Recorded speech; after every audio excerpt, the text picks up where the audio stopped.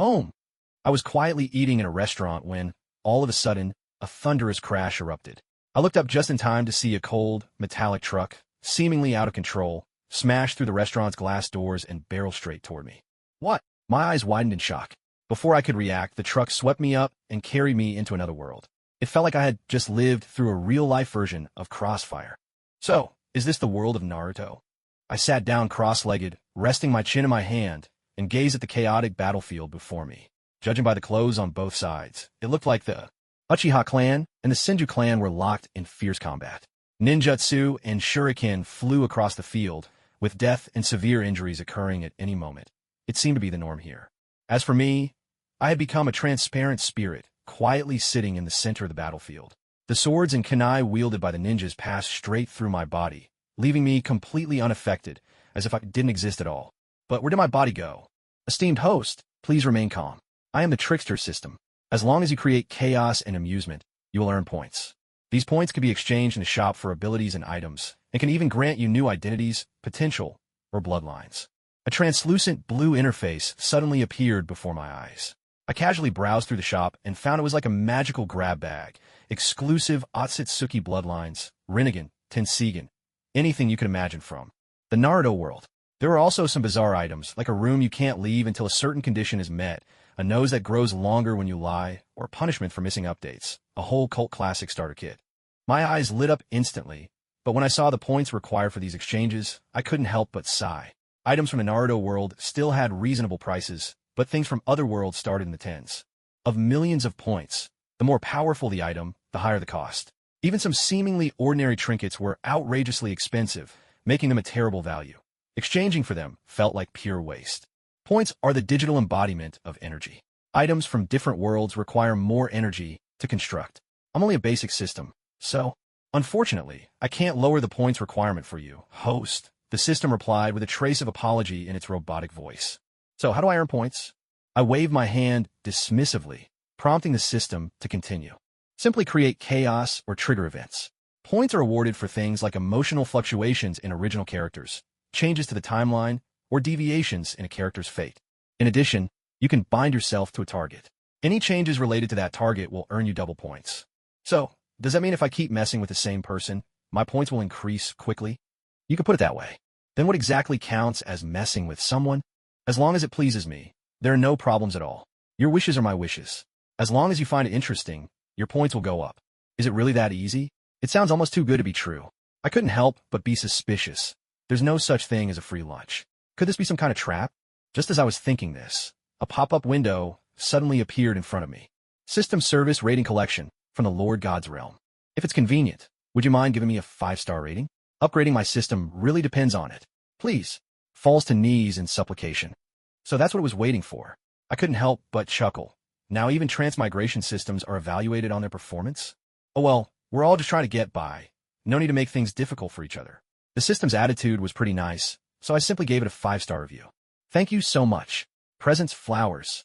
The Fun Seeker system will be at your service throughout your journey. Wishing you a wonderful adventure. Have fun.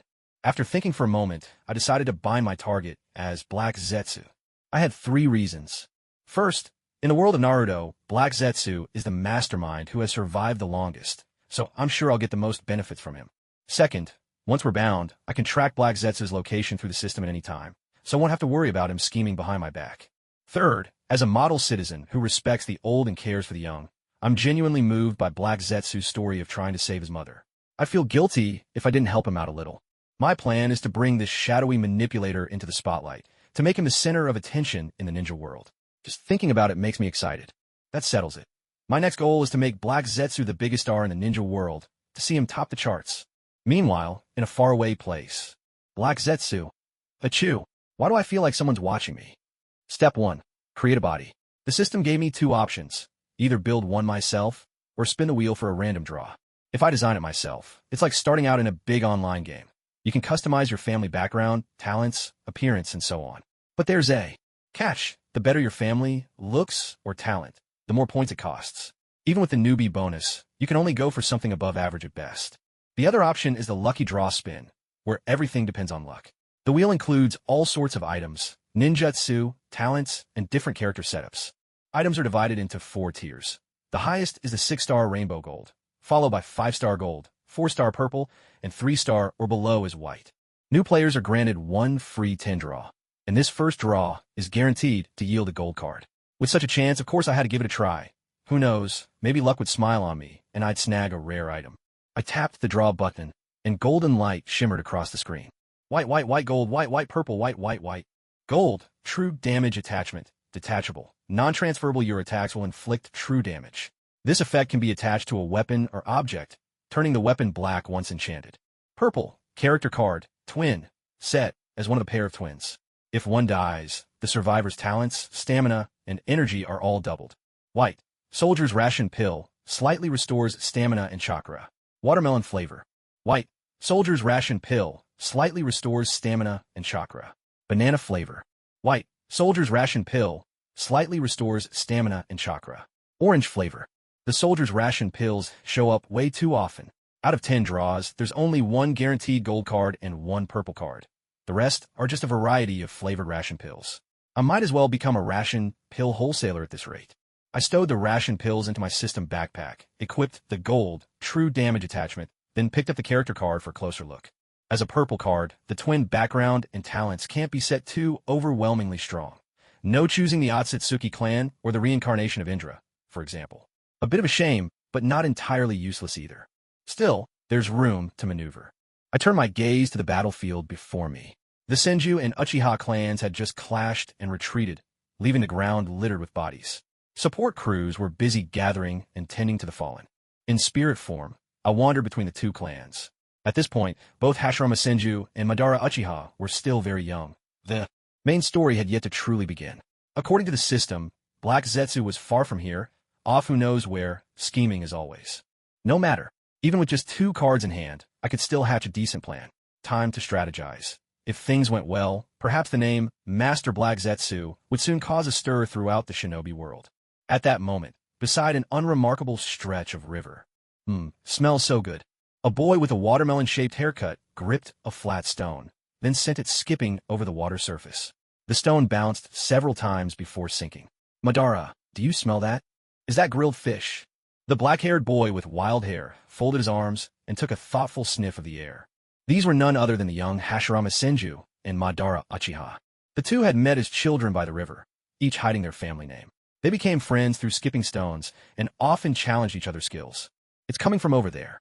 Hashirama and Madara followed the scent along the riverbank, rounded a wide bend, and soon discovered the source of the mouth-watering aroma. A white-haired boy, who looked a little older than them, sat by the riverbank, a campfire burning before him. Suspended above the flames was a black iron pot, simmering with something inside, while a few medium-sized fish were roasting nearby. The delicious aroma drifting through the air was coming from those grilled fish. The white-haired boy was gnawing on a piece of grilled fish. Sensing that the two had been watching him, he finally realized there were strangers approaching. Hello there. He glanced up, noticed that both newcomers were quite young, and greeted them with a friendly wave. Would you like to join me for a meal? Thank you. Did you make all this? It smells amazing. Hashirama Senju couldn't hide his delight, his eyes sparkling with excitement. Hey, be careful, Madara Uchiha whispered warily.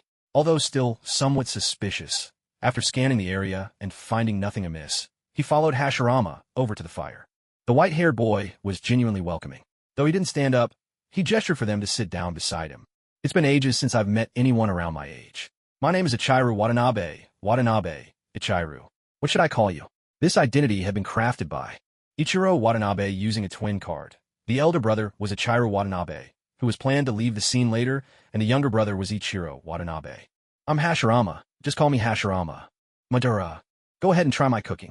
I have some confidence in my skills, Ichiru said, picking up 2 grilled fish, wrapping them in leaves, and handing them over. Hashirama took one without hesitation. Ichiru's white hair reminded Hashirama of his own younger brother, Tobarama Senju, sparking a sense of familiarity. On top of that, Hashirama's knowledge of medicine and confidence in his own constitution left him almost entirely unworried as he dug in. Madara tried to stop Hashirama, but failed and could only sigh in resignation. Noticing Madara's hesitation, Ichiru took the initiative to ease the mood. Madara, don't like fish? Would you rather try a specialty from my hometown, hot pot? As he spoke, he scooped some broth from the pot with a wooden ladle, poured it into a wooden bowl, let it cool, and drank a sip himself before handing some ingredients from the pot to Madara. Madara accepted a bit awkwardly, murmured a quiet thank you, and gripped the bowl a little stiffly. The grilled fish is fantastic. Let me try the hot pot, too. Hashirama leaned over, snatched a mushroom from Madara's bowl, and nodded approvingly. Only then did Madara lower his guard and begin to taste the food in small bites. At this age, Madara was still just a child, endearing and innocent, showing none of the pride and sharpness he would display on the battlefield in later years. Ichiru watched their interaction with a gentle smile, relieved at how smoothly he'd managed to approach them. I added mushrooms and rabbit meat to the hot pot. It's just a shame I couldn't find any chili peppers. It's missing a bit of a kick. What do you two think? This tastes really good, Ben said sincerely, quickly finishing his own bowl. No matter where you went in the land, the cuisine of the great Hua Kingdom was always top-notch. The two of them were utterly captivated by the delicious food, just as Ichiro Watanabe had anticipated. Ichiro Watanabe had deliberately set aside a portion of the meal and divided the rest between the two of them. The three soon polished off every last bite, and the atmosphere grew noticeably more relaxed and cheerful. Where are you from, Ichiro? Ben asked. I don't think I've ever heard the surname Watanabe around here. We fled from the north, Ichiro replied. Now, only my brother and I remain of the Watanabe family, so it's no surprise you haven't heard of us. Oh, and my younger brother is absolutely adorable. If we get the chance, I'll introduce you two someday. As he spoke, Ichiro extinguished the fire, picked up the empty clay pot, and, leaning on a wooden stick nearby, prepared to go wash it. The two friends, almost in unison, glanced at his missing right leg. With a mouth still full of grilled fish and unable to free his hands, Hashirama Senju watched as Uchiha Ban immediately stepped forward to take the pot from Ichiro. Ban, Tangju. It's nothing. Ban felt a twinge of guilt for having been so wary and suspicious of Ichiro Watanabe at first. He carefully washed the clay pot, let it drain upside down, and then returned it to Ichiro. From inside his robe, Ban took out 2 rice balls and, a little shyly, offered them forward. Ichiro, did you get enough to eat? We've eaten so much of your food already. I brought some plum rice balls with me. They might not be as delicious as your hot pot, but they're quite good. And most importantly, my little brother made them himself. Oh, I'm so envious, Ichiro replied with a laugh. My brother is adorable too, but he's never cooked for me. Actually, he's always calling me an idiot. Come to think of it, I guess I'm rather pitiful. The three chatted for a while longer, made plans to meet again, and eventually parted ways, each feeling content and satisfied. Watanabe, that name sounds a bit familiar, Ban mused. After moving to a new spot to spar, he and Hashirama climbed to a high ledge, where they leaned against the rocky wall, catching their breath. I've never heard of it. Probably a fallen noble family, Hashirama replied, wiping sweat from his brow. Besides, Ichiro doesn't seem like someone who can use chakra at all. That worries me a bit. Lately, there have been so many clashes among the local ninja clans. It's definitely dangerous for someone like him. But don't you think it's strange? Ban said, thoughtful. He's an ordinary person, and on top of that, he's disabled. Yet he's been able to survive in such a dangerous place for so long. For ordinary people, is anywhere truly safe? Hashirama sighed. They face an uncertain future every single day. In the end, it doesn't matter where they live. It's always the same. Hashirama rolled over and picked up a leaf that had drifted down on the breeze. Besides, I don't think he means us any harm. When he's cooking, he's completely absorbed. When he talks about his younger brother, his pride shows. He's always been friendly to us. None of that feels like an act. He held the leaf up to the sunlight, squinting. Someday, I want to build a village, a place where I can keep my brothers safe, and where ordinary people like Ichiraku can live in peace and happiness. Madara pictured it. Izuna and his own late brothers, living carefree and content. He, Hashirama, and Ichiraku no longer needing to fight or kill. No longer driven from place to place. They could eat together, play, and laugh freely. The thought brought an involuntary smile to Madara's face. That sounds pretty good, he admitted. The three of them agreed to carve their free time into a stone and leave it at a fixed spot by the river. In this way, they managed to meet up several more times. Though they were still just boys, the three quickly grew close, brotherly even. Madara and Hashirama bonded over mutual respect for each other's strength, while Watanabe Ichiraku was welcomed thanks to his talent in the kitchen. When the time felt right, Madara's little brother finally made his appearance. Ahem, this is my adorable younger brother, Madara announced. Hello, everyone.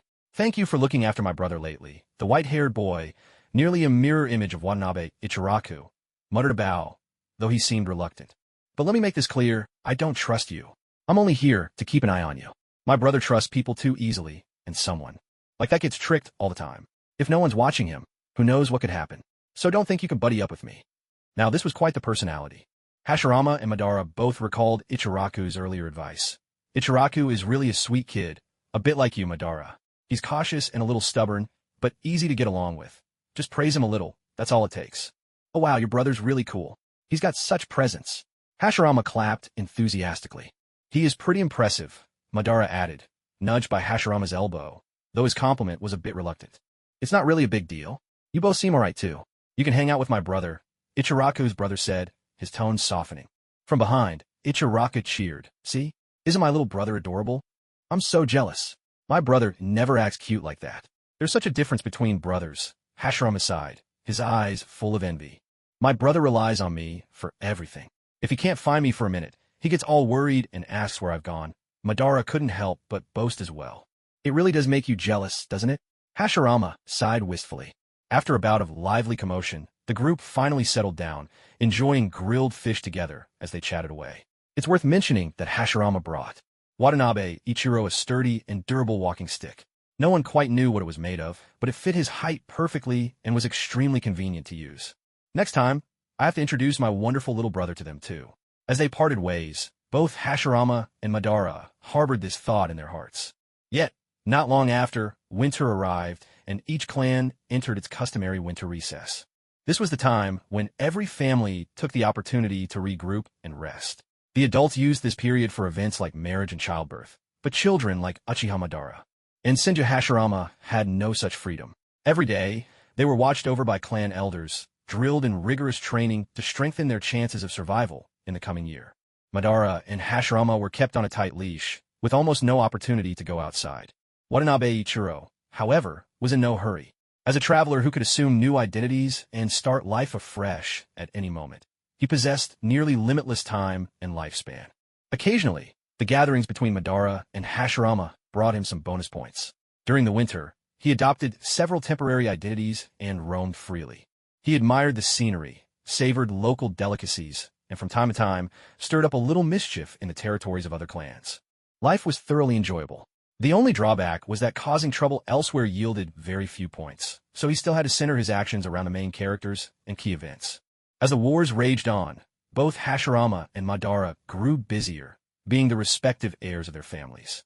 They had once set meeting dates, marking them with stones, yet time, and again failed to keep those promises. The idea of introducing their brothers to one another gradually faded. It became ever harder for the three of them to gather together. No one could tell how much time passed before they finally managed to find a moment to meet. However, Ichiro, what happened to your injuries? The young white-haired boy was wrapped in thick bandages. His face was pale, lips pressed tightly together, his expression calm, yet void of emotion. It's nothing, just a minor wound. Madara, Hashirama, these are for you. He handed them each a bamboo charm. On the front, one bore the character Hashirama and the other Madara, while on the back in small script was carved Watanabe Ichiro. Alongside them were two tiny wooden figurines, each carved in the likeness of Hashirama and Madara in a chibi style. What are these? They asked. They're my brother's keepsakes. What? Ichiro, your brother, he's gone? A few days ago, my brother and I were caught in a battle between the Senju and Uchiha clans.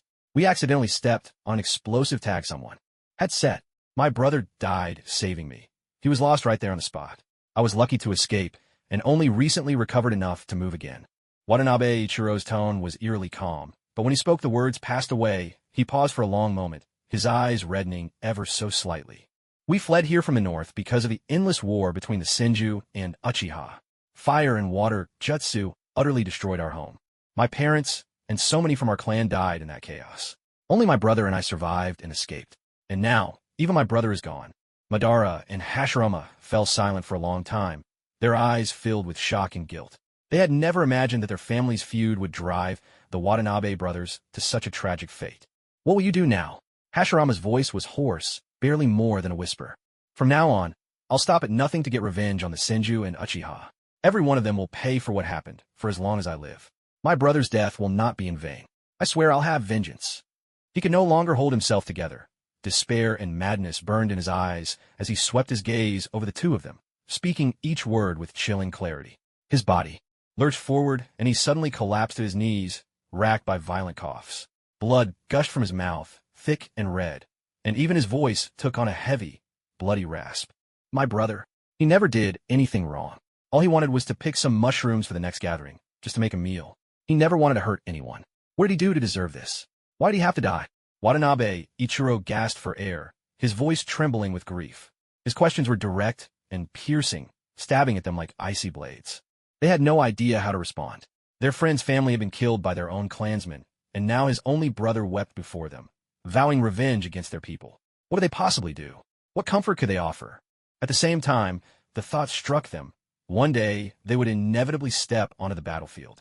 If Watanabe Ichiro ever discovered that his brother's closest friends came from the very clans that killed him. Hashirama and Madara were overwhelmed by despair. Even if they hadn't personally harmed the Watanabe brothers, the hatred born of clan warfare left them at a complete loss for words. They put away the wooden plaques and carvings, feeling that words of comfort were utterly powerless. In the end, all they could manage was a hoarse, "Ichiro, take care of yourself." "It's all right. Lord Black Zetsu will help me." Watanabe Ichiro steadied his breathing, wiped the blood from his lips, and said, "Brother Madara, Brother Hashirama, if fate allows, we'll meet again." "Ichiro," Hashirama called, looking at the frail, white-haired figure and thinking of his own younger brother. He couldn't help but step forward and embrace him. "Take care." Madara also gave him a gentle hug, lips pressed tight. "Take care." They watched as Watanabe Ichiro staggered away, saying nothing, making no move to stop him. Such deep-seated hatred would, in most cases, lead people to strike first, lest disaster befall their clan or themselves in the future. Yet the two of them simply could not bring themselves to harm Watanabe Ichiro, their last surviving younger brother. They could only watch, helplessly, as he walked away. Not far off, Tobarama Senju watched them quietly, his crimson eyes fixed on the group, then turned and left without a word. Not long after, Madara and Hashirama broke into an argument by the riverbank, but since both had already begun to suspect each other's true identities, their relationship did not completely fall apart. Both took on the responsibilities of their clans, eldest sons, fighting for the good of their families. Though their hearts still brimmed with sympathy for Ichiro, they had no choice but to remain vigilant. Fortunately, there were no later rumors of clan members vanishing mysteriously or being slaughtered en masse, and both Madara and Hashirama breathed a sigh of relief. But new worries soon arose. If Ichiro, lacking in strength, was killed by his own clansmen, how tragic would that be? The more they dwelled on it, the heavier their hearts became. From that day on, Ichiro never appeared again. The two could only bury their sorrow and anxiety deep within their hearts. In every battle thereafter, they became ever more cautious, careful not to let innocent people be caught in the crossfire. Flying Thunder God Slash. A flash of steel, a spray of blood. Uchiha Izuna's eyes widened in disbelief, blood trickling from the corner of his lips as his body swayed, on the verge of collapse. At last, Tobarama Senju had succeeded. He gulped down ragged breaths, his blade still trembling in his grasp. He had prepared for this moment for so long. For the Uchiha, intense emotions could awaken the Sharingan, letting them draw power from the surges of love and hate. But he, Tobarama Senju, had to rely on his own hard work and relentless study for every ounce of progress. He understood that people were born with different talents. After all, he too carried the formidable vitality and chakra reserves of the Senju clan. But what he simply could not accept was this. Every new ninjutsu he painstakingly developed was instantly mastered by the Uchiha clan the moment they laid eyes on it. These were his techniques. Except for their fire style, nearly all the Uchiha's jutsu were copied from him. Especially Uchiha Izuna, who made no effort to hide his use of the Sharingan to copy his techniques every single time. He even turned Tobarama's own jutsu back against him. And he never missed a chance to taunt Tobarama, laughing that he would never possess the Sharingan, calling it his fate. Tobarama could not bear this any longer. As the creator of these techniques, Tobarama unleashed the Flying Thunder God, a jutsu he had spent half a month developing without sleep, upon the copyright-blind Uchiha Izuna. Izuna, Madara Uchiha, who had been watching the battlefield closely, instantly darted forward, catching the falling Izuna in his arms. Staring at the blood pouring from his wounds, Madara's brows drew tight with worry. "Hold on, I will save you." Hashirama Senju moved in right behind, joining Tobarama to surround the Uchiha brothers from both sides. He paused to catch his breath, steadying himself. His expression grew grave as he raised his long sword high into the air. "Madara, you're no match for me. Let's bring all of this to an end. So long as the Uchiha and the Senju stand together, no other clan in the shinobi world could hope to oppose us, and the chaos of war will finally begin to subside. With those words, he thrust his sword into the ground, the blade sinking deep into the earth. Then, Hashirama extended his right hand, leaving himself completely exposed as he met Madara Uchiha's blood-red Sharingan eyes. At this distance, if Madara chose to attack, Hashirama would not be able to avoid a grave injury. The earnestness and sincerity on Hashirama's face reminded Madara of his childhood, of that dazed, innocent look of the days they spent, skipping stones by the river, and of the time on the battlefield when he heard that heartfelt cry, "Madara, let's form an alliance." Those memories played out one after another in Madara's mind. If it were Hashirama, maybe, just maybe peace could truly be achieved. Maybe they could all sit together, sharing good food and laughter. Madara couldn't deny it. The idea truly moved him. Perhaps, just this once he could try to believe. But just as his heart began to waver, a faint, chilling sound of steel piercing flesh split the air, sharp as thunder. Tobirama looked down to see a blade jutting from his chest, his face frozen in bewildered shock. Tobirama, still breathless from the heat of battle, gasped for air once more. He clutched at the wound in his chest, staggering as he collapsed. The long, relentless fight had drained his chakra almost entirely. Exhausted, his body had no strength left to dodge this fatal blow. Moments ago, he had seized the advantage with a surprise attack. Now, he had been struck down in the very same way, and the battlefield felt all the more cruel and bitterly ironic. Who had done this? He hadn't seen, but he could almost be certain. It had to be one of those accursed Uchiha. What a shame. He had just managed to break the deadlock with Flying Thunder God, and now the enemy had dragged everything back to square one. Foolish big brother, without me, will you just let those cunning Uchiha brats run rings around you? If I die, what will become of my brother? Can he really handle everything alone? His consciousness blurred as blood drained from his body. Staring at the sword that had impaled his chest, his thoughts grew sluggish and slow. This blade was black, pulsing with an unusual chakra. Something was wrong.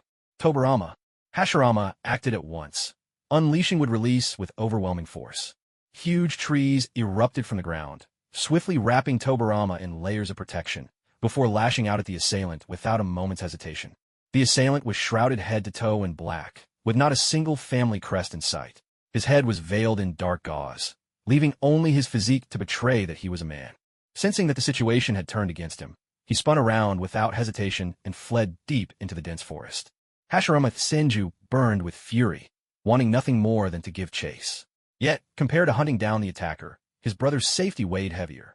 On his heart, torn by worry, he had no choice but to send out several wood clones to pursue the enemy, while he himself raced back to Tobirama's side. He manipulated his wood style to peel apart layers of the thicket, wary of another ambush. Finally, the crimson-drenched figure of Tobirama Senju came into view, lying in a pool of blood. A blade had pierced straight through Tobirama's chest, blood soaking his clothes and streaming endlessly. The massive blood loss had dulled his senses, his face pale as paper. Damn it! How could I let my brother suffer such a grievous wound? I've failed him. Hashirama's face was twisted with rage, but inside, guilt and anguish gnawed at him. Without a moment's delay, he pressed his hand beside Tobirama's wound, channeling a surge of chakra and pouring all his strength into medical ninjutsu. The attacker had been ruthless. His strike showed no mercy, driving the blade straight for the heart. The hilt still twisted in the wound, making it appear even larger and more terrifying. There was but one saving grace. Although the knife had gone deep, Tobirama's body had tensed instinctively, and Hashirama's timely arrival had prevented the assailant from withdrawing the weapon. With the blade still plugging the wound, the blood loss slowed, offering Tobirama a fragile thread of hope. Had the knife been pulled free, Hashirama might already be cradling his brother's corpse. Thanks to Hashirama's desperate efforts, Tobirama's condition stabilized, if only slightly. His eyelids fluttered, and with great effort, he forced his eyes open, his lips moving as if to speak. "Tobirama, what is it?" Seeing his brother stir, Hashirama finally let out a shaky breath, eyes growing misty. "Save your strength. Whatever you want to say, wait until we're home." "Duh. 2? Yes, we'll talk at home. I promise I'll save you." "Ow, careful." "Tobirama, what did you say?" "I didn't catch that." Hashirama continued healing, leaning closer to catch his brother's words. "Careful, the knife." "Hashirama, get back." The two warnings overlapped, but too late. A slender, razor-sharp shadow suddenly sprang forth from the spot where the dagger was embedded in Tobirama's chest, its gleam slicing a vicious arc straight for Hashirama's exposed throat. What? It was disguised as a weapon. Hashirama, distracted by worry for his brother, had let his guard slip.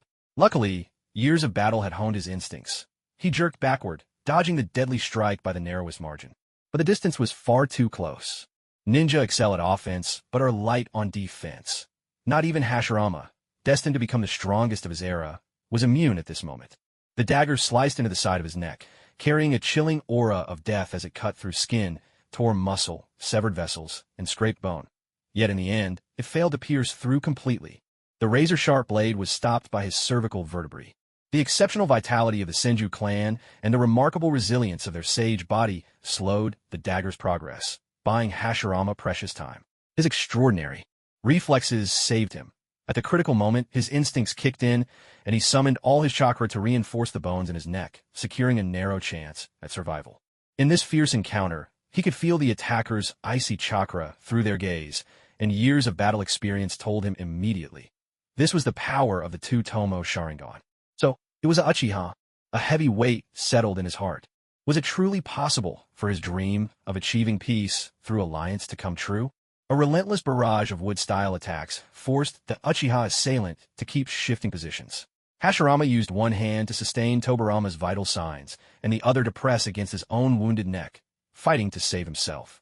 Glaring at the intruder with eyes full of murderous intent, he spoke, his voice hoarse from the wound but burning with anger. Uchiha. He's not. Madara's Sharingan gleamed a vivid crimson as he shouted back. His chakra signature is nothing like ours. That Sharingan was likely transplanted. He must have stolen the eyes of one of our clan. Exposed, the attacker grew even more enraged.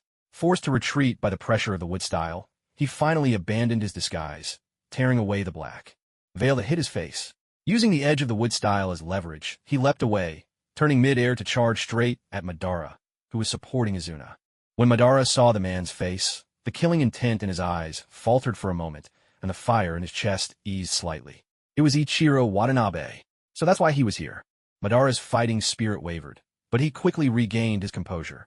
Sorry, but I, too, have reasons I cannot yield. The three-tomo in his Sharingan spun to life, and the power of his ocular jutsu erupted the instant their eyes met. Although the Sharingan grants formidable resistance to illusion, the three-tomo's dominance over the two-tomo was enough to distract his opponent for a split second, especially with Madara's ocular power, which had long surpassed the ordinary. In the next instant, a scorching wave of fire-style jutsu surged forth. The attacker, unable to withstand the flames, was swallowed by fire. A moment later, his figure vanished, leaving only a kunai clattering to the ground. Did he use the body replacement technique in the instant I hesitated? The timing was impeccable. Madara assessed silently, swiftly reversing his grip on his long blade with his left hand to block a powerful blow from behind.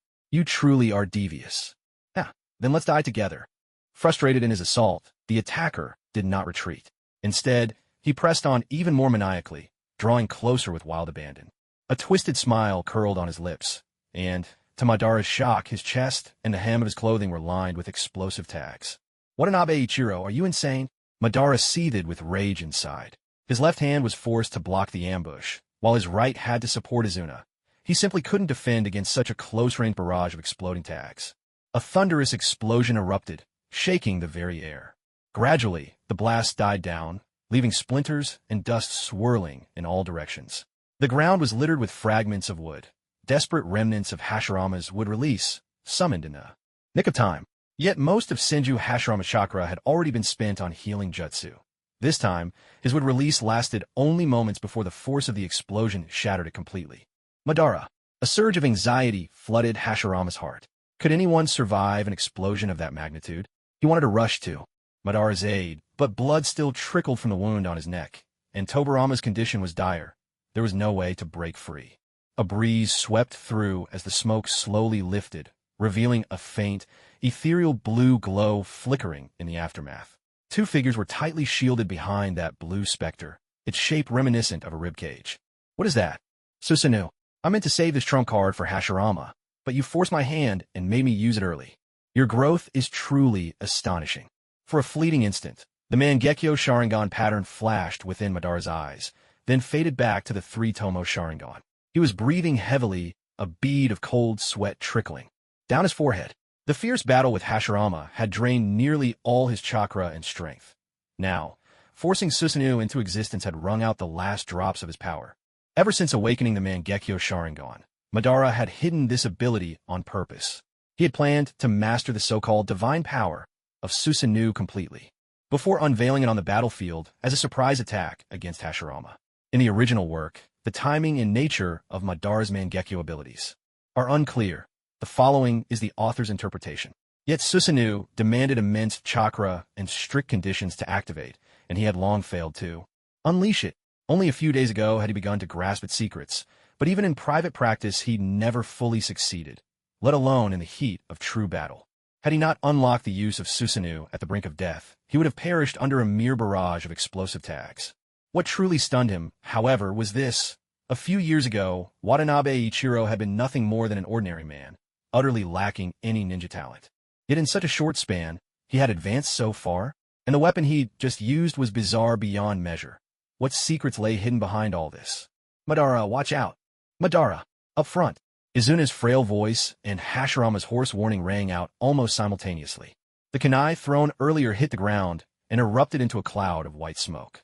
In an instant, a figure surged forward, kunai in hand, its blade gleaming with an unnaturally dark light. Madara scoffed inwardly, a cold smile flickering across his lips. To think a kunai could harm Susanoo, what a laughable notion. But to his shock, the supposedly harmless kunai sliced through Susanoo's defense as if it were nothing more than soft tofu. The kunai pierced through Uchiha Izuna's hand as he tried to block, then drove past the thick armor on Madara's chest, stabbing straight into his torso, so deep it even grazed his wildly beating heart. "Tisich, you really do have a remarkable little brother," the assailant murmured, the words slipping into Madara's ear. Avoiding his gaze, the attacker's voice carried a trace of suppressed resentment. Fortunately, the kunai's short length meant that, once caught by Izuna's hand, what could have been a fatal wound was reduced to a shallow gash. Had the attacker wielded a sword instead, the consequences would have been dire. The string of failed assassination attempts seemed to weigh on the attacker. After this final, desperate strike, he didn't press the attack further. Instead, he dropped his weapon without hesitation and quickly retreated. But Madara, fueled by fury, left no room for escape. He summoned the blue, skeletal arm of Susanoo and brought it crashing down on the assailant without mercy. The attacker raised his kunai in a feeble attempt to shield himself, but such a flimsy defense was no match for Susanoo's force. The devastating blow struck his chest, hurling him like a rag doll through the air. He smashed through 2 trees and landed hard against a massive boulder, the impact cracking lines into the stone itself. Sliding down the rock, he struggled to his feet, but blood welled up in his mouth. Swaying unsteadily, he collapsed backwards, coming to rest against the boulder, gasping for breath, clearly spent, with no strength left to fight. A long blade swept through the air, leaving a cold trail as it pierced the assailant's shoulder. The hilt pinned him to the boulder, leaving him with no room to resist. He could only stifle a groan, his expression grim. These sudden reversals made Madara realize he could no longer underestimate this old acquaintance, someone much younger than himself. Cautiously, he pulled the kunai, still glinting in his chest, free, then spun and hurled his sword in retaliation. Madara's crimson Sharingan locked onto his opponent, and at last, he was certain he'd captured the man's true form. At his side, Uchiha Izuna was gravely wounded, unlikely to make it back to the clan alone. After a brief hesitation, Madara chose to help his brother, leading him over to Senju Hashirama. Hashirama tilted his head slightly, his face relaxing with a hint of relief. Pressing a hand to his own neck, where the bleeding had stopped, he freed up his other hand to heal Izuna's wounds. As color returned to Izuna's cheeks, Madara murmured his thanks to Hashirama, then lifted his gaze to the assailant pinned to the stone, unsure what to say. At last he spoke, softly, calling out a name that was both familiar and strange. "Watanabe, Aikuru."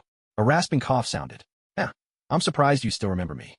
"That's a shock," Watanabe Aikuru replied, even in his wounded state, his voice clear and tinged with affection. "It's been a long time, Madara." "Oh no, it should be Echin Madara and Senju Hashirama." He deliberately stretched out their names, his tone dripping with insincere enthusiasm, but beneath his words was a malice he could hardly conceal. In his eyes glimmered the blood-red Sharingan, a power not his own, as his gaze swept across everyone present. This time, his exploits were enough to shake the entire shinobi world. He had gravely wounded Senju Tobarama, the second in command of the Senju clan, narrowly slain the Senju's mightiest fighter, Hashirama himself, and even left Uchiha Madara, the current head of the Uchiha, injured. To leave every major figure here wounded, such a feat was truly unprecedented. For him, this was an enormous triumph. With blood at the corner of his mouth, Watanabe Ichiro laughed loudly, showing no concern for his own life and appearing almost carefree. To be honest, it's a pleasure to see you all. I was just wondering what I should bring for my brother's memorial today. I never imagined I'd stumble upon your battle, but the more I thought about it, the more I realized sending all of you to him would be the most fitting gift. You've gone too far, Ichiro.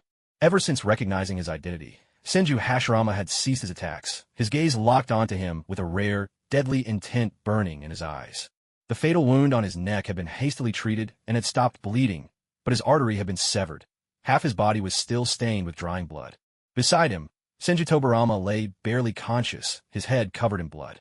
Each ragged cough threatened to tear open his wounds again. Yet, his face bore a kind of calm acceptance, as though he'd already resigned himself to his fate and was only waiting to be buried. Lying nearby, Uchiha Izuna struggled to remain awake, his brow furrowed in pain, his face full of frustration and disgust. Hashirama paid no heed to his own injuries. To him, life and death in battle were the true measure of a shinobi's strength. There was no point in blaming anyone. But Tobarama's grievous wounds, the result of a sudden ambush, were something he could not accept. Tobarama was innocent. He didn't even understand what had happened. He was Hashirama's only brother, his last remaining family. Why would anyone target him? Ichiro, if it's only my life you want, you can have it. But my brother, not him. He stared silently at Watanabe Ichiro, his heart tangled in a web of conflict and anguish. Ichiro let out a scornful snort. Too far. He laughed, sharp and bitter. Too far, you say? Would you dare say that to my brother's face? Lord Senju, Lord Uchiha, you murderers who slaughtered my entire clan, who killed my brother. He laughed as tears of blood rolled down his cheeks, tracing crimson lines along his face. Hashirama, Madara, you were once my brother's most trusted friends. His voice faltered, hoarse with grief. And now, do you want to kill me too? Uchiha Madara and Senju Hashirama's expressions grew incredibly complex. The memories of their childhood encounters with the Watanabe brothers remained vivid, as if only yesterday. Among them, Watanabe Ichiraku was the eldest. He was always patient, listening carefully to everyone's thoughts. When Hashirama spoke of peace, Ichiraku would offer practical suggestions, and he often comforted Madara, the eldest son of the Uchiha, helping to ease the weight on his shoulders.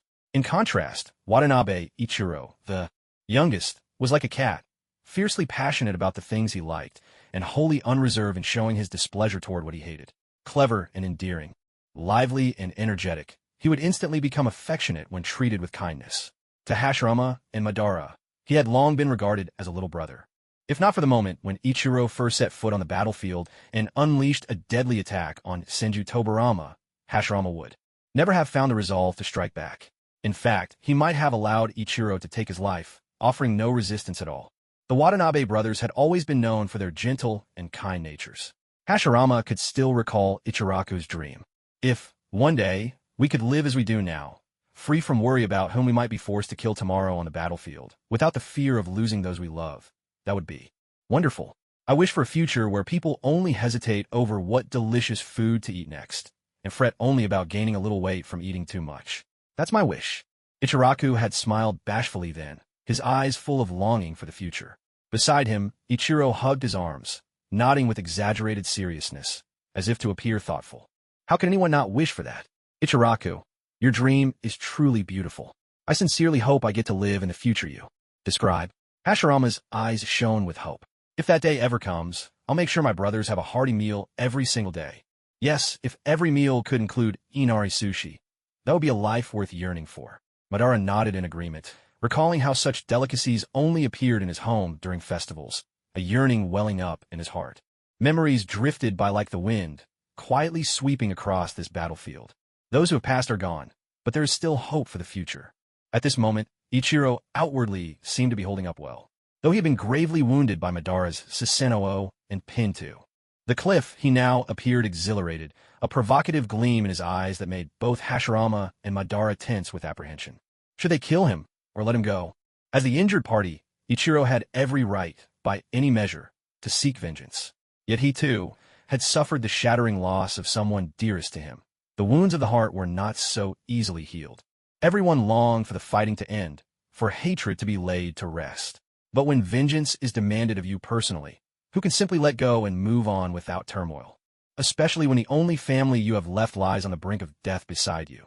Such searing pain is impossible to bear in silence.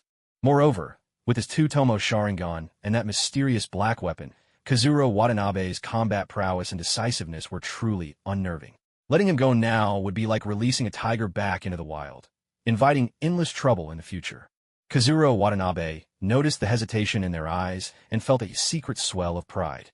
On the translucent system interface before him, his points were rising at a dizzying speed, filling him with satisfaction. These two were an exceptional source of points. In the past 5 years, he had stirred up trouble among other clans, but the points he earned were pitifully few. In contrast, the points he'd racked up in this brief 10-minute encounter already surpassed the sum of all his petty exploits over the past 5 years. When the points on his system finally stopped increasing, Kazuro guessed the two had reached a decision. Whether they intended to let him go or eliminate him, he no longer cared. He'd worn this identity long enough, and he'd nearly squeezed it dry for all its points. It was time for his exit. Pinned to the stone, his body was gradually losing strength. Black markings crept slowly from his torso down his limbs. He coughed, his voice raspy. Cough, cough. Lord Black Zetsu's power has run dry. It's a shame I couldn't kill you all. Kazuro. Hashirama Senju worked quickly to heal Tobarama Senju and Izuna Uchiha, but he couldn't help watching Kazuro Watanabe's transformation with a pang of pity. Among them, Madara Uchiha was the least injured. He tightened his grip on his weapon and began to approach, step by careful step. His body was taut, every nerve on edge, and his Susanoo stood ready to manifest at the slightest shift. If the situation changed, he was prepared to strike or make a swift retreat. But this time, Kazuro Watanabe tried no more tricks. Madara's hand clamped tightly on his throat, and Kazuro offered no resistance, only muttering under his breath, "Ah, I failed. I've let Lord Black Zetsu down." Madara felt the pulse beneath his fingers grow feeble, confirming that Kazuro was at the end of his rope. Frowning, he pressed him for answers. "Who is Black Zetsu? Did he give you that weapon? How does it shatter my Susanoo?" A faint, mocking smile touched Kazuro Watanabe's lips as he answered weakly. "Ha! Lord Black Zetsu is invincible. His power is far beyond something like your Susanoo. You haven't even glimpsed real destruction yet." Madara's brow furrowed deeply. Even now, as Kazuro's life ebbed away, his stubborn defiance was a thorn in Madara's side. Madara's gaze lingered on Kazuro's half-closed eyes. "I'll be taking those eyes back. This is the power bestowed by Lord Black Zetsu. It does not belong to your Uchiha clan, so how can you speak of reclaiming it?" Watanabe Ikaru's eyes flickered slightly.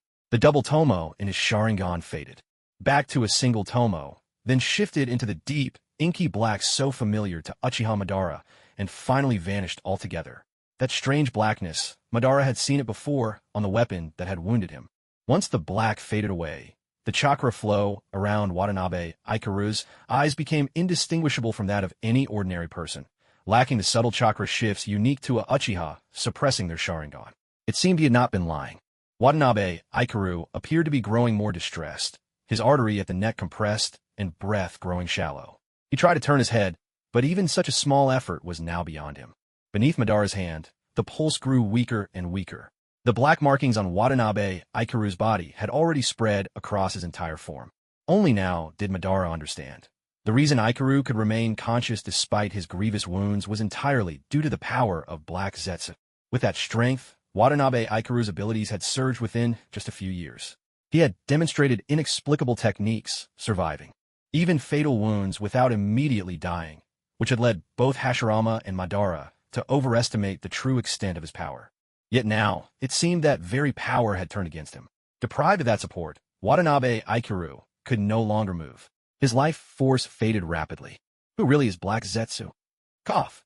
Lord Black Zetsu is the only light within the darkness, the salvation of the powerless, our god, an invincible being.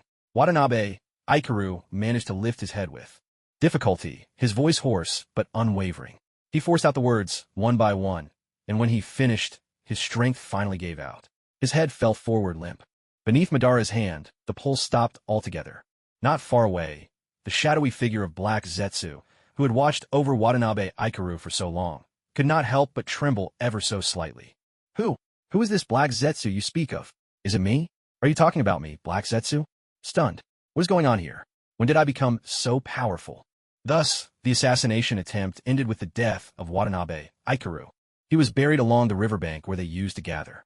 Laid to rest with him were the carved wooden figurines Watanabe Ichili once gave to Uchiha, Madara, and Senju Hashirama, as well as a bundle Hashirama had found near the battlefield, containing a charred and unidentifiable piece of wood. To anyone else, these items would have seemed nothing but worthless scraps.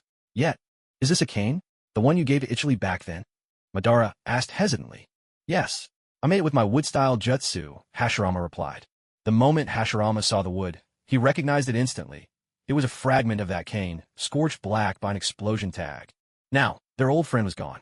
Afterwards, under the leadership of Madara Uchiha, the Uchiha clan agreed to Hashirama Senju's proposal for an alliance. The two clans signed a pact as equals. Within the Uchiha, strength in battle was held in the highest regard.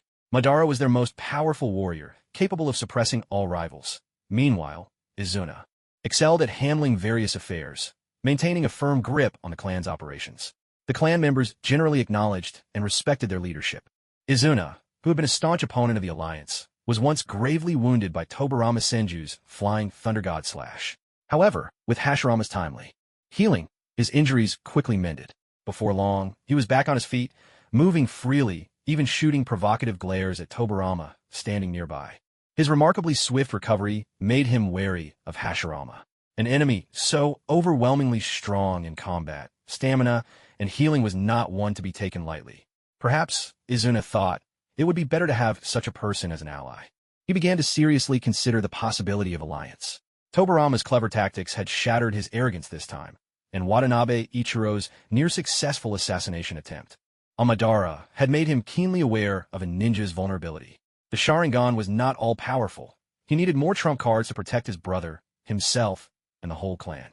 At this moment, this seemingly simple and honest leader of the Senju clan might just be the key to change.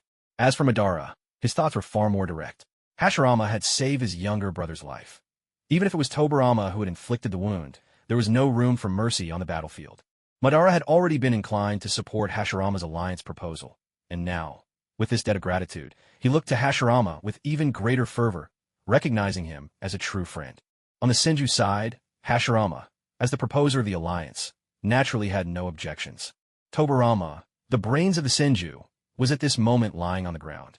His wounds were even more severe than Izuna's. First, Watanabe Ichiro had pierced his chest with a weapon that dealt real, unforgiving damage. Then, Hashirama had to sever an artery, causing blood to gush forth, and leaving Tobirama struggling to breathe. On top of the physical pain, he also had to endure Izuna's mocking provocations for waking up before him. Now, Tobirama's face was pale, as though a mere breeze could scatter him, sending his soul drifting toward the land of the dead. "Whatever you want, brother, as long as it makes you happy," he murmured, closing his eyes and turning his head away, sealing himself off from the world. The young Uchiha looked on with a mocking expression, thinking, my brother is actually siding with the enemy. How hasn't this world collapsed yet? Tobirama maintained his usual calm, yet gloomy mood throughout the day. The alliance between the two great clans proceeded with remarkable ease. With Izuna Uchiha championing the clan's interests from behind the scenes, Madara Uchiha now lived with ease and comfort. Every day, he dragged Hashirama Senju out to spar, never having to worry about the mundane affairs that followed the alliance. As a result, the two clan leaders were rarely seen in the Hokage office established by both clans. Most of the time, it was Tobirama Senju and Izuna Uchiha locked in heated debate within those four walls. The position of Hokage should go to brother Madara. He's just my brother's defeated rival. He can't even compete with Wood Release. And you want your brother, who was nearly beheaded, to become Hokage? They sure get along well, Hashirama remarked with playful sarcasm as he peered through the crack in the door, observing the two inside. You think so?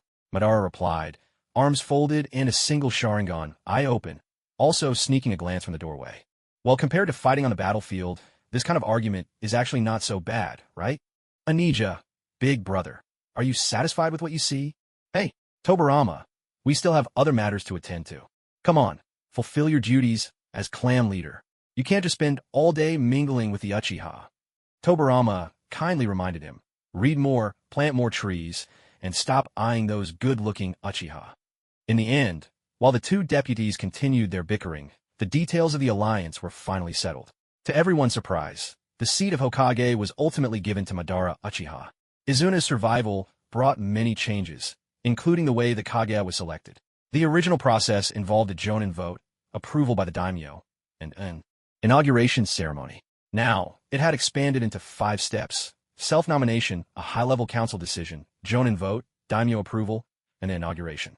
During the self-nomination stage, Hashirama and Madara reached a gentleman's agreement, each praising the other. To put it simply, I am outstanding, but my dearest friend is even more remarkable. Next came the high-level council's decision, where Madara won by a vote of 3-1. Inside, Tobirama was grumbling. Our clan has produced a traitor. It's you, brother Hashirama. Then came the votes from the Senju and Uchiha clans, plus the support from minor ninja clans aligned with them. Thanks to Izuna's careful planning, the final vote between Hashirama and Madara ended in a tie, 1-1. Thus, the title of the first Hokage was confirmed, Madara Uchiha. At the inauguration ceremony, Madara donned the Hokage robes, his expression tinged with a hint of unease. From the crowd below, Hashirama applauded enthusiastically, cheering with words like brilliant and the very best. Izuna, always smiling, kept a watchful eye on Tobirama, wary that he might make some outrageous move at any moment. Tobirama Senju, for his part, maintained a calm exterior, his demeanor so gentle he seemed ready to reach enlightenment at any moment. Yet beneath the surface, he felt utterly exhausted. During this period, he had employed every trick in the book, both overt persuasion and covert manipulation, but all of his efforts were keenly detected and repeatedly thwarted by Hashirama Senju. Whether appealing to family interests or extolling the benefits of becoming Hokage, Tobirama tried to sway Hashirama with heartfelt emotion and solid reasoning, practically wearing himself out with endless debate. Yet Hashirama's resolve never wavered. He had truly let go of all lingering attachments. Hokage, the Senju, the Uchiha, none of that concerns me anymore. Please, don't trouble me with these matters again. Thank you. From now on, I am simply Tobirama, the forbidden jutsu master of the Senju clan. My goal is to inscribe every forbidden technique into the clan's sealing scrolls, reviving the glory of our forbidden arts. Meanwhile, Kazunari Watanabe was delighted to see he'd amassed a substantial number of points, and happily tucked away the now-shattered Violet Persona card. Although the Twins card was only of Violet rarity, the benefits it brought even surpassed those of Gold, true damage infusion. Clearly, in this system, card rarity wasn't everything.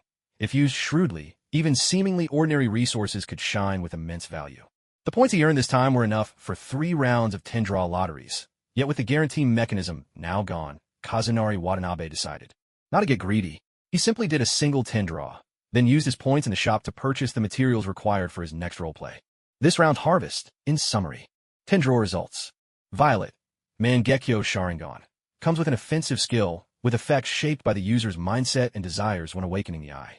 Ocular power cannot be replenished. The eye may be gifted to others.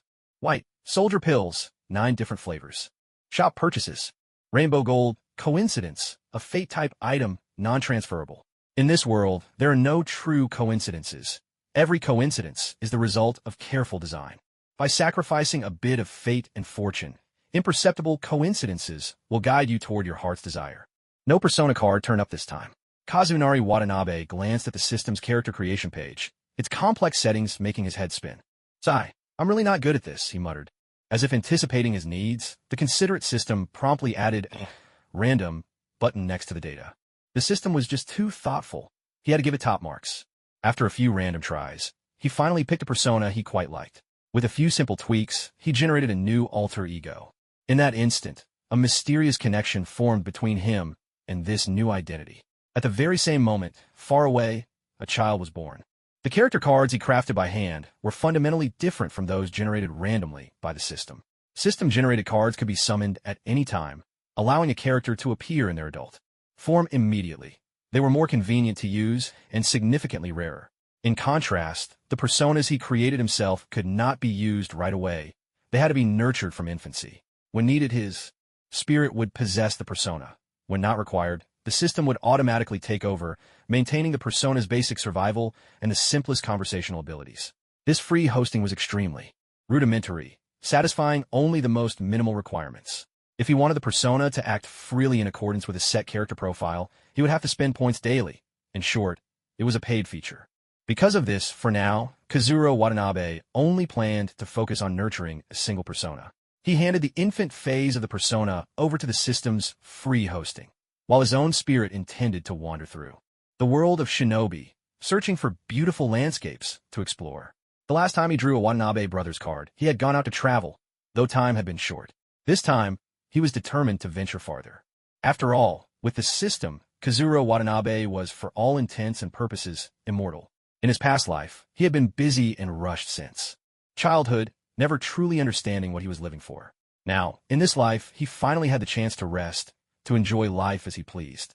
By an unremarkable stretch of riverbank, the very place where his younger persona had been laid to rest, Black Zetsu searched every inch of the ground. How odd. I saw them bury him with my own eyes. How could he just vanish? Why? Why in the world? Can anyone tell me? Why did that person know the name Black Zetsu? Who exactly is the Black Zetsu he spoke of? Arg, where did he go? Where's the body? Where could it have gone? In his agitation, Black Zetsu frantically dug through the earth, oblivious to a crucial fact. If Kazuro Watanabe retracted the character card, the persona would leave no trace in this world. Not even a stray hair would remain. Kumogikure was a village nestled in the mountains, its buildings perched atop peaks and cliffs. Main summits were linked by bridges and cableways, and newcomers could hardly help but be awestruck by the breathtaking vistas. In a quiet corner of Kumogikure, a lone figure held a scroll in one hand, forming seals with the other. Lines of intelligence gradually surfaced across the scroll. With a sharp snap, the scroll was closed and stowed securely in a ninja tool pouch. The figure shifted slightly, and in the next instant, vanished without a trace. Only a fleeting glimmer of white hair beneath the hood lingered in the air. Several days earlier, in the Hokage's office, there had been sightings of a Sharingan in the land of lightning. Tobarama Senju fixed his gaze on the mission scroll in his hands, his mind full of doubt. They want me to take this assignment? Are you sure I'm meant to investigate? Not to eliminate. Uchiha sat at the Hokage's desk, his Sharingan with 3 tomos spinning as his hand flew across the page, pen moving so quickly that it left a faint afterimage. He didn't even look up. Uchiha Izuna, seated at the assistant's side table, had deep, heavy shadows under his eyes. Forcing himself to stay awake, he looked up and explained, killing him is also an option. According to our clan records, he's a traitor to the Uchiha. He murdered a comrade and defected during a battle with the Hidden Cloud. Capture him alive if possible, but if it can't be helped, interrogate and execute him. You can decide for yourself. With that, he turned his attention back to the stack of official documents in front of him. Tobarama Senju carefully checked the details of the mission, but found no flaws. Struggling to suppress a smile, he took his leave. Since Uchiha Madara became the first Hokage, the 2 Uchiha brothers had been tirelessly managing the affairs of the village. The endless responsibilities of those early days left them barely any time to breathe. Izuna, for one, hadn't found the energy to argue with Tobarama in quite some time. At first, Tobarama had felt uneasy about being excluded from the political center. But as time went on, seeing the Uchiha brothers handle every matter with such diligence and fairness, his opinion of the Uchiha clan gradually began to change. Especially notable were the many times Madara flatly declined Hashirama's invitations to go on missions, which in truth were just excuses to go out and have fun. With an impassive face, Madara would reply, "I'm the Hokage. I can't just leave the village as I please. Besides, there's a mountain of paperwork waiting. I have to work overtime." Tobarama couldn't help but develop a much higher opinion of Madara because of this. At the very least, Madara had a far stronger sense of responsibility than Hashirama ever did. As a result, Tobarama's prejudice against the Uchiha clan eased a little. Whenever Izuna tried to make things difficult for him, whether openly or subtly, Tobarama simply endured it, keeping his response so mild that Izuna began to suspect he'd been caught in some enemy genjutsu. He'd even activate his Sharingan in secret to check. But every time, he found no sign of illusion, and gradually, Izuna lost interest in this little game and focused on assisting Madara with the village's administration, working himself to exhaustion and falling asleep at his desk each night. As for Tobarama, he was quite content with the peace and quiet. He spent most of his days immersed in his laboratory, pursuing his research, and only occasionally went out to fulfill his duties as a leaf ninja. Still, the Uchiha brothers, Izuna in particular, remained wary of Tobarama. The tasks they assigned him were mostly trivial errands, never touching upon any real secrets. These chores might have been troublesome for others, but for Tobarama, they were a breeze. In fact, he could send his real self to handle missions outside, while leaving a shadow clone in the lab to continue his research, never missing a beat. In contrast, Hashirama Senju, the very man who had proposed the alliance, found himself with the most leisure time of all. Political affairs had never been his strong suit. Every time he saw official documents, it gave him a headache. Whenever Madara Uchiha dragged him in to help, Hashirama would wear a look of deep distress. Not only was he painfully inefficient, but he would also sigh constantly, until Izuna, frustrated beyond measure, would simply throw him out. Left to his own devices, Hashirama wandered idly around the village of Konoha. Gradually, he discovered that the powerful wood-release techniques he had wielded so fearsomely on the battlefield were just as impressive when used to build houses and bridges. The former god of shinobi, whose name had once struck terror throughout the ninja world, had now become Konoha's most capable foreman.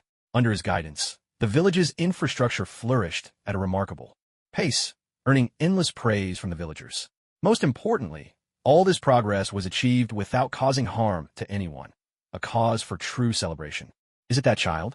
Tobirama Senju stood atop a tree branch, a ration pill tucked between his lips, a trace of fatigue etched into his expression. The Flying Thunder God technique not only consumed chakra, but also drained his strength and mental energy to an extraordinary degree.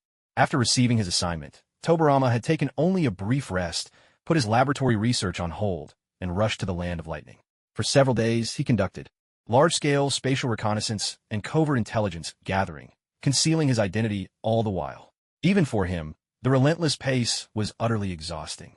At last, however, his efforts bore fruit. He found a vital clue. By analyzing ancient Uchiha records alongside current intelligence, Tobirama was able to piece together an approximate sequence of events. Years ago, a free-spirited member of the Uchiha clan fell in love with a young woman from another tribe. At the time, the land was racked with war, and the Uchiha and Senju clans were locked in bitter conflict. Amidst the chaos, that Uchiha seized the opportunity to kill a comrade and defect from the clan. When Taijima Uchiha, Madara's father, learned of this, he flew into a rage and personally led a group to hunt down the traitor. Curiously, though all records of what followed vanished from clan history, Taijima himself had sealed away all information related to the incident. Even Madara Uchiha had no idea why. But according to Tobirama's investigation, the Uchiha who had fled had, in fact, fallen in love with a girl for the Senju clan. Given that the two clans were mortal enemies at the time, Taijima Uchiha harbored nothing but animosity toward the Senju. For the Uchiha, having either kin or outsiders discover such a scandal would have been a source of immense shame. Thus, it stands to reason that the clan leader of that era had buried the truth completely, forbidding anyone to know. Tobirama surmised that the runaway Uchiha was most likely killed by Taijima himself. Unwilling to leave behind a disgraceful record, Taijima kept the current clan head, Madara, entirely in the dark.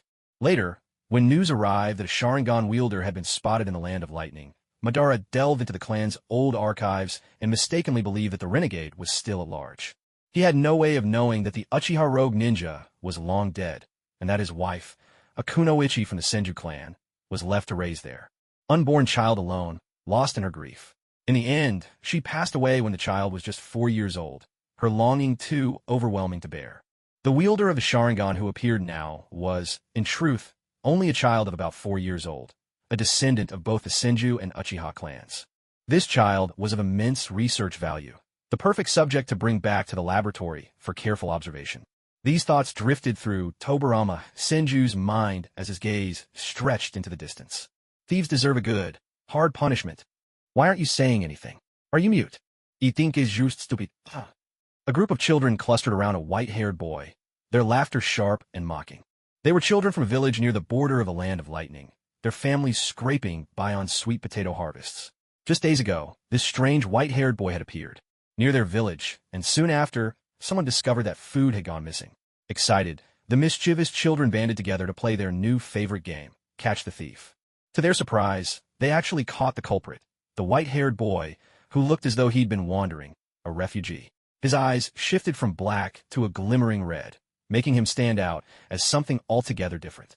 Life was harsh in the village, and the adults struggled to feed their own children.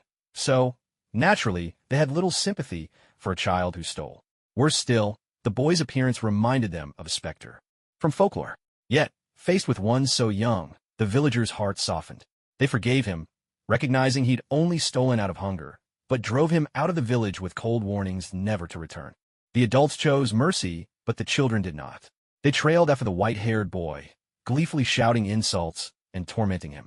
The white-haired boy looked at them in helpless silence, shrinking into himself, enduring their jeers and shoves without protest.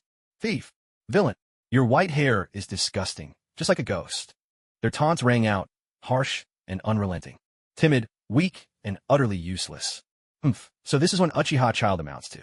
Tobirama Senju stood high in the trees, arms crossed, coolly observing the scene, his thoughts sharp and silent. But then, what's so wrong with white hair? White hair can be beautiful too, can't it? Almost unconsciously, he touched his own white hair at the nape of his neck. Then, with a quick twist of his wrist, several stones appeared in his palm. He flicked the stones with pinpoint accuracy, each one tracing a curious arc through the air before landing squarely on the children's backsides. Who's there? It's a ghost. The children scattered in panic, their cries of pain and fright echoing as they bolted. In their rush, more than a few sandals were left behind. The surroundings fell silent at once. The white-haired boy at the center of the crowd slowly lowered his arms, which had been shielding his head, and glanced around in confusion. Then, his gaze landed in the direction where Tobirama Senju was hiding. A crimson glint flashed in his eyes, revealing a single tomo. This child's sensory abilities were extraordinarily keen, perhaps even excessively so. As one of the era's most accomplished sensory-type ninja, Tobirama's ability to conceal himself was nearly unmatched. This was the very reason he dared to investigate deep within the land of lightning so many times. Yet this boy, who looked no older than 4, could spot his location at a single glance. The realization sparked Tobirama's keen interest. The Sharingan was always known for its remarkable perception, but it shouldn't possess the Byakugan's ability to detect hidden presences. Could this be the result of some unique mutation in the Senju bloodline? With that thought, Tobirama abandoned his concealment. He leapt down from the tree and landed by the boy's side, his fingers pressed together like a blade, and struck lightly at the back of the boy's neck. But the child was astonishingly quick. In an instant, he twisted away from the attack, springing aside. He tumbled clumsily across the ground, then scrambled to his feet and retreated, drawing a blade wrapped in cloth from his waist and holding it close to his palm. Crouched, he watched Tobirama warily, the single tomo in his eye gleaming like a young tiger cub ready to launch a counterattack at any moment. His reflexes far surpassed those of ordinary children his age. His battle instincts were exceptional. A child like this was truly a rare find. You could have easily beaten those other children. Why didn't you fight back? Tobirama asked. The white-haired boy was taken aback by the sudden question. His single tomo Sharingan widened as he studied the stranger before him, pure shock written across his face. After a long pause, he stammered. I stole a sweet potato. I deserve to be beaten. Stealing is wrong, but I was hungry. I'm a bad child. His voice dropped in shame. Such an upright worldview. No wonder he's a descendant of the Senju clan. What's your name? Tobirama pressed on.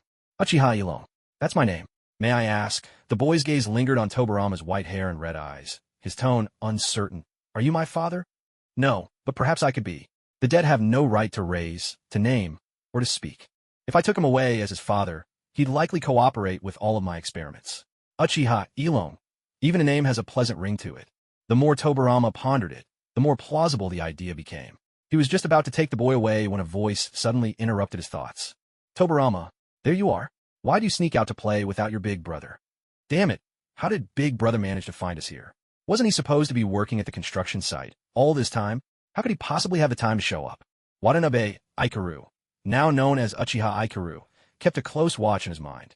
On his skill panel, the coincidence skill shimmered faintly with a golden light. Fate had been spent, and his wish of letting Senju Hashirama find us had come true. Senju Tobirama looked at Uchiha Ikaru the way one might size up a lab mouse, as if contemplating some sinister experiment. If he was dragged off to the laboratory, he'd have no chance to rack up more points. So Ikaru had decisively activated his skill, drawing Hashirama to them. This time, only a small bit of fate was used, which meant Hashirama really did have a lot of free time lately, and the odds of him finding them had always been high. By the way, Ikaru had later studied the description of the coincidence skill in detail. The power of this skill was immense, and its mechanism seemed to tap into parallel realities. Whenever it was activated, it would sift through countless possible futures to find the one that best fit the host's wish, then exchange a portion of lifespan to nudge the future in that direction. This method of altering the future left no loopholes, nor would anyone ever notice anything amiss. It was truly formidable. As for how it consumed fate, there were two main rules. First, the conditions for activation were extremely strict. No matter what, just using the skill, wish or no wish, would always deduct a certain amount of lifespan. There was no going back, and none of those plot hole-ridden second chances you might see in some anime where a god lets you rewind time. Moreover, each time you used a skill, the lifespan lost would double. So every activation had to be considered carefully. You wouldn't want your alternate identity to become useful just as your lifespan ran out. The second rule was about the lifespan spent to fulfill the wish.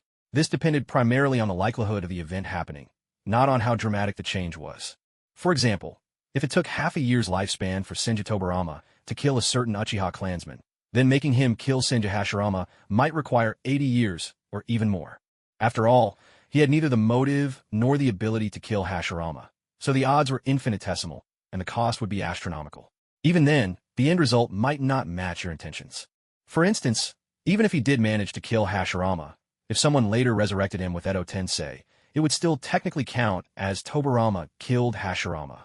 Another important point, the way your wish gets fulfilled might be far from what you'd hoped for. Suppose you wished for world peace, with no more conflict among people. The system might grant this by ensuring everyone was dead. Dead people can't fight, and there would certainly be peace. So, you had to be extremely cautious when using this skill. While your wish coming true was practically guaranteed, the manner in which it was achieved might be anything but satisfactory. Who's this little one? I'm Uchiha Ichiro. Ichiro? Uchiha Ichiro. Hashirama Senju's smile slowly faded as he studied Watanabe Ichiro more closely. He crouched down, his tone gentle as he asked about the boy's identity, a complex look crossing his face. Tobarama Senju, upon seeing his brother's arrival, immediately realized his own plans had come to nothing. Folding his arms, he leaned against the wall and closed his eyes to rest. With his elder brother's gentle nature, never willing to let him experiment on captives, there was no way they would be taking this child away. As expected, Hashirama spent along while talking with Watanabe Ichiro, carefully learning everything that had happened. In the end, he decided to send the boy back to the Uchiha clan. No matter what the parents have done, a child is always innocent. I'm also quite curious to see how far a Uchiha child with Senju blood might go. Tobarama glanced at Watanabe Ichiro, now looking the boy up and down, and offered a reminder. Brother, life in the Uchiha clan may not be so easy for this child. His appearance was quite different from most Uchiha, and, as the child of a missing nin, he would find it hard to be accepted by the Uchiha, almost certainly facing rejection. As for the Senju, would they show any kindness to a child with the Sharingan? That was highly unlikely. The Senju, still haunted by the shadows of war, might see those eyes and treat him as an enemy.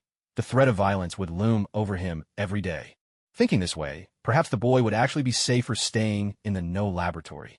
At least, for the sake of future plans, Tobarama wouldn't go too far, probably not. Whether Senju or Uchiha, we should at least ask the child what he wants.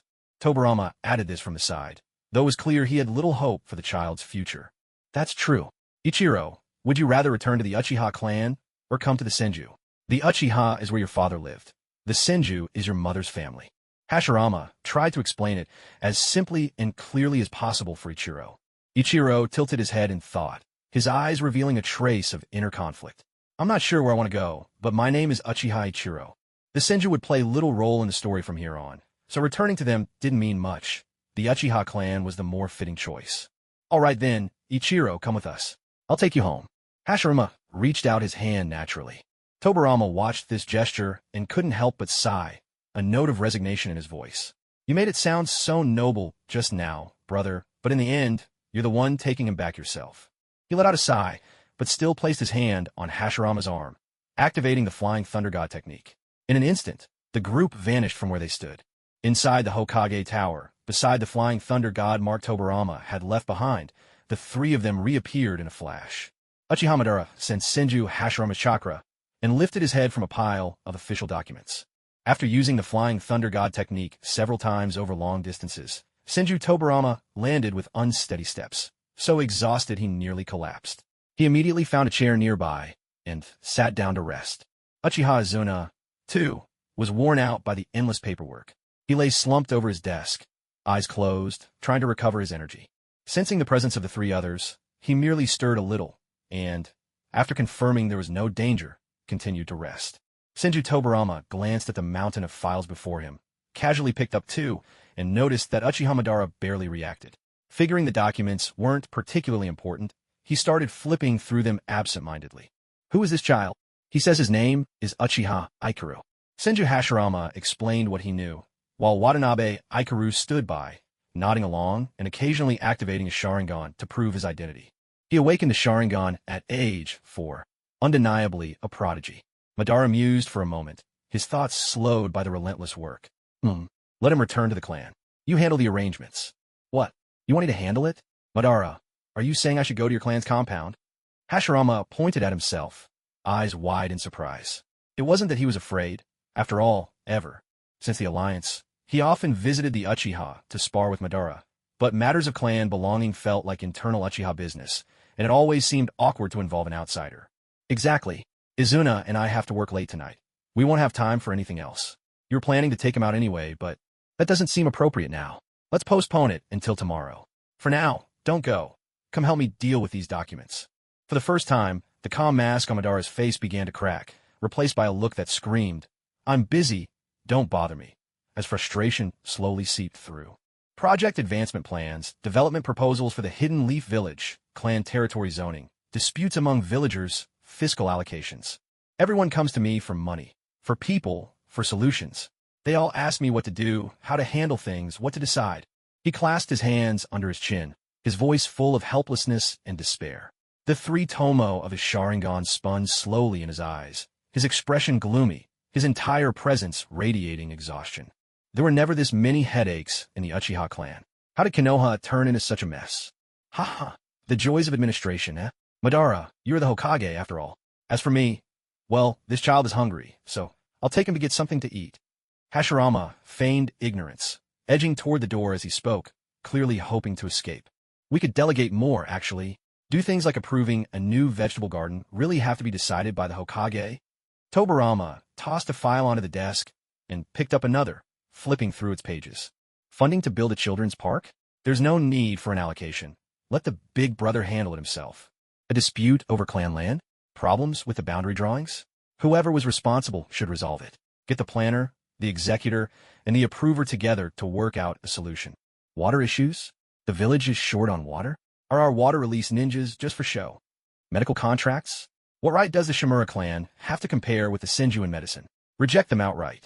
Senju Tobirama quickly sifted through a stack of official documents and offered a summary.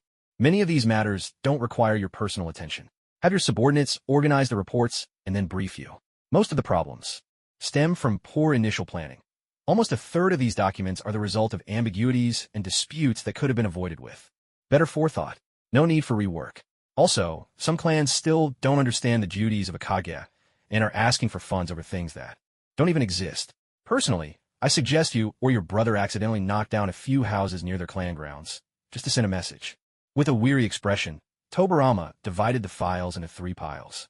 I just don't get why you're all working overtime every day. Delegate appropriately, clarify each person's role, and make sure responsibilities are assigned to individuals. These are just my suggestions for your reference. How interesting. Watanabe Ichiro nodded to himself, silently agreeing. As expected of the second Hokage, Senju Tobirama had his own methods, and these approaches suited Konoha's current needs perfectly. Easy for you to say. Uchiha Izuna retorted in a low voice. Who is there to use? The elders in my clan each serve their own interests. They're greedy. To the core. I've already cleaned out a batch when I was in the Uchiha household. Now that the village is just established, it's a sensitive time for dividing up benefits. I don't trust any of them. As for the younger generation, those with real political sense are few and far between. They may be fairer, but they lack experience. I'm already doing the work of 3 people, and the only competent ones are already under me. As for the other clans, he glanced up at Tobirama, his eyes full of mistrust. I can't rest easy, so it falls to Madara and me to work harder, handling everything ourselves. Tobirama's face tightened, a vein pulsing at his temple. Do you need me to remind you that the Senju and Uchiha founded this alliance as equals? By right, the benefits and authority should be split down the middle. Split equally? You think you're worthy? The Senju are nothing special. Nothing special, are we? Forgotten who defeated you with a single stroke? If my brother hadn't pleaded for you, do you really think the Uchiha would still be calling the shots in Konoha? Frankly, I think. Tobirama, that's enough. Izuna. Tobirama. 2 voices rose in unison. Uchiha Madara and Senju Hashirama, each sharply calling their brother to order. Uchiha Izuna let out a cold snort and turned his head away. Tobirama Senju responded with a sharp click of his tongue, stubbornly turning to look in the opposite direction. In front of outsiders, he couldn't openly quarrel with Hashirama, but in his heart, he'd already resolved to have a serious talk with his brother once they got home. Forget it. This is just so exhausting. Let them do as they please. In this cold and unfeeling Konoha, the only place I find a trace of warmth is the laboratory. Only when I'm immersed in the study of forbidden, no, ninjutsu, do I feel any sense of joy. How pitiful. Second Hokage. Sitting to the side, Watanabe, Ichiro, silently observed, thinking that in this world, Tobirama Senju seemed to be something of a perennial scapegoat. With Izuna still alive and Madara's sanity intact, the two brothers weighed every decision with care, and the overall intelligence of the Uchiha clan had soared dramatically. In contrast, Hashirama Senju seemed as if his mind was tethered to Madara's will. As long as it didn't threaten Konoha's safety or Tobirama's life, he was always so agreeable, even tending to consider things from the perspective of outsiders, utterly selfless. Back when the Senju clan was independent, Tobirama managed daily affairs while Hashirama made the big decisions. But now, whether great or small, nearly all matters were dominated by the Uchiha. Tobirama's voice had almost been silenced, and Hashirama no longer took his side. In Hashirama's eyes, as long as there was no war, nothing else mattered. The interests of the Senju clan? Be generous. Let go if you can. It didn't even matter if the Senju clan suffered losses, or even gave things away for free. To Tobirama, this was both baffling and deeply discouraging. Tobirama, standing alone against three opposing forces, was truly in a sorry state. Tobirama, I apologize to you on Izuna's behalf. After a while, to everyone's astonishment, Madara Uchiha actually broke the silence and offered an apology. The gesture was like a bomb going off in the room. The three others stared at him in shock, their eyes all converging on him at once. Big brother Madara? Uchiha Izuna stared wide-eyed, utterly bewildered. That was Senju Tobirama and Ikaru Watanabe's reaction. Their impression of Uchiha Madara was still frozen on the battlefield. To Senju Tobirama, Madara was a formidable mortal enemy. If you let your guard down for even a moment, he'd seize the chance and your life would be forfeit. To Ikaru Watanabe, Madara's most famous feat was that epic battle against the Veiled Shinobi Alliance. The battlefield Rose's performance was unforgettable, and the way he later had his heart literally ripped out by Black Zetsu, deceived for a lifetime, was a fate that inspired sympathy. All in all, the words they used to sum him up were ruthless, aloof, and combative. Haha, Madara is actually a very gentle person. Ahem, why don't you take, what was his name? Ikaru, right? Take this kid to get something to eat. I want to have a word with Tobirama. All right. Madara, you've finally come to your senses. Didn't I always say there were so many misunderstandings between you two? Madara is gentle and kind, and Tobirama is sensible and adorable. That's enough. Uchiha Madara and Senju Tobirama, both embarrassed and exasperated, shouted in unison. Izuna couldn't hold back a laugh. He leaned across the table, quietly whispering, sensible and adorable. Tobirama just smiled, picked up the sword at his waist, the very one that had once gravely wounded him, twirled it skillfully, and then slid it slowly back into its sheath. Instantly, Izuna's mood turned stormy, and he glared back with his Sharingan, forcing a polite smile. What happened next, Ikaru Watanabe wasn't too sure, but seeing the way Madara lowered his head in deep thought after hearing Tobirama's suggestion, it seemed he was actually taking it to heart.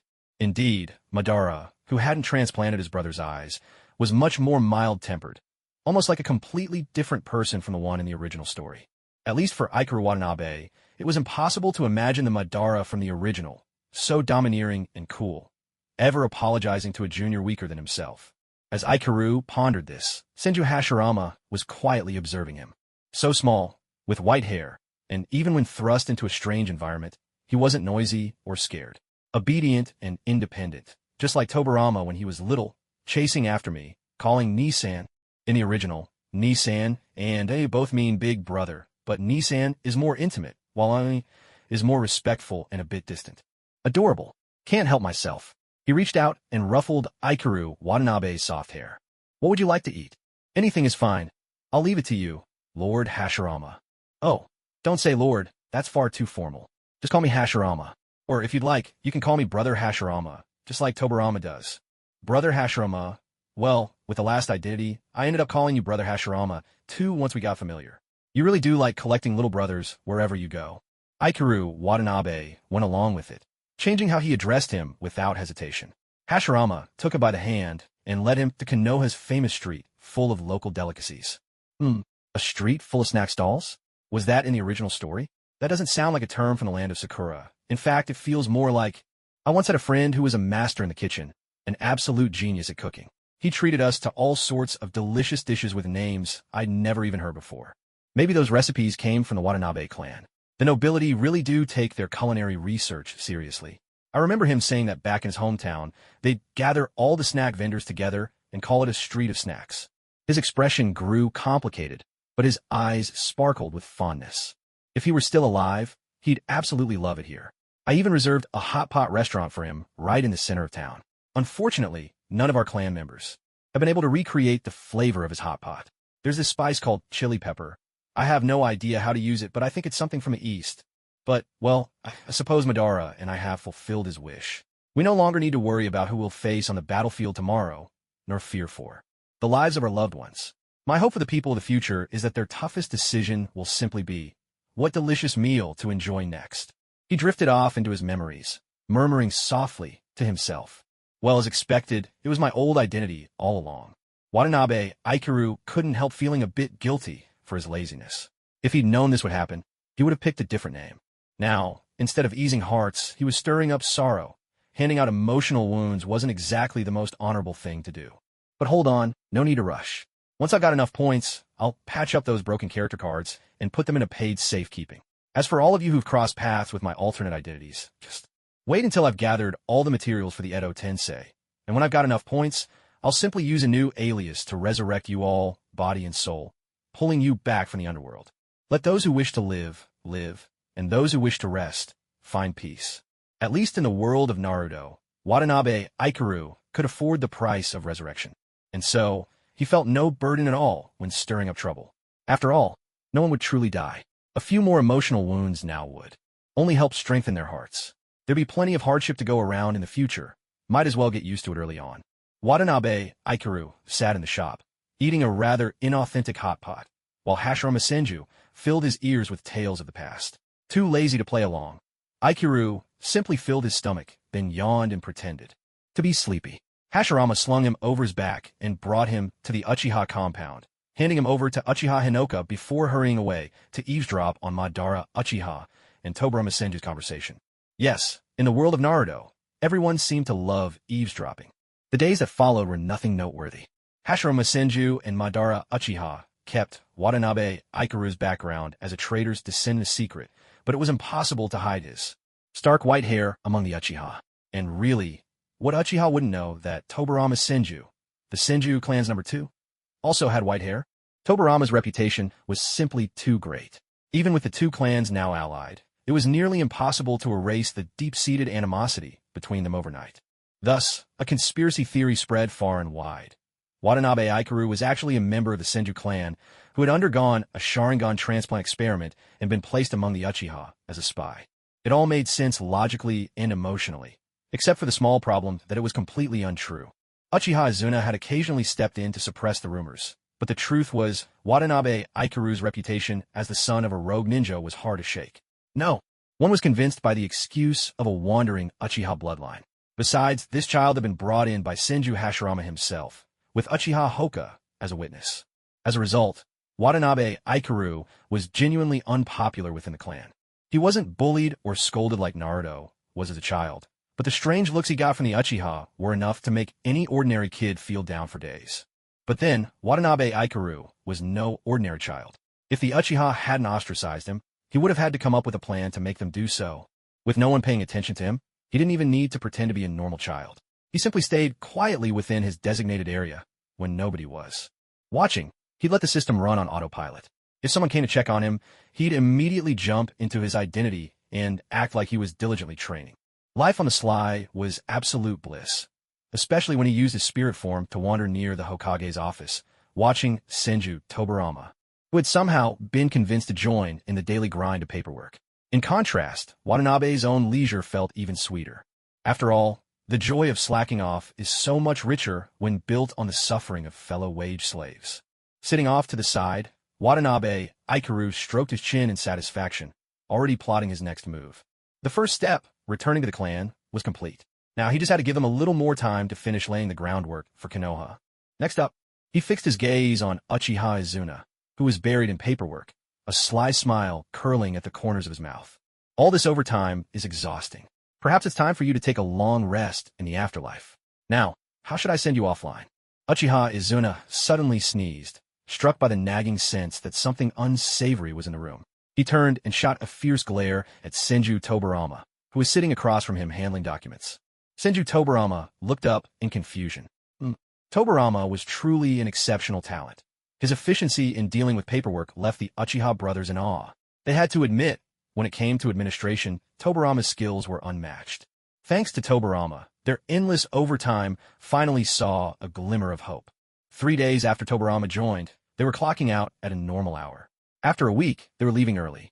2 weeks in, everything was delegated to the right people, and barring any surprises, they could spend their afternoons out and about. On that first afternoon when he could finally rest, Uchiha Madara stood in front of the Hokage building with tears in his eyes, deeply grateful for his earlier decision to bring Tobarama on board. Of course, the recruitment process had been extremely amicable and persuasive. Reasoned with emotion, moved with logic, and ultimately convinced Tobarama to accept gladly. Hashirama Senju was overjoyed. He and Madara Uchiha, after what felt like ages, had a good old brawl. In the heat of their accidental skirmish, they blasted several holes into the lands belonging to some small, ambitious ninja clans, crushing any budding schemes those clans might have entertained before they could take root. Once Konoha's affairs were stable enough to be managed solely by Izuna Uchiha, Hashirama dusted off his previously shelf-tailed beast. Collection plan. He dragged Madara with him on adventures across the land, capturing tailed beasts for fun, while Tobarama Senju buried himself in his laboratory, pursuing his research with single-minded focus. Meanwhile, Ichiro Watanabe kept a low profile in the Uchiha compound, throwing himself into relentless training, so intense it bordered on reckless, all to lay the groundwork for a future leap in power. Time slipped by like a fleeting white colt passing a crevice, swift and almost imperceptible. Before anyone realized it, Konoha had enjoyed an extended period of peace. Ichiro Watanabe, under a pseudonym, enrolled in the early ninja academy established by Tobarama Senju. He became a student of both Hashirama and Tobarama, graduating with honors as the most outstanding student of his class. Step by step, he built up his record and accomplishments, eventually rising to the rank of ANBU and serving as the Hokage's personal guard. Always present, formidable, soft-spoken, mild-mannered, and content to work behind the scenes. It's worth noting that Konoha had undergone significant changes in this world, far removed from the original tale.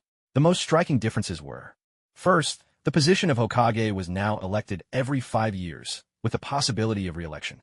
The first Hokage was Madara Uchiha, pushed forward by Madara himself. Hashirama Senju became the second. Meanwhile, Izuna Uchiha and Tobarama Senju, both uninterested in the top job, served as key advisors and, in truth, wielded considerable power. Second, both the Uchiha and Senju clans opened their doors to marriages outside their own families, abandoning the rigid tradition of internal unions. This shift was prompted by Madara's reflections after the incident involving Ichiro Uchiha. Times had changed. The old enmities between clans would inevitably fade with the passing of the elder generations. True, intermarriage would dilute the pure bloodlines, making it harder to awaken the Sharingan and potentially weakening future generations.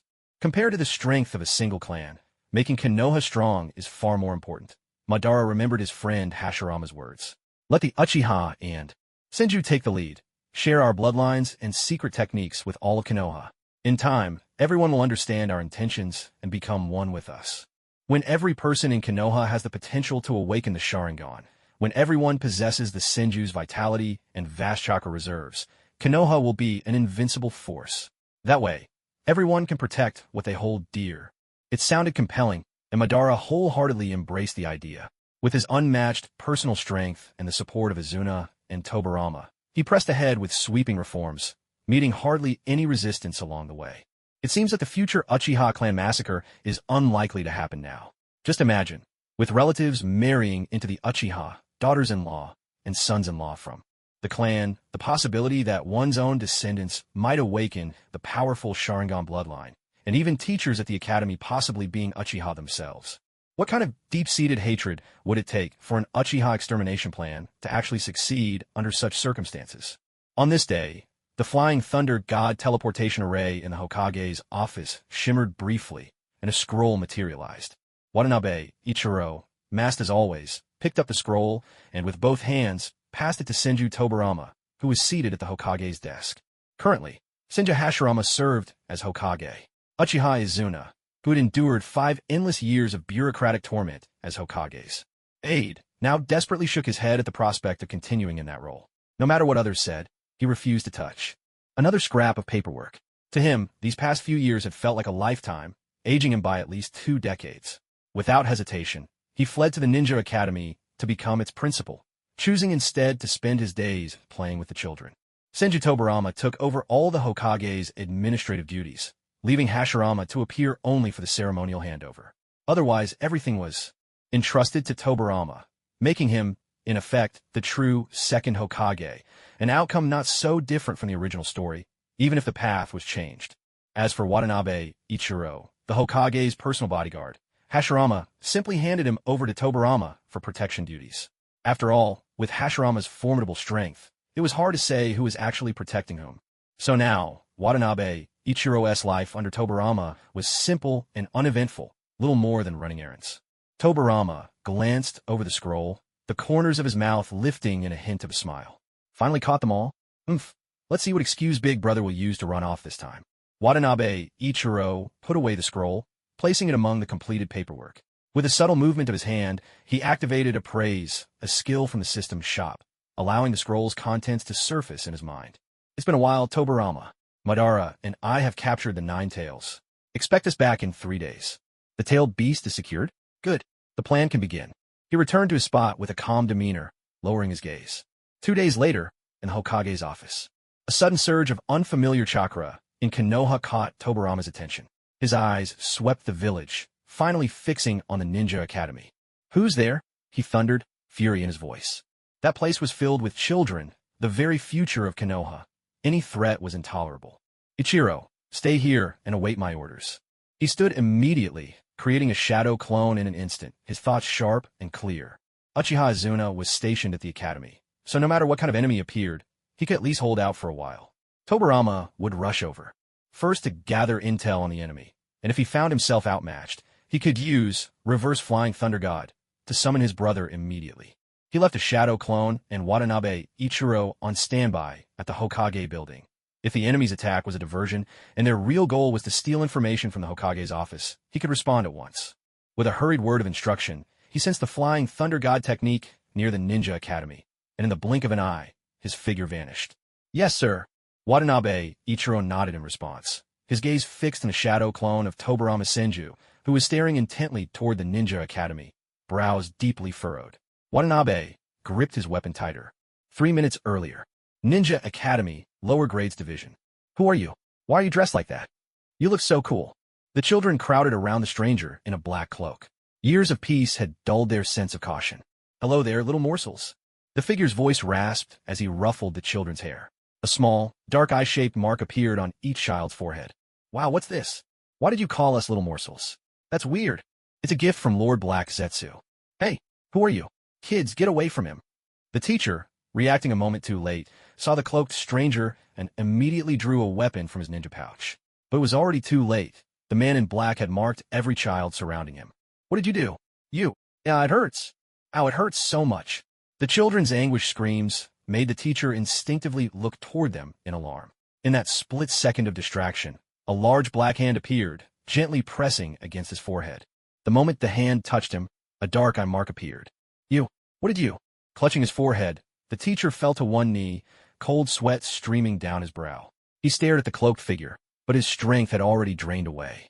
The stranger paid him no mind, humming a tuneless song with evident satisfaction. Kazuna, come out, I'm here to see you off on your journey. You're bold, I'll give you that. Uchiha Kazuna glared at the stricken teachers and students writhing on the floor. His Sharingan flared to life, and he drew his weapon from his waist. Let the children go, and I'll make your death quick and painless. I know you're itching for a fight, but hold on, Kazuna. Take a look at this. The cloaked stranger cradled an unconscious child in his arms.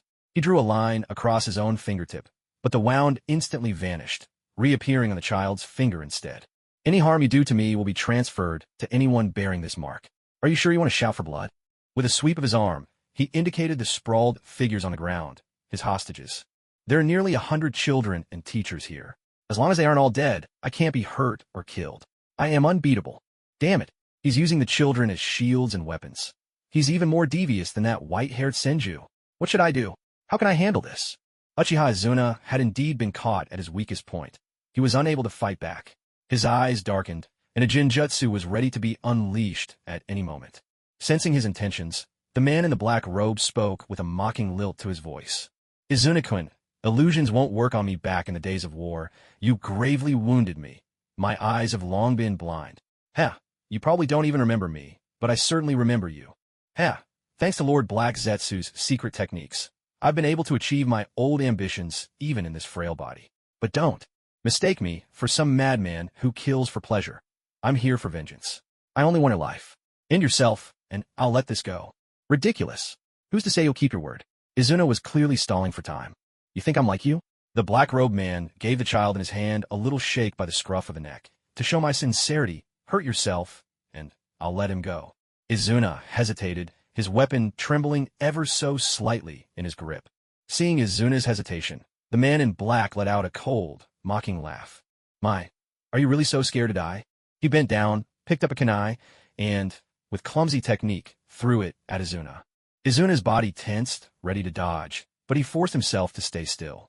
The kunai met no resistance as it pierced his left arm. Blood began to stream down, though the wound was not deep. Heh, I'm a generous man. Let's call that good enough. The black-robed man tossed the child over to him. Izuna caught the child, watching as the black mark on the child's forehead slowly faded away. He let out a breath of relief, then looked up, coldly fixing his gaze on the man in black across from him. You have a shred of integrity, at least. The man's actions shook him, though Izuna honestly had no memory of this person. Still, he had killed and wounded many on the battlefield. It was entirely possible someone would seek revenge. Now, Konoha was thriving. Brother Madara, that big oaf, and white hair could all protect it well. Even without me, I can be sacrificed. Resolve gradually hardened in his eyes. By the time Tobirama Senju noticed something was wrong and found the scene at the academy, less than 5 minutes had passed, but everything was already over. Uchiha Izuna lay on the ground, bloodied, surrounded by a circle of wailing children. Ah, white hair, you're slow as ever. Izuna coughed up blood, his gaze dim. Shut up. You'll make it. Tobirama slapped a blood-staunching seal on him, raising a hand to activate the reverse flying thunder god, intent on summoning Hashirama, the legendary healer, to his side. Don't save me. As long as I'm breathing, the children's, their curse won't be lifted. Izuna reached out, grabbing Tobirama's arm, and pointed to the golden mark on his own forehead and the black marks on the foreheads of the children around them. His expression was calm, almost peaceful. I have no regrets after helping Brother Madara build the Hidden Leaf. But as for you, don't go plotting anything devious in the future. Brother Madara isn't as cunning as you. Don't take advantage of him. My eyes are meant for Brother Madara. You may study them for a while, but... Shut up, idiot. I told you there's still hope for you. Tobirama Senju ignored his nonsense, listening as the tearful teacher nearby quickly explained everything that had happened. With practiced precision, he pressed his fingertips to the child's forehead, probing the curse mark for a way to break it. Enough talking. Rest and conserve your strength. I might be able to dispel this curse. He patted Izuna Uchiha's arm reassuringly. After studying the strange black-eyed curse mark for a few moments, he frowned and pressed his hand to the golden curse mark on Izuna's head.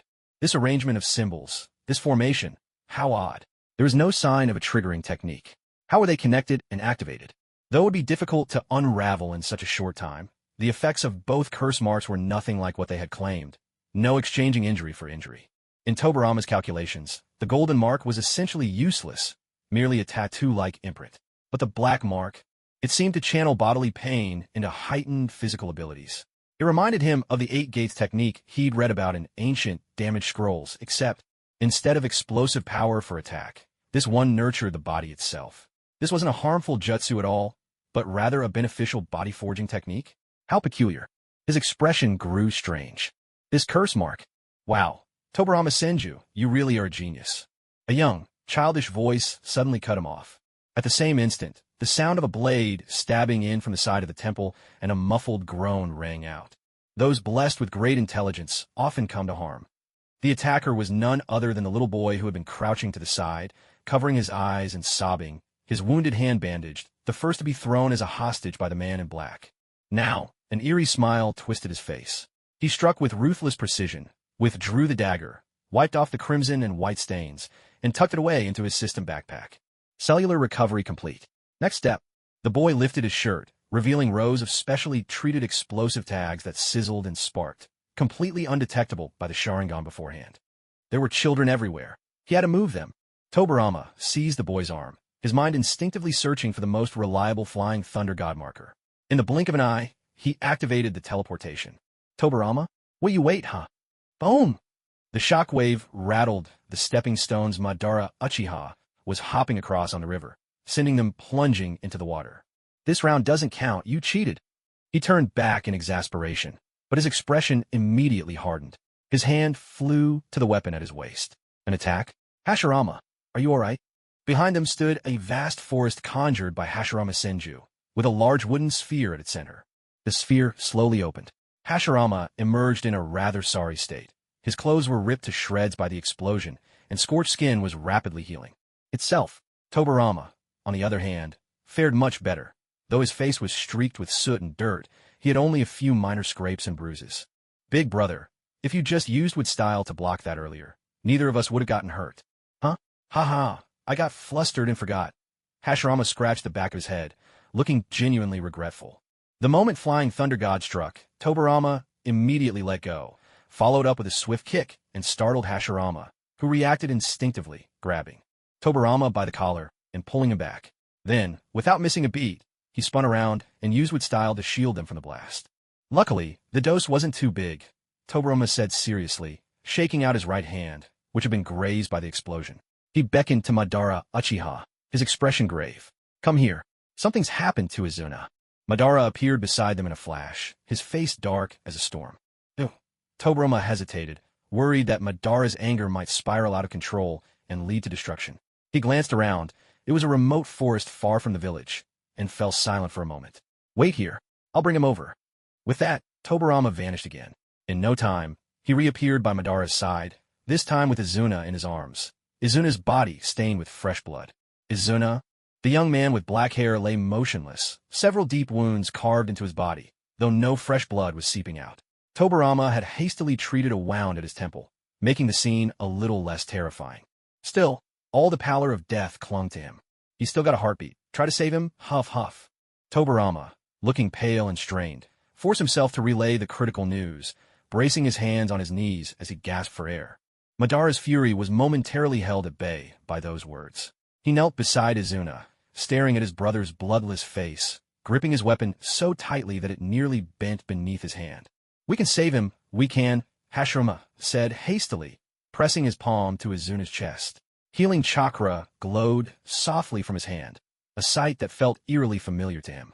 As the two fell silent, Tobirama sat cross-legged on the ground, focusing on replenishing his chakra.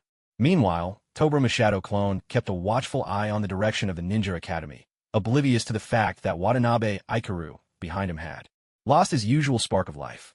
The real Watanabe Ikaru had left the clone and shifted his consciousness to two disposable personas on a new mission. He hadn't drawn another character card from the system's lottery, and since he already had a custom persona, he couldn't make another. So he could only exchange for two low-tier, white-rank, disposable personas in the shop. Kidnapping was a dirty trick, but undeniably effective. Through ordinary combat, Watanabe Ichiro truly couldn't figure out a way to kill Uchiha Izuna, who possessed the Mangekyo Sharingan, so he had no choice but to resort to more unorthodox methods. However, Izuna's cells had already been collected, making resurrection possible in the future. The children at the school hadn't suffered any real harm, either. Although a hurt at the time, their physical abilities would improve greatly in the aftermath. After all, Watanabe had handpicked this particular curse seal for them. All in all, the outcome wasn't too bad, and the rewards were bountiful. By taking down Uchiha Izuna, the shock on the faces of Tobirama Senju and others, along with Madara Uchiha's rage, filled Watanabe's points vault to the brim in an instant. So many points. Maybe he should take care of Tobirama as well. On second thought, there was still more to gain from him in the future. No need to rush. Sustainable development was the key. Uchiha Izuna was brought back to life. He could breathe, and his body maintained the basic signs of life, but the parts of his brain responsible for memory and thought had been destroyed. The person known as Uchiha Izuna was truly gone. All that remained was an empty, soulless shell. Hashirama Senju had no idea how to offer comfort and threw himself into the clan's ancient texts, searching for a cure. Tobarama Senju, on the other hand, didn't even consider saving him. He simply pronounced a death sentence and went right back to his experiments. This time, his research shifted to the art of Edo Tensei, reanimation jutsu. Madara Uchiha sat at Izuna's bedside, hands tightly clenched, keeping silent vigil through the night. In the end, he agreed to the clan's proposal. He would have his brother's eyes transplanted into his own, evolving them into the eternal Mangekyo Sharingan, allowing Izuna's eyes to live on within him, to continue witnessing the world. This was Izuna's dying wish. Tobarama Senju uttered this single sentence, finally persuading Madara, who had been in a deadlock with the clan elders. He left unsaid Izuna's other last request, that Tobarama be allowed to study the Sharingan for a time. Seeing Madara's current condition, he figured mentioning that might provoke an immediate rampage. Still, Tobarama managed to secure the opportunity to observe the eye transplant. His previous conduct and official duties, his genius for inventing and refining jutsu, and his timely assistance, including those times he used Flying Thunder God to help Madara, had won him enough favor. Madara suppressed the elders' objections and made the decision himself. This observation gave Tobarama a deeper understanding of the Sharingan. He carefully recorded the data and compiled it into a comprehensive report. Now, with the eternal Mangekyo Sharingan, Madara Uchiha seemed to be teetering on the edge of madness. Obsessed, he roamed everywhere in search of the mysterious black Zetsu and the black-robed figure from years past. That incident with Watanabe Ichiro had already involved Black Zetsu, and now, once again, his name resurfaced. Damn it, who or what is this Black Zetsu? He keeps popping up again and again, each time with even more despicable tricks. Hashirama Senju requested to travel together, but Madara Uchiha refused him. Trying to secretly follow from behind, Hashirama was promptly dragged away by Tobarama Senju to handle Konoha's official business. Day after day, he could be found sprawled over the Hokage's desk, lamenting his fate while working through endless paperwork. As for Tobarama Senju himself, after laying out the future plans for Konoha, he buried himself in the laboratory to develop the Edo Tensei, the reanimation jutsu. Watanabe Ichiro was assigned to investigate Black Zetsu. In fact, most of the ANBU had been dispatched to hunt for traces of Black Zetsu. Everything seemed to run as usual, with only a new teacher at the Ninja Academy in Konoha. Yet, just as the trees long for stillness, the wind refuses to cease. Far from the hidden leaf village, in a clearing shaded by thick foliage, there was a silence so deep that not even birds dared to chirp. Watanabe Ichiro activated his Sharingan, the three tomo spinning as he scanned the area, making sure all was clear and safe.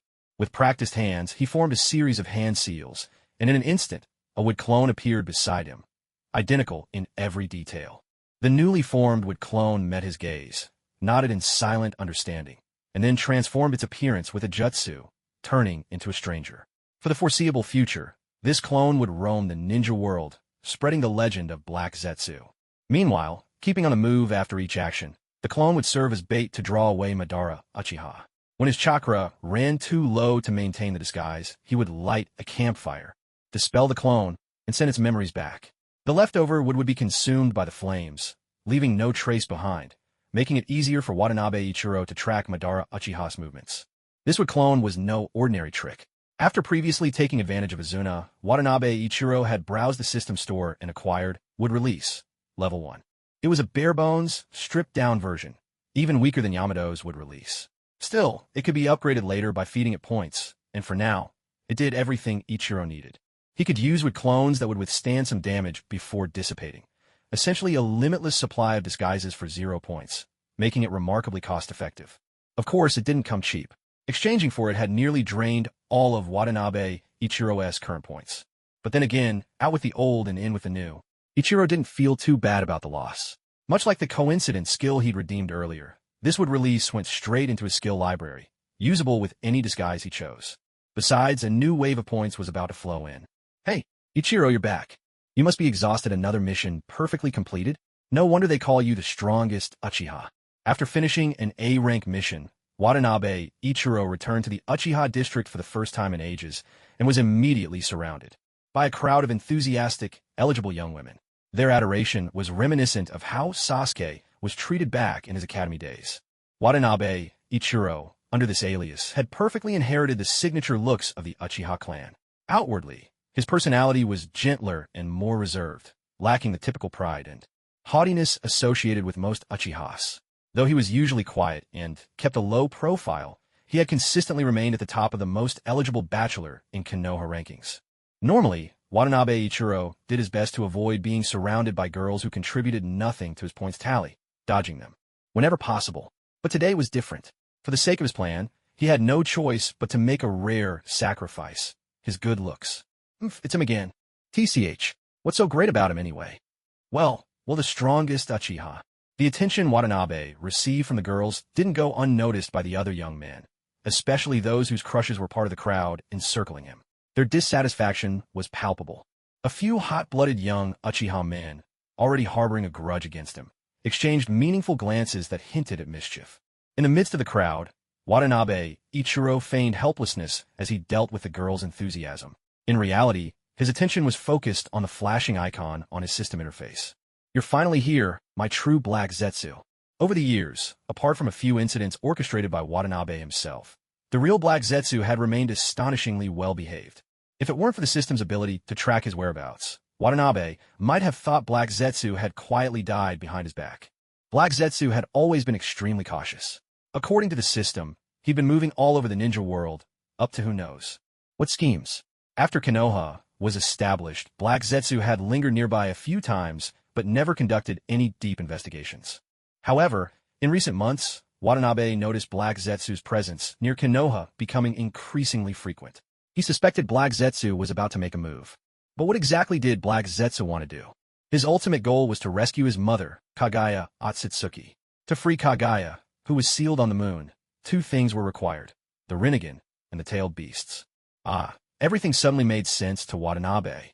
So that's why Black Zetsu had been running all over the ninja world the past few years. He was probably updating the locations of the tailed beasts in real time, preparing for the eventual hunt. But now, the tailed beasts had already been captured by Hashirama Senju and Madara Uchiha, and sealed away by Tobarama Senju. With the tailed beast collection complete, Black Zetsu's recent lingering near Konoha could only mean he was seeking a way to help an Uchiha awaken the Rinnegan. But didn't the Rinnegan require the eternal Mangekyo? Why wasn't he going after Madara Uchiha? A thought flashed through Watanabe's mind, and he understood. Madara was still in a fit of rage, lured out of the village by false information spread through Watanabe's shadow clone. Right now, Madara's mind was consumed by a single thought: destruction. Black Zetsu had probably tried following him a few times, only to find no opening for his plan, so he'd returned to Konoha to rethink his approach. If I were Black Zetsu, the ultimate filial son trying to save his mother, what would I do next? I must find a way to help Madara Uchiha evolve his eyes into the Rinnegan. Perhaps I could use the promise of resurrecting Izuna Uchiha as bait to tempt him. So, what I need to do now is sneak into the clan grounds and alter the ancient stone tablet handed down by the Uchiha ancestors, using it to mislead Madara. But there's a chance Black Zetsu has already tampered with it. Right now, Watanabe Ikuru doesn't possess the eternal Mangekyo, so he doesn't know whether the tablet in the clan grounds has been changed already. But he's certain that since his own arrival in this world, Black Zetsu hasn't set foot in the Uchiha territory. That means if I lie in wait here, there's a pretty good chance I'll catch a freshly emerged Black Zetsu. Moreover, imagine someone who carries both Uchiha and Senju bloodlines, awakened to Sharingan at just 4 years old, suffered a tragic fate, possesses extraordinary talent, but is shunned by his clan, is deep-minded and easy to manipulate. What a perfect candidate for the Rinnegan. Watanabe Ikuru couldn't believe that Black Zetsu wouldn't be interested. Therefore, Watanabe Ikuru needed to highlight his own rift with the clan, showcase his talent and psychological flaws, and lure Black Zetsu to recruit him. "Hey Ikuru, come here." Watanabe Ikuru managed to shake off the girls' attention, gently coaxing each one until they were all smiling. His skills as a master peacemaker and the ultimate central air conditioner on full display. Seeing from the system that Black Zetsu had indeed followed, he deliberately headed toward a less traveled area within the clan grounds. Sure enough, just as he hoped, on a quiet, deserted path, Uchiha Ko emerged slowly from the shade of a tree and called out to him. Though his tone was unfriendly, his attitude was still acceptable. "Is there something you'd like to teach me, senpai?" Watanabe Ikuru approached obediently. Uchiha Ko was 3 years older than Ikuru and a generation above him. so calling him senpai was only proper. You kid, seem quite popular with the ladies, huh? Feigning friendliness, Ko leaned in, fishing for information with a candidness that barely masked his own nervousness. Do you like anyone? I think that Uchiha Suki is a good choice. What do you think of her? The memory of that girl surfaced in Ikaru's mind. An 11-year-old little beauty with lovely almond-shaped eyes, still innocent about feelings. She had given him chocolate once, but it was probably just because everyone else was doing it. 11 years old. Quite the risk, young man. He grumbled internally, but his expression didn't change, and he replied in an even tone. Her combat skills are lacking. Only her looks are passable. Phew. Huh. Uchiha Ko breathed a sigh of relief, but instantly grew wary again. If it's just about looks, then maybe she could be a good candidate for a political marriage, Ikaru mused. She could be a girlfriend for fun, Ko thought. No way. Absolutely not. Uchiha Ko cut him off, flustered. And why not? You're such a scumbag. I absolutely won't let you take Tsukiko away. You duel me. Count me in for the duel. Huh. Watanabe, Ikaru didn't quite follow their train of thought. He turned his head and saw Uchiha B, Uchiha C, and Uchiha D, all just as agitated as the first. You've gone too far. How dare you treat my goddess like that? How did I become your goddess? I haven't done anything. Shameless. Utterly disgraceful. Watanabe, Ikaru. Are you all right in the head? The conflict had sprung up out of nowhere, childish and petty. But then again, considering that these kids had spent their whole lives training in taijutsu and ninjutsu, never attending even a day of regular schooling, perhaps it was only natural for them to be a little one-track-minded. Come to think of it, the world of Hokage really does have a lot of single-minded types. A duel. Watanabe, Ikaru, glanced around, then shook his head. I have no desire to bully the weak. You. The four unremarkable, untalented Uchiha extras posed no threat to him at all. Inside the Uchiha clan's training grounds, Watanabe, Ikaru easily faced off against three at once. Your punches are weak, and your fundamentals are a mess. He caught Uchiha A's punch with one hand. As if he had eyes in the back of his head, he twisted aside and swept the leg behind him, tripping up Uchiha B, who was trying to attack from behind. Your center of gravity is too high, and your stance is unstable. Then, with a casual flick, he grabbed Uchiha and tossed him straight toward Uchiha C, who had just filled his mouth with a great fireball jutsu. With your teammate in my grasp, do you really dare use a wide-area attack jutsu? Uchiha C choked back his fireball, hastily catching the airborne Uchiha A. HM? Not a bad reaction time. He dodged in a flash, and three kunai swept through the spot where he had just been standing. Uchiha B had timed his classic Uchiha, throwing technique perfectly, striking just as Ikaru's momentum from tossing was fading. The three of them seemed itching for a real brawl, their fighting spirit burning. Watanabe, Ikaru, sighed inwardly, fending them off while silently complaining. The cannon fodder in this world is just too normal.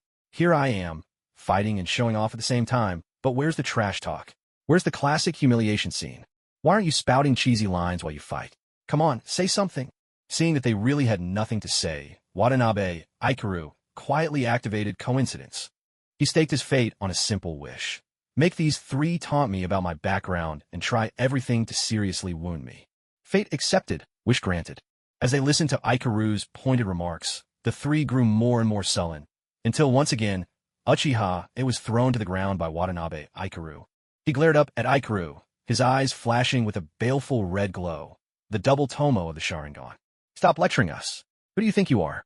You're nothing but a bastard. Why do you say that? Watanabe Ichiro's face went blank. Before he could react, Uchiha B, who was standing beside him, caught him off guard with a punch to the chest. He let out a muffled groan and instantly retreated a few steps. Senpai? What? He looked up, his face pale, utterly bewildered. Don't you know about your own origins? Did you really think the clan ostracized you just because of your hair color? Watanabe Ichiro's eyes widened in shock. Isn't that the reason? I don't know. No one's ever told me anything. Of course you don't know. Huh. From the time they were children, every Uchiha was warned never to associate with you, the child of a traitor. A traitor's child? My parents. Unable to stop himself, Watanabe Ichiro stepped forward. Who are they? They are. Just as he was lost in the question, a shuriken flew at him in a sneak attack. His mind wholly absorbed by the revelation, he failed to dodge. The shuriken drove deep into his shoulder, and blood streamed down his arm. While Uchiha A spoke to distract him, Uchiha B and Uchiha C seized a moment to strike. Their ambush landed, and the two of them closed in, ganging up on him in a shameful 2-against-1 assault. This time, Watanabe Ichiro found it much harder to defend himself. Your father betrayed the honor of the Uchiha, murdered his own comrades, and ran off with a woman from the Senju clan. Half your blood is tainted with the filth of the Senju. To the Uchiha, you were never truly one of us. How could this be? Guided by so-called coincidence, the three Uchiha launched a ruthless attack, striking with no regard for their own safety. Each move aimed to maim or kill. Watanabe Ichiro had no wish to take their lives, so he held back, forced onto the defensive, and quickly overwhelmed. His wounds multiplied, and at last, when a kunai plunged deep into his abdomen, desperation ignited inside him. The three tomo in his Sharingan spun slowly, beginning to connect, taking on a pattern reminiscent of the Rinnegan. In the clash of Jinjutsu, he unleashed all his might, mercilessly suppressing his opponents. The moment their bodies faltered, he dashed forward, his fingers like blades, chopping down on the napes of their necks and knocking all three unconscious. He slid slowly down against the training field's fence, slumping to the ground in exhaustion, his gaze blank as he muttered to himself. So, I was never truly accepted. Everyone knew but me. I was the only one in the dark. Ha! What a joke. He paid no mind to his bleeding wounds, letting the blood flow freely. The tomo in his eyes gradually slowed their connection, finally returning to three separate tomo, while deep inside, Black Zetsu's silent screams echoed. No, no, no, no, Uchiha Ishida. Hatred. Think about your hatred. Don't stop now, don't stop. Those markings. I can't possibly be mistaken. Those are patterns strikingly close to the Rinnegan, an extraordinary phenomenon that has never appeared from ancient times to the present. Its beady eyes flashed with wild excitement. Could it be that the descendants of the Senju and Uchiha clans might skip the eternal Mangekyo stage altogether and evolve straight to the Rinnegan? Is it possible that the reincarnation of Indra and Azura isn't a necessary condition after all? Though such a case has never been discovered before, it's worth a try. Uchiha Ichiro could be the backup plan for awakening the Rinnegan. If it succeeds, his hatred could be used to evolve the Rinnegan, summon the divine tree, and unleash the infinite Tsukuyomi. If it fails, he could still assist Uchiha Madara, guiding this era's reincarnation of Indra to complete the plan. And even if both options fail, it doesn't matter. There's still plenty of time. I can wait patiently for the next suitable candidate to appear. That's why Uchiha Ichiro is worth recruiting. Black Zetsu edged closer to Uchiha Ichiro, growing anxious as he saw Ichiro's vacant, unresponsive face. Does this guy have a death wish? His blood is pooling everywhere. Why isn't he even trying to bandage himself? Black Zetsu emerged from behind Watanabe Ichiro, as dark as a pool of slime. Itigon, being approached so closely triggered Ichiro's defensive instincts, and he tried to dodge reflexively, but his injuries left him too weak to move. He silently watched as Black Zetsu slid over and pressed itself against his abdominal wound. Aren't you going to ask who I am? A gentle, soothing energy enveloped his abdomen, slowly mending the wound. Huh, so Black Zetsu has this ability too? Ichiro had always thought only some of the white Zetsu could do that. If you want to talk, you'll talk, Ichiro replied wearily. Clearly, this blow had hit him hard. Such a kid. Black Zetsu sneered inwardly. All it took was unraveling the mystery of his origins for him to sink so low. I've been separated from my mother for nearly 1,000 years, and aside from this mass of melanin, I've inherited almost nothing good. I'm a true victim here. My suffering far surpasses yours. Pain, excuse me? Why are you stealing my lines? You're not qualified to know who I am yet. Brat. When you've experienced the endless pain and despair of this world, we'll meet again. With that, Black Zetsu melted away like water. What a show-off. Ichiro watched as it vanished into the ground, though he knew it hadn't gone far, just hiding in the shadows, quietly observing his reaction. Fine, keep up the act. I'll have my revenge in the future. He sat on the ground, pressing a hand to his newly healed skin, his face dazed.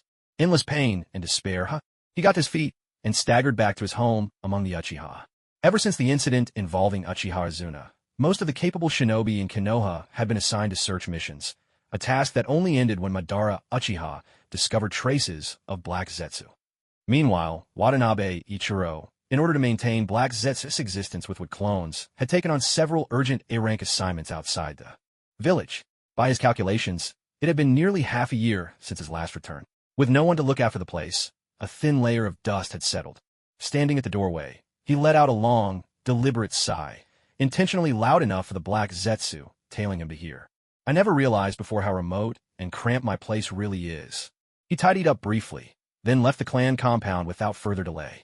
Outside Senju, Tobarama's laboratory. Lord Tobarama.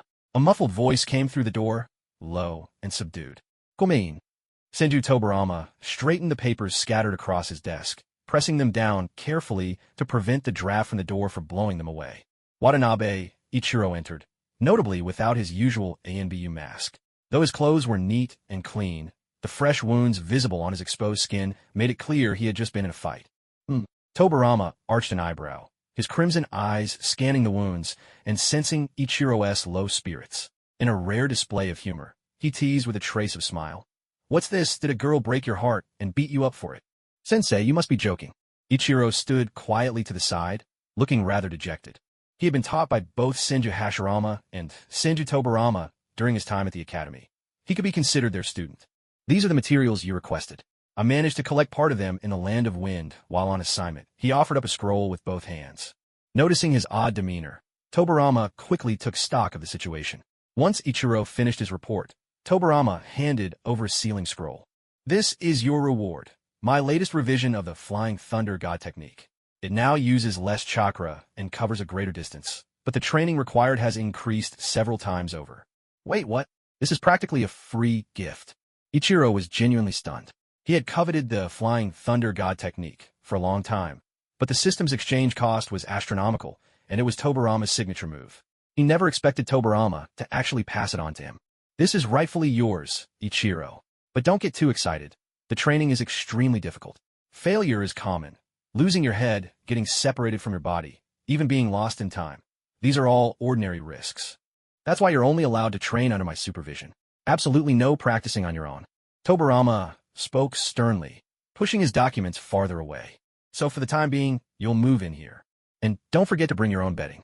I haven't got any extras." Watanabe Ichiro's eyes showed a trace of emotion. What a wonderful person, he thought. "I almost can't bear the idea of making you a sacrifice for awakening my Mangekyo."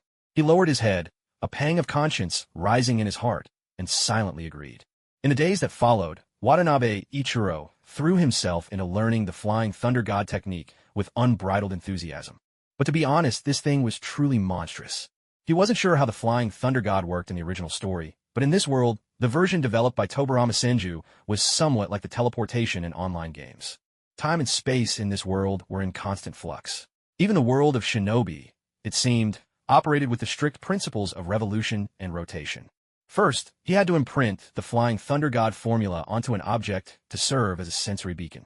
Then, the world was divided up into coordinates following certain rules, such as 203, 134, 145.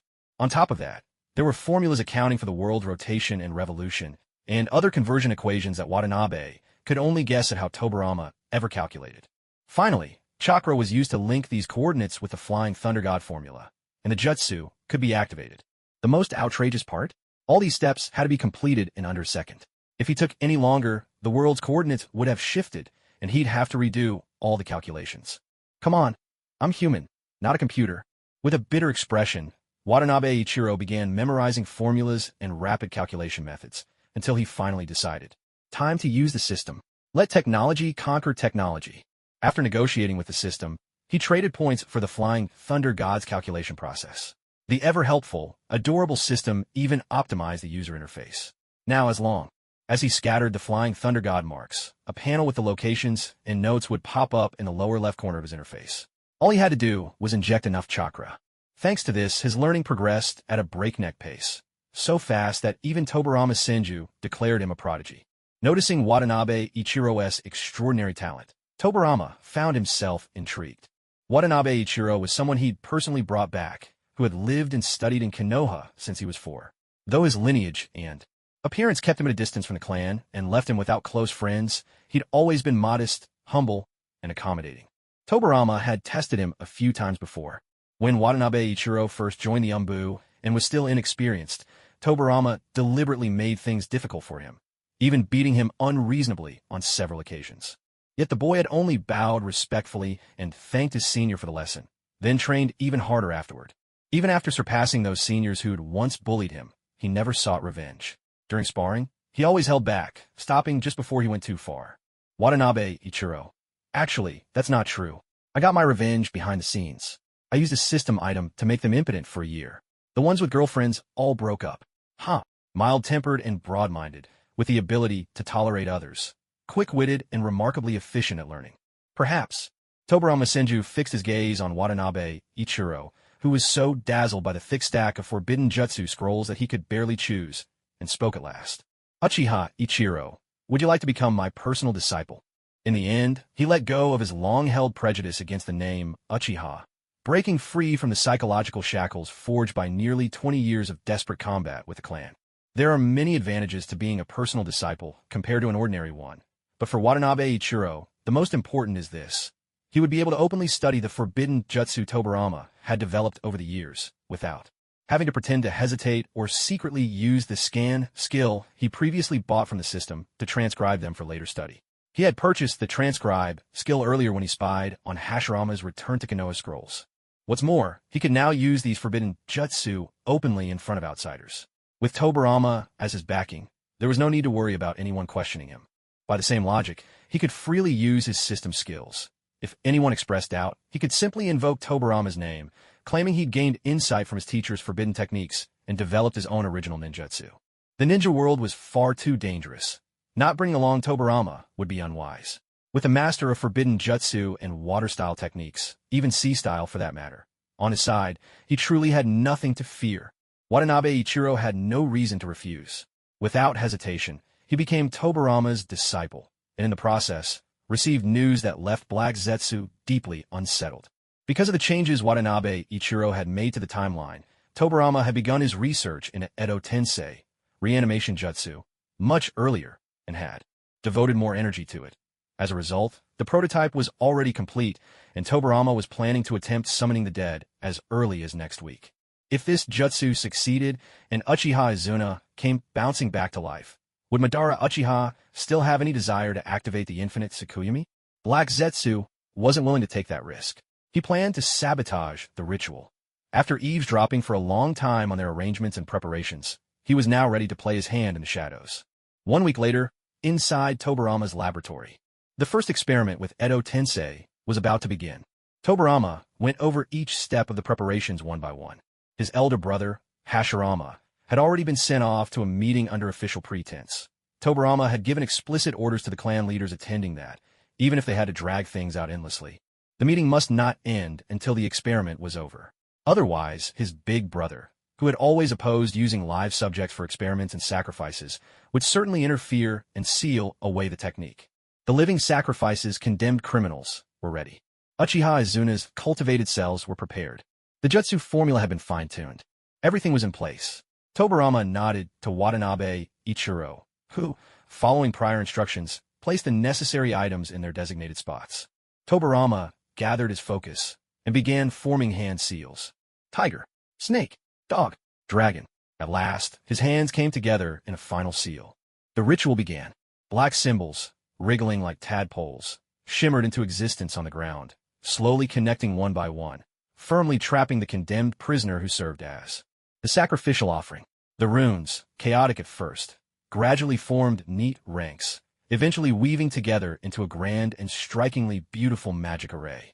Watanabe Ikaru watched from the side, silently sighing in his heart, convinced that this experiment was most likely doomed to fail. Outwardly, nothing seemed amiss, but on the system display, the symbol representing Black Zetsu perfectly overlapped with the array before him. There was no need to wonder. Black Zetsu was undoubtedly up to something underground. And sure enough, just as the creation from the underworld began to surface, the runes themselves started to tremble uncontrollably and slowly drew back. Tobarama Senju frowned deeply, his hands weaving through a series of jutsu, attempting to stabilize the runes. While Tobarama threw all his efforts into salvaging the situation, Black Zetsu made his move. It crept closer to Watanabe Ikaru, coming to a halt atop one of the runes where Ikaru had stood while helping place the offering. Then, though it was unclear what Black Zetsu had done, a corner of the rune suddenly vanished into thin air. It was obvious what would happen next. When Tobarama investigated the cause of the experiment's failure, he would certainly discover this spot. Recalling the positions everyone had stood, well, actually, there was no need to recall. This experiment was so crucial that Tobarama had sent everyone else away in advance, leaving only Ikaru to assist him. Among the two people present, one had sabotaged the experiment. If it wasn't Tobarama, then who could it be? Even the children at the Ninja Academy could guess the answer. Currently, under the guise of Uchiha Ikaru, he had neither the ability to track nor to investigate Black Zetsu, and could only endure being falsely accused, unable to defend himself. Well done, Black Zetsu, you crafty old fox. You pointed the finger at me, right under my nose?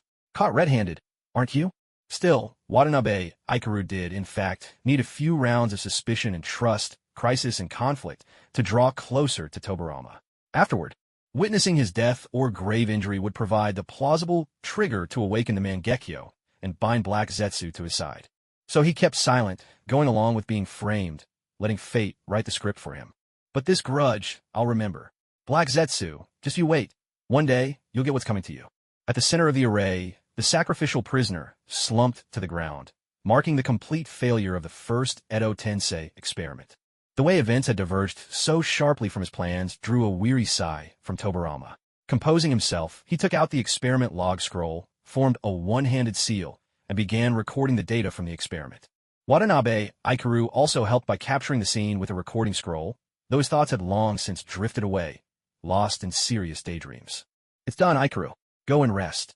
Tobarama, having finished up, pinched the bridge of his nose in exhaustion, finding consolation in small routines. It was only the first attempt, after all. Failure is to be expected. Watanabe Ikaru answered and left, jogging back to the training grounds. He handed his vest over to the system to let it idle, while he himself slipped out in spirit form to gather some intelligence. As anticipated, during this period, with Watanabe Ikaru diligently studying forbidden techniques under Tobarama Senju, there had been no new sightings of Black Zetsu. In the outside world, Uchiha Madara, searching alone, was limited in what he could achieve, and so returned to Konoha to enlist the help of the intelligence division. Hashirama Senju was overjoyed when he heard this news. He tossed aside his Hokage duties to Senju family's third-in-command, Senju Momoka, and hurried to the Uchiha compound, dragging Madara off to the casino for a little diversion. With no choice, Madara accompanied his old friend, brooding with his arms crossed and a fierce look in his eyes. To the unknowing, he might have seemed like he was here to cause trouble. At first, the casino patrons were tense as the first Hokage and Uchiha Madara stepped inside. But soon enough, the thrill of gambling took over, and no one paid the two any further mind. The atmosphere grew lively once again. The sound of betting, shouts, cheers, and the rattle of dice blended together, weaving a chaotic symphony. It was a bit jarring. Madara rubbed his ears. He'd spent so long tracking Black Zetsu in the wilderness, always accompanied by the quiet of nature, that he hadn't been this close to the noise of human society in ages. He frowned, his expression growing even fiercer, and people instinctively kept a 3-meter distance around him. Yet as he watched Hashirama, utterly immersed in the thrill of gambling, Madara's inner defenses softened a little more.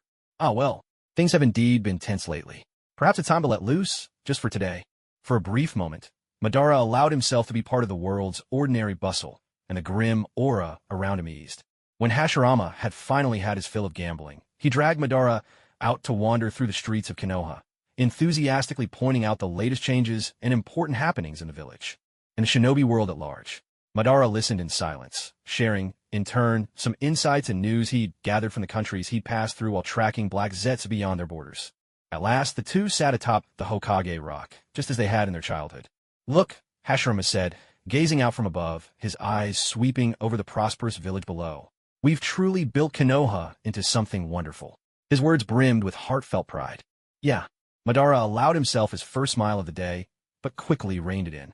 His thoughts drifted to his brother, Izuna. If Izuna were still alive, surely he too would have loved what Konoha had become.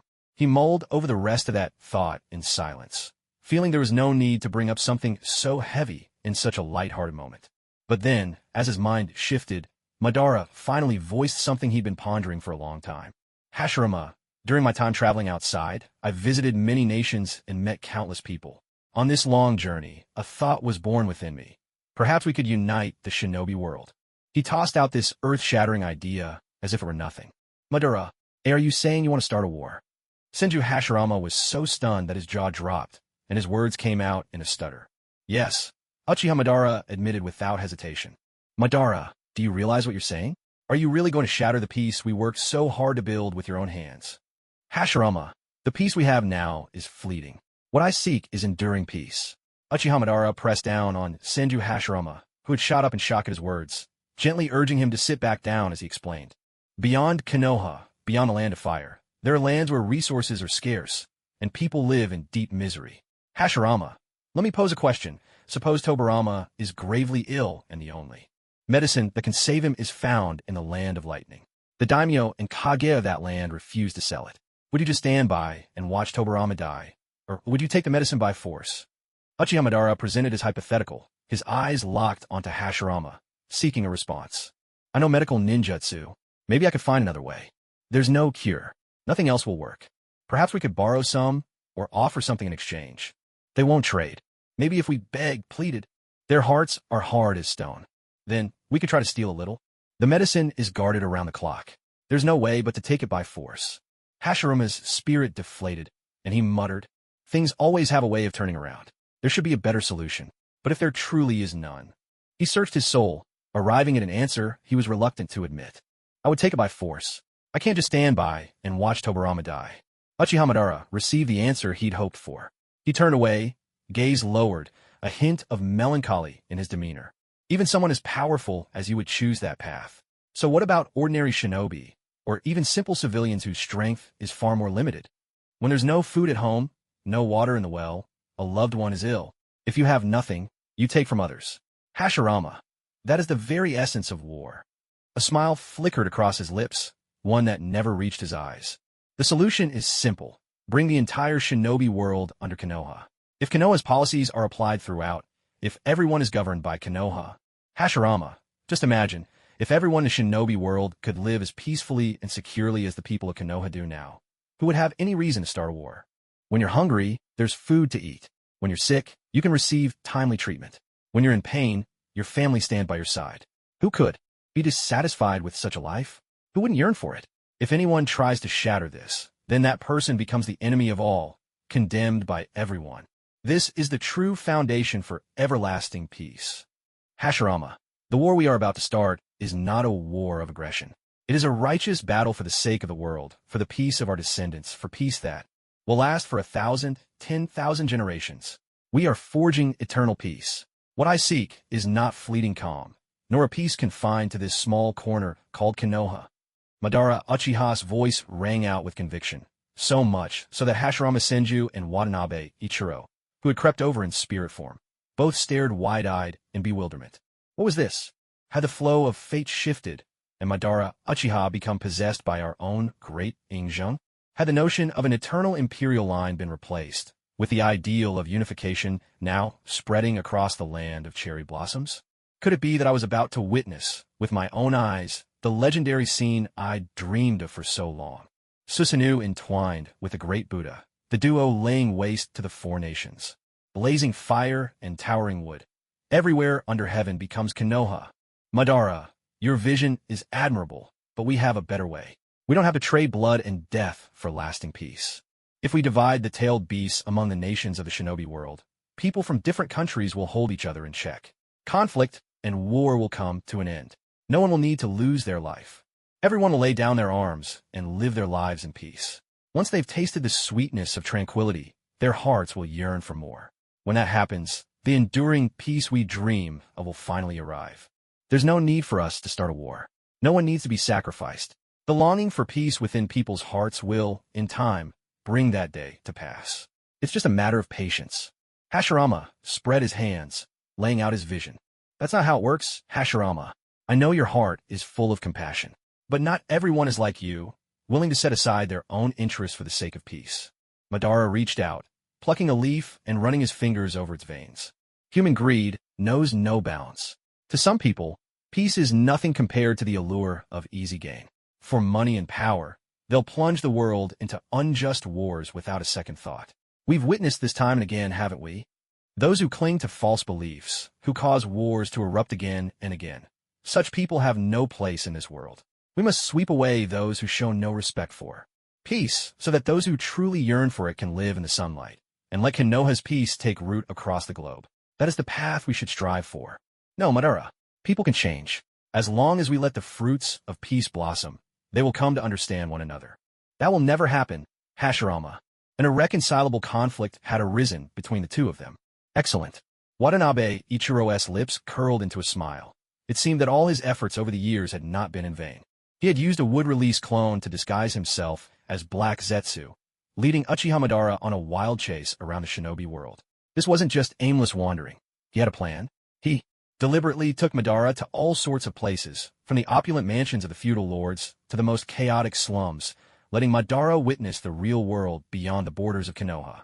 Watanabe, Ichiro never tried to directly influence Madara's thinking. He simply let him see the objective reality for himself. At the same time, he was eager to see how Madara would react after experiencing the vast spectrum of human life. And today, after careful consideration, Madara had finally spoken of his vision for a unified world. Watanabe Ichiro could not agree more. He would raise both hands and feet in support if he could. Konoha boasted two super warriors, Uchiha Madara and Senju Hashirama, each capable of destroying a nation on their own, and had Senju Tobirama, an outstanding strategist and scientist. So why bother negotiating and bowing to the other four great nations? Why not just storm their gates? Either they change their names to Konoha, or they become history. If it took 5 days to unify the shinobi world, that would already be considered slow. Watanabe Ichiro could not understand the faith and love and understanding that Senju Hashirama held so dearly.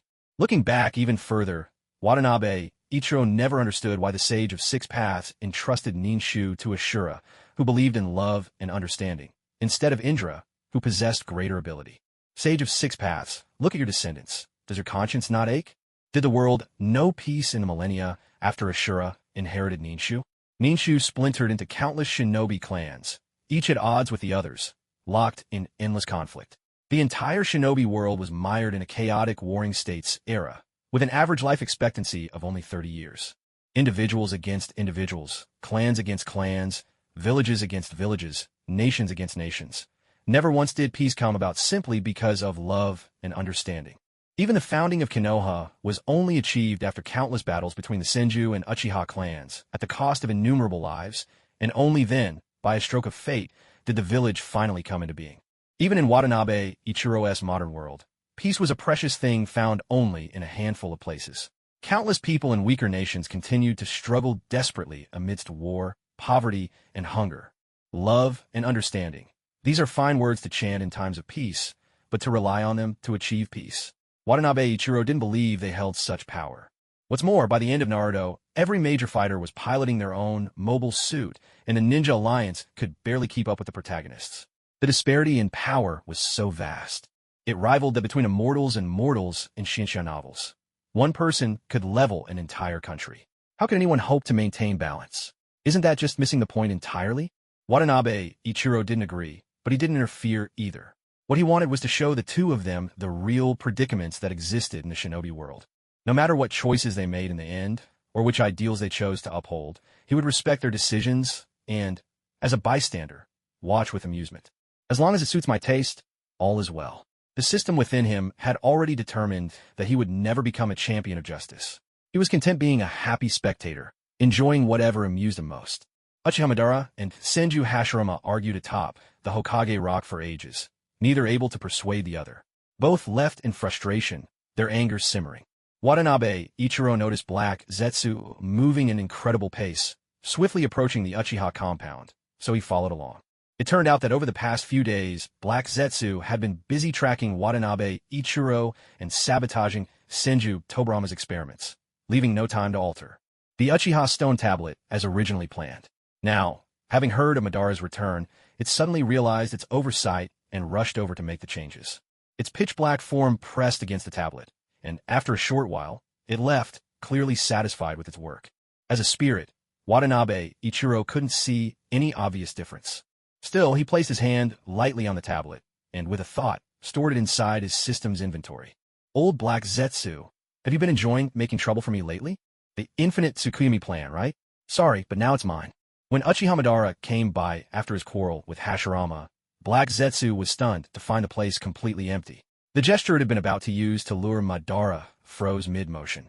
Madara, still fuming, strode past with long, determined steps, not even glancing at the spot, completely oblivious to what had transpired.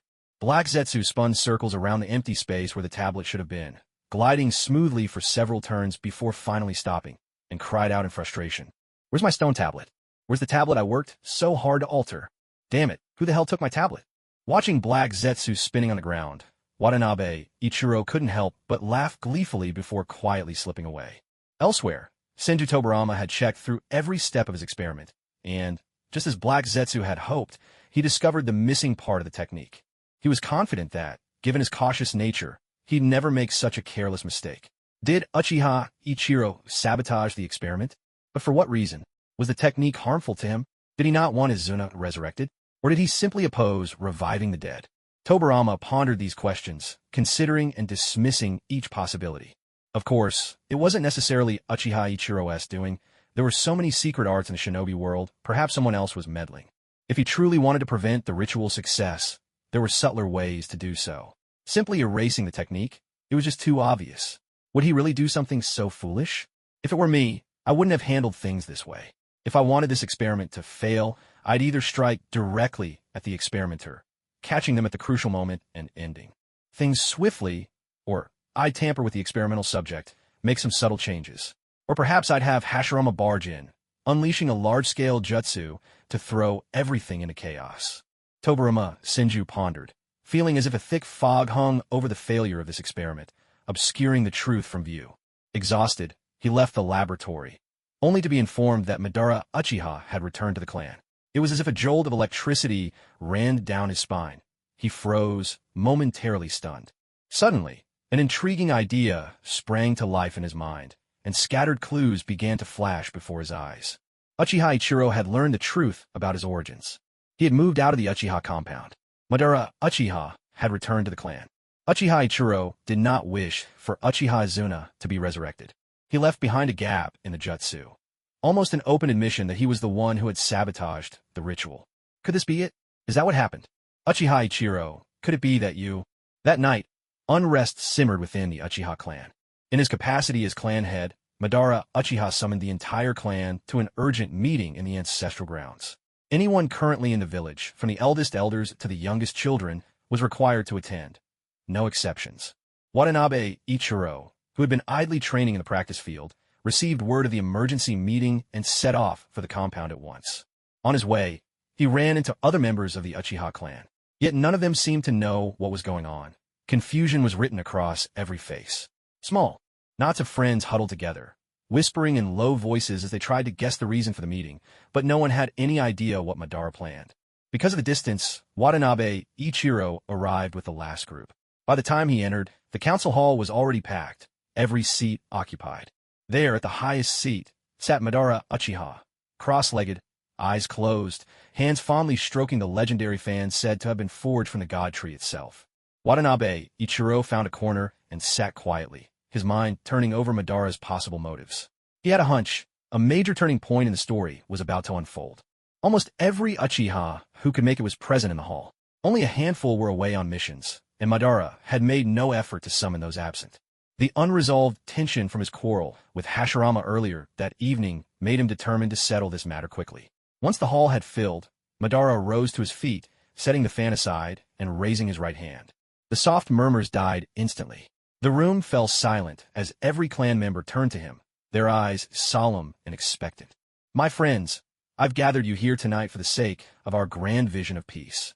His voice rang out slowly, sweeping across the assembly as he surveyed the faces before him. Watanabe Ikaru listened to this somewhat familiar opening, and his eyes instantly lit up. The guess in his heart had become reality. The very fabric of Konoha was about to change. Uchiha Madara was trying to rally his clan onto a path of armed unification of the ninja world. Sure enough, Madara's following words were not much different from what he'd said when discussing matters with Senju Hashirama. Watanabe Ikaru feigned a look of earnest attention, though his focus was actually on the clan members' reactions in the hall. The elder members, their brows deeply furrowed, wore expressions of clear resistance. Among the younger generation, responses varied. Some gazed forward with longing, faces full of hope. Some bowed their heads, seemingly deep in thought. Others gave a subtle shake, quietly signaling their disagreement. But overall, dissent clearly outweighed agreement. The Uchiha of this world were nothing like those in the original tale. To begin with, in this world the Uchiha had established relations with the Senju clan as equals. In the original story, however, the alliance was forged only after Uchiha Izuna's death, Madara's defeat, and the Uchiha surrender. A vastly different situation, which naturally led to different shares of power and benefits. The most striking example lay in the fact that here, Hashirama could push Madara to the seat of the first Hokage. Yet in the original, even with Hashirama's willingness to yield, he could not convince the people. After all, who among the Senju would willingly accept their defeated foe, Madara, as their leader? Such a choice would only intensify the conflict between the Senju and Uchiha, making the alliance meaningless. Furthermore, a series of early village policies, such as encouraging intermarriage, had turned Uchiha men and women of marrying age into the most sought-after matches in the village. Love letters and marriage proposals practically stuffed every crack in the Uchiha doorways. The Uchiha status now even subtly surpassed that of the Senju. Who wouldn't wish for their descendants to have a chance at awakening the Sharingan? So, in Konoha, almost every Uchiha enjoyed respect, admiration, and goodwill. Now, to ask them to abandon all they have and go wage war on foreign lands. Such an idea could only appeal to those in the throes of youthful fantasy, dreaming of greatness, or those addicted to the thrill of battle. Madara's own power had blinded him, leaving him utterly oblivious to the needs of the clan's people who lacked his strength. In the past, with Izuna at his side, Madara still had a channel for communication with the clan. But now, with Izuna gone, he was completely cut off from his people. When Madara finally fell silent, the entire hall was engulfed in quiet. The eldest clan elder, supported by others, shakily rose to his feet. Clan leader, peace has been hard won. The Uchiha need time to rest and recover.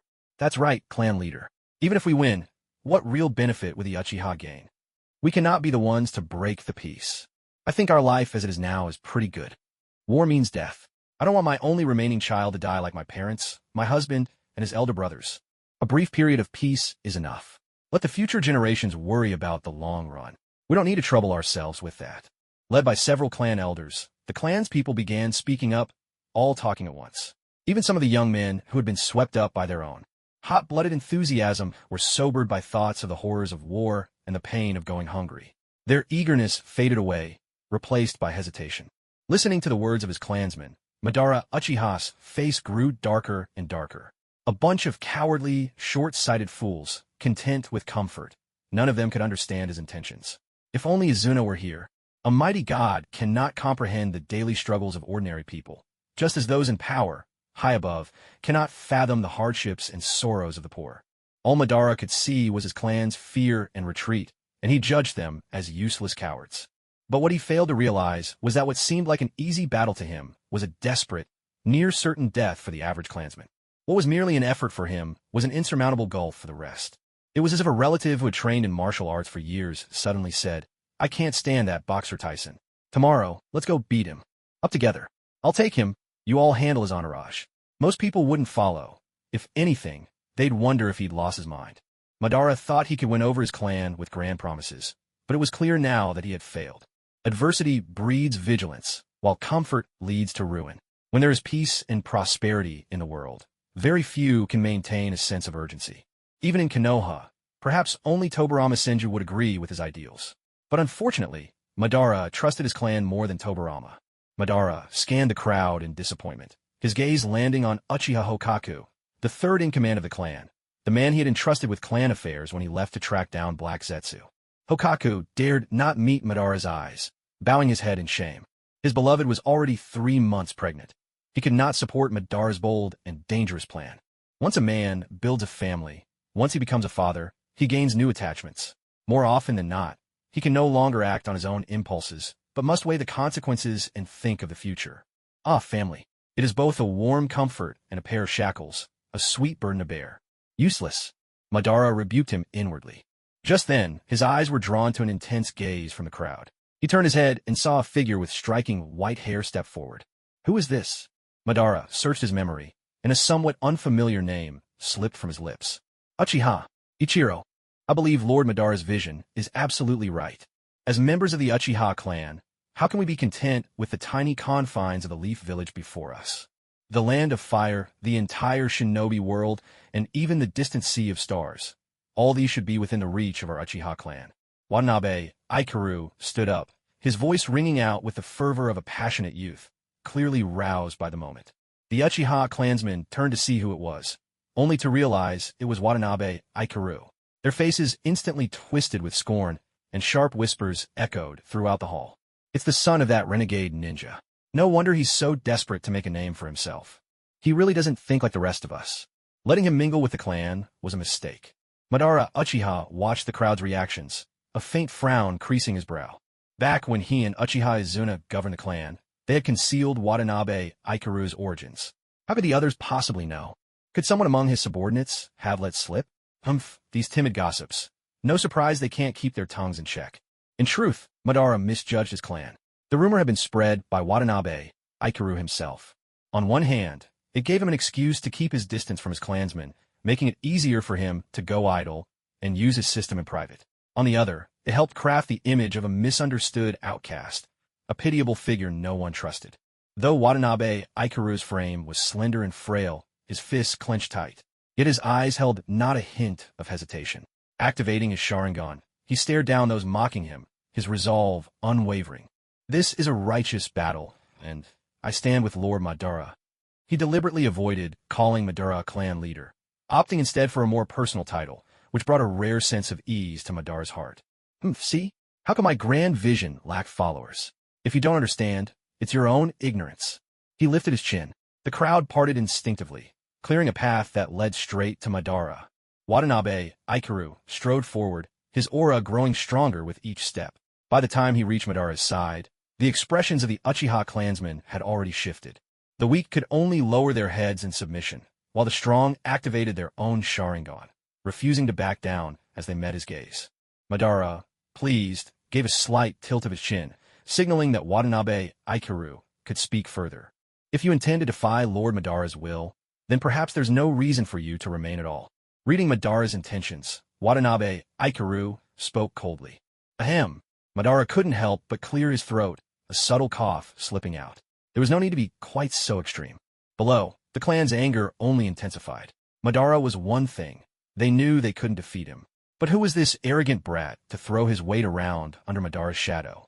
Lord Madara, those who go against your will have already lost the pride of being Uchiha. Should we not deal with them? Enough, let's go. Madara Uchiha interrupted his rebellious thoughts. Although his clansmen didn't share his ideals, they were still bound by blood. These were the people Izuna had entrusted him to protect. There was no need to slaughter them all. Turning away, he prepared to leave Konoha, bringing with him the only younger clan member who had inherited his vision. Madara already had a plan. First, leave Konoha, then strike at the great nations, crush their armies and daimyo estates, and force them to seek Hashirama's help and bow down to Konoha. I'll be the villain, letting all the world's hatred focus on me. That way, Hashirama can step forward with honor, taking over the shinobi world with love and understanding. And the clan? Summer insects cannot comprehend ice. Let these fools, lost in their pleasures, wallow in decay and regret their failure to follow me and achieve greatness. Sir, where are we going? Are we about to blow up the Hokage's office? Or are we going to take down Hashirama Senju and reclaim the title of Hokage? I get it. You're going to rally the nations as Hokage, sweep across the land, and unify the world. There'll be no more daimyo, no more borders. The Hokage will be the only shadow in the shinobi world, and the name Uchiha will echo through the ages. Watanabe Ikaru, playing the part of an overzealous Uchiha youth drunk on passion, chattered noisily at Madara's side.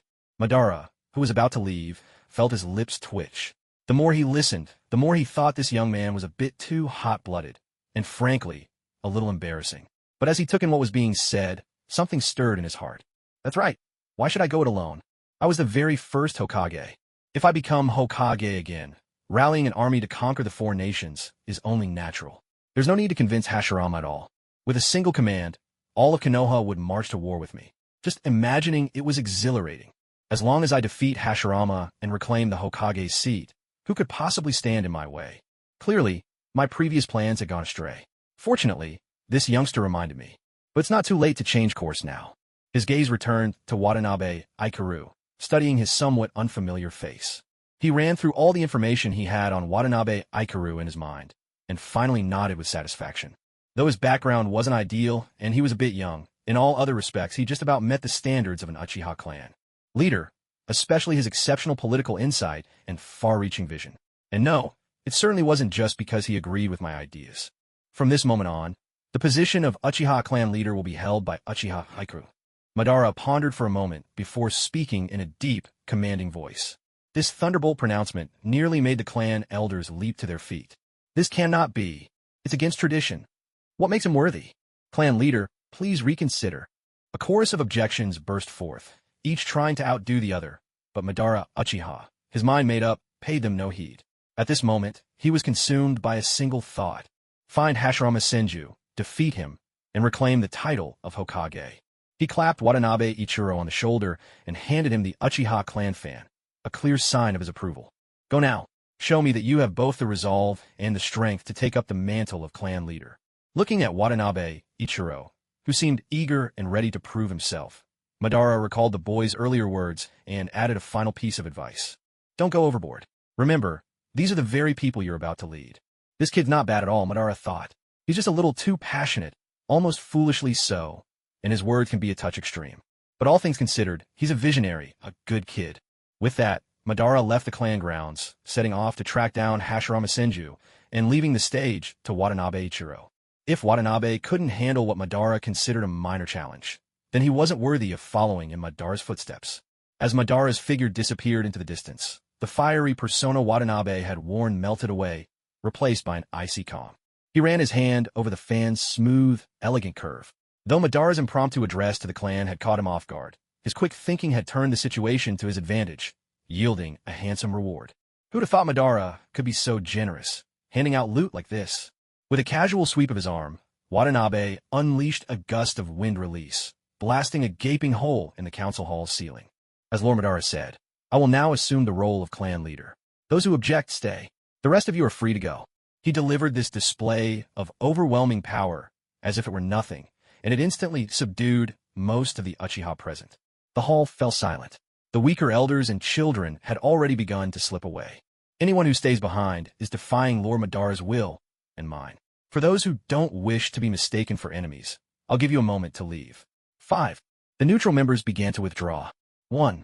Well, where did your 4-3-2 go? The clansfolk, eager to avoid getting caught in a civil war, rushed to leave. Some even clambered through the hole Watanabe had just blasted in the ceiling, making one wonder if he'd made that exit with this very scenario in mind. Watanabe, feigning a joking air as he watched the remaining few, flashed them a genial smile. All around him, pairs of eyes glowed ominously red as they met his steady gaze. Magnificent, so many Sharingan. If Shimura Danzo could see this, he'd probably be drooling with envy. Watanabe raised the clan fan he'd just received. Perfect. Let's see how you fare as my sparring partners. That night, the former tranquility of Konoha was shattered. The roar of battle echoed on every side. The two figures locked in combat moved further and further away from the village as they fought, clearly unwilling to drag Konoha into their battle. After a long absence, Tobirama Senju once again donned his armor from the Warring States era. The water-blue plating gleamed with a sharp, cold light under the moon as he stood before the Hokage's office, issuing orders with calm precision.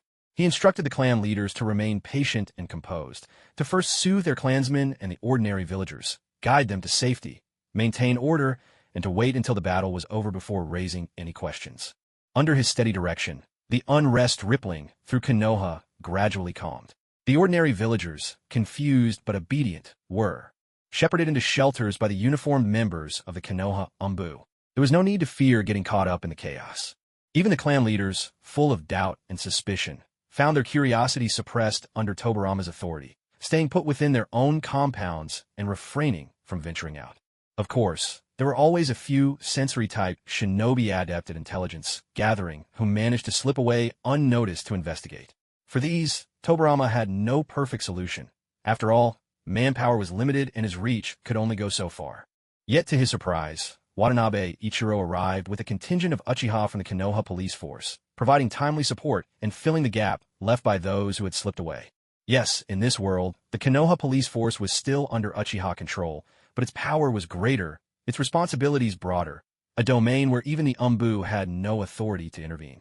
After ordering his clansmen to follow Tobirama's command, Watanabe Ichiro stood at Tobirama's side, streaked with fresh blood, his expression calm and unbothered by the scent of battle that clung to him. Congratulations, Ichiro-kun. You've finally achieved your wish, Tobirama said suddenly. What do you mean by that? And please, just call me Ichiro like you always do. Ichiro-kun sounds far too strange, Ichiro replied, bewildered by Tobirama's unexpected words. Why congratulate me on getting what I want? And aren't you going to ask where all this blood came from? Or question me about the failure of the previous Edo Tensei experiment? I was all set to put on a wounded, misunderstood act, practiced my betrayed and heartbroken expression several times already, just in case. But Tobarama seemed unconcerned, his gaze fixed on the distant battlefield as he organized his thoughts. If that's what you prefer, very well, Ichiro, he said. I admit, you truly are different from the other Uchiha, worthy of carrying the blood of the Senju. Never before have I so wished your name was Senju Ichiro.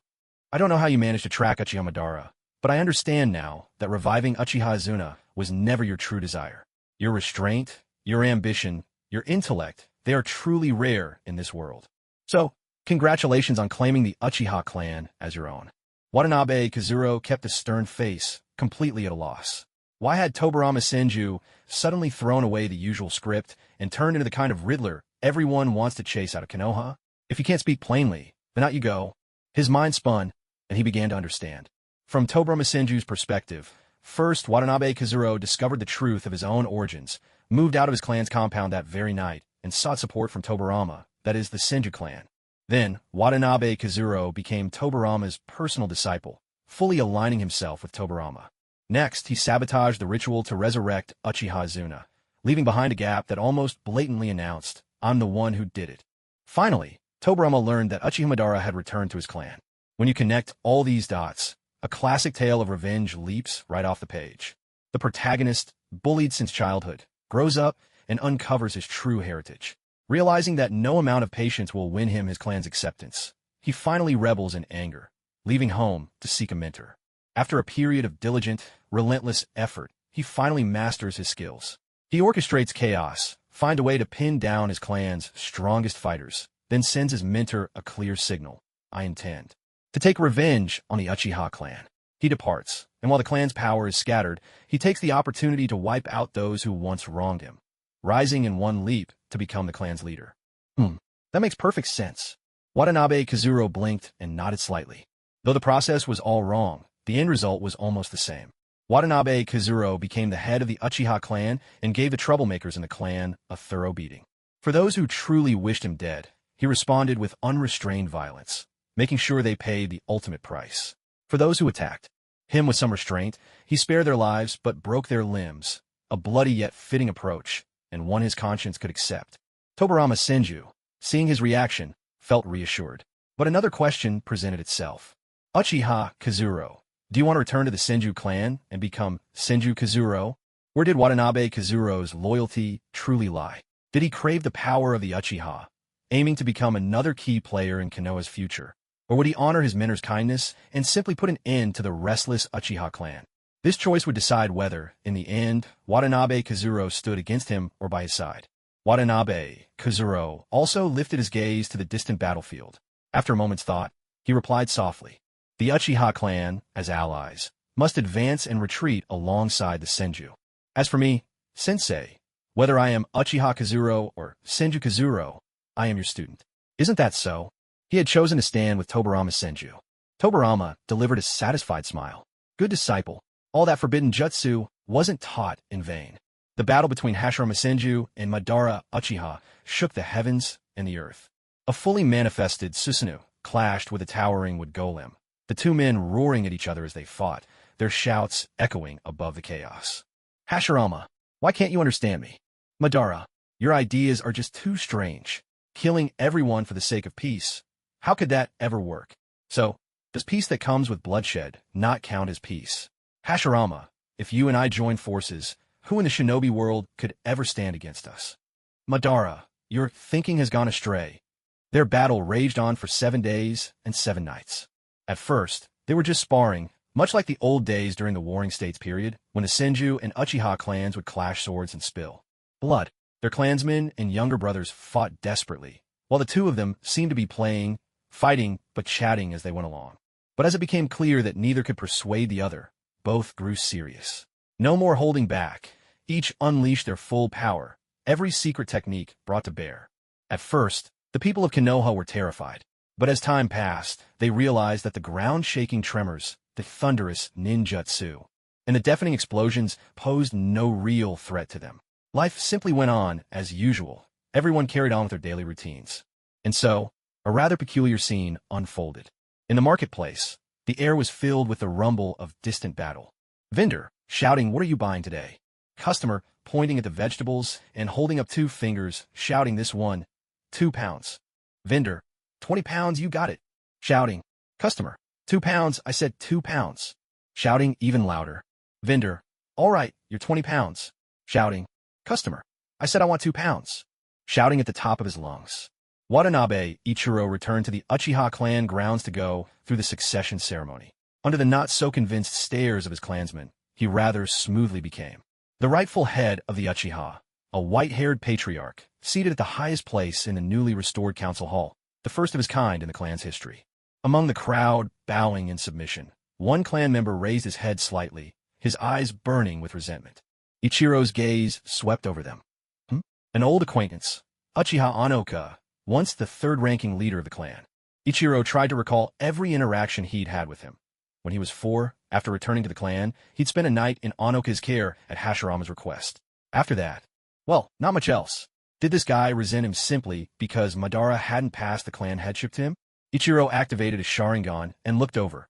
Anoka immediately lowered his head, avoiding his gaze. Finding this rather amusing, Ichiro stood and lightly tapped the Uchiha clan fan in his hand, then gestured to the seats before him. "Ladies and gentlemen, I know many of you aren't satisfied with me as clan leader. So let me say this. Any Uchiha, if you can defeat me fair and square, the position of clan leader is yours to take, anytime you wish. But those sneaky little tricks played behind people's backs, let's not embarrass ourselves with that. I believe that our generation of the Uchiha still has its own sense of honor, doesn't it? So, my clansmen, strive to grow stronger and let me see the depth of your spirit. I'm truly looking forward to the day when someone can defeat me fair and square. Then lead the Uchiha clan to an even brighter future. Make the Uchiha greater than ever." His words brought a measure of reassurance to the clan members. They weren't blind. The conditions Watanabe Ikaru grew up in were well known among them. From childhood, he had lived in a remote corner of the clan's territory, shunned and subjected to silent hostility. Although the clan head at the time kept things under control and no one openly mocked him, putting themselves in his shoes, they couldn't say they feel any sense of belonging to the Uchiha if they'd grown up like that, let alone have the will to lead the clan to new heights. It would be understandable if resentment and bitterness led someone in his position to extremes, even to the point of wanting to wipe out the clan entirely. A man with hidden grudges and great power. If such a person became clan leader, how could ordinary clansmen ever feel at ease? They couldn't help but imagine cold shivers down their necks at night, sleeping with one eye open, always on guard. Otherwise, if they let down their guard, who knew if they'd make it through the night?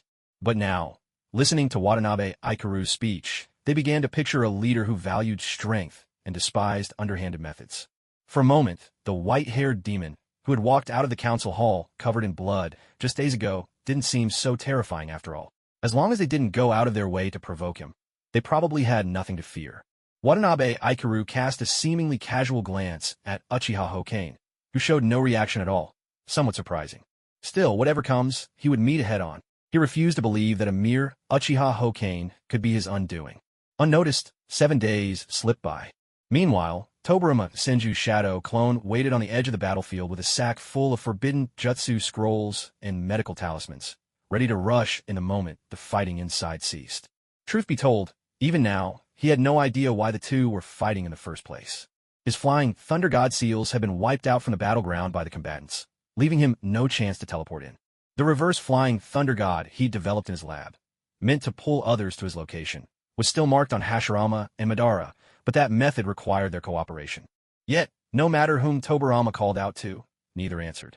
The two were locked in combat, completely lost in their own battle. Tobirama was left speechless and deeply anxious. Yet with his own strength, he had no way to intervene in their conflict.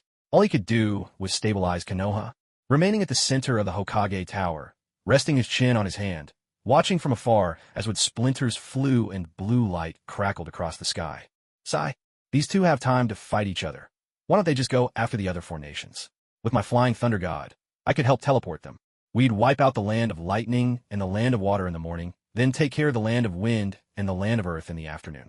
Once that's done, the whole shinobi world would belong to Konoha. Wouldn't that be great? Haha, but it's a pity my big brother's too soft-hearted for that. He'd even lecture me if I used prisoners for a little experiment. Wait a second. Tobarama Senju suddenly realized something he'd overlooked. Hashirama Senju and Madara Uchiha had been close since childhood. What could possibly cause such an irreconcilable conflict between them? On a personal level, if Madara were a woman, my brother would have married her by now. There's no way it's about personal feelings. Could it be an issue of conflicting interests, something to do with Konoha? That seems likely. Economically, both of them are hopeless. They can barely count, let alone have disputes over money. That can't be it. Politically, there haven't been any major shifts among the shinobi nations lately. Education, medical care.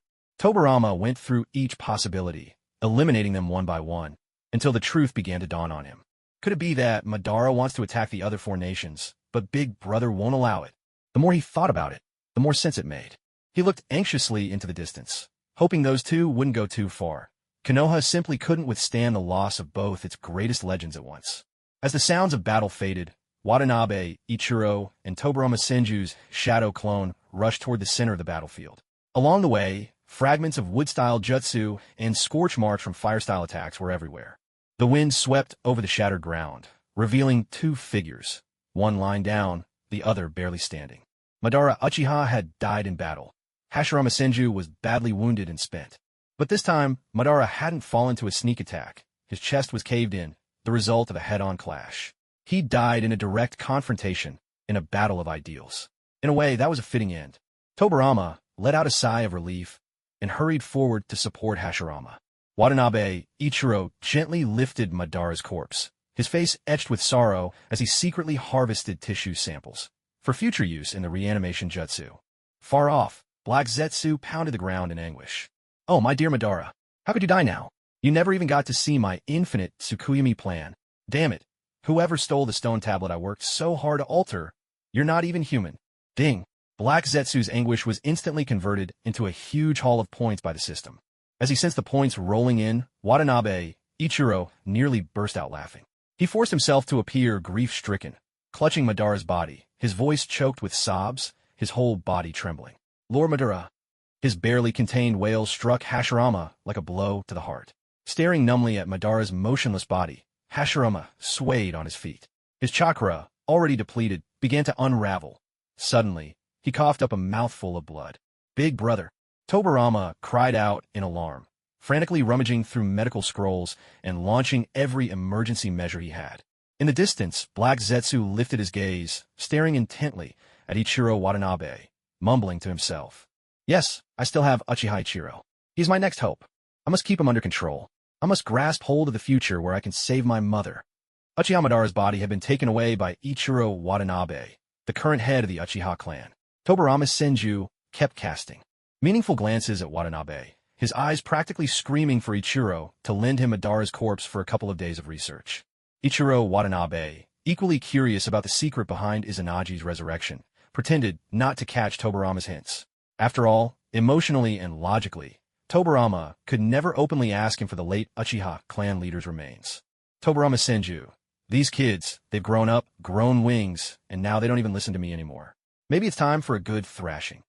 Ichiro Watanabe didn't know exactly when Uchiha Madara would be reborn, so he simply placed Madara's body in his former residence and watched over it with a wood clone.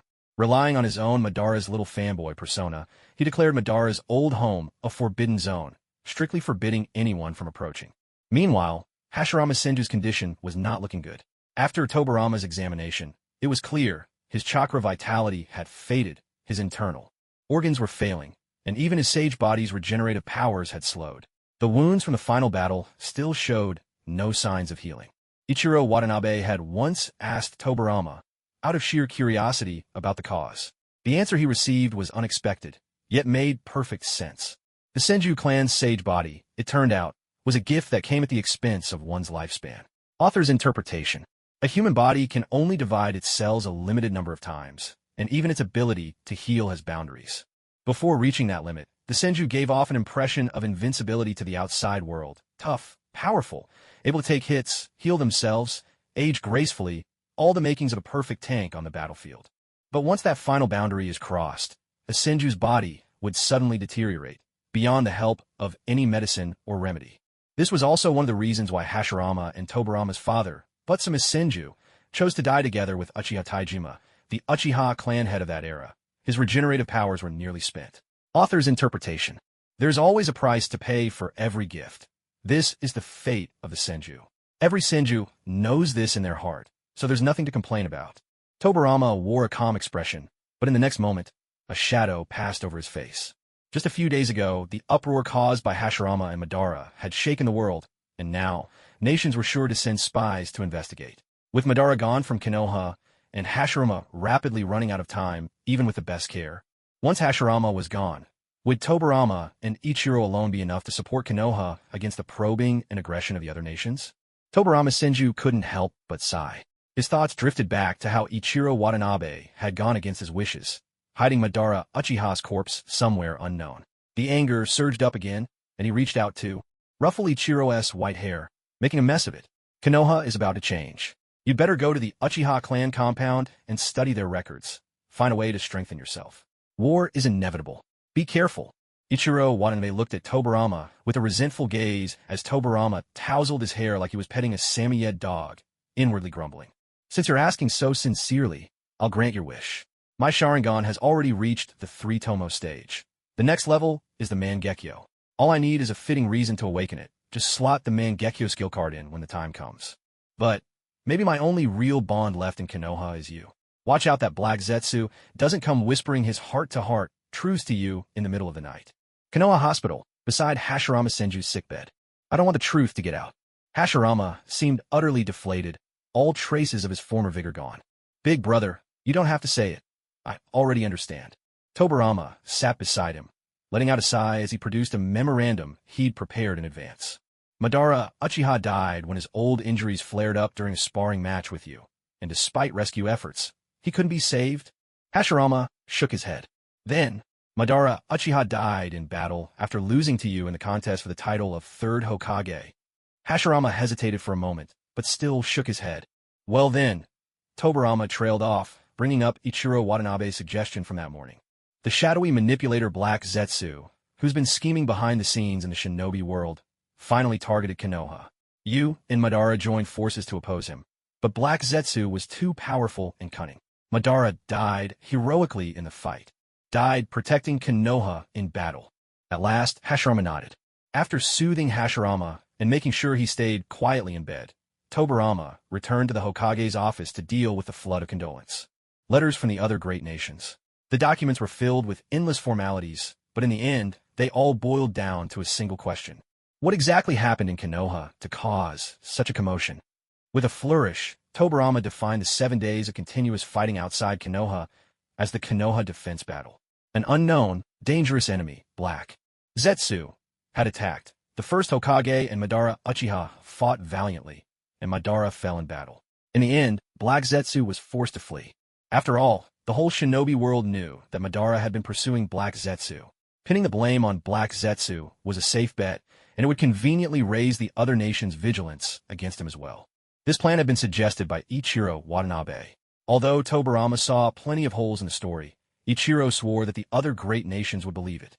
The young man's earnest confidence, along with his reputation for never making reckless promises, managed to convince Tobarama. Besides, he really didn't have a better solution. With the death of Hashirama Senju, war was bound to follow in its wake. What the Hidden Leaf needed most right now was time. Time for the next generation of children to grow into formidable warriors, and time to refine the Edo Tensei technique, which was still far from perfect. No matter the reason, no matter the means, the village had to do whatever it took to buy precious time for Konoha's development.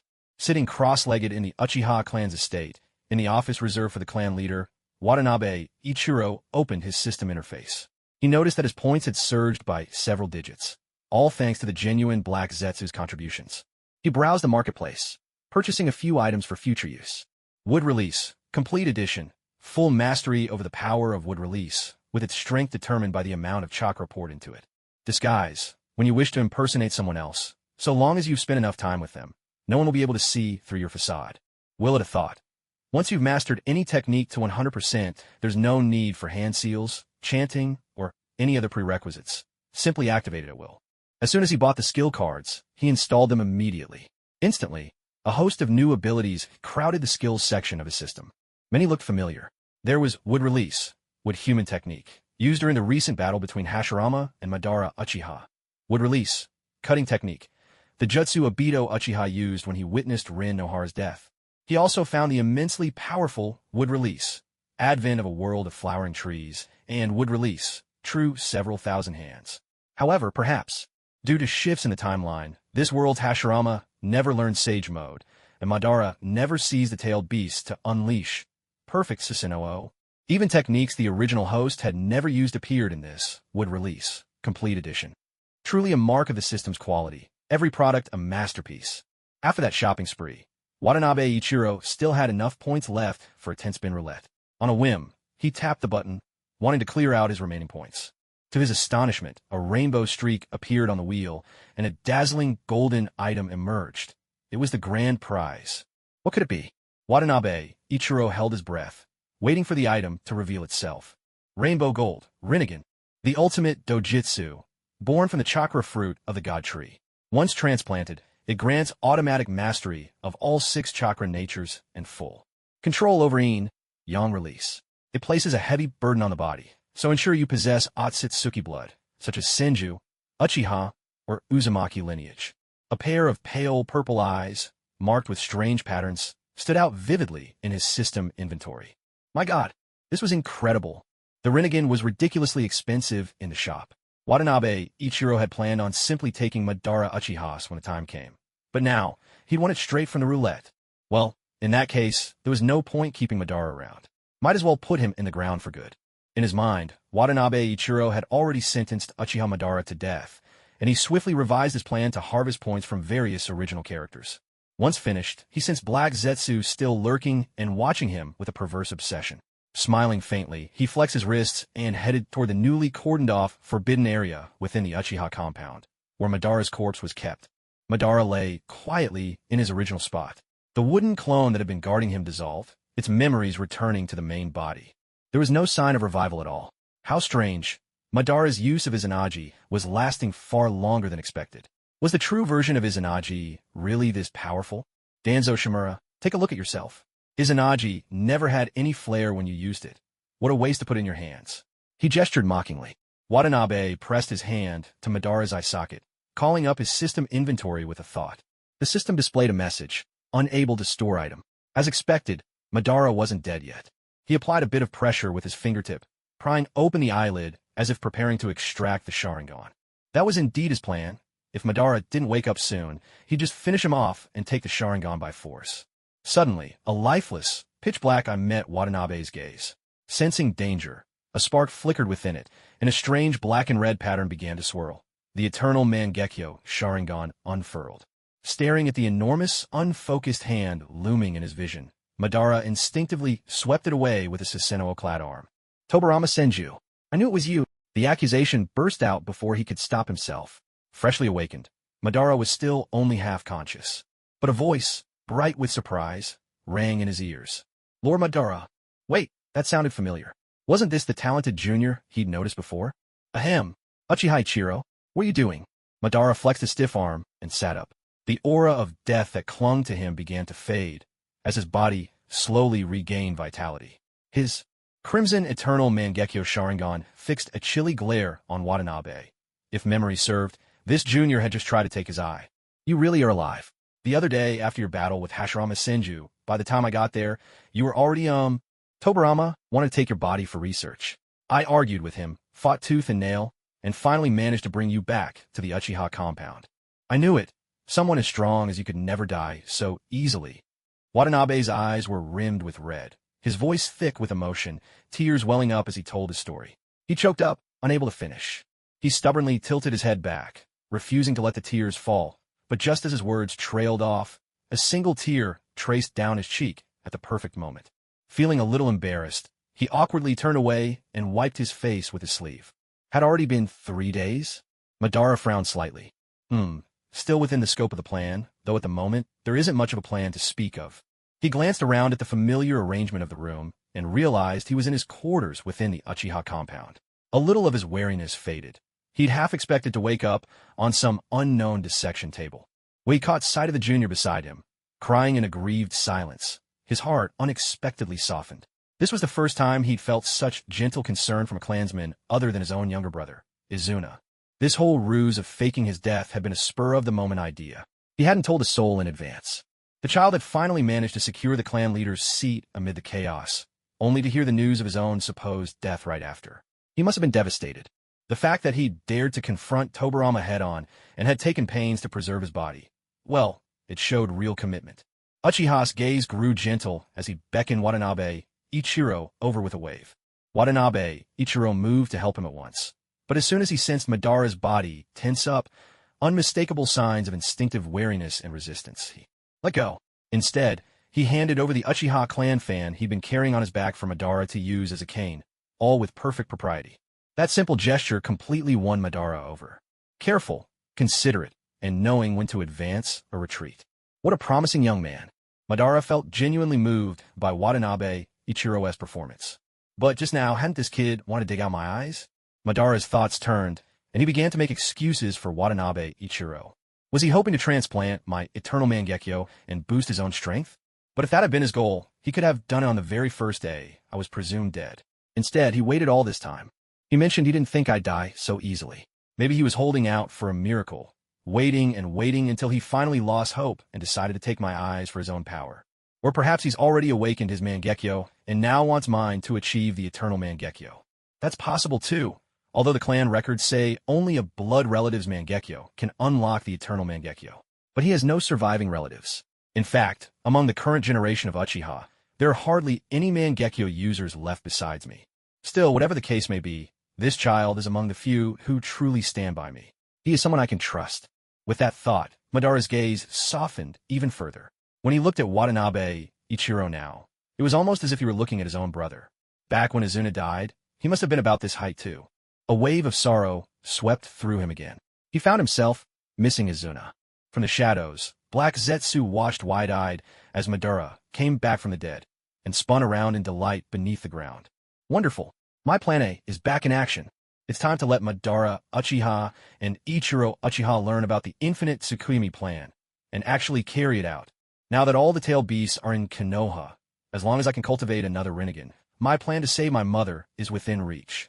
He thrilled at the visions of the future when suddenly the sound of flesh being torn apart reached his ears. A blood-soaked hand burst through Madara Uchiha's chest, clutching a still-beating heart that throbbed weakly in its palm. The owner of the hand was none other than Ichiro Watanabe. Seizing the moment when Madara, caught off guard, let his guard down, Ichiro struck from behind. To ensure Madara couldn't form the hand signs for Izanagi again, Ichiro had deliberately passed the Uchiha fan a bit further away, just before, making Madara's right hand stray farther from his own body as he leaned on it, leaving him no time to react. Why? It shouldn't have ended like this. Madara's eyes widened in utter disbelief. I'm sorry, but the Madara Uchiha who stands mighty before all is the only one I recognize as Lord Madara in my heart. But you, so feeble, defeated by Hashirama's hand, I cannot accept you. Please, go and meet your brother Izuna in the afterlife.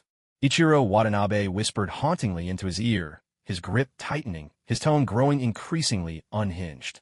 You, Madara Uchiha, found himself speechless as the last spark of life faded from his body. Black Zetsu flew into a frenzy, his shadowy form darting through the earth, but it was all too late. Madara's heart was shattered, and this legendary warrior had bowed to death. No. Why? Ichiro Uchiha, why did you kill him? My plan A is ruined again. Arg, I just can't understand these youngsters anymore. Black Zetsu raged helplessly, ranting in his mind. Otsutsuki curses. The points tally raced upward, a vivid display of Black Zetsu's extraordinary turmoil. But just as quickly, the increase stopped. That old fox adjusted his mindset in no time. Was he really back to normal already? Impressive mental resilience. Still, I wonder, what if I slit my own throat right now? How would Black Zetsu handle it? Would he finally snap? The thought amused him, but he decided against it. This disguise could still be useful. He drew his hand back, warm blood sticky on his skin. The heart would make a fine material for Edo Tensei. He was tempted to collect it, yet with Black Zetsu still watching him, how could he stash the prize unnoticed?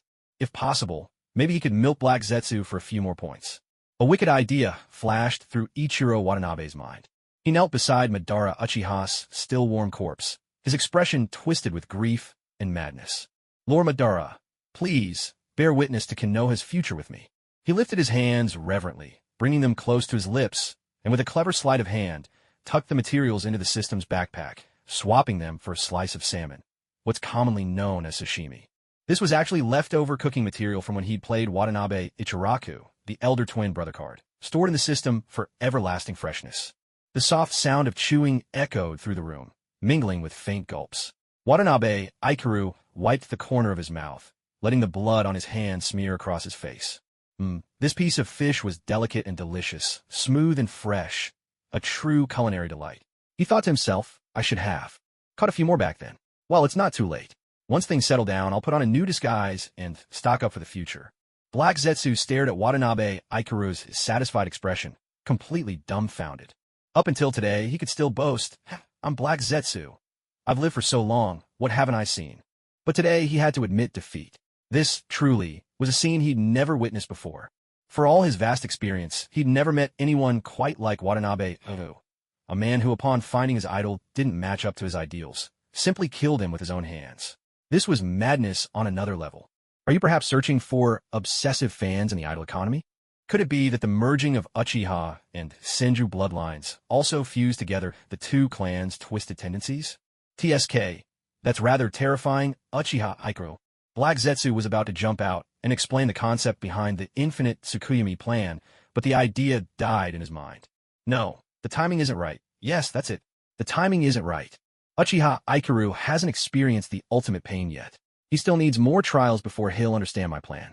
Black Zetsu shrank back, his restless form blending once more into the shadows, while points in the system shot up like rockets. Watanabe Ikaru was amused.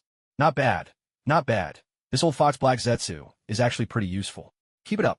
In the days that followed, the surface of Konoha remained calm, but beneath that calm, hidden currents surged. On the Uchiha side, Ikaru's iron-fisted rule kept things mostly stable, but one incident caught him off guard. Uchiha Onoka challenged him for the position of clan head.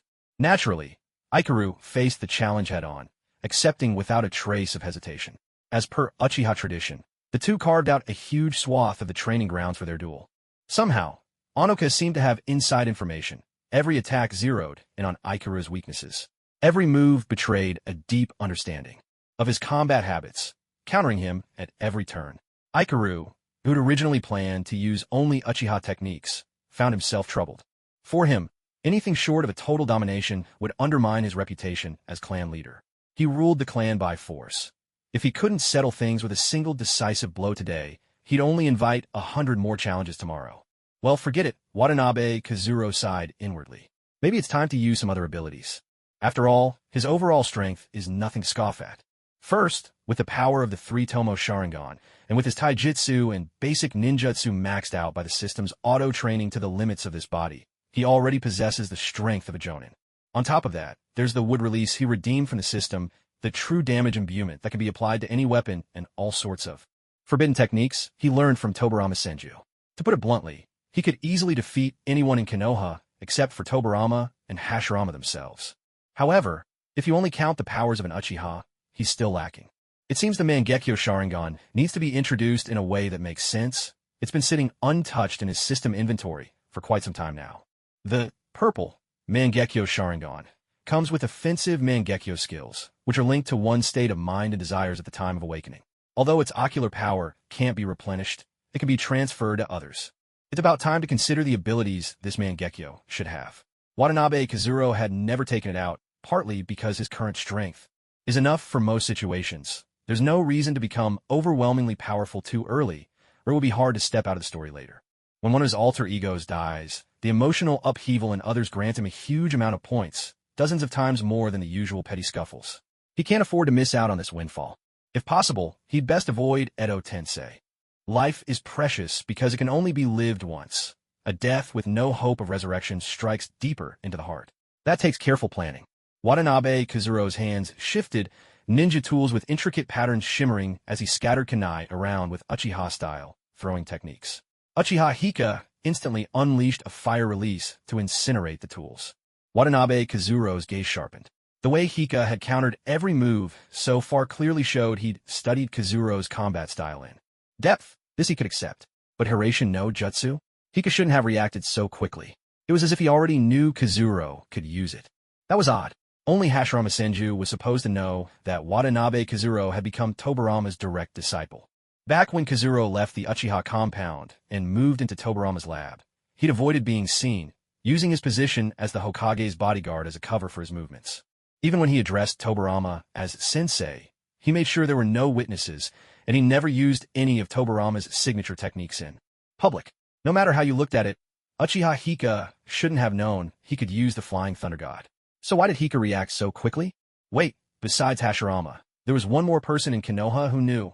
Black Zetsu. If it was him, everything suddenly made sense. Black Zetsu follows me day in and day out, so he knows everything about me, every scrap of information. It makes perfect sense that he would be the one leaking these secrets. Watanabe Aikaru considered this while keeping his hands busy. As Uchiha Hoka diligently destroyed the ninja tools on the field, Aikaru used the Flying Thunder God mark he'd slapped on a Hoka's coat during close combat to instantly narrow the distance. He followed up with a fire-style jutsu straight out of the Hokage's playbook, a grand fireball that wouldn't quit, and finished the fight in a matter of moments. The clan medic took the badly burned Uchiha Hoka away for treatment. As Aikaru turned around, he met Hoka's resentful glare, just as he'd expected.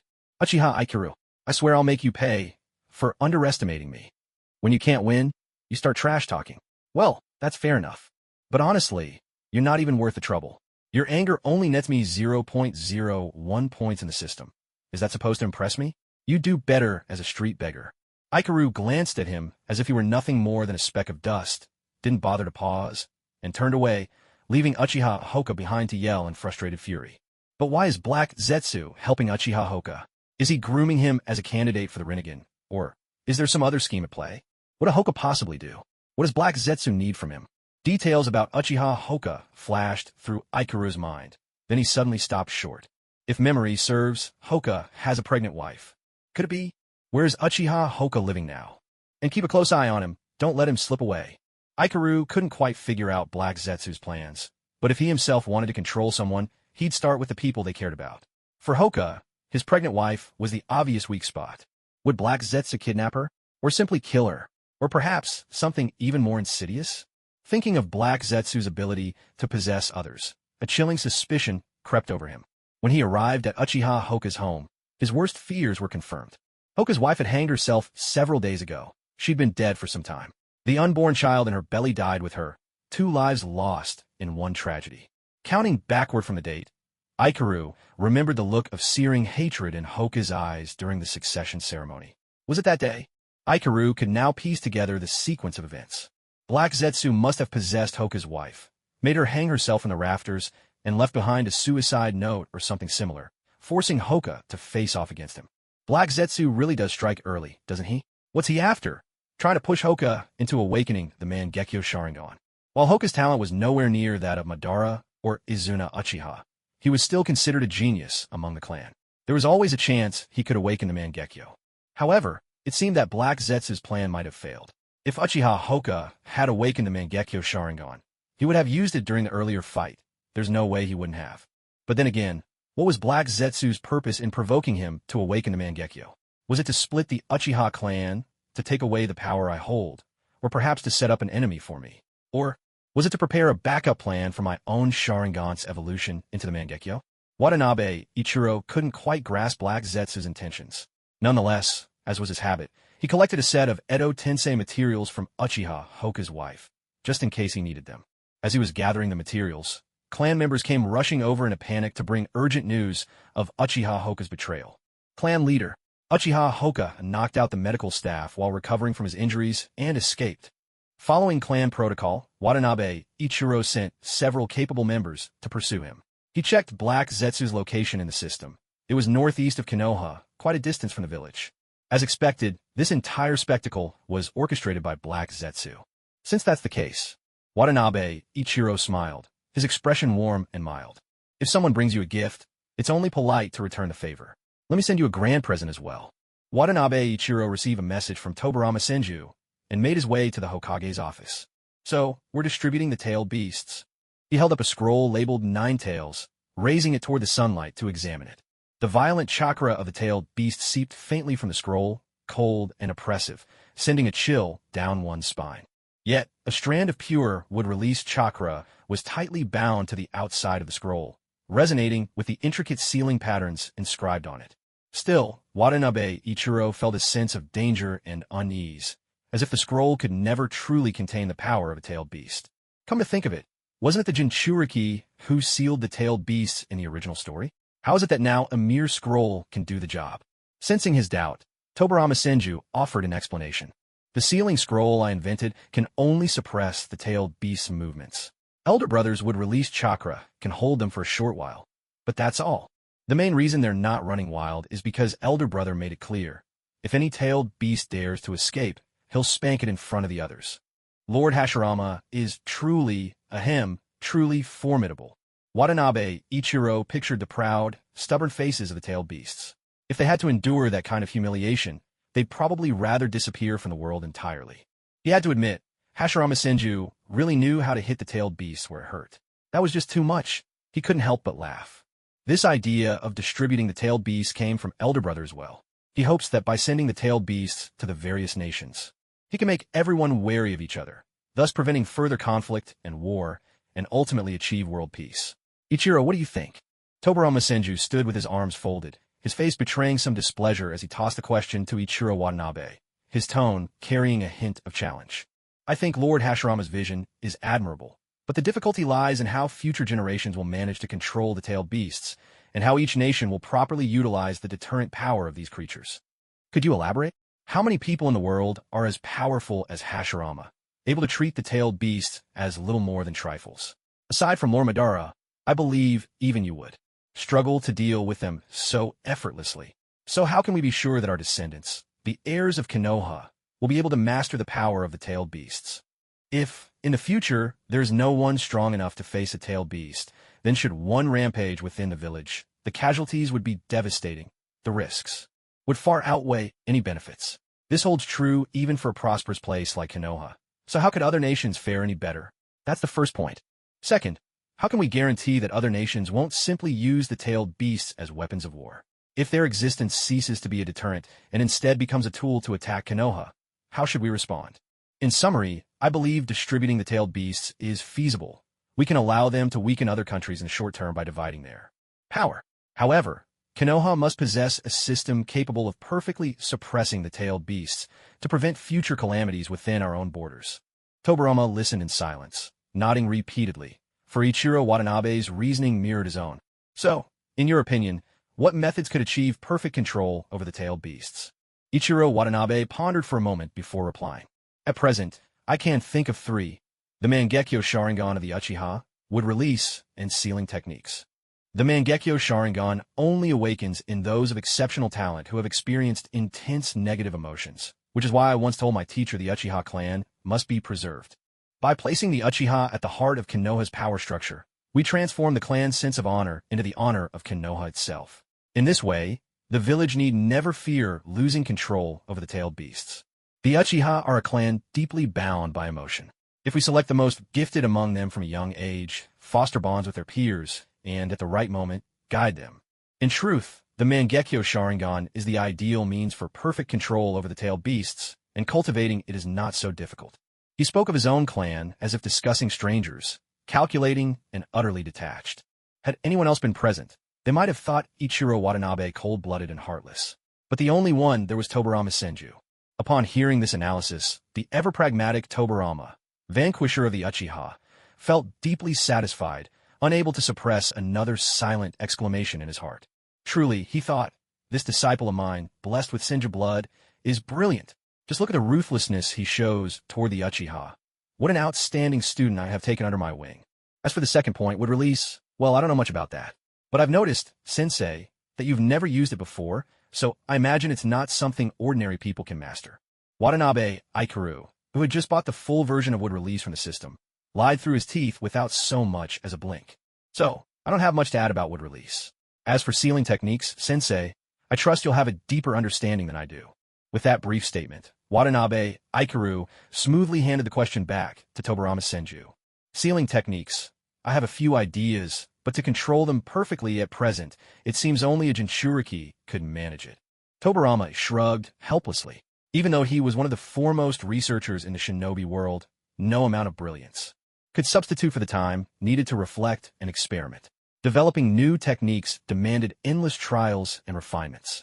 Back in the Warring States period, he'd been suppressed in strength by Uchiha Izuna, who had awakened the Sharingan. To avoid dying in battle, he'd racked his brain to develop all sorts of jutsu aimed at countering the Uchiha, formidable water release techniques, flying thunder god slash, the darkness technique, and more. Later, when the two clans formed an alliance and Uchiha Madara became Hokage, Tobirama finally had the freedom to study and research as he pleased. But soon after, he was drafted to help run Konoha's affairs. Once Uchiha Izuna died, he shifted his focus to the development of the reanimation jutsu. He'd never truly had enough time to devote himself wholly to research, and this had greatly hampered his progress. Otherwise, with his scientific genius, give him just a few more years, and he might well have created a device to harness the power of the tailed beast chakra. With that, the shinobi world would have had an endless supply of clean energy. Who would need a ninja alliance to fight Kaguya, Otsutsuki then? The era of the grown-ups had changed. Here, have a taste of our tailed beast nuclear weapons. The two discussed for a while, and finally reached a consensus. The tailed beasts would be given away. Yes, they must be sent, but they would not be given for nothing. The four nations would have to pay a price that would hurt. No money? Then exchange with secret jutsu. No secret jutsu? Trade people with special bloodlines. No one to offer? Minerals, food, herbs, any of those would do. Nothing at all? And you still want to bargain for our mighty tailed beasts? You might as well go home and dream on. Don't get your hopes up. And if the tailed beast goes wild on your land, wreaking havoc everywhere, that's none of our concern. When we handed it over, wasn't it perfectly fine? If you can't handle it, don't come running to us. By handing out these tailed beasts, something everyone covets but might prove more trouble than it's worth at home, they would be dragging the other nations down. Meanwhile, Konoha could seize the opportunity to quietly build up its strength and delay the outbreak of war. And when the other nations finally figured out the power of their tailed beasts and came back to retaliate against Konoha, they'd learn the hard way what it meant to throw a meat bun at a dog. Once it's gone, it'll never come back, thanks to Konoha's Mangekyo Sharingan and sealing techniques. Teacher, how is Lord Hashirama doing? Watanabe Ichiro suddenly asked, recalling Senju Hashirama, who had long been bedridden by illness. Senju Tobirama fell silent for a moment, then shook his head. He can't hold on much longer, so we have to act quickly. If big brother Hashirama dies, the wood-release chakra will dissipate the tailed beasts. We'll break free from their seals, and Konoha will have no means to withstand the rampage of all 9 tailed beasts. That will be disastrous. My brother doesn't know the seal will unravel upon his death. I've kept it from him. All he knows is that this meeting is to discuss the division of the tailed beasts. As for what comes after, don't let him find out. With his personality, there's no way he'd ever agree to this plan. Watanabe Ichido suddenly understood. No wonder. He'd suspected that such a ruthless and cunning plan couldn't have come from Hashirama's soft-hearted mind. A merciful heart cannot command armies. It made sense that Hashirama was being kept in the dark. Still, sorry to say, but this plan to divide the tailed beasts is doomed to fail. Watanabe Ichiro continued to discuss a few more details with Tobirama, putting on a show of cooperation. At the end of their meeting, Watanabe Ichiro smiled, reached into his ninja pouch, and then extended his hand. Resting in his palm lay an eyeball, carefully preserved and soaked in medicinal fluid. From a former Uchiha clan leader, the eternal Mangekyo Sharingan of Madara Uchiha. Senju Tobirama's breath caught instantly. Eternal Mangekyo? A wild fervor flashed in his eyes. Though he still tried to maintain the air of an elder, his gaze shifting back and forth between Watanabe Ichiro and the spinning Sharingan, his body remaining motionless. This guy had refused to hand over Madara Uchiha's corpse for research before. So why the sudden generosity, offering up an eternal Mangekyo Sharingan like this? There's no such thing as a free lunch. Suspicion always follows unexpected gifts. Tobirama was certain there was something hidden behind this gesture. What's your intention? It's a belated token of apprenticeship. Teacher, you have guided me for so long. I truly have no idea how to repay your kindness. So, I took the liberty of offering the former clan heads as a gift to you. Please accept it with a smile. However, as the current head of the Uchiha, if you conduct any research on the Eternal Mangekyo and discover anything, perhaps I have a right to be informed? This brat just wants to freeload off my research? No matter. Any experiments that pass through my hands, he'll only ever know what I want him to know. This condition is as good as meaningless. Tobirama agreed without hesitation, taking the rather crude glass container with a look of disdain. Such a precious specimen. And this is what you use to store it? His eyes burned with excitement as he stared at the ice spinning in the medicinal solution, the corners of his mouth curling upward uncontrollably. As expected, These bothersome Uchiha are much more agreeable when reduced to mere research materials. Tobarama Senju, unable to contain his impatience, hurriedly dismissed Ichiro Watanabe and plunged straight into his laboratory. Meanwhile, Ichiro Watanabe had achieved his goal. He'd managed to win some favor from Tobarama Senju and deftly distanced himself from the major incident about to unfold. Elsewhere, in a cave to the northeast of Konoha, Uchiha Hinoka's eyes were bloodshot as he pounded furiously at the stone wall, paying no heed to the burns on his body or the mangled flesh of his hands. Why did you let me escape? I awakened these eyes right there. I could have killed him. I know I could have killed him. He roared, venting all his rage and frustration on the unoffending stone. In his pupils, a pattern spun, a design not unlike the mark of the flying thunder god. Black Zetsu remained silent at his side, though inwardly, it was full of scornful complaints. How could I possibly let you kill Ichiro Watanabe? He's my backup plan for reviving Mother. You, at best, are a plan C, a placeholder, a pair of eyes in case Ichiro Watanabe can't directly awaken the Rinnegan. That's your only value. Don't go overestimating your own importance. With a contemptuous smile hidden behind Uchiha Hinoka's back, Black Zetsu maintained an air of inscrutable mystery on its face.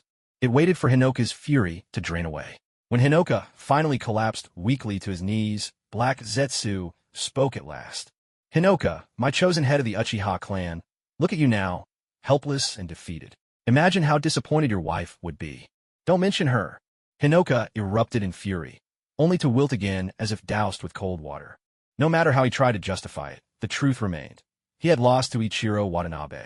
He had missed his one and only chance to claim the title of clan head openly and honorably. Please tell me, what should I do? Your power is still insufficient to defeat him. You need more allies.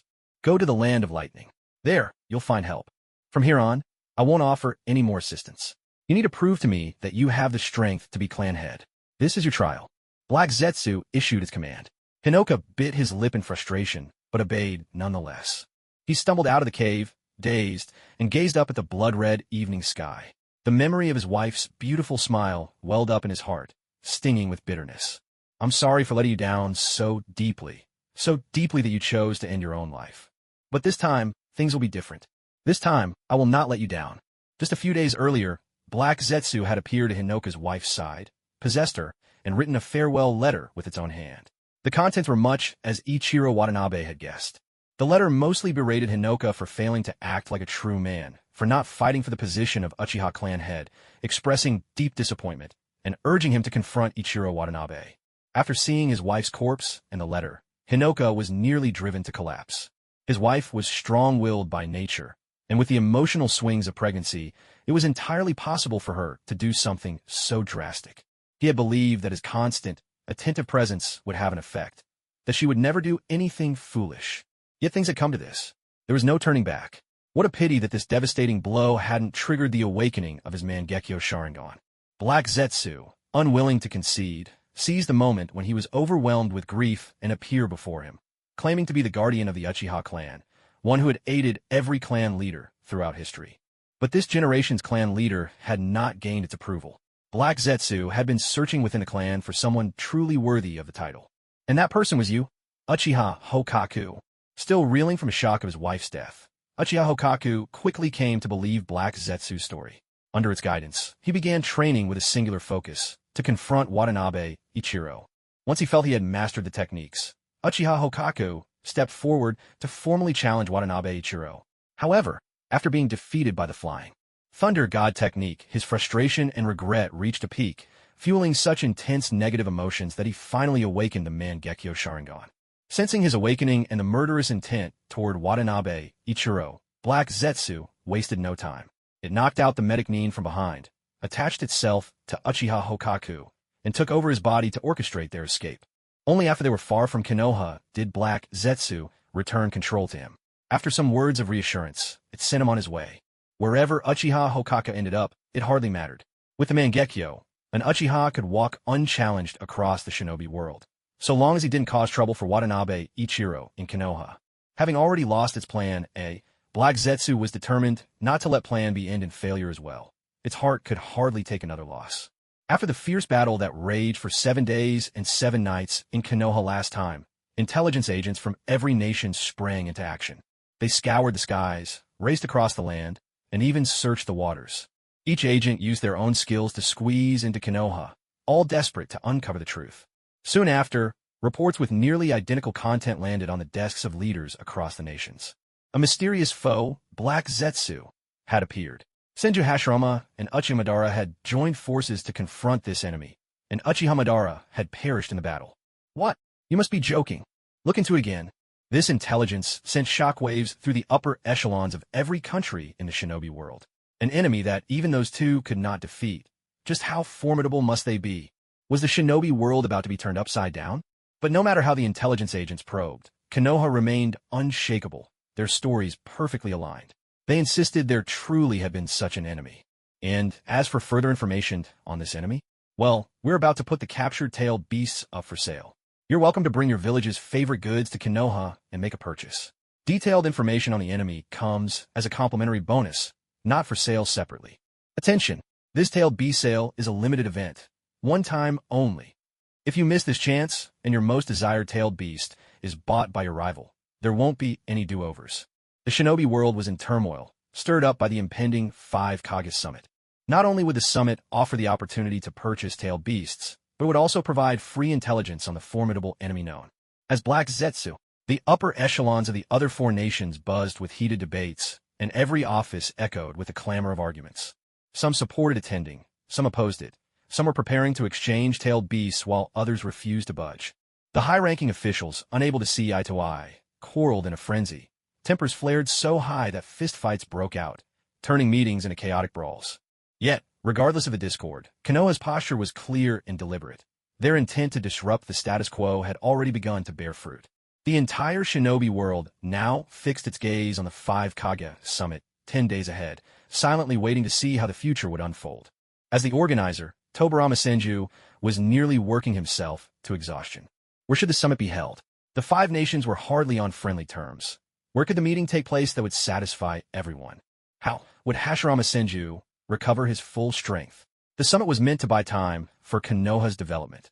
If their strongest asset appeared weakened before the other Kage, not only would they lose their deterrent force, but they'd be exposing their own frailty to the world. Who would be responsible for guarding the tailed beasts? If anything happened to the 9 tailed beasts, who had the power to keep them suppressed, even temporarily?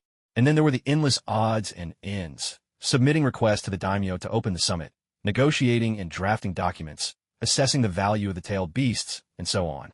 Everyone in Konoha who could be trusted had been drafted by Tobarama into round-the-clock shifts. Even Ichiro Watanabe found himself juggling the task of overseeing the tailed beasts while also helping with paperwork.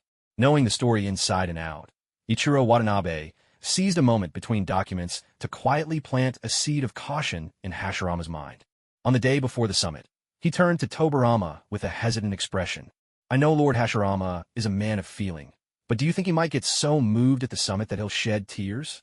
Tobarama pondered a moment. Ichiro's concern was not without merit. Given what he knew of his elder brother, it was entirely possible that Hashirama might kneel down or even bow in front of everyone. To prevent such an incident, Tobarama and Ichiro decided to play good cop and bad cop, intervening together to confront Hashirama. Big brother, you absolutely mustn't do that. It would undermine Konoha's dignity. Sensei, I don't think the former clan leader, Uchiha Madara, would want to see Lord Hashirama crying, bowing, or kneeling to outsiders. If anyone were to witness such a thing, should I just take care of them? If it comes to that, so be it. For the sake of Konoha's honor, it would be a necessary sacrifice. Understood, Sensei. I'll make sure my blade is sharp for tomorrow. Hey, Tobarama, Ichiro, what's going on with you two? Hashirama Senju was completely baffled by their back and forth, scratching the back of his head with an awkward smile. He really had planned to bow his head at the meeting, after all. I'm not sure I understand what you're talking about, but I guess I'll just do as you say. Let me think. If I just imitate how Madara usually acts, that should work, right? As he spoke, he crossed his arms over his chest and put on a haughty expression, looking at everyone as if they were beneath him, capturing an uncanny resemblance to Madara's usual demeanor. Exactly. Watanabe Ichiro nodded in agreement. Tobarama Senju observed Hashirama's expression closely. Seeing that he wasn't particularly downcast, Tobarama gave him a thumbs up in jest, playfully signaling his approval. Ah, Hashirama Senju really is a good person in every way, except he's just not the sharpest tool in the shed. Watanabe, Ichiro sighed, then double-checked the materials in his backpack and the skills in his system. looking forward with some anticipation to the smooth proceedings at tomorrow's conference. Time flew by, and soon the day of the talks arrived, with everyone in Konoha looking utterly exhausted. The four Kage, each accompanied by a squad of elite guards, arrived right on time, entering the council hall Konoha had designated, each keeping a wary eye on the others. Hashirama Senju sat at the head seat, arms folded, his expression proud and aloof, bearing an uncanny resemblance to Madara Uchiha. No one knew what method Tobirama had used, but all traces of Hashirama's earlier frailty were gone. In fact, he seemed even stronger than he was at his peak. Arms crossed, eyes closed, he radiated an imposing aura, dominating the room single-handedly against the other four Kage. On either side of him sat Tobirama Senju, dressed in traditional Senju attire, and Watanabe Ichiro, garbed as the head of the Uchiha clan. Both wore expressionless faces, their cold gazes sweeping over the assembled guests. Teach, Konoha really does act all high and mighty, huh? A quiet grumble came from the Lightning Country's delegation, someone voicing their dissatisfaction. But a companion immediately covered his mouth, apologized profusely, and hurried him out with an embarrassed look. Konoha comes here today with sincerity, ready to negotiate with all present. There's no need to be so tense. Please, everyone, speak freely. Watanabe Ichiro's gaze swept the room as he took the initiative to speak. However, his expression hardened, his tone growing icy. Your attitude toward these negotiations is also under scrutiny, so I hope all of you will mind your words and actions. As his words fell, the faces of the other Kage darkened with displeasure. The hot-tempered among them looked ready to explode. But under the pressure of Hashirama's overwhelming presence, they instantly calmed down. They glanced at the Uchiha clan heads' robes on Watanabe Ichiro and held their tongues, while only the deputy behind the rakage managed an awkward, conciliatory smile. The show of dominance had landed perfectly. Watanabe Ichiro smiled and stepped half a pace back, yielding the stage to Tobirama Senju. His role was to make his debut as the new Uchiha clan head, projecting a forceful, hawkish image to the outside world. For the rest of the meeting, he had no further part to play. He simply remained quiet, blending into the background. In fact, his real body was elsewhere, keeping watch over the tailed beast scrolls. What sat in the meeting was nothing more than a shadow clone.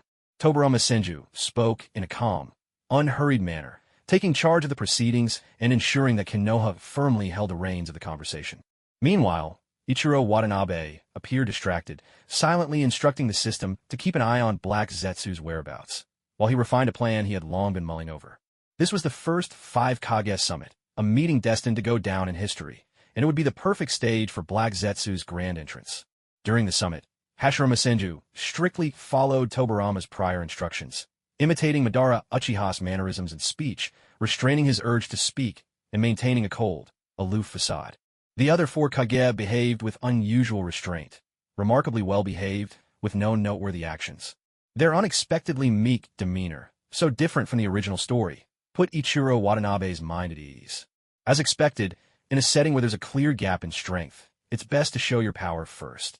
Only then will others truly listen to what you have to say. Yet, as he listened to the Kage's veiled questions, all subtly probing whether Madara Uchiha was truly dead, his brow arched slightly.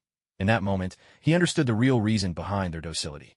Wasn't it just recently that Ichiro Watanabe, wanting Madara to see for himself the state of other nations, had dispatched a wood clone disguised as Black Zetsu to take Madara on a tour of all 4 countries? Konoha's people, appearing suddenly and without cause in foreign lands, naturally provoked displeasure. Each nation sent their own to intercept, but the outcome was far from encouraging. Every challenger was defeated, one after another. Pairs fell together, squads were wiped out without exception. No matter how many ninja were sent, regardless of their skill, none could achieve anything against Madara Uchiha. Some, lacking even the sense to hold their tongues, dared to mock him, only to be cut down on the spot without mercy. Enraged, the nations sent letters of protest, demanding answers from Hashirama Senju, who then held the position of Hokage. Yet, gentle as he usually was in diplomacy, Hashirama stood unyielding on this matter. At the time, Izuna Uchiha had just passed away, and Hashirama, deeply empathetic to the pain of losing a loved one, fully supported Madara's quest to find the culprit. In the face of international rebuke, he stood with Madara without hesitation. His official response was nothing short of audacious.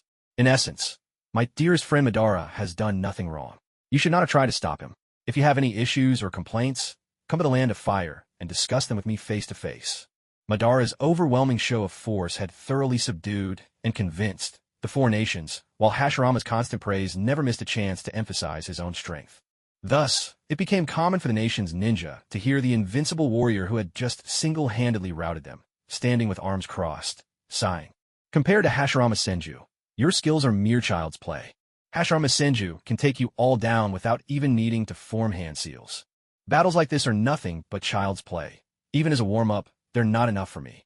Is Hashirama Senju truly the only one who can make me feel the thrill of fighting for my life? You lot, you're not even worth a single finger of Hashirama Senju, yet you dare stand in my way? Such remarks left every nation with a deep sense of wariness toward the legendary Hashirama Senju, whom most had never even met. At the same time, a powerful envy began to take root in their hearts. How could Konoha boast not just one, but two of these top-tier warriors? Not only that, but one is the first Hokage and the other the second. Their relationship is so harmonious that no one could ever hope to drive a wedge between them. Is there any justice left in the world? Over time, whenever Madara Uchiha appeared, recon teams from every country would retreat in unison, even going so far as to offer help whenever they could.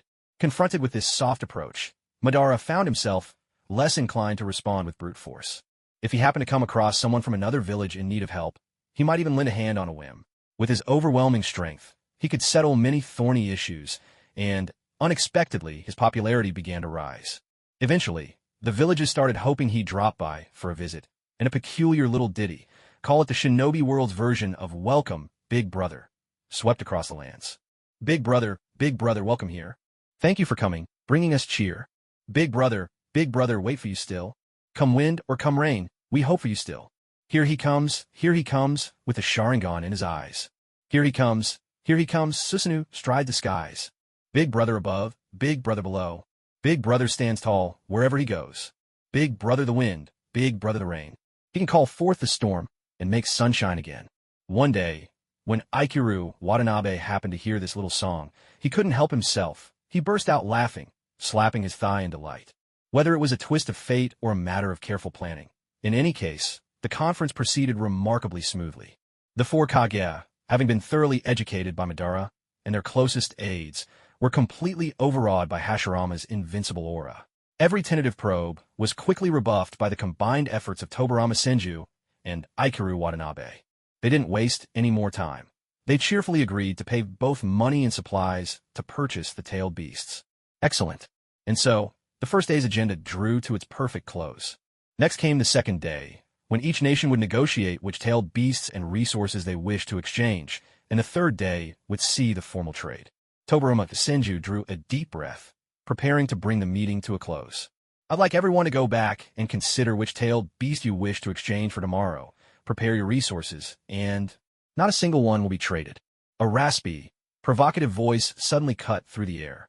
A pitch-black figure appeared boldly in the center of the conference table, its slick, shadowy body radiating a sinister aura, like some dark, otherworldly slime. Zetsu, who had been eavesdropping from beneath the ground, opened his eyes wide in utter disbelief. Appearance, mental strength, the aura of the Otsutsuki clan. Everything about it is exactly the same as me. What the hell is this? Did my mother secretly have a second child behind my back?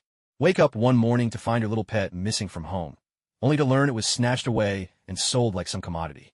Honestly, do they have no respect for the owner at all? The newly revealed black Zetsu gradually condensed from a pool of viscous sludge into a humanoid form. Sitting with an air of arrogance, he somehow produced 9 scrolls from inside his robes. With a casual toss, the scrolls floated up and began circling around him in midair, his tone flippant and mocking. My, really now? Making me go through all this trouble to find you. Upon seeing those all-too-familiar scrolls, Tobarama Senju's face changed drastically. In that very instant, the shadow clone of Ichiro Watanabe at his side vanished with a soft pop as Black Zetsu appeared. It was the real Ichiro Watanabe who had been watching over the tailed beasts. If something happened to him, it was serious. 2 minutes earlier, Ichiro Watanabe's true self was seated cross-legged within a meticulously crafted ritual array by Tobarama Senju, a formation said to suppress the chakra of the tailed beasts. A few elite leaf shinobi stood guard nearby, warily scanning their surroundings. But in truth, they were of little use. If anything went wrong with the tailed beasts, only Ichiro Watanabe himself, with his powerful Sharingan, could do anything to restrain them and even then, only briefly. The others could, at best, distract with ninjutsu, but couldn't truly help. In fact, Ichiro would end up having to protect them, which would only hinder him. So, at his suggestion, the Leaf had only nominally assigned a handful of guards. Sensing that the time was right, Ichiro struck, swiftly knocking out his companions one by one. He then staged the scene with some convincing-looking, but non-lethal wounds, left a wood clone with its belly grotesquely split open to play the victim, and activated his skill, disguise. Disguise. When you wish to impersonate someone, as long as you have spent enough time interacting with them, this disguise becomes flawless and impossible to detect. Ichiro Watanabe had never been one for voyeurism. The only reason he had tolerated Black Zetsu's sneaky shadowing for so long wasn't because he couldn't deal with him, but rather to satisfy the prerequisites for disguise. Black Zetsu was notoriously cautious and slippery. Capturing him and forcing prolonged contact was nearly impossible. So after eliminating Madara Uchiha, Ichiro found ways to keep Black Zetsu's attention fixed on him for as long as possible. At last, with enough time spent together, he was ready to assume Black Zetsu's form and make a dramatic entrance at the Five Kage Summit. After all this patience and restraint, now was the moment. Ichiro activated disguise, targeted Black Zetsu, and instantly felt his own body become sticky and clammy, an utterly revolting sensation that triggered a visceral discomfort. If I have to bear this disgust, he thought, then everyone else should get an equal share of it too. So he decided to portray Lord Black Zetsu as a moody and unpredictable madman. Hey, I know you're all in a hurry, but don't get ahead of yourselves. You've captured my little pet, and now you want my intel? Well, here I am personally delivering it to you. Or do you think any intel from Konoha could be more genuine than what I tell you myself? That white-haired kid over there, I know you have a rather interesting jutsu, but I really hate those techniques that let you dart around. Don't make me angry, all right? Watanabe Aikaru saw Tobarama Senju with his hands hidden behind his back. He was either preparing to teleport away with Flying Thunder God or reverse summoning his wood clone pretending to be gravely injured. Aikaru simply gave a direct warning. I'm here giving you intel, and you're not even listening attentively? Look at my system points racking up at lightning speed. Real Black Zetsu must be sobbing somewhere in the shadows. You should treasure this opportunity. Black Zetsu, don't get too cocky. Hashirama Senju's face darkened as he watched this arrogant figure, his fists tightening. So that's Black Zetsu? He's the one who led Watanabe Aikaru, my brother car from the Warring States era, astray, skyrocketed his power, gravely wounded Tobarama, and nearly got me beheaded. He's the one who helped the enemies that hated Uchiha Izuna, leading to Madara's brother's death in the very village we built together. He's the one who, after Madara spent some time hunting him down and returned, caused a complete change in Madara, from the gentle, kind soul I once knew through my rose-tinted memories, into a tyrant bent on conquering the world. Everything, every last bit of it. It was all Black Zetsu's doing. Black Zetsu. Hashirama glared at him, crimson veins beginning to creep into his eyes, as he reached a hand behind toward Tobarama. Tobarama hesitated for a moment, but under Hashirama's repeated urging, he sighed and handed over a small bottle from his ninja tool pouch. Inside was a single pill, modified from the Akimichi clan's secret medicine. It could instantly unleash all of one's physical potential, but the cost was immense, the backlash severe. Given Hashirama's current condition, there was only one possible outcome from taking it: death. This would be Hashirama Senju's final battle, his exit from the stage. For a great warrior to fall on the battlefield rather than waste away in bed, is that not, in some way, a kind of mercy? Watanabe Aikaru gazed at the overwhelming fighting spirit radiating from Hashirama, realizing it was impossible for him to calmly listen to any intel now. Well then, let's fight first, talk later. Oh my, why is everyone looking at me like that? You're making me blush. And when I get embarrassed, Black Zetsu wriggled about in an exaggerated manner. I just love to ease my nerves by killing. Wood release, deep forest emergence. Two voices overlapped, ringing out at once. Towering trees erupted forth, crowding and tearing at each other, vines lashing out in attack, splinters and sawdust flying in all directions. Ninjas caught in the crossfire. Those with enough strength could barely escape, while the weaker ones were torn apart the instant this technique appeared. When gods clash, mortals suffer. Relying on the systems fully unlocked, with style, Watanabe Aikaru fought Senju Hashirama to a standstill, trading blows back and forth. Move at will. Let him, like Hashirama, bring his hands together and summon any jutsu he wished with a single command. True damage infusion enabled him to shatter with style defenses with ease, giving him a slight edge in every close-quarters exchange. Disguise allowed him to cloak himself in Black Zetsu's appearance, using the Sharingan without arousing suspicion. And with coincidence, he could trade fate for a change in the course of events at any time, never having to worry about a disastrous turn. Watanabe Aikaru didn't have many system skills, but he wielded each one to its fullest potential. Still, one couldn't help but admit, Senja Hashirama, the reincarnation of Azura, truly fought like he was playing with cheat codes. He was so formidable that even the three-tomo Sharingan in Aikaru's eyes struggled to keep up with his speed, forcing him to activate his Mangekyo. Mangekyo skill, Heaven's Dominion. A comprehensive boost to all battle attributes. Amplifying ninjutsu, reducing all ninjutsu and ocular power consumption, and growing stronger as the eyes evolve.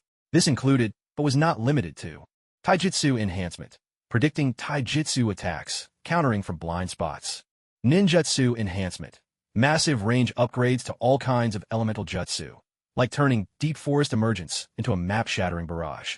Ocular power consumption. Any dojutsu used would now cost only 1/10 of its original chakra. Unlike other Mangekyo skills known for their flashiness, this one was understated and straightforward, a quiet, unglamorous force. But still, Watanabe Aikaru clenched his fist, feeling raw power coursing through his body. It had been so long since he felt the thrill of an all-out, blow-for-blow battle. His eyes blazed with fighting spirit.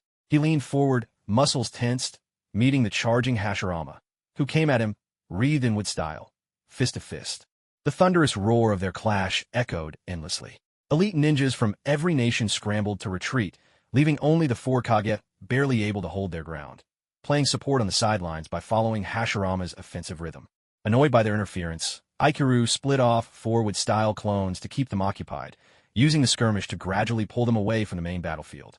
Then, he created another wood-style clone, sending it to collect Edo Tensei materials from ninjas who had been accidentally struck down in the chaos. With the onlookers cleared out, the two combatants finally unleashed their full might. Towering wooden giants erupted from the earth, grappling with each other, each punch sending splinters flying and dust swirling through the air. Above them, savage wooden dragons twisted and soared, their bodies colliding mid-flight. Wooden scales peeled away in showers as they bellowed, spiraling around one another in a fierce aerial struggle.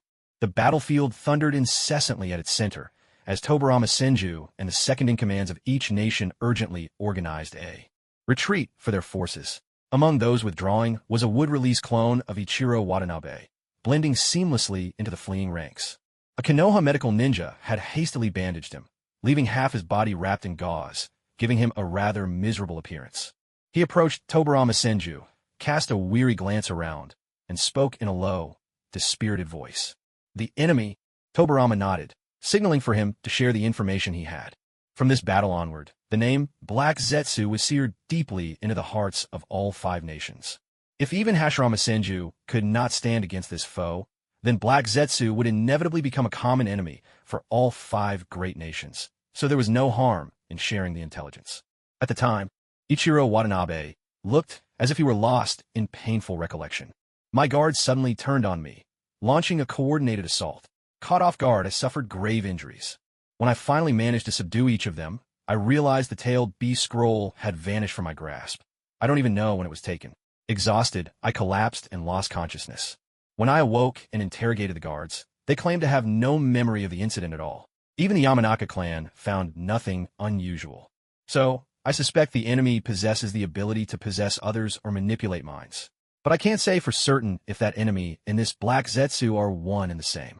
Tobarama exchanged a few more details with him, but Watanabe's would clone evaded each question with vague answers. Fearing exposure, he feigned exhaustion and excused himself. Possession or mental manipulation.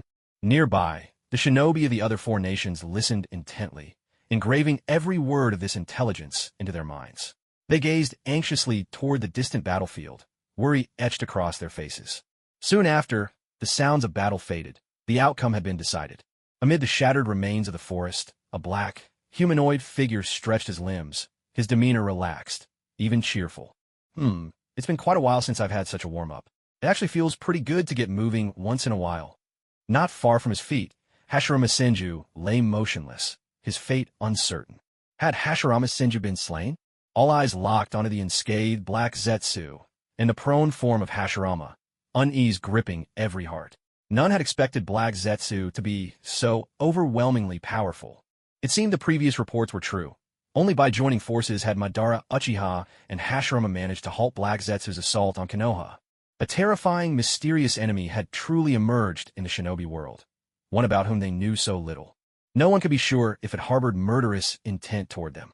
Inwardly, everyone weighed their own strength, only to realize in despair that their survival depended entirely on the whim of this foe. Their only hope was to humbly pray Black Zetsu was in a forgiving mood and would spare them. At last, the Kage of the Four Nations finished off Watanabe's wood clone and slipped away from the edge of the wood release, nativity of a world of trees, flickering in and out of view as they regrouped with their retreating allies. Tobirama Senju gazed into the distance at the lone figure lying lifeless on the ground. His eyes were dull, and the hand that had been maintaining the reverse flying thunder god technique dropped helplessly to his side. Hashirama Senju, his brother by blood, born on the battlefield and destined to perish there as well. In life, he was a force few could rival. In death, his name would live on through the ages, his story sung for generations to come. To fall in battle against a formidable foe, if there was ever a fitting end, this was it. He departed with no regrets. And yet, Tobirama held his breath, letting out a soft sigh. From this day forward, I will have no brother. Black Zetsu made no grand gesture, simply allowing the four Kage to leave. He crossed his arms over his chest and stifled a yawn. In honor of this Hashirama fellow, who gave me such an entertaining time, I suppose I can let you borrow my little pets for a while. If you want them, you'll have to catch them yourselves. With that, he lifted the scroll containing the tailed beasts, which had begun to stir restlessly with Hashirama's death. He tossed it lightly into the air, where 9 dazzling streams of colored light burst forth. The 9-tailed beasts descended like a calamity from the heavens, their overwhelming chakra filling the air. Fierce winds whipped across the battlefield, nearly forcing everyone to shield their eyes. One after another, these massive, unique creatures appeared at the heart of the battlefield, each one speaking in a voice that shook the air. That guy's finally dead, and I'm free again. Shikaku, the one-tail, shook his sand-covered body and let out the first furious roar. Ha ha ha, I'm going to turn this place upside down. The 8 tails pounded the ground, its thick octopus tentacles thudding with heavy force. I'm off then. Time to slip away. The gentler-tailed beasts scattered in all directions, while those harboring hatred toward humans turned on the people present. Shikaku, the one-tail, whose sharp tongue had earned him more than a few beatings from Hashirama, opened his mouth wide, preparing to unleash a tailed beast bomb to obliterate every trace of the scene. Damn it! Without a second thought, Tobirama activated the Flying Thunder God technique. Hashirama always carried an item engraved with the Flying Thunder God seal, which allowed Tobirama to teleport to his side at any moment. In a blink, Tobirama appeared next to Hashirama's corpse, his hands moving swiftly as he seized his brother's arm. Time to go. Flying Thunder God technique. But Tobirama froze. The Flying Thunder God seal. He couldn't sense it anymore. All the seals he'd placed on the ground nearby had been destroyed during the recent battle. Even the marks he'd set on Watanabe, Ichiro, and a few other Konoha ninja were nowhere to be sensed. TCH, they must have been lost in the chaos of the fight. The only marks he could sense were far too distant, and he lacked the chakra to reach them. Damn! Seeing his brother's body on the verge of destruction, he'd acted on impulse. The tailed beast bomb was mere moments away, a black sphere radiating utter annihilation, sending a chill down his spine. There had to be a way. Suddenly, he felt a familiar pull at his waist, the call of the reverse flying thunder god. Out of the corner of his eye, he caught sight of Watanabe Ikaru in the distance, hands flying through a series of seals, worry etched across his face. Watanabe Ikaru was using a technique to summon him. If he answered the call, he could escape danger immediately. But there were 2 limitations to this jutsu. The first was that the summoned person had to respond. Previously, Senju Tobirama had tried to summon Senju Hashirama from the battlefield, but since Hashirama hadn't replied, the jutsu had failed. The second was its restriction on what could be transported. A single person, plus clothing not exceeding 5 kilograms. Exceed that weight, and the technique would automatically fail. So, he could only save himself. The tail beast ball was closing in. There was no time left for hesitation. He had to choose, and choose now. Tobirama's grip tightened around Hashirama's cold arm. Should he retreat? Tobirama, I don't want to end my life lying in a sickbed. Cough, cough. Help me. Tobirama, please think of something. I'm really no good at handling official duties. Big brother can't do without you. Boo-hoo-hoo. Tobirama, I will never let you die like Atama and Kawarama. Never. Tobirama, I want to form an alliance with the Uchiha. Why are you hitting me? Tobirama, Do you think father was really right in what he did? Tobirama? Is your name Tobirama? So tiny, so soft. Hee hee, I have a little brother now, though he's a bit funny looking. Why? Why are you crying? Actually, you're adorable, very cute. Don't cry. Your big brother is strong. I won't let anything happen to you. I'll protect you. Tobirama, my little brother. Lying here was the foolish big brother who couldn't get anything right without him. How could he let him die with nothing left behind? Tobirama's eyes hardened with resolve, his hands flashing through a series of seals. A mere tail beast ball? It wasn't impossible to handle. A thunderous explosion shook the field. Damn it, Senju Tobirama, are you out of your mind? Hidden nearby, Watanabe Ikaru's heart tightened, would release bursting instantly from his hands in support. He'd thought Tobirama would have been summoned away to safety by a clone he'd stationed at a secure spot. His real body remained here only as a precaution. He hadn't gathered the materials needed for Tobirama's Edo Tensei. There was no backup in his system inventory. If Tobirama was caught head-on by that tailed beast ball and blown to pieces, there would be nothing he could do to save him. But in the next instant, like a dam bursting, a torrent of water erupted beneath the tailed beast ball, sweeping away Watanabe Ikaru's would release support. Water release. Water colliding wave. Water release. Water dragon bullet technique. Water release. Water formation wall. Water release. Wave riding strike. For techniques unleashed in rapid succession. The colliding wave slightly slowed the advance of the tailed beast ball. The swirling, rapidly rising waters formed the first layer of defense. A water dragon, conjured from the surging flow, crashed headlong into the tailed beast ball. This was the second layer of buffering force. The water barrier spun in a perfect circle, creating a defense with no blind spots, while the cascading torrents served as a third layer of protection. Finally, he unleashed the wave-riding strike, a technique that allowed him to move freely and swiftly in water, taking Hashirama's body with him as he darted through the currents. The massive explosion of the tailed beast bomb was largely absorbed by the overwhelming volume of water, sending countless droplets shooting through the air. Though the aftermath was thunderous, its true destructive power was greatly reduced, fading away without causing much of a stir. Is he still alive? There should be at least some remains, right? Controlling his would-release clone, Watanabe Ichiro raced over at top speed. Taking advantage of the fading shockwaves from the tailed beast bomb, he switched identities and began acting as Uchiha Ichiro. He'd kept his Mangekyo Sharingan equipped for his earlier battle with Hashirama, and as soon as the tailed beast rampaged, he used it to subdue them. Now, amidst the shattered battlefield, he searched for any sign of Tobirama Senju. At last, he caught sight of a pale, pink trail, a ribbon of blood diluted by the water's flow. There! Watanabe Ichiro followed the blood, watching as the trail grew brighter and deeper in color. Finally, he found Tobirama Senju. The tailed beast bomb had detonated far too close, and even Tobirama couldn't escape the lingering shockwaves of the blast. Unlike Hashirama, Tobirama wasn't built to endure such punishment. The sheer force had crushed half his chest, and as for his internal organs, there was no doubt they were utterly destroyed. Yet both his hands still clung tightly. His right hand protected Hashirama, unscathed, while his left gripped a splinter of wood. With great effort, he lifted his left hand. The tiny wooden shard, slick with water, glimmered faintly in the sunlight. He couldn't be mistaken. Just as the tailed beast bomb was about to hit and he launched his water release, he had sensed the sudden appearance of a familiar wood release.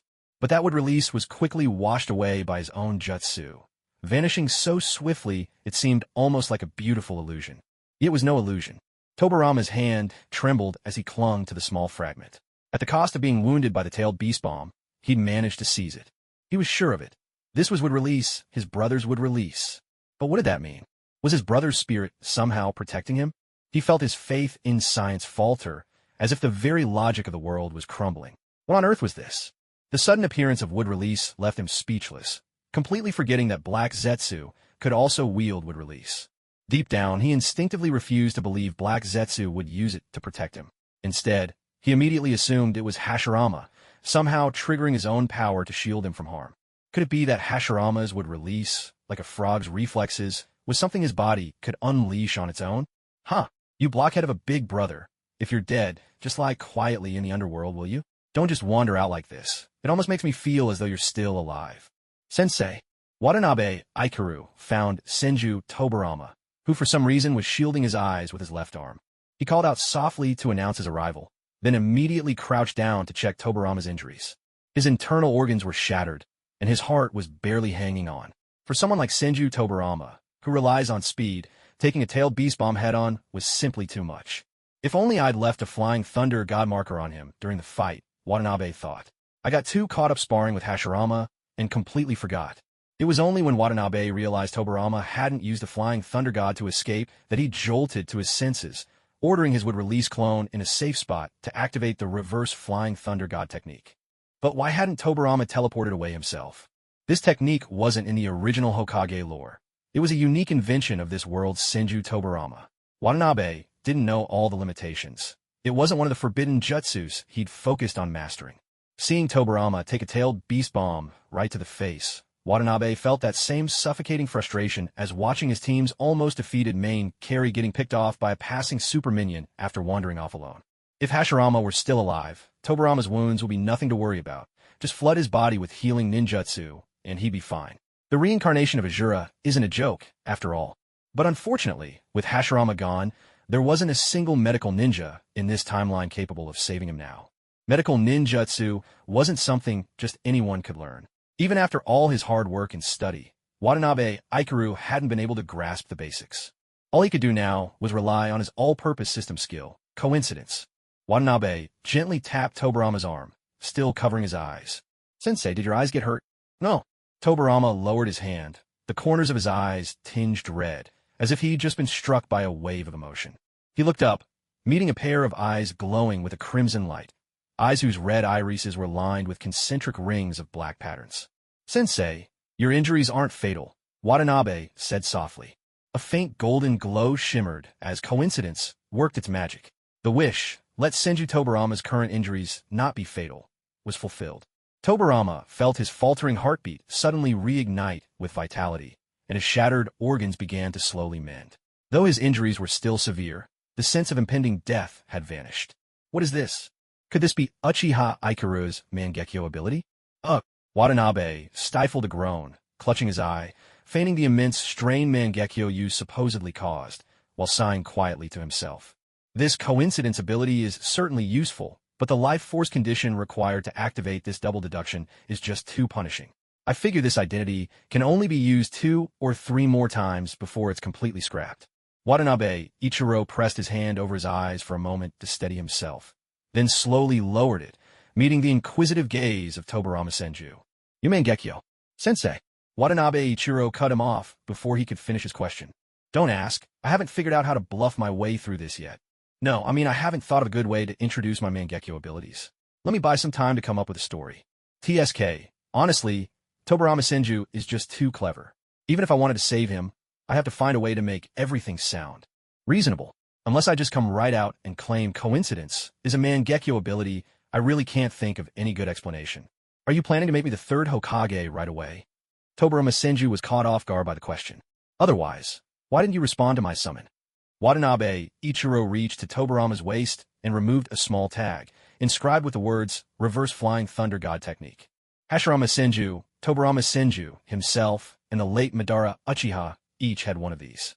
When attached to a person, it allowed them to sense each other's summons at any time and respond as needed. Did Lord Hashirama's death make you lose your will to live? You didn't retreat, and instead faced the tailed beast ball head-on, suffering such severe wounds. If I hadn't awakened these eyes... Watanabe Ichiro locked eyes with Tobarama, his own filled with sorrow and confusion. "Oh, I forgot to tell this kid about the loophole in the reverse flying thunder god technique." Tobarama Senju looked away, a rare flicker of guilt crossing his face. "Sorry for making you worry. It's not that I wanted to abandon everything. It's just that there was a problem with the technique. Never mind. Let's talk about it when we get back. There's still a lot to be done, and the delegates from the other 4 nations need to be reassured. After all, we're the organizers of this conference." The master of forbidden jutsu, Tobarama Senju, had rarely been tripped up by a communication error with his own techniques, and now he awkwardly changed the subject. Just thinking about what lay ahead gave Tobarama a headache. This 5 Kage summit had been a complete disaster. Hashirama Senju had fallen in battle, several tailed beasts had escaped, and some of the delegates had suffered heavy casualties. Even a portion of the supplies they'd brought had been destroyed. They would need to soothe and negotiate with the participants, recapture the tailed beasts, and make concessions in the upcoming trades. And nearly all of these losses would have to be borne by Konoha, as the host nation. The only silver lining was that Watanabe Ichiro had awakened the Mangekyo Sharingan. At least it would help Konoha regain some negotiating power. Tobarama Senju composed himself, quickly tending to his wounds. With a practiced hand, he stored Hashirama Senju's body away using a portable scroll, then carefully sealed the tailed beast that Watanabe Ichiro had controlled with his Mangekyo Sharingan. Only after securing everything did he begin negotiations with the other four nations about what should happen next. Tobarama Senju, you owe us an explanation, demanded the first Reikage, who represented the strongest of the four nations. We brought so many supplies, and in the chaos, we lost more than half of them. How is Konoha going to compensate us for this? The people of the Hidden Cloud had always prized physical strength, and during the recent turmoil, their elite ninja had suffered almost no casualties. Of all the nations, they had preserved the most of their fighting force. Please, everyone, remain calm, Tobarama replied smoothly. Konoha will give you both an explanation and fair compensation. Today's unrest was relentless, and we cannot be certain if this enigmatic black Zetsu will strike again. Surely, you all need time to recuperate. Why don't we reconvene on another day to discuss the matter further? He skillfully opted to delay, using the mysterious black Zetsu as a convenient excuse for postponement. Oh, and how are we supposed to know this black Zetsu isn't part of some plot orchestrated by Konoha itself? The first Reikage pressed, refusing to let the matter drop. Although he knew the odds of such a conspiracy were slim, he was determined to exploit the accusation for all it was worth. The meeting had already confirmed Uchiha Madara's death, and now Hashirama Senju had fallen to Black Zetsu as well. With Konoha's strongest warriors wiped out, the village was more vulnerable than ever, a prime target. This was the time to corner Tobarama and force him into concessions. If luck favored them, perhaps they could even carve out some of Konoha's fertile land as compensation. The Land of Fire had wealth, land, and manpower, enviable in every respect. They had to take advantage of this moment of weakness, extracting whatever they could. If only he dared to go further. He exchanged glances with the Kage of wind, earth, and water. In each other's eyes, he saw the same burning ambition. What was nice, but what they truly craved was the meat. The Land of Fire was the heart of the continent. Prime land, abundant resources, and the largest population. If they seized this opportunity to divide it among themselves, the 5 great nations could become 4. Didn't that sound appealing? If the 4 of them joined forces and slaughtered the Land of Fire's elite here and now, dealing with the remaining Konoha stragglers would be child's play. The first Reikage's breath quickened, blood surging in his veins, and a murderous glint flickered in his eyes. Strike while the iron is hot. How likely was it that they could annihilate Konoha's forces here? Tobarama Senju was clearly not at his best. He just risked his life rushing into the midst of the tailed beasts, for reasons even he couldn't explain. Even if he could escape using the Flying Thunder God, it would only save himself. His followers would be left behind to face certain death. The white-haired youth behind him was rumored to be Uchiha Madara's hand-picked successor as clan head. He had a fresh, youthful face, and his temperament was unmistakably Uchiha. He looked like someone easy enough to deal with. Back at the 5 Kage Summit, despite being the lowest ranked of Konoha's 3 representatives, he was the first to speak out, drawing animosity upon himself. Anyone could see he was either not very bright or being used as someone else's pawn. He didn't seem very old. At this age, no matter how gifted he might be, at most he'd have awakened the 3-Tomo Sharingan. How powerful could he really be? Did they really think a single person like him could turn the world upside down? Watanabe Aikuru had no idea what was running through the first Reikage's mind. But as he watched his system panel, with the first Reikage steadily adding to his points tally, he couldn't help but feel that none of it was praise. Originally, Watanabe Aikuru thought this was Tobarama Senju's stage. He was just here to keep up appearances, content to idle in the background. Just like a gamer forced to sit through an unskippable cutscene, waiting for the story to play out, he busied himself organizing his system inventory. Inside the inventory, he had a pile of materials for the Edo Tensei technique, a heap of rations pills, each with its own flavor. Honestly, these tasted quite good and didn't have the usual side effects, purely beneficial, in fact. Whenever he had long-range missions, he'd pop a few. When it came to quality, the system never disappointed. A pair of Rinnegan eyes, one from a previous lottery spin. Watanabe Aikuru was just waiting for the right moment to put them to use. Various foods and cooking ingredients. The ingredients were his brother Kadota's stockpile, and during his travels, disguised under a new alias each day, he'd picked up delicacies from all over the ninja world. And a rock? Oh right, that was the Uchiha clan monument, which Black Zetsu had tampered with. Watanabe Aikuru had confiscated it, and to this day, Black Zetsu still believed the ninja world was haunted. Once he finished sorting through his system inventory and saw his points piling up again, he was paralyzed by indecision. Should he gamble them on the prize wheel, or browse the shop for a thoughtful purchase. He couldn't deny it. Last time, luck had been on his side, and he was tempted to press his luck again. Just as he was hesitating, a frigid, bone-chilling killing intent snapped his attention back to reality. What's going on? Hadn't Tobirama dealt with things? He glanced around at the Kage, seeing the restless anticipation in their eyes, and understood immediately. In the world of Naruto, fists had always spoken the loudest. Even Naruto Uzumaki, undefeated in his art of persuasion, always flattened his enemies with a barrage of Raisengans before reasoning with them. Right now, it was clear that Konoha's fists weren't quite hard enough. That was easy to fix. Watanabe Eguru might not be much for talking, but when it came to guiding others with the virtue of his fists, that was his specialty. You want an explanation?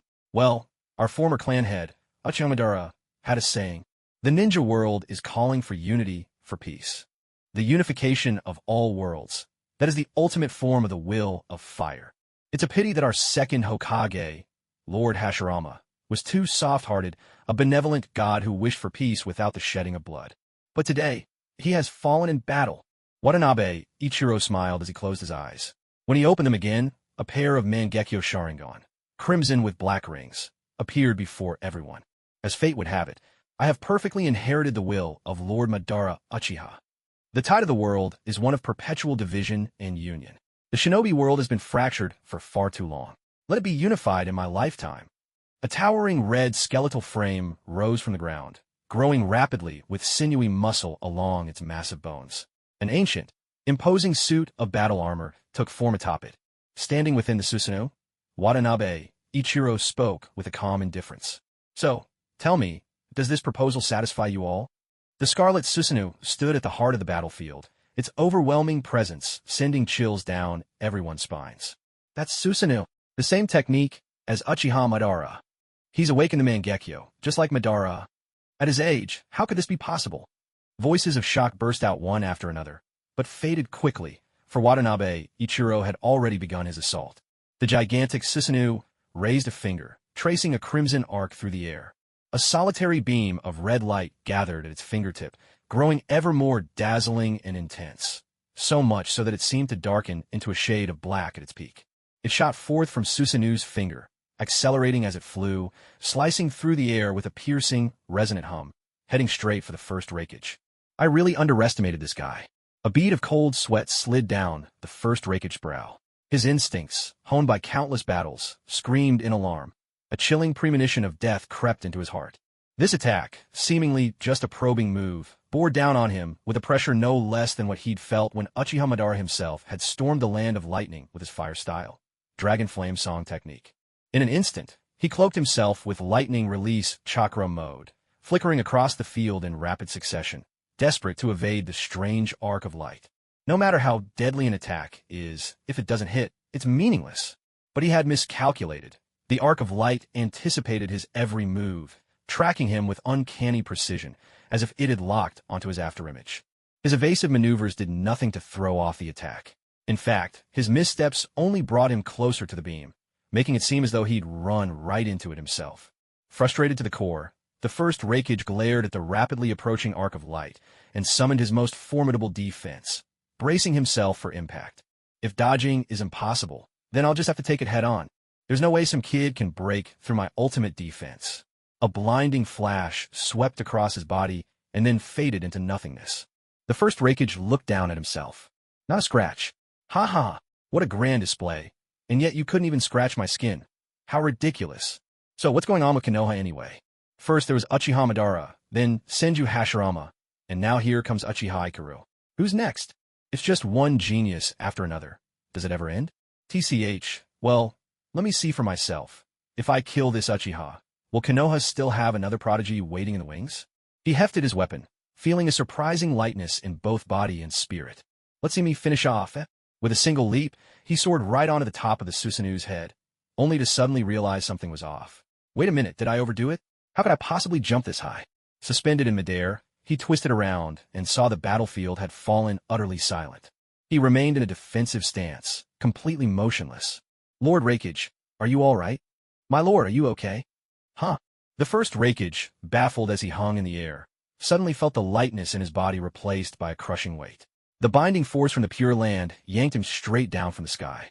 As he plummeted, his eyes locked with a pair of red and black patterned eyes. The owner of those eyes stood with arms folded, staring unblinkingly. In the instant their gazes met, a faint smile flickered across his face. With a casual wave, he made a gesture of farewell.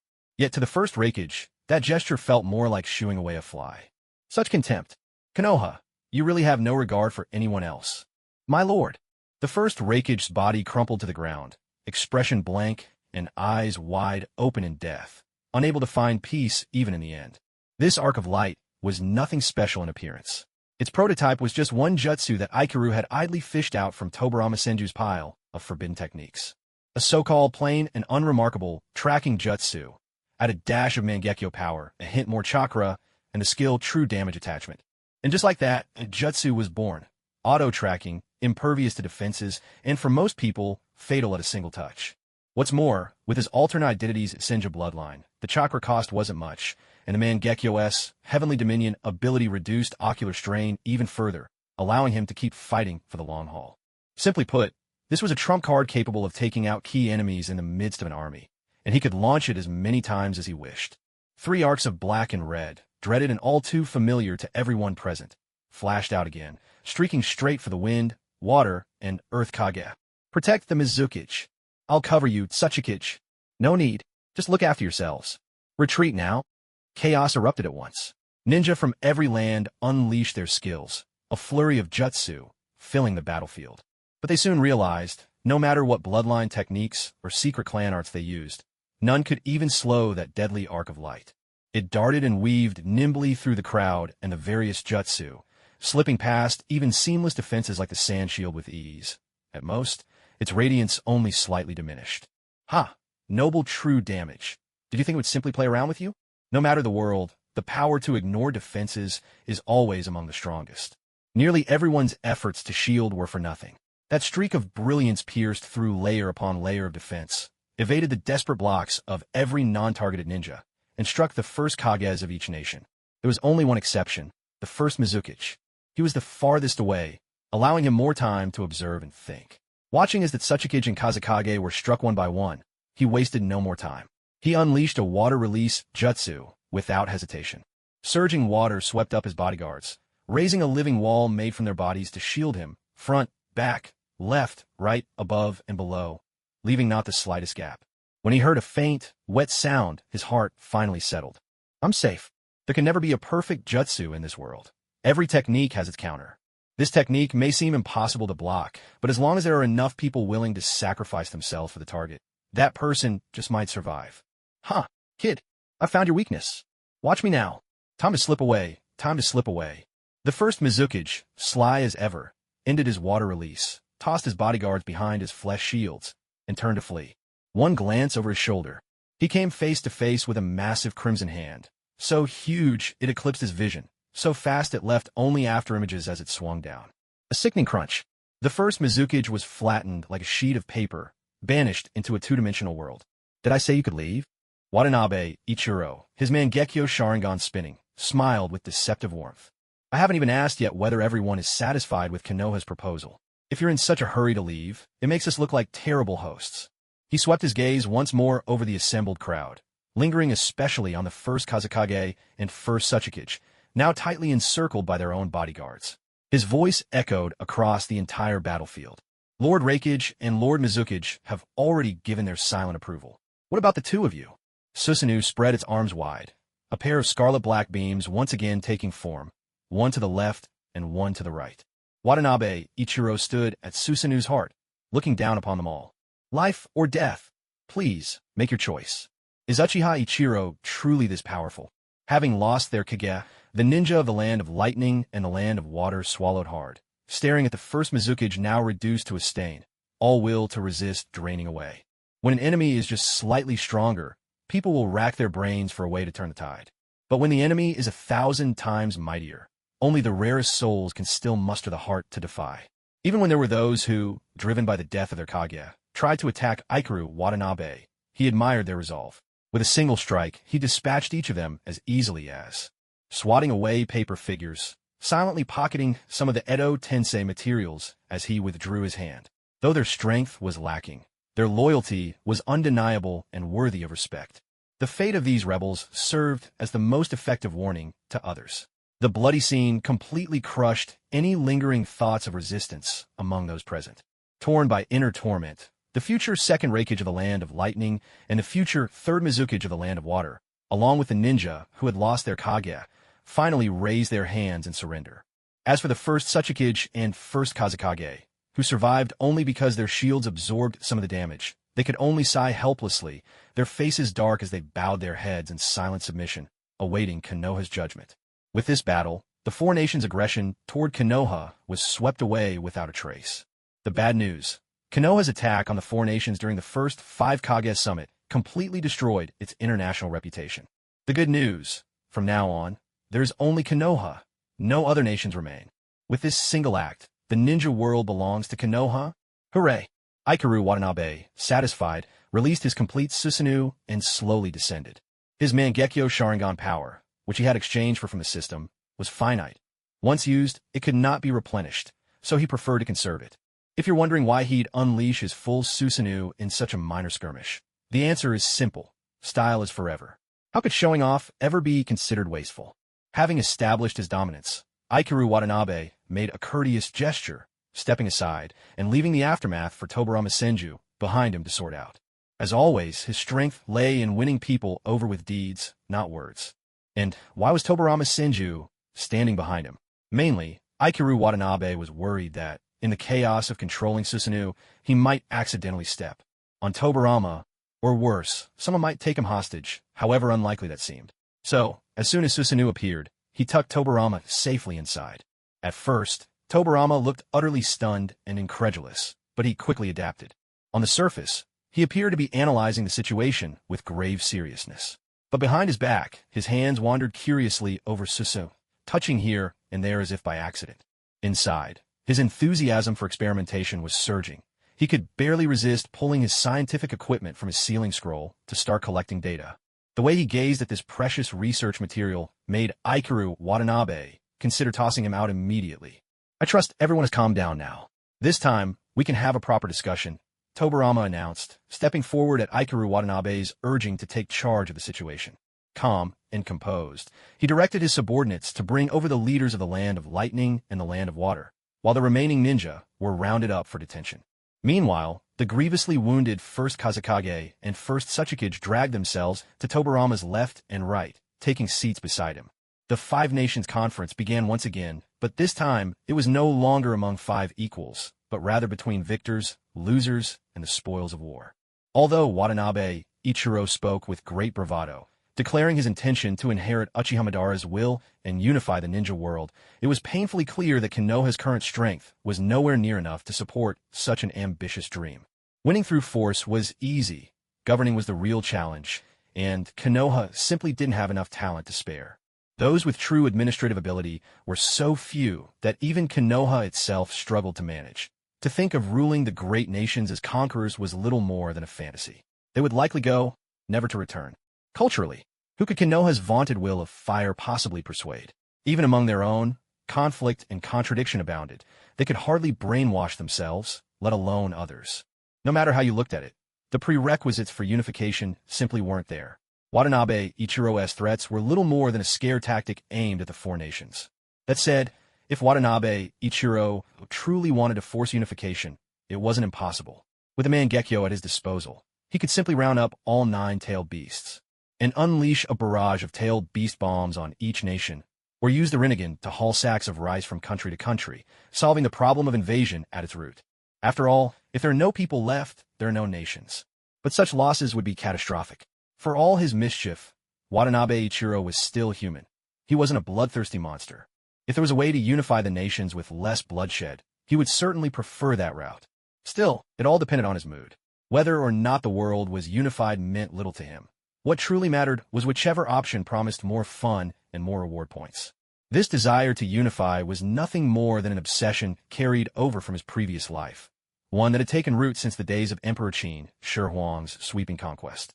Standing behind Senju Tobarama, Watanabe Ichiro idly scrolled through his system, torn once again over whether to gamble on the roulette or just exchange his points in the shop. It was a real dilemma. Looking at it another way, what did Watanabe Ichiro really lack now? In terms of power, He had the Mangekyo at hand and the Rinnegan as backup. In this timeline, there shouldn't be any adversaries left to challenge him. In terms of authority, he was already the head of the Uchiha clan. If he wanted to become Hokage, all he had to do was mention it to Senju Tobirama.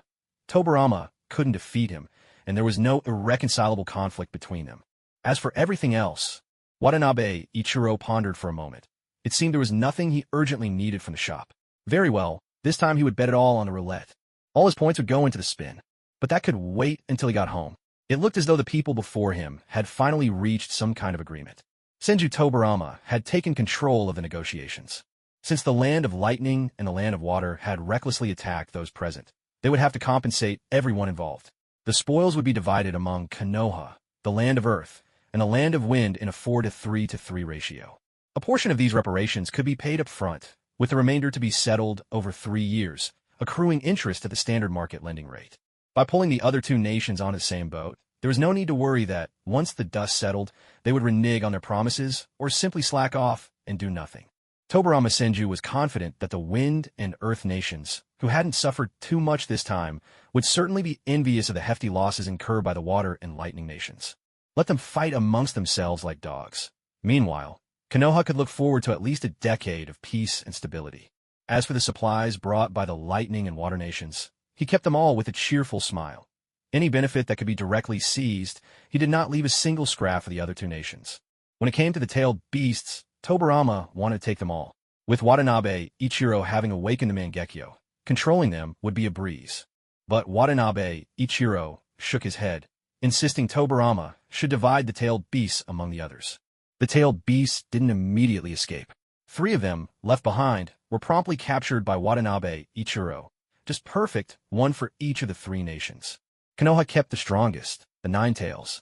Sunageki received the 1 tail, Shikaku. The Land of Earth took the 5 tails, Kokuo. Everyone was satisfied. Everyone except Black Zetsu.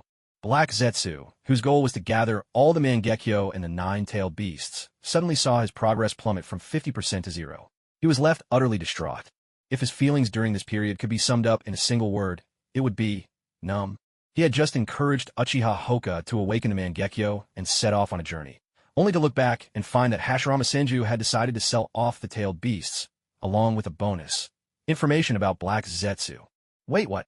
Black Zetsu couldn't comprehend Hashirama's logic. Why give away such powerful weapons of war instead of keeping them? Why hand them out to others? He racked his brains, but found no explanation. All he could do was watch helplessly as Hashirama took the tailed beast scrolls away, only to later entrust them to Watanabe Ichiro, his own plan B. Not bad, really. Watching his 2 targets gathered together, Black Zetsu felt a growing delight. Yes, with this, more than half of my plan is complete. Now I just need to find a way for Watanabe Ichiro to awaken both the Mangekyo and the Rinnegan. Ha. My plan to rescue Mother is almost at hand. But his joy plummeted into despair when he remembered that this 5 Kage summit was meant to distribute the tailed beasts. He had to come up with a way to sabotage the meeting. Black Zetsu darted swiftly underground, heading straight for the conference hall. However, just as he began eavesdropping, a figure with the same aura and appearance as himself suddenly appeared. Who is this? Why did he look exactly like me? Black Zetsu was utterly bewildered, even suspecting that Kagaya had given birth to another child during her time sealed away. But this one could wield the formidable wood release, able to fight Hashirama Senju on equal footing. Why on earth is this person so strong? Could it be that, among Kagaya's children, I'm the only useless one? Is it possible that, aside from all this melanin, I have nothing else to offer? Nearly powerless in battle, Black Zetsu retreated from the battlefield in frustration. Its body couldn't withstand attacks of this magnitude, so it could only skulk in the shadows, biding its time until another opportunity arose. When it finally returned to the fray, a colossal red giant erupted from the ground. It sensed a gaze fixed intently upon it. Red background, black markings. Was this the Red Rinnegan? No. The aura still belonged to the Mangekyo Sharingan.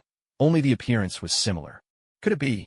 Black Zetsu recalled its earlier speculation that the descendants of Uchiha and Senju might bypass the step of achieving the eternal Mangekyo and awaken the Rinnegan directly. It was just a theory, but if the possibility existed, why not try? Even if it failed, it could always start over. But as soon as that gaze landed on it, Black Zetsu lost its nerve and scurried away once more. But oh, my tailed beasts! It wailed inwardly. There had been a glimmer of progress with the Rinnegan, but now the tailed beasts had nearly all escaped. It was sheer agony. Black Zetsu grimaced, feeling that the loneliness of the past 1,000 years was nothing compared to the pain of these past few days. It was utterly exhausted in both body and spirit. Such a coward. Watanabe Ichiro watched the system's map, where the Black Zetsu marker huddled at a distance, and silently passed judgment. This guy was truly the epitome of cowardice. When he'd activated Susanoo earlier, he'd hoped Black Zetsu would approach, so he could strike, but the thing merely shot a glance from afar before slipping away, slick as an eel in water, impossible to catch. If it couldn't be caught physically, so be it. It might be hard to hurt it with brute force, but psychological torment was another matter. Let's wait a little longer. He planned to give it a real shock. In a makeshift, new conference room, Tobarama Senju leaned wearily against his chair. The seat beside him sat empty. Delegates from the various nations had all been settled, and even those who felt ill at ease were forced by Watanabe Ichiro to feel settled. The 5 Kage summit had ended in a less than honorable fashion. 5 Kage arrived, and when it was over, there were almost no Kage left.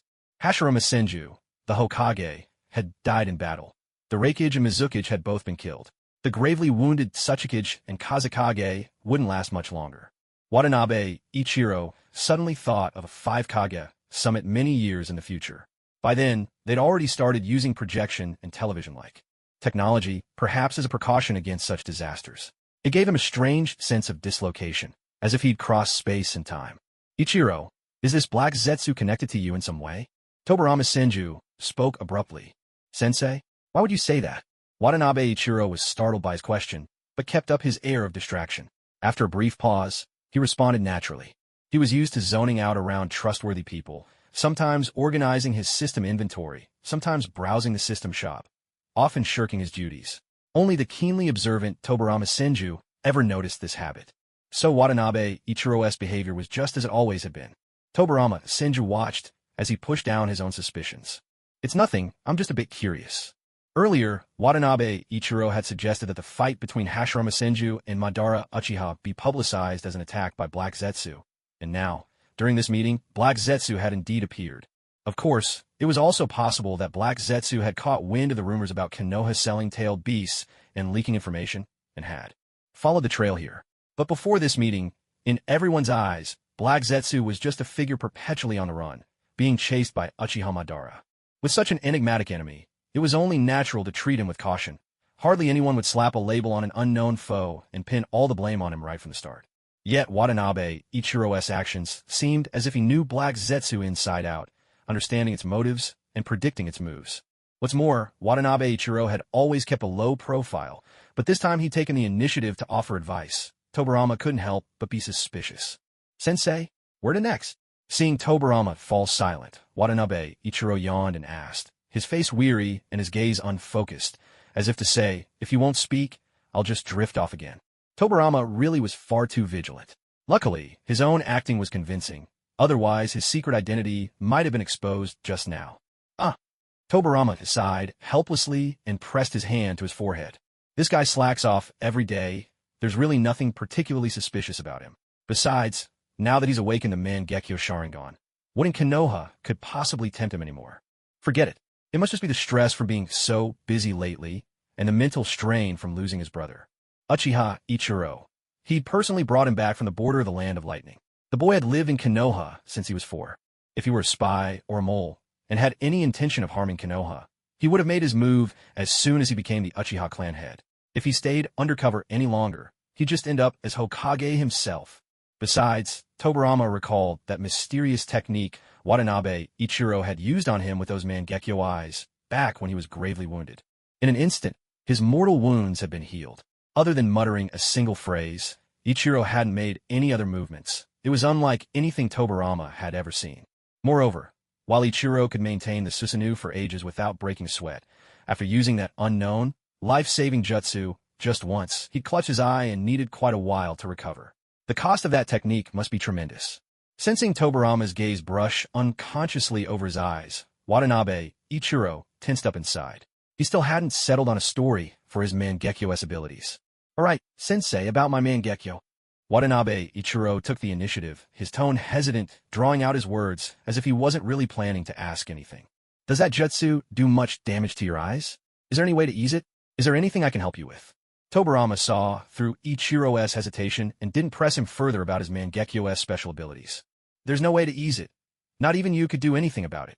The system-derived Mangekyo Sharingan cannot replenish its ocular power. Once it's depleted, it's as good as scrap.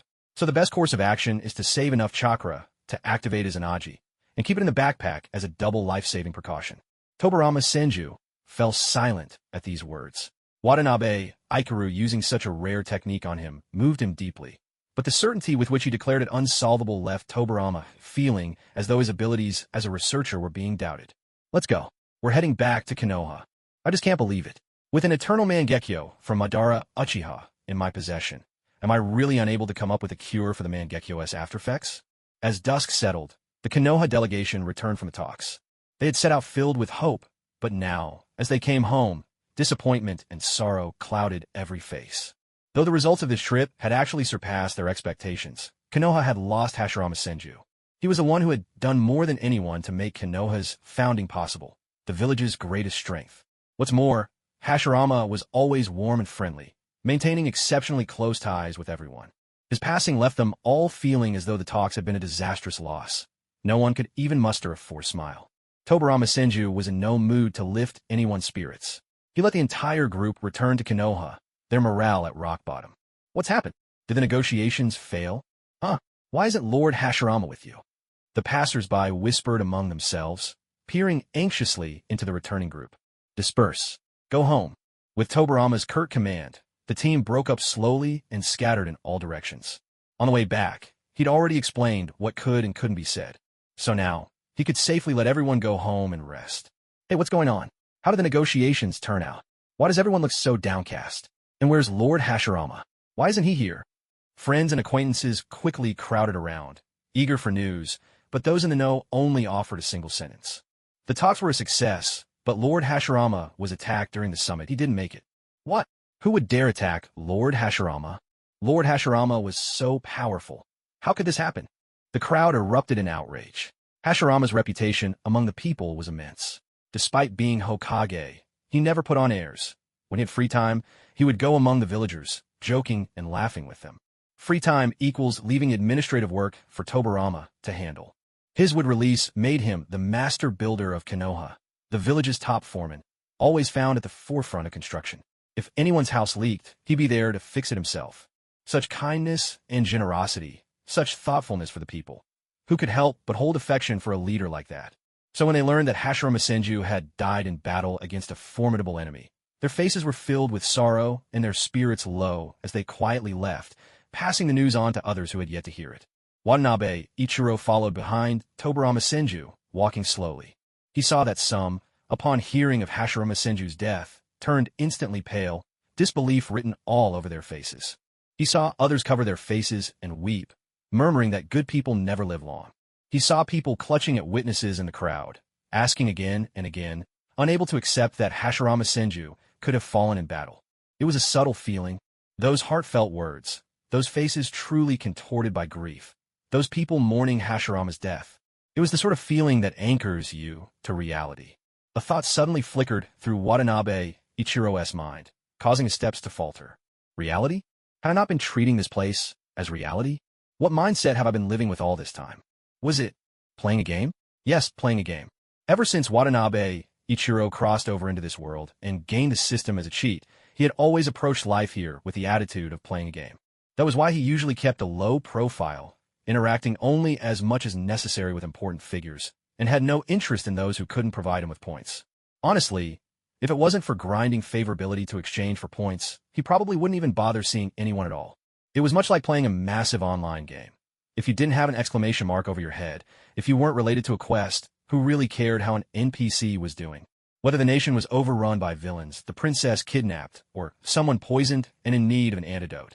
No matter how urgent or tragic the storyline, to the player, none of it was as enticing as the glowing loot or crafting materials scattered on the ground. That was the state Watanabe Ichiro had been in. But now, Uncle Hashirama isn't coming to see me anymore, is he? Beside him, a child who didn't fully understand the meaning of death looked up at their parents with innocent eyes. But he took my spinning top. I haven't had the chance to win it back yet. And he promised to bring me candy next time. Is he not coming because he wanted to keep the candy for himself? Well, I don't want it anymore. Will he come play with me again? Watanabe Ichiro stopped in his tracks. In that small, knife-sharp voice of a child, he felt as though an invisible film that had always clung to him was suddenly torn away. The sounds around him shifted from muffled to vivid, and the world before his eyes grew as clear as if it had been washed clean. The faceless villagers around him, NPCs he'd always seen as mere background, were shedding their anonymity.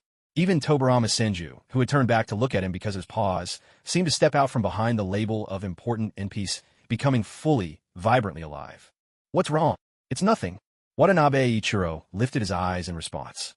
His black irises, unmarked by the Sharingan, reflected the afterglow of the setting sun, tinged with a gentle warmth.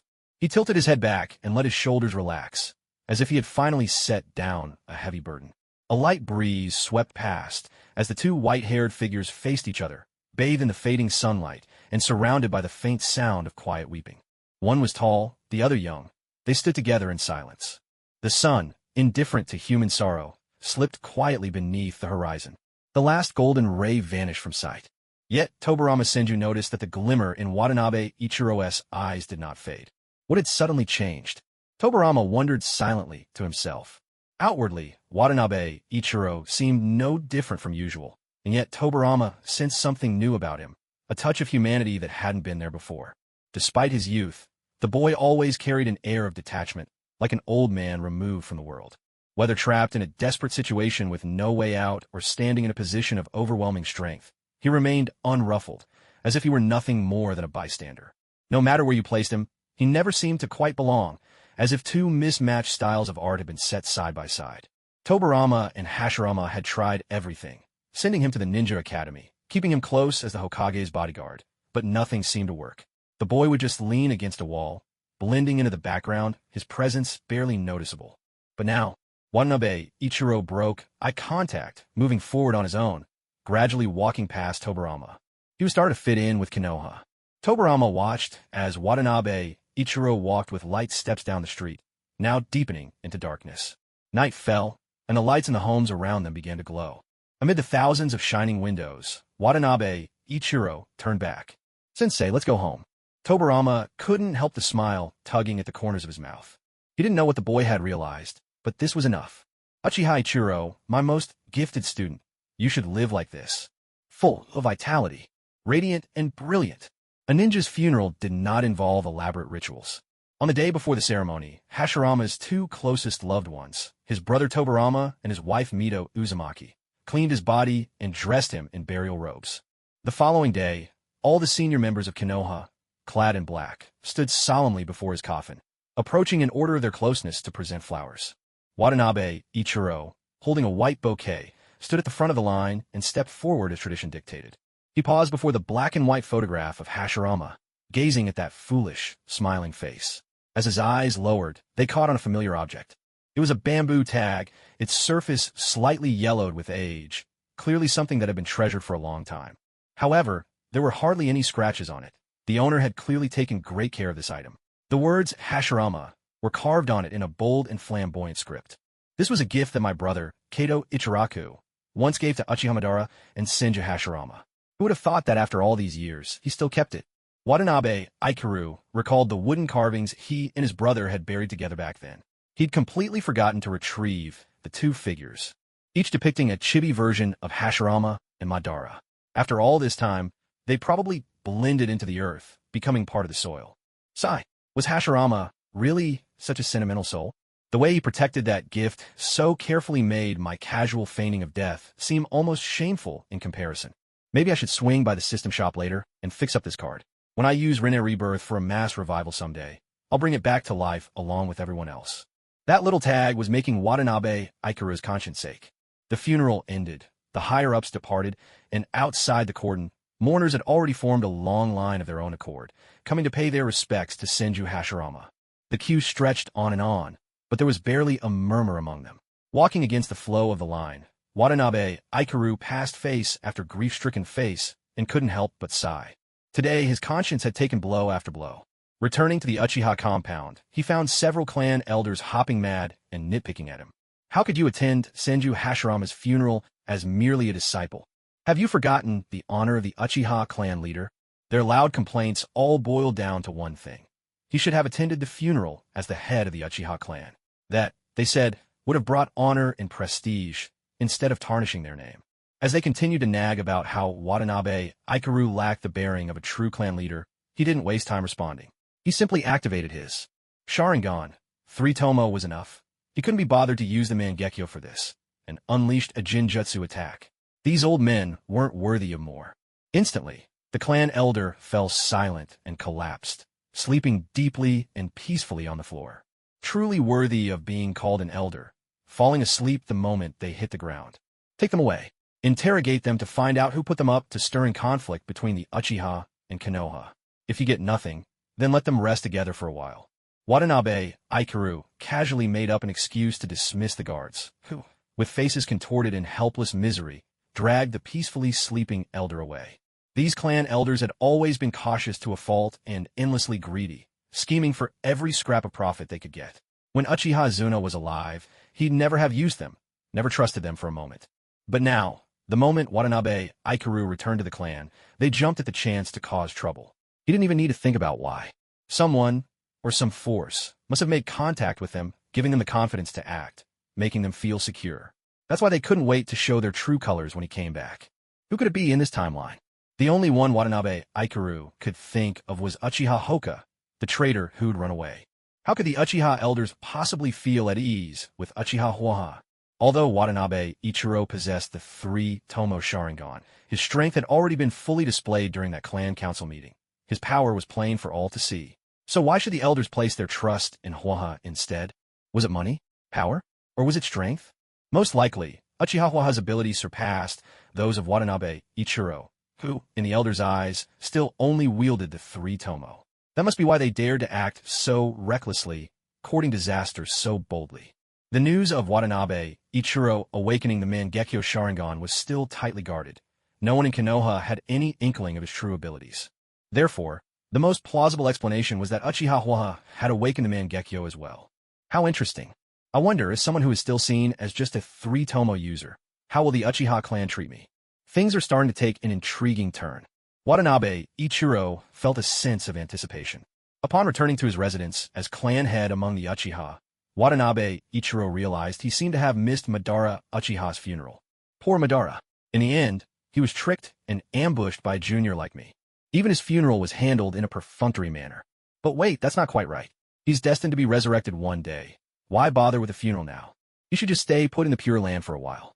Once I've reaped all the rewards this world has to offer, we can all come back together. No need to rush. And if he really feels attached to funerals, he can hold one for himself after he's revived. Uchiha Madara. Can you even call this human speech? He opened the system and browsed through the marketplace. Shuka tools? Bought. Persona clone? Bought. Resurrection discount card? Bought. System upgrade card? Bought. Wait, what's this? Watanabe Ichiro stared at a newly appeared card, confusion flickering in his eyes. He frequented the system store daily and knew it like the back of his hand. So why had something new suddenly shown up? Dear host, thanks to your lavish shopping, I've finally accumulated enough points to upgrade. I'm no longer that fragile first-level system. I've leveled up. The system's digital voice rang out with excitement. So, what can you do now that you've leveled up? I've unlocked more modules, especially the emotion module. I can now serve as your emotional counselor. I can tell, but I don't have emotional issues, thanks. Anything else? I can refresh the marketplace and bring in new cards from other worlds. Plus, you get a 5% discount on all your purchases. Not bad. Anything else? The system faltered, buffering for a moment, then spoke up with renewed excitement. I can now completely suppress the Sage of Six Paths and the God of Death in this world. What? You mean you couldn't do that before? I'm sorry. I was too weak before and could only keep your presence hidden. If the Six Paths, or the God of Death, tried to take you away, I wouldn't have been able to protect you. But things are different now. I could even land a heavy slap on them if I had to. This emotional module sure is intense. Even cursing slips out so naturally now. Alright then, next time you see the God of Death, just go ahead and give him a good smack. That guy had taken Minato Namikaze, a character Watanabe Ichiro really liked, so naturally, it left a bad taste in his mouth. You got it, just wait and see. Well, it seems the system has loaded a Tianjin dialect module too. After shopping for the items needed to revive everyone, Watanabe Ichiro was ready. Now, all he had to do was change his disguise, activate the Mangekyo, and make the Rinne Rebirth hand sign. Every material he'd processed and stored his backpack would skip the impure world reincarnation, step and instantly burst from the ground like bamboo shoots after a spring rain. The dead. You're quite the comedian. Of course, that included the cards that had previously been shattered. As for some perfectly reasonable questions, such as, why can someone who's been dead for so long still be revived? Why can people who didn't die here also come back? Don't bother asking. Anyway, once you use the Rinne rebirth disguise, it's a one-way ticket. The dead refuse to answer your questions. Use your imagination. Watanabe Ichiro is confident that everyone in the shinobi world is a master of filling in the gaps themselves. After his shopping spree, Watanabe Ichiro wagered all his remaining points on the roulette. 101 pulls. Let's see what he could get. That was exactly 10 pulls plus a single draw. Watanabe Ichiro pressed the button without hesitation. 10 pulls yielded a pile of junk. Out of 100, he only got 2 character cards with decent stats. Not bad, though. The storyline in the Warring States era was almost tapped out anyway, so getting some character cards now was good timing. Maybe it was time to swap out his disguise, too. One single pull left, he went for it. A flash of golden light and dazzling rainbow colors shimmered across the system page. What's this? He'd hit the jackpot. Turns out, miracles really do happen with single pulls. As the light faded, rainbow gold, absolute command, appeared before his eyes. Absolute command. When you establish an organization, all member data becomes visible. Meeting certain conditions allows you to enforce absolute obedience among members. This special card looked a bit weak, useless for personal power growth, and compared to the previous Rainbow Gold, Rinnegan, it paled in comparison. Still, Watanabe Ichiro was quite satisfied. He'd been thinking of starting an organization lately, and this card had arrived at just the right time. While Watanabe Ichiro sat cross-legged in the Uchiha compound drawing cards, a ninja hawk quietly took flight from within the grounds, looping in the sky before soaring outward. Is that the Uchiha clan's contract beast? The AMBU squad on reconnaissance looked up, hesitating over whether to let it pass. Let it go. It's been cleared.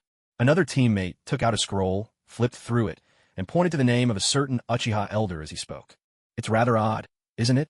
The Uchihas have been sending messages a bit too frequently lately. Why worry about it? Let's just stick to the protocol. Meanwhile, in the shadows, a figure gazed up at the ninja hawk, frowning, hesitating for a long moment before finally turning away and leaving. The ninja hawk soared smoothly out of Konoha, circling warily in the sky a few times before heading northeast, straight toward the land of lightning. Using the cover of night, it slowed down in front of an unknown mountain cliff, flapping its wings before diving downward. Its body flew straight at the cliff face, and the moment it touched the stone, ripples shimmered across the surface, letting it pass through without resistance.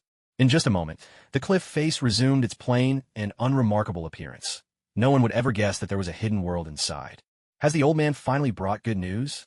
Uchiha Hokane stretched out his arm for the ninja hawk to land, untied the small sealed scroll attached to its leg, and quickly formed a hand sign. With a soft pop, the scroll slowly unfurled, revealing a few lines of text that brought a twisted grin to Hokane's face. Returned, have you? Haha, finally back. My plan can begin at last. Uchiha Ichiro. This time, I will win. This time, I'll crush you beneath my feet. He burst into wild laughter, the sound echoing madly through the shadowy chamber, startling the ninja hawk into flight. Not long after, the hawk took off from this mysterious place, once again carrying a similar sealed scroll. On the scroll was just one sentence. The plan continues as before. These days, Watanabe Ichiro found himself with a rare sense of leisure. The funeral for Senja Hashirama in Konoha had ended, though people throughout the village still kept vigil for him and black mourning cloths hung from every home. That sorrow would fade with time. After all, life must go on. As the year drew to a close, the cheerfulness of the coming festival brightened people's faces with fresh smiles. Strangely enough, Konoha too had a festival much like the New Year. The customs and traditions varied in many ways, but the desire to gather with loved ones never changed. Unfortunately, Watanabe Ichiro had few friends in Konoha. Tobarama Senju was busy tinkering with who knows what in his laboratory, and Ichiro had no intention of disturbing him. The three who would one day be known as the legendary Sannin were just kids starting at the Ninja Academy. Ichiro had no interest in playing babysitter. As for the third generation, Danzo, and the others of that era, though they were already adults, their storylines weren't important at this point. There were no points to be earned, and Ichiro wasn't particularly fond of their personalities, so he had no plans to interact with them. Watanabe Ichiro, for once, felt a little bored. He strolled slowly along the streets of Konoha, planning to find an opportunity to sneak out that evening and let his new persona make an appearance. By his calculations, the delegations from the major nations, those who had traveled the farthest for the talks, should be returning to their homelands by now. When that happened, the shinobi world would inevitably plunge into chaos for a while, creating the perfect cover for his new identity to fish in troubled waters. He wandered aimlessly through Konoha and, before he knew it, found himself on the village's most bustling street. Konoha's specialty, Snack Street. The large characters hung at the entrance, striking and unmistakable. Watanabe Ichiro remembered now. This street had been named by Hashirama Senju, borrowing from the daily banter with Watanabe Ichi's persona. If memory served, wasn't there a hot pot restaurant around here? Might as well give it a try. They didn't have high hopes for the food. Watanabe Ichiro hadn't walked far down the snack street before he spotted the place, right in the most prominent spot, packed with people and buzzing with energy. Once inside, a waiter greeted him warmly and handed him the menu. As he flipped through it, a complicated look crossed his face. Every dish listed was something he'd once made for Hashirama Senju and Madara Uchiha while wearing his Watanabe Ichi disguise. He ordered a few dishes. The food arrived quickly, mediocre in taste, but still within an acceptable range. Watanabe Ichiro ate contentedly, cradling half a cup of sake in one hand as he watched the sun dip gradually toward the horizon, patiently waiting for dusk to give way to night. Once darkness fell, he'd find a gap in Konoha's barrier and release his new alter ego. Clan leader? A somewhat unfamiliar voice called out. Watanabe Ichiro looked up to see a young man with short hair standing awkwardly nearby, clutching at the hem of his jacket, as if wanting to speak but hesitating. He ran through a mental list and soon remembered. This was Uchiha Kagami, Tobarama's bodyguard, quite a capable one at that. Unlike most Uchiha, Kagami was gentle in nature and thoughtful, someone who could put Konoha's interests above those of his own clan. Because of this, he was highly valued by Tobarama Senju. Watanabe Ichiro had interacted with him a few times before, but when he realized Kagami couldn't help him gain any points, he'd stopped seeking him out. What did he want with me now? What is it? Watanabe Ichiro gestured for him to take the seat opposite, but Kagami didn't move. He looked uneasy, a sheen of nervous sweat gathering at his temple. Clan leader, please be careful lately. I have a feeling that someone in the clan is plotting against you. Details. Watanabe Ichiro swirled the cup in his hand, watching the clear sake catch the last blush of sunset. Kagami shook his head. If you're asking for evidence, I don't have any. But lately, the carrier hawks have been flying far too often. It's very unusual. Lately, everyone in the clan has been acting strangely. I have a bad feeling about it, so I couldn't help but want to talk to you about it, Lord Patriarch. But you're so strong. I'm probably just overthinking things. I'm not all-powerful, you know. Watanabe Ichiro lowered his gaze, finished off the wine in his hand in one gulp. I can't change where I come from, and I can't save the people I want to save. What kind of strength is that? He drank several more cups in frustration, and the alcohol began to take hold. All I can do is watch Lord Hashirama fall, and there's nothing I can do. He squinted at the cup in his hand, a puzzled look on his face. Then his body slumped sideways onto the table. Had the drug taken effect? Uchiha Kagami's eyes flickered tensely between the wine cup and Watanabe Ichiro, his expression taut with anxiety. In the hot pot restaurant, the people sitting around Watanabe Ichiro, who had been eating and chatting merrily, suddenly sprang into action. They covered for each other, shielding his body from view, and with seamless coordination, whisked the unconscious Watanabe Ichiro away without drawing any attention. Uchiha Kagami followed behind them, his face ashen. He rolled up his sleeve. A jet-black curse mark throbbed on his left arm, the runes writhing slowly, as if alive. He let out a silent sigh. He could only hope there was still a way to turn things around. Getting a living person out of Konoha was no easy feat, unless, of course, a powerful faction well acquainted with the village was opening all the back doors for them. And this time, that faction was none other than the Uchiha clan, one of the two founding families of the village. Watanabe Ichiro was shackled with devices that suppressed his chakra, his hands and feet bound, and various implements inserted at key points on his body to block the flow of chakra. He looked utterly wretched. The wine he'd drunk was laced with a secret drug designed specifically for the Uchiha, a punishment originally reserved for clan traitors. Though over the years, the clan elders had misused it for personal gain, siphoning off a fair amount through all sorts of means. After years of maneuvering, the elders had deep reserves and hidden cards that a young clan head like Watanabe Ichiro, estranged from his kin, could never hope to match. Still, they hesitated. Watanabe Ichiro was half Senju by blood, and no one knew if the drug would affect him, or if its effects would be diminished. If so, what then? But try as they might, They couldn't think of another way to restrain Watanabe Ichiro. So, in the end, they dumped all their stockpile of secret drugs into his wine in one go. Worried he might detect the taste, the elders had arranged for several unsuspecting patrons to drink the same wine, so that if Watanabe Ichiro noticed anything unusual, he'd simply assume it was the restaurant's special brew and let his guard down. Fortunately for them, Watanabe Ichiro wasn't on high alert while in the village. He drank it all without a second thought, and even had several more cups. This secret medicine did not take effect immediately, so the clan elders waited anxiously on the side. If the medicine failed, they would have to come up with other ways to get Ichiro Watanabe out of Konoha. That would be much more difficult. Ichiro Watanabe had few ties in Konoha. If they couldn't lure him out, they would have no choice but to act within the village itself. The elders remembered the pair of Mangekyo Sharingan they had seen a few days ago, and a shiver ran through their bodies. No, absolutely not. Their grievances, let them settle them outside of Konoha. We still want to enjoy our lives a bit longer. Fortunately, Ichiro Watanabe's Uchiha blood was still flowing in his veins. Halfway through his conversation with Kagami Uchiha, he collapsed, slumping onto the table, motionless. When they approached to check on him, they found his breathing was rapid and his face had turned pale. He had already slipped into unconsciousness. The medicine worked surprisingly well, perhaps a bit too well. As the clan elder's confidants bound his hands and feet and placed various chakra-suppressing restraints on him, he didn't even struggle instinctively. Only the faint rise and fall of his chest showed he was still alive. Hey, should we just take advantage of his weakness and finish him off now? One of the elders, who had been reprimanded and interrogated by Ichiro Watanabe just a few days before, felt particularly resentful. Glaring at Ichiro's pale face, he hobbled forward and jabbed him several times with his cane, his mood foul. Those reckless youngsters really didn't know their own strength. He'd been bedridden for days before he could even get up, and now he still had to rely on a cane. Honestly, hey, stop poking him. If you end up killing him, are you going to explain that to that person? That person is deeply obsessed with Uchiha Ichiro. But I have the feeling it's not really about him. It's about the defeat in that last clan head challenge. Wants to defeat him head-on, I bet. Otherwise, why insist we only lure him out and not kill him? The pride of youth. Not like us old folks, who just want to enjoy our twilight years in peace. Hey, he's coughing up blood. What are you doing? He's about to die.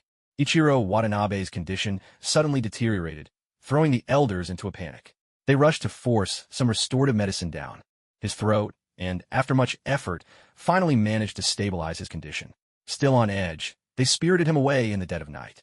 As for the various checkpoints along the road, well, for the Uchiha clan, who had helped build Konoha with their own hands, it was nothing more than a bit of extra effort. Ichiro Watanabe was escorted at breakneck speed by a few men, and the journey passed without incident. For now, all the chaos and commotion came to a temporary halt. Kagami Uchiha watched Ichiro's silhouette fade from view, his expression complicated, a flood of unspoken feelings rising in his chest. He turned back, adopting a respectful demeanor. Elder, may I ask about my brother? Don't worry, he's sleeping soundly. The clan elder waved his hand, and a young child was carried out. The boy was still half asleep, mumbling and calling for his brother. Uchiha Kagami's expression immediately softened. He checked over his little brother several times, making sure there was no harm done, that he was in good spirits, just frightened, and kept away for a while. As for that curse mark on your hand, let's settle everything else first, and then we'll have a proper talk about it. This thing on my hand? It doesn't matter. Uchiha Kagami gave a faint smile, split off a shadow clone, and entrusted his brother to it. The clone vanished in an instant, heading straight for the Hokage's office. Stop him!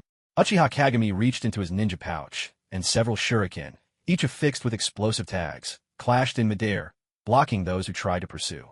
In the chorus of violent explosions, Kagami's face turned ruthless. With one swift motion, he severed his own left arm. The arm, now separated from his body, lost the black curse mark as soon as it was cut off, the sinister energy dissipating at once. Now, I have nothing left to worry about. Elders, let me properly thank you all for the care you've shown my brother. A few days earlier, Kagami had sensed something was amiss within the clan. He hadn't been assigned by Tobarama Senju to the 5 Kage Summit security detail, so he'd been staying quietly within the clan compound, helping his brother practice shuriken techniques. But then, all of a sudden, the elders seemed to have changed overnight, locking themselves away and refusing to see anyone. Kagami had tried approaching a few times, pretending to pass by, but each time the elders' guards politely turned him away. Everything seemed normal on the surface. And that was the most suspicious thing of all. The elders had always been domineering, their guards arrogant and unapproachable. So this sudden courtesy was definitely a warning sign. Unable to rein in his curiosity, and worried the elders might stir up trouble during the 5 Kage summit, Kagami, being one of the second Hokage's bodyguards, felt it was his duty to nip any risk in the bud. So he began to investigate in secret. He noticed the clan's messenger hawks were flying more frequently than usual, as if the elders were communicating with someone outside the village. Could they be planning to betray Konoha? Kagami couldn't set his mind at ease. He slipped out quietly, following the hawks to track down whoever the elders were in contact with. Who could it be? Was it another nation's agents? But what he uncovered at the end of the trail was beyond his wildest guesses. Uchiha Hokaku, once the clan's third-in-command, now a branded traitor. After suffering a humiliating defeat at the hands of Hokaku, who had awakened the Mangekyo Sharingan, Kagami escaped in disarray, only to realize with horror that his brother, who should have been safest at home, was actually in the wolf's den. To keep his brother alive, Kagami returned to the clan compound, battered and bruised. Under threat and enticement from the elders, he chose to feign surrender and took on the task of drugging Watanabe, Ichiro, and making sure he drank the concoction. The relationship between Ikaru, Watanabe, and the Uchiha clan was far from good. The only one he could exchange a few words with was Uchiha Kagami, by their standards that already counted as being close. The clan elders, left without a better plan, had no choice but to resort to this desperate measure. Yet even so, Uchiha Kagami didn't follow their plan to the letter. Taking a great risk, he gave Ikaru Watanabe a subtle warning. He never addressed him as clan head, as others did. He had always called him Ikaru-kun. I truly wonder if he caught the hint in my words. With his right hand gripping his weapon tightly, Uchiha Kagami fought for his life against the guards of the clan elders, yet part of his mind wandered, worrying about Ikaru Watanabe. Ikaru-kun, you must return safely. The moon peeked out from behind the clouds, casting a gentle, silvery light. In the pitch-black, shadowy forest, several figures sped through the trees, their forms darting swiftly through the moonlight. Dressed all in black, it was impossible to tell which clan they belonged to, but their ever-watchful, crimson eyes scanning the surroundings betrayed their identity at a glance. The Uchiha. They moved with extraordinary care, lifting something between them with practiced delicacy, every motion brimming with caution. Ikaru Watanabe lay in the middle of them, swaddled in something like a burial shroud, guarded closely on all sides. The Uchiha were so worried he might die midway that they carried him with meticulous steadiness, so much so that for him, the journey was almost unreasonably comfortable. It felt as if he were swaying gently in a cradle, and Ikaru Watanabe was nearly lulled to sleep by the motion. He had to admit, it reminded him of the auto pathfinding in online games. Once a quest appeared, you just click, and the system would transport you straight to your destination. But Ikaru Watanabe had it even easier. He could simply lie there and be delivered by others. Of course, his body was weighed down with all kinds of devices to prevent any resistance, which poked and pressed into him in a rather uncomfortable way. Maybe I should just take a nap. By the time I wake up, we'll have arrived. Feeling safe and drowsy, Ikaru Watanabe's thoughts drifted off. Back at the hot pot restaurant, Ikaru Watanabe had already sensed a hostile gaze fixed on him. He pretended not to notice and kept playing along with the charade. He hadn't made any enemies in Konoha. Anyone could guess, even with their toes, that this must be the work of a few Uchiha members dissatisfied with him and itching to make trouble. But what exactly would they do? This was the busiest street in Konoha. To clear out the area without alerting anyone would be no small feat. But to start a fight here? That seemed unlikely. With such a mixed crowd, who could guarantee a stray fire release wouldn't incinerate some important heir from another clan? If they really wanted to make a move here, they'd be giving up any chance of staying in Konoha. So, what could they do to get rid of me or lure me out? A honey trap? Hostage threats? Or maybe, as Ikaru Watanabe watched a smiling server present a bottle of sake, compliments of the house, one for every table, the answer became clear. Oh, so it's poison, is it? Watanabe Ichiro kept his composure as he poured a glass, swirling it gently in his hand. The liquor looked perfectly normal, its color clear and bright, with a faint herbal fragrance. Nothing outwardly suspicious about it. He nudged the system in his mind. Hey, little system, can you analyze the contents of this wine? Sure thing. The upgraded system immediately sprang into action, scanning the liquid in the cup with great enthusiasm and generating a comprehensive analysis report that ran tens of thousands of words. Watanabe Ichiro skimmed straight to the end, focusing on the section detailing the potential effects of different doses on his body. Death, permanent disability, severe injury, minor injury. These old foxes really didn't hold back. Just a single cup was enough to kill him. Just then, Uchiha Kagami came over to speak with Watanabe Ichiro. He responded perfunctorily, offering only a word or two at a time, while his mind carefully calculated the dose of the poison.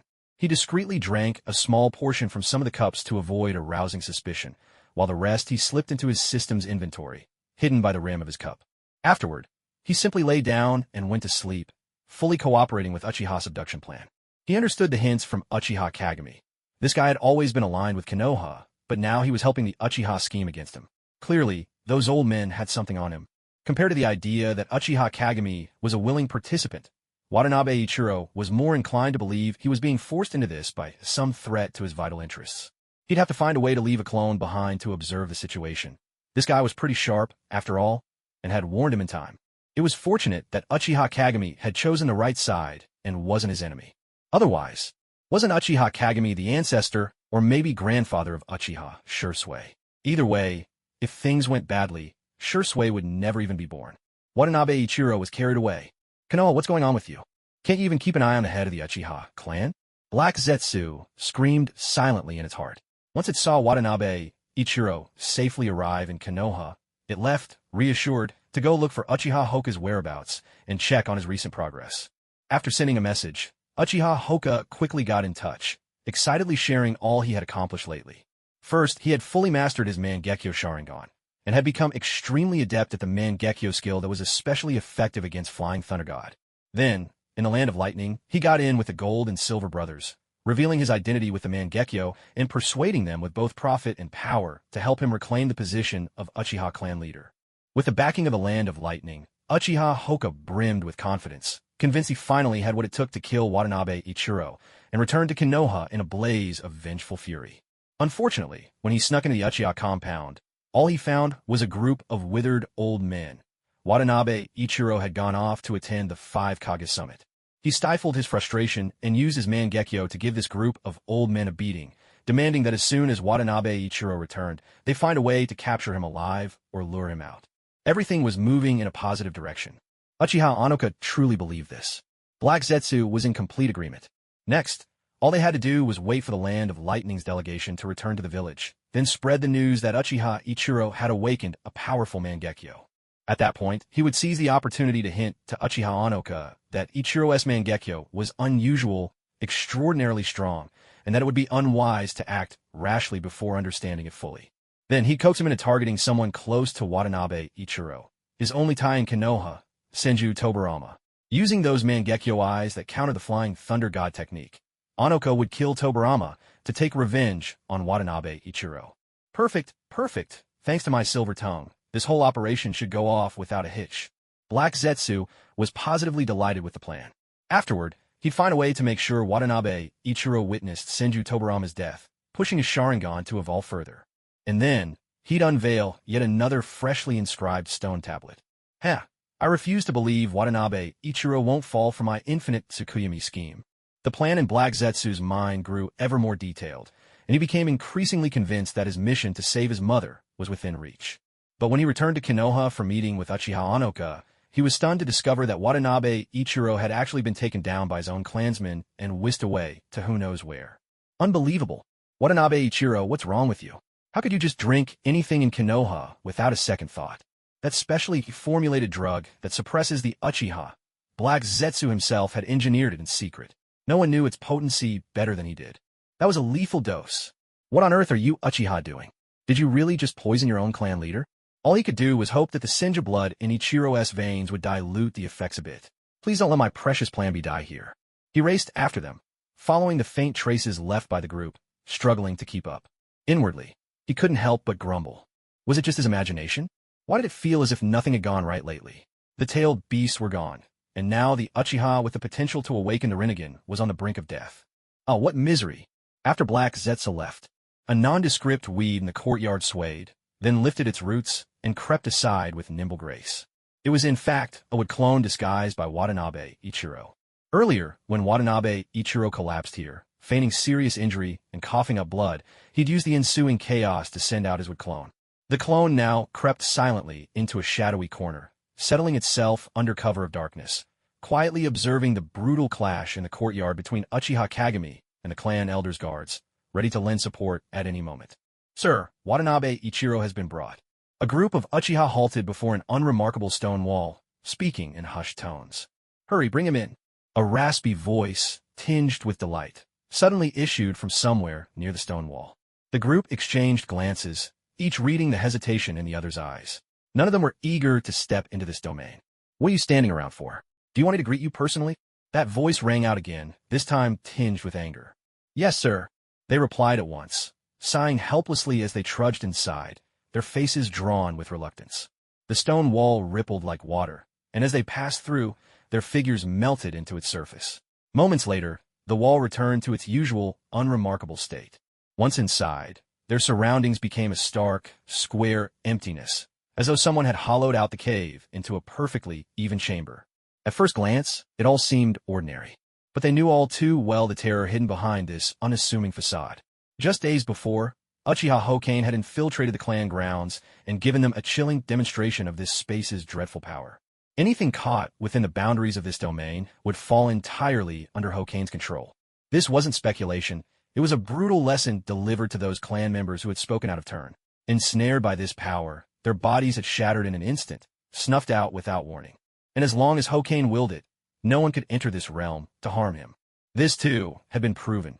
They had unleashed every ninjutsu they could muster, but their techniques simply passed through the space, utterly ineffective.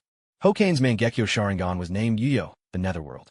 It was born in the agony of fire-style jutsu and the searing pain of Watanabe Ichiro's Flying Thunder God Assault.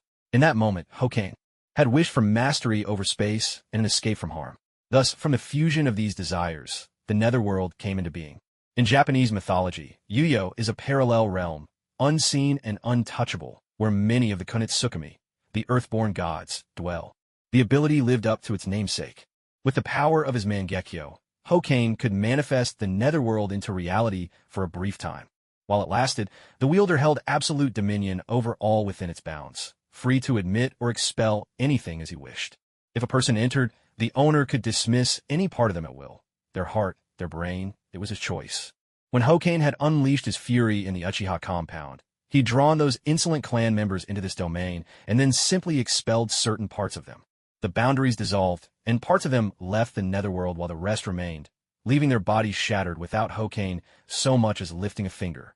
This Mangekyo ability was akin to intangible intangibility combined with invincibility at close range, a perfect counter to the Flying Thunder God technique. In fact, this Mangekyo skill was almost impossible to overcome.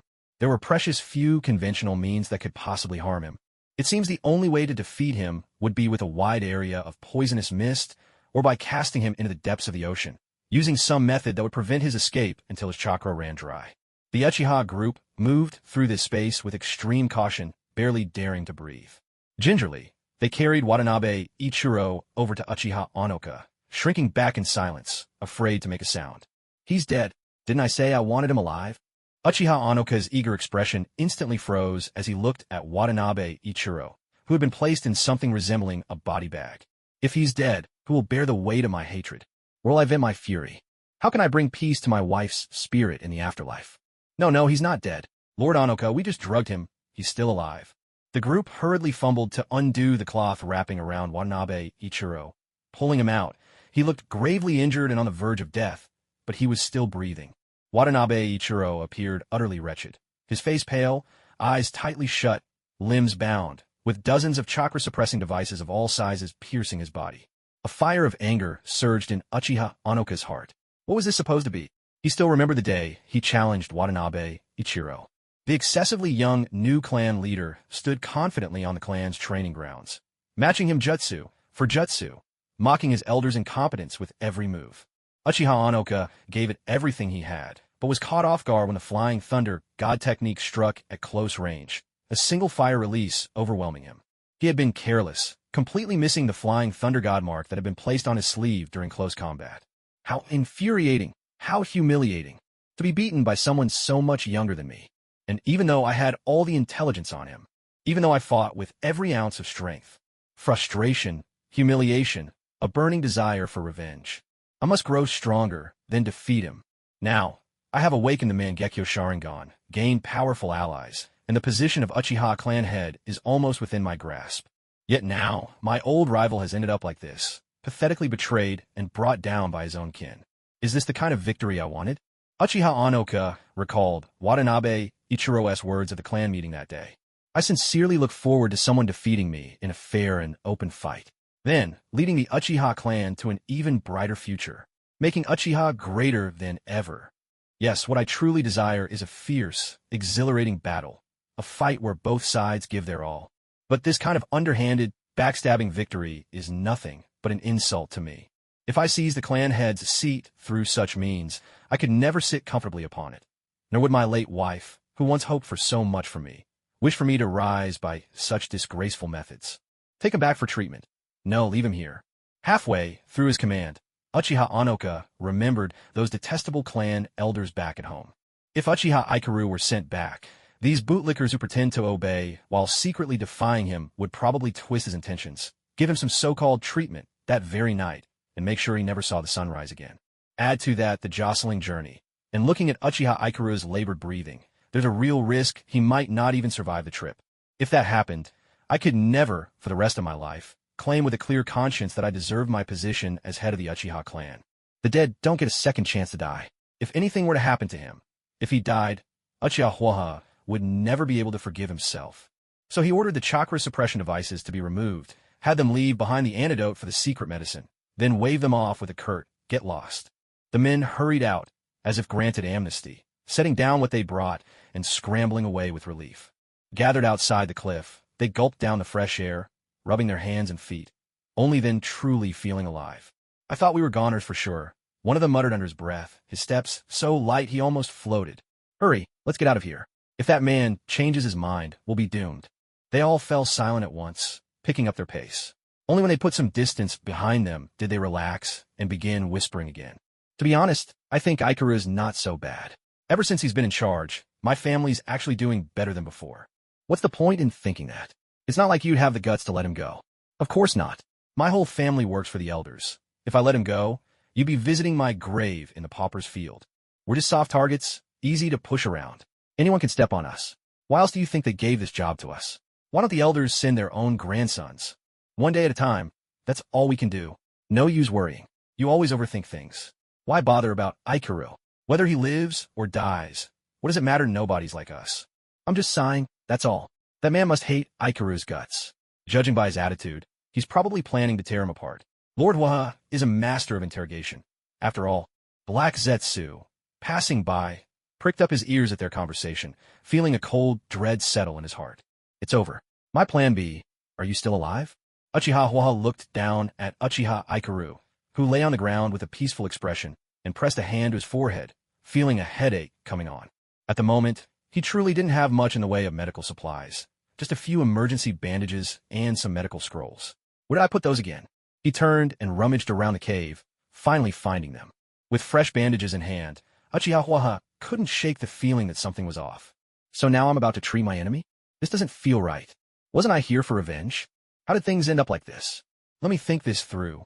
First, if I want to take the position of clan head, I have to defeat Ikaru Uchiha. But what's the point of bullying the old, the weak, and the sick? Defeating an enemy who's already at a disadvantage is meaningless. I don't want to become clan head through such underhanded means. So I have to get him back to his prime. I need to heal him. The logic checks out. Still, I came all this way for revenge, and now I'm here to treat him. Why does this feel so strange? Where did things go wrong? Uchiha Hoka, who'd never had the benefit of 9 years of compulsory education, found himself trapped in a mental dead end, his mind grinding to a halt. Anyway, if it weren't for those old geezers messing around with drugs, things never would have gotten to this point. Yes, it's their fault. Next time I go back, I'll make sure to teach them a lesson. By the time he'd sorted through his thoughts and turned around, Ikaru Watanabe had already opened his eyes. Why, Koff, why don't you just kill me? He looked at the bandages in Uchiha Hoka's hand, his expression turning strange. If you're here to mock me in my current state, spare me your fake concern. Your life is in my hands right now. In an instant, Uchiha Hoka's temper flared, his grip on the bandages tightening. Does this brat really not know what danger he's in? Even with my man Gekyo at the ready, he dares talk to me like this? Looking down from above, Hoka stared at Ikaru Watanabe. Look at you now, pathetic and frail. I wouldn't even need to lift a finger to end you. Pathetic. What a shameless, petty face you have. Who do you think I have to thank for ending up like this? Ikaru Watanabe tried to struggle upright, but his arms gave out. All he could do was collapse to the ground, gasping for breath. Drugging me, such a fine move. Never thought I'd see this even in Konoha. I wouldn't stoop so low as to use poison. That was those old fools taking matters into their own hands. All I did was have them lure you out. Uchiha Hoka felt distinctly uncomfortable under Ikaru's scornful gaze and offered a terse explanation. He looked down at Ikaru Watanabe's powerless, broken figure and suddenly felt utterly bored, all desire for conversation evaporating. With a flick of his wrist, he tossed the healing scroll and bandages onto the ground. Take care of yourself. The antidote is right there. You can rest here until dawn. At first light, get yourself back to Konoha. Get your strength back, so I can kill you myself. And another thing, your life is mine now. Until then, don't you dare die at the hands of some nobody. Poisoned? Huh. To think such a cheap trick could bring you down. I really overestimated you. With a dramatic flourish, Uchiha Hoka flicked his cloak, clasped his hands behind his back in that classic Uchiha style, and strode away. After venting his frustrations with that verbal barrage, he felt lighter than he had in ages. The gloom that had weighed on him for so long had finally lifted. As expected, putting on a show at the right moment is good for both mind and body. I didn't expect you to actually be a decent person. A strange, mocking chuckle sounded behind him. Uchiha Hokane's brows furrowed. He sensed that something was slipping out of his control. He turned around. Where was Watanabe Ichiro's weakness now? His cheeks were flushed. He sat cross-legged, chin propped on one hand, looking every bit like a spectator enjoying a performance. I was going to set you up again, but your display of heroic camaraderie actually touched me a little, I have to admit. So I've made up my mind. I'll let you reunite with your wife. Oh, and her unborn child, too. I've checked. They can go together. Well, anyway, you'll be able to see them soon. Watanabe Ichiro spoke in a vague, roundabout way, dropping some spoilers. Uchiha Hokane stared at him, his expression shifting instantly from blank to furious. This brat was toying with him. All that poisoning, the injuries, the feigned helplessness. Just a ruse. He didn't know what this guy's real intentions were in testing him like this, but this little punk actually dared to mention his wife and child. How dare you? Are you really that confident you can take me down? Do you really have the nerve to provoke me like this? You little bastard. I'll kill you right now. The Mangekyo Sharingan, marked with black and crimson like the flying thunder god's seal, sprang to life in his eyes. Without hesitation, he ruthlessly banished Watanabe Ichiro's legs from the netherworld space. With all sincerity, Watanabe Ichiro shook his head helplessly. Every word he'd spoken had been true. He'd wanted to use Edo Tensei to bring back Uchiha Hokane's wife, let the two meet again, and clear up the misunderstanding caused by Black Zetsu's possession. But Uchiha Hokane's emotions were far too intense. He didn't give him any chance to explain.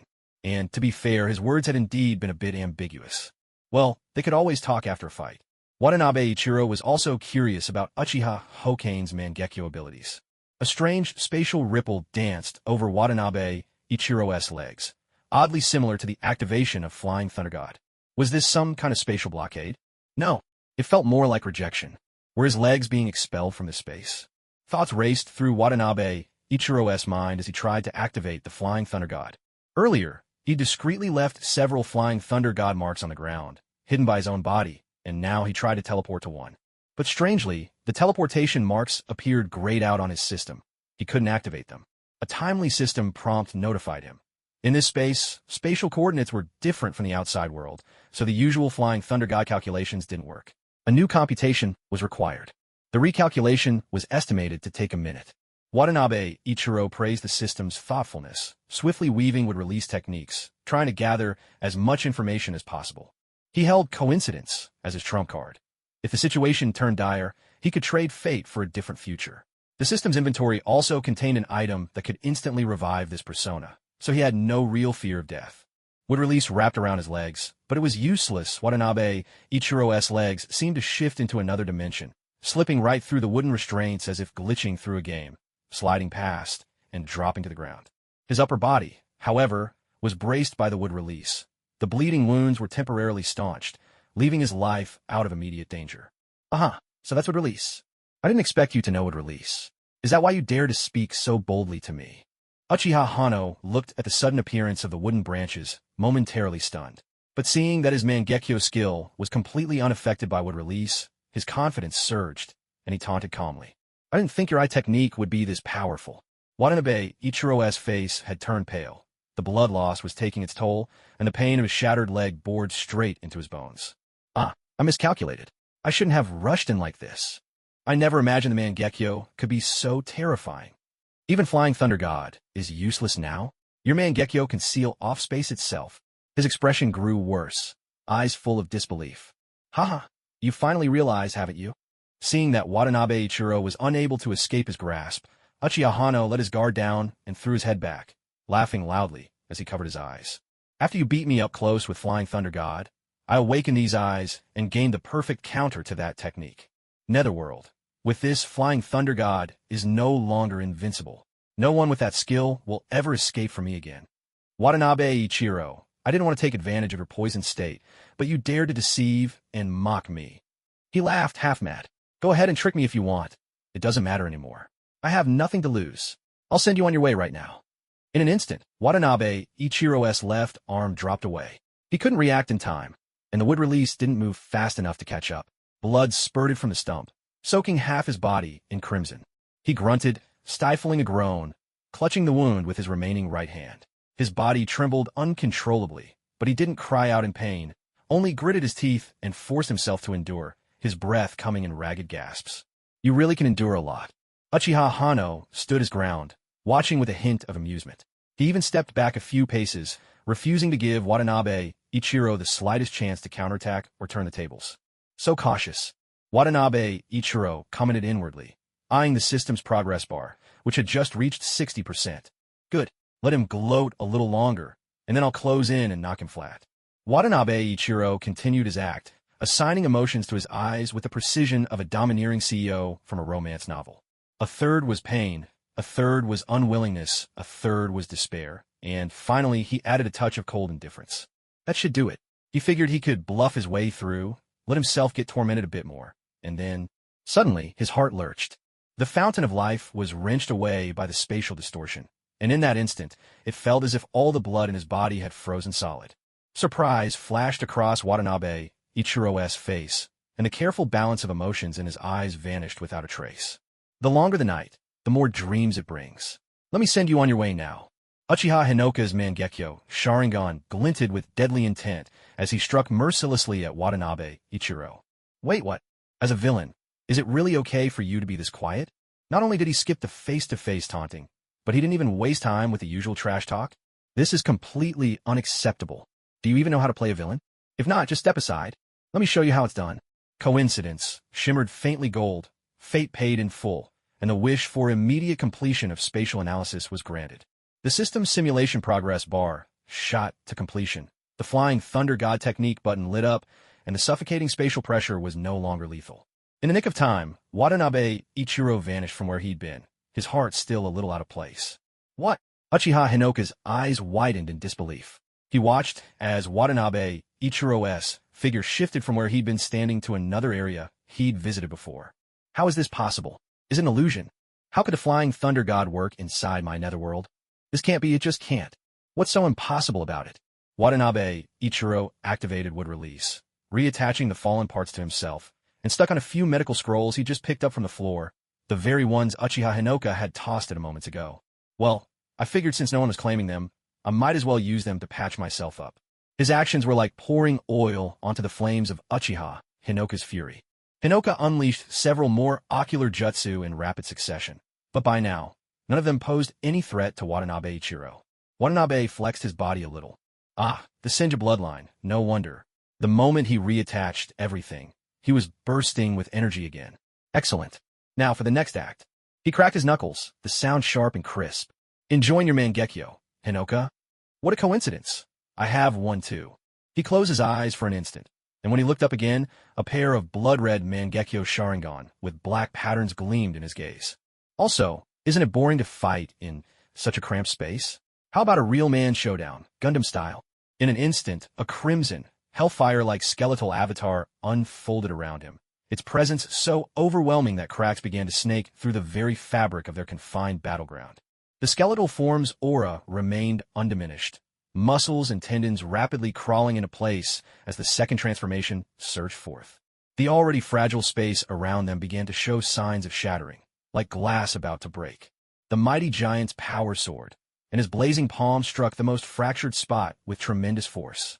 Space quaked, and time itself became chaotic. existence and nothingness overlapped. The world of the living and the netherworld teetered on the edge of connection, until at last the link snapped. Uchiha Hoka's netherworld shattered. A thunderous crash erupted in the northeast corner of Konoha. Mountains crumbled, and a sudden flash of red light split the night. What's that? It's Uchiha Ichiro's Susanoo. Fantastic. My backup plan is alive. Black Zetsu was beside itself with excitement, dashing forward in a burst, only to halt and double back immediately. No, better wait until the coast is clear. My fragile little body wouldn't stand a chance if I got caught in the crossfire. All these years of surviving through storms and strife. Wasn't it this very caution that kept me alive? This time's no different. Wait. Be patient. It hunkered down on a rock, not too close, not too far from Susanoo.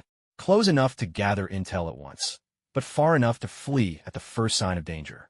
The top survivor of Konoha doesn't take chances for fun. Meanwhile, Uchiha Kagami Shadow Clone was racing towards the Hokage Tower, but the journey was far from easy. One of the clan elders, sharp-minded as ever, had set an ambush along the road. With his little brother in tow, the clones struggled to escape, barely breaking free from their pursuit. His chakra reserves were nearly spent. After a long delay, Kagami Shadow Clone finally reached the Hokage Tower and found Senju Momoka, the third in command of the Senju clan, on duty.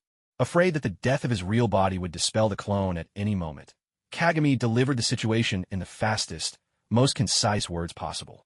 Senju Momoka, wide-eyed and bewildered, was caught by the shoulders as he shouted at her. Take care of my brother. Ichiro's been taken. The location is on this scroll. The enemy is Uchiha Hoka. He has the Mangekyo. His abilities involve space. Hurry and alert Lord Tobarama. I'm under siege at the Uchiha compound. Send. A deafening explosion cut him off, the thunderous noise from Konoha's northeast proving his words true. Feeling his chakra nearly depleted, Kagami's Shadow Clone leaned close to Senju Momoka's ear, shouting with all his might. Hurry! Save Ichiro! With a faint pop, the Shadow Clone's chakra ran out, and he vanished. The sound of the explosion and the urgent cry crashed together, leaving Momoka's head throbbing in the aftermath. She couldn't help but narrow her beautiful eyes, wasting no time as she flashed through the corridors, bursting into Tobarama's laboratory at top speed. Lord Tobarama, quickly, someone needs help. She added breathlessly. 2 people. The rumbling faded, but dust swirled on the wind, rising and falling in eddies that lingered for a long time. A cold moon hung high in the sky, illuminating a landscape strewn with shattered stones and debris. Watanabe, Ichiro, stood atop the remnants of a mountain wall. In his hand, he held 2 still warm eyeballs slick with blood. With a swift turn of his palm, he stowed them away in his system's backpack. There were no containers left to store them, so this would have to do for now. Uchiha Hokane's Mangekyo skill, Netherworld, proved astonishingly versatile, making this unexpected gain all the more delightful. A smile had just begun to form on Watanabe Ichiro's lips, but it quickly faded. The grand spectacle of dueling Gundams he had longed for had failed to materialize. The clash of Aura against Muda, the ultimate fantasy for any man, remained only in his imagination. At the very instant Susanoo tore the netherworld, Uchiha Hokane was struck by the backlash of his own Mangekyo ability. Blood streamed from his eyes, and he instantly lost all capacity to fight Watanabe Ichiro. His mastery over the Mangekyo had not yet reached the level required to freely summon Susanoo, so the dramatic scene Watanabe Ichiro had envisioned never came to pass. Moreover, as Netherworld shattered, the stone-walled space it had enveloped returned to normal. Spatial fluctuations rippled, and stones began to emerge at the feet of both men, while debris inside Susanoo was reduced to drifting dust by the tremors of chakra. Had a human body collided with those stone walls, it would have been crushed to pulp in an instant. Fortunately, Watanabe Ichiro reacted swiftly, using Susanoo to scoop up Uchiha Hokane. Otherwise, not even a complete corpse would have remained. With Uchiha Hokane clutching his eyes, rendered helpless, Watanabe Ichiro wasted no words. He stepped in close, twisted Hokane's neck sharply to the right, and snapped his cervical spine, ending his life. He kept the Mangekyo eyes as spares, and the lifeless body was placed among the impure world reincarnation material pile in his system backpack. The man hadn't been half bad, perhaps a bit thick-headed and impatient, but his character was decent enough. Once everything was settled, perhaps he could be resurrected to reunite with his wife. The crimson giant vanished, and the chakra that had been radiating outward slowly dissipated. Watanabe Ichiro swept his gaze over the ruins below, bored and listless, making sure no one was spying on him. He glanced at the marker for Black Zetsu in his system. It was still some distance away. Good. With no second witness present, he could improvise the next act however he pleased. His Sharingan, glowing red, slowly faded, and his vision blurred. Watanabe Ichiro couldn't help but rub his eyes. The Mangekyo from the system was quite handy, except for one glaring flaw. It didn't automatically restore ocular power. Each use depleted his reserves. Suddenly, he felt a warm sensation on his right hip, along with a subtle sense of being summoned. It was the reverse flying thunder god technique. Patch he always carried. Only 4 people possessed these patches. Tobarama Senju, himself, and the now-dead Madara Uchiha and Hashirama Senju. There was no doubt, Tobarama Senju was trying to summon him back through the reverse technique. Interestingly, ever since this technique was developed, it's almost never actually worked. Every person who's been summoned refused to respond for one reason or another. This time was no exception. Watanabe Ichiro deftly drew from his ninja pouch a rarely used dagger. Activating true wound infusion, darkness crept along the blade, sharpening it to a razor's edge. He sliced several gaps into his own flesh, faking the kind of wounds Mangekyo techniques would inflict, and cut through the jutsu patches along with his blood and skin. Black Zetsu was just too cautious. A direct confrontation in his prime would scare it off, so he still had to keep up the ruse. The chanting fell silent. From his perch on a rock, Black Zetsu craned its neck, hesitated for a moment, but finally edged closer. This commotion was too conspicuous. They had to gather information before Konoha's people arrived to investigate, or it would become impossible to show themselves once a crowd gathered. All along the way, splintered wood and scattered stones littered the ground. The ragged mountainside came into view, and gradually, a blood-soaked figure emerged. There's breath. He's alive. Thank goodness. Black Zetsu finally relaxed, its form shifting on the ground until it assumed a roughly human shape, but just as it was about to step forward, it suddenly froze. It remembered that the Black Zetsu, who had appeared and vanished earlier, had used its own human form. After a moment's thought, it melted back into its original, mud-like shape, just as they'd first met. Yes, best not to take human form for now, too easily misunderstood. Unlike that other Black Zetsu, I can't fight my way out of trouble. Getting beaten up isn't worth it. Better to avoid that kind of misunderstanding altogether. The moment it appeared, Watanabe Ichiro looked up warily, pausing in the middle of bandaging his wounds. He hesitated, then spoke. Is that you? Kid, I told you we'd meet again. Black Zetsu's voice slithered out, eerily familiar. That was you at the summit? The aura's almost the same. That wasn't me. I don't like killing. I've always been a lover of peace.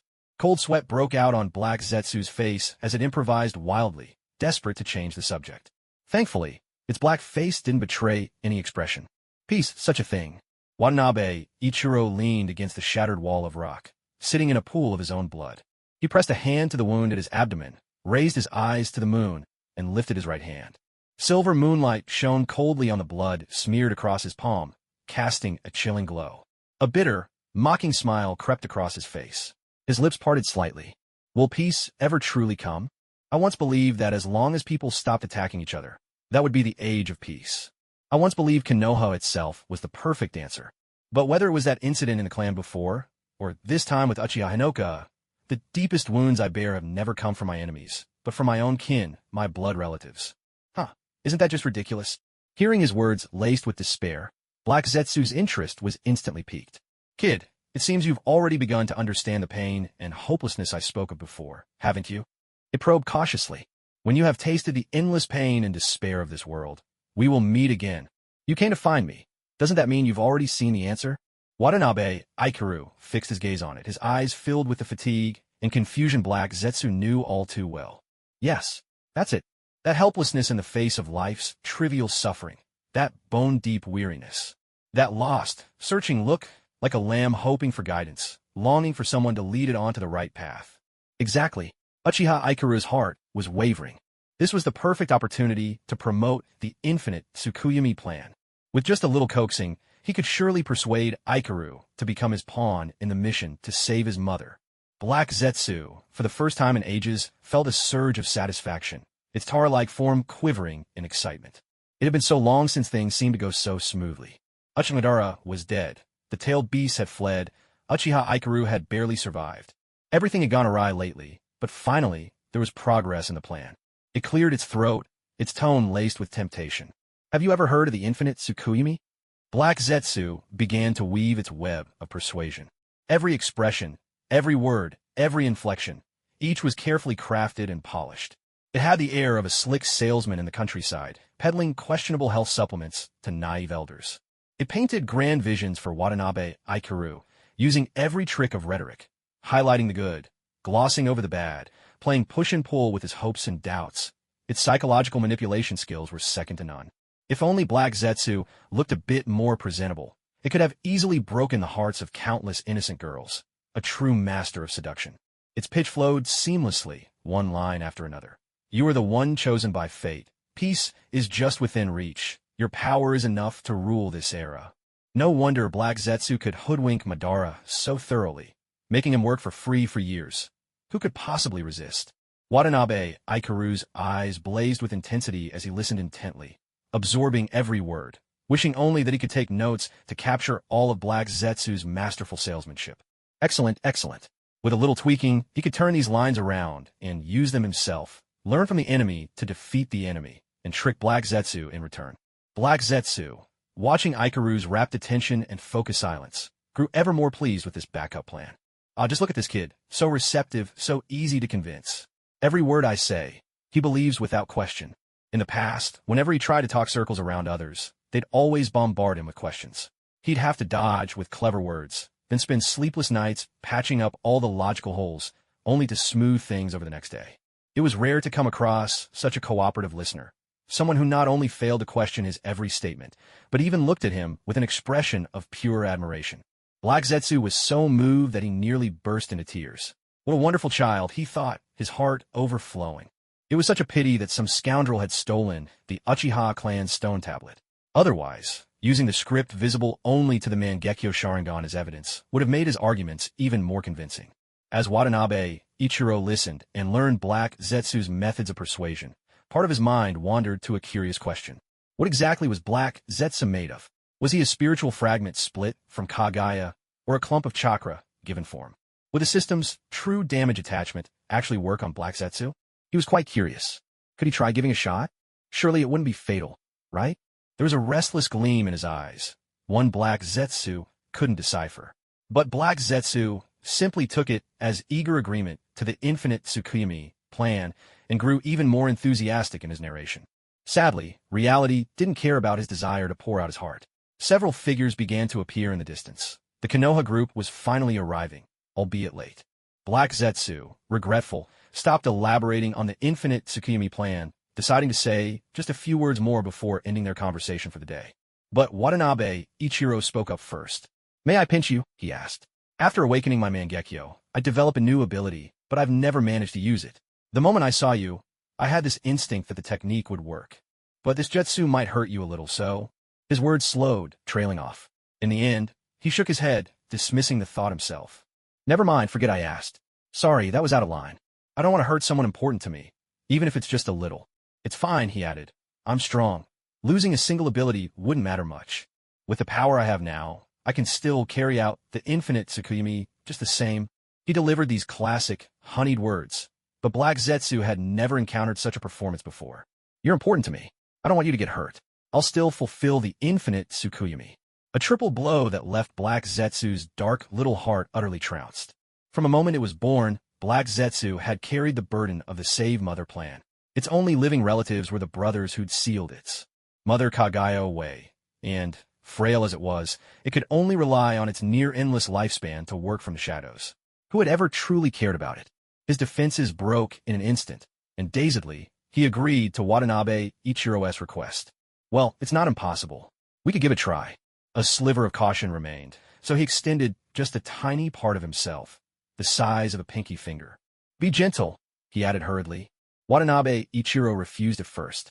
Just like the ritual tug-of-war over red envelopes during the New Year, he and Black Zetsu went back and forth a few times, but in the end, Black Zetsu's argument about the absolute necessity of the infinite Tsukuyami plan won him over. With a face full of reluctance, Ichiro coated his hand with true wound attachment and reached out to give Black Zetsu a gentle pinch. The sensation was oddly reminiscent of pressing into jelly. Black Zetsu instantly felt a sharp sting shoot through his body. Something was wrong. He jerked back immediately. "How is it? Did you get hurt? That must have hurt, right? I knew we shouldn't have tried." Before he could finish, Ichiro unleashed a flurry of moves that left Black Zetsu speechless. No, it was just a very slight prickling. I should get going. The Konoha nin were drawing closer. Black Zetsu offered a brief explanation, then his form blurred as he retreated at top speed, calling out from afar. We'll have plenty of time. Let's meet again another day. Ichiro waved in farewell, his smile sincere. What a fine fellow, so easy to fool. Both the retreating Black Zetsu and Ichiro, still seated where he was, found themselves thinking the exact same thing. System? Have you analyzed it yet? What is Black Zetsu actually made of? Analysis in progress. Estimated time, 2 minutes. So, Black Zetsu really is something special. The analysis is taking twice as long as it did to recalculate spatial coordinates last time. Perhaps it's only fitting for someone from the Otsutsuki clan. Who'd have thought Black Zetsu would be so easy to handle? Maybe next time I could even ask for a sample to experiment with. Speaking of which, where have all the white Zetsu gone? Where are they hiding? Why haven't they made an appearance yet? As these thoughts drifted through Ichiro's mind, he leaned peacefully against the stone wall and reclined. What a chaotic night it had been. First, Uchiha Hoka personally placed an order requesting a fresh, lively Ichiro straight from the source. Then, Ichiro was enjoying hot pot and chatting away, only to get drugged and kidnapped by the Uchiha mid-conversation, packaged up, and spirited away from the restaurant. Next, he was delivered to the Uchiha clan grounds, given a quick disguise, marked as a rush delivery, and handed off to the designated address, personally delivered by an Uchiha courier. In the end, the package arrived at its destination right on time. And during the after-sales period, because the buyer, Uchiha Hoka, was killed by the goods, the system automatically awarded a 5-star review. Yes, what a fulfilling night. Ichiro watched as the familiar white-haired figure appeared in a flash. At last, he could rest easy. He closed his eyes, drew out his spirit, and left his body to the system on autopilot. While his soul inhabited the avatar, all his senses were perfectly synchronized. He'd had to grit his teeth through all the pain along the way. Though a bit of pain wasn't so bad.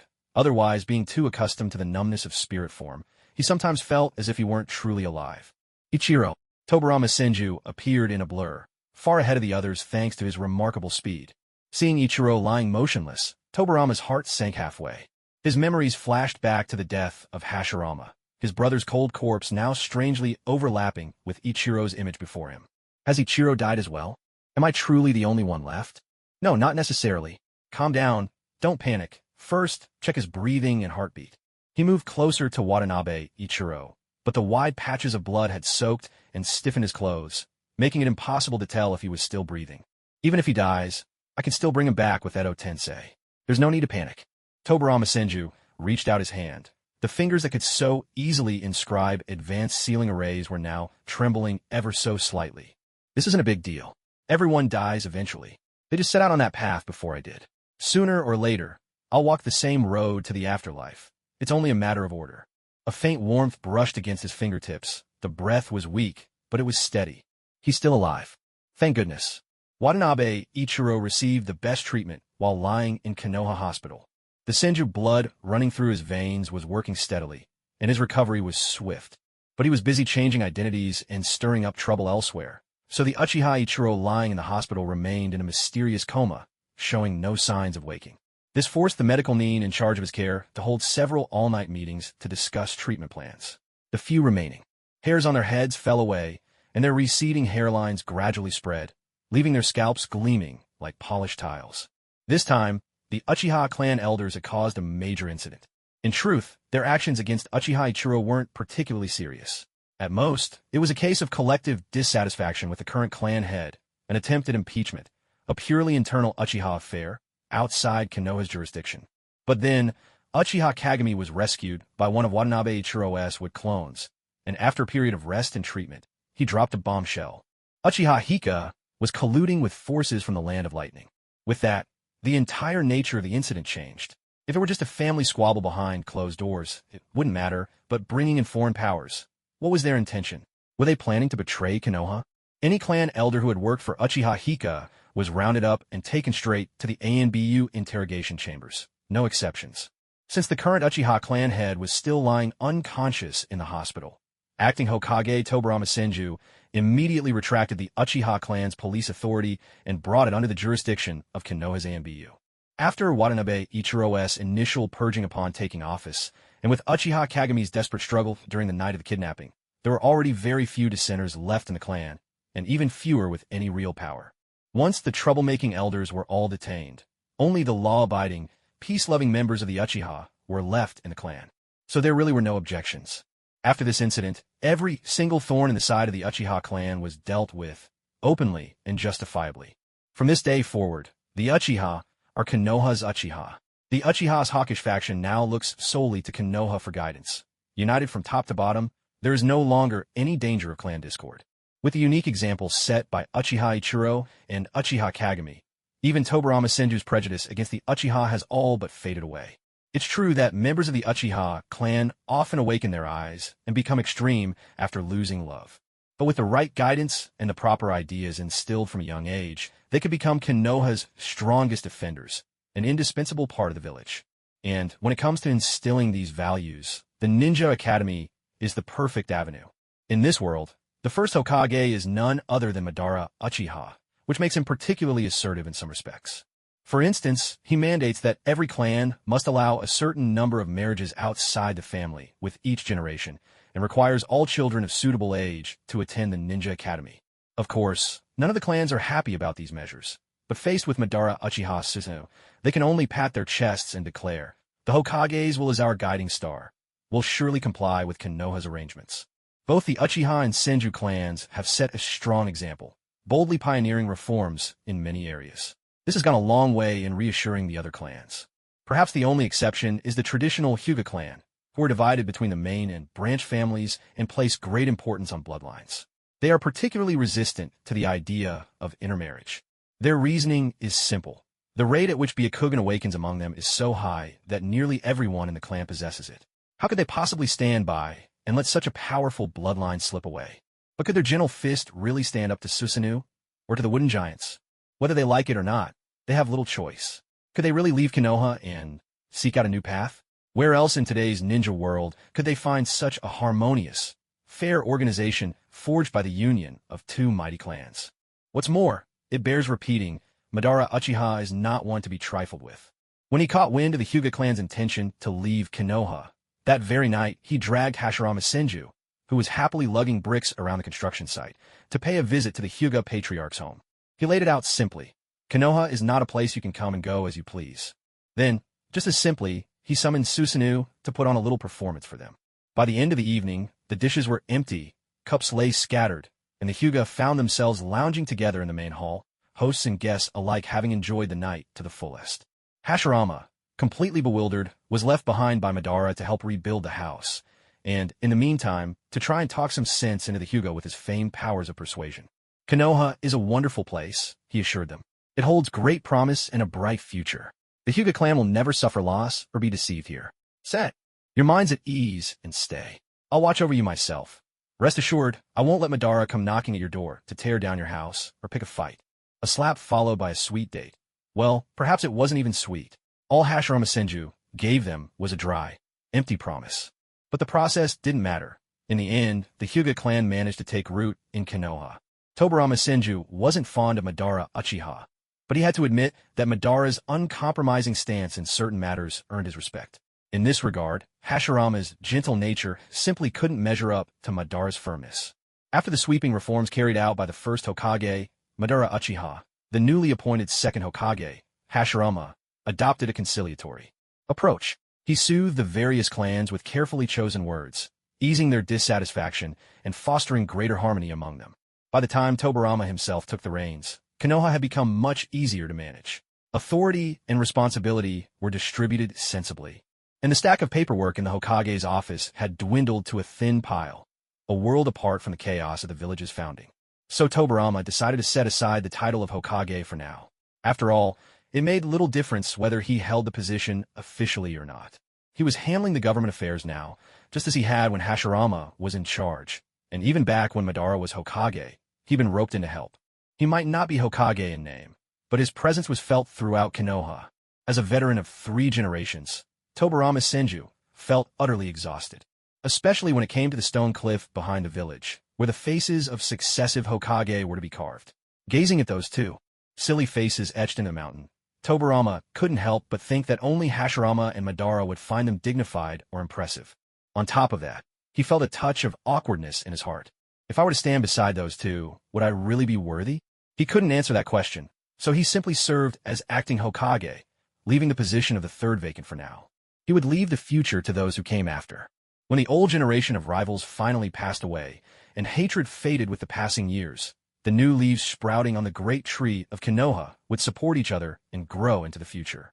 We old leaves should become the blazing fire that clears away every obstacle ahead for them, reducing all of Konoha's enemies to ashes. With internal turmoil quelled, the focus now turned to threat from outside. Tobirama Senju sat in the Hokage's office, hands clasped, his expression unreadable as he watched the vibrant green leaves dance in the wind outside the window. One leaf, carried by the breeze through the open side window, drifted gently into the room and landed softly on his desk. Spread before him on the desk was a scroll, heavily amended and covered with dense, faded writing. Two red circles stood out on the scroll, one labeled Elite Forces, the other Basic Personnel. And in the top right corner, bold, sweeping calligraphy proclaimed, "Plan for the unification of the shinobi world." Who would have thought that quiet Lord Tobirama would turn out to be an advocate for armed unification? Watanabe, Ikaru's spirit, sat cross-legged on the table, eyes fixed on the scroll before him. This plan meticulously analyzed the geographical positions of the major nations, their talent reserves, strategies for attack, and feasibility studies. Some of the handwriting looked aged, while other notes appeared freshly written. Judging by the intelligence recorded here, Tobirama Senju likely began drafting this plan at the very founding of the village. The plan was clear and thorough, every angle considered, a high chance of success. All Konoha needed was a bit more time to nurture a generation of loyal talent, and this plan could be put into action at any moment. The only real obstacle was how difficult it would be to set it in motion. People are creatures of habit. Without a spark to ignite them, Konoha would never willingly overturn its hard-won peace and start a war. So, this scheme lacked a justifiable reason to launch it openly. Still, it would serve well as a backup plan. Impressive, handling Hokage duties, laboratory research, and plotting the unification of the ninja world, Tobirama Senju was truly a master of time management. After reading the scroll, Watanabe Ikaru slipped back to the hospital, returning to his Uchiha Ikaru persona. He had finished setting up his new identity outside Konoha. This new character came from the system's roulette. Average stats, nothing worth mentioning. Watanabe Ikaru, fashioned an appearance identical to Uchiha Anoka, spent points to acquire the Uchiha bloodline and equipped the Mangekyo Sharingan imbued with the netherworld skill. From this day forward, the Uchiha Anoka who roamed the ninja world would be played by someone new.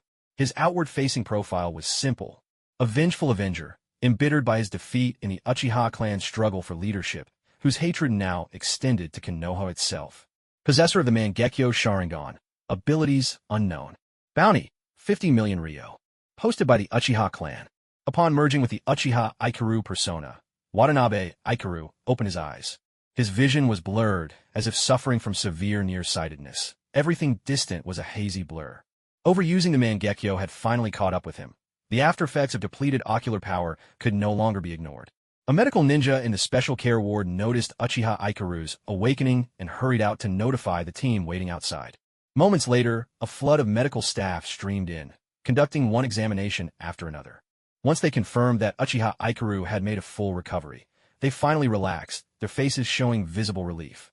They advised Watanabe Ikaru to rest well and slipped out quietly. The whole team had pulled several all-nighters and were in dire need of sleep. Dressed in a patient's gown, Watanabe Ikaru stretched lazily. After lying in this body for so long, even his bones felt numb. On the bedside table sat a fruit basket, sent by someone unknown, filled with a variety of fresh fruit. Watanabe Ikaru wiped off an apple, took a bite, and strolled leisurely out of his hospital room. He remembered that just a short distance away was Uchiha Kagami's room. "Miss Momoka, thank you for saving my life. My teacher told me. It was you who rescued me at the critical moment." No, it wasn't like that. I was just assigned a task of helping you. It's not as if I volunteered because I was worried about you or anything. Oh, what's this? Something interesting going on? Watanabe Ikaru paused, suppressing his presence. He tiptoed quietly closer to Uchiha Kagami's room, pressing his ear against the door.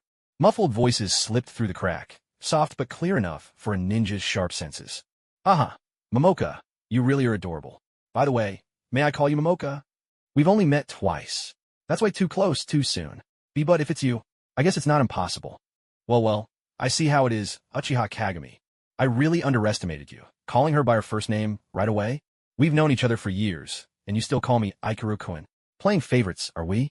TSK, TSK. Shameless. Just chasing after her looks. Then I'll call you Kagami too. Fair's fair. To be called that by you, Momoka, is truly an honor. My little brother says that teacher Momoka at the Ninja Academy is as gentle and kind as an angel. Now that I've met you in person, it's all true. Oh, that's too much. An angel? Please, don't call me that. I can't live up to it. Huh? Why are you smiling? Are you teasing me? Oomph. I just knew that rascal who skips class every day would never say something like that. You caught me? No, my brother never said that. But honestly, it's what I think in my heart. Momoka, when I was surrounded and on the brink of death, I was ready to give up, but then you appeared like an angel descending before me. You saved me from danger. Truly, you were amazing. I've read about love at first sight in books, but I never really understood what it meant. That night, as I lay on the cold ground and watched you come to me, suddenly I understood. Momoka, I fell in love with you at first sight. So, will you go out with me? A confession. My goodness. Uchiha Kagami, I take my hat off to you. No one else could pull this off? Watanabe Ikaru, still munching on his apple, listened intently, regret welling up in his heart. If I'd known there was such a good show, I should have just sent my spirit form to watch the drama unfold. Logging in with my alternate identity was a waste. A lot of time had been wasted on the medical examination. Who knows how much of the earlier story he had missed. He couldn't even witness it in person. He could only eavesdrop from the corner here, full of regret. So, when Tobirama Senju heard that Ikaru Uchiha had woken up and hurried to the hospital to check on him, he found his kid crouching by someone else's hospital room, utterly absorbed in listening at the door. With a helpless sigh, Tobirama crossed his arms and waited nearby. He raised his hand in a subtle gesture, waving off the hospital staff who tried to greet him, signaling for them to give this area some privacy for a while. His own curiosity piqued, he discreetly pressed his fingers against the wall near the room and activated his sensory jutsu. Inside Uchiha Kagami's room, the conversation continued without pause. Faced with Kagami's direct and forthright questioning, Senju Momoka blushed furiously, stumbling over her words in a flustered panic. She tried to protest. Who becomes a couple after meeting only twice? But then, flustered, she added, "But if you're asking me like this, I suppose I could consider agreeing." Her logic tripped over itself, her words failing to express her true feelings. Momoka couldn't help but recall that night. Kagami Uchiha, radiating the fierce aura of battle, placed a strong hand reassuringly on her shoulder. Even as he urgently relayed critical information, he was careful not to hurt her, the pressure of his hand perfectly measured. Amidst the thunderous sound of explosions, he gently shielded her ear closest to the blast, leaning close to speak into her other ear. Under the shimmering moonlight, Kagami's profile was illuminated, a handsome face etched with determination and the resolve of someone prepared for self-sacrifice. His shadow clone dissipated into a puff of smoke as his final words lingered. Save Ikaru-kun. Instinctively, Momoka reached out, but only grasped cold air, her hand empty. He had been closest to the danger, and this information concerned his own life and death, yet he still put himself last. Even as his shadow clone faded, he worried about the safety of everyone else. Reliable, considerate, decisive, and self-sacrificing. What was his feeling? Damn it, she was falling for him. Just as Lord Tobirama always said, the wicked Uchiha. How could he so casually stir her heartstrings and then, without hesitation, dash off alone towards certain death? What was that supposed to mean? What was she supposed to do with that? You might question whether the Uchiha have their priorities straight, but you could never doubt their looks. Even after only a handful of encounters, Kagami's damned good looks and gentle, thoughtful actions had completely captured Momoka's heart. To sum it up, a straightforward approach beats a tsundere every time. Senju Momoka had been completely won over. Ikaru Watanabe stood up lightly, making his escape before the conversation inside grew even more intimate. Listening through the wall was one thing, but third-wheeling a couple was quite another. Even single people passing by deserve some dignity. You can't just let couples kick them to the curb in the middle of the street. Turning around, Ikaru Watanabe noticed that Tobirama Senju, too, was leaning against the wall, listening intently with obvious enjoyment. Well, turns out you like eavesdropping too? Watanabe Ikaru made a welcoming gesture, inviting him to take the prime spot for listening in. Senju Tobirama rolled his eyes in a perfect arc, saying nothing, then turned on his heel and walked away. The two of them walked side by side back toward the nearby hospital room, finally letting their voices rise as they exchanged notes on their eavesdropping adventure. This Uchiha Kagami kid, I never realized he was such a smooth talker, one of them remarked. Looks like he'll win the beauty's heart before long, Tobarama chimed in. As a teacher, he felt a surge of pride at his disciples' abilities. But then another thought struck him, and his expression soured. After all, it was a Senju girl who was being wooed, and not just any Senju, but the third most capable in the clan. It was like raising a pig only to have it root out your own prize cabbages. For a moment, he couldn't tell if he'd gained or lost in this exchange. But whatever the case, the right move was to curse that troublesome Uchiha. Uchiha Kagami has always been good at making himself at home, he grumbled. But as for Sister Tuka, I've never seen her act like this. Senju Tuka was a few years older than Watanabe Aikaru, and she'd looked after him during their time in the Umbu. Calling her Sister Tuka was only fitting. But who would have thought that the always commanding, big sisterly Senju Tuka would turn into a classic tsundere when love struck? That was a total shift in both personality and character. Watanabe Aikaru could only shrug helplessly. He truly didn't get how those two had ended up falling for each other. On the day it all happened, even the wooden clone he'd set up as a precaution hadn't noticed anything unusual. Everything had seemed perfectly normal. He simply guided Senju Tuka, who had come to help, to where Uchiha Kagami was fighting for his life.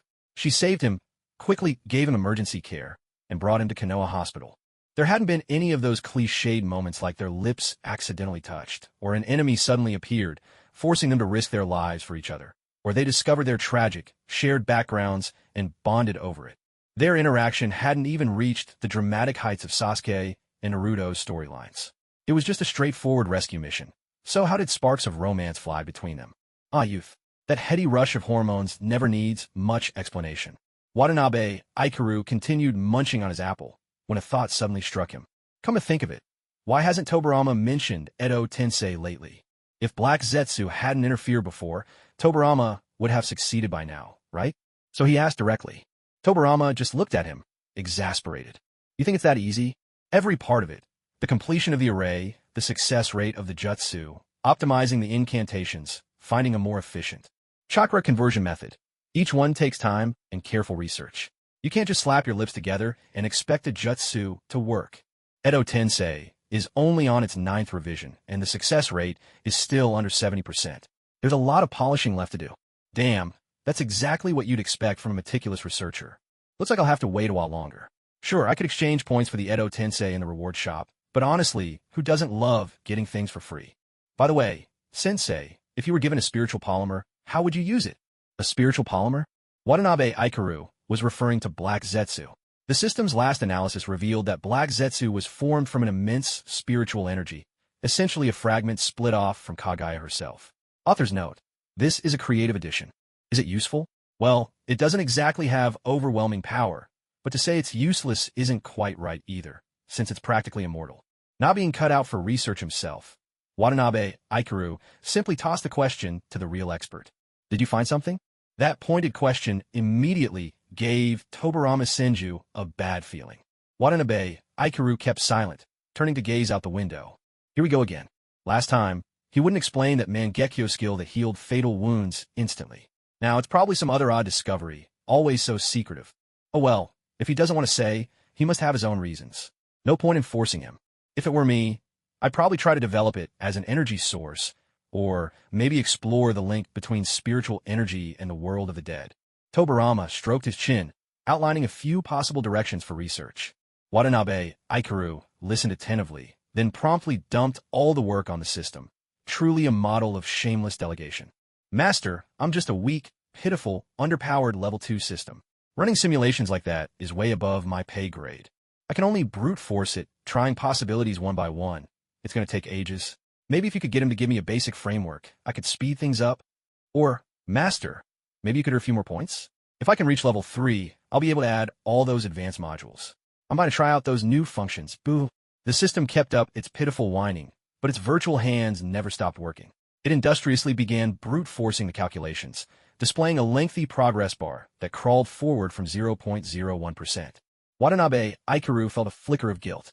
It's my fault, I know. I haven't earned enough points, and now the system is starving, practically crying for more. But in this timeline, there aren't many chances to score easy points. The only real options are Tobarama Senju and Black Zetsu. Watanabe Aikaru's gaze drifted toward Tobarama. Tobarama was still pondering possible ways to utilize Black Zetsu when he suddenly felt a chill, like someone was plotting against him. The days that followed passed without much incident. The only real change was that, after his recovery, Watanabe Ikaru started to show subtle signs of consolidating power. Outwardly, it meant helping with Hokage duties and gradually taking charge of all sorts of Konoha affairs, big and small. Tobarama Senju mistakenly believed that Ikaru Uchiha harbored ambitions of becoming the third Hokage. In his eyes, Ikaru was more than qualified, both in temperament and strength. So he chose not to interfere and simply let him be. Tobarama himself retreated into the laboratory, immersing himself in the development of the Edo Tensei technique and the spiritual entity polymer development project that Ikaru had entrusted to him. As for Ikaru, he made a point to visit the lab every day, using his system to accelerate their research progress. One had to admit, the system was incredibly useful. Once given a direction, it could break down the tasks and handle a multitude of tedious, repetitive steps, cutting straight to the results. Ikaru would then take these results and either intentionally or unintentionally help Tobarama move the project forward. First, the system was his own. It certainly wouldn't mind. Second, the system was an artificial intelligence. It had no personal rights, so there were no copyright issues.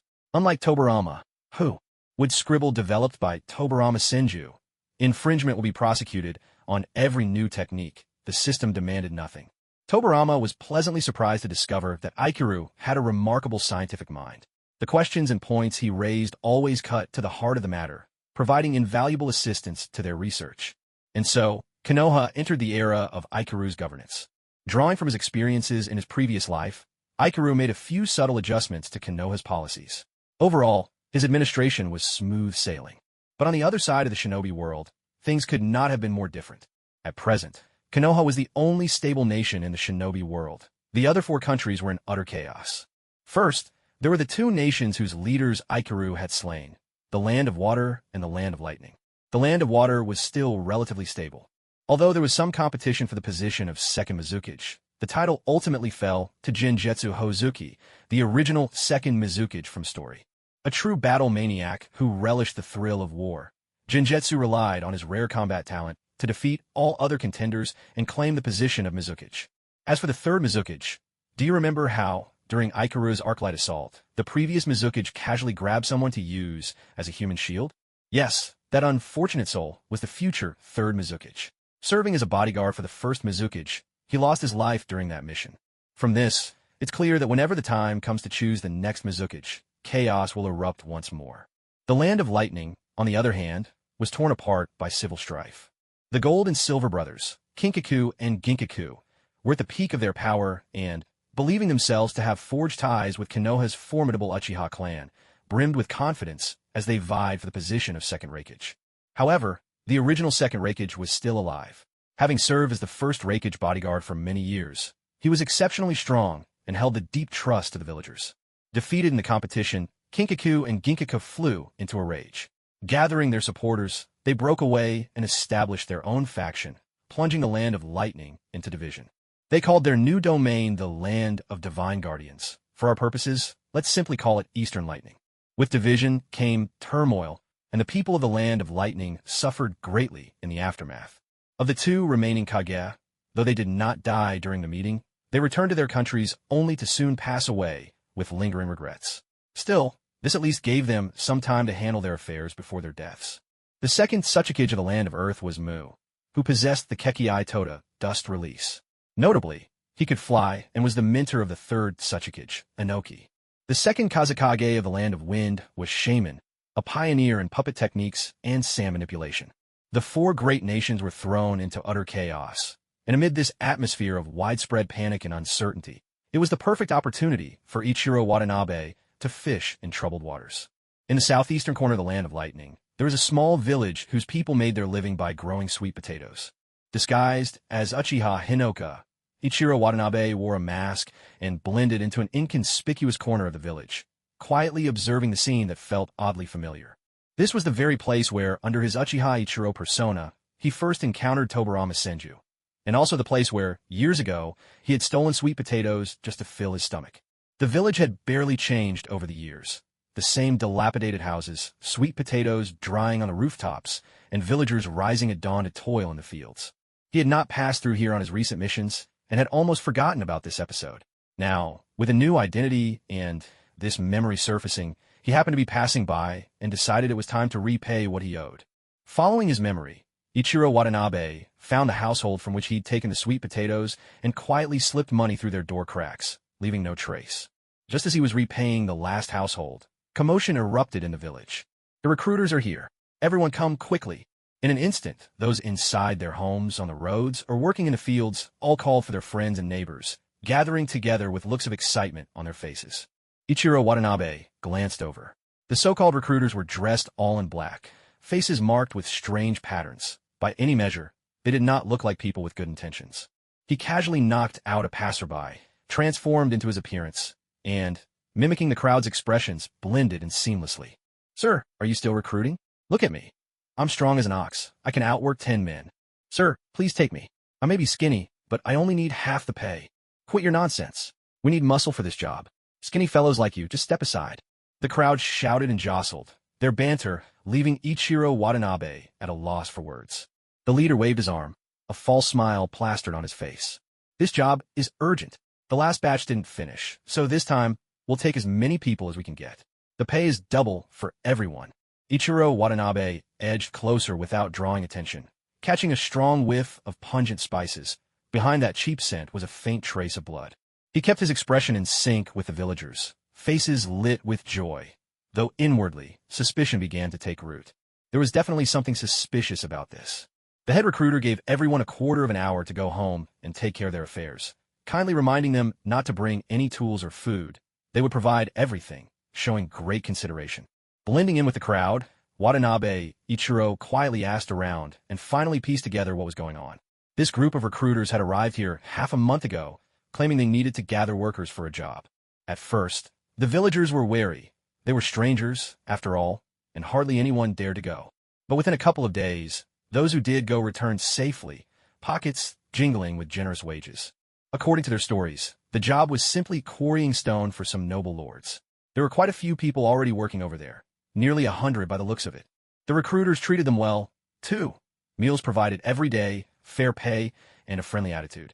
News spread quickly, and soon the villagers grew restless, all eagerly awaiting the next call for workers. But to their surprise, half a month passed before it came.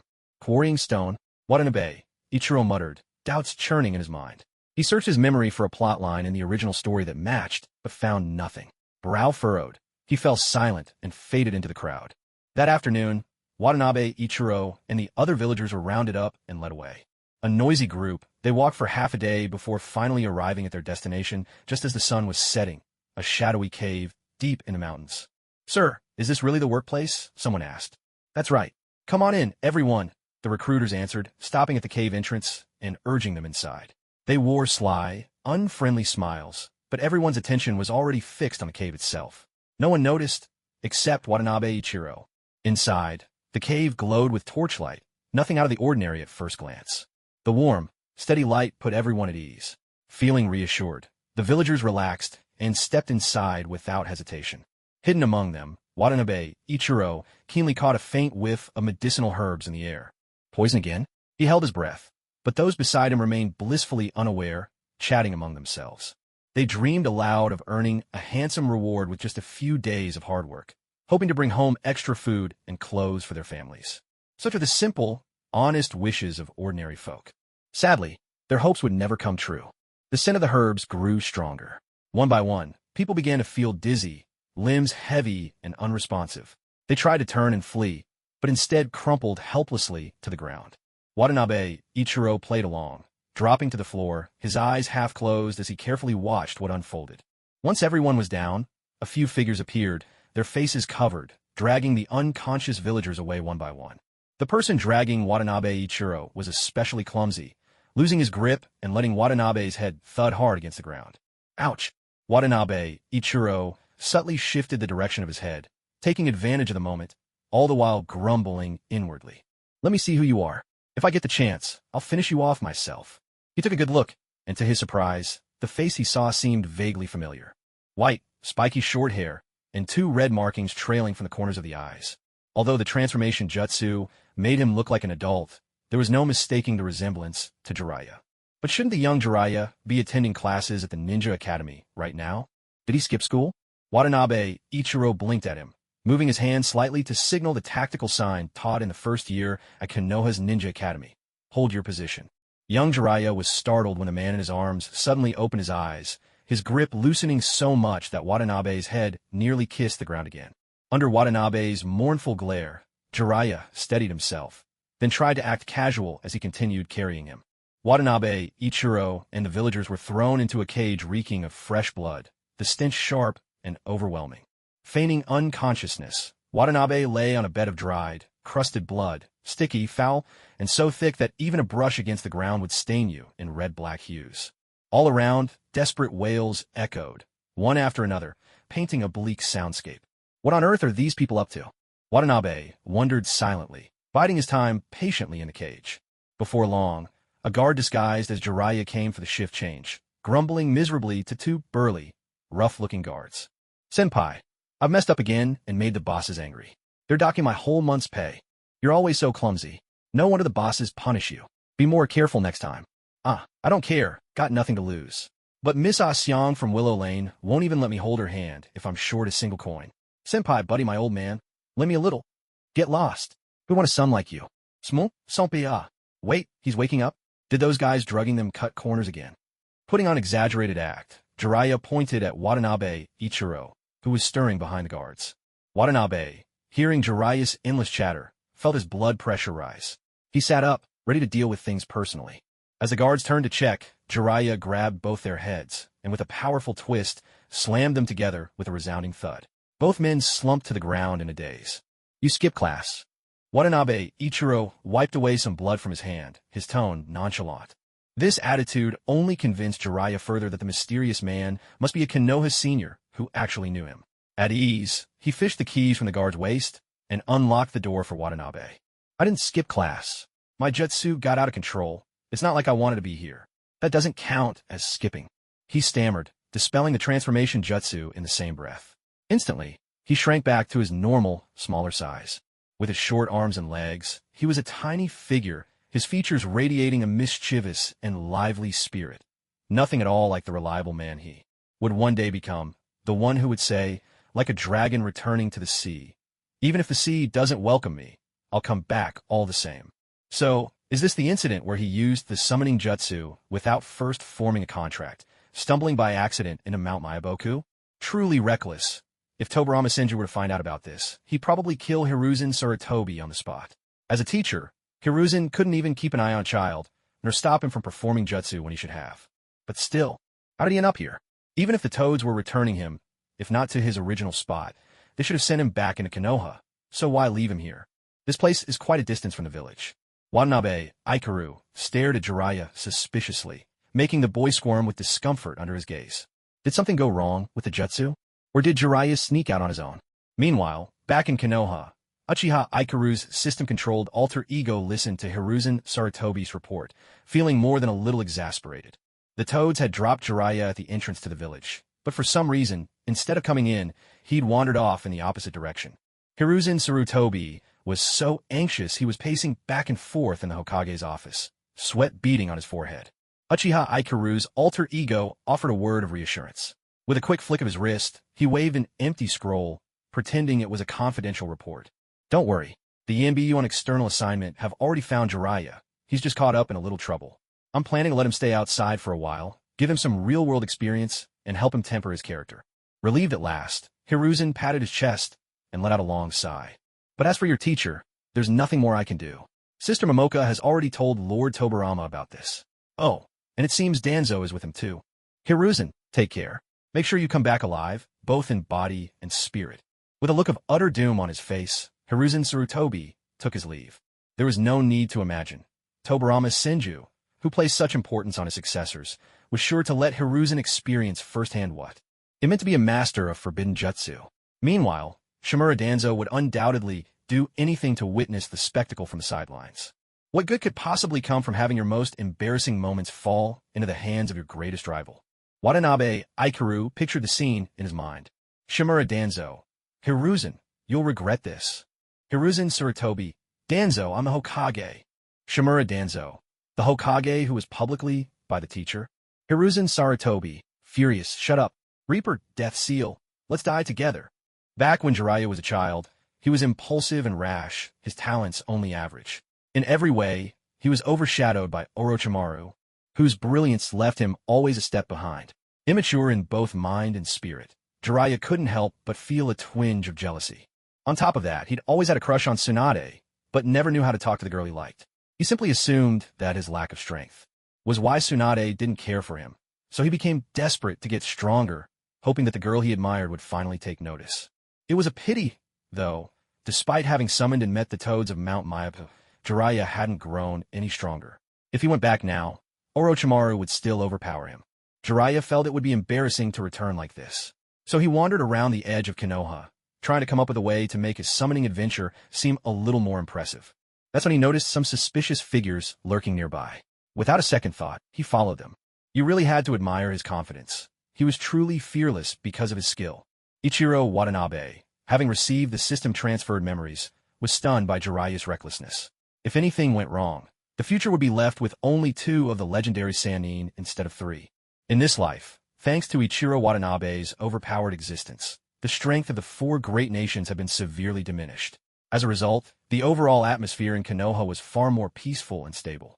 Children could study at the Ninja Academy in peace without worrying about graduating straight onto the battlefield. This made them, on the whole, more naive and perhaps a little bolder than in the original story. Jiraiya, being the impulsive boy he was, had even more courage than before. He followed the cultists of the evil god right into their hideout, trying to blend in however he could.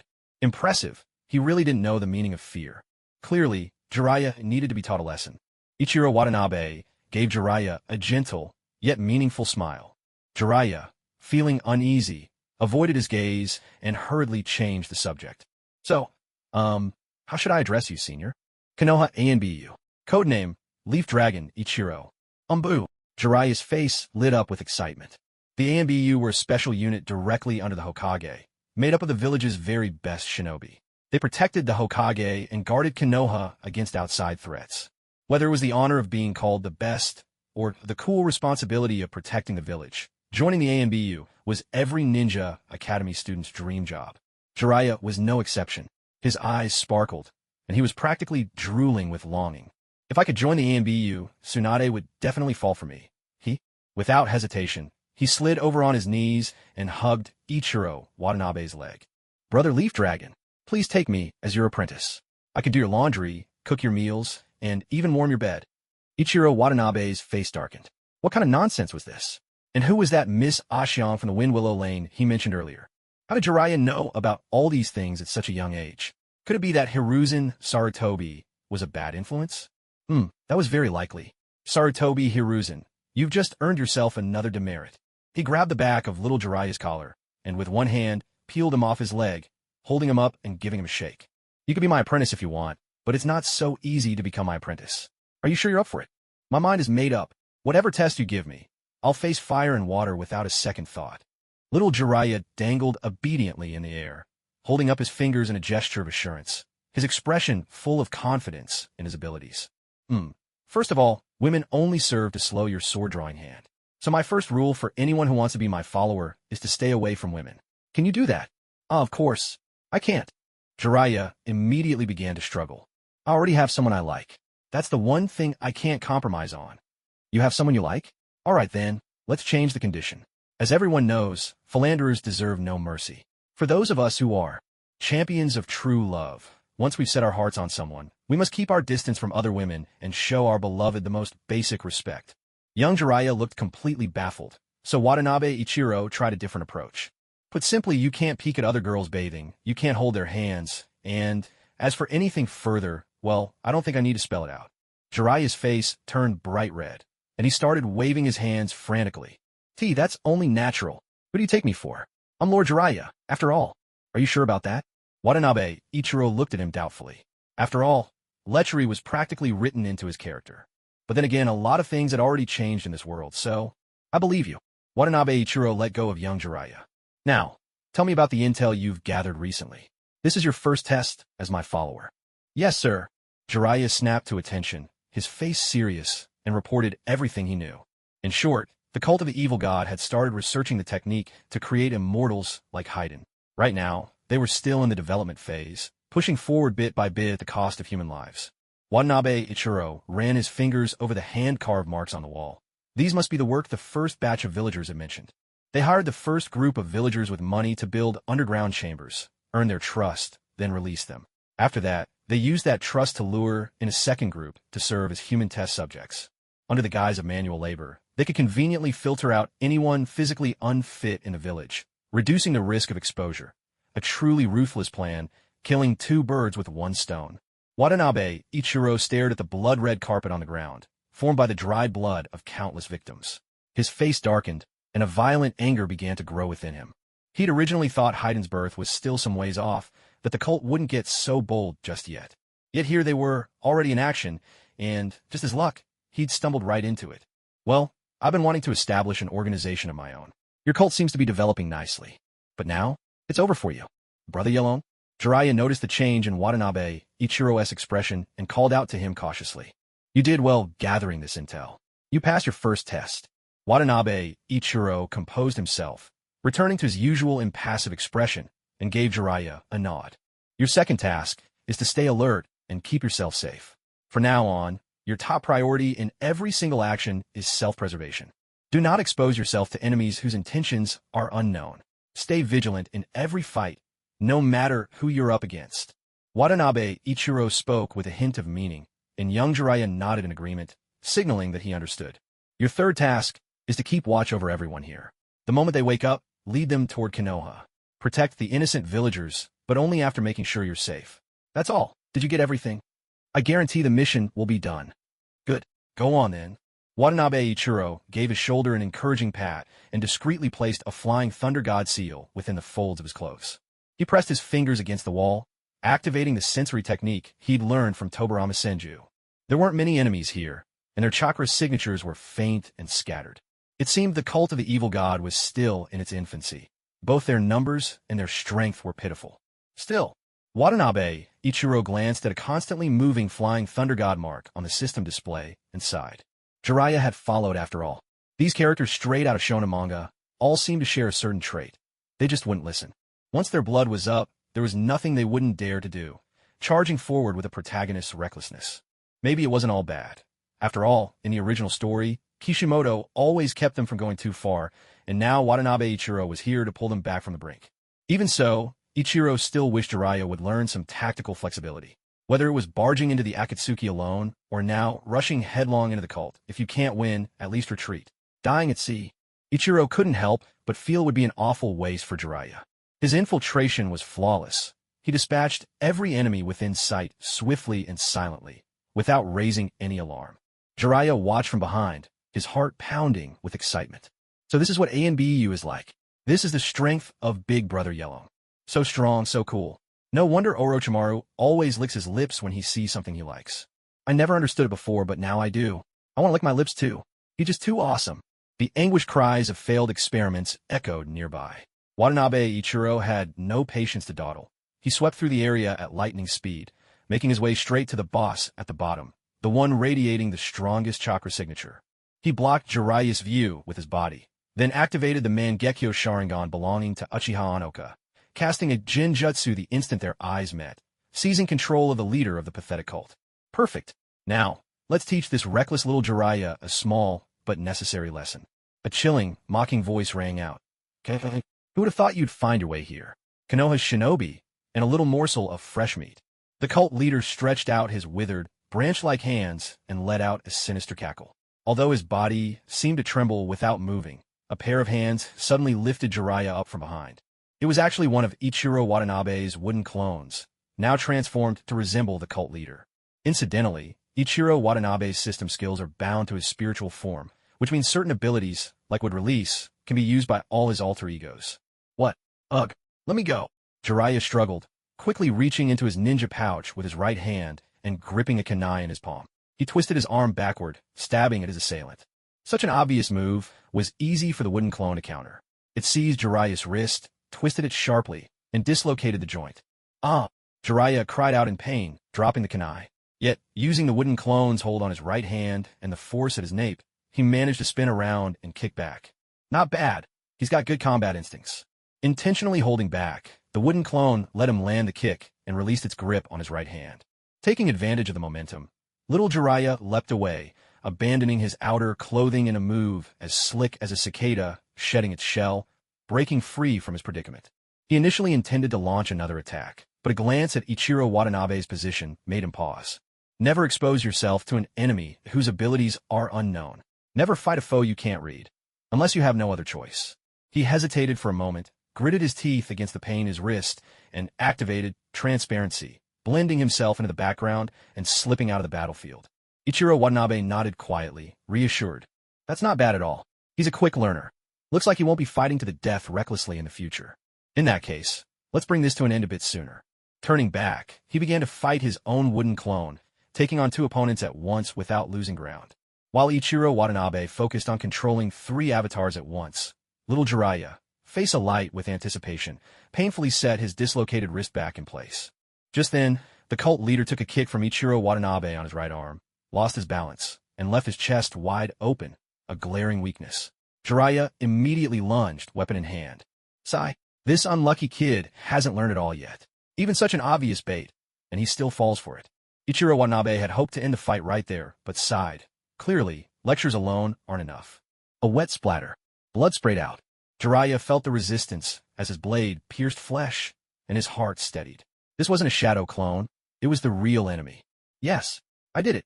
I helped Brother Yelong defeat the enemy.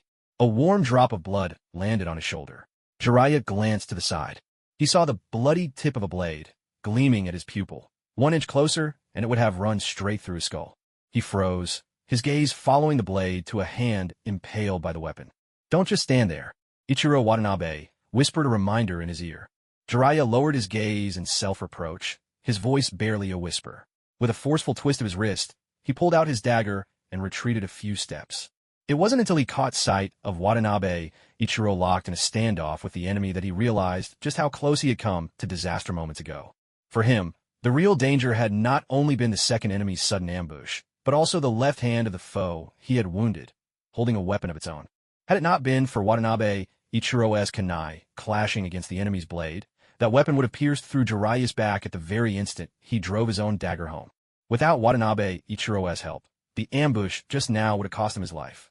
A cold sweat broke out on Jiraiya's brow.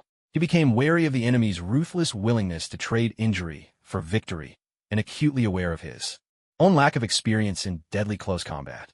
He dared not approach the group again, fearful of becoming a burden to Watanabe, Ichiro once more. But it was already too late. The enemy who had managed to get hold of Watanabe, Ichiro's blood let out a chilling, rasping laugh, licking his blade with relish. At that moment, Watanabe, Ichiro, who had just dealt with the real cult leader, suddenly froze in place. Brother Yelong, he called out. As the enemy drove a blade into his abdomen, Watanabe, Ichiro dropped to one knee, clutching his wound. Brother, are you all right?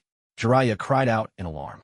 Watching the enemy and Watanabe, Ichiro's exchange, suspicions began to form in Jiraiya's mind. Because of him, Watanabe, Ichiro had fallen victim to the enemy's strange technique. The sense of dragging everyone down was unbearable. I won't let you die. The Toad Sages will save you. Let's use the reverse summoning technique. Jiraiya's hands flashed through a rapid series of seals.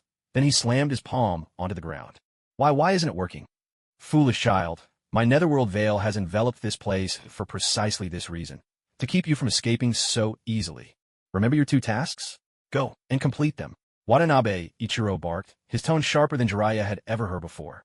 But Jiraiya stammered, his eyes filled with torment as he looked at Watanabe, Ichiro. He had never faced such a predicament. Whether he stayed or retreated, his heart was torn with anguish. If only he'd been a little more careful, a little more vigilant. Staggering backward, Jiraiya remembered he still had a mission to fulfill. The villagers, he had to get the villagers to safety. He ran desperately, retracing his steps until he found the villagers, now fully awake. He didn't need to say a word. The blood staining the ground told them everything. They had been deceived. Jiraiya guided the villagers' evacuation, but he couldn't lead them all the way to Konoha. Some who remembered the way home took off at a dead run, and the rest followed, fleeing into the night. With no one left to worry about, Jiraiya immediately turned back, kunai in hand, and stumbled back the way he'd come. Hidden nearby, Watanabe, Ichiro, simply shook his head. Although Jiraiya's act of rushing back to help despite the danger to himself was indeed moving, with his current strength, returning to the battlefield was nothing short of handing his life away. Young Jiraiya lacked a clear understanding of his own abilities. What he should have done was attempt reverse summoning again to seek help from the toads, or race back to Konoha as fast as possible and ask the village's teachers to intervene. No matter what, he really shouldn't have set foot on this battlefield again. These days, people no longer advocate blind heroics, but rather intelligent action in the face of danger. As expected, there's little use in preaching. A broken bone is the best teacher. He'll have to gain experience himself through this ordeal. Watanabe Aikaru quickly returned to the scene, purchased a disposable disguise vest from the marketplace, and reshaped his face to match Uchiha Hano's build. He changed into the standard attire of Konoha's ANBU on a mission. He'd been using the transformation jutsu to pose as a villager all along, so it made sense to drop the disguise after being injured. After making a few quick adjustments to the battlefield, the protagonist made his entrance. By the time Jiraiya ran back, the fight seemed to be over. Watanabe Aikaru was kneeling where he had fallen, his body soaked in blood. Another enemy lay motionless nearby, their fate uncertain. "Brother Yellow, are you all right? Huh? Why did you come back?" Hearing his voice, Jiraiya was relieved to find him still conscious and hurried over to check his wounds. "Wait." Watanabe Aikaru stopped Jiraiya and, using his body as cover, formed a wooden ANBU mask which would release before slipping it over his face. An ANBU's face must remain secret. It would be far too embarrassing if a little brat like you saw it. Though, honestly, getting caught by such a cheap trick is embarrassing enough. He turned back, now speaking through a black dragon pattern mask. His voice was muffled, but he still sounded spirited. Jiraiya couldn't hold back his tears any longer. "I'm sorry, big brother. It's all my fault. If I'd been more careful, you wouldn't have. It's nothing. Don't dwell on it. Protecting Konoha's children is the ANBU's duty. Why are you crying? I'm still alive, aren't I? The guy tried to drag me down with him, but he couldn't outlast me." Cough, cough.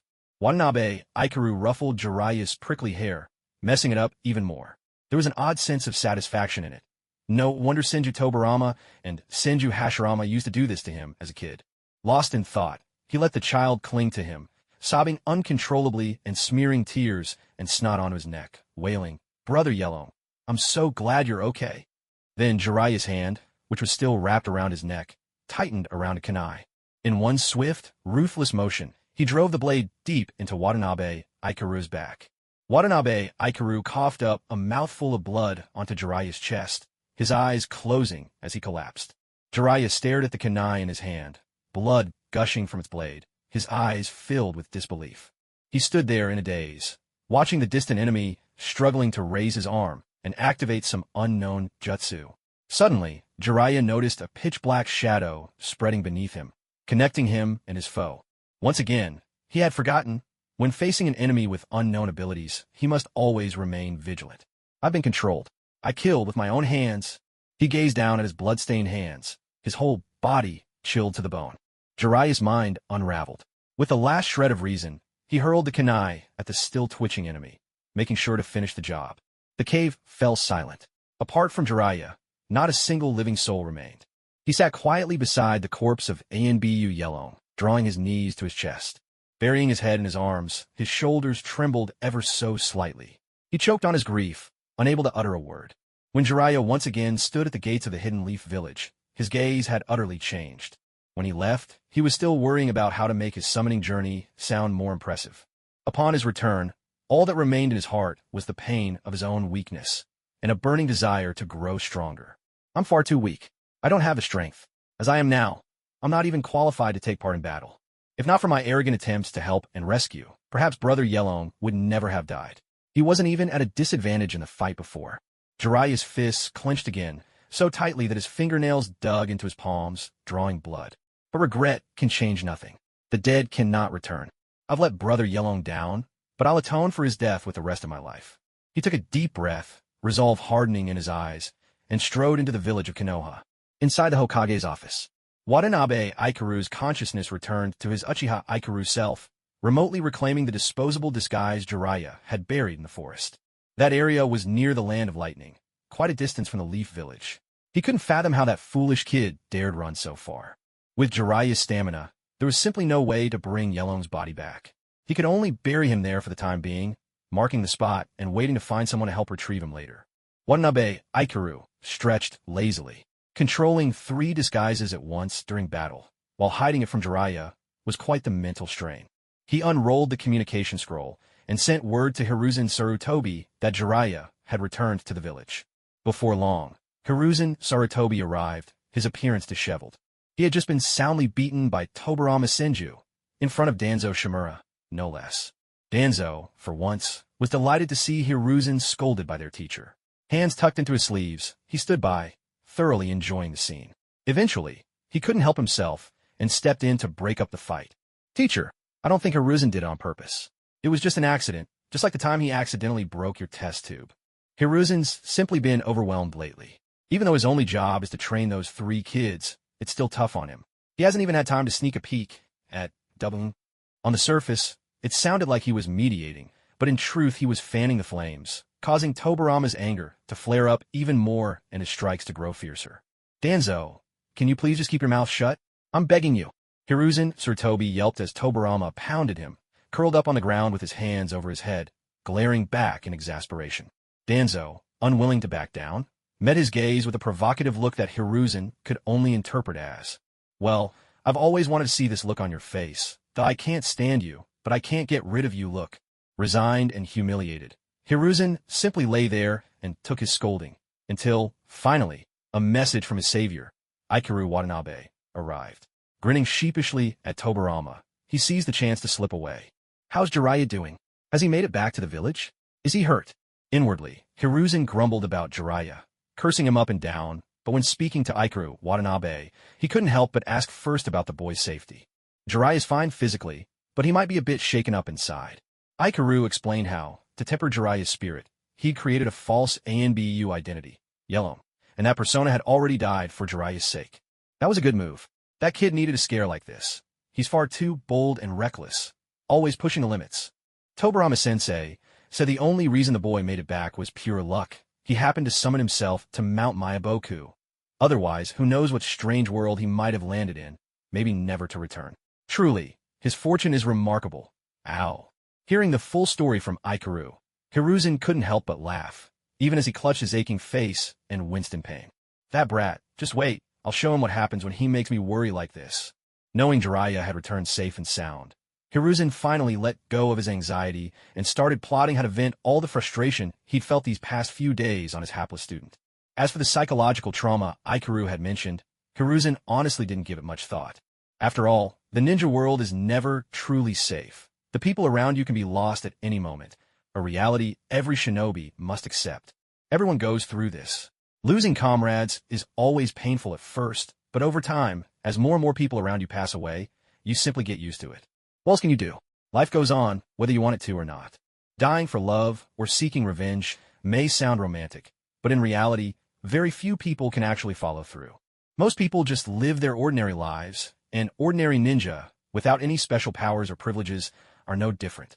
Encountering death, accepting death, and remembering the dead. This is the daily reality for most ordinary ninjas in the shinobi world.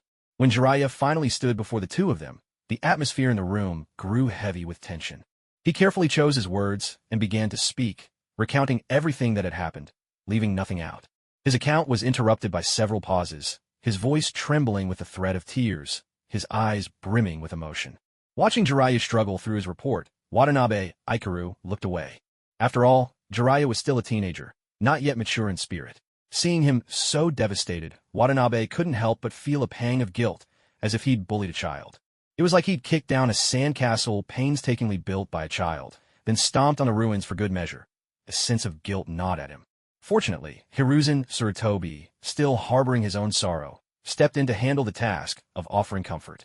"Yilong was a good ninja," Sarutobi said quietly. "Loyal, strong, dedicated. He was, in my eyes, the very definition of the ideal ninja. Since joining the ANBU, he's completed every mission with a perfect record. He carried out all his assignments flawlessly and protected everyone entrusted to his care. And you were among those he protected. That's why I believe he wouldn't blame you. If he'd really wanted to harm you, with his abilities, he could have taken any enemy down with him. So, Jiraiya, don't blame yourself.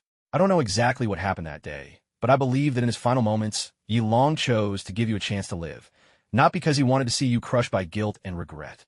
He burned out in this mission, but I think his love for the village, his care for younger generations, and the spirit he embodied, all of that has been passed on to you. Watanabe Ikaru listened quietly from the side, nodding to himself. Though much of what Sarutobi said was a stretch, his skill with words was undeniable. The hope rekindled in Jiraiya's eyes showed the speech had worked. Excellent. Worth learning for future use when dealing with children. Jiraiya listened in silence, Yilong's words echoing in his mind over and over. Be cautious of unknown enemies. Think before you act. Always protect yourself. And, of course, cherish true love. Don't go looking at other girls anymore. Yilong, big brother, I'll make sure to reserve a place of honor for you at my wedding with Tsunade.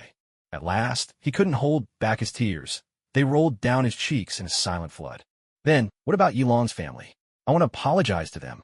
Yilong's family is my family now. No matter how they scold or hit me, I'll accept it. I'll take good care of them and fulfill big brother Yilong's duties in his place. Hiruzen Sarutobi and Watanabe Ikaru exchanged glances. Watanabe Ikaru shook his head.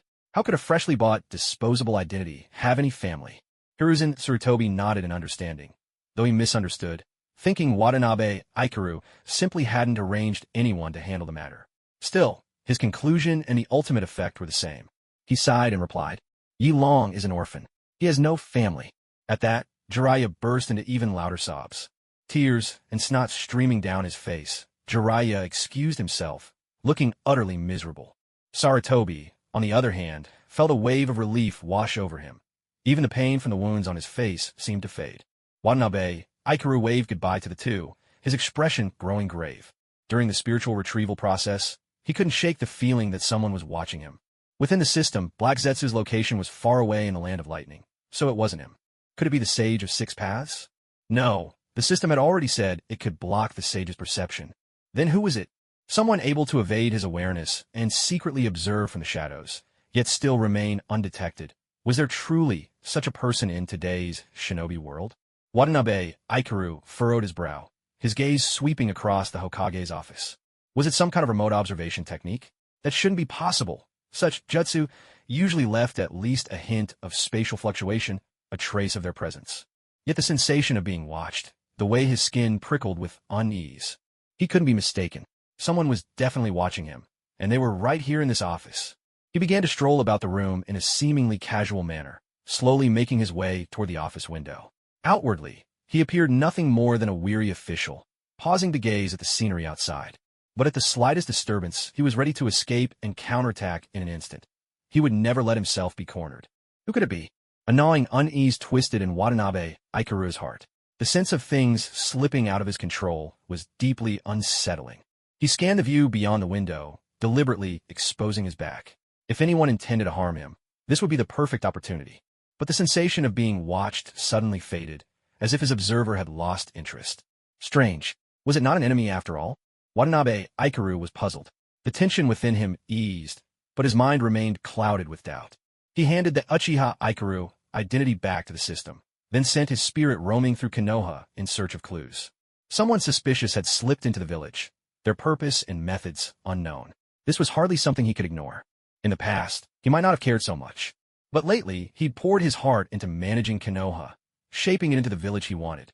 He was thoroughly enjoying his management minigame.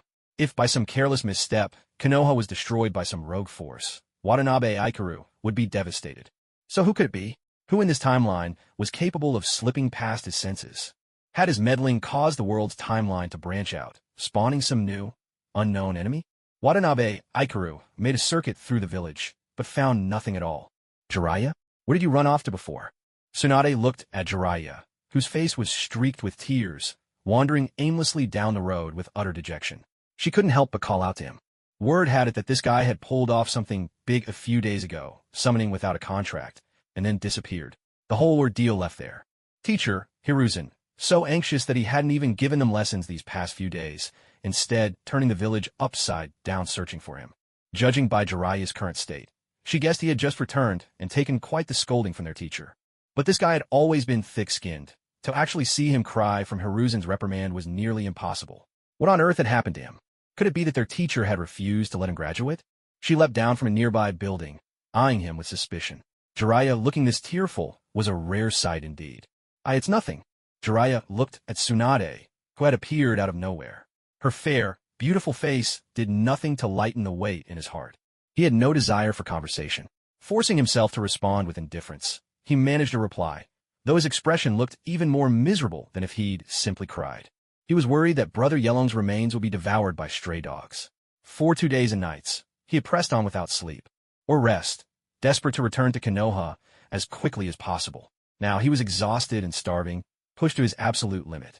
He had wanted to rally the people of Konoha to recover Brother Yelong's body, but Watanabe Ichiro had comforted him, saying the Umbu had special means to search for remains. The rest should be entrusted to them. Jiraiya didn't need to go back. Only then did he let go of half his worry and stagger home to rest, dazed and weary. But his thoughts were in chaos, countless fragments of memory playing over and over in his mind.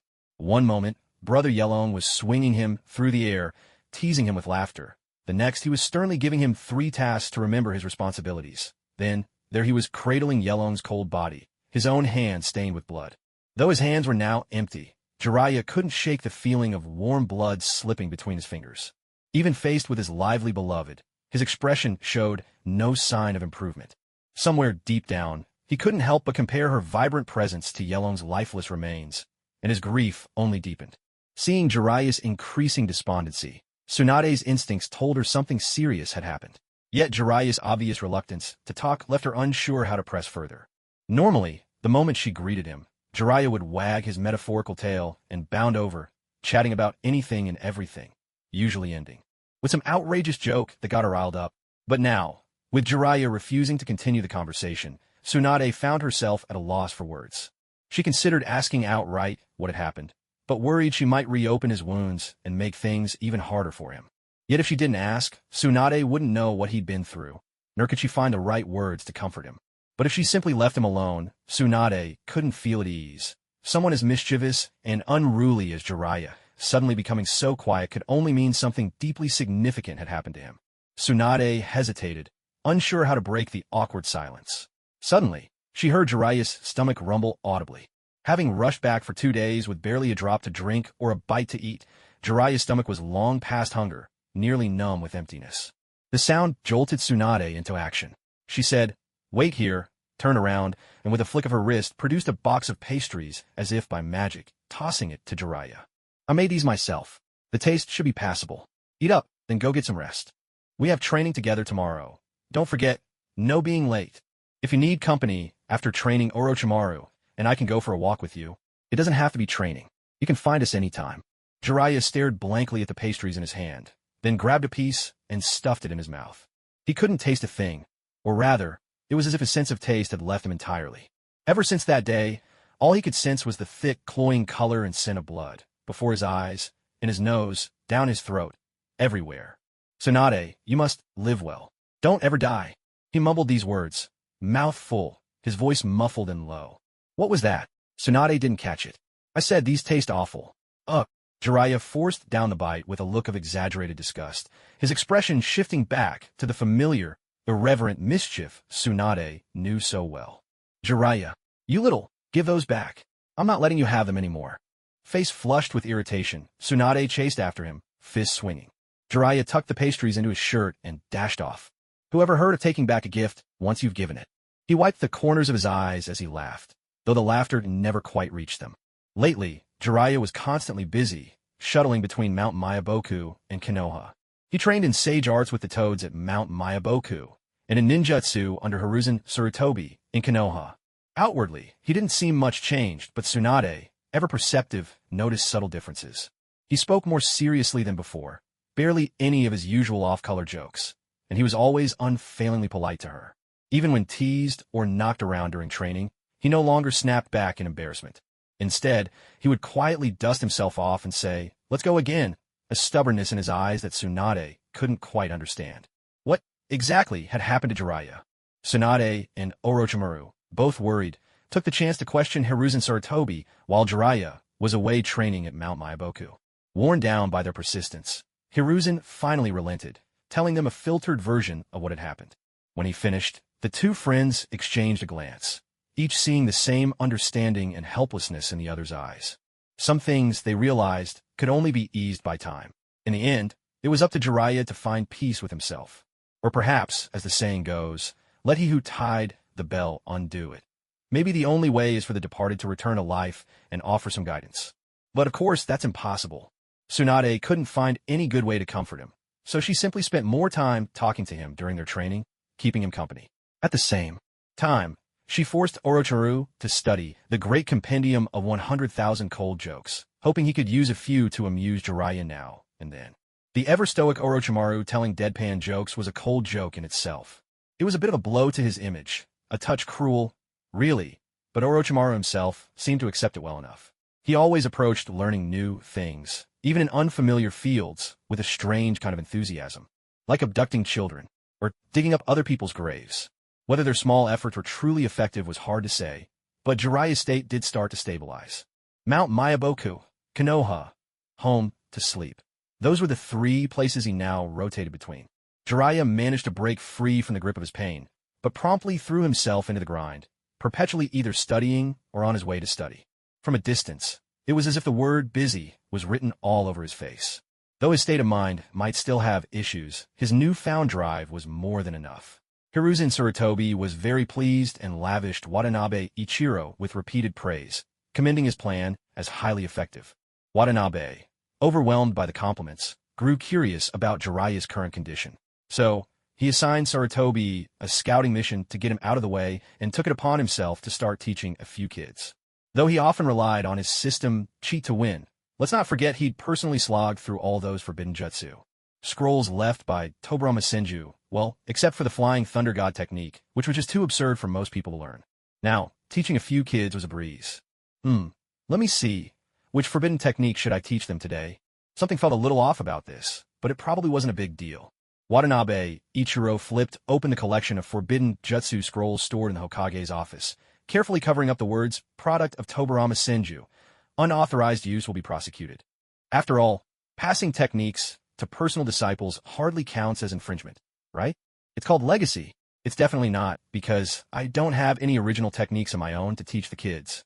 Standing at the designated meeting spot for the 3 students, Watanabe briefly explained the circumstances, then began teaching them a technique he'd modified to better suit their constitutions. The 3 kids were especially diligent and eager to learn.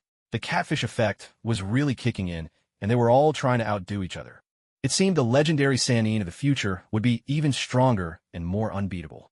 After a few days apart, the hard-training Jiraiya had visibly grown thinner. Not only did he now sport 2 vivid red streaks at the corners of his eyes, but also a pair of dark circles, looking more and more like Gaara with every passing day. Clearly, his sleep quality was suffering. The culprit, Watanabe Ichiro, rifled through Tobirama Senju's mental library of forbidden jutsu, searching for any jinjutsu that might help cure insomnia. When children don't get enough rest, it's really bad for their health. No matter how ambitious they are, there's no need to sacrifice sleep for the sake of the future. In my previous life, I remember some elementary schools would push things so far that kids had to stay up until 11 at night. Honestly, that's just unnecessary. As he carefully recalled the illusion technique used to treat sleep issues, a familiar sensation of being watched crept over him once again. Again? Who could it be this time? Watanabe Ikaru's expression darkened. With the 3 little ones by his side, if a fight broke out now, things would get complicated. It's not the thief you fear most, but the thief who keeps you in mind. You can't stay on guard forever. This time, he had to settle things once and for all. Acting as if nothing was wrong, Watanabe Ikaru called the 3 children over, telling them he wanted to check on their training progress. But the moment they gathered around him, he quickly formed a series of hand seals. Dozens of shadow clones scattered in all directions, each keeping a certain distance from the others, rapidly swapping places with him. There, the shadow clones spread out, each standing at the farthest point where he could sense that probing presence. Several figures formed a circle, their eyes focused on the very center. It looked empty, but Watanabe Ikaru was certain. The one who'd been spying on him was right there. System, analyze. He called out in his mind. Back in Hokage Tower, it hadn't been convenient to pinpoint the intruder's location. And since the system hadn't been upgraded yet, it could only analyze bit by bit through brute force and elimination. By the time it found the person, they'd usually be long gone. But this time was different. The space had been locked down. The system could directly find, analyze, and deduce the intruder's position. That person responded quickly, darting away at top speed, but Watanabe Ikaru's shadow clones were even faster, quickly surrounding the target in the center. Before long, a faint outline of a person appeared in his field of vision, short and small in stature. Who is this? Please don't let it be some Otsutsuki or something like that. If I can't help myself and take them down now, how am I supposed to follow the story later? How will I squeeze those sweet points from the next generation? Am I supposed to do it all myself? Make clones just to fight myself? Wait a minute. Isn't that exactly what I'm doing right now? Any author who writes this kind of plot deserves to be hung from a streetlight, sharing drinks with the capitalists. The phantom flickered, its gaze traceable. Watanabe Ikaru dismissed most of his shadow clones. He left one behind to calm the 3 bewildered children, and another to reassure the startled bystanders. A horde of shadow clones rampaging through Konoha was enough to scare anyone. As that figure grew clearer and clearer, a sudden realization struck Watanabe Ikaru. An idea began to take shape in his mind. Chasing the shadow through half of Konoha, Watanabe Ikaru confirmed his suspicion and suddenly changed direction. The Konoha residential district. Over here, let's see, the Kato household. He pressed his fingertip against the wall and activated his sensory jutsu. There was only a child inside, no adults. Perfect. If you're going to discipline a brat, you'd better make sure the parents aren't around.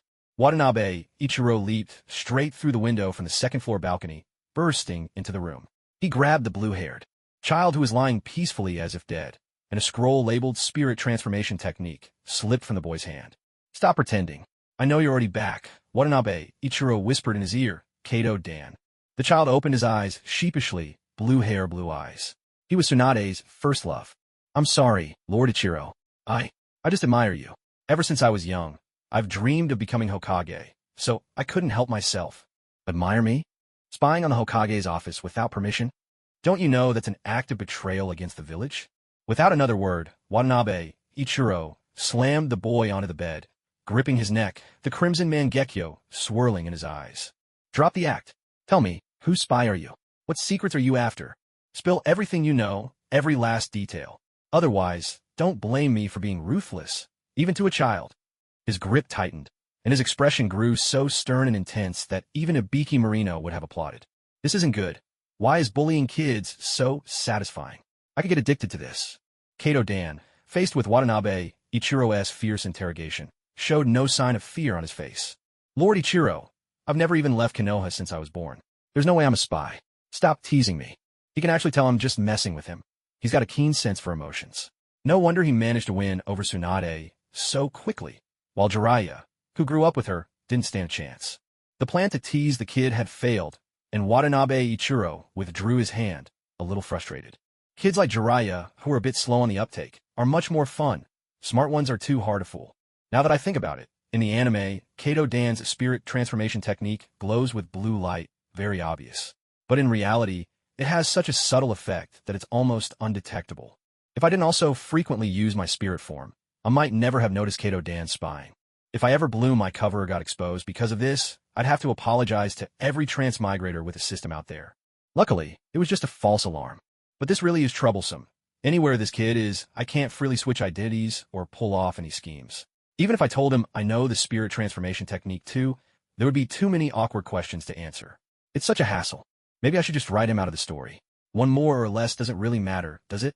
Watanabe Ichiro reached out again, and under Kato Dan's expectant gaze, placed his hand on the boy's head, then mussed up those soft blue locks, leaving them in disarray. Forget it. A little trouble now, and then keeps things interesting. After all, if everything always went smoothly, where's the fun in that? There's a thrill in taking risks like sneaking instant noodles under the teacher's nose. Dangerous, but irresistibly exciting. Little Kato Dan squinted his eyes in bliss, as if savoring the moment, and somehow produced a notebook from thin air, handing it to Watanabe Ikaru with utmost respect. Lord Ikaru, my idol, would you please sign your name for me? Idol. How strange. I've always lived such a low-key life, yet here I am with a fan. And not just any fan, but one who sneaks around like a die-hard stalker. Watanabe Ikaru took the notebook, though his hand had yet to move when Kato Dan, already bursting with excitement, began chattering nonstop. Lord Ikaru, I admire you so much. What you did at the 5 Kage Summit, standing alone against 4 others, was just so incredible. I heard you defeated them all in a single move. Is that really true? I want to grow up to be as great as you one day. To think someone would look up to me as an idol, it's a rather peculiar feeling. The child babbled on, eyes shining with admiration and longing, sticking to Watanabe Ikaru like a piece of candy that just wouldn't let go. Watanabe Ikaru remembered how, not long ago, Jiraiya had clung to Yi Long's alternate persona, and now, Overwhelmed by this pure and fervent adoration, he found it a bit suffocating. Are all kids this age like this? Skillfully peeling the child off himself, he paused for a moment, then tossed him over to where Jiraiya and the others were still training. So young, yet already mastering the spirit transformation technique. Clearly talented, sensitive, and empathetic. Perhaps he could help guide Jiraiya, who'd been left reeling by my pranks. As for Tsunade's future, well, that would depend on her own choice. Would she pick Jiraiya, her childhood friend whose personality had shifted so dramatically and become all the more alluring? Or Kato Dan, who was not only understanding, but also a natural charmer? Ah, the bittersweet troubles of youthful romance.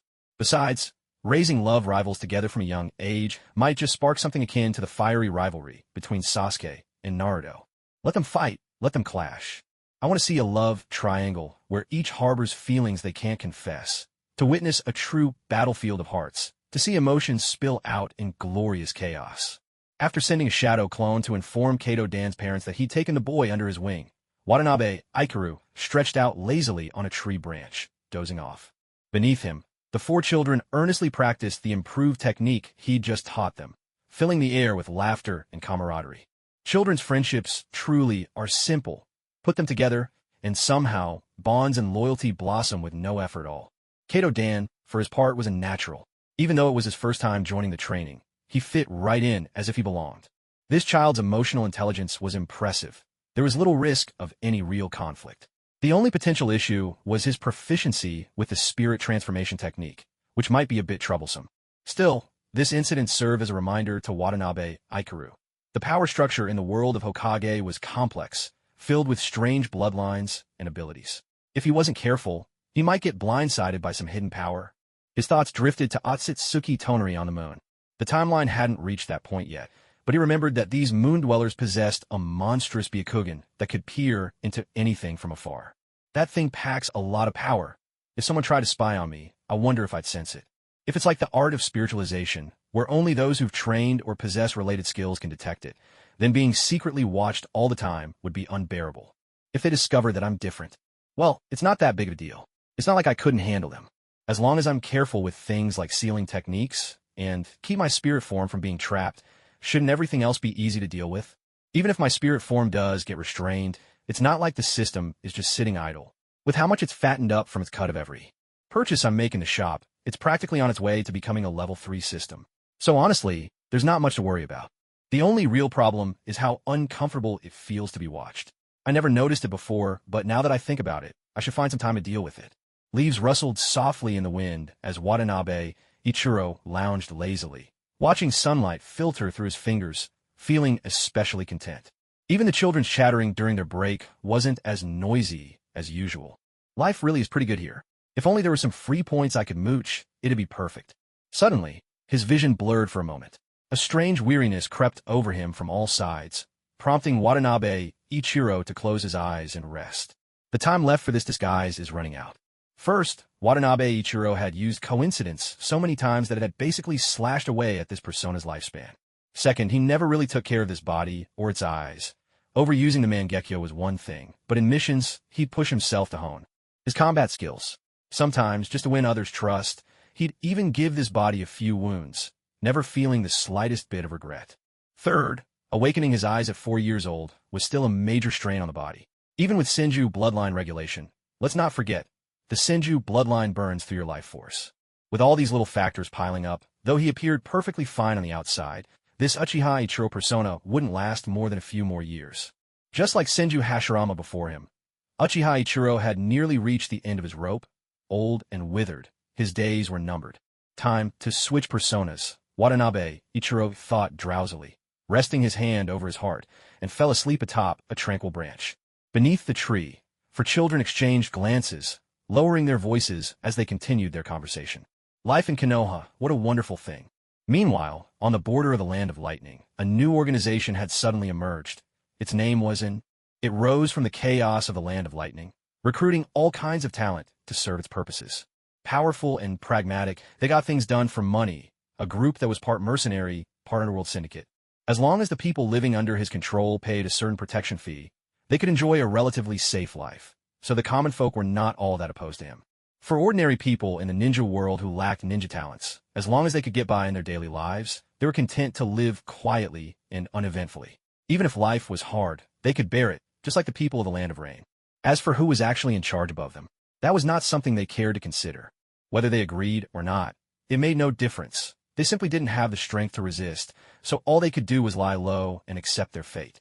Fortunately, this secret organization had a touch of humanity. While they did set up plenty of rules and regulations for daily management, which the villagers under their protection had to follow, these laws actually brought more order to daily life. The number of thugs and bullies dropped sharply, and the villagers found that their lives seemed to improve. It wasn't long before the dark organization on the border of the Land of Lightning quickly expanded and gained power, steadily encroaching deeper into the country. By the time the second Raikage finally finished dealing with the mess left by the Gold and Silver brothers splitting the nation, talked his way out of the 5 Kage Summit, war reparations, and signed a deferred payment agreement, he finally had a moment to turn his attention to the dark organization. To his astonishment, half of the already diminished Land of Lightning had been carved up yet again. Damn, I've only just taken the reins as the second Raikage, and now there's barely a quarter of the country left. What's going to be left for the third and fourth generations? If this keeps up, the Land of Lightning will exist in name only. How is this any different from going back to the Warring States period? He could accept losing territory to the Gold and Silver brothers, but what was this dark organization? Was every stray group now trying to get a piece of the action? After getting his own clan affairs in order, the second Raikage stormed off to confront the dark organization, only to be thrashed soundly by Watanabe Ichiro, who was wearing the Uchiha Haiwa disguise. If not for the fact that he still had some value, Watanabe Ichiro wouldn't have let him leave alive. It had to be said, this netherworld ability was simply too overpowering, a nightmare for close combat, and unfortunately, most ninja from the Land of Lightning specialize in hand-to-hand fighting. Even with the right intelligence, it was hard to counter, not to mention that the outside world knew nothing about it. The second Raikage slunk away in defeat with his people, returning to his office in utter dejection. He'd hoped to make a bold impression as the new leader, but his first move had been snuffed out by the Gold and Silver brothers, his second by the Dark Organization, and his third, a direct attack, had ended in crushing failure. Was being Raikage always this tough? Feeling dispirited, the second Raikage issued a defensive policy, something akin to closing the country's borders and going into lockdown. His plan was to develop slowly and wait until they had stronger high-level fighters before making any moves. But he had no idea what it truly meant when people say, a single spark can start a prairie fire. Within the protection of the Dark Organization, ninjas and ordinary citizens lived side by side in remarkable harmony. Infrastructure projects and various industrial facilities were left to the ninjas, whose individual strength surpassed that of 6 ordinary workers. Whether it was building roads, undertaking hydraulic projects, or constructing schools and hospitals, the pace of work was astonishing. One day you'd see a blueprint, and the next a finished product. Courier services and security patrols were even more efficient, their excellence beyond question. Meanwhile, farming, livestock breeding, and consumer entertainment were taken up by the much larger population of ordinary people. Both groups lived together in the same region, their lives exceptionally harmonious, enjoying greater prosperity than ever before, a true picture of peace and contentment. Word of this way of life spread quickly from person to person, and with the intentional promotion by the Dark Organization, most of the common folk across the Land of Lightning came to know of this utopian place. In the face of the chaos caused by the Gold and Silver brothers and the current ineffective leadership of the Land of Lightning, many people began to migrate into the territory governed by the Dark Organization, which welcomed all newcomers with open arms. Residents under the original government of the Land of Lightning were leaving at an alarming rate. This trend only slowed when the second Raikage stationed troops at the border between the two regions and forbade citizens from fleeing again. Nevertheless, the hearts of the people were deeply unsettled, forcing the Raikage to spend lavishly on public campaigns in an effort to restore stability. After all, if a country loses its people, can it still be called a country? What's so great about this dark, anyway? The second Raikage was utterly baffled. With a wave of his hand, he dispatched his most skilled guards, disguised as villagers seeking refuge. Larengia, dressed in the simple clothes of a common villager, carrying a hoe and a bundle over his shoulder, avoided the usual routes taken by those fleeing to the Dark Organization and approached from another direction. The Land of Lightning had recently cracked down hard on population loss, so those who managed to escape and seek refuge were exceedingly few. Worried about unforeseen problems, Larengia simply chose a different path. He kept a low profile, lining up behind other villagers also burdened with bags and bundles, listening quietly to their conversation. These were ordinary folk, drawn by the reputation of the Dark Organization, unable to survive in their homeland, who had traveled vast distances in search of a new life. Foolish peasants, he scoffed inwardly. How do you know you're not just running from one wolf's den into another? Yet Laringia's face betrayed nothing as he followed the line forward. Soon, it was time for the guards to question newcomers.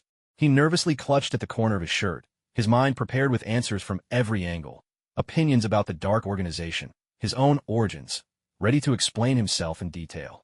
But the guard asked only a single question. Are you willing to join the dark? I am. Good. Rest in that room for the night. After you meet Lord Dark in the morning, you may enter. The guard handed him an utterly ordinary wooden token, pointed toward the massive building nearby, indicating he should go there on his own, and then simply let him pass. Holding the token, Laringia felt disoriented.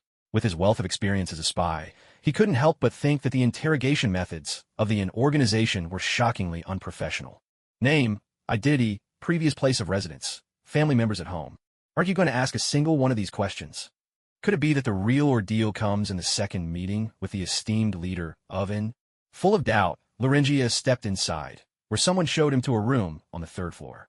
The building resembled a modern budget inn, with each room containing only the most basic necessities. Yet for ninjas accustomed to sleeping in the wild and villagers whose homes were barren, this was already a considerable improvement. There were hardly any guards on the floors, just a few ordinary people patrolling, helping the new arrivals with various needs. Laringia's suspicions only deepened. What exactly was the organization up to?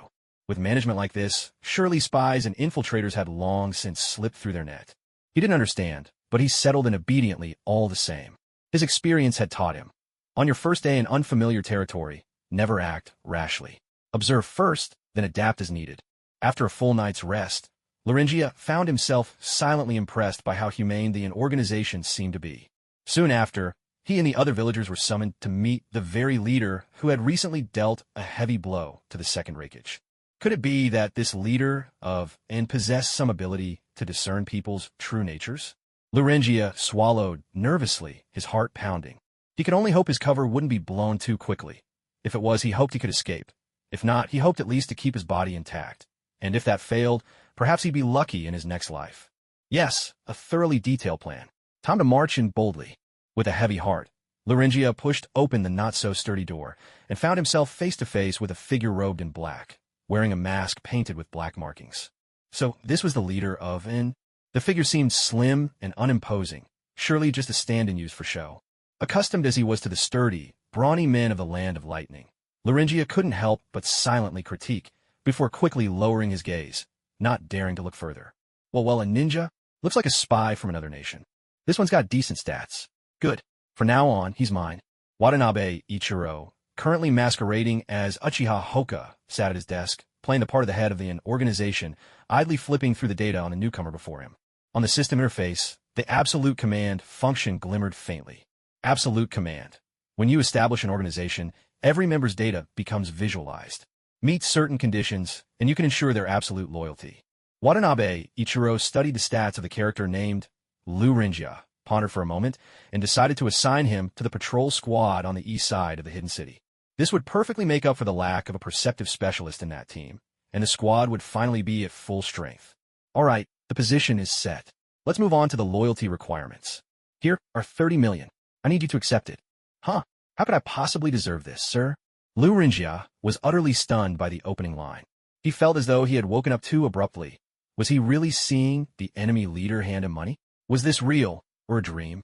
He couldn't help but pinch his own thigh, just to make sure. And here's the S-rank ninjutsu you wanted. But I'm just an ordinary person. Enough. I need you to take it. Watanabe Ichiro produced another scroll, unleashing the overwhelming aura of someone in power. Laringia felt the pressure suffocating him, and with gritted teeth, nodded his acceptance. Ding! First condition fulfilled. And here's a ninja cat. This is a summoning scroll. Sign your name here. What? Sir? Laringia realized he was completely exposed. No one would ever give a regular person a ninjutsu scroll and a summoning beast. Yet, despite knowing this about me, he hasn't harmed me. Why? Under Watanabe Ichiro's imposing presence, Laringia had no choice but to sign his name. A soft, fluffy kitten nestled in his arms, nuzzling and purring contentedly. Akat. It's a cat, my favorite. Though his heart was anxious, his hands couldn't resist stroking the ninja cat's silky fur. So soft, so adorable. Cats really are born to be. Wait. Suddenly, Lu Rinjia realized something. This man actually knows what I like. He really can read people's hearts. So these actions are a mix of threats and temptation. Ding. Second condition fulfilled. In our dark organization, we don't provide wives, but there's a big-breasted lowly in the patrol squad. She loves sweet dumplings and red bean soup, and she likes responsible, witty, and humorous men. I'll be assigning her as your partner. I need you to accept this arrangement. I accept. Listening to Watanabe Ichiro's words, Lu Rinjia's face went blank, and he stammered out his reply. Ding. Third condition essentially fulfilled. Absolute obedience. First stage achieved. No betrayal. Organization members may not always agree with your decisions and arrangements. They might slack off or pay lip service, but rest assured, when it comes to critical matters at the core, they will never betray you. That's more than enough. From here on, it's just a matter of distributing a bit of money each day, sending little gifts every month, and steadily building trust. Once you advance from the first stage of absolute obedience to the second, organization members will carry out your tasks faithfully and efficiently, always putting the leader's interests first. In the second stage, once loyalty is maxed out and reaches the level of absolute trust, members of the organization will follow their leader with everything they have, their lives, souls, and willpower. Every part of them becomes a driving force for their leader's advance. It's worth noting, though, that the members' own values, personalities, and thoughts are preserved. This can't compare to the warped will imposed by Kodoeme Tsukumi. It's a bit like staying up late to read a novel. People who have been completely influenced by absolute command know deep down that staying up late isn't good, but they just can't help themselves. They still follow the author, add the book to their shelves, and send gifts. Even though they subconsciously feel something's off, they still want to do it. But for those whose will has been twisted by Kodoeme Tsukumi, it's different. They genuinely believe that staying up late to read novels is the right thing to do. There's not a hint of doubt. So, absolute command can't twist people's wills as thoroughly as Shursue's Mangekyo, but its strength lies in its wide range of applications. Whether ninja or ordinary people, as long as they say, I'm willing to join the dark organization, and truly feel even a sliver of recognition in their hearts as they say it, the effect will take hold. Watanabe Ichiro waved his hand, dismissing his newly acquired pawn, Lu Rinjia, feeling utterly satisfied as he looked at the system screen that resembled a management game. Every aspect of life in the Land of Lightning was thriving. Soon, as other countries sent more spies and moles to the dark organization, injecting fresh blood and talent, he would be able to expand the organization's scale even further. At this rate, unifying the ninja world through peaceful means might not be out of reach. Absolute command doesn't help much in terms of personal strength, but when it comes to organizational structure, it's almost absurdly powerful. What's more, every bit of data about the organization's members can be probed.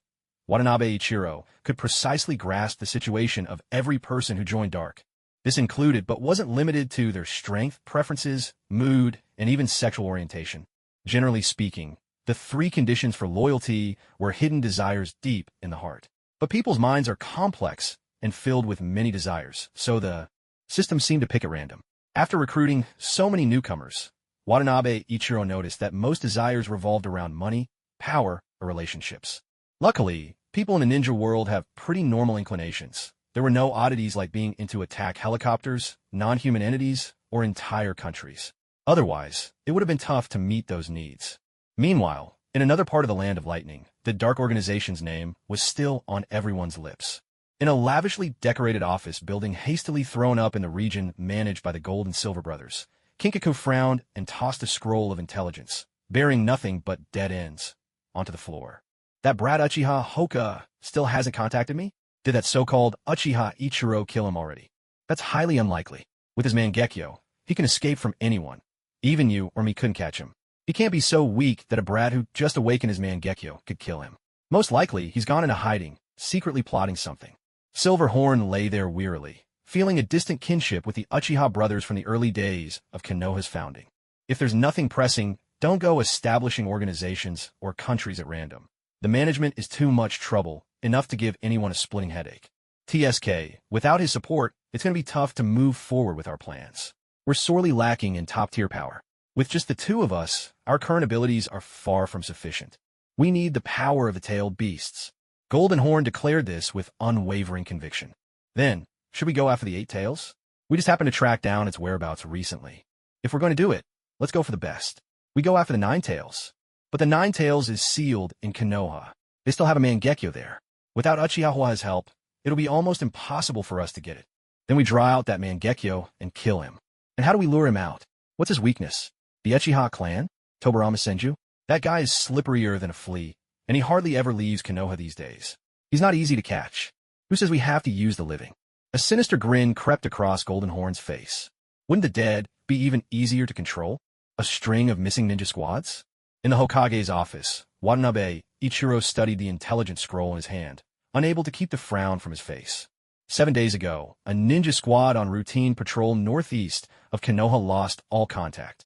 A second squad, sent to investigate and equipped with higher-level fighters, also vanished without a trace. This was strange. No matter what happened, Konoha's Jonin should have been able to get some message back. What kind of enemy could they have run into? Watanabe Ichiro pondered this silently, abandoning the idea of sending yet another reconnaissance team. If the enemy was strong enough to prevent even Jonin from sending a last-ditch report, sending more people would be pointless. This couldn't turn into a reckless rescue mission where one group is sent after another, only to be lost in turn. No matter how strong Konoha was, they couldn't afford to waste their forces like this. Watanabe Ichiro unrolled another scroll and glanced over it, spotting the latest traces of the cult of the evil god. He had truly underestimated them. Last time, he thought he had crushed them completely, almost digging up every last worm from the soil and slicing it in half. Yet here they were again, rising from the ashes, like a centipede that refuses to die, no matter how many times it's cut. But it was also possible that what they destroyed last time was just a branch. The main force of the cult might still be lurking somewhere in the hidden corners of the ninja world. Watanabe Ichiro stroked his chin, his gaze shifting between the two scrolls. The locations of these two incidents were quite close. Was it a coincidence? Or something more? Watanabe Ichiro couldn't be sure. As his involvement in the world of the Hokage deepened, the storylines of Konoha and the entire shinobi world had already diverged greatly from the original tale. Much of Watanabe Ikeru's memories and experience no longer applied. Who could predict which direction the future would take now that it had veered so far from the safety net of the canon plot? So from here on, every step he took had to be deliberate and cautious. Though failure wasn't the end of the world, that sense of things going awry was never pleasant. Watanabe Ikeru reviewed his plans and consideration for the future once more in his mind, making sure he had gathered all the necessary materials to revive the important people around him. He didn't want to get carried away, accidentally wiping someone out to the point of no return, and end up with a less-than-perfect happy ending. Once his thoughts settled, Watanabe Ikeru stretched, his shoulders and spine letting out gentle pops.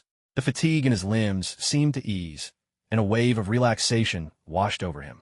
His Uchiha Ikeru persona had been recovering peacefully in Konoha for quite some time now. It had been so long since his last fight that his hands were practically itching for action. Having both mission locations close together was a blessing. It meant he could take the kids out for a little spring outing. Lately, Jiraiya had been pushing himself too hard. This was the perfect chance to unwind by taking down some minor villains and, at the same time, see how everyone's training had paid off. A chance to track down their targets, stretch his muscles, and incidentally wipe out a cult. 2 birds with 1 stone. Victory on both fronts. An A-rank mission. Tsunade's eyes sparkled as she read the mission briefing. In today's Konoha, A-rank missions were rare, and they seldom fell to their team. Wow, did Lord Ikeru secure this mission for us? He really is the best. Kato Dan cheered, eyes shining with admiration. Orochimaru glanced over the mission report, but seemed rather uninterested, turning his attention instead to a book he carried. Its cover read, 100,000 Hellish Jokes. Previously, Tsunade had forced him to read 100,000 cold jokes to help cheer up Jiraiya. Unexpectedly, Orochimaru became utterly fascinated by the art of language, unable to put these joke books down, and had since collected several more. Jiraiya, on the other hand, didn't say much.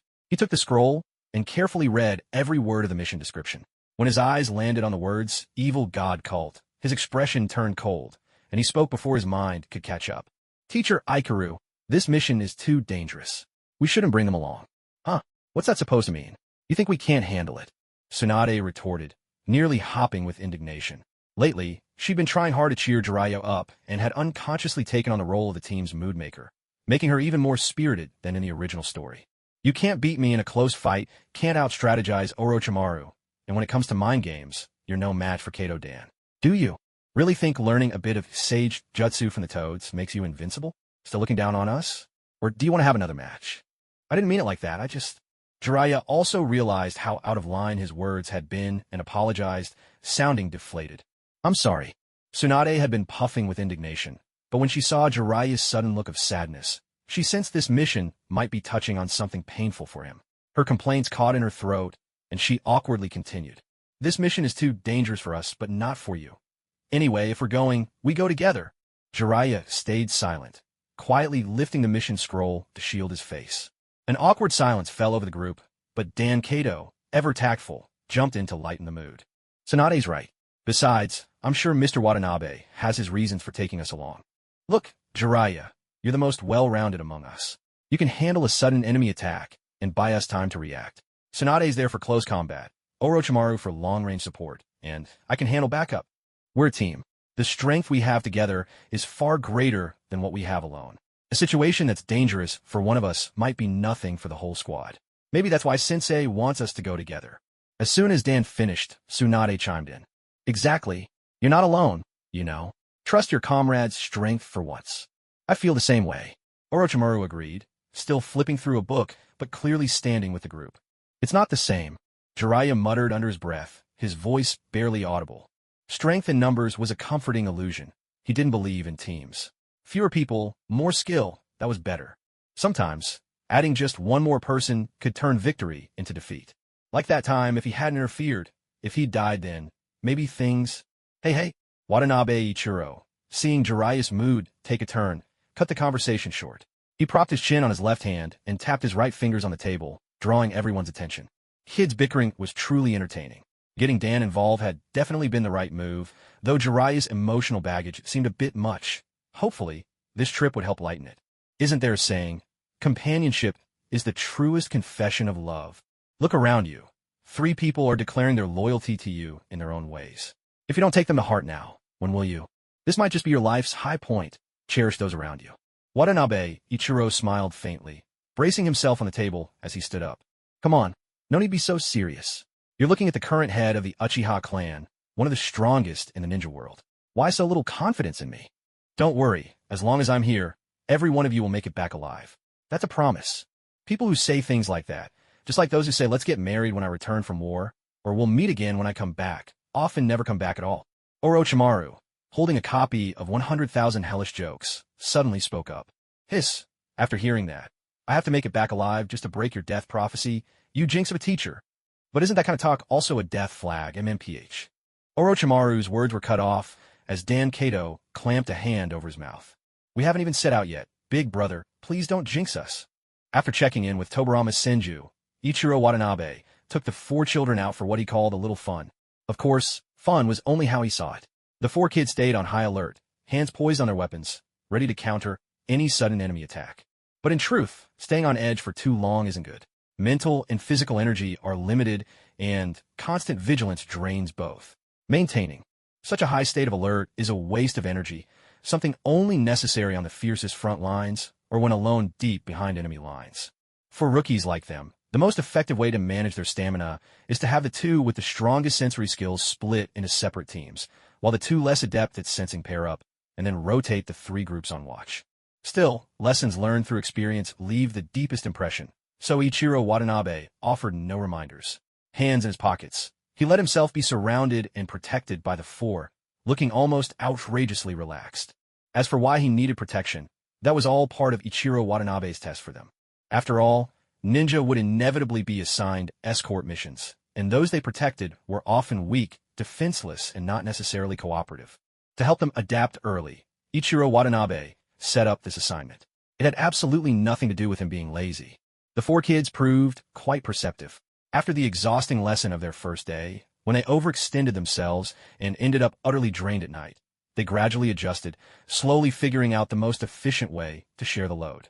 Jiraiya, who originally wanted to go it alone and stay vigilant the whole day, soon found that his age and physical limits forced him to accept the plan. Eventually, he began to understand the irreplaceable value of teamwork. Meanwhile, Ichiro Watanabe enjoyed the journey at a leisurely pace, admiring flowers, grass, trees, birds, fully content. Having an escort really was a pleasure. After several days on the road, the group finally arrived at their destination, a small border town some distance from the Land of Lightning. They were a little behind Ichiro Watanabe's original schedule, but not by much. With a clap of his hands, Ichiro Watanabe solemnly declared the escort mission a complete success. The children exchanged glances, unable to contain their excitement. This was their first time completing such a distant mission on their own, and their eyes sparkled with joy. Their next task was to infiltrate and gather intelligence. Watanabe Ichiro gave them a few pointers, then marked the Flying Thunder God technique on the back of their necks to prevent anyone from getting lost. He let them move freely after that, setting them loose to investigate the missing Konoha patrol members. Watching the children huddle together, whispering and plotting their next steps, Watanabe Ichiro smiled. Placing a hand on a tree, he activated his sensory technique, instantly becoming aware of all movements within several miles. It seemed the enemy wasn't here. He left behind 2 disguised shadow clones as a backup plan, then turned and walked away. The kids could play here, grown-ups had their own work to do. At the border of the Land of Lightning, in a mountain cave. This cave was strikingly similar to the one where Watanabe Ichiro had previously wiped out a cult of the evil god. Their methods were much the same, deceiving villagers twice. The first time, they used real gold and silver to build trust. The second, they lured people in with the promise of an even greater reward. It seemed both operations truly had the same origin. Watanabe Ichiro didn't waste words. He dove in for a second round, cutting through the evil god's cult from start to finish, clearing this minor stronghold as easily as a breeze. He freed the surviving villagers, then activated his 3-tomo Sharingan and interrogated the branch cult leader, though he found the answers unsatisfying. Who would have thought that cults of this scale would have as many as 8 branches? There was hardly any communication between the branches, and not even the branch leader knew where the main cult leader was. Remarkable. Didn't their boss even pay them? And they couldn't provide any worthwhile information about the next boss either. Was this cult leader even qualified for the job? Didn't they have any sort of leadership training before taking the position? Watanabe Ichiro walked out of the cave with a dark expression, his boots inevitably stained with blood, sticky and unpleasant. His mind was still sifting through the intelligence he'd just extracted. The evil god's cult branches were scattered across various countries. Due to wars and the fallout from the 5 Kage Summit, both cults had coincidentally settled between the Land of Fire and the Land of Lightning.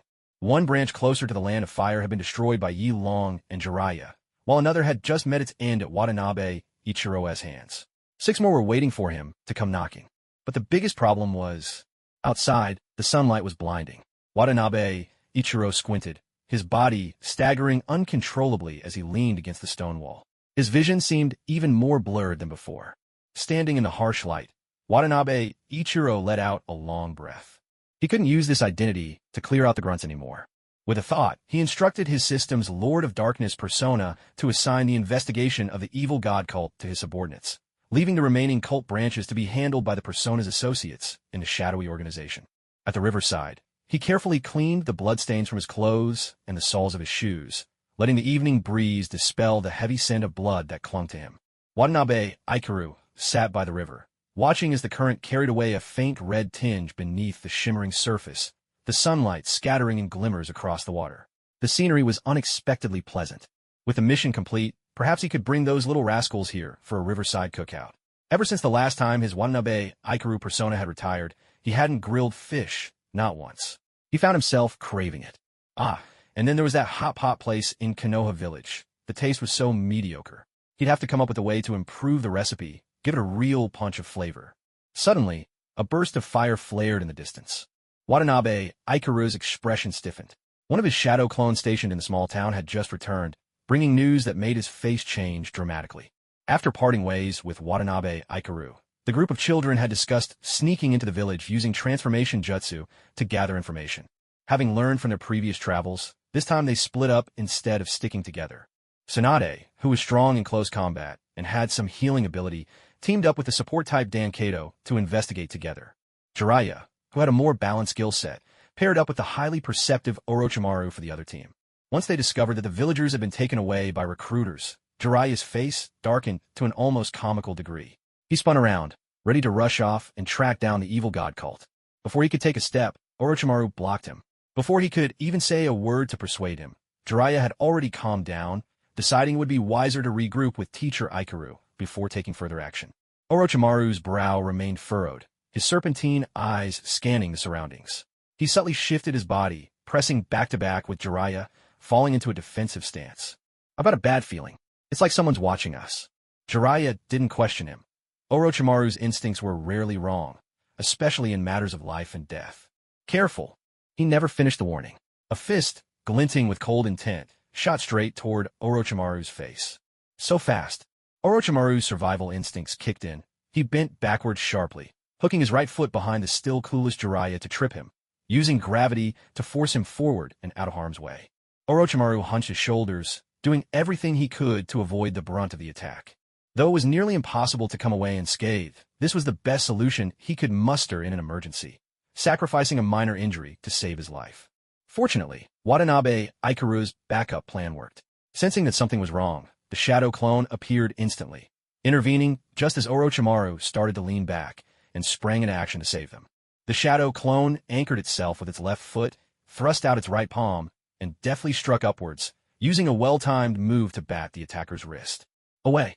The force redirected the assault, lifting the assailant's fist off course and removing the immediate threat to both Orochimaru and Jiraiya's lives. Yet, the attacker reacted in a flash. With a subtle movement of the elbow, he was already preparing to follow up with a powerful elbow strike, aiming to crush the two youngsters into pulp. But Kazuki Watanabe was even quicker.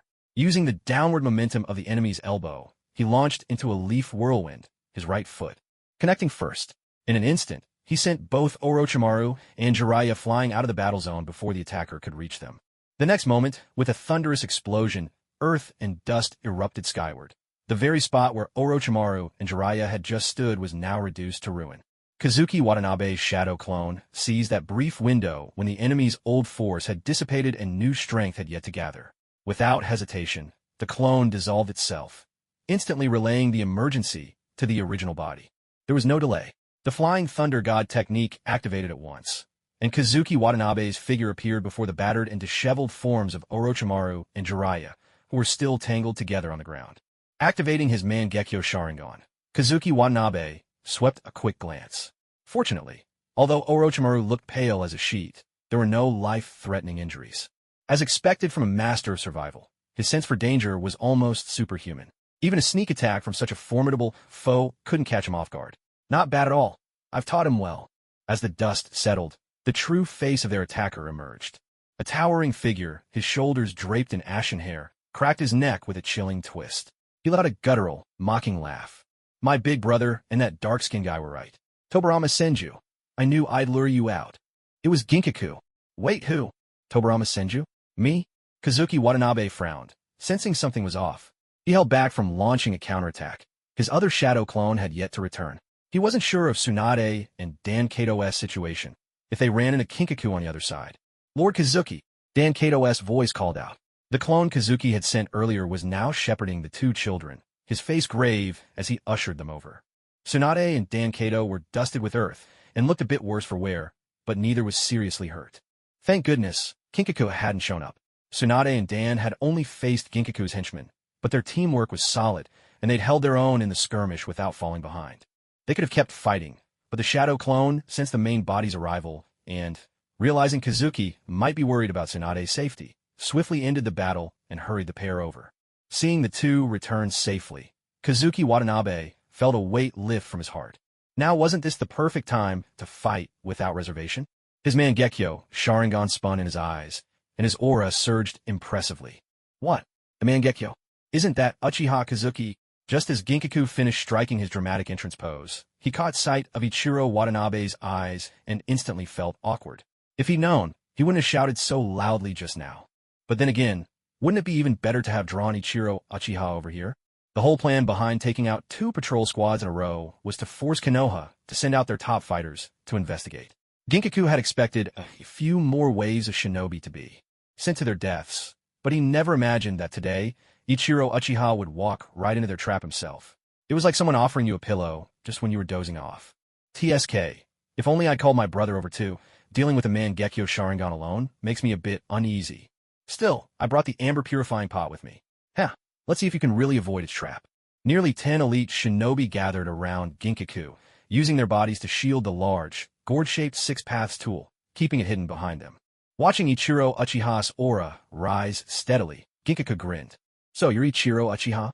A sudden change in tone. Something was up.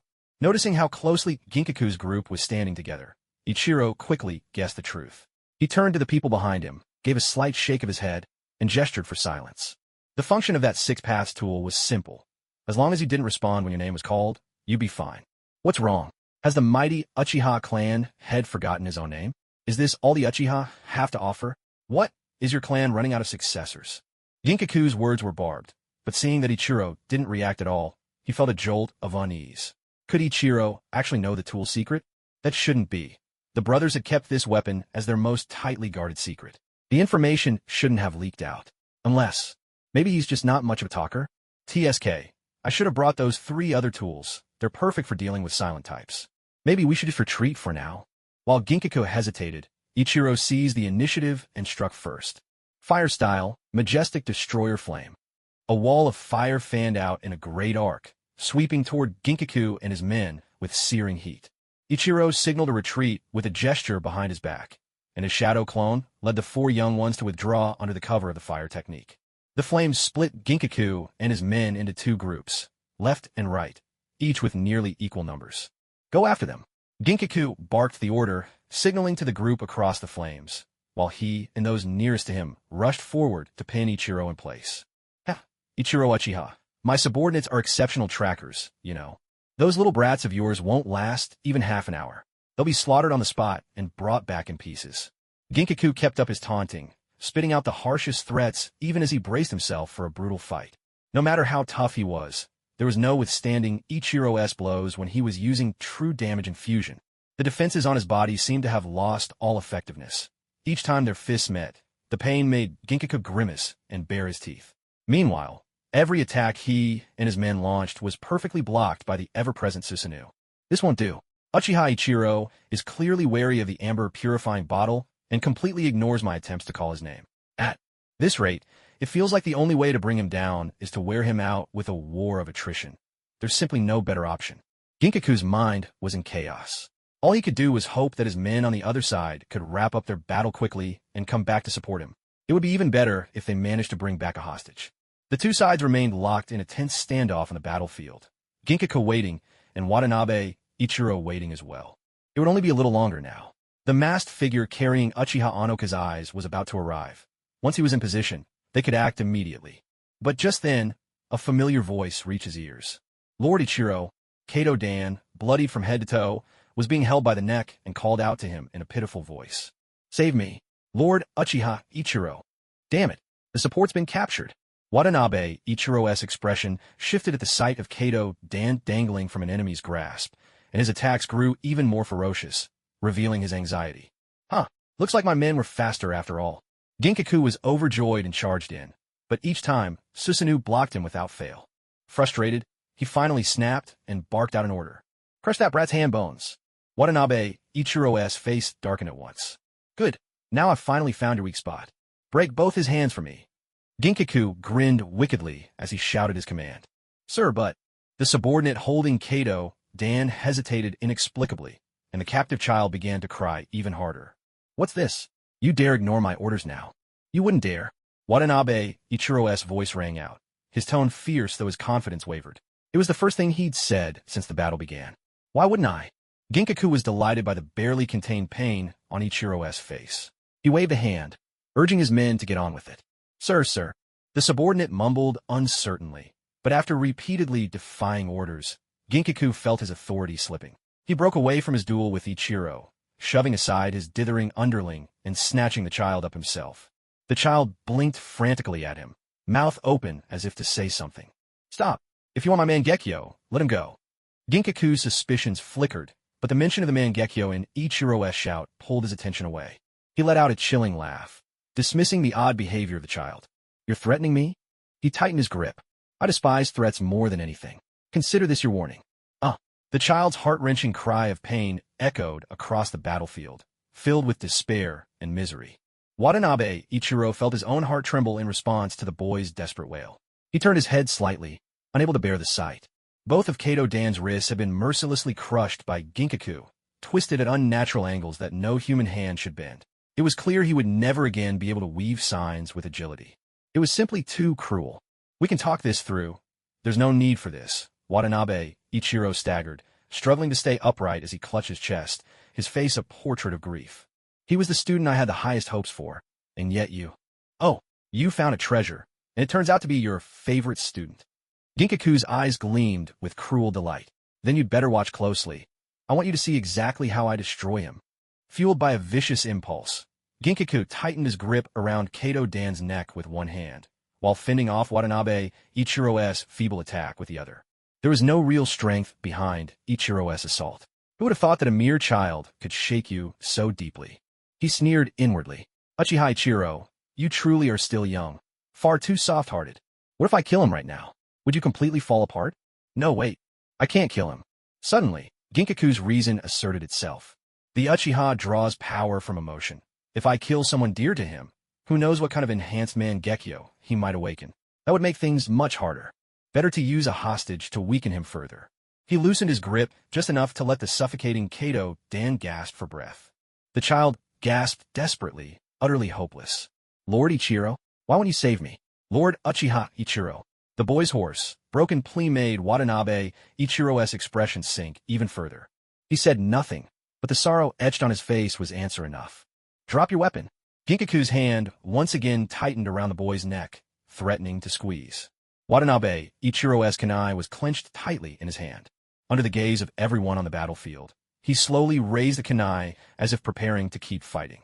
But as the sound of Kato Dan's choking coughs reached him, Ichiro looked into the boy's anguished face, and, at last, his resolve wavered. He relaxed his grip, letting the kunai slip from his fingers. With a metallic clang, it hit the ground. With that sound, his will to resist seemed to vanish as well. Watanabe Ichiro retracted his mangekyo.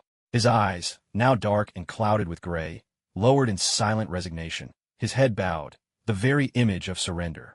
It worked. My threat worked. Ginkaku exulted inwardly. Words truly do have power. Emotions are a ninja's greatest weakness, the one thing they should cast aside. Excellent. Now it's time to claim the prize of victory. Dig out your eyes and throw them to me. Ginkaku pondered how to extract the greatest benefit from this coercion, and after a moment's thought, he made his demand. It would be ideal if I could trick him into gouging out his own eye. But even if he refuses, it doesn't matter. As long as he rejects me, I'll immediately crush this child in my grasp. In that split second of his distraction, I'll go for the kill. No matter how strong he is, he only has 2 Izanagi chances. With so many of us here, does he really think he can escape? Watanabe Ichiro lowered his head, pondering for a moment. Then he looked up, fixing Silverhorn with a serious gaze. Swear on your identity as a descendant of the 6 Paths. If I give you my eye, you must let him go. Deal. Silverhorn rejoiced inwardly. Could it be? Am I really this lucky today? Did I just run into a supremely naive Uchiha who actually believes such a verbal promise? What came next was even more astonishing. Watanabe Ichiro's actions assured him that luck was truly on his side. Without another word, Watanabe Ichiro pressed the fingers of his right hand tightly together and placed them above his left eye socket. He bent forward, stifling a grunt of pain deep in his throat. Then a blood-soaked eyeball appeared in his palm. Here, take it, he said, exhaling. Clutching his bleeding left eye, he tossed the still-warm eyeball to Silverhorn, who caught it in his hand. Did I just get the Mangekyo this easily? Silverhorn watched as Watanabe Ichiro tore a strip of cloth to bandage his left eye, feeling as if he were dreaming. Did I really wake up today to see my long-sought enemy come and hand me the Mangekyo? No, I must still be half asleep, right? That must be it. Silverhorn took a deep breath and opened his eyes again, only to see Watanabe Ichiro, looking utterly exhausted, reaching his hand out toward him. My student, it's time you gave him back. This isn't a dream. This is real. Today truly must be my lucky day. Fine, I'll return him to you. With a sudden motion, Silverhorn hurled the barely breathing child toward Watanabe Ichiro, watching as he scrambled to catch him. Meanwhile, Silverhorn gathered chakra in his fist. But I never said you'd get him back alive or dead. With a burst of force, his fist shot toward the child's back. If Watanabe Ichiro wanted to catch the boy unharmed, he'd have to take this blow head-on. Watanabe Ichiro looked up, his eyes reflecting a complicated emotion Silverhorn couldn't decipher. Not quite shock, more like suppressed laughter. A thunderous impact rang out. Blood trickled down both their arms. Their fists collided, knuckles hardened by chakra, capable of shattering nearly anything on contact. For instance, the chest of Kato Dan, the child Silverhorn had just thrown. The force of that clash utterly crushed Kato Dan's heart, ribs, and spine. The backlash sent Silverhorn's blood surging, and he coughed up a mouthful of blood. Yet Watanabe Ichiro stood unscathed. The only thing dislodged was the makeshift cloth bandage around his left eye. As the strip unraveled, it was clear. His eye was perfectly intact. Damn it, is this some kind of illusion? Where did he get that eyeball? This is too bizarre. Silverhorn staggered backward in shock, while the limp body of Dan Kato, no longer supported by the strength of two people, collapsed to the ground. With a thud, he transformed back into one of Silverhorn's elite subordinates, a ninja skilled in all sorts of strange techniques. That's one of my own men. All the nagging suspicions that had been piling up in his mind finally surged to the surface. Silverhorn suddenly realized that someone had tampered with his thoughts. This guy is truly loyal. Even on the brink of death, he kept trying to get me to respond to Ichiro Uchiha. I don't know what technique he used, but this transformation was enough to fool even my Mangekyo Sharingan. Still, I always have a few tricks up my sleeve. Ichiro Watanabe looked across the battlefield at the group who had stayed out of the fight, closely guarding the amber purifying bottle, and instantly saw through their plan. One person had disguised himself as a hostage, sobbing and wailing to lure Ichiro Watanabe into responding to his own name. Meanwhile, the others took turns expending chakra to activate the amber purifying bottle, quietly calling Ichiro Uchiha from behind the cover of the hostage.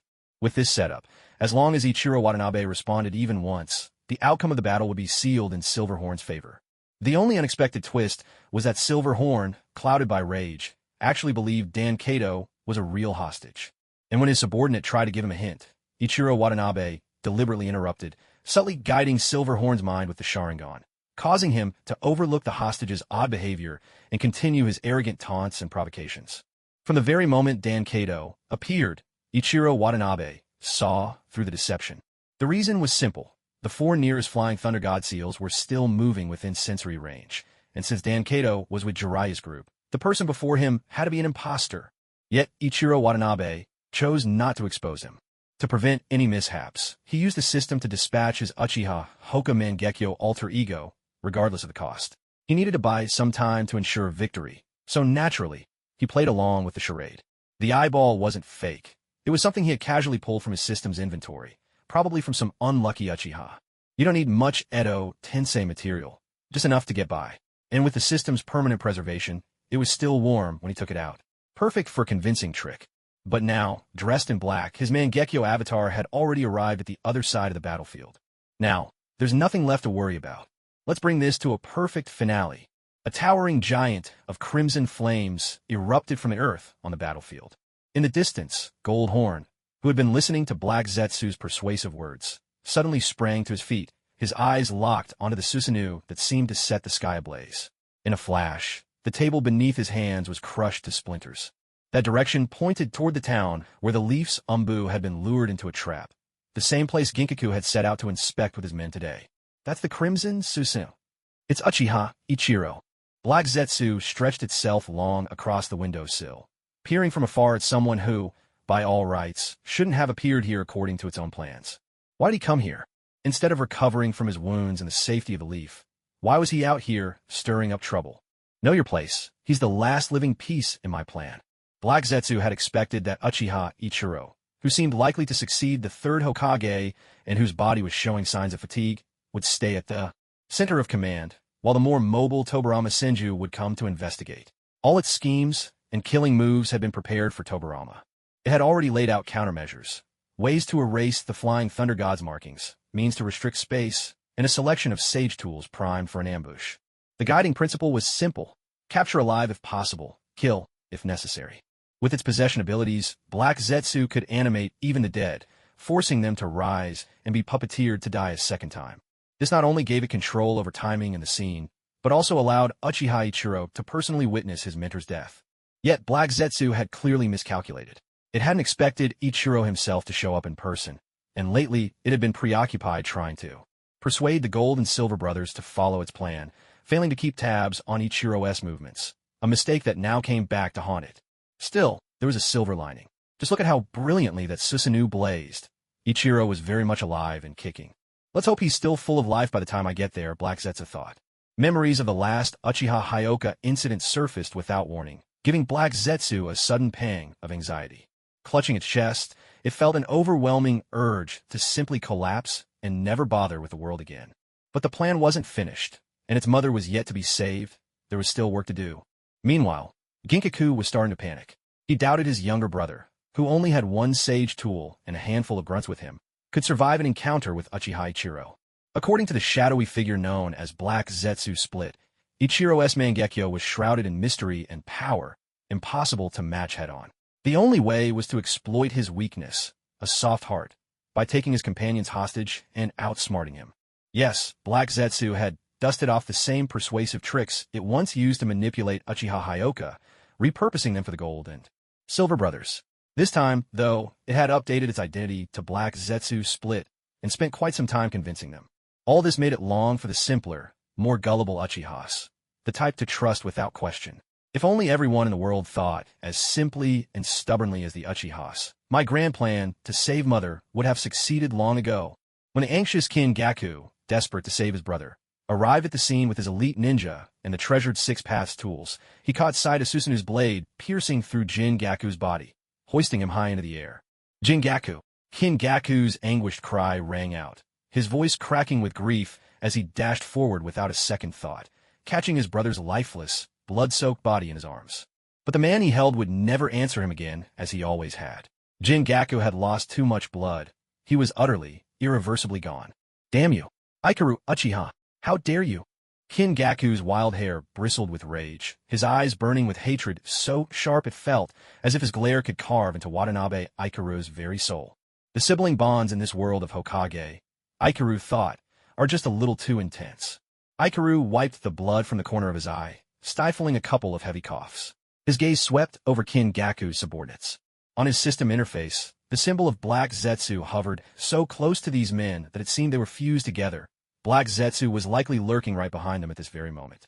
So, blending in with Kin Gaku and Jin Gaku, was Black Zetsu planning to strike at Tobarama Senju? How convenient.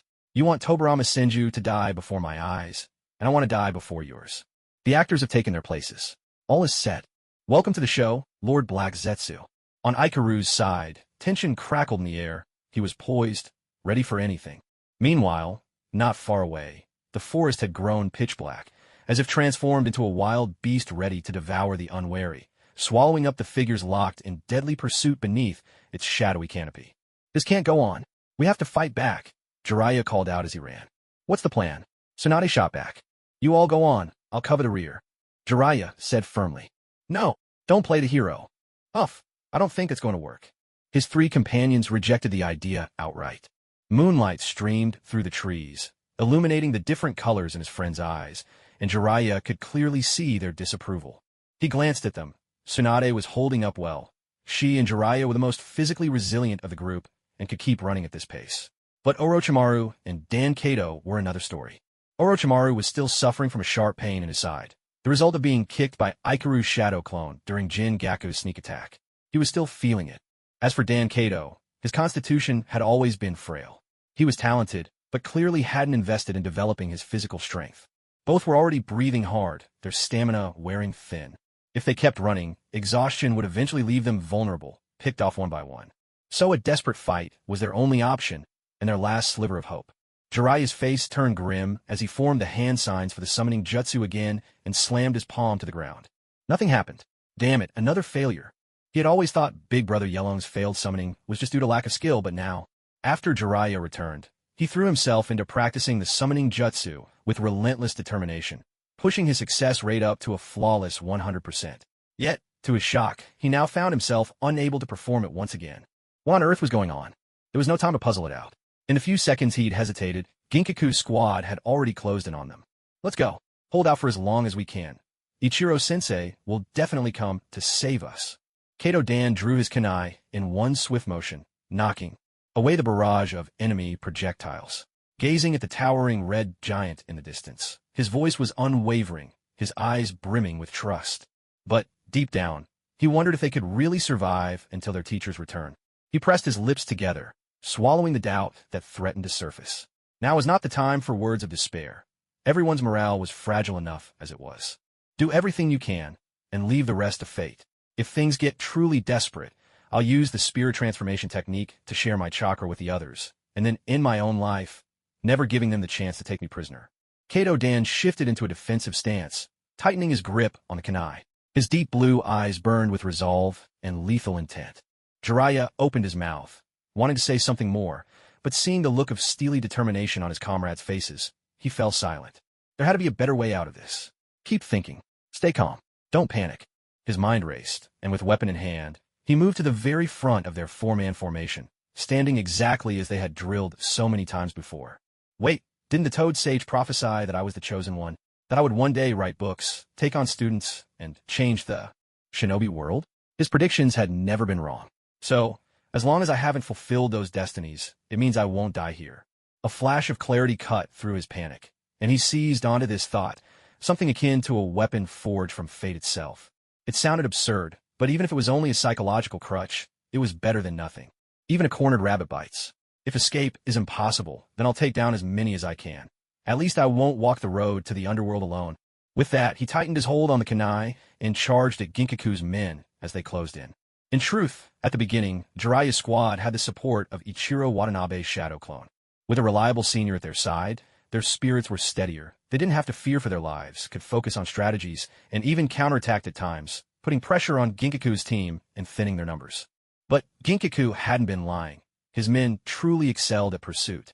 They moved in groups of 3, forming teams of 6, covering each other with expert coordination and a wealth of experience in the hunt. The first principle this group lived by was simple. When confronting a powerful foe, act meek, gang up, outnumber, and deliver righteous beatdowns. While Watanabe, Ichiro's shadow clone, guarded the group, their opponents seized every opportunity to disrupt them, targeting the 4 children in the team with underhanded attacks. Though these 4 were exceptionally gifted, their youth was an undeniable limitation, and with little time spent working together, their lack of real combat experience led to repeated mistakes. The shadow clone was forced to intervene multiple times, enduring a relentless righteous mobbing by Ginkaku's men. Outnumbered and outmatched, his chakra gradually ran dry. With a heavy look of concern, he vanished in a puff of smoke. With Watanabe, Ichiro's shadow clone gone, the tension in Jiraiya and his companions stretched taut as a bowstring. They were now left to face the impending danger on their own, and the psychological pressure surged all at once. Ginkaku's squad adhered to his second principle. When facing the weak, strike with overwhelming force. Eliminate them completely, leaving no threat behind. Perceiving Jiraiya's group as mere children, their attacks grew even more ruthless, resembling a pack of starving wolves that clung to their prey, giving the young team no chance to escape. The children found themselves teetering on the edge of mortal peril. Not far from the battlefield, perched on a tree branch, stood a figure in black, masked, Uchiha Hokaku's alter ego, watching the scene unfold. He had positioned himself along Ginkaku's pursuit route long before the attack on Jiraiya's team. Serving as their final safeguard, he refrained from intervening, simply trailing behind in silence. When Jiraiya attempted to summon his signature toad ally, Hokaku, with seamless subtlety, activated Netherworld to seal off the space, preventing the summoning. The Netherworld technique excelled in concealment. As evidenced previously, even the real Uchiha Hokaku remained undetected while hidden within the mountain. Its spatial seal enveloped its targets without a trace, making it nearly impossible to sense.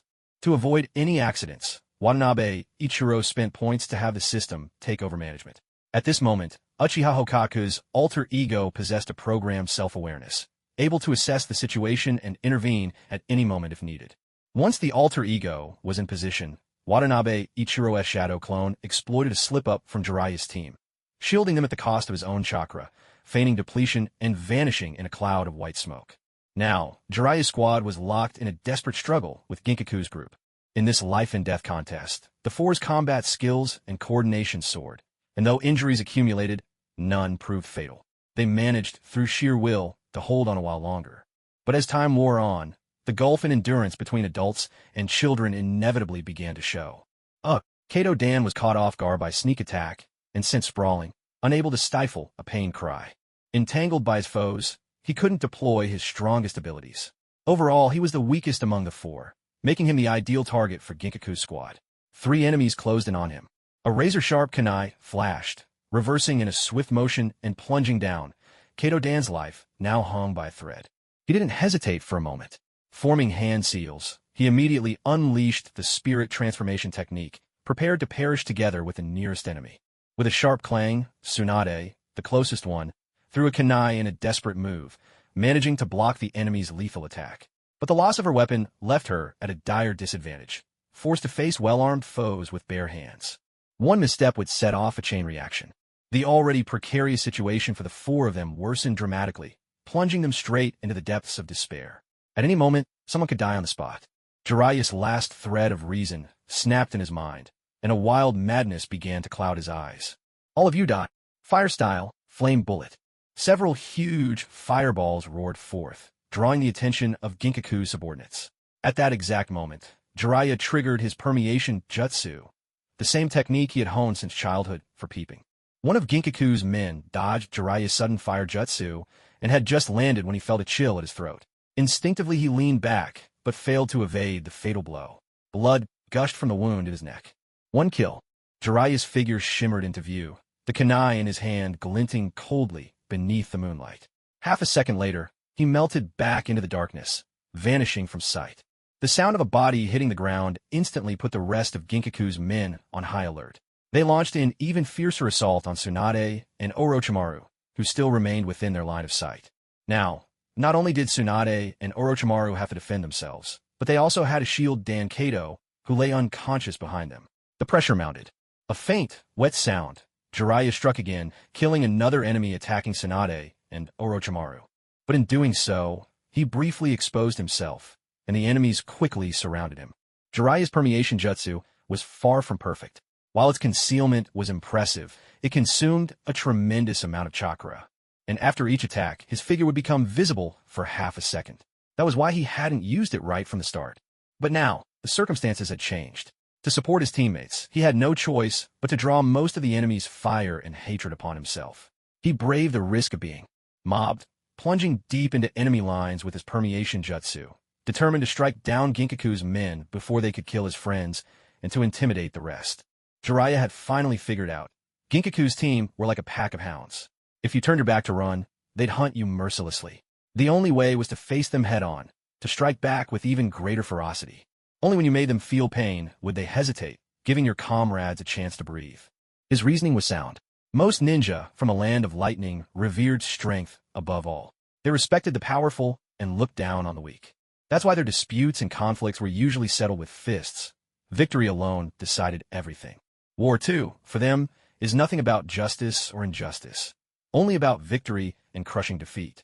The winner takes all. That's all there is to it. Unfortunately, Jiraiya was still too young. He didn't have the overwhelming strength needed to dominate the battlefield. 3 weapons were launched at him from different angles, swift and cunning, sealing off every possible escape route. With his current abilities, he could only defend himself against one attacker. The other 2 he could only withstand with his own body. All or nothing. If it came to it, they'd all go down together. Jiraiya abandoned all defense, ignoring the weapons about to pierce his flesh and focusing his entire being on taking an enemy with him. He wanted to gamble his life for theirs. Not far away, Uchiha Hayakazu's Mangekyo Sharingan was spinning, his netherworld, technique primed and ready, prepared to save Jiraiya at the critical moment. But suddenly, everything changed. Originally, 3 enemies had surrounded Jiraiya, one blocked by his fire-style counterattack, the other 2 closing in for the kill. Then, in a shocking twist, one of those 2 abruptly turned, using his own body to block his comrade's attack, and in one swift motion, drove a kunai into his teammate's throat. It was Dan Kato. The spirit transformation technique he had risked everything to use earlier now proved invaluable. He had possessed one of the enemy, seized control in a moment of carelessness, and turned the tables, saving Jiraiya from certain doom. Tsunade reacted instantly. She stepped in with a thunderous punch, her monstrous strength smashing the possessed enemy into the ground, knocking him out cold. Orochimaru, ever alert, spun around to intercept another enemy, trying to attack Dan's real body, preventing a fatal blow. In the blink of an eye, the enemy ranks were decimated, their losses heavy. They drew back, their faces tense with wariness, unease flickering in their eyes. These 4 children, despite their young age, possessed an alarming array of tactics and worked together with uncanny harmony. They were a tough nut to crack. It was clear now. These were the finest prospects in Konoha. No wonder Uchiha Ichiro had personally led them. If they were already this formidable at such a young age, what would they become once they matured and unleashed their full potential? They had to find a way to keep them here. Even if they couldn't kill them all, they had to capture at least one. Their eyes fell upon Dan Kato, lying motionless on the ground. The pursuers were all Silverhorn's trusted men. They would never believe their comrade had betrayed them without reason. Such a sudden attack could only mean some mysterious jutsu was at play. Among the 4 children present, Dan Kato had always seemed the most ordinary, his abilities not quite matching the raw talent displayed by the other 3. But since this child was brought here by Uchiha Ichiro, he surely isn't just here to stand on the sidelines. There must be something special about him, some talent that puts him on par with the other 3. That talent had already become apparent. It must be some form of control. And its side effect was also clear. When he used this technique, he himself likely couldn't move. The enemy's shift in attention was so obvious that Jiraiya and his teammates reacted instantly, retreating slowly and positioning Kato Dan in the center for protection. Neither side made any rash moves. At last, Jiraiya's group got a chance to catch their breath, a precious mid-battle respite. Meanwhile, Kato Dan's spirit form did not make another move. Seizing control of another's body was entirely different from simply sending his spirit roaming. The former consumed far more energy. With his current strength, even if he risked damage to his spirit, he could only possess 2 more people at most. He needed to seize those precious chances and act at the most opportune moment. The battlefield slipped into an eerie silence. Both sides stared each other down, as if everyone were waiting for that critical moment to strike. Kato Dan's spirit gazed at the distant giant, torn by doubt. Why hasn't Sensei arrived yet? Is he being held up by the enemy? He couldn't help but worry for Uchiha Ichiro's safety, remembering the odd-looking enemy called Ginkaku. While the standoff dragged on, another thought crept into his mind, to check on Ichiro's situation. If Sensei was struggling, he could lend him some chakra support. If Sensei had already defeated his opponents easily, then he could take the chance to ask for help. What seemed like insurmountable foes for the 4 of them might be nothing more than a flick of the fingers for Ichiro-sensei. Besides, his spirit form was swift and nearly invisible. Making a round trip wouldn't take long at all. But what if the enemy took advantage of his absence to attack? What if something happened to his teammates while he was gone? Kato Dan, ever thoughtful, found himself caught in indecision. This was a true dilemma. There was no guarantee he could make the right choice. But the battle left him no time to hesitate. A thunderous roar echoed from afar, like a signal to begin anew. As if on cue, both sides sprang into action, launching into another fierce, life-or-death struggle. By now, much had been revealed about each side. In the previous chase and the first round of blows, Jiraiya's team and Ginkaku's forces had learned much about each other. And in a ninja battle, intelligence about the enemy was everything. So, after that thunderous signal, their clashes grew even more brutal and bloody. Even Uchiha Fire Core had to keep his nerves taut, eyes wide open, to monitor the conditions of the 4 children in the fray. If any of their lives were truly in danger, he would intervene without a moment's hesitation. For now, everything still seemed to be under control. Since they were within a safe margin, it was time to fight boldly. When threatened with death, a person's potential is pushed to its limits. They grow rapidly and become reliable ninjas. After a few close clashes, Ginkaku's subordinates realized that with several of their own team members cut down by Jiraiya, the 2 sides were now evenly matched in strength. It was humiliating to be pushed this far by a group of kids. With a few exchanged glances, they resolved to end this with a single, decisive blow. The enemy noticed that Jiraiya was looking increasingly pale and was no longer using that invisibility technique. They guessed he must be running low on chakra, and so they attacked him fiercely, willing to take injuries in order to deal damage. One of them found a gap in the squad's defense and closed in on Kato Dan, who lay on the ground. Get back! The enemy had slipped through on his watch. Clutching his wounded arm, Jiraiya's face darkened even further. But he was caught up by the accelerated attacks of the enemies around him, unable to break away in time. Tsunade, on the other side, was also pinned down. And Orochimaru, who was closest to Kato Dan, had his back turned to the danger, seemingly unaware of the sudden turn of events. The enemy was fast. He barged through the encirclement, suffering a deep slash across his chest in order to reach the target.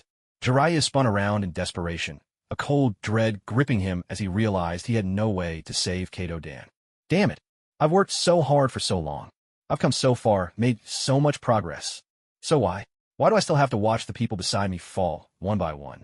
This feeling, this helplessness, this inability to do anything. The pain of being unable to protect anyone. I need more power, no matter what it takes. A sharp, metallic ring. A thundering impact. 2 piercing sounds snapped Jiraiya out of his spiral. Kato Dan, whose eyes had been tightly shut, suddenly opened them. The kunai in his hand, long prepared, caught the enemy's weapon in the nick of time. At the same moment, Orochimaru had somehow slipped free from his own attackers. With a swift, sweeping kick to the enemy's side, there was a booming crash and a faint crack of bone. Together, he and Kato Dan pulled off a flawless coordinated attack. They had worked out this tactic earlier, using Kato Dan's spirit transformation technique to plan it out in his mental space, all for the purpose of baiting the enemy into an impulsive strike. The enemy's ambush had been a desperate move, a willingness to die or be gravely wounded to take down one of Konoha's young sprouts. But in the end, he had failed. One move shifted the entire battle. With one enemy down, the scales of victory began to tilt. Jiraiya, halfway lost to despair, was pulled back by his teammates' maneuver. He shook off his dark thoughts, and, burning with fresh fury, struck back with such ferocity that the enemy was driven to utter misery. After leaving a field strewn with corpses, Silverhorn's pursuit squad retreated. They had every advantage, bullying the weak with strength, outnumbering their opponents, pressing down on the vulnerable.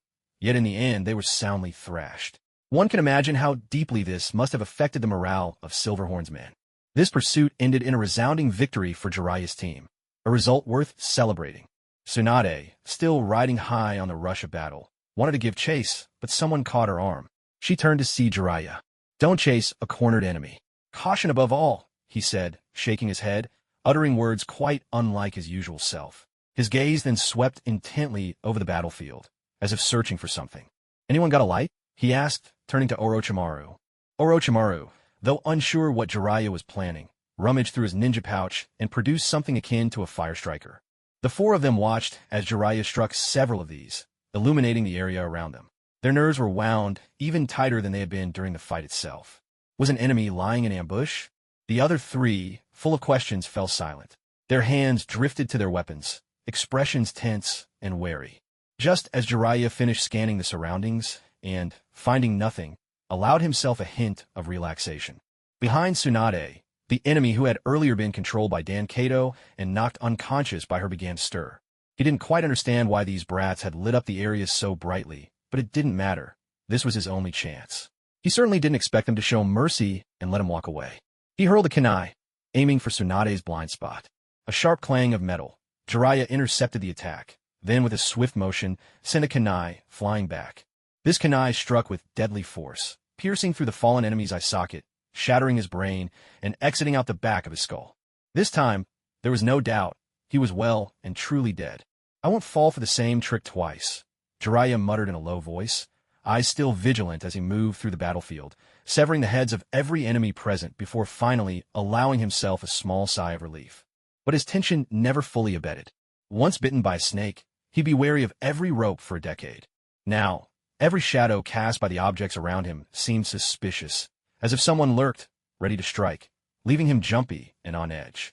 The others, having heard about his past experiences, did not press the matter.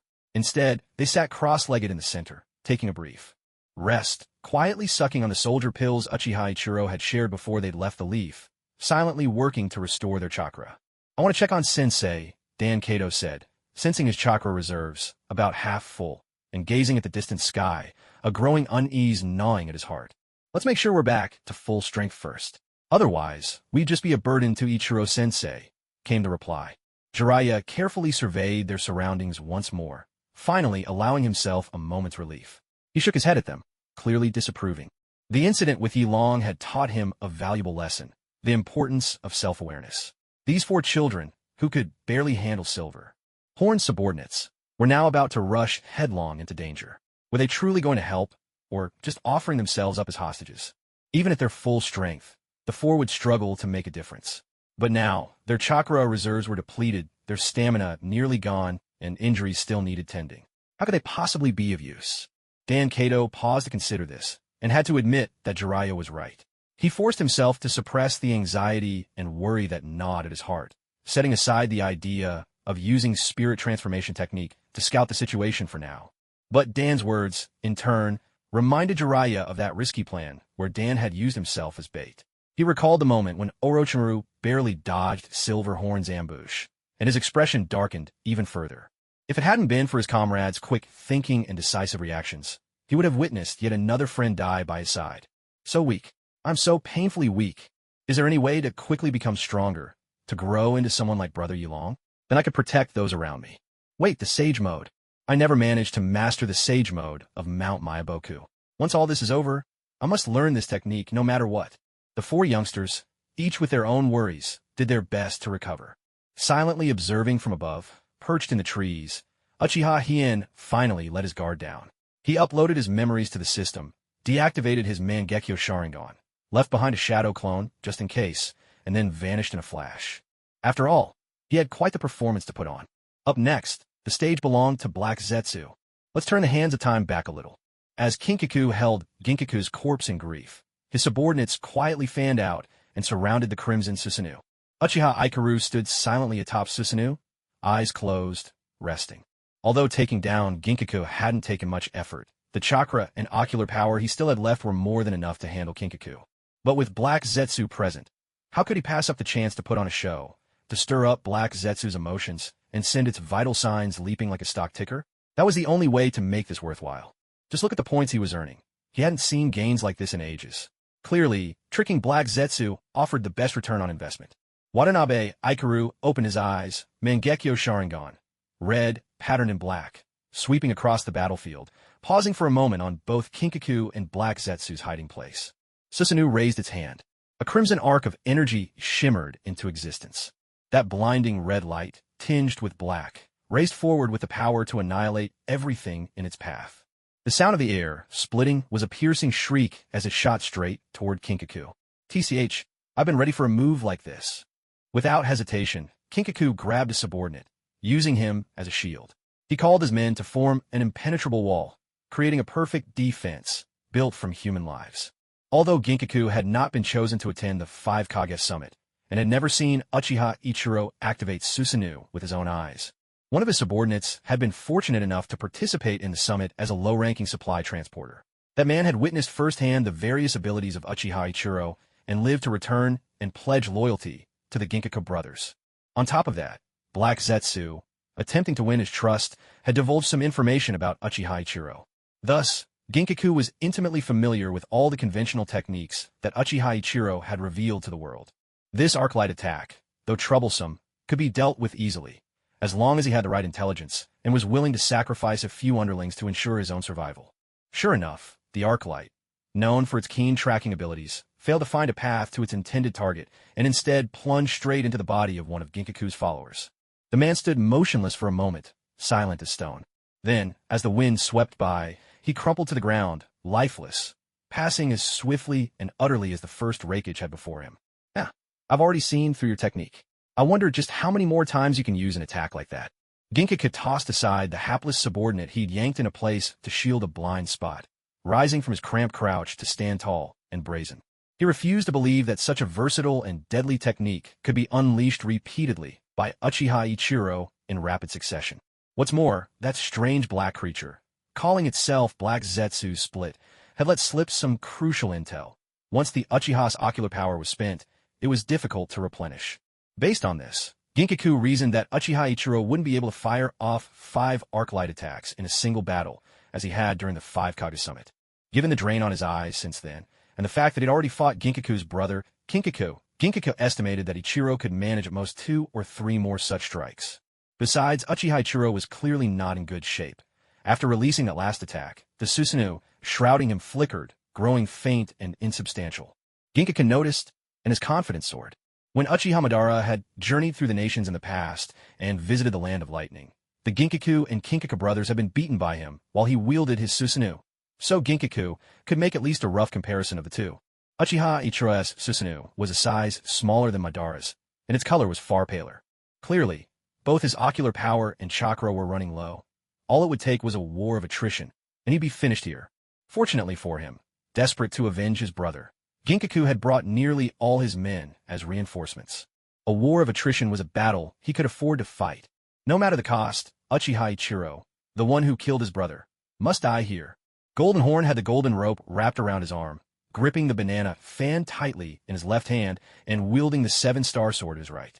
He handed the powerless red gourd to a trusted lieutenant, then scanned the battlefield, but found no trace of the amber purification bottle. He figured the enemy had hidden it away. And indeed, just as he suspected, the moment Silverhorn and his men were killed, Watanabe Ikaru seized the chance while no one was watching and swiftly stashed all 6 ninja tools into his system's inventory. Though these items weren't particularly useful to him, Watanabe Ikaru couldn't resist collecting anything unique and irreplaceable, even if it was just junk. He placed them alongside the Uchiha stone tablet he'd snatched from Black Zetsu, admiring his growing collection. Faced with Golden Horn's provocation, Watanabe Ikaru responded by closing the distance without hesitation, Susanu's massive hand slamming forward with simple, brutal force. Golden Horn was exceedingly cautious. He immediately retreated, dragging Silver Horn's corpse to the edge of the battlefield, making sure to keep his remaining people close. Until Uchiha Ikaru revealed the rest of his arcane skills, or until his energy dropped to the level Golden Horn was hoping for. Golden Horn had no intention of engaging him directly. He had brought plenty of subordinates, plenty of expendable fodder. His men specialized in physical ninjutsu. While they couldn't break through Susanu's defense, they could still wear down Uchiha Ikaru's chakra and sap his strength. After all, if enough ants bite, even an elephant might fall.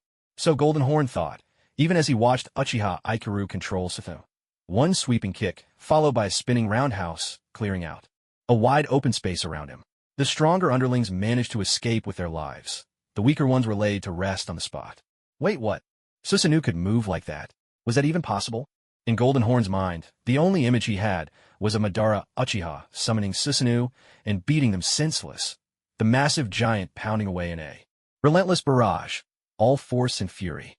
Who would have thought that a skill known for overwhelming power and impenetrable defense could also be so nimble? Whoever looked at an elephant and imagined it could sweep your legs out from under you, or spin around a pole like a dancer? The very idea was absurd. Yet Golden Horn had fallen into just such a trap of thinking, and his men were dying one after another, barely putting up any resistance. In the end, maybe the saying should be reversed. It's not the ants that bite the elephant to death, but the elephant that stomps the ants flat in a single step. TCH. Golden Horn frowned. Looks like this useless rabble won't be of any help. If I want results, I'll have to handle this myself. Well played. Black Zetsu watched Uchiha Ikaru's quick-witted maneuvers, and in his near-despairing heart, a glimmer of hope was rekindled. Originally, it was still pondering how it could possibly rescue Uchiha Ichiro from the hands of Kinkaku and Ginkaku, who possessed the Six Paths tools and overwhelming strength. But judging from the current situation, perhaps it won't even need to step in. Quick, finish off Kinkaku, then hurry back to Konoha and stay put.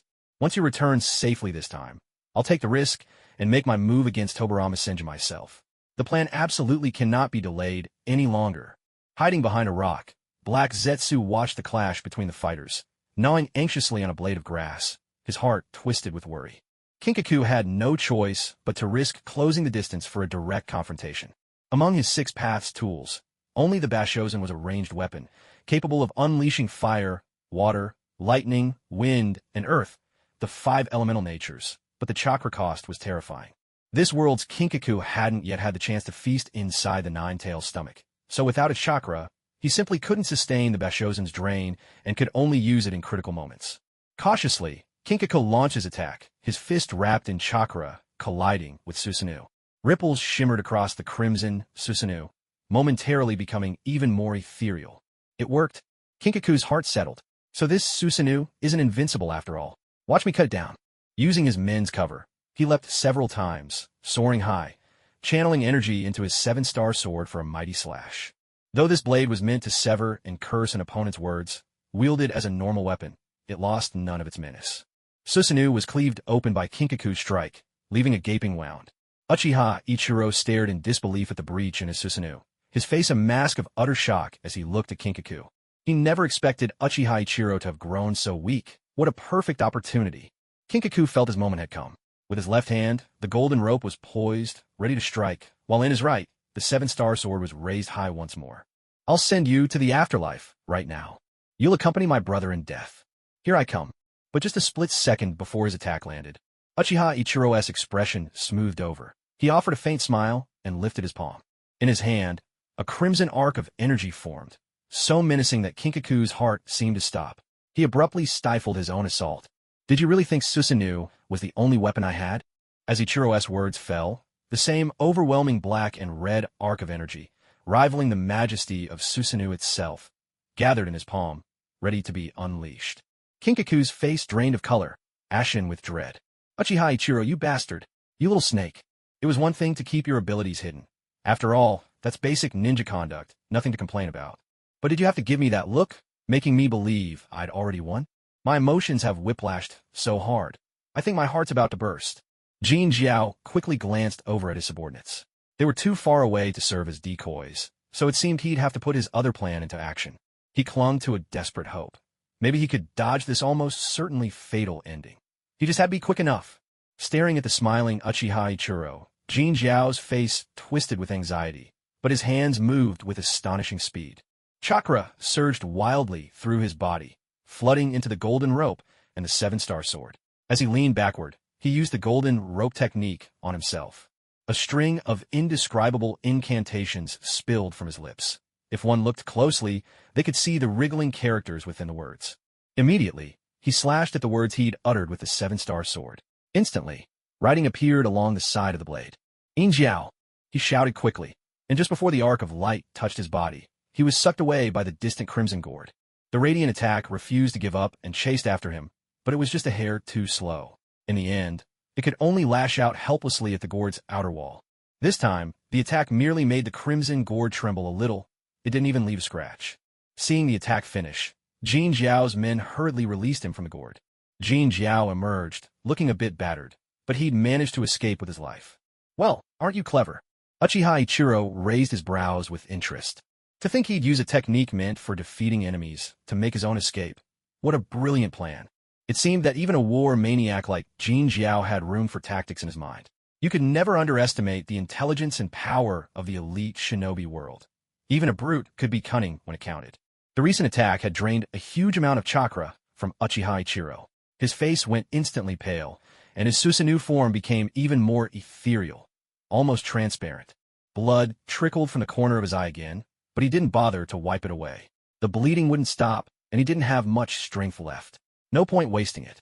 As Uchiha Ichiro wondered how he might wring the most point from Black Zetsu by dying spectacularly, far off in the distance, Black Zetsu was beside itself with frustration. Why? Why did I ever tell Jin Jiao about that escape method? If I kept quiet, Uchiha Ichiro could have finished him off right here, into the fight, and gone back to Konoha to wait for me to kill his teacher. Why did I have to run my mouth? I could kick myself. Furious, it gnawed at the dirt. But wait, why isn't Uchiha Ichiro running away? What's he trying to prove by toughing it out like this? Surely, he can't be looking for death on purpose. No, that can't be it. He loves life. Ever since he found out something was wrong with his body, he's been taking his medicine and cooperating with treatments. He's even formed new bonds, started raising kids. How could someone like that be bent on dying? Wait a minute. Where did those little kids of his go? Black Zetsu scanned the area, but didn't see any sign of them.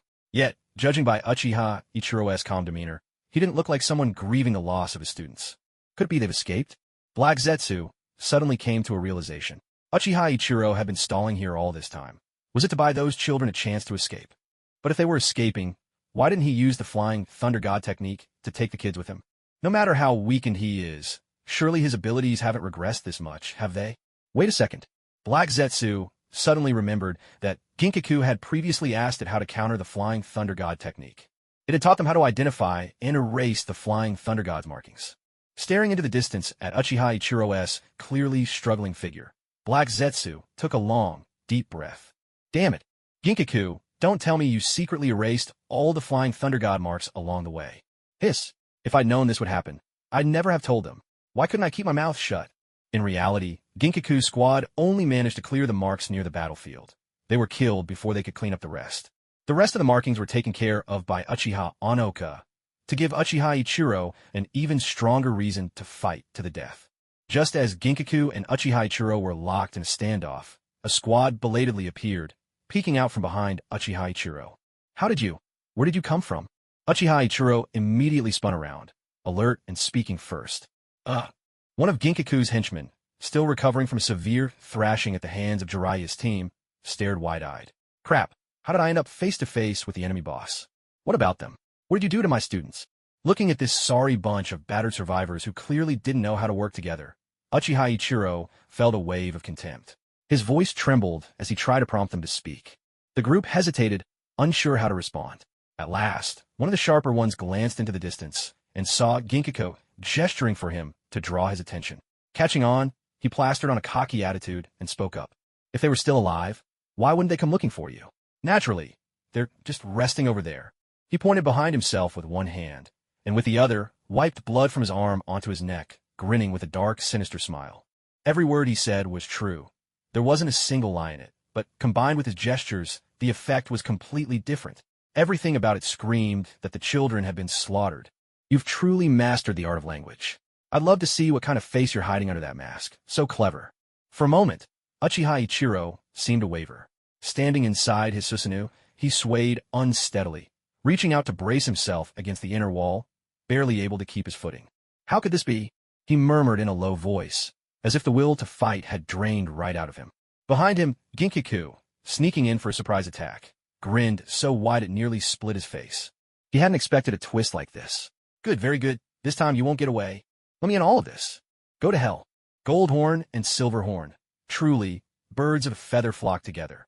Silverhorn was tricked by the Kato Dan, ruse once, and Goldhorn just got duped by Jiraiya's squad. The same trick worked twice. There's a wicked thrill in playing the same game and watching it succeed again.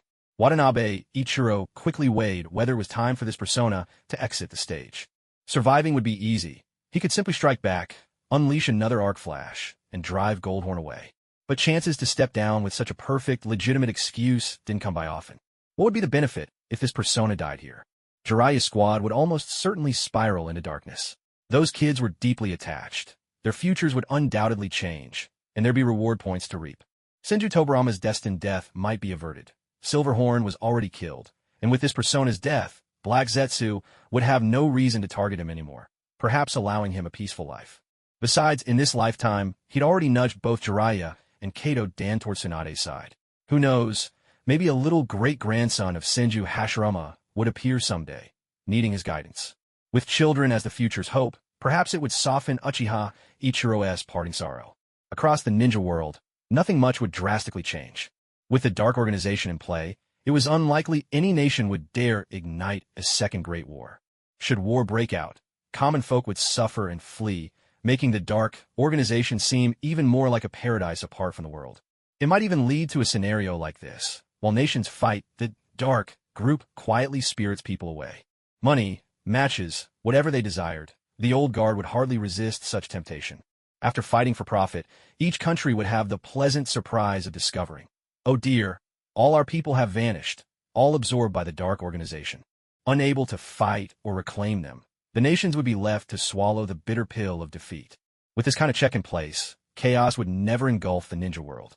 As for Konoha, Senju Tobarama would be watching over things, assisted by Sarutobi Hiruzen and Shimura Danzo, whose relationship would be a little more amicable than in the original timeline.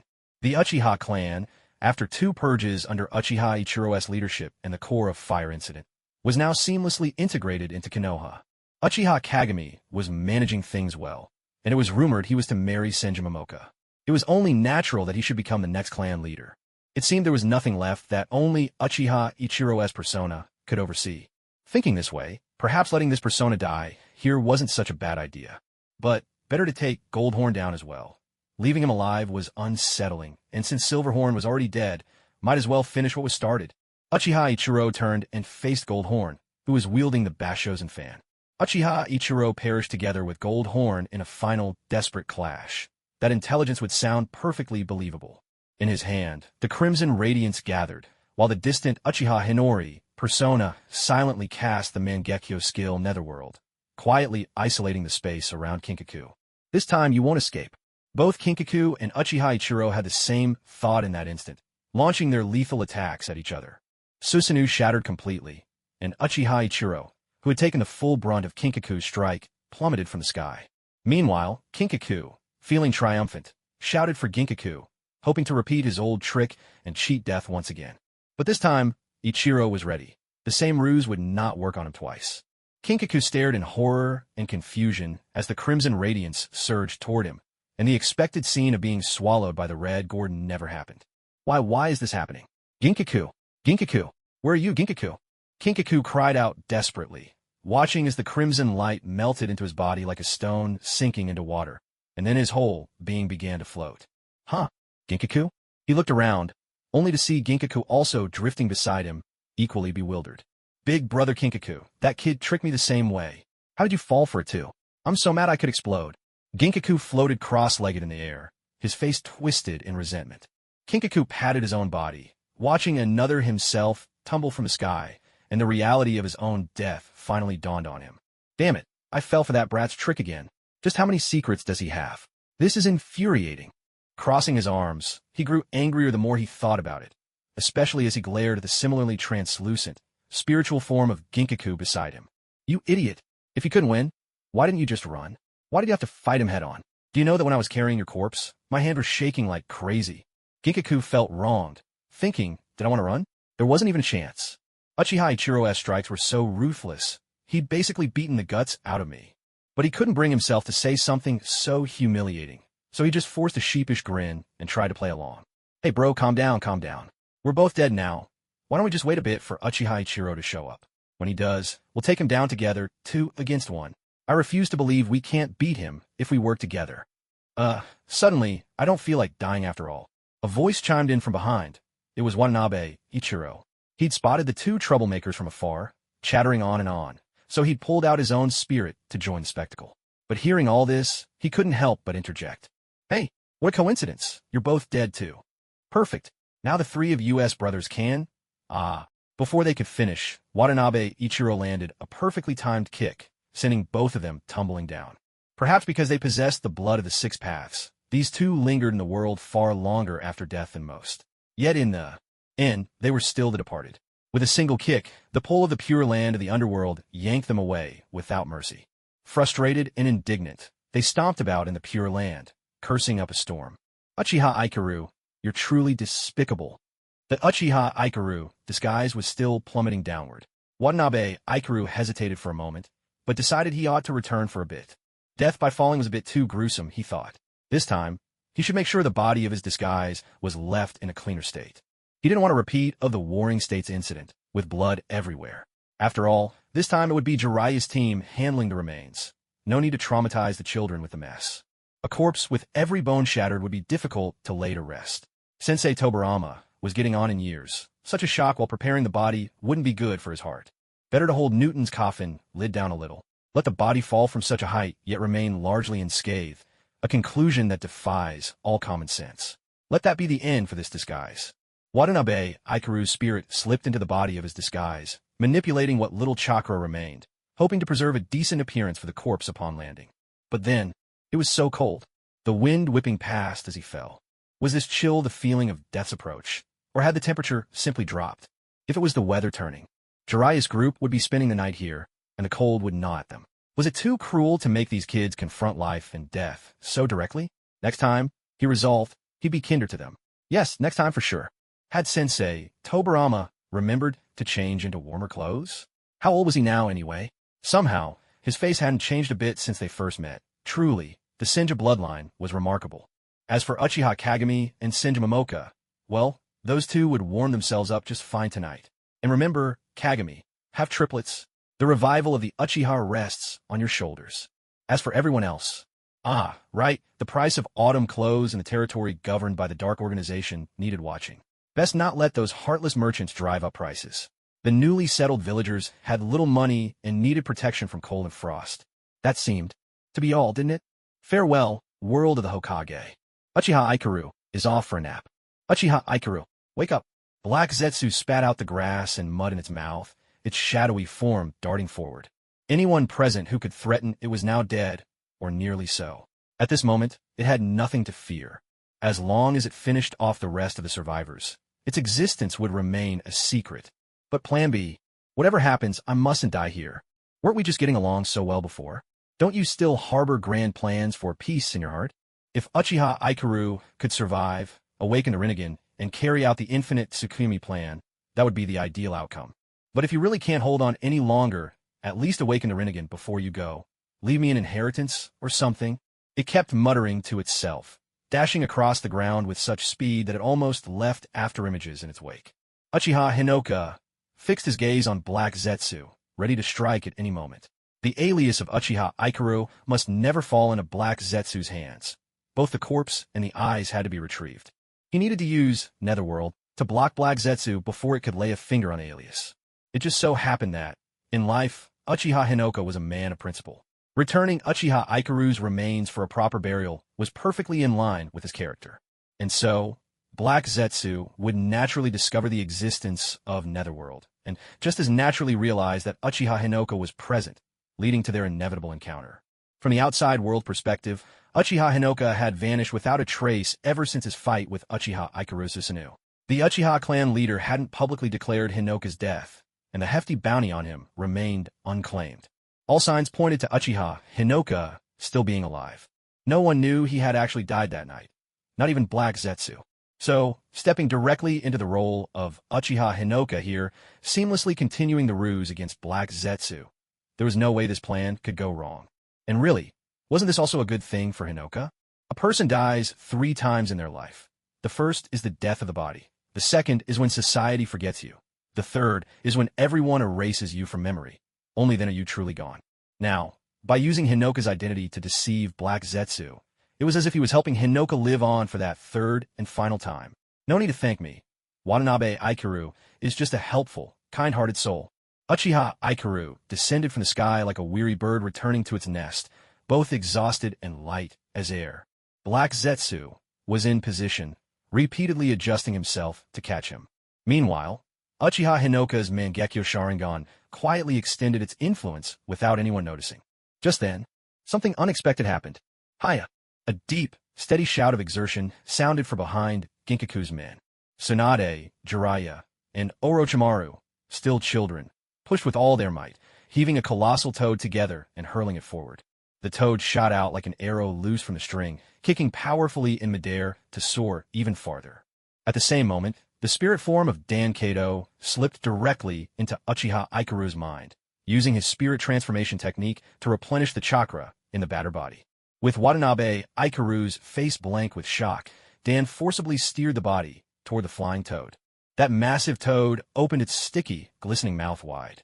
Inside was a pool of mucus to cushion the landing, and a pink, fleshy tongue swayed about, enough to make anyone's skin crawl. No, don't. Yami. With Watanabe Ikaru's face twisted in utter resistance, the toad's jaws closed around him and swallowed him whole. There was a loud thud. The summoning technique dissipated, white smoke cleared, and the toad vanished from the spot together with Uchiha Ichiro, leaving Black Zetsu standing there in utter confusion. We did it! Jiraiya and the others erupted in cheers. Kato Dan was the happiest of all. He was the greatest hero of this rescue mission. Not long ago, after everyone had recovered, Kato Dan prepared to use his spirit transformation technique to scout for information first. Just as he was forming the hand seals, he offhandedly asked, Jiraiya, do you want to try the summoning technique again? That casual question turned out to be crucial. Jiraiya actually managed to summon successfully this time. No one knew why it hadn't worked before, but did now, but their confidence in a successful rescue soared. After Kato Dan swiftly completed his reconnaissance in spirit form, they quickly devised a highly feasible plan and set it in motion at once. Their teamwork proved the old saying true: 3 heads are better than 1. The plan unfolded just as they had hoped, and the captive was rescued without a hitch. Excellent. Now it was time for the counterattack. You dare injure Master Ichiro to this extent? Try facing the final technique I've reserved for mutual destruction. Deadly Mist technique. Touch it and die, stick and perish. Orochimaru's face was set with grim resolve. Facing the remaining subordinates of Gold and Silver Brothers, he wove his seals and shouted, as thick mist surged up in great waves behind him. It seemed his training in cold jokes and gallows humor was finally bearing fruit. What kind of jutsu is this? The enemies couldn't see through it, but the name alone sounded lethal. They instinctively backed away, making sure not to let a single wisp of mist touch them. As the mist dispersed, the ground was already empty, no one in sight. Damn, that brat, giving his own jutsu such ridiculous names. No sense of honor. Despicable, shameless, lowlife. The subordinates of Gold and Silver Brothers cursed loudly. But it kind of works. Maybe worth trying next time? We're under attack. Irk. They caught a glimpse of something black flickering past their vision, then felt a cold chill at their backs. The next instant, their necks twisted a full 180, and life left them in a flash. In no time at all, there was no one left alive on the scene. Only a field of corpses with eyes wide open in death. Black Zetsu was truly furious. Normally, it would never bother to kill people directly, but today it simply couldn't restrain itself. Though its combat strength was generally low and its body weak, it all depended on the opponent. Against ordinary ninjas like these, it could handle them without breaking a sweat. And its possession technique was far deadlier than most could imagine. For instance, Black Zetsu could twist itself 3 times over and be totally unharmed, but a possessed human wouldn't survive even once. They'd die on the spot. Unwilling to give up, Black Zetsu searched the area several times, but after confirming no living soul remained, it lay on the ground in a daze. Listen, someone's crying.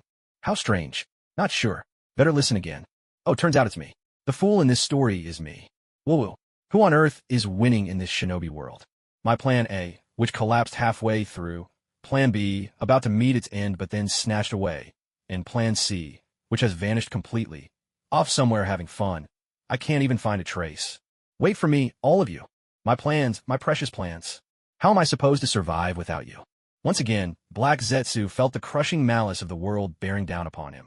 So many setbacks made him feel as if some invisible hand was manipulating his every move, thwarting his schemes at every turn. Who is it that's determined to make my life so miserable? Could it be the old sage of six paths? Is he cursing me so that nothing ever goes right? Maybe so. TCH, that's enough to make me furious. Black Zetsu was exhausted, seriously considering whether he should go find some peaceful, picturesque place to sleep for a few centuries and get some real rest. Just as he was wallowing in exhaustion, a sudden sensation of restraint tightened around him. He found himself sealed inside a transparent, box-shaped space and lifted off the ground. A shadowy figure, as casually as an old man taking his pet for a stroll, picked him up as if he were carrying a birdcage. The figure pulled back his hood, revealing a face identical to that of Uchiha Hokane. It's been a while, guardian of the Uchiha. Since our last parting, I wandered the shinobi world for quite some time, and only recently learned that Uchiha Ichiro's Mangekyo Sharingan had actually awakened during the Five Kage Summit. What's even more interesting is that I found out the chaos that erupted at that summit was all instigated by an enemy called Black Zetsu. And more intriguing still, just recently I came across some intel. Here among the Gold and Silver Brothers, you go by another name, Black Zetsu clone. I used to think the reason you didn't tell me about Uchiha Ichiro's Mangekyo Sharingan last time was because you didn't know yourself. But now it seems the truth isn't quite so simple, is it? Guardian of the Uchiha? Black Zetsu clone. The space in his hand shrank, compressing Black Zetsu into a neat, black cube. Can you give me a reasonable explanation? This is... Black Zetsu was starting to panic. This spatial technique couldn't kill him, but being imprisoned indefinitely was hardly ideal. Let me wriggle out of this. No, let me think. This is a test for you. After a brief pause, he declared this with absolute certainty. Oh, Uchiha Hokane raised an eyebrow. The space of Netherworld eased off, allowing Black Zetsu a bit of room to move and think. Do you really believe being head of the Uchiha clan is that easy? That all it takes is overwhelming strength to intimidate the clan, and you can lead them to glory? Isn't it? Uchiha. No, you're wrong. Strength is just a trivial aspect of Madara Uchiha.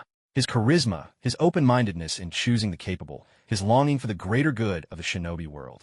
These are the true reasons he became our clan leader. Likewise, I refuse to recognize Ichiro Uchiha for the same reasons.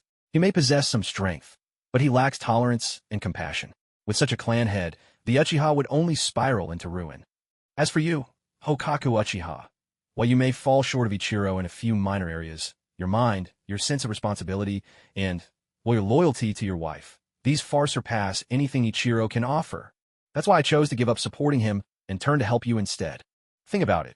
I've shared with you intelligence on Ichiro Uchiha, helped you master the Mangekyo, provided you with all kinds of training plans. When have I ever led you astray? As for those things that happened later, Black Zetsu's separation, the Five Kage Summit, I had my reasons. If you just asked, I would have given you a satisfactory explanation to clear up any misunderstanding between us. But ever since that night, I haven't been able to find a trace of you. Besides, do you think I traveled all this way for anyone else? Wasn't it all for your sake? Ah, forget it. There's no point saying more. You won't believe me anyway. It turned its head away, exuding an air of deep grievance. If Hokaku Uchiha hadn't known the whole story, he might have actually been taken in by the act. When it came to acting, Black Zetsu was a true professional. Relaxing his restraint ever so slightly, Hokaku Uchiha put on a look of willingness to listen, crossing his arms as he uploaded his memories to the system. Netherworld restriction scheme test on Black Zetsu completed. Visually confirmed. Black Zetsu cannot escape this spatial restriction technique. One more capture plan added. Judging by its utter lack of panic, this spatial jutsu clearly couldn't harm Black Zetsu, serving only as a movement sealing technique, much like a binding seal. While listening to Black Zetsu's explanations, Hokaku Uchiha was also busy, thinking of ways to naturally test further countermeasures against Black Zetsu. Opportunities like this, where Black Zetsu didn't try to escape and let him experiment, were rare. He had to take advantage of the situation, feigning anger to demand answers and running tests without arousing suspicion. Meanwhile, in Mount Mayaboku, Ichiro Uchiha was spat out by the toad after the summoning ended, drenched from head to toe in sticky toad saliva, sprawled helplessly on the ground.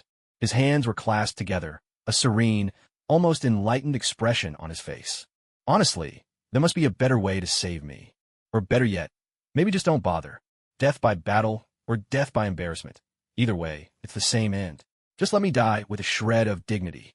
My whole persona as the ever-composed, masterful Ichiro Uchiha is utterly ruined, body and soul. Jiraiya and his 3 companions appeared atop Mount Mayaboku. Their worried gazes fell upon Uchiha Ikaru, who lay motionless on the ground, an ominous feeling creeping into their hearts. Do we still arrive too late?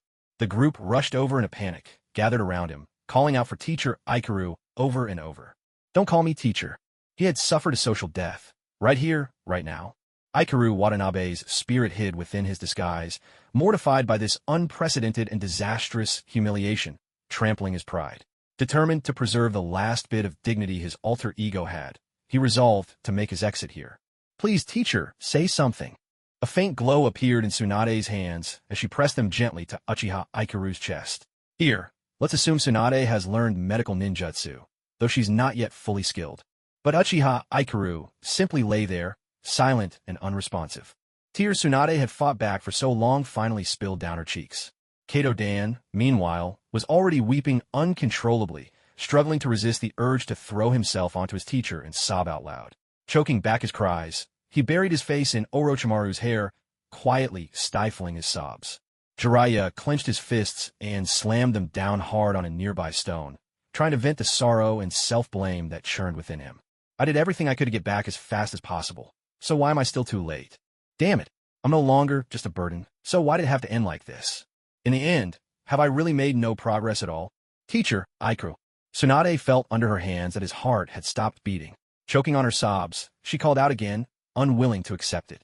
Don't die. Her tears fell softly, landing on the back of Uchiha Ikaru's hand and blossoming into a tiny, glistening drop. The warmth faded as quickly as it came. Then his fingertips twitched ever so slightly. Come on now, why are you all crying? Haven't you already done everything perfectly? With your intelligence and battle experience, the 4 of you overcame countless obstacles and finally outmaneuvered Ginkaku's pursuers. Relying on teamwork and clever use of your few trump cards, you managed to snatch your teacher's body back from the enemy. You've grown enough to handle most things on your own without me. So why wake me up now? In the world of shinobi, isn't every student's growth marked by the death of their master? Honestly, why is everything always so sticky and sentimental? Such a hassle. Uchiha Ikaru let out a faint cough. He opened his eyes. Beneath Tsunade's hands, his heart began to beat once more, slow and weak, but steady. Tsunade, who was carefully monitoring his condition, immediately noticed the change. Without even wiping the tears from her cheeks, she cried out in delight. Teacher! Ahem, Tsunade, go easy. Feels like you're about to break my ribs. Ow. And you all, stop piling on me. I'm injured, it hurts. Ouch, ouch. Uchiha Ichiro is back online. After quickly tending to his wounds, he used the water from Mount Mayaboku to wash off the sticky residue. Hearing a flurry of footsteps behind him, Watanabe Ichiro looked back. Jiraiya and the others were trailing him at a distance, much like a cluster of ducklings. Having just narrowly escaped a brush with death, they couldn't help but stick together, huddled close, words caught in their throats as worry lingered in their eyes. Sensing their awkward, conflicted emotions, Watanabe Ichiro beckoned them over, gently patting each of their heads and soothing them in a warm voice. I'm all right. I'm not going to die. What could possibly happen to me? It's just a matter of burning through some points to keep this disguise alive. A cute little point consumed for every minute I breathe. Thankfully, Black Zetsu did me a favor. I managed to trick him out of a huge pile of points not long ago.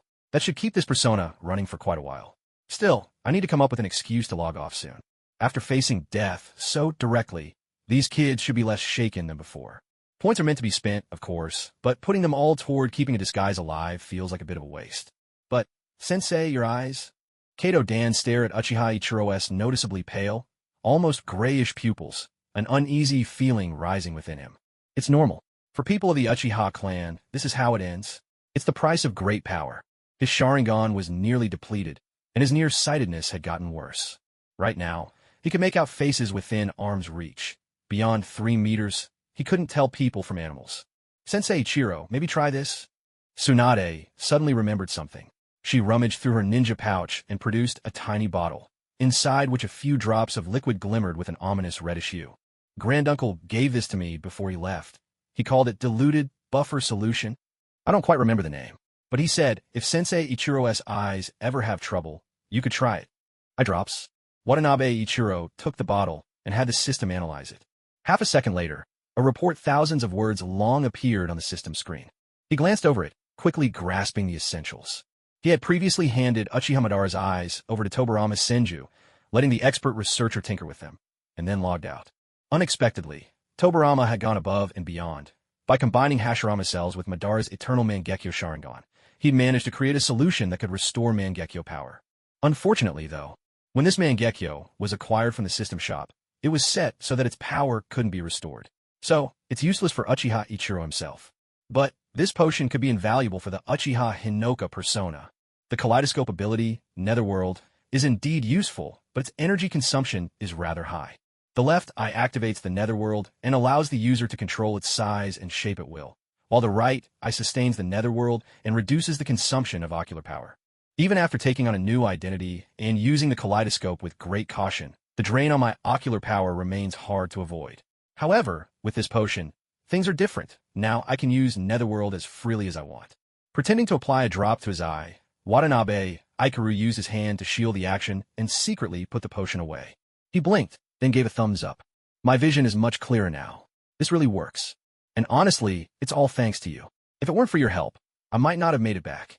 You all have grown so much it truly amazes me. As your teacher, I'm deeply proud of you. The children blushed and grinned sheepishly at his praise, fidgeting as they tried to conceal their bashfulness.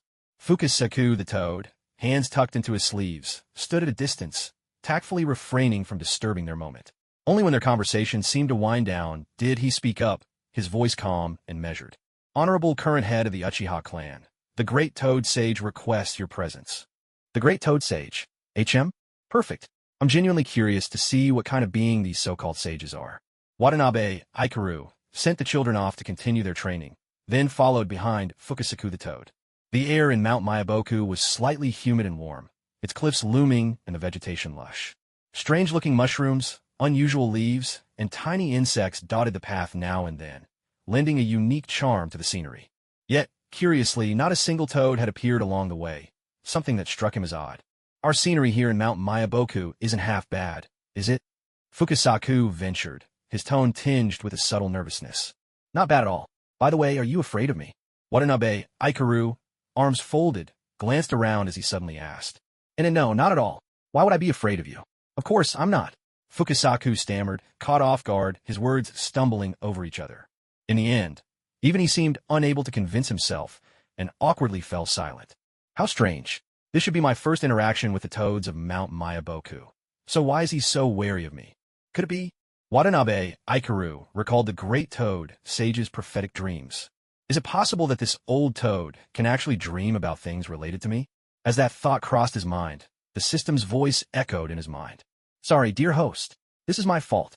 As a level 2 system, I don't have permission to install the module that blocks prophecy-based rules.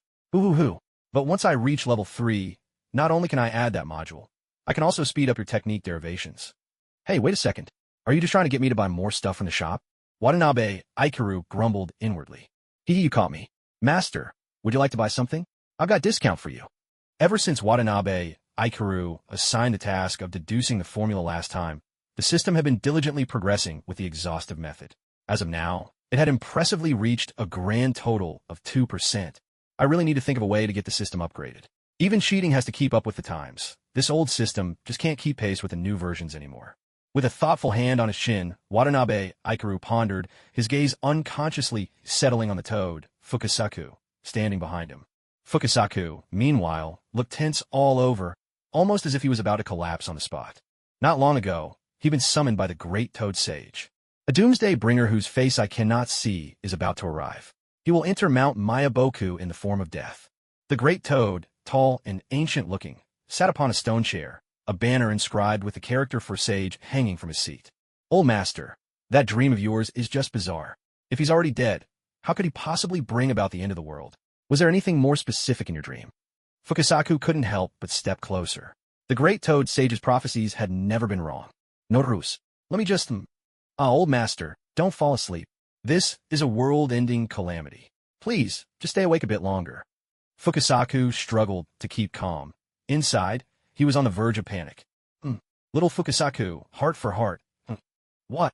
What on earth did heart for heart mean? Anyone who could be called a doomsday bringer must be a ruthless monster. Someone who kills without blinking and eats people without seasoning, right?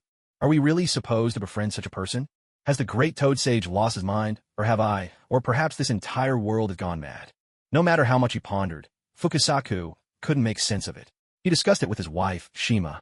The two toads talked it over for half a day, both equally bewildered by the great Toad Sage's words. In the end, they simply kept it in mind, quietly awaiting the arrival of this unexpected guest who had come to Mount Mayaboku, cloaked in death. It wasn't long before Toad was summoned away by Jiraiya, but Fukasaku didn't pay much attention. Soon after, however, 4 humans appeared in Mount Mayaboku, one lying down for standing. What? One was lying down? You brought back a gravely injured, dying human being? Upon hearing this, Sage Fukasaku was stunned. The large toad who'd carried Uchiha Ikaru out of his belly rubbed his head sheepishly. Honestly, I thought he was already dead when I spat him out. But then, that human girl seemed to bring him back. Humans really are fascinating creatures. Fascinating? Do you even realize what kind of trouble you've brought back? Fukasaku took several deep breaths, turning the great Toad Sage's cryptic hints over and over in his mind, but got nowhere. Given the choice between facing this troublesome doomsday bringer or 100 of Ryuchi Cave's foolish snakes, Fukasaku would rather take his chances with the snakes. Old rivals are tough to deal with, but at least you know each other's strengths and weaknesses, so there's a certain confidence in facing them. But when it came to this human, Fukasaku only knew that he was Jiraiya's other teacher, the head of the Uchiha clan, and possessed the Mangekyo Sharingan. As for his preferences, temperament, his attitude toward Mount Mayaboku, everything else was a complete mystery. Fukasaku relayed this information to his wife, Shima, then hurriedly evacuated all the toads from the area nearby. He was determined not to let any toads stumble into trouble with this man. Taking a few deep breaths, Fukasaku's heart pounded with anxiety, but he decided to face this visitor alone. The title Destroyer of Worlds was terrifying. The man was simply too dangerous. He couldn't risk exposing his wife or the others to someone who might just be the type to delight in snatching lives. Just as he was bracing himself for what might happen, preparing to face danger head-on, a message arrived from outside the door. The great Toad Sage had awakened and wished to meet with the head of the Uchiha clan. With the great sage as his backing, Fukasaku immediately felt more confident. Maintaining proper etiquette, he went personally to invite Ichiro Uchiha.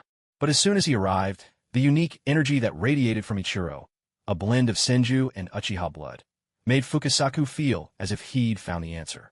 The Senju clan are descendants of Ajura, inheriting the sage's body, most of them stubborn and with a strong urge to control certain things.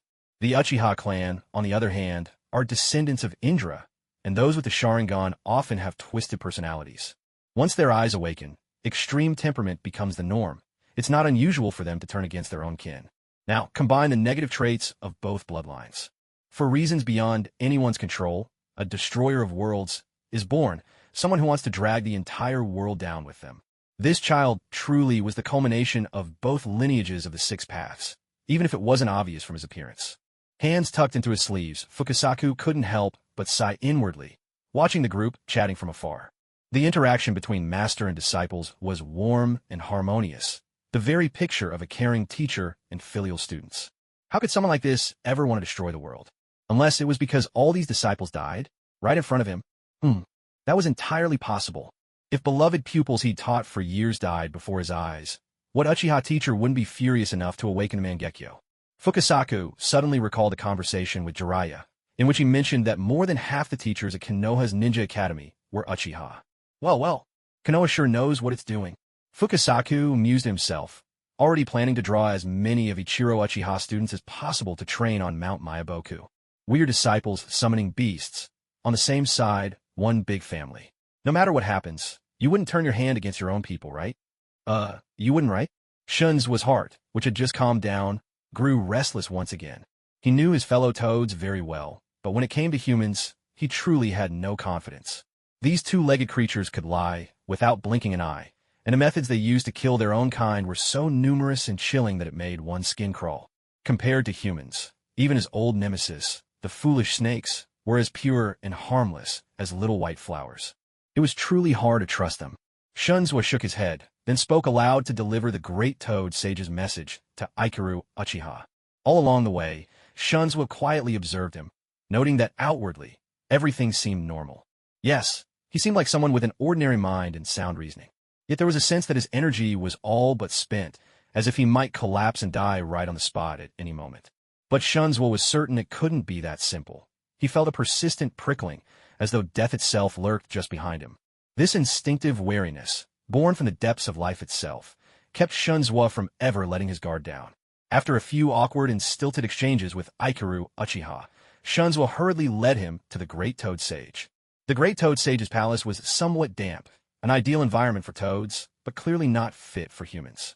The air was heavy with the mingled scent of grass and moisture, refreshing yet not exactly pleasant. Ikaru Watanabe had no desire for small talk and got straight to the point. "Why have you summoned me? Many decades ago, I dreamed of a visitor from afar who would change the fate of the entire world. I could not see this person's face, nor did I know which path the future would take. But my intuition told me." He opened his eyes, and light glinted in the horizontal slits within them. That person could accomplish anything. Accomplish anything? Well, more or less. As long as I have enough points in the system, not only could I reverse life and death or turn back time. If I wanted, I could even command the moon in the shinobi world to perform a dance for everyone. Thinking about it this way, it's true. I could do anything that ordinary people could imagine. Of course, that's assuming I have enough points. Some items in the system cost so many points it's outrageous. Who would ever buy such things, I wonder? And not long ago, I had another dream. This time, it was about a world destroyer, a butcher who took countless lives. Although every sign points to you, Ikaru Uchiha, as that destroyer, I have a hunch. That person is not you, or at least not the you standing before me now. Sharp intuition. Pretty soon, you'll guess that I'm the mysterious visitor from afar who can wear many faces. Prophets like this are the worst, always speaking in riddles. Makes me want to silence them. I wonder how much strength this great toad sage, who survived since the era of the Six Paths, really has. If he turns out to be weak, would this count as beating up a centenarian? No, a millennial-old elder? Though I do not know what your plans are, we of Mount Mayaboku will offer you our unconditional support. The great toad sage began to speak more rapidly. He was old now, unable to fight, and the younger generation around him wouldn't stand a chance against someone so unrestrained. Besides, there was no true blood feud between them. Better to yield early and avoid unnecessary trouble. The great toad sage had lost the courage of his youth, no longer possessing the boldness he once had when secretly plotting against Kaguya. He was simply too old. The company of younger generations had given him attachments, and time had gradually worn him down, smoothing his edges like a rounded pebble. So, what if my intention is to wipe out Mount Mayaboku? In that case, all we can do is follow your lead, lay down our arms, and stop resisting. The old toad nodded, adopting a submissive posture, yielding ground with a clever retreat that closed off any further threats. "Oh, you're quite the astute one. Aren't you, Gamamaru? Is that your name?" "Yes." The great toad sage hesitated for a moment, then nodded in agreement. It had been a long time since he'd spoken his true name. Nowadays, very few still knew it. "You're impressive." Watanabe, Ikaru, stroked his chin thoughtfully and spoke slowly. "I don't know how many years from now, but there will be a great shinobi war. I hope none of you from the 3 great sanctuaries are present for it. Please pass on a message. Blades and swords spare no one. Withdraw in time." "Understood." The great toad sage felt a wave of relief. No matter how the future unfolded, at least Mount Mayaboku would avoid disaster. As for the other 2 sanctuaries, he could give the slug sage a heads up, but as for the old snake, it was better left alone. With her temperament, she'd have to look out for herself. If she got beaten up, she could keep her blood off his hands. Although Watanabe, Ikaru harbored some skepticism about trusting the great toad sage's words, most of their conversation was still up in the air. The sage's attitude of surrender was genuine and unmistakable. And this was only their first meeting. Watanabe, Ikaru hadn't even revealed strength formidable enough to threaten Mount Mayaboku, yet the great toad sage had already chosen such a humble stance. It truly surprised him. Compared to most in the world of shinobi, who insist on fighting first before listening to reason, such immediate surrender was a rare sight. This old sage really knew how to pick the winning side, and he didn't care at all about saving face. His capitulation was swift, straightforward, and without hesitation.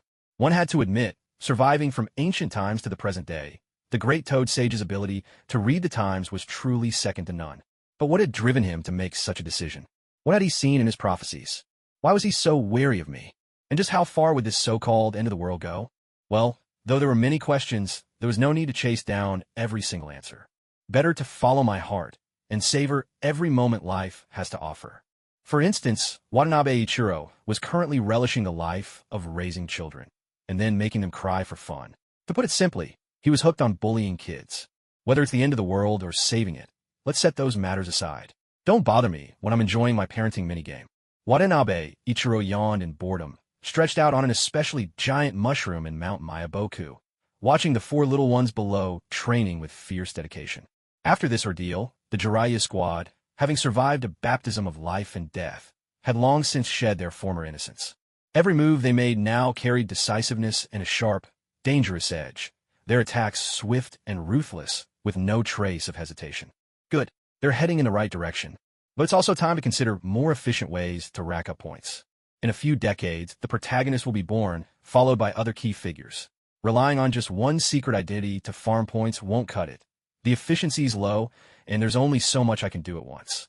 It's about time to create a few more alter egos. Watanabe Ichiro browsed the system shop, and soon found the tool he'd been searching for. Consciousness Clone. By spending a certain amount of points, you can gain a consciousness clone.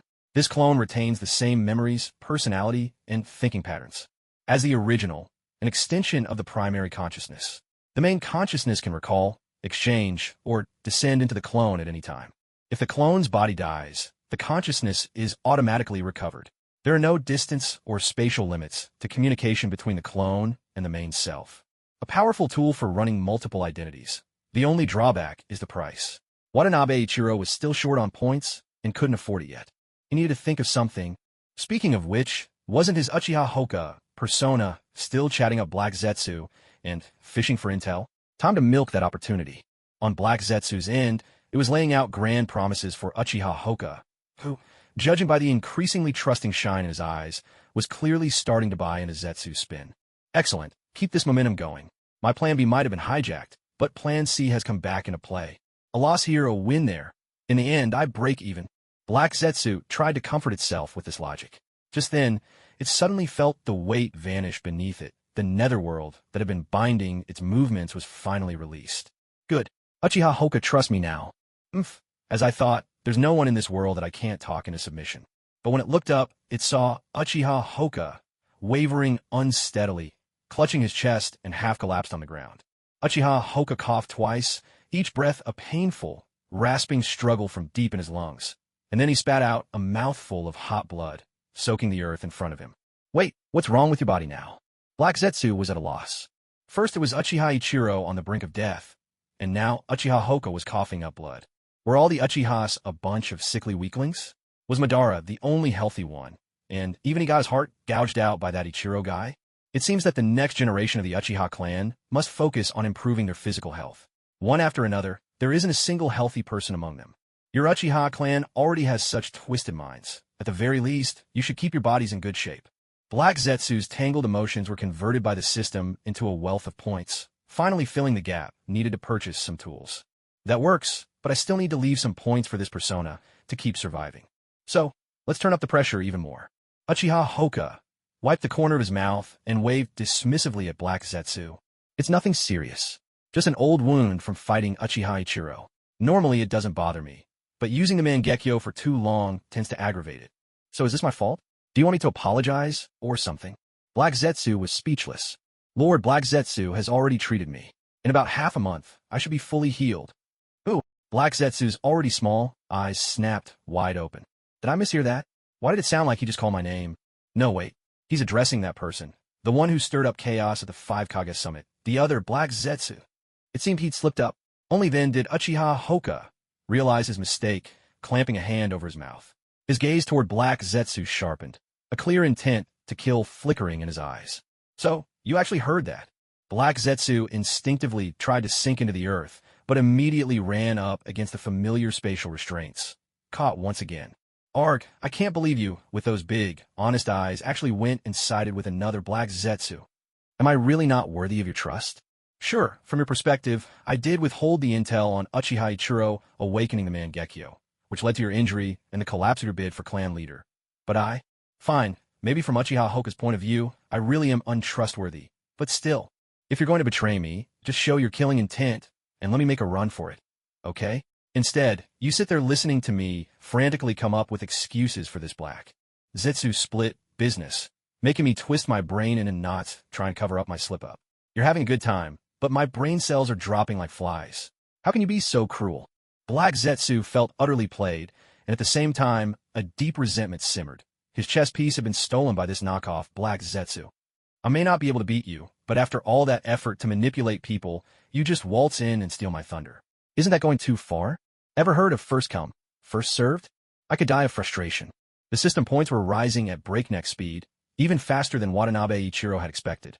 Clearly, strategically leaking certain details about Black Zetsu really is a great way to milk the system for points. Not only had he saved up enough for the consciousness clone, he could even afford a second one. Not bad at all. For that, Black Zetsu really deserves some thanks. The Uchiha Hinoka, under system management, learned that the main body had finished shopping, and his expression gradually returned to normal as he withdrew his killing intent. He looked at Black Zetsu, once again locked away in the netherworld, frustration written all over its face, and spoke slowly. This is a warning. There won't be a next time. If you want to milk the cow, you have to think about sustainability. Master Black Zetsu's intelligence should be revealed bit by bit. After all, things that are too easily obtained are never truly cherished, are they? The autumn sun cast its gentle, pleasant glow. At the gates of Konoha, 5 figures stood, 1 adult, 4 children. See? I always keep my word. Not a single one missing. They're all back. Watanabe Ikaru spread his hands, then clapped them together with dramatic flair, striking a pose that brimmed with confidence. Hooray! Ikaru-sensei, you're the best. The ever-supportive Dan Kato clapped enthusiastically, giving him plenty of face. But the others were not so easily impressed.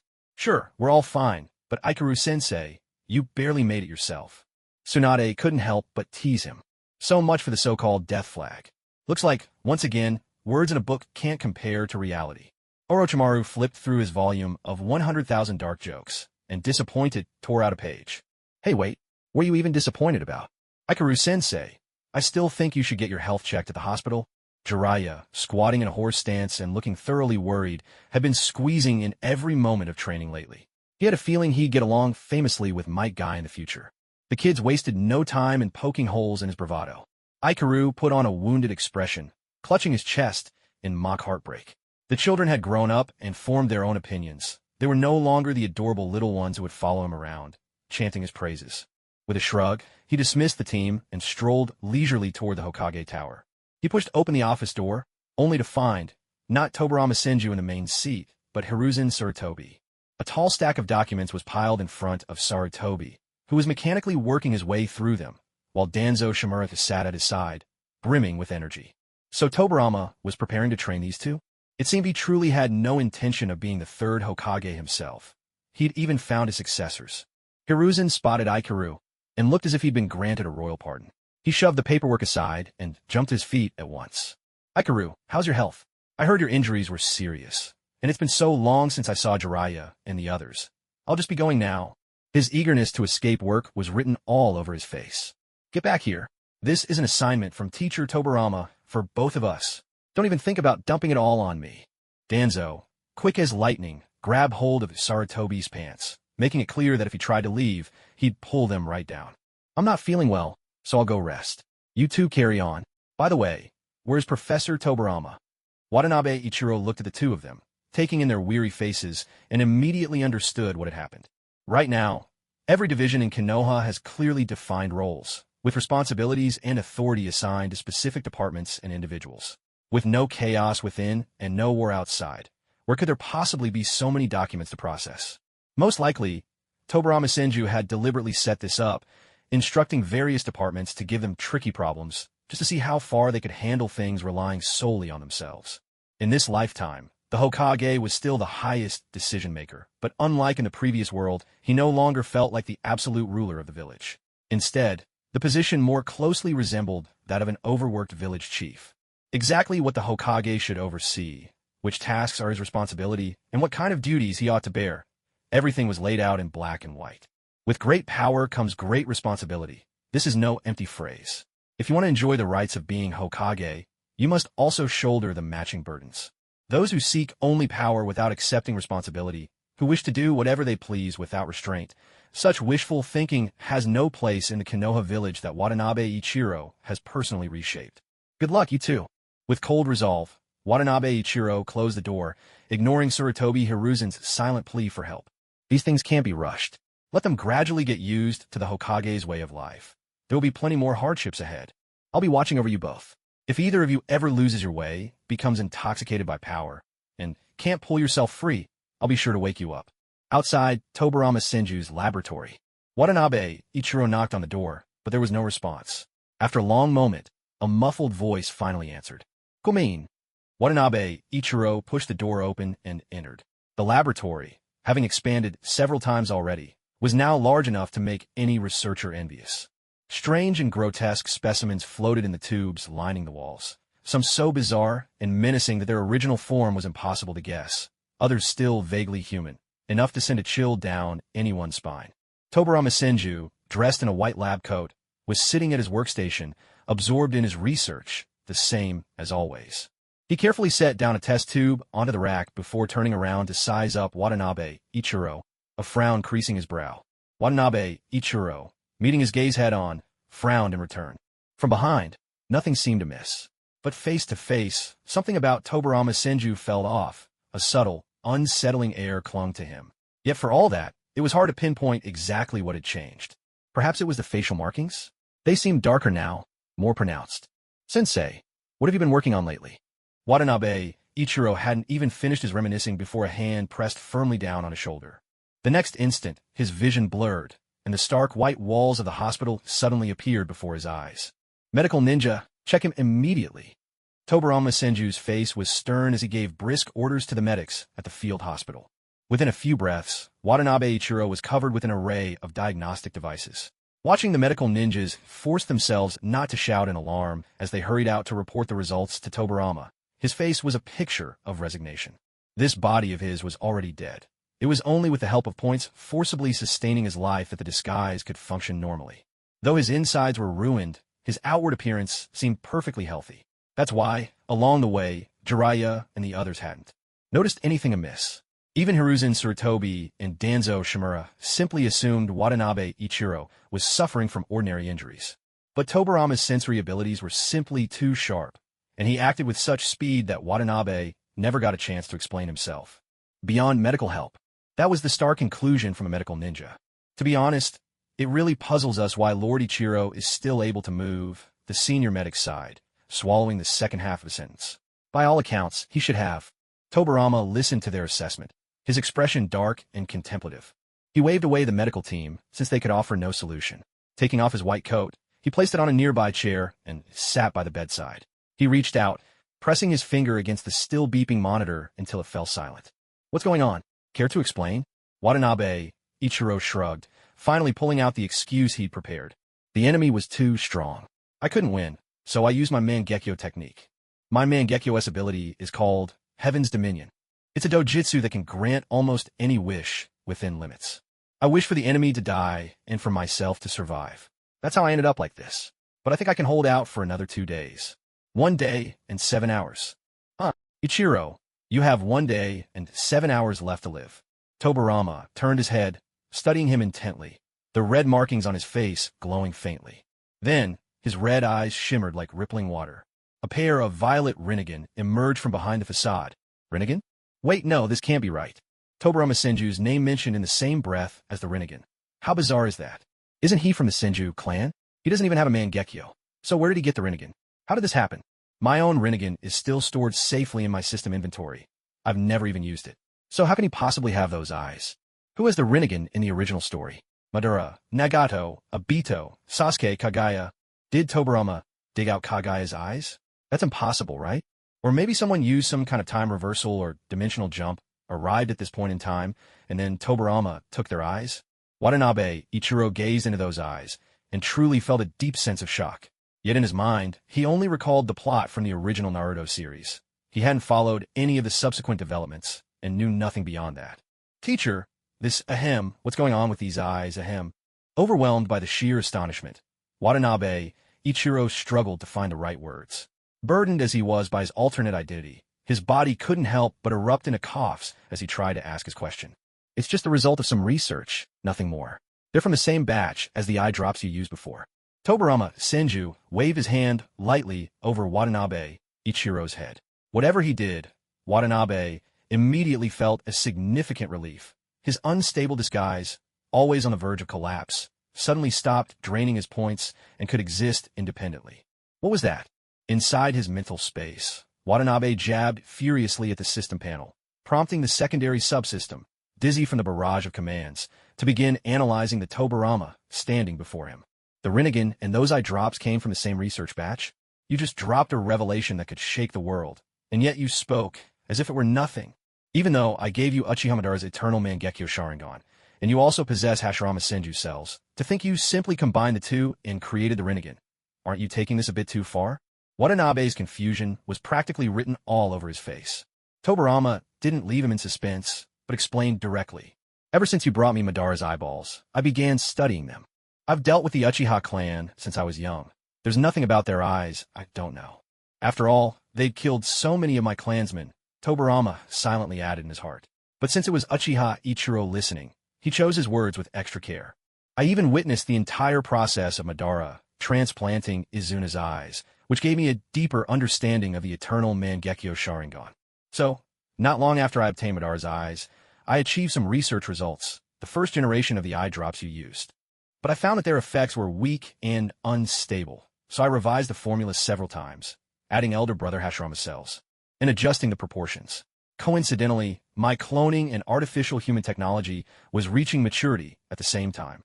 In the end, I was astonished to discover that when I used Uchiha cells to cultivate an artificial human, then transplanted Madara's eyes and Hashirama cells, strange changes began to occur in the subject's body. At first, I couldn't understand what those changes meant, but with his help, I gradually came to realize their significance and started to guide them deliberately. And finally, I succeeded and obtained this. Tobarama pointed to his own eyes. Although you put it rather delicately, let me take a wild guess. The person who helped you, isn't he completely pitch black, like a blob of jelly? Honestly, there's no need to think twice. In today's ninja world, if there's anything bizarre going on, it's got to be that original Black Zetsu, the one who has tricked him countless times. If Black Zetsu is lending a hand, then everything starts to make sense. No matter how useless Black Zetsu may seem, it still possesses the bloodline of the Otsutsuki clan. If his body carries memories from the Kagaya bloodline that allow the Rinnegan to awaken, or if he could even directly help hatch a Rinnegan, the odds of that happening are actually quite high. But, no matter how you explain it, Tobarama Senju awakening the Rinnegan still feels ridiculously far-fetched. And how did you even have the nerve to risk something so dangerous? Weren't you afraid of ending up like Nagato, drained dry in an instant? Wait a second. The Senju clan is known for their sage body, so maybe he really isn't afraid of that. The Rinnegan is incredibly powerful. It's not something you could just wield at will.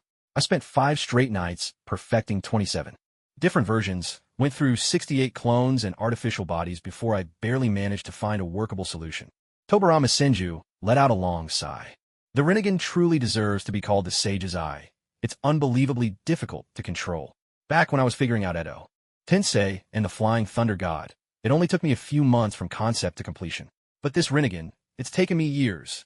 All right, that's enough showing off. If Orochimaru and the rest of the research crowd heard you talk like this, they'd be in tears. Watanabe Aikaru grumbled inwardly, his plans for the future suddenly clouded with doubt. Tobarama Senju awakening the Rinnegan.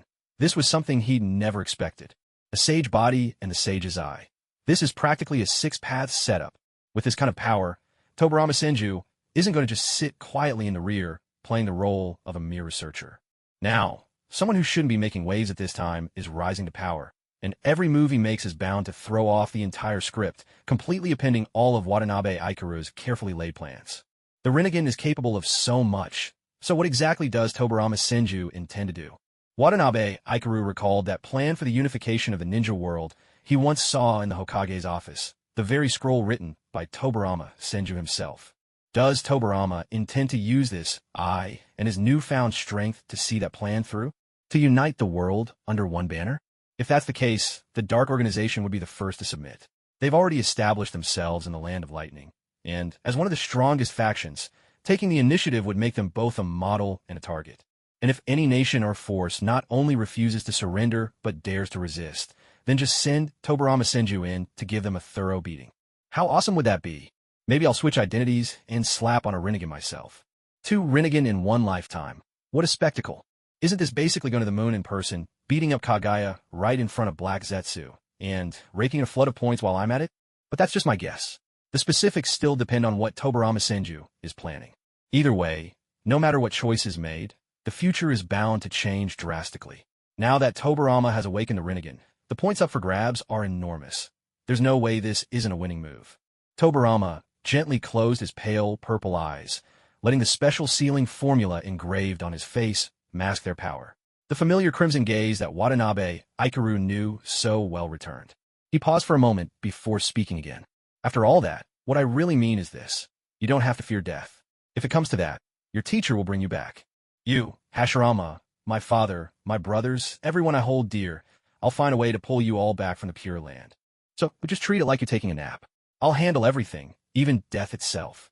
Watanabe Ikaru was left speechless, unsure how to respond. In the end, he just turned his head away awkwardly and muttered a quiet So that's why Tobarama risked everything to get the Rinnegan, to bring everyone back? It's a little touching, honestly, but Tobarama's efforts are wasted on me. I've already bought revival items from the system. There's no need for him to trouble himself over it. Instead of spending time on this, he'd be better off focusing his energy on experiments against Black Zetsu. But what excuse could I use to get him to change his focus? Also, what exactly are the abilities of his Rinnegan? Earlier, with just a wave of his hand, this disguise of mine no longer needed points to stay alive. How did he even manage that?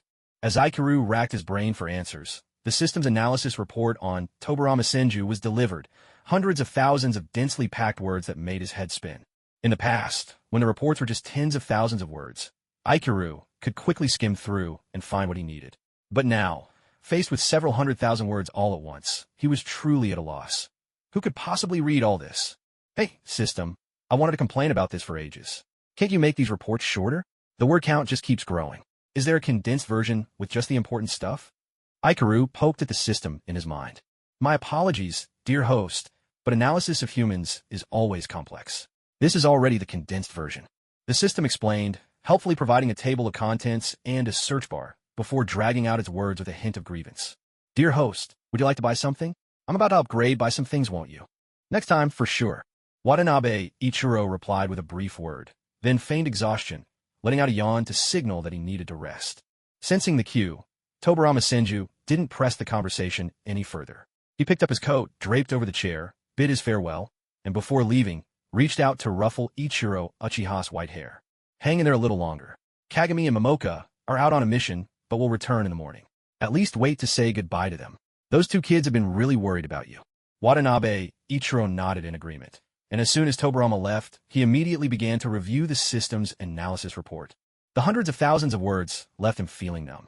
He spent the entire night reading, and when he finally grasped the whole story, he exhaled a long, weary sigh. Never would he have imagined that Black Zetsu had been plotting from such an early time. Black Zetsu's first contact with Tobarama Senju could be traced back to the aftermath of the 5 Kage Summit.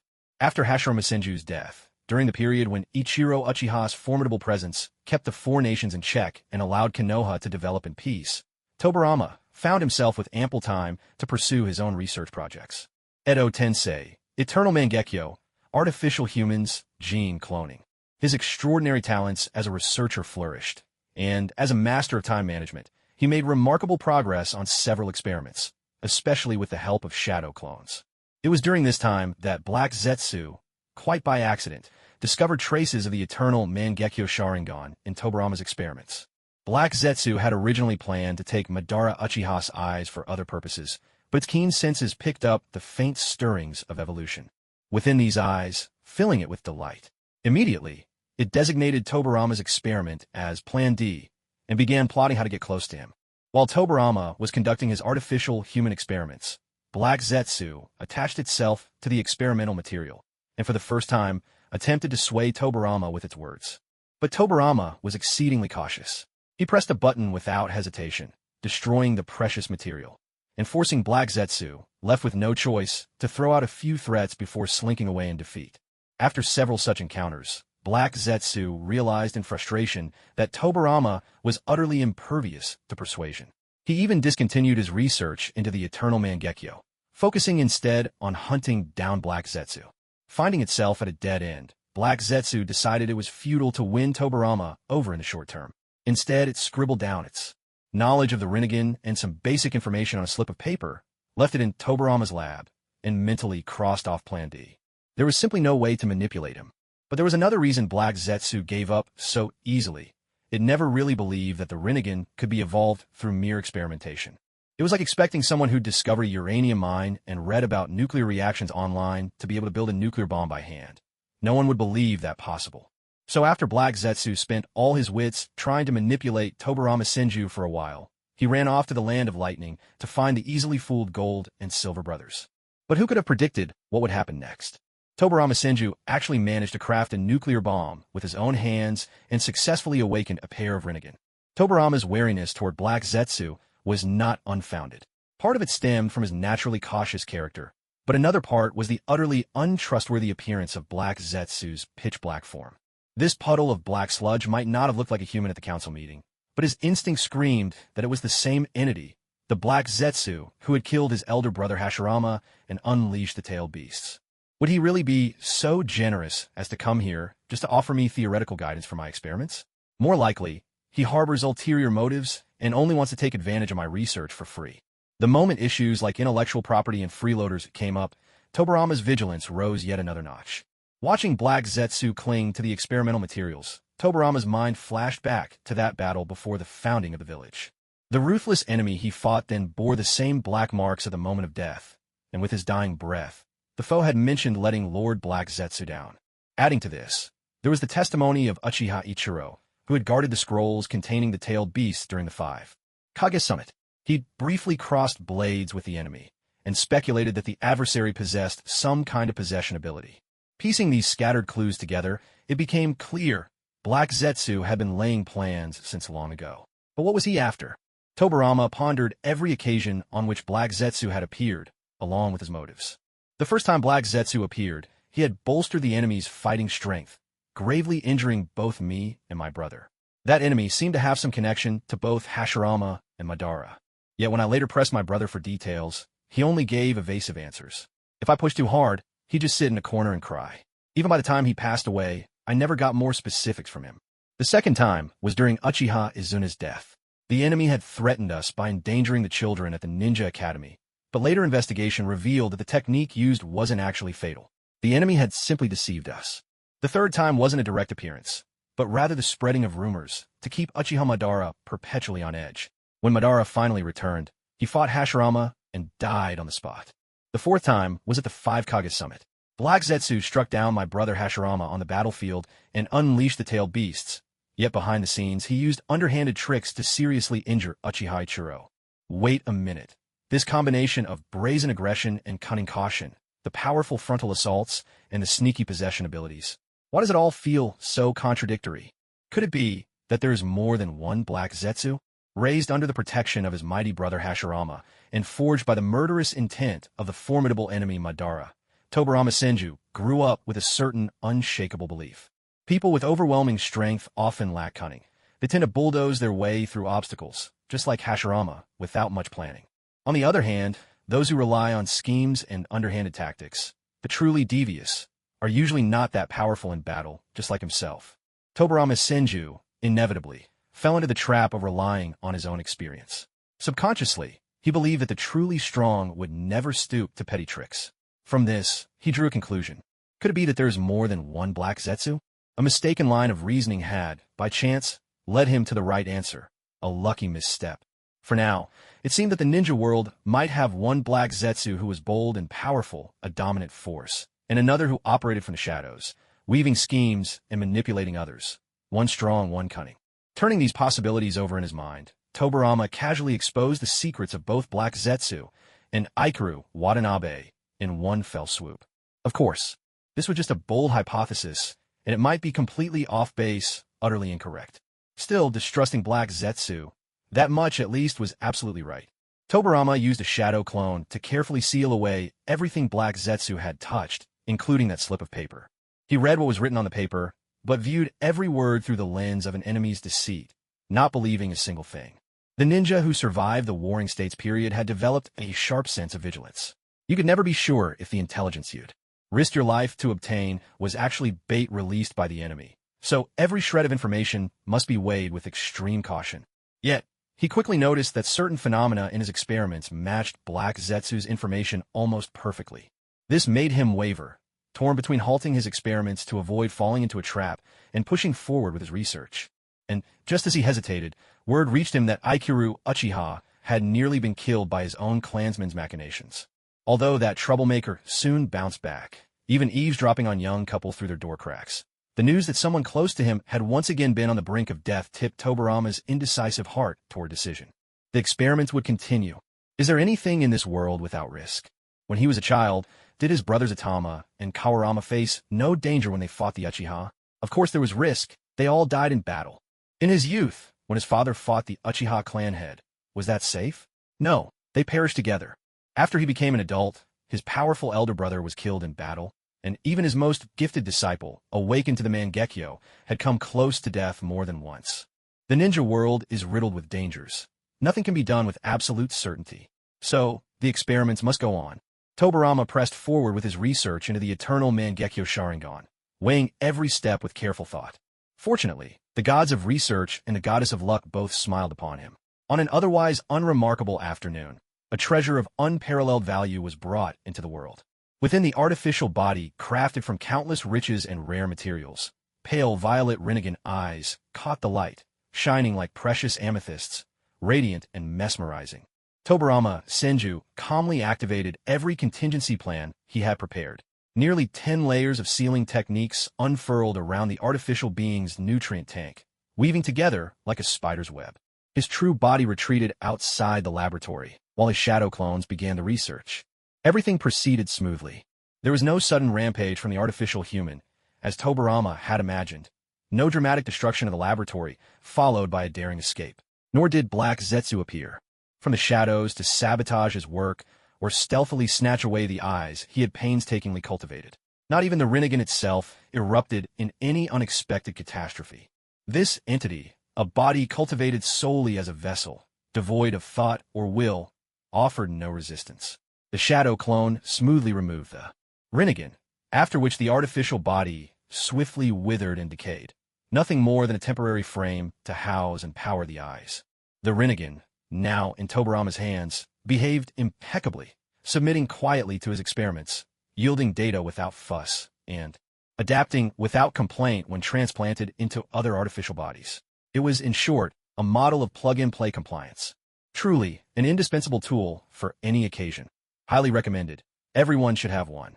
Now that he possessed the Rinnegan, Tobarama felt a faint sense of emptiness. Great power always comes at a cost. The Uchiha eyes demand extreme emotional turmoil. The Senju bloodline is a sacrifice of life itself, and as for the Rinnegan, surely it has its own price. The rapid decay of those artificial bodies was proof enough of that. Immense strength inevitably brings side effects, and with an eye of legend such as the Rinnegan, risk walks hand in hand with reward. To gamble, or not a gamble, the shinobi world is, for the time being, at peace.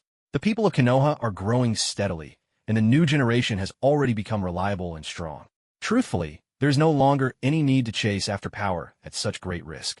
Yet, beyond the pursuit of strength, there are still things of vital importance I must accomplish.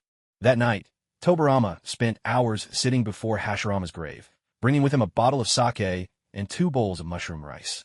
He was never one for speaking to gravestones. For one thing, he found it foolish. For another, the wariness ingrained in him as a Warring States shinobi warned against spilling secrets, even to the dead. So, Tobarama simply sat in silence, drinking every drop of sake and finishing both bowls of rice, wasting nothing at all. In the Pure Land, Hashirama Senju, did I just see someone offering my favorite food at my grave? Am I seeing things? In the living world, Tobarama Senju quietly reclaimed the offering. The next day, Tobarama completed every backup plan he could think of, and then installed the Rinnegan. Transplanting a Rinnegan not of one's own bloodline. There's no need to elaborate on how perilous it is. As luck would have it, during that period, Ichiro, Uchiha, and Black Zetsu were far away, out on the borders of the Land of Lightning, completely oblivious to the upheaval happening here. Meanwhile, the person in Konoha most likely to notice any change in Tobarama's Senju, Kagami Uchiha, had already been sent away by him. The laboratory walls were covered with sealing jutsu, making it impossible even for the Hyuga clan of Konoha to investigate. 3 days later, Tobarama managed to temporarily suppress the Rinnegan's power. Feeling that everything was under control, he began organizing his notes and drafting a long-term maintenance plan. So, while Ichiro Uchiha and his companions were fighting for their lives in a whirlwind of danger and excitement, Tobarama was quietly orchestrating something monumental behind everyone's backs. After being thoroughly intimidated by Katan Uchiha, Black Zetsu returned to Konoha in a cloud of gloom. He was still deeply concerned about Ichiro Uchiha's fate, since whether or not the Rescue Mother Plan B could continue hinged on his survival. As it happened, he passed by Tobarama Senju's laboratory. Tobarama was walking above ground, while Black Zetsu slithered through the shadows below. Suddenly, a peculiar feeling crept over him. Black Zetsu stealthily poked his head up for a look. He was stunned. Although Tobarama was layered with sealing techniques and outsiders could detect nothing unusual, Black Zetsu was, after all, of Otsutsuki blood. With a single glance, he saw through to the truth Tobarama was desperately trying to conceal. Heavens! Fortune is finally smiling on me. What is this? This is a golden legend. My S-rank plan is about to be realized. As Black Zetsu discovered Tobarama's abnormal state, Tobarama himself sensed something was amiss. He spun around, meeting Black Zetsu's gaze, eyes brimming with desire, practically drooling. You again? Tobarama frowned, his fingers twitching, ready to act on instinct. Wait, are you curious where those eyes of yours came from? Ever since the Sage of Six Paths. Not interested. Tobarama started rolling up his sleeves. Wait, have you ever heard of the infinite Tsukuyumi? It's a... Tobarama made his move, while chaos erupted between Tobarama and Black Zetsu, with each trying to outmaneuver the other. Warmth and harmony filled the air on Ichiro Uchiha's side. Ichiro-kun, this is a souvenir I brought back from the land of hot water. These wagashi are delicious. Would you like to try one? Not bad. Should suit most Uchiha tastes of him. See? I told you picked something too sweet. Ichiro S. never really liked sweets since he was a child. Here, try this box. I picked out some tart plums just for you. That's tasty tuka. You really get me. Unlike someone here, who's known me for years and still has no idea what I like. How disappointing. I'm so sorry. It's all my fault. Please forgive me, Ichiro-kun. Uchiha Kagami pressed his hands together in a gesture of prayer, bowing his head in exaggerated repentance, which made Senju Momoka stifle a laugh behind her hand. Uchiha Ichiro let him off the hook, happily savoring the sweet and tangy plum in his mouth. If I ever travel to the land of hot springs, I should remember to pick up some of these. They really are delicious. Watching Ichiro's unusually lively demeanor today, Kagami and Momoka finally felt their worries lift. Only they knew the shock in their hearts when, as a married couple, they pushed open the door to find Uchiha Ichiro pale and curled up in his sickbed. How? For a heartbeat, it felt as though their own hearts had stopped. They'd been anxious ever since hearing the news that Ichiro had once again been gravely wounded and barely survived. Their honeymoon had ended in haste, and they'd rushed back to Konoha. But after they carefully woke him, Ichiro had only seemed a bit dazed and confused, rubbing his eyes with a weary look, yet before their very eyes his spirit gradually returned. Anyone would look like that after spending an entire night poring over hundreds of thousands of obscure, dense words of exposition. At first, they suspected Ichiro was just forcing himself to appear strong, but after chatting with him, it was clear his energy and spirit were sound. He must have received treatment in time, and there shouldn't be any major problems. The conversation flowed with laughter, the atmosphere warm and light. After a while, Watanabe, Ichiro calculated the time in his mind, and a look of fatigue crept over his face. Sensing this, Kagami and Momoka took their leave, reminding him to rest well. Uchiha Ichiro burrowed under his blanket, poked his head out, and called out to Kagami as he was leaving. Kagami, do your best. Do my best at what? You and Momoka. Well, I'm trying. Oh, looks like you'll have to try harder then. Ichiro's pale gray eyes crinkled with a cheerful grin, radiating genuine happiness. Kagami, embarrassed, scratched his nose and waved goodbye, making a final farewell gesture. At this point, there was just 1 hour left of the 1 day and 7 hours of survival time that he and Senju Tobarama had discussed the day before. Kagami and Momoka were Ichiro's final visitors. Earlier that morning, Jiraiya and the others had come by with a basket of fruit, but seeing Ichiro still asleep, they didn't disturb him. They tiptoed in, quietly set down the basket, and crept out on the balls of their feet, whispering softly at the doorway. "Teacher Ichiro, we're off to train now. Please get well soon. Teacher, take care of yourself." Ichiro heard them, but didn't move. His resolve to depart was already set, and there was no need to stir up more sorrow. The second group to visit was Sarutobi Hiruzen and Shimura Danzo. Like lost souls, the two drifted in, looking utterly exhausted, deep shadows under their eyes betraying a night spent working through endless paperwork. With distracted voices, they asked the medical ninja about Ichiro's condition, then peered through the door crack to see him sleeping soundly, their faces full of envy. Hiruzen and Sarutobi turned to ask the nurse if they could place 2 extra beds by the patient's side, so they could keep watch nearby, but his request was coldly refused. The two of them drifted away, deciding to visit Uchiha Ichiro again once he woke up. For now, they needed a place to rest. The third group to arrive was Uchiha Kagami and Senju Toka. Their worry was too great. They went so far as to shake Ichiro awake, just to exchange a few final words with him. Watanabe Ichiro was preparing to withdraw his spiritual form, seeking a way to let this borrowed identity quietly fade away. Originally, it didn't matter when he logged off, but Tobarama Senju's cryptic prophecy had piqued his curiosity. Didn't he say 1 day and 7 hours? Well then, I'll log off at 1 day and 6 hours, just to be contrary. That mischievous urge welled up in him. He wanted to turn this into a little experiment.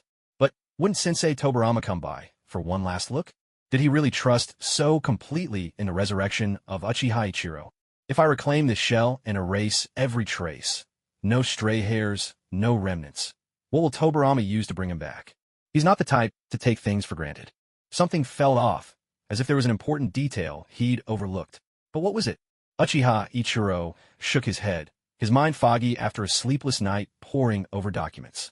He slid off the hospital bed and gazed out the window at the familiar scenery, a gnawing unease in his heart. The sunlight was blinding. His already blurry eyes couldn't bear the glare, and darkness crept into his vision. Darkness? That's right. Where was Black Zetsu? System. Uchiha Ichiro stared at the system interface, his face growing grim as he saw Black Zetsu's marker hovering near Tobarama's laboratory. Had Black Zetsu made a move against Tobarama? No, that wouldn't make sense. His only reason for killing Tobarama would be to provoke Uchiha Ichiro and obtain the Rinnegan. Now that Tobarama had already evolved the Rinnegan on his own, knowing Black Zetsu's nature, he'd likely try to talk his way into things first, pitching that infinite Tsukumi theory of his to trick people. But Tobarama wasn't someone so easily swayed by empty promises. He was probably still hesitating, unlikely to be so easily led astray. Ichiro wasn't entirely sure how resistant Tobarama was to grand visions and honeyed words, but after a moment's hesitation, he decided he'd better go check for himself. He changed into his street clothes, flung open the door, and strode straight toward Tobarama's laboratory. Outside the lab, Tobarama held his breath and scanned his surroundings, finally confirming that the entity known as Black Zetsu had departed. He let out a long breath, pressing a hand to his eyes. His forehead was burning, his head pounding as if blades were churning inside his skull. He'd accidentally pushed too far with powers of the Rinnegan he'd yet to master, and now the backlash was coming for him. Footsteps rang out behind him, loud and unrestrained.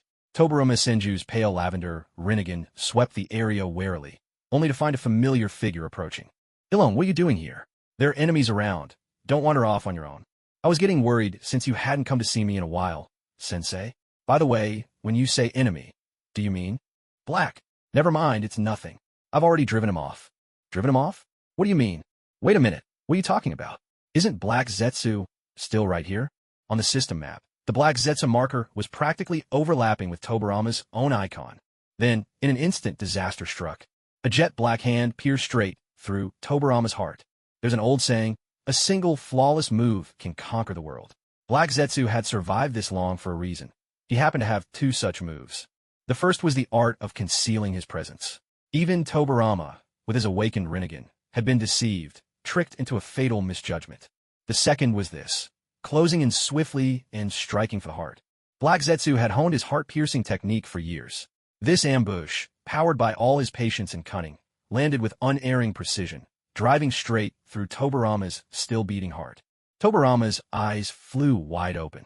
He stared at the black hand emerging from his chest, time seeming to slip backward for a moment, carrying him years into the past.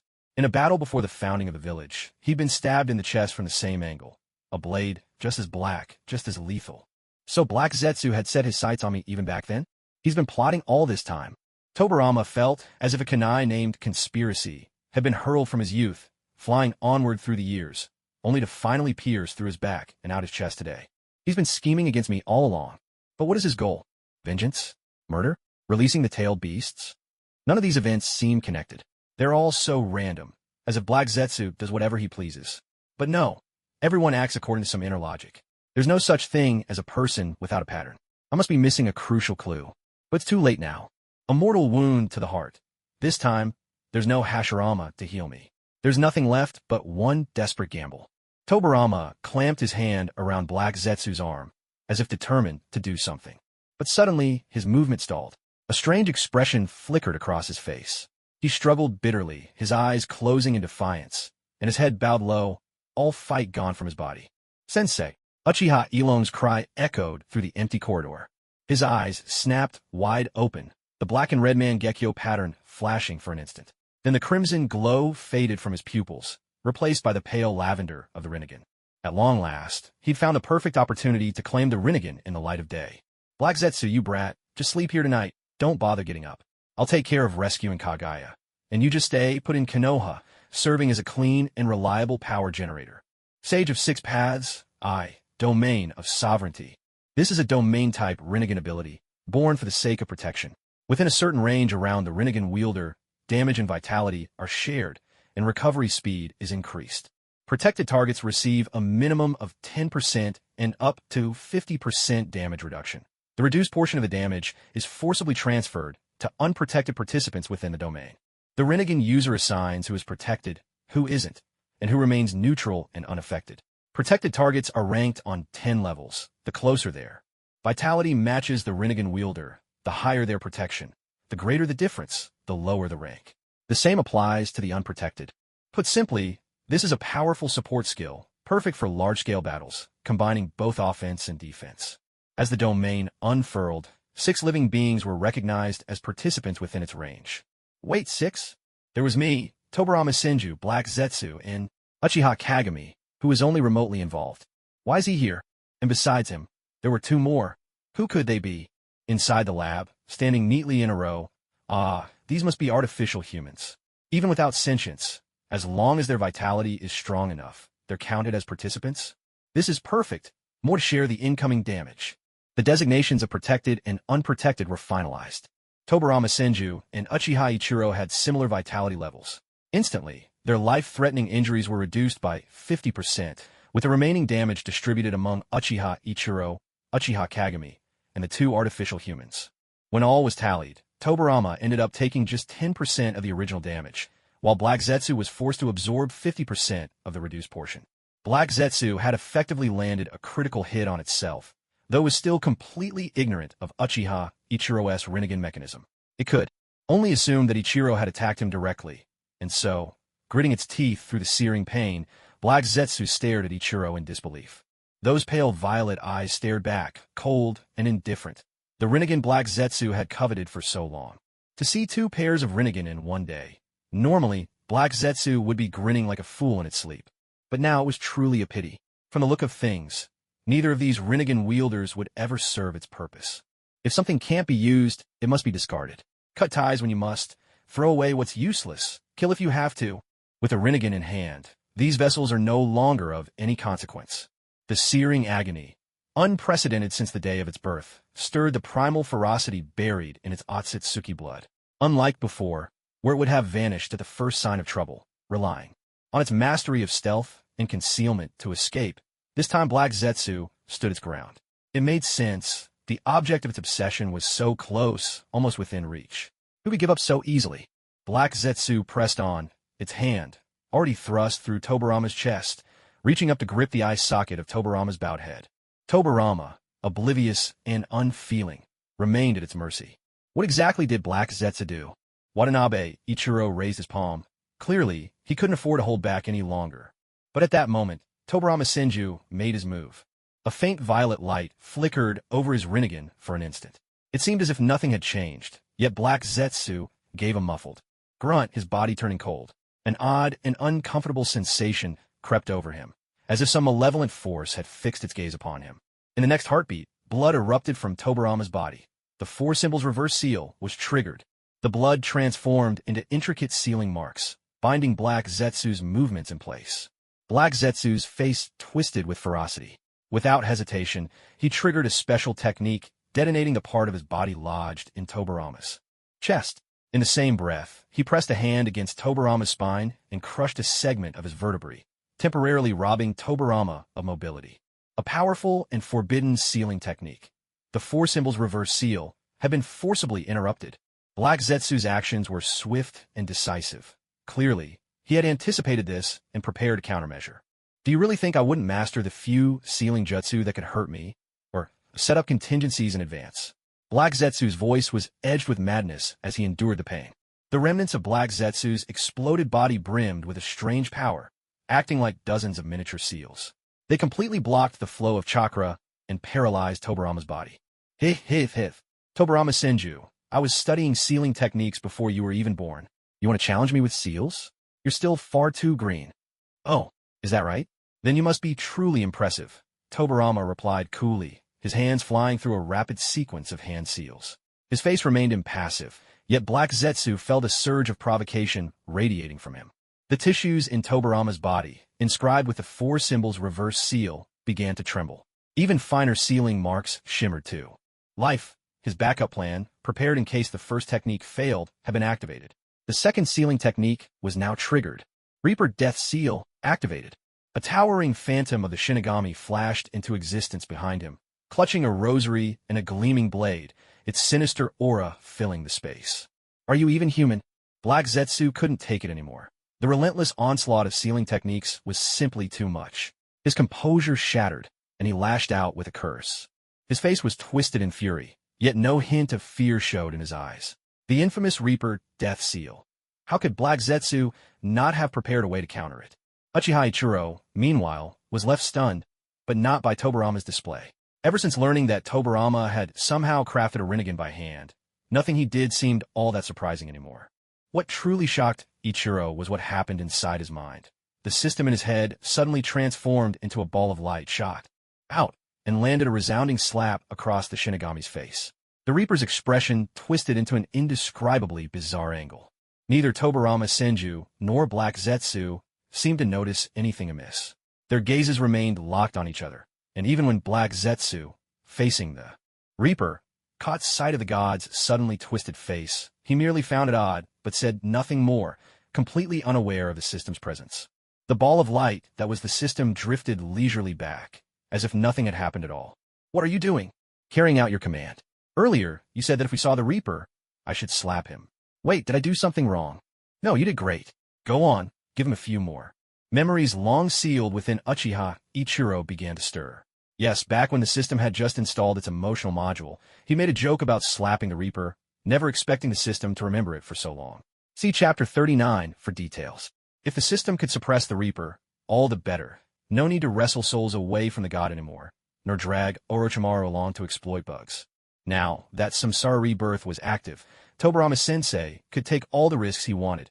Ichiro would handle the backup. Exhausted from standing and sharing in Tobarama's injuries, Uchiha Ichiro could barely keep on his feet. With a muffled groan, he collapsed to the ground, exchanged some points in his mind for a bag of sunflower seeds, and settled in to watch the drama unfold. Black Zetsu, meanwhile, finally produced a solution he'd long been planning, one designed specifically to counter the Reaper Death Seal. With a heavy heart, he split off part of his own body using a special technique, hoping to shake off the Reaper's relentless pursuit. He succeeded, but Tobarama Senju's soul remained uncaptured. Black Zetsu stared blankly as the Reaper seemed to get pummeled by something invisible, stumbling clumsily around, raging as he spun in circles. In the end, feeling both aggrieved and frustrated, he picked up the piece of his own body and slunk away. What's going on with you Reapers?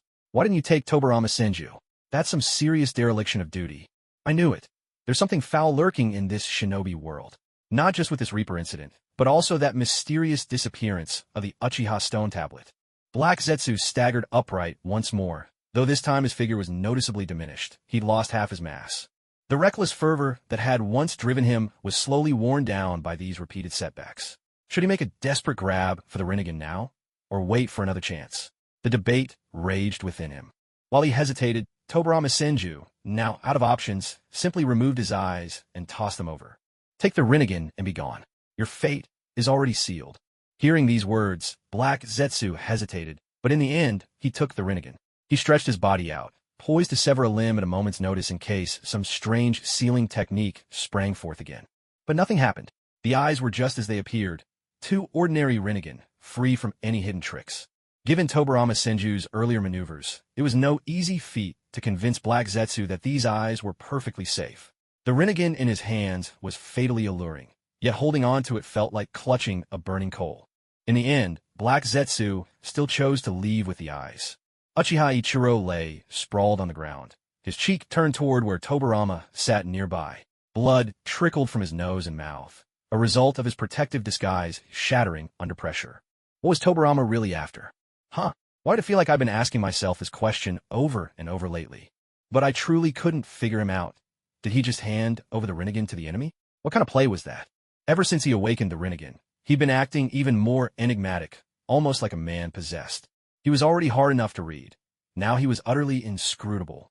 Uchiha Ichiro, haven't we met before? Tobarama, now sightless, leaned against the laboratory's outer wall and lobbed a verbal grenade. Before you turned 4. What? What are you trying to say? Tobarama, there's something seriously wrong with you. Ichiro's breath caught in his throat at the mention of his secret identity. That tiny reaction was all Tobarama needed as confirmation. Just as I thought. Tobarama had lost all his strength. His body, battered by repeated forbidden techniques, was failing fast. Blood spilled from his lips as he spoke, his words thick and indistinct. Don't save me, Ichiro. I know you have ways, but there's no need. Just now, through those Rinnegan eyes, I caught a fleeting glimpse of the future. It looked good, better than I'd feared. I suppose I was overthinking things. Stick to your beliefs. Your teacher looks forward to the future you'll create. Don't waste your strength here. Go do what matters most to you. Stay true to yourself. Don't let anything tie you down. He let out a long, weary sigh, his tone tangled with emotion. Watanabe, Ichiro, hand pressed to the ground, couldn't help but clench his fingers. And take care of yourself. You. Ever since you were little, you've never cared about your own body. Did you really think I couldn't tell the difference between wounds you gave yourself and those your enemies did? You really are hopeless, cough, cough. Next time we meet, try looking after yourself for a change. If I go before you, well, cough, cough, maybe I'm lucky for once. I won't have to watch someone precious to me die again. Ichiro, I'll be waiting for you. In the future. A lock of silver hair slipped across his face as Tobarama's head drooped, powerless. With that, his soul returned to the pure land, never to speak again. Next time, I swear I won't get involved with smart people. They're just too sharp, as if they've read the script of my life. Even the tiniest slip, and they'll unravel everything, pushing their deductions straight into terrifying territory. Was this really? I used to be perfectly content with my life. But now you've cut me so deep. Truly my conscience aches. All I can say is, those who live by the sword will die by the sword. Reviving you is only a bit troublesome, just a matter of switching identities, trading the death of Uchiha Ikaru for the survival of Senju Tobarama. What's the big deal? Call it resourceful recycling. You must be angry, because as Uchiha Ikaru, I didn't care about that identity at all. So that's it. Somehow, Senju Tobarama figured out who I really am, and now he's upset that I treat this identity so lightly, squandering my power and health, making those who've known Uchiha Ikaru for so long worry. Come to think of it, Uchiha Ikaru really was asking for trouble, wasn't he? Alright, fine. Next time, I'll be more careful. I'll throw myself into the role a bit more, take care not to let this mask, not to let myself get hurt. Still, stay true to yourself, don't let anything bind you. That's the way. He really is sharp. I received your message. Thanks for the reminder and the well wishes. Let's bring Uchiha Ikaru's story to a close here. Outside this laboratory, still tinged with the scent of blood, and in the midst of battling a formidable foe alongside his mentor, Uchiha Ikaru fell in battle. He lived with brilliance. He died with honor. More importantly, he died without regrets. Old stories will end, and new ones begin. In the interplay of light and shadow, someone will have witnessed both the start and the end, and will pause for a moment. And that, in itself, is the meaning of a story's existence. That's enough. After 1 day and 7 hours, Uchiha Ikaru drew his last breath, not a minute off. For the first time, Watanabe Ikaru was pushed out by his own disguise. He sat cross-legged beside the now uninhabitable shell of Uchiha Ikaru, the system screen flashing unable to possess, and sat in long silence. If death was Senju Tobarama's choice, well, I'll respect that. Death isn't really farewell, it's just a long absence. What's there to be upset about? Oof. Speaking of which, why hasn't that brat Uchiha Kagami come to take care of our bodies yet? Wait too long, and we'll both be stone cold. Watanabe Ikaru watched as Black Zetsu's icon on the system made a wide loop and circled back. It seems even it couldn't let go of Uchiha Ikaru's Rinnegan. The Rinnegan is hard to cultivate, yet also fragile and easily destroyed. Word has it, a single kunai can put it out, best to have a few backup plans. Black Zetsu crept back, poking its head in. Well, bodies everywhere, and first-rate loot scattered all around. A pair of freshly minted Rinnegan asterisk to be collected. A corpse with mixed Uchiha and Senju bloodlines asterisk to be collected. A pretty useless, but hey, might as well grab it, Senju corpse asterisk to be collected. A laboratory that once successfully cultivated the Rinnegan asterisk to be entered. Fortune has finally turned. Sorry, but this round goes to me. I'm the one who made it to the end. Ha ha ha. Watanabe Ichiro looked at Black Zetsu, utterly speechless, as it laughed so hard even its feet were wobbling. Oh, excuse me. That's not because it's amused. It's because Tobarama Senju had repeatedly smashed forbidden jutsu into its head earlier. Those shaky legs are from the beating, not from joy. Black Zetsu crawled over, beaming with delight, and jabbed Ichiro Uchiha hard twice with its finger. This kid, or Uchiha Hoka for that matter, they're all scum who toy with my feelings. There isn't a single good Uchiha. Where's that obedient, easily persuaded child from last time? The one who timidly reached out a finger to test the pain. Back then, we had such a pleasant conversation, and you were so filled with longing for my infinite Tsukuyami plan. Have you really forgotten all those wonderful memories? Why are you attacking me the moment we meet? All right, sure, I did dig out your teacher's heart right in front of you, but, well, in that case, I suppose it's only natural you'd lash out. Muttering darkly to itself, Black Zetsu then hoisted up Ichiro Uchiha and, without hesitation, gouged out his Rinnegan eyes. There were no unexpected twists, for blood-stained Rinnegan eyes rested in its hands. Weighing them in its palm, the heaviness of the eyes brought a sense of reassurance. Is this the joy farmers feel when their crops are finally ripe for harvest? I can truly feel it, haha. Watanabe Ichiro squatted nearby, watching Black Zetsu grin with foolish glee, and he couldn't help but smile as well. Oh my, Black Zetsu, you're quite pleased with yourself, aren't you? Sorry, but I'm afraid your joy is about to be confiscated. He reached out and pressed his hand onto the 4 Rinnegan eyes, instantly storing them away inside his system inventory. In this shinobi world, when it comes to scheming, no one can outdo me. Don't get cocky, little Black Zetsu. I hadn't planned on taking back the Rinnegan you were holding. Tobarama-sensei gave them to you, and I'm sure he had his reasons. But you're just too infuriating, I really couldn't help myself. Whatever plans there can wait. Right now, I'm Watanabe Ichiro, who stays true to his heart and refuses to be bound. I do as I please, whenever I want.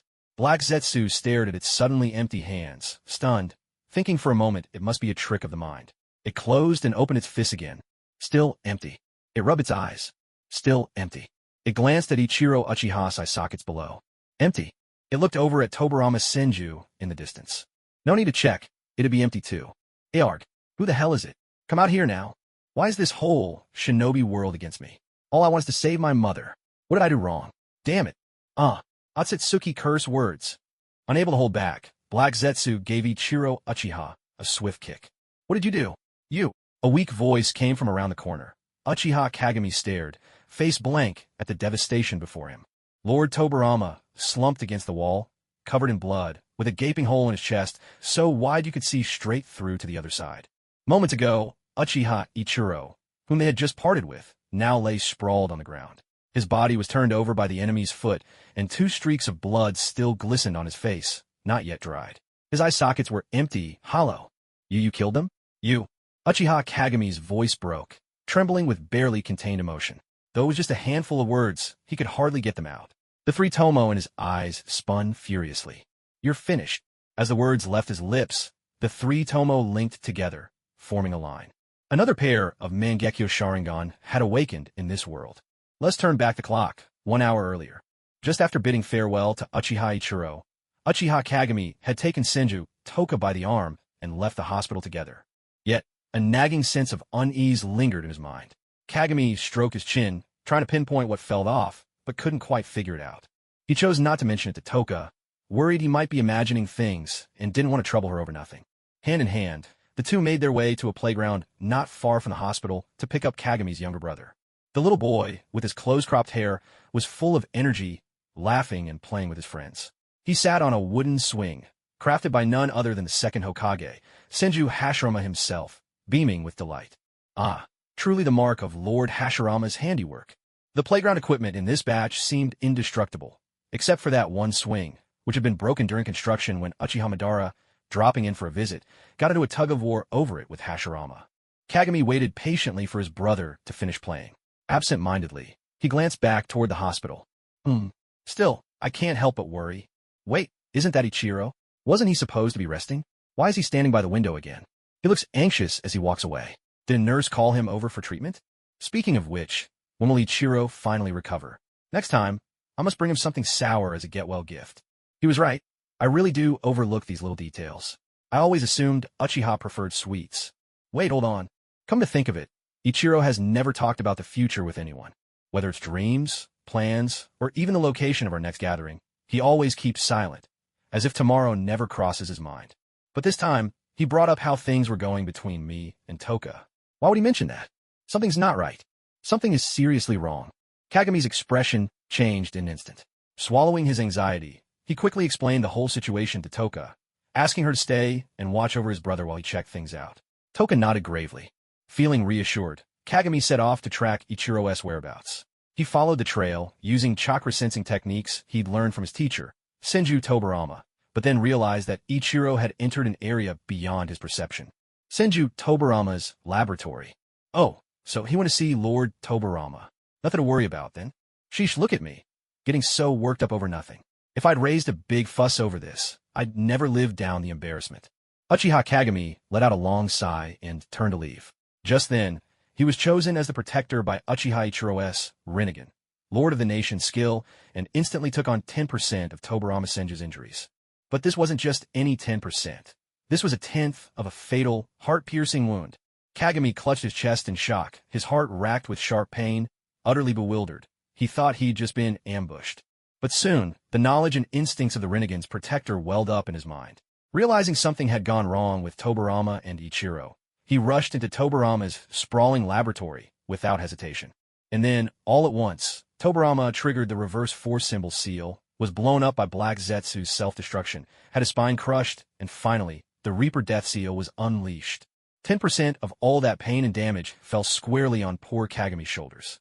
Blood dribbled from his lips as he stumbled through the labyrinthine lab, every step heavier with despair. Next time, don't build a lab so huge. Every wall is covered in jamming seals. I can't sense a thing in here. Just hang on a little longer. I'm almost there.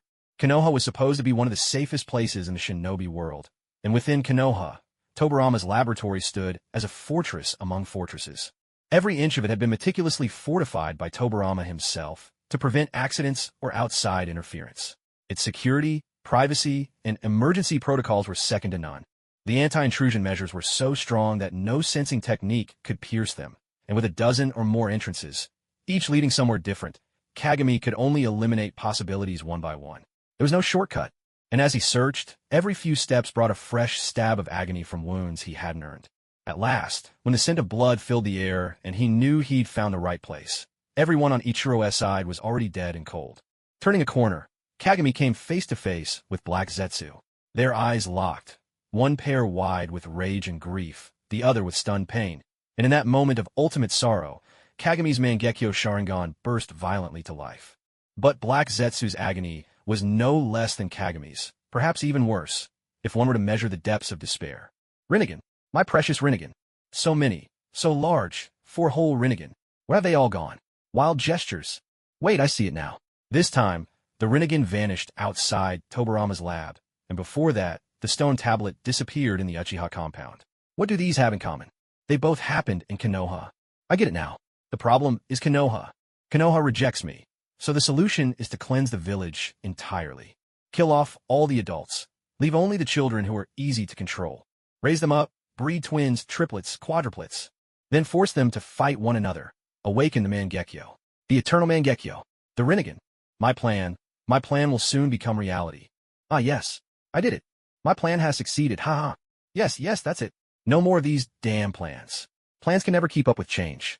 First, I'll recover from my injuries, then I'll return for vengeance. I'll eliminate anyone who poses a threat to me, and then continue to manipulate the world of shinobi. The history of the shinobi world was once written by me, and from now on, it will still be written by me. Konoha, you're finished. No one can save you, mark my words. Uchiha Kagami's blood-red Mangekyo stared coldly, surrounded by a faint rumble of thunder and flickering arcs of electricity. His left eye, Takamikazuchi, could command every form of lightning, infusing every attack with paralyzing force. With enough speed, his attacks could become an unending barrage. His right eye, Moho Wakuruba, would call down an azure bolt of lightning precisely where his gaze fell, striking with devastating power. Both were ocular jutsu, specialized for attack, perfectly suited to his preference for direct combat. And they resonated with the wish he made the moment his eyes awakened, to utterly destroy his foe, leaving not even ashes behind. Kagami placed his hand on his weapon. Thunder crackled, enveloping his short blade with the destructive force of Takamikazuchi. While this dazzling display distracted his enemy, Moho Wakuruba began to gather its strength, its target locked on Black Zetsu. An ominous sense of being hunted crept over Black Zetsu. Despite his mental collapse and descent into near madness, the instinct to survive was etched into his very being. Cold reason warned him not to confront the enraged Uchiha Kagami head-on. His body was battered from the relentless battles, and another injury might mean he would never escape. But the feeling of being targeted made him deeply uneasy. Simply turning and running would be a grave mistake. He immediately possessed the body of the nearest Uchiha Ichiro, seizing control with a staggering sway, arms spreading wide. Ichiro Uchiha spoke, the voice hoarse, yet unmistakably Kagami's old friend, Ichiro's voice. Kagami, let me die whole. Let me return to my roots. I don't want to be buried in tatters. Grant me that dignity, won't you? Shut up. Don't use his voice to speak. Don't insult the will of the dead, you bastard. Kagami's jaw clenched so hard his teeth nearly shattered, electricity crackling fiercely around his weapon. If looks could kill, his gaze, burning with hatred, would have already shredded Black Zetsu to pieces and fed it to the nine tails. In the brief standoff, it was Kagami who finally looked away. He couldn't bear to see his old friend's eyes, now hollow and lifeless. He gave in, the thunder on his blade fading, and with all his strength, turned his head aside, spitting out a single, venomous word. Get out! The sensation of being locked in place faded away, and Black Zetsu's chilling gaze receded into the ground. This time, it truly departed, shrinking even further in size, its hands empty, carrying away a malice toward Konoha so intense it felt almost tangible. Uchiha Kagami let out a long breath. Halting the buildup of his technique, Mokubetsu Thunder, halfway through still took a toll on him. This formidable ocular jutsu, capable of materializing out of thin air to strike the enemy without warning, required some time to charge. Yet its overwhelming power made it ill-suited for use in such a confined space. On one hand, it might have swept up the two fallen bodies, obliterating both friend and foe alike in a single blast. On the other, Kagami wasn't sure what volatile things might be lurking in the adjacent laboratory. Tobarama Senju's experiments were far too varied. If even a single unfinished chain reaction explosive tag was mixed in there and happened to be triggered, half of Konoha could be blown sky high. Cautiously, Kagami drew closer. Only when he was certain the enemy had truly fled did he, his eyes rimmed with red, examine the wounds of the two bodies, desperate to see if there was still a chance to save them. But he had arrived far too late. The bodies were cold. There was nothing left to do but gather the remains and begin to consider the design of their urns. How could it come to this? Just before, everything had been fine. Just before, they were eating sour plums, laughing together with such joy. I know life is unpredictable, but must it be so cruelly fickle? What kind of suffering is this world made of? But who exactly was that enemy? Entirely shrouded in darkness, terrifyingly powerful. There was only one such bizarre foe, active in the shinobi world and holding such bitter enmity toward Konoha. Black Zetsu. It was Black Zetsu who killed the first Hokage, Uchiha Madara, during the invasion of Konoha. It was Black Zetsu who slew the second Hokage, Senju Hashirama, at the 5 Kage summit. And now, before my very eyes, it's killed Tobarama Senju and Aikuru Uchiha. This blood feud is carved deep into my very bones. We cannot exist under the same sky. Black Zetsu, Konoha and you are sworn enemies. We will never coexist. Kagami could taste the metallic tang of blood in his mouth, wishing he could summon all the strength of the Uchiha right now to hunt Black Zetsu down. Still, his first priority was to tend to the bodies, lest the enemy return for a surprise attack. Swallowing his grief, Kagami gathered the two corpses and left the scene, moving beyond the area where his senses had been restricted. As he carried them, the chill from their bodies seeped into his very soul. Their lightness felt unbearably heavy, the weight of death itself. It hurt. It hurt so much. By the time Senju Momoka arrived, all she saw was the always smiling Uchiha Kagami curled up on the ground, sobbing like a child made of tears. Watanabe Aikaru had already departed by the time Kagami arrived. He had passed straight through the wall, heading directly into Tobarama Senju's laboratory. When he activated the Rinnegan ability earlier, the system surprisingly identified two of the artificial beings in the laboratory as living entities. What did this mean? It meant that they could serve as the perfect tools for absorbing damage. He considered testing which parts were recognized by the system as living entities, cutting away the unnecessary branches and keeping only the core. Then, by making several copies, he could always rely on them to reduce damage in battle. Wouldn't that make him invincible? Well, it did feel just a little bit twisted. There was another point. Life forms acknowledged by the system could be possessed by Watanabe Aikaru's spirit, just like donning a disguise. In other words, Watanabe Aikaru wouldn't necessarily need to exchange for a new identity in the system anymore, although he wasn't sure how stable this method would be. Watanabe Aikaru paced around the laboratory and found the two artificial beings he'd been using to absorb damage. They looked utterly miserable, and if he wanted to keep using them, they'd need serious repairs. Next to them stood a smaller cultivation tank, inside which a large cluster of cells floated, looking vaguely like an unformed human embryo. Yet because Tobarama Senju had injected it with an inhibitor, its development had halted, preventing it from being classified as human. The system didn't count it as a living entity. A brief description was marked on the top right corner of the container, and beside it lay the experiment manual, meticulously recording every procedure involving the specimen. This experimental subject hadn't had an easy existence. Its creation had been fraught with setbacks and complications. It originated from a life-prolonging elixir Tobarama Senju concocted for Hashirama Senju. Using his own cells as the base, Tobarama added a portion of Hashirama's cells, relying on their shared bloodline to dilute the devouring nature of Hashirama's cells, and then mixed in a variety of inhibitors, catalysts, and regulators. Its initial purpose was to replace the cells in Hashirama's body that had reached their division limit and could no longer regenerate. However, the plan was shelved after Hashirama's death. This subject, which should have been discarded, was instead repurposed by Tobarama Senju for experiments to replenish the ocular power of Uchiha Aikaru's eyes. Tobarama set aside plenty of backups, adding Uchiha clan cells among them. After careful adjustments and several refinements, the experiment succeeded, and a medicine to restore ocular power was created. Soon after, this same batch was seamlessly integrated into the experiments on Uchiha Madara's eyes, serving multiple times as the base solution.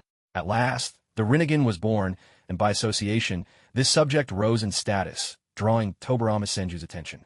Finally, it was transferred to another experiment on bloodline fusion, stuffed with all sorts of strange cells from other clans. Now, everything is muddled together, still under observation, with no telling what it might eventually become. However, Tobarama Senju felt it was thriving so well that it must be something valuable, so he injected an inhibitor and kept it temporarily, planning to study it further when he had more time. One really had to admire its spirit. It was like the model worker of the scientific world, dutifully running alongside every experiment. Finally, after enduring countless tests, it rose to prominence and became Tobarama Senju's main experimental subject, a truly moving story in the world of artificial humans. It radiated an immense life force that was quite captivating. Though it hadn't yet taken on a human form, the vibrant energy it exuded was unmistakable. If nurtured properly, it could become an excellent alternate identity. Not bad at all. Now it belongs to me. This was an artificial being, cultivated by Tobarama Senju and born in the laboratory. A successful product of bloodline fusion. From the very beginning, it possessed the eyes of the Sage of Six Paths, and having grown up in Konoha, it was loyal and trustworthy. It was perfect for keeping an eye on Hiruzen Sarutobi and Danzo Shimura within a village. If those two ever strayed onto the wrong path and disrupted the village that we, the predecessors, had worked so hard to build, well, I could always toss them into the Shinigami stomach and let them duke it out there. I attached a consciousness clone to it, redeemed some growth-accelerating items from the system store, nurtured the cells before me into the form of an infant, and implanted Uchiha Ichiro's pair of Rinnegan eyes. However, compared to a human, it seemed more akin to a unique life form like White Zetsu or a would-release clone. No matter. After all, being human can get a bit dull. Why not try being something else? It's always good to diversify one's alternate identities. With this, there shouldn't be any major issues in Konoha. On the political front, Hiruzen Tsurutobi and Danzo Shimura were holding things together, with Kohir Utatane and Hamura Mitokado ready to assist. In terms of power, Kagami Uchiha had just awakened his Mangekyo, his strength soaring, and both Momoka, Senju, and Torikei Zakimichi stood as strong allies. All other matters had long since been settled. During my obsession with running mini-games, I'd completed all the foundational work that could be done. There was nothing left to worry about. Now, it was time to shift my focus to the shadowy organization. After confirming that Black Zetsu's marker in the system had indeed fled without a backward glance, Ichiro Watanabe's spirit drifted straight through the wall and leisurely floated out of the village, passing by the training ground where Jiraiya and his 3 companions often practiced. Jiraiya wasn't there. He usually spent his mornings training at Mount Myaboku, then joined the others in the afternoon. So right now, it was just Orochimaru, Tsunade, and Dan Kato all diligently practicing together. Dan Kato hesitated mid-punch, a subtle feeling of being watched lingering in his mind. Strange. Was there some senior secretly observing their training? He glanced around the area, then shook his head. This didn't feel quite like being watched. Besides, in terms of sensory ability, he was just a notch below Orochimaru, but Orochimaru showed no reaction at all, so perhaps it wasn't a gaze that was upon them. This sensation felt even more subtle and elusive, almost as if a sudden flash of inspiration struck him. He remembered how, back when he tried to save Mr. Ichiro, his spirit had entered the teacher's mind, forcibly steering the direction in which his body fell. And while he was fully focused on controlling the body, Mr. Ichiro's spirit lingered nearby, silently watching him. It was a delicate, almost imperceptible feeling of being observed. Yes, that was it, the unmistakable sense of being watched by a spirit. Could it be? He quickly greeted his 2 companions, and, seeing their puzzled expressions, activated the spirit manifestation technique. In the next instant, he saw the spirit of Ichiro Watanabe, standing on the edge of the training field, arms folded across his chest. Spirits could perceive one another, a fact that explained why Ichiro Watanabe had gone to such lengths to avoid the group whenever he changed his disguise. In appearance, this Uchiha Ichiro persona looked almost identical to the real Ichiro, save for the Sharingan eyes. His other disguises, however, bore no resemblance to his true self. Mr. Ichiro, teacher, Dan Kato called out in astonishment and delight. Teacher, you're awake? When did you learn the spirit manifestation technique too? Wait, no. Back when we first met, you spotted me right away. You must have mastered it long ago. He chattered away, cheerful and lively, choosing to ignore the creeping sense of unease welling up from deep inside. Why did you come find us in spirit form, teacher? Are you still recovering? Did the medical ninjas say when you'll be better? When he saw Ichiro Watanabe simply smiling at him without a word, Dan could no longer suppress the fear tightening in his chest. Teacher, you're going to be all right, aren't you? I'm sorry, done. This is goodbye. Teacher. Dan stared at Ichiro's spirit, unable to believe what he was hearing. The dread he'd tried to bury now surged to the surface, undeniable. I don't know why I'm still able to walk the earth, but the truth is, I'm already dead. A soul lingering after death. Such things did happen, though Dan had never witnessed it himself. Still, he'd read accounts in ancient texts. But you seem fine this morning. I asked the nurse, and she said you'd be better soon. Surely she wasn't implying that, once someone dies, all their problems are solved? Not everyone is as twisted as Orochimaru. They wouldn't make a joke that dark, right? No. An enemy invaded the village. I died of exhaustion in that battle. Ichiro Watanabe shook his head. Those nurses truly had no idea of his real condition. He'd had them transferred simply to reassure any visitors. He'd intended to keep his death a secret, hoping that time would gently ease the pain, sparing the children too much grief. A small precaution, nothing more. But who could have predicted that Tobarama Senju would die as well? With both of the village's leaders gone, there was no way to keep it hidden any longer. Long pain is worse than short pain. It's better to be direct. They had just recently suffered together, so while their hearts were still raw, it was best to let the hurt wash over them once more and then move forward. Why'd it have to turn out this way? Teacher. Kato Dan's tears gushed out in an instant, and his head of blue hair drooped as though all its spirit had drained away. Don't be sad. I have a task for you, the teacher said. Yes, teacher, please, Kato Dan choked out between sobs, wiping at his eyes. First, I want you to deliver my message to Tsunade and the others. Encourage them to stay strong. Can you do that for me? I can, he replied. Next, there is a child in Tobarama Sensei's laboratory. Before I died, to prevent my eyes from falling into enemy hands, I used a secret technique to transfer them to him. Could I ask you to look after him? No problem, Kato Dan promised. Finally, take care of yourself. Your spirit transformation technique has serious flaws. Do not use it lightly. Understood. And also, when you encounter an enemy you cannot defeat, surrendering can sometimes be the wisest way to retreat and regroup. Kato Dan didn't quite understand, but he nodded all the same. Go back now.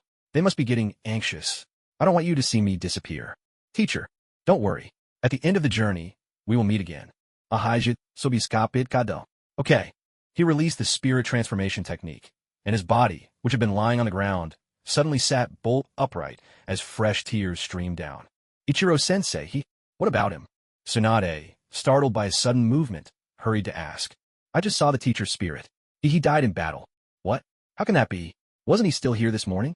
Just as Kato Dan began to explain, the ANBU arrived. As one of the last remaining relatives of the solitary Senju Tobarama, Tsunade had the right to be informed first of his death. Orochimaru, tagging along with Tsunade, also learned of Uchiha Ichiro's passing, which made him realize the truth in Kato Dan's words. They accepted the reality, their faces etched with complicated emotions. Death is only a matter of time. In the end, everyone will find rest in the Pure Land. Acknowledge it, accept it, and then, under the constant shadow of its approach, learn to cherish every moment you have. That is enough. For the sake of convenience, the funerals of Senju Tobarama and Uchiha Ichiro were held at the same time and place. There's little need to dwell on the ceremony itself. It was much like Hashirama Senju's funeral. However, it was clear that neither of them had forged as deep a bond with the common folk as Hashirama once had.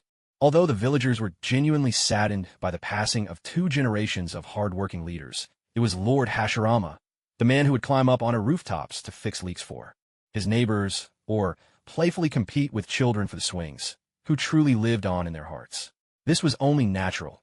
After all, it's difficult for most to surpass such a presence. Still, there was one matter worth mentioning. At the funeral, Hiruzen Sarutobi, as the candidate for the 3rd Hokage, formally declared war on Black Zetsu. From this day forward, Black Zetsu is the mortal enemy of the Hidden Leaf. A nationwide manhunt is hereby ordered. Any ninja on a mission who encounters anything or anyone connected to Black Zetsu may abandon their original task without consequence. Gathering intelligence on Black Zetsu takes top priority.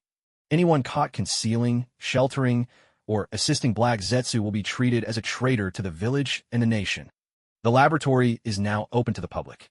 Each year, those with scientific talent will be selected to join a dedicated research team, focusing solely on Black Zetsu. To sum up Hiruzen's lengthy speech, the Hidden Leaf will stop at nothing to eliminate Black Zetsu. Standing behind him were Kagami Uchiha, the newly appointed head of the Uchiha clan, Momoka Senju, the new leader of the Senju clan, and Mito Uzumaki, the 2nd Hokage's kin. Each radiated a chilling intent to kill. Far away in the land of lightning, Ichiro Watanabe lounged around, wearing a disguise that included a pair of Mangekyo Sharingan belonging to Uchiha Onoka and adopting the moniker Lord Dark. He stretched lazily. Things haven't been going well lately. It seems other nations have wised up. Once their spies, secret agents, or undercover operatives are sent our way, they never return. They've stopped sending people altogether. This won't do. If you all stop sending spies, how is our dark organization supposed to grow stronger? How are we going to expand our influence? I'll have to think of a way to provoke them. Let me see.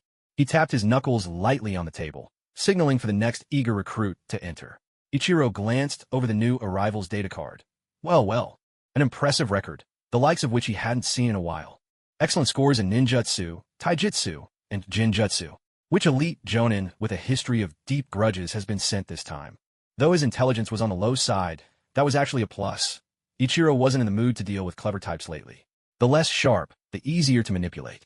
Let's see, 5 hearts? That's remarkable. Most people couldn't pull that off. Wait a minute. With so many new members joining lately, Ichiro had stopped bothering to read their names. Now he glanced back at the name field, and 2 large characters jumped out at him. Kakuzu. Perfect. Isn't this the notorious super grudge holder from the Akatsuki, famed for his money-making skills? I was planning to go out and capture this guy myself, but he just walked right into my lap. Ichiro perked up, then checked Kakuzu's loyalty requirements. 3 conditions, all very much in character for him. You're one of the rare few bold enough to try and kill me. Who sent you? My lord, I don't understand what you're talking about. I'm just an ordinary person. Kakuzu grew tense. but his professional training kept him from giving anything away. Watanabe Ichiro waved his hand, and one of his subordinates slid a scroll across the table. This is a welcome gift from the Dark Organization. Here's 100 million. Take it and have some fun. With another wave, a second subordinate pushed forward a second scroll. This is 1 ton of gold, your second welcome gift. Watanabe Ichiro gestured again, and his men carefully placed a hefty chest before him, opening it with great reverence. This is chakra metal, always in high demand and fetching a steep price. There's not much, just about 10 pounds. Use it as you see fit. Watanabe Ichiro crossed his hands beneath his chin. Now, can you tell me who your employer is? Oh, and no need to introduce yourself, I don't care. The sweat was visibly beading on Kakuzu's face, ruining the facade of an ordinary man. I can't say it, my professional ethics. I can't accept such precious gifts, I really can't. Wait, my hand's moving on its own. I'm reaching out. I can't help myself. This is money. Real money. To hell with professional ethics. With no further hesitation, Kakuzu scooped up all 3 welcome gifts, his loyalty instantly secured. It's the subordinates of the Gold and Silver Brothers. They hired me for this job. The treasures felt almost scalding in his hands, so he added quickly, My lord, do you want me to kill them all? I'll do it for free this time. The Gold and Silver Brothers men? So it was them. Makes sense, really. Ever since the Gold and Silver Brothers fell in that battle, their followers were left in total disarray. First, those who stayed behind were wiped out by Black Zetsu. Then, the Dark Organization picked off the rest using less than honorable methods, bringing them under control one by one. Still, it's possible a few die-hard loyalists managed to escape. The only surprise is how much money they have left, enough to hire Kakuzu, apparently. I wonder how many kidneys they had to sell. But perhaps it's for the best. After all these twists and turns, they've delivered Kakuzu straight to my, let's call it a den of wolves. No, a splendid organization that truly values its people. Congratulations, Kakuzu. You found your paradise. A boss like me, who doesn't keep an eye on his subordinates' wallets and throws money around with abandon, is a once-in-a-lifetime rarity in the shinobi world. Our Dark Organization is nothing like that heartless Akatsuki. We never make our people pay for their own explosive tags. As for why Watanabe Ichiro is so rich, let's just say that once you strip money of its value as currency, it's just paper. And in the system shop, a single point can buy you more than you could ever need. As for inflation and the like, as long as the Dark Organization doesn't collapse from within, there's nothing to worry about. And as for the mass production and circulation of currency, flooding foreign markets, and smashing their economies to pieces, after witnessing this method of shifting crises time and again, it's only natural to start using it oneself. Besides, isn't this just another way to get a handle on other country strategies?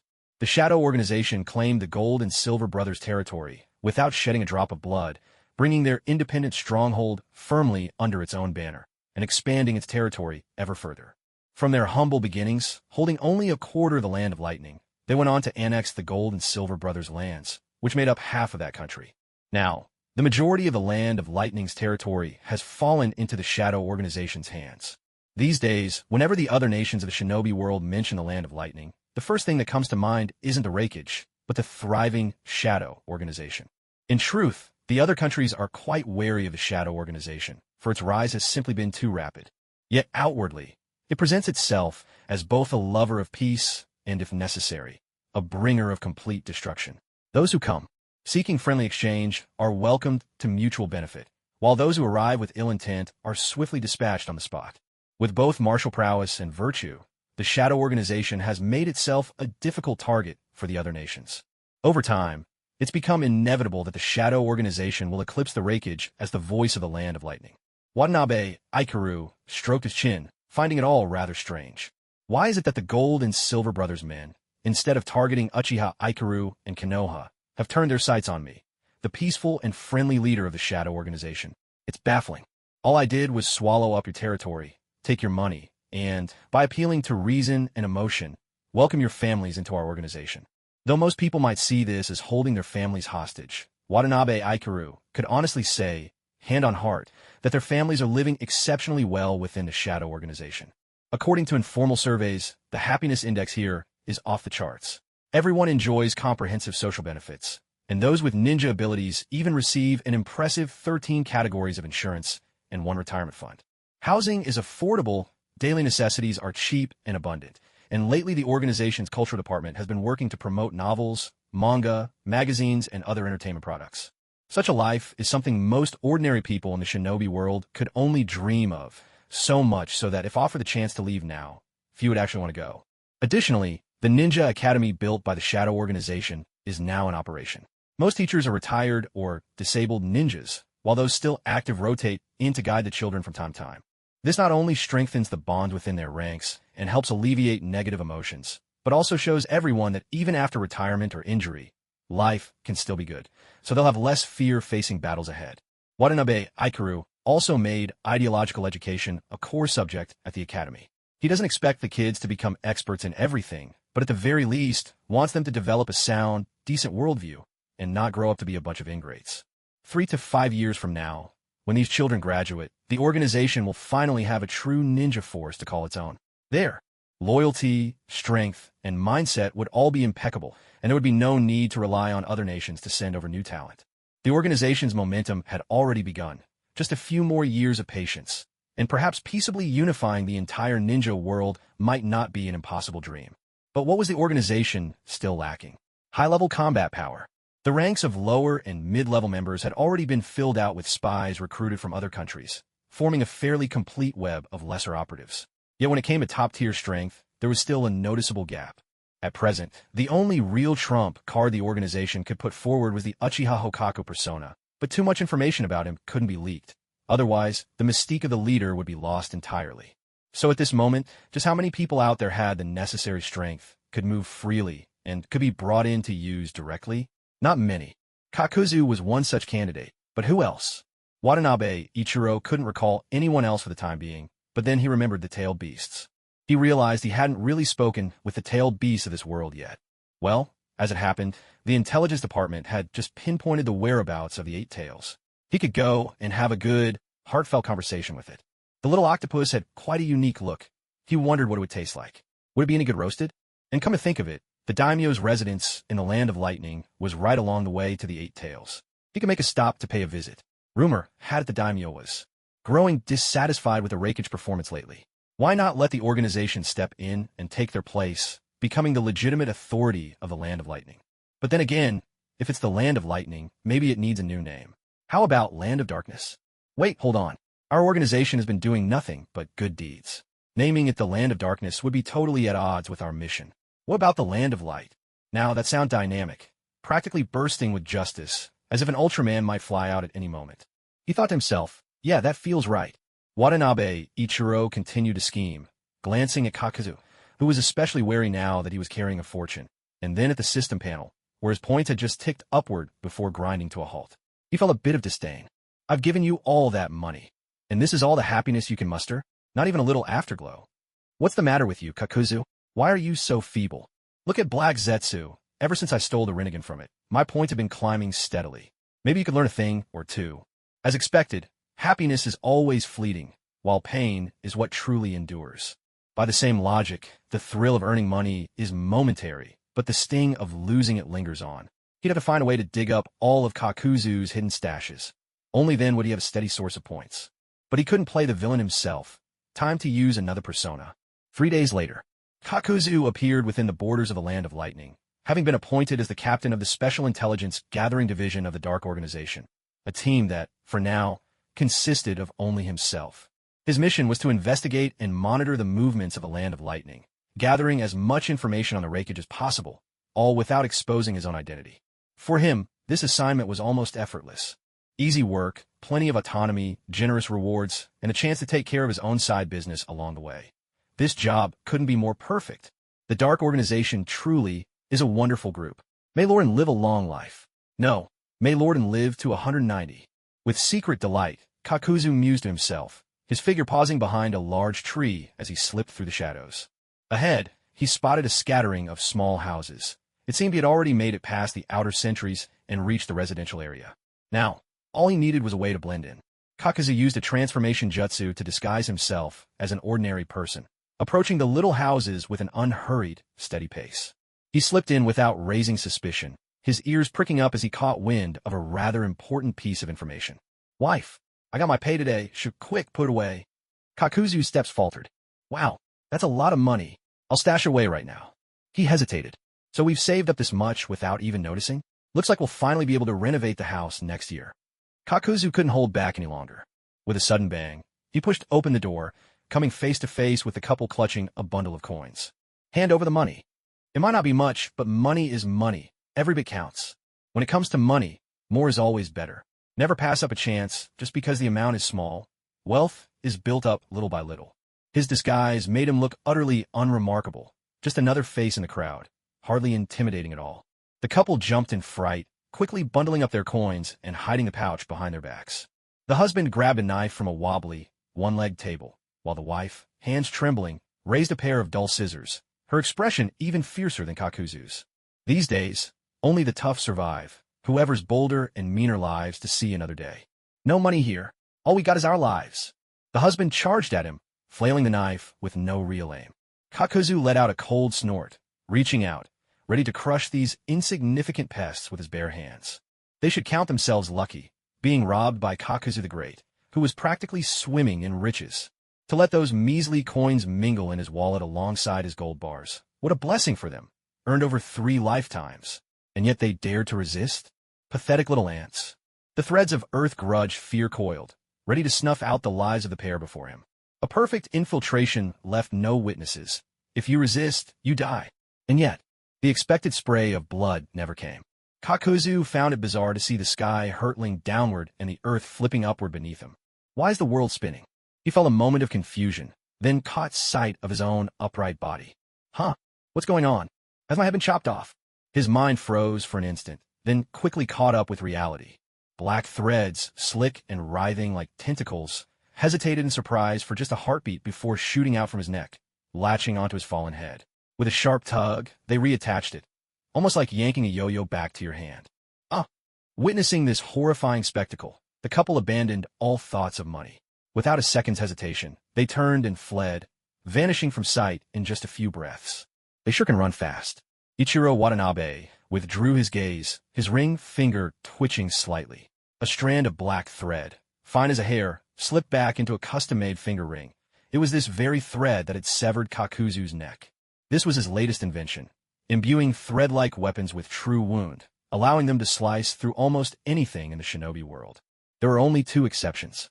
First, if the object possessed the 6 paths attribute and a hefty health bar, it required some effort to break. The second exception, if he chose to hold back.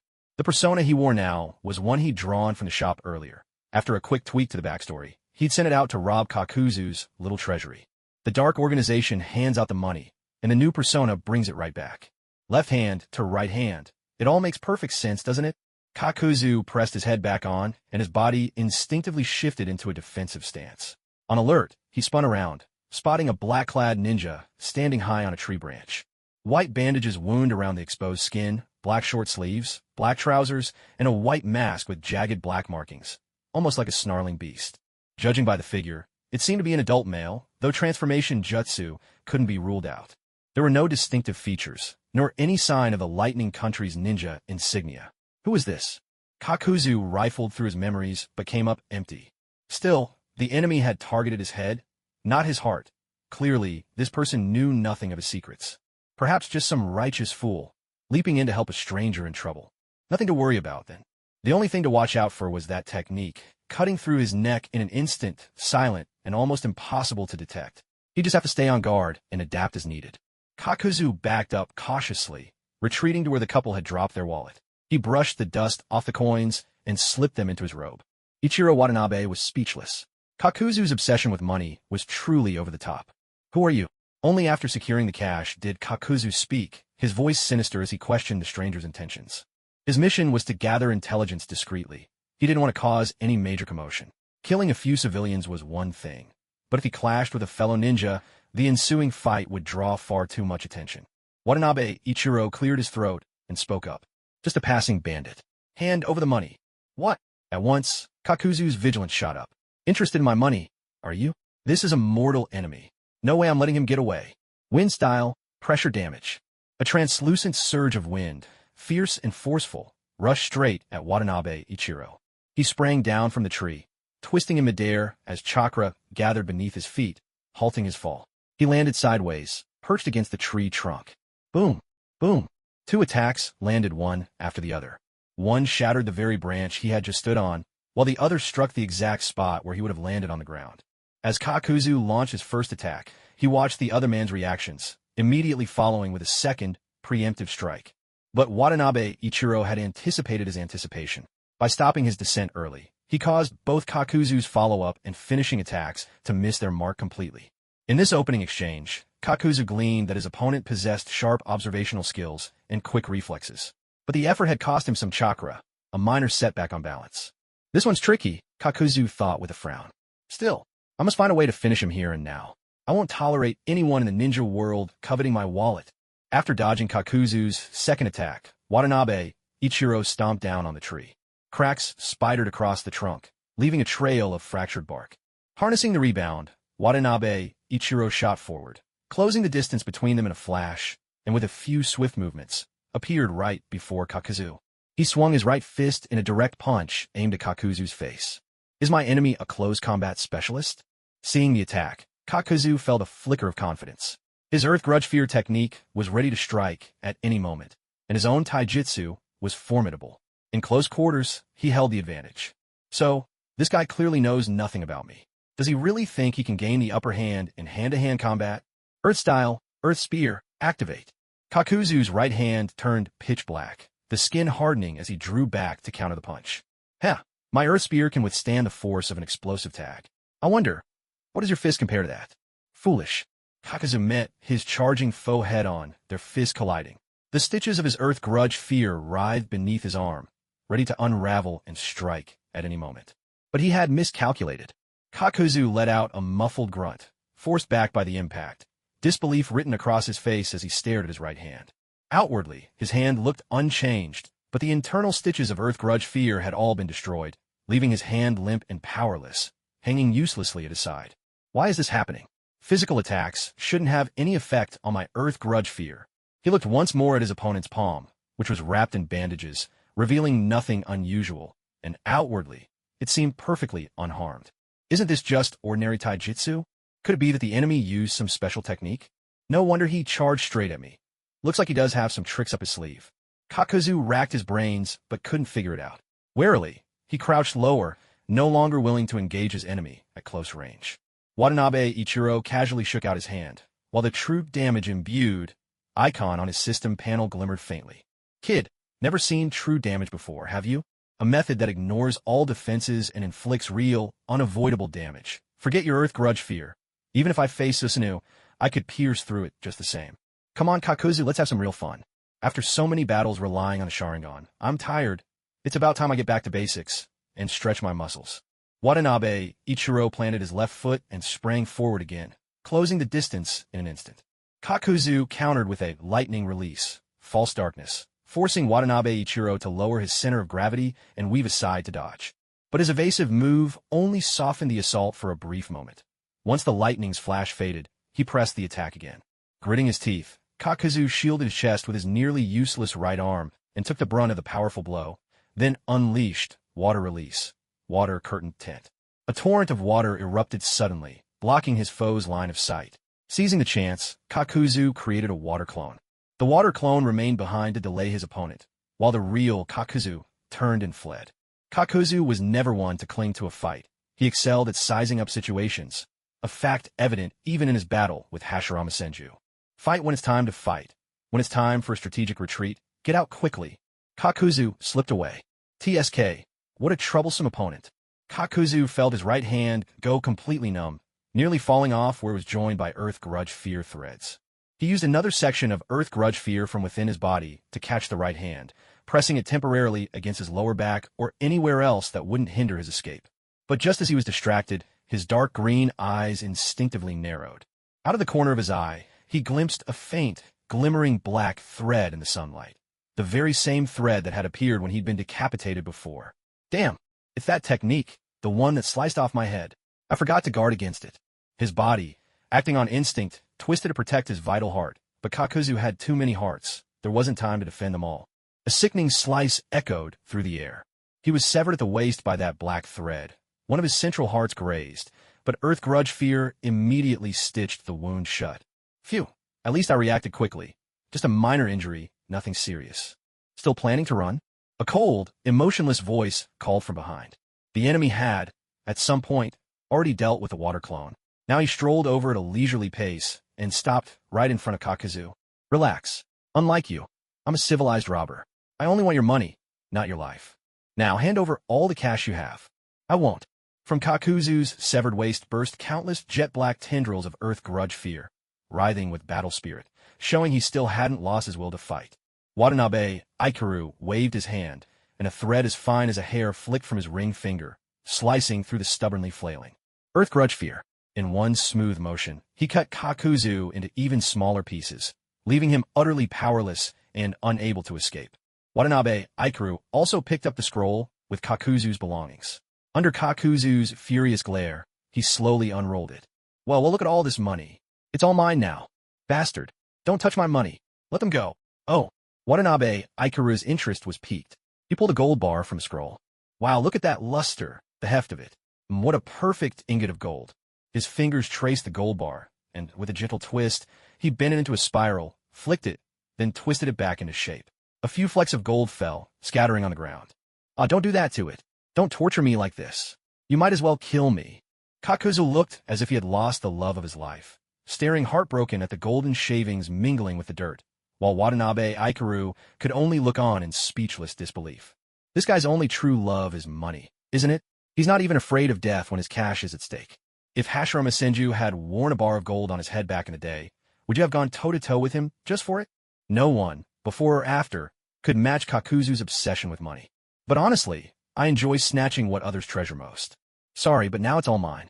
Watanabe Ikaru leisurely tucked the scroll into his ninja tool pouch, sensing something was off about the total amount inside. He pressed his hand lightly on the twisted gold bar, then tossed it back to Kakuzu as if granting him charity. I'm a man of my word. I said I only rob, not kill. Always leave a way out for others. Who knows when we'll meet again. Here, I left you a piece. Thanks for your wallet. Looks like I can live in style for a while. I'll be looking forward to our next encounter. Watanabe Ikaru's muffled laughter rumbled out from behind his mask, sounding to Kakuzu's ears like the whisper of a devil. Please, just don't ever come after me again. I give up my freshly acquired dark organization initiation gift. My fortune, my money, my gold, my chakra metals. I didn't even get to warm them up. Kakuzu clung to the remaining chunk of gold in his hand, on the verge of tears. Watching his enemy actually let him go, he wasted no time. He desperately forced his body back together and staggered away, fleeing into the distance. Fortunately, I've always liked to have a backup plan. I never carry all my valuables with me, so there's still some gold stashed away in my little treasury. Carefully cradling the last gold bar he had left, he felt a hot tear slide down his cheek. With both his body and spirit battered, Kakuzu made his escape, clutching that solitary gold bar tightly to his chest as he fled all the way back to the shadowy organization and disappeared within its depths. He wandered the orderly streets inside the organization, utterly dejected, mentally tallying up the losses from his trip. To sum it up in one sentence, he lost a fortune. Kakuzu grumbled to himself, feeling a pang of heartache. He hurried along the street and knocked on the door of the organization's highest office. Come in. The voice came through the door, muffled and low. He pushed open the not-so-heavy door, and even through his mask, the bitterness on his face was plain to see. Sit down, Kaku. What's happened to you? Are you hurt? The leader looked the same as ever, clad in a black robe and wearing a mask. He set aside the paperwork in front of him and tilted his masked face upward. Kakuzu felt scrutinized from head to toe, as if the leader could see right through him. The discomfort had barely begun to rise when, instead, gentle concern filled the air, wrapping around him like a warm blanket. For the first time in ages, Kakuzu felt a flicker of warmth in his heart. Ever since he defected, everyone in the shinobi world had either wanted him dead or only used him as a hired hand, bound by nothing but profit. But now, before he'd even reported on the mission, the leader was already worried about his well-being. It seemed that, aside from being wealthy, the leader was actually a good person too. In this turbulent, storm-tossed world, only this dear organization could offer him a shred of warmth. My lord, I'm sorry. The mission failed. I ran into a formidable enemy in the land of lightning. Watanabe Ichiro had already shed his robber persona from his recent excursion and neatly recalled all the details. Seeing Kakuzu's loyalty had just gone up a notch, he waved his hand reassuringly. It's fine. A failed mission is just a failed mission. I'm just glad you're all right. Go to the hospital and get treated first. Take a good rest. You can submit your report in writing later. You've had a tough journey this time. Don't forget to stop by logistics for your travel allowance, medical nutrition subsidy, and meal compensation. And another thing, make sure you use the best medicine we have. Here, in our organization, medical expenses are fully covered. Don't try to save me any money. Kakuzu sat there stiffly, silent on the surface, but inside, his loyalty soared to new heights. Ah, what a rare, peerless, truly good person. Lord Umbu, I'll be your dog if you want. Noticing Kakuzu's gaze growing ever more heated and peculiar, Watanabe Ichiro quickly sent him on his way.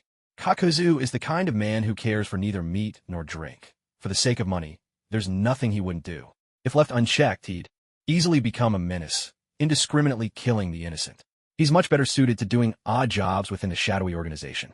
Isn't his Earth Grudge Fear technique, with its versatility and multiple attributes, just perfect for infrastructure work? Wind style for clearing debris, fire style for land clearing and heating, lightning style for power generation, earth style for laying foundations and construction, water style for channeling underground water for irrigation. One man accomplishing the work of five. As long as the pay is right, there's no doubt Kakuzu could become the greatest infrastructure worker of all time. With this arrangement, the organization would have a steady Kaga-level powerhouse on standby, making their security much more reliable. But before that, sensing that the gold bar he'd marked on Kakuzu was moving outside the organization, Ichiro Watanabe once again put on his robber disguise to target Kakuzu. I knew this guy had more hidden away. Those earlier hauls just didn't add up. Watanabe had marked that gold bar earlier and asked the system to keep an eye on it. Now, with its location outside the organization, it was clear Kakuzu still didn't fully trust the friendly folks at Shadow. That just won't do.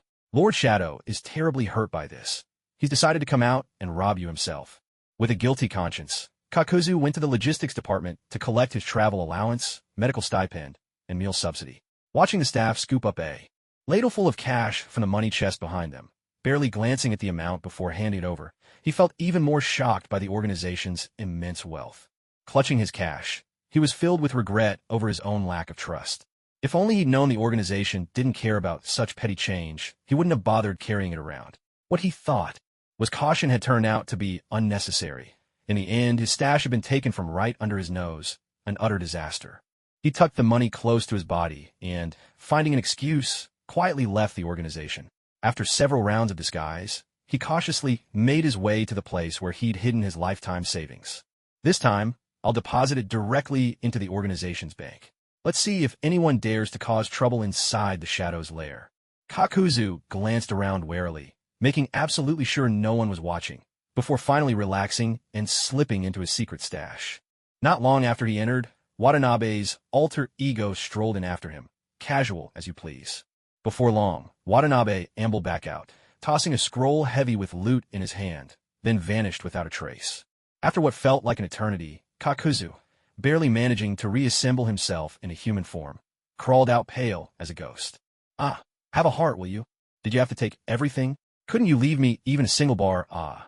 In the blink of an eye, Kakuzu's assets plummeted from among the top 10 in the shinobi world to nothing at all. He'd been cleaned out. What a pitiful soul. Back at the organization, Ichiro Watanabe glanced at the steadily rising points on his panel and nodded in satisfaction. Kakuzu felt as if he had lost all purpose in life, as though the very meaning of his existence had evaporated. Once again, he drifted aimlessly through the shadows of the secret organization, haunted by the eerie sense that this scene had played out not long ago. Gone. Everything was gone. Absolutely nothing remained. This time, it wasn't just the welcome gift from the organization that had vanished, but also the hard-earned savings he'd accumulated over so many years. Not a single coin left, everything wiped clean. That wretched, damned thief. Not only had he been chopped up into pieces again, but all his money had been stolen as well. Hey there, Honorable Ninja. We're about to launch the 7th phase of our city construction project. Would you be interested in joining us? What kind of ridiculous project is that? We pay $300 an hour. I'm in. Thanks to Watanabe Ichiro's deliberate arrangements, Kakuzu was recruited into the secret organization's 7th infrastructure project, where he began to pour in his time and energy, working overtime on the organization's construction efforts. Ever since this formidable man, master of the Earth Grudge Fear, joined the crew, the pace of the entire operation visibly accelerated by several times. Much to the frustration of his fellow workers, Kakuzu was a relentless overachiever, always working overtime from dawn till midnight, more enthusiastic than even the foreman himself. Why waste your life sleeping? You'll have all the time you want to rest once you're dead. That was the catchphrase of the organization's most notorious workaholic. He didn't just outwork batch after batch of laborers. Eventually, he even volunteered to take on all projects after the 8th phase single-handedly, becoming the most legendary foreman since Hashirama Senju. As for all the money Kakuzu earned, he ended up depositing it right back into the organization's bank, never spending a dime. In effect, Watanabe Ichiro got all that labor for free. But that's a trivial matter, hardly worth mentioning. While Kakuzu was busy overseeing the construction boom within the organization, Watanabe Ichiro led a group of spies and undercover agents sent by the Land of Lightning out of the organization's territory. His right-hand man was none other than the very first spy from the Land of Lightning, Lurinjia. It must be said, this guy was truly a master of intelligence gathering. He seemed to know a bit about every country's secrets, and when it came to his own homeland, he could recite every detail by heart. Once his loyalty had been fully earned, he spilled everything like beans from a bamboo tube. Mind you, he did this of his own accord. It had nothing to do with Watanabe Ichiro's influence, and certainly nothing to do with the fact that he'd managed to win over that voluptuous, youthful girl, marry her in a flash, and soon welcomed a baby into the world. Now, a new father, Lurinjia, seemed even more scatterbrained than before, unable to go 3 sentences without mentioning his wife or child.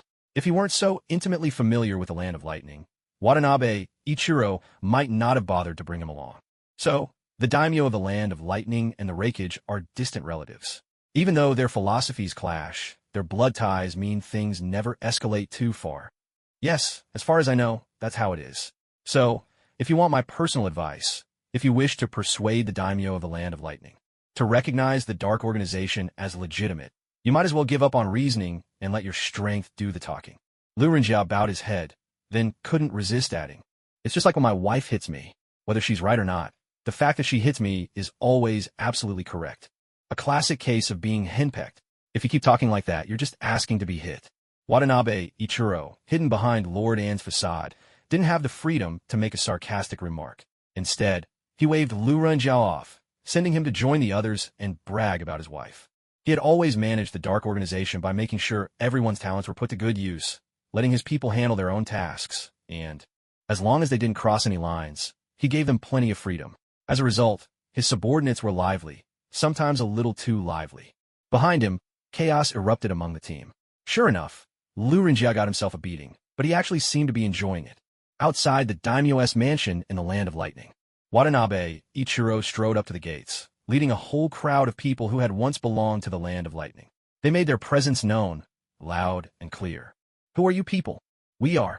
Drawing out his words with a dramatic flair, Watanabe Ichiro raised his aura, fingers pressing against his mask, ready to unleash an impressively grand introduction, the debut of the Dark Organization to the world. But before he could speak, Lurinjia blurted out, "Make way, the Dark Organization has arrived." For a moment, an awkward silence settled over the scene. Watanabe Ichiro's grip tightened on his mask, accidentally cracking off a corner. "Hold on, don't be so exuberant. Think about our image. You're about to single-handedly ruin the reputation of the Dark Organization on its very first appearance. I thought I'd raised a pack of wolves. Turns out, they're a bunch of huskies." Watanabe Ichiro swore he'd never experienced this kind of second-hand embarrassment. Standing in front of his team, his toes curled so hard it felt like he'd scrape a hole through the ground. "I spent so long crafting the Dark Organization's grand entrance. Have I spoiled them too much? Maybe I should just bury the lot of them and start over." Watanabe Ichiro reflected in earnest. Unable to hold back any longer, the Susanoo armor surged out around him. He would reclaim his dignity with absolute strength. Secrecy? When it comes to pride, that's not even worth mentioning. A golden giant rose up from the earth, towering over the guards of the Land of Lightning, casting a massive shadow over them. "Gentlemen, blades know no mercy. I suggest you step aside. Don't overestimate yourselves." His black robe billowed, though there was no wind. The mask on Watanabe Ichiro's face split in half, revealing a pair of blood-red eyes, the Mangekyo Sharingan of Uchiha Hano. A metallic clatter rang out, loud and clear on the silent battlefield as weapons slipped from trembling hands. After the first sound rang out, it seemed to trigger a chain reaction. Weapon after weapon clattered to the ground, the noise coming in an endless stream. The guards swallowed nervously, their bodies instinctively trembling with fear. Weapons slipped from their hands and fell in a heap. Whatever fighting spirit they had was now completely gone. "Good, at least I've salvaged a bit of dignity, or so it seems." Watanabe Ichiro let out a breath. Forcing himself to ignore the enthusiastic shouts of "Dark Lord is amazing" from his subordinates behind him. He met the eyes of the guards atop the city wall and compelled them to open the gates. His men filed in one after another. Familiar with the Land of Lightning, they knew exactly what defensive measures to expect, as well as whom it would be worthwhile to win over. There was hardly any real resistance. Watanabe Ichiro took control of the daimyo's residence in the Land of Lightning almost immediately, changed the banners, and declared it a new branch of the Dark Organization. This wasn't quite how Watanabe Ichiro had imagined things. His original plan was to gradually advance through intimidation and negotiation, establishing an image of absolute, peaceful authority. It would have been more troublesome, but at least the name would sound better. But so be it. The process was too tedious, and after a moment of awkwardness, Watanabe Ichiro lost interest in slow maneuvering. He moved swiftly and decisively. Within half a day, everything was settled. The daimyo of the Land of Lightning was forced to recognize the legitimacy of the Dark Organization. Meanwhile, the ordinary citizens found themselves completely dazzled by the organization's overwhelming wealth and generosity. Members of the Dark Organization went straight into people's homes, found a residence, and announced, "This city now belongs to the Dark Organization. You have two choices: refuse our offer and become a wandering outcast, or accept 100,000 coins and become one of our people." Anyone with a shred of sense knew there was only one real option. Though bewildered by the turn of events, most quietly took the oath and joined the Dark Organization, becoming part of Watanabe Ichiro's absolute command. As for the few stubborn ones, Watanabe Ichiro didn't make things difficult for them. He simply sent them away, leaving them to seek their own path. From that moment, the Dark Organization became the legitimate ruling body of the Land of Lightning, though their methods were less than honorable casualties. Among civilians and shinobi were so minimal they could be ignored. The transition was so smooth it barely caused a ripple. Almost a peaceful transfer of power. The other nations, upon hearing the news, each had their own thoughts, but so far, none had taken concrete action. However, the second Reikage was anything but calm when the news reached him. He could hardly eat or sleep, always feeling as though the Dark Organization was closing in, waiting for a chance to take his head.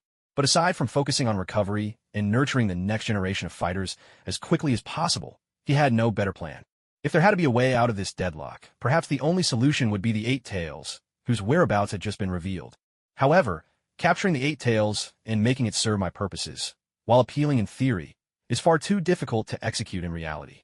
The risks involved are enormous, and the potential rewards may not justify the costs. What if, after paying such a steep price to capture it, the Eight Tails goes berserk the moment it enters the village, unleashing tailed beast bombs in the heart of our home? That would be the same as an old man tying a noose. Have I grown tired of living?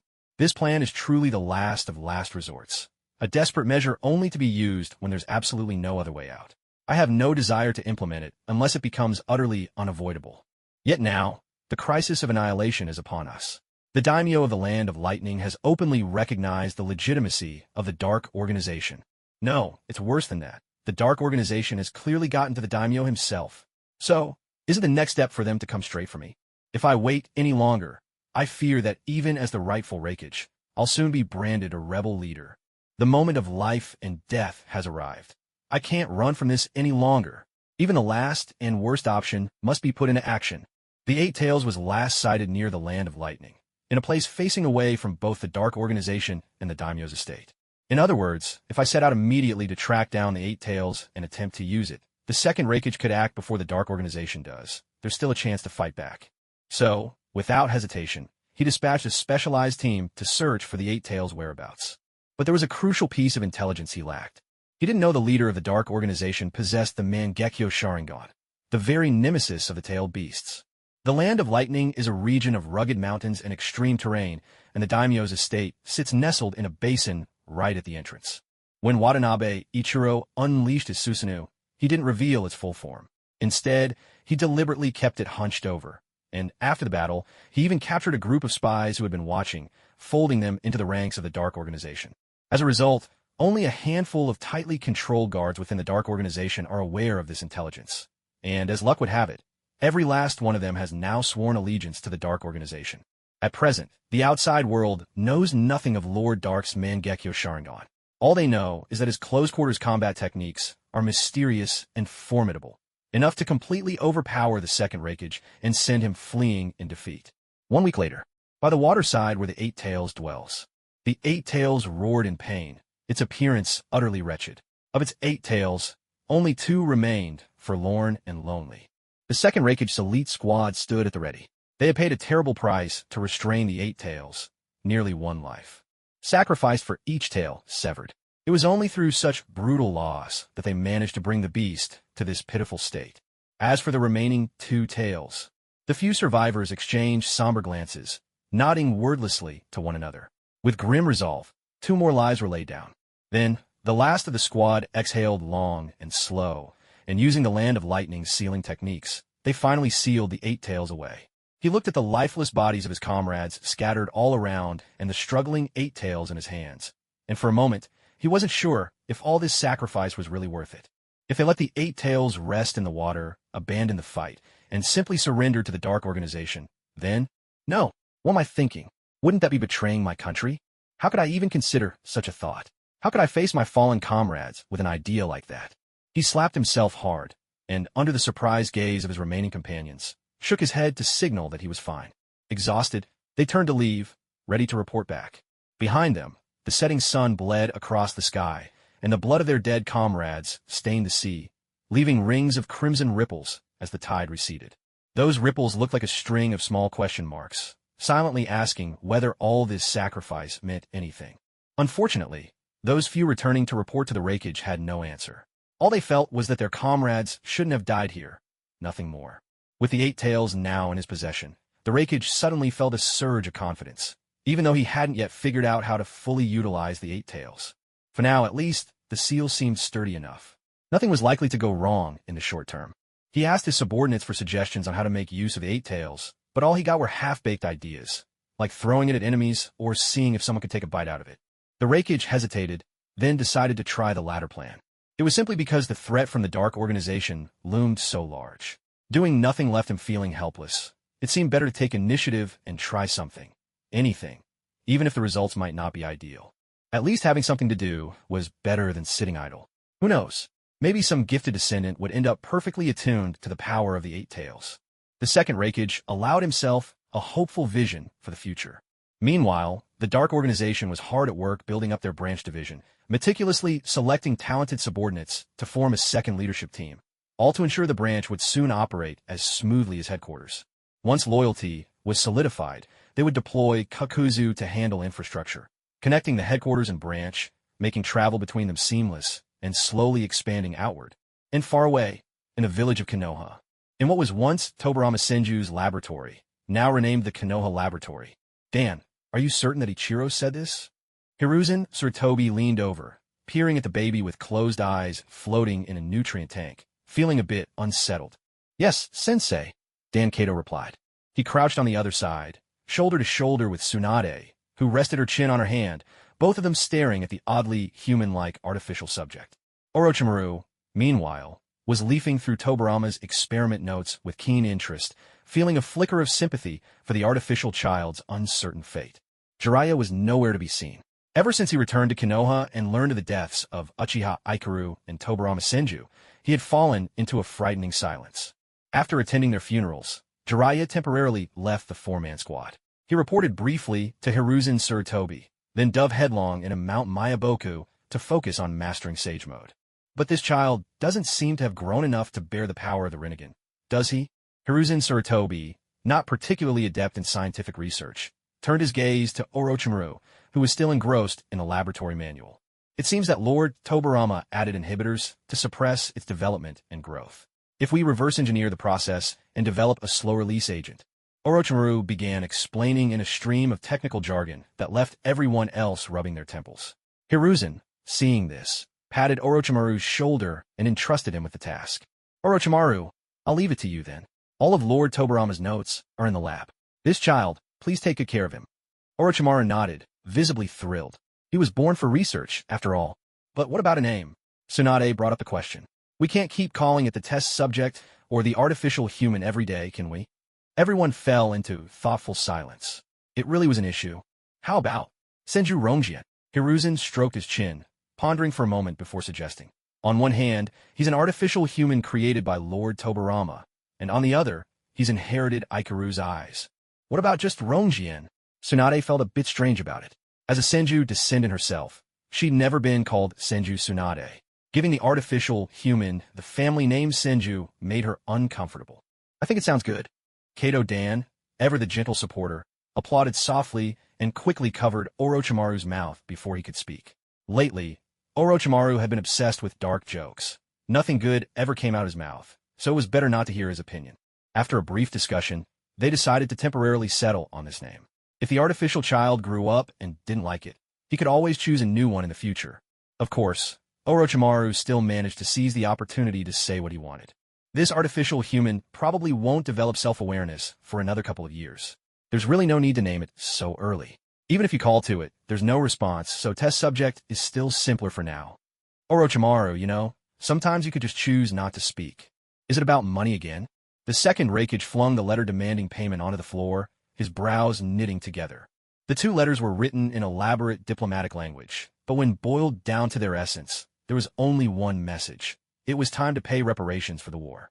But where did these reparations come from in the first place? To answer that, you'd have to go all the way back to the distant days of the first 5 Kage summit. At that time, Black Zetsu suddenly appeared. The second Hokage fell in battle, and after the enemy forces retreated, the other 4 nations saw Konoha's sharp decline in power and began to plot.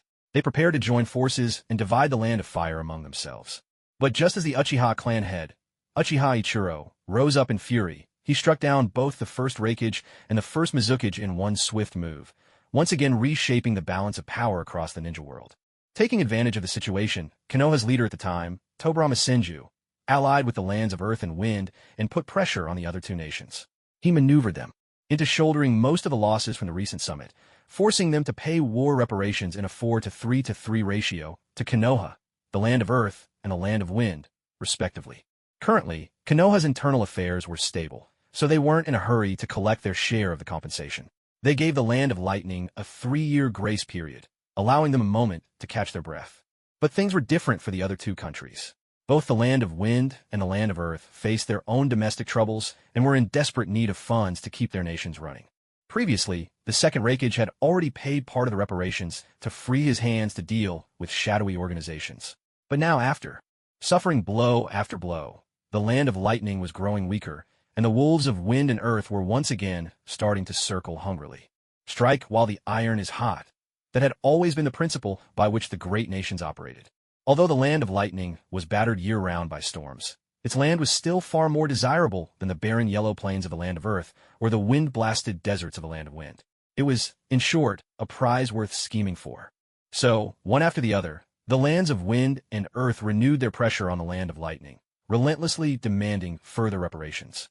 But the second Reikage understood all too well this was just a pretext to bully him. He couldn't give in to their demands. If he opened that door, nothing good would come of it. Instead, it would be like drawing blood in the water, attracting other nations to swarm in like sharks, each taking their bite until there was nothing left of the land of lightning. For now, the lands of fire and water had not made any moves, likely because they too were still recovering from their own wounds. But if the land of lightning were to be carved up, they would have no hesitation in joining the fray for a share of the spoils.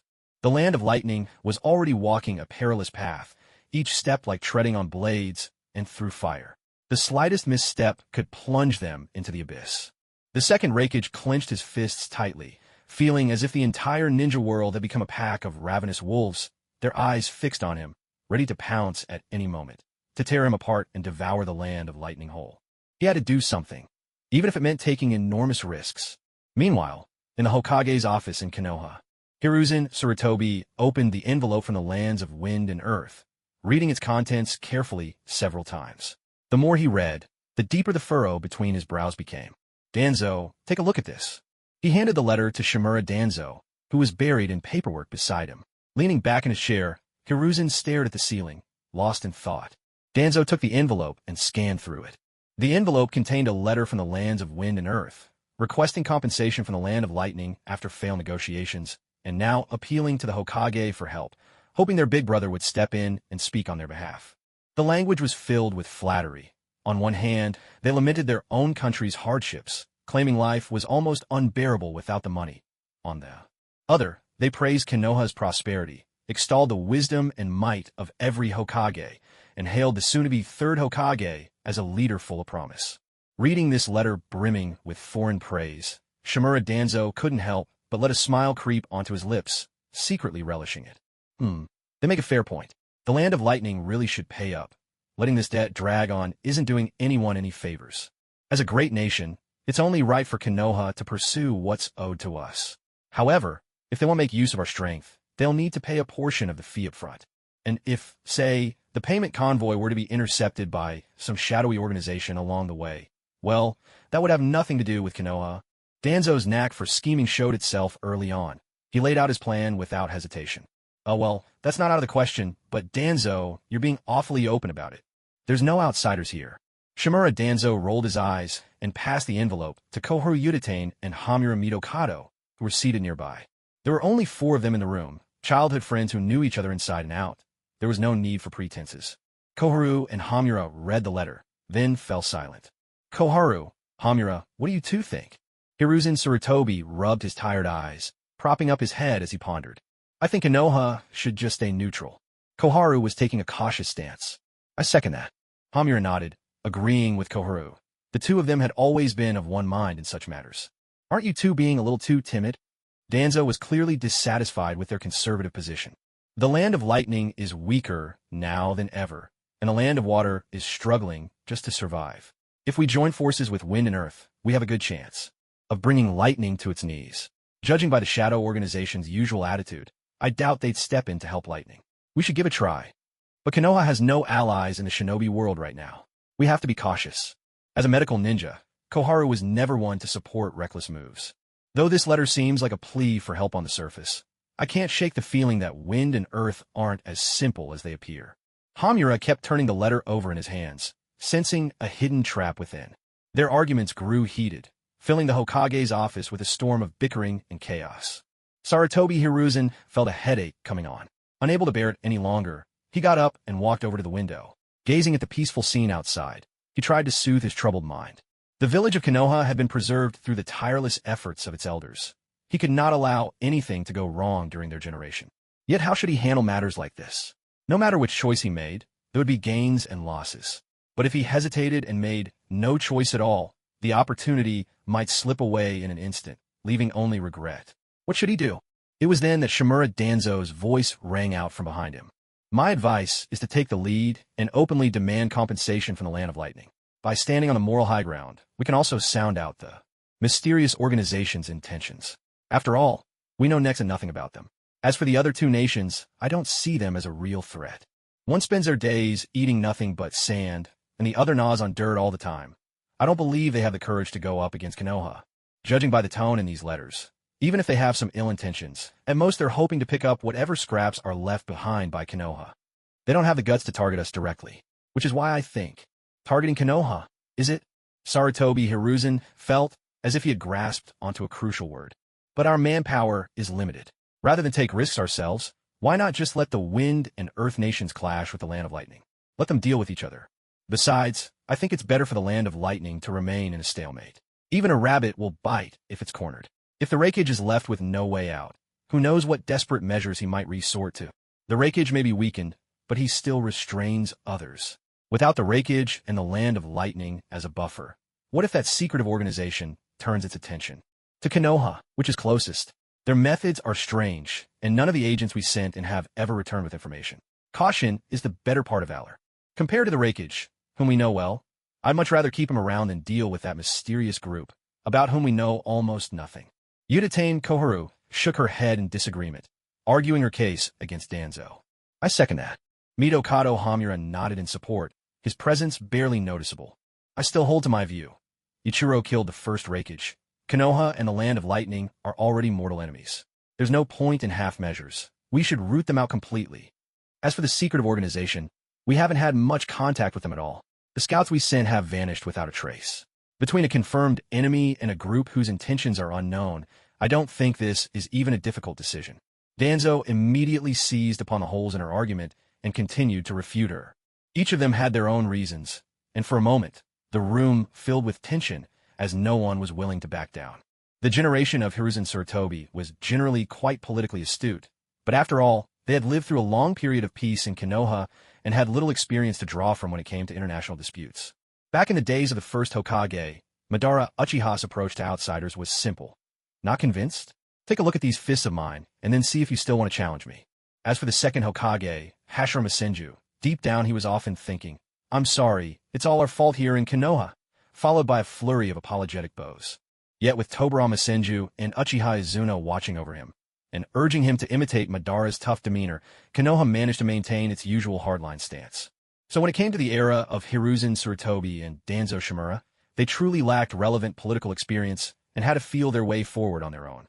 In terms of foreign policy, Hiruzen Sarutobi and Kohor Udatain preferred a more moderate approach. They knew all too well that Konoha was not what it once was, and there simply weren't many capable hands left to rely on. However, Danzo Shimura wanted to preserve Konoha's tradition of toughness. He believed that only by projecting strength and maintaining an intimidating presence could they keep other nations wary, making outsiders think that Konoha remained as powerful as it had always been, too formidable to provoke or restrict. This would buy them time for the next generation of shinobi to grow strong. Hiruzen Sarutobi remained silent, listening intently as the others debated, weighing his options.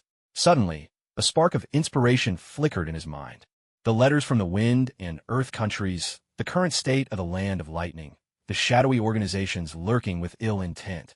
Amid this chaos, it felt as if some hidden danger was quietly sharpening its blade.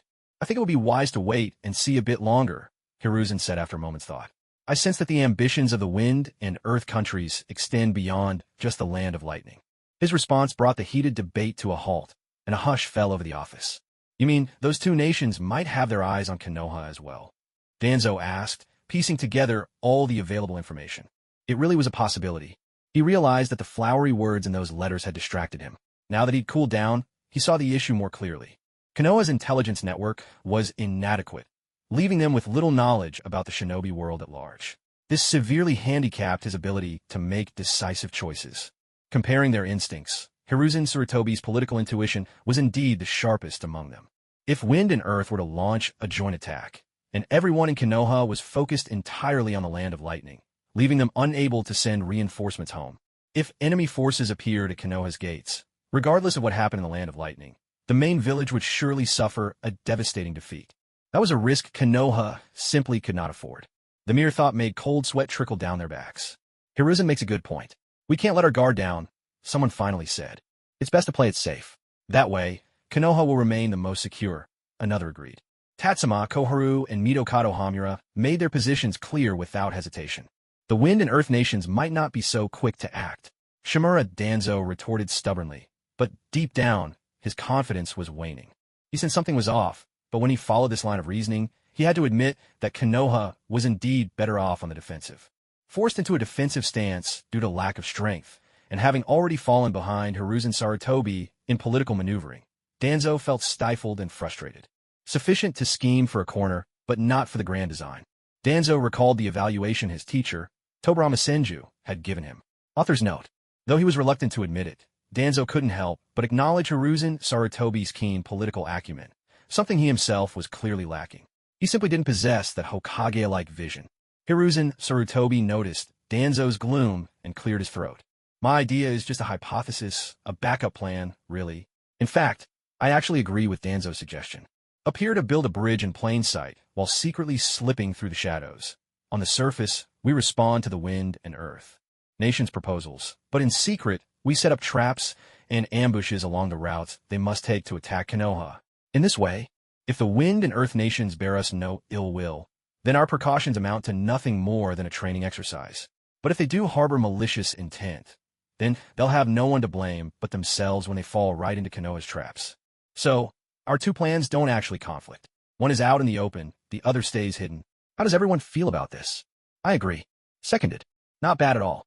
Thus came to an end the first meeting of Konoha's new leadership, with Hiruzen Sarutobi's political talents already beginning to show. The group continued to discuss the upcoming strategies and division of responsibilities.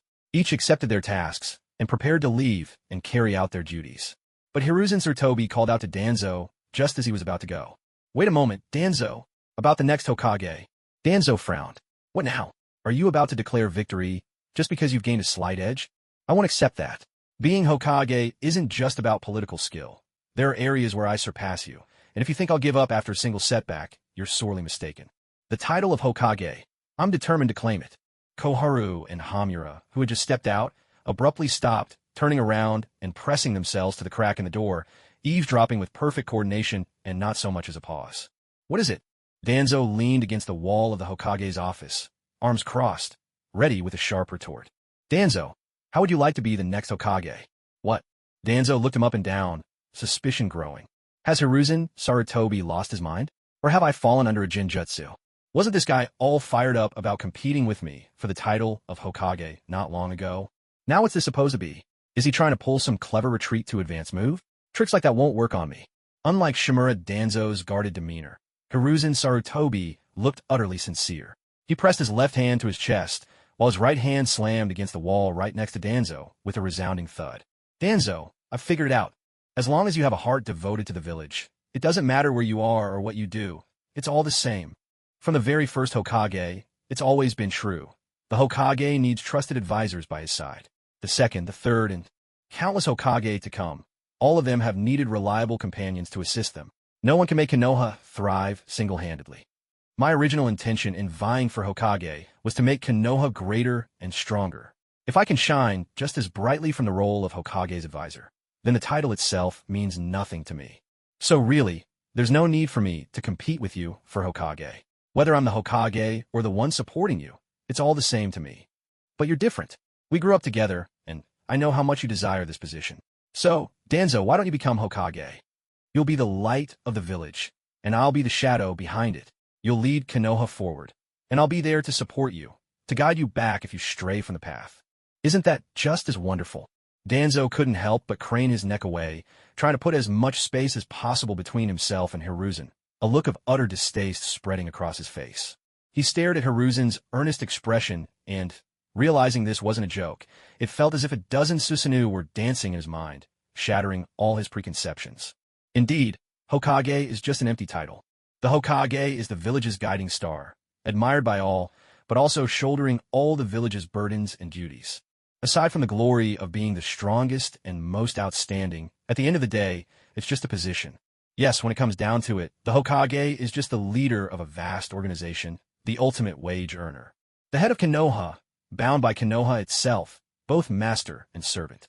There's no need to put it on a pedestal, no matter how much I've yearned for it. But do I actually enjoy being hoisted up there day after day? Do I really like being tied down by administrative work from dawn till dusk? Do I truly want to stand in front of everyone, being their leader and guiding light? If I'm honest, rather than standing out in the open, I think I actually enjoy working in the shadows even more. What I truly crave is just that feeling of recognition, the way the Hokage is acknowledged by everyone. Over this period, I've already grown skilled at handling the Hokage's duties. All those tasks, turns out they're nothing special. The authority that comes with being Hokage isn't as great as I once imagined, either. So, maybe there's really no need for me to obsess over the position of Hokage. He averted his gaze. Hiruzen Sarutobi, that old rascal, has always competed with me over everything. Yet, who'd have thought he'd actually back down when it comes to being Hokage? So there really is something between us that could be called friendship. Come to think of it. Shimura Danzo recalled the pained expression on Sarutobi Hiruzen's face while dealing with official business earlier. Wait a minute. Something's not right. Don't tell me he just wants to dump all the responsibilities on me. His look of sudden realization was so obvious that Sarutobi Hiruzen turned away awkwardly, guilt flickering in his eyes. You sly dog. So that's what you're really after? There's no need for that. I'll admit, I'm not your equal in politics, so you should remain Hokage, Danzo said, his tone dry, feigning a casual suggestion. No. I honestly think you're far better suited for the position, Danzo. You've become incredibly efficient at handling all the duties already. You're more than enough by yourself. No need for me to drag you down. Sarutobi Hiruzen hurriedly refused. Just as I thought, you're just trying to get out of work. All that talk about supporting me from the shadows. What you really want is to do nothing. Brazenly shirk your duties, isn't that right? Tell me I'm wrong. Seeing through his true intentions, Danzo immediately felt rebellious. No, Hiruzen, you should be Hokage. I really think you're the better choice. No, Danzo, you're the Hokage. Go on, take the job. No, Hiruzen, you'll regret it. Just take the position. Koharu Udatane and Hamura Midokado, peeking through the crack in the door, were speechless. They shared a look, rolled their eyes, and turned to leave. What on earth are those two doing? I don't get it anymore. Looks like they're fighting over the Hokage's seat. You call that fighting? Isn't this just passing the buck? Well, who knows? Hamura shrugged, making a gesture that said, "Don't look at me. I know nothing. By the way, Hamura, aren't you interested in being Hokage? Are you kidding? Isn't it better to be a well-paid, leisurely advisor? Why fight over a job that's 24/7, gets you blamed by the whole village if anything goes wrong? What about you, Koharu? Not interested either. I think being an advisor is great. Paid weekends off are pretty sweet. Let's get out of here. I think they've noticed us. Let's go quick." The two made a hasty exit, gone in a flash, leaving behind only the heavy sound of the door as Danzo slammed it shut. The Hokage office door. "Are you two done yet? Doesn't matter who becomes Hokage. I'm still the real victim here, aren't I? What is it that makes the position of Hokage so undesirable? It's the endless, year-round demands of the job, the agony of working overtime without pay whenever duty calls, the severely restricted authority, and the villagers' ever-watchful, admiring eyes. And now, with the shinobi world caught in such a treacherous and unpredictable situation, a single misstep could send Konoha down a path of no return. The weight of knowing that one wrong move could ruin everything and leave you branded as a historic sinner. Such a psychological burden and mental strain is difficult for anyone to bear. Power and responsibility go hand in hand. Anyone with the guts and courage to shoulder all of this, once they've accepted such a calling, is a hero through and through. But as for Hiruzen Sarutobi, was he truly reluctant to work, or did he simply know his old friend's nature too well, deliberately taking an unexpected approach to outmaneuver him? Only he himself knows the answer to that. In the end, it was with a bitter and reluctant expression that Hiruzen Sarutobi became the third Hokage, finally taking the seat that had remained empty since Hashirama Senju's passing.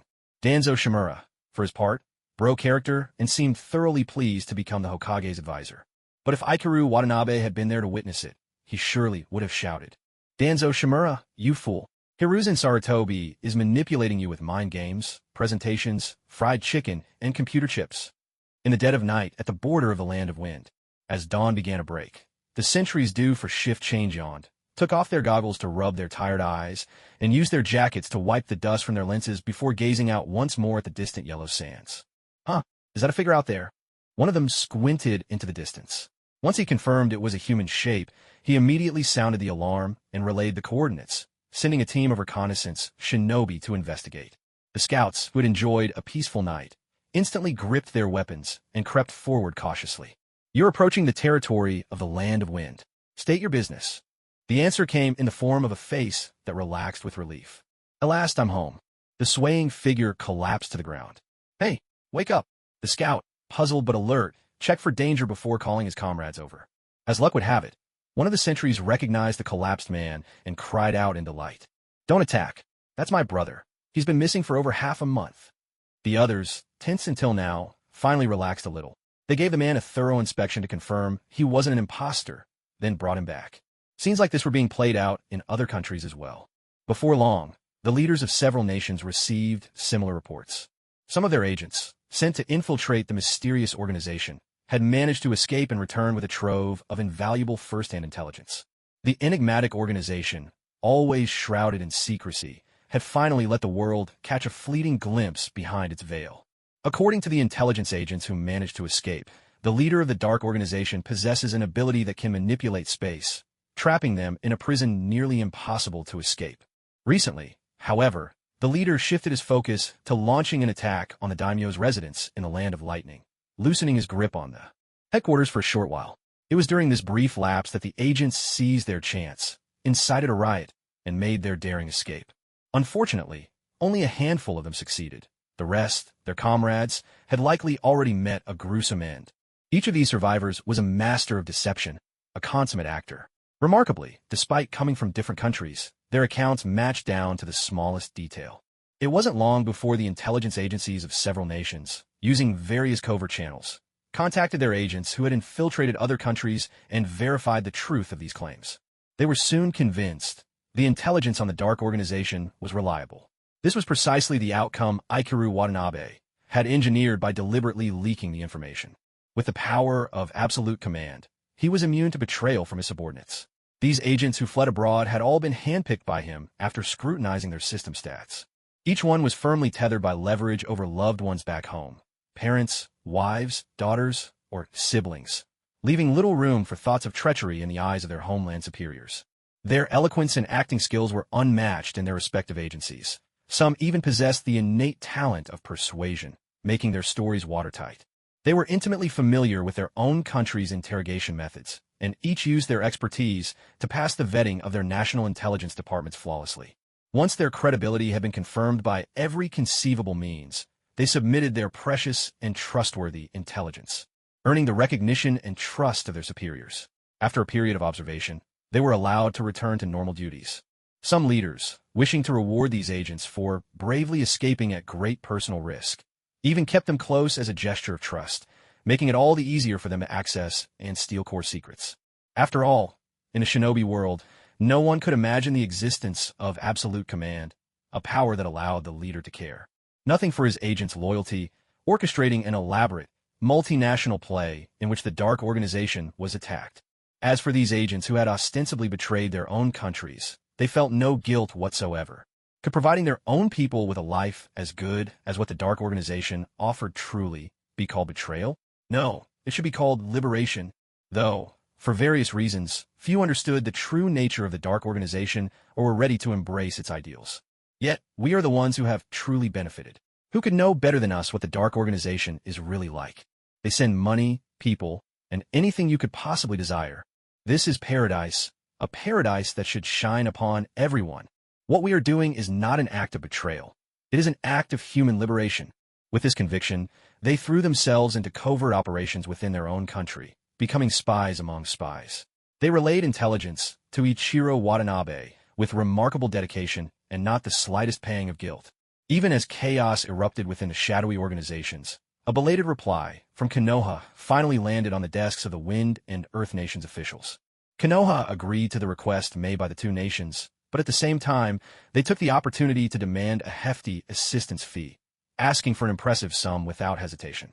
In response, the Wind and Earth Nations replied with evasive tactics, haggling over the price, first slashing it in half, then cutting it in half again, before finally agreeing, albeit with great reluctance. However, agreeing to pay before receiving any compensation was unusual, to say the least. Who could say if the Land of Lightning would really honor the Hokage and hand over the reparations as promised? What if they simply refused, shamelessly claiming poverty and daring the others to do something about it? What recourse would the rest of the nations have then? In the grand games of politics between major powers, no one acts without a guarantee. Agreeing to pay up front only served to confirm that their ambitions were anything but trivial. And, as Sarutobi Hiruzen and the others had suspected, that Tsuchikage and Kazekage had long since been colluding in secret. The two great nations, whose losses during the Five Kage Summit were far from devastating, had started plotting mischief once they put their own affairs in order. Their motive was simple. Konoha's fertile lands were simply too tempting to resist. From the very beginning, these nations had never competed on equal footing. Konoha was founded on the strength of the Uchiha and Senju, the two mightiest clans in the shinobi world, while the clans that formed the foundation of the Wind and Earth Nations were always at a disadvantage. Generation after generation, that gap only widened. Although their own shinobi trained diligently, Konoha's ninja came from a union of the strongest clans, freely sharing their knowledge and abilities. In comparison, the others were simply born behind. Then there was the glaring difference in wealth. Whether it was early childhood education, nutrition, or resources during growth, they lagged far behind. With such disadvantages from the start, how could they hope to match Konoha's future achievements?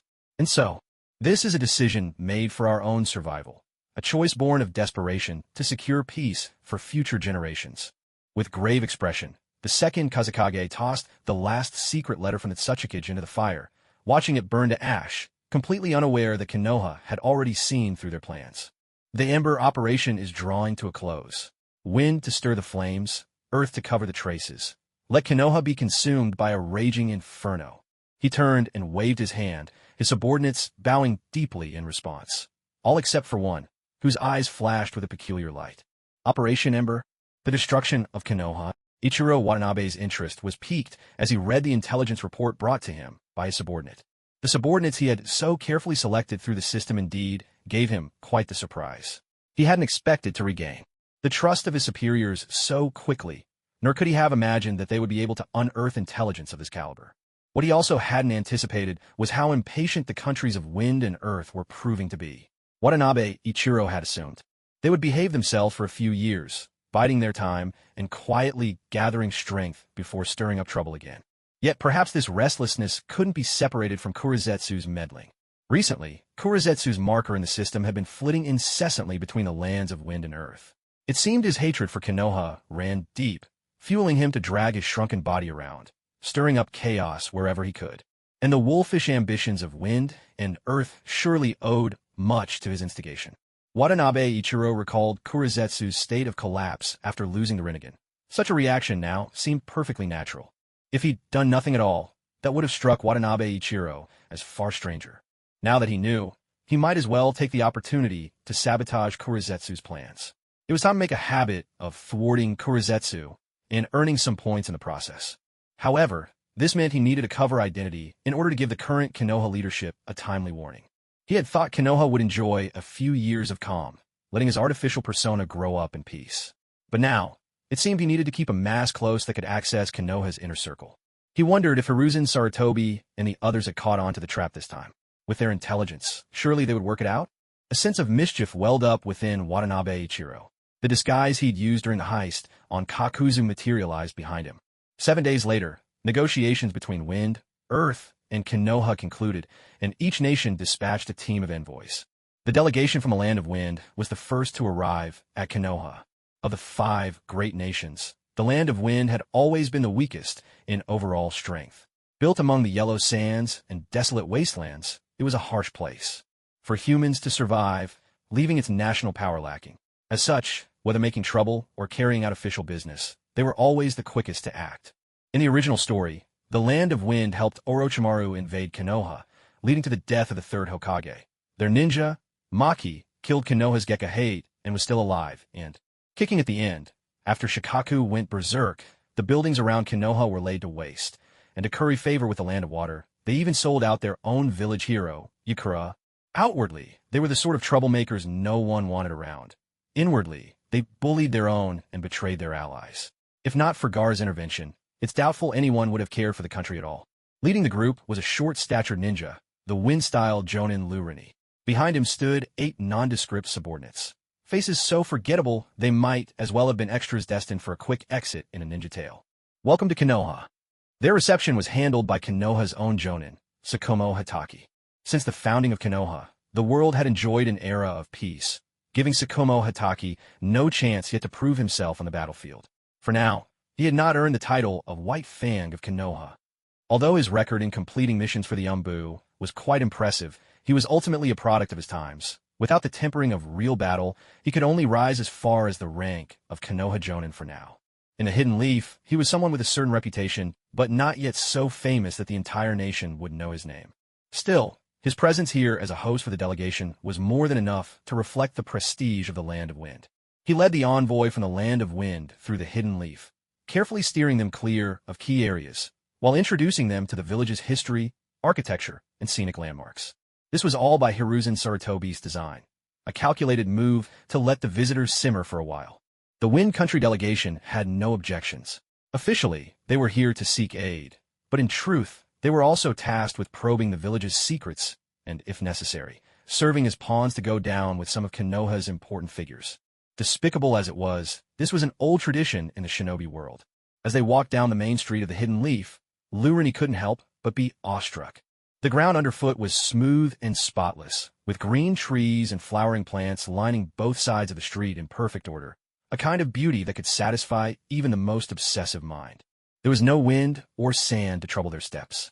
He could even catch the delicate scent of flowers on the breeze, and as they neared the shopping district, a gentle aroma of food began to waft around them. The neat rows of homes and shops had all been carefully planned since the founding of the village. Here and there, he could spot recreational areas and playgrounds set aside for children. Listening to the guide, Hatake Tsukumo, describe the village, he learned that most of these buildings were constructed by the 2nd Hokage himself, using wood release, ensuring they would last for centuries. Lurini gazed longingly at it all, and couldn't help but think of his own homeland. The Land of Wind was covered in sand and dust, with hardly any arable land to speak of, forcing people to make a living by other means. On their own streets, not only were green leaves a rare sight, even well-built houses were uncommon. The phrase, "so poor you eat dirt," wasn't just a joke in the Land of Wind. Ah, how envious he was. If only his own country could enjoy such a life. He watched the people passing by, their faces free from hardship, filled instead with contentment and harmony. But what truly caught his attention were the children of the hidden leaf. He found himself unable to look away from them. Children are the simplest barometer. Through them, you can see if a nation is following the right path. If there are many children, all healthy and strong, it's a sign that people are prosperous and well-off. If the children are few or look sickly and undernourished, it means there's something deeply wrong in their country. Children growing up in peace carry an unmistakable innocence on their faces. Well-fed, with rosy cheeks and sturdy bodies, their eyes shine with spirit. If only the children of our country could, like theirs, eat well and drink well from a young age, have whatever they wished for, then how could the land of wind ever lack talented people? How could the land of wind not grow strong and prosperous? Hitaki Tsukumo watched as Lurani stared fixedly at the children playing and laughing in the amusement park, his heart pounding with alarm. Something was off, extremely off, in fact, more than just a little. He had heard before that people from these remote areas, deprived of material goods, often developed peculiar habits. Could this leader from the land of wind be one of those twisted types who liked children a little too much? Looking at the eager longing on Lurani's face, Hitaki Tsukumo couldn't help but furrow his brow. The more he looked, the more he felt this man resembled a child abductor. He quickly edited out all sightseeing spots where children might appear, positioning himself to block his group's view and gesturing for them to move along. Lurani reluctantly tore his gaze away, his face showing such overwhelming reluctance that it only further confirmed Hitaki Tsukumo's suspicions. A vein throbbed on his forehead as he reminded himself again and again. This is an honored guest. You must not hit him. Taking several deep breaths, he forcibly ushered the group away. Help! There's a pervert in the land of wind's delegation. Lurani said nothing, following Hitaki Tsukumo's lead, silently weighing his options. Behind them, a figure watched Hitaki Tsukumo's resolute actions and lowered his head with a satisfied smile. Under Hitaki Tsukumo's guidance, the land of wind's delegation skirted Konoha's restricted areas and places where children often gathered, making a rough circuit of the village before being ushered into the Konoha administrative building. Hiruzen Tsurutobi, the newly appointed Hokage, greeted them as host, while Shimura Danzo sat in the seat reserved for the Hokage's advisors. The leader from the land of wind, Lurani, wore a polite but insincere smile and exchanged pleasantries with Konoha's senior officials. It wasn't long before the delegation from the land of earth arrived as well, going through much the same formalities as the land of wind. After the day's formalities, the delegations were settled in the guest quarters. That very night, the envoys from both the land of wind and the land of earth were invited by Konoha's leadership to a private banquet in the village's most bustling commercial district. As the guests ate and drank their fill at the feast, Shimura Danzo's shadow clone led a team of ANBU skilled in setting traps and gathering intelligence to the main route the land of wind would take if they attacked Konoha, swiftly beginning their preparations. Meanwhile, shadow clones of Kahur Udatane and Hamura Mitokado, with another squad, lay in ambush along the path the land of Earth's forces would have to take in case of an attack. Amid the exchange of toasts and laughter, everything had already been set in motion. When the banquet ended, the guests took their leave one by one, and Hiruzen Tsurutobi saw them off with a genial smile. A show of strength in the day, a sweet gesture at night to smooth over any discontent, face and substance both secured. His political finesse was truly impressive. His slightly tipsy expression vanished the moment the second group of guests departed. What's wrong? Shimura Danzo, seated nearby, watched Sarutobi Hiruzen frown as he opened his palm to reveal a tiny, crumpled scrap of paper. Just now, someone from the Wind Country delegation slipped this note into my hand under the guise of toasting me. The man's movements were deft and swift. Surrounded by a crowd of ninjas, he left not a trace of error. Aside from the two involved in passing the message, no one else noticed a thing. Huh? Since when did you plant spies in the Wind Country? And they've even made it into the diplomatic mission? Danzo teased, knowing full well Sarutobi Hiruzen didn't have that kind of reach. Was it Tobarama Sensei's doing? He took a sip of sake, asking offhandedly. It was Ichiro. Too. Danzo nearly spat out his drink in surprise. Sarutobi Hiruzen scratched his head in utter confusion and showed Danzo the wrinkled note, now unfolded in his hand. On it, tiny characters were written in the secret code used by the Konoha Umbu. Huh, him. After deciphering the code, Danzo understood Hiruzen's bewilderment and scratched his head as well. He's arranged to meet us soon. Why don't we wait a bit longer? We'll know the truth soon enough. I barely know the guy. Sarutobi Hiruzen tidied himself up and returned to the Hokage's office, waiting for this unexpected visitor to arrive. Night. A shadow slipped out of the Wind Country guest house. Concealed by darkness, the figure moved swiftly and lightly, like a gust of wind, vanishing into the night with swift, silent steps. Kakashi Sakomo, assigned to both host and keep watch, looked up, sensing something amiss. Without hesitation, he left a shadow clone at his post and darted outside to investigate. His eyes told him all was normal, but his instincts insisted something was up. Guided by a sixth sense, he wandered aimlessly near the entrance, his gaze drifting to the Hokage's office building, where the lights were still burning. Under that glow, a shadow seemed to flicker past. Someone's there. My instincts were right. Someone just left the guest house. And their destination, the Hokage's office. What could the enemy be after? Are they here to assassinate the Hokage? His brows knitted in concern, and in a heartbeat, he vanished from sight. Hokage's office. There was a quiet triple knock at the door, but before Hiruzen could respond, the visitor pushed it open and entered unceremoniously. Hiruzen, who had nearly dozed off at his desk, snapped awake, straightening his back and folding his hands under his chin, his mind a step behind. Come in. I'm already here. The uninvited guest wore the uniform of Konoha Zanbu, his face obscured by a mask adorned with an animal motif. Look closely, and you would see a black dragon pattern. You are Yilong, from Konoha's Zanbu. During Uchiha Ikaru's tenure, I was sent on a long-term undercover mission. For the sake of this assignment, after the Jiraiya incident, my file was officially archived as killed in action. Yilong. Hiruzen Sarutobi searched his memory, and a rather embarrassing episode from the past surfaced in his mind. Shimura Danzo, who was sorting through the day's completed documents and filing them away with a yawn, spoke up. I remember him. Wasn't it the time you taught Jiraiya the summoning technique, and Lord Tobarama gave you a thorough beating? Stop. I remember now. You don't need to say any more. Hiruzen covered his face in exasperation. So, Yilong, you're saying you've just completed this long-term mission today? Yes. The mission I received was to infiltrate and spy on the Dark Organization. I suppose the third Hokage is aware of the Dark Organization's recent uprising. That incident was actually orchestrated by me. The Dark Organization runs a tight ship. When I heard about Lord Ikaru's death, I was anxious, but I never found a chance to withdraw. Not until recently, when their leader shifted his focus to the branch divisions, did I finally get the opportunity to leave. Watanabe Ikaru, now donning his freshly prepared Yilong identity in place of the disguise he used for his heist against Kakuzu, spoke with calm confidence. Hiruzen Sarutobi and Shimura Danzo exchanged glances, finding no glaring holes in the logic. But as for this Yilong, neither of them knew much. Even Hiruzen, who had played along with Uchiha Ikaru in orchestrated performances back in the day, had only heard the name, not met the man himself. And if they were to look up Yilong's records, they would likely find nothing of substance. Whenever a ninja is assigned to such covert operations, their records are thoroughly sanitized, leaving them officially deceased on paper. The only person who truly knew the details would have been their direct superior, Uchiha Ikaru, but he was already gone, unable to vouch for him.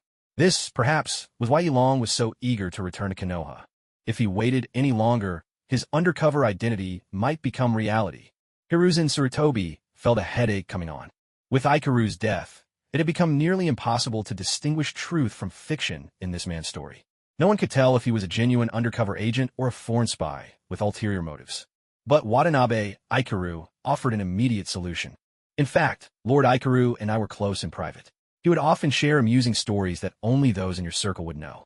For example, the time when the third Hokage had a habit of peeking into the women's bathhouse. One day, he slipped and fell right in, and, thinking quickly, used the transformation jutsu to turn into a woman. Realizing how effective it was, he started, Enough! Stop! I believe you all right. Hiruzen's face turned crimson, while Danzo looked at him with a mixture of surprise and mild disdain. Watanabe Ikaru went on. And as for the third Hokage's aide, he once grew curious about a passage in a book claiming that a kunai could pierce through Susanoo. He asked Lord Ikaru to help him test the legend, and ended up snapping 10 kunai in the process. Enough. I believe you. Danzo Shimura's face flushed crimson in an instant, mortified by his own foolishness. There's actually more. No need to go on, Lord Yelong. We believe you're the most loyal member of Konoha's ANBU. Could you please take everything you just said with you to the grave? Consider this our one and only request in life. The two men surrendered at once. If he went on any longer, neither of them might have the courage to face the sunrise tomorrow. Hokage-sama, look out. An enemy has infiltrated. Sakumo Hataki reacted swiftly. The moment Watanabe Ikaru began recounting the darker episodes of Hiruzen Sarutobi and Danzo Shimura's past, Tsukumo arrived on the scene. His expression was grim as he pushed open the door, his dark eyes narrowing sharply like the edge of a blade upon seeing the trio's demeanor. Had they fallen under a jinjutsu? Why did it look like the Hokage and his aide were cheerfully chatting with an enemy, and one dressed as an AMBU at that? He stepped back, forming hand seals, but the scene before him didn't change in the slightest. It's all right, Tsukumo, he's one of us. This is Yelong, a Konoha ANBU who has just returned from an extended mission. And this is Tsukumo Hataki, the current captain of the ANBU. Hiruzen Sarutobi exhaled in relief, gesturing an introduction to clear up the misunderstanding. Thank goodness Tsukumo arrived when he did, or who knows what other embarrassing stories might have been revealed. Watanabe Ikaru closed his mouth with a tinge of regret, lowering his gaze, while Danzo's hands fidgeted non-stop. He scrambled the neatly organized Konoha documents, only to sort and arrange them all over again, using the papers as a shield to hide his embarrassment. So he's not an enemy. What a farce. Tsukumo Hataki stood awkwardly in place. But actually, you're just in time, Tsukumo. Take Yelong to the interrogation department to complete the usual procedures. Hiruzen Sarutobi turned his gaze to Watanabe Ikaru, an apologetic smile on his lips. Sorry, Yelong. You know the ANBU rules. I understand. Watanabe Ikaru nodded, showing no sign of displeasure. Though he'd managed to earn their trust for now by sharing a few of Sarutobi and Danzo's embarrassing secrets, the fact remained that this identity had not been in touch with Konoha for a long time. If Uchiha Ikaru hadn't mentioned the name Yelong to Sarutobi during that incident with Jiraiya, leaving a deep impression, this alias might never have been usable. It was only natural to be checked over in the interrogation department. He was sure that, going forward, there would be a period of open and covert surveillance and scrutiny. This entire protocol was perfected back when Ichiro Uchiha held power.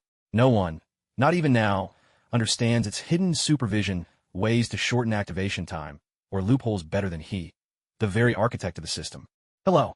Watanabe Ichiro turned and nodded cordially to Kakashi Tsukumo, offering a gracious gesture that allowed the awkwardly standing Tsukumo a way out of the situation. Tsukumo gratefully accepted, returning the greeting with equal politeness. The two stepped out of the Hokage's office. Led by Kakashi Tsukumo, they made their way toward the interrogation division. So, Kakashi, Ichiro was the first to speak, carefully considering how to address him. For a moment, he hesitated, unsure of the most appropriate name to use. Just call me Tsukumo. Tsukumo noticed his uncertainty and offered a straightforward answer. This man called Yelong was surprisingly considerate. He just helped him out of a tight spot, sparing him the embarrassment of standing there in silence. That was a favor Tsukumo intended to return. Besides, he wasn't the type to fuss over titles. Such details hardly mattered to him. Captain Tsukumo, if I may be so bold, how did you discover me? I believe my body flicker technique and stealth skills are quite decent. I shouldn't have been exposed so quickly, should I? Ichiro posed his question, genuinely puzzled. He had prepared a trove of embarrassing stories about Sarutobi Hiruzen and his companion, intending to unleash them all at once for maximum effect. Given that Kakashi Tsukumo was tasked with hosting the envoy, he should have been stationed at the Wind Country's guest house, with no reason to appear here. Yet here he was, calling out enemy as he arrived. That meant Tsukumo had already sensed Ichiro's disappearance and had tracked him all the way over. Apparently, Tsukumo's swordsmanship was not his only strength. His sensory abilities were equally formidable. His only real weakness seemed to be a somewhat fragile psyche, which could use a bit more tempering. Actually, I didn't detect your presence at all. It was just a gut feeling that something was off, so I came here. Gut feeling? Ichiro was at a loss for words. If all he had to go on was intuition, that was a bit too slippery, almost as inscrutable as a sixth sense. Well, Captain Tsukumo, your instincts are truly extraordinary. Ichiro offered the compliment without a second thought, which actually left Tsukumo a little embarrassed. Sometimes intuition works, sometimes it doesn't. It's nothing remarkable. Really, you flatter me. But your own movement skills are genuinely impressive, Yelong-kun. I didn't sense a thing. If not for sheer luck, I'd never have found my way here. Well, it's my bread and butter, after all. If I couldn't escape quickly or hide myself well, I'd never have survived so long undercover in a foreign land. Ichiro let slip just a hint of his own background. His expression, a carefully crafted mix of complexity and mystery, just enough to pique Tsukumo's curiosity. Watanabe Ikaru, with a mischievous sense of humor, deliberately drew out his words, only to cut himself off abruptly, leaving Kamiki Tsukuho's curiosity surging uncontrollably, bursting forth like bamboo shoots after a spring rain. He held back again and again, But in the end, he couldn't resist and asked directly, "Would you mind telling me your story?" "My story, huh? There's not much worth telling, really. I'm not exactly a gifted storyteller. But if you want a glimpse of my experiences abroad, I suppose I could share a thing or two. Do you remember my very first day undercover with the Shadow organization?" Watanabe Ikaru launched into his tale, his voice animated and vivid, putting to use all the tricks of persuasion he'd picked up from Black Zetsu. Kamiki Sakuho listened, drawn in by the storytelling cadence, rising and falling like a seasoned performer, fascinated by the dangerous, suspense-laden stories of undercover life, and found himself enthralled. He was supposed to lead the way, but step by step, he slowed down, eventually falling in a stride beside Watanabe Ikaru. Unable to contain his anticipation at each turning point in the story, he pressed him. "And then? What happened next?" "And then we arrived at the interrogation department. I'm supposed to go in now. Thank you for accompanying me, Captain Sakuho." Watanabe Ikaru came to a halt, glancing up at the door marked boldly with official lettering, then shrugged with feigned helplessness. "You rascal." Realizing he'd been played, Kamiki Sakuho snapped out of the story spell. It dawned on him that the flow of conversation on this whole walk had been deftly guided by this ANBU named Yilong. How on earth did he let himself be so thoroughly sidetracked without even noticing? A surge of vigilance rose within Kamiki Sakuho, but as he caught sight of the genuine, cheerful smile on the young man's face, his suspicions gradually subsided. Yilong made a small apologetic gesture. "No need to be tense, Captain Sakuho. I was only joking. Still, not everything in my story was made up. Just a few embellishments for dramatic effect. I didn't actually lie to you. Indeed, all the stories were true. Only the main characters were other undercover agents in the Dark Organization. As for myself, I was the leader of that organization. That's all." Listening to Watanabe Ikaru's explanation, Kamiki Sakuho looked into his dark eyes, uncertainty flickering for a moment. But in the end, he shook his head, setting his doubts aside, and parted with Watanabe Ikaru on amicable terms. They went their separate ways at the door to the interrogation room, their first encounter having gone rather smoothly. Watanabe Ikaru watched the retreating figure, one much younger than he remembered from the original Naruto storyline, and found himself intrigued by this man's keen perception. Before Might Due had revealed his true strength, Kamiki Sakuho had already instructed Kakashi to pay attention to Might Guy, predicting that he would become Kakashi's lifelong rival. He seemed to possess eyes that could see through others' potential, and an unusually sharp intuition. Truly, someone to keep an eye on. Summoned by the staff in charge of questioning, Watanabe Ikaru entered the room and cooperated fully with a whole series of tests. Early the next morning, he quickly completed the credential review process. Before dawn broke, he hurried back to the Inn of the Land of Wind, swapped places with the shadow clone he had left behind, and continued using the transformation jutsu to disguise himself as a member of the envoy group from the Land of Wind. The envoys from the Land of Wind and Land of Earth waited anxiously in Konoha for 3 days. At last, the agreed date to travel to the Land of Lightning and demand repayment for the war debt arrived. Eager to set out, they inquired about the departure arrangements at first light. Hiruzen Sarutobi soothed them in a gentle tone, promising to move things along, but his actions betrayed no urgency. He took his time directing his subordinates, subtly wearing down the patience of the envoys from Wind and Earth. After much dawdling, Konoha finally assembled the travel party around noon. The group set off, their course aimed straight for the Land of Lightning. Not long after the group departed for the Land of Lightning, one member of the Wind Country envoy, using the cover of those beside him, employed a special technique unique to the Wind Country to send news back home that the main forces of the Land of Fire had just left Konoha. At the same time, several teams at the Wind-Earth border received the signal. Without delay, they left their own countries, following the route laid out beforehand. They traveled light and fast, swiftly crossing the small nations that lay between the great countries. In less than a day, they reached the border of the Land of Fire. Under the command of elite jonin from both Wind and Earth, the teams paused briefly to rest and reorganize. Then, taking advantage of the gathering dusk, stepped decisively into the Land of Fire. Figures darted through the deep forests of the Land of Fire, keeping a tactical distance from one another, always alert and ready for sudden trouble. "Captain, should we slow down a bit?" One of the team members, gradually picking up the pace, caught up to the strongest fighter in the group. Slightly out of breath and frowning, he voiced a suggestion. "Did you sense something?" The captain calculated their time on the road and the distance remaining to Konoha, slowing his pace just a bit as he addressed the team's most perceptive member. "Everything seems normal for now, but I have a bad feeling, like someone's lying in wait for us." As he furrowed his brow in thought, a faint hissing sound rose at his feet, immediately followed by a series of thunderous explosions. Flames lit up the sky above Konoha. The blast came from two directions, one from the side of the Wind Country, the other from the Earth Country. The teams from Wind and Earth were caught off guard by the explosive tags, suffering heavy casualties. Only those lucky enough to be far from the blasts, or strong enough to dodge in time, managed to survive. TCH. Konoha's onto us. They even turned our ambush back on us. The captain, dragging along the unlucky teammate who triggered the explosive tag first, found his face splattered with dust and blood. The man being dragged along was barely clinging to life. Although the captain reacted quickly and yanked him back the moment he sensed something was wrong, it wasn't enough. Both of the man's legs had been blown off. He was now useless, just a burden to carry. The captain's fierce gaze swept over his face, sending a chill through the sensory ninja's heart. Biting back the agony in his legs, he cried out, "I'm still useful. Captain, don't leave me behind." But his only answer was a swift slash across his neck, the blade catching the firelight as it flashed. Useless! With a cold snort, the captain gathered what remained of his men. After a moment's hesitation, he gave the order once more. Advance! This time, he had accepted a military order directly from the Kazekage. He would see this attack on Konoha through, no matter what. If he failed, he thought of his child at home, just learning to walk, toddling toward him, sticky hands reaching out and calling Papa. He wiped the blood from his hands onto the corner of his sleeve. Even if he failed, he had to die with purpose, taking someone important from Konoha down with him. His death had to matter. Only then would his family be spared. Only then would the Kazekage show mercy and not turn on his wife and children. There could be no retreat for their squad. The bloody determination in his eyes burned ever brighter as he led the charge toward Konoha. Yet this desperate, all-or-nothing assault achieved little. The trap set along the only path to Konoha had been devised by Tobarama Senju and improved by Danzo Shimura, so cunning and treacherous that no ordinary shinobi could hope to disarm them. With each dull boom and relentless explosion, the already decimated squad took further losses, nearly wiped out to the last man.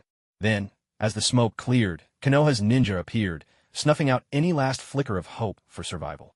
How to put it? They were like the hapless zombies in Plants vs. Zombies.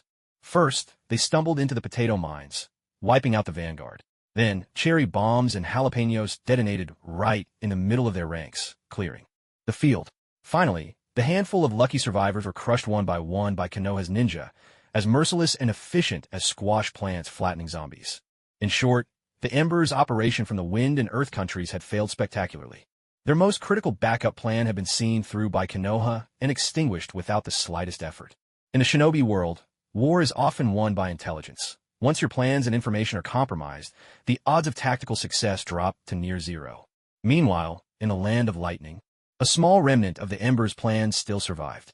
The envoy team from Wind and Earth, convinced their disguises were flawless, trailed behind Konoha's forces. As they drew closer to the Land of Lightning, hope flickered in their hearts, and they began to imagine the success of the plan on this front. Surely, by now, their main force had already breached the weakened defenses of Konoha. All the powerful fighters from Konoha have already been lured into our Land of Lightning's ranks. Once they break into Konoha, it's bound to be a sweeping victory. You Konoha folk might look all high and mighty now, but your home has already been razed to the ground by us. The forces left behind are pitifully few. They won't be able to resist for long. You never saw this coming, did you? Once we manage to kill off the remaining Konoha leadership, we'll return as the greatest heroes of this campaign. The shinobi of the Wind and Earth envoy team kept their murderous intent hidden behind lowered eyelids, but the corners of their mouths couldn't help but curl up in glee. The journey to the Land of Lightning went off without a hitch. So smooth, it was almost unbelievable. The Wind and Earth envoys even chatted amiably with the Konoha team along the way. On the surface, the atmosphere seemed harmonious, but underneath, their urge to slaughter these Konoha shinobi right then and there was impossible to suppress. Their thick malice was like the heavy sludge that collects in a swamp over the years. They thought they had disguised it perfectly, but its stifling stench had long since alerted the Konoha group.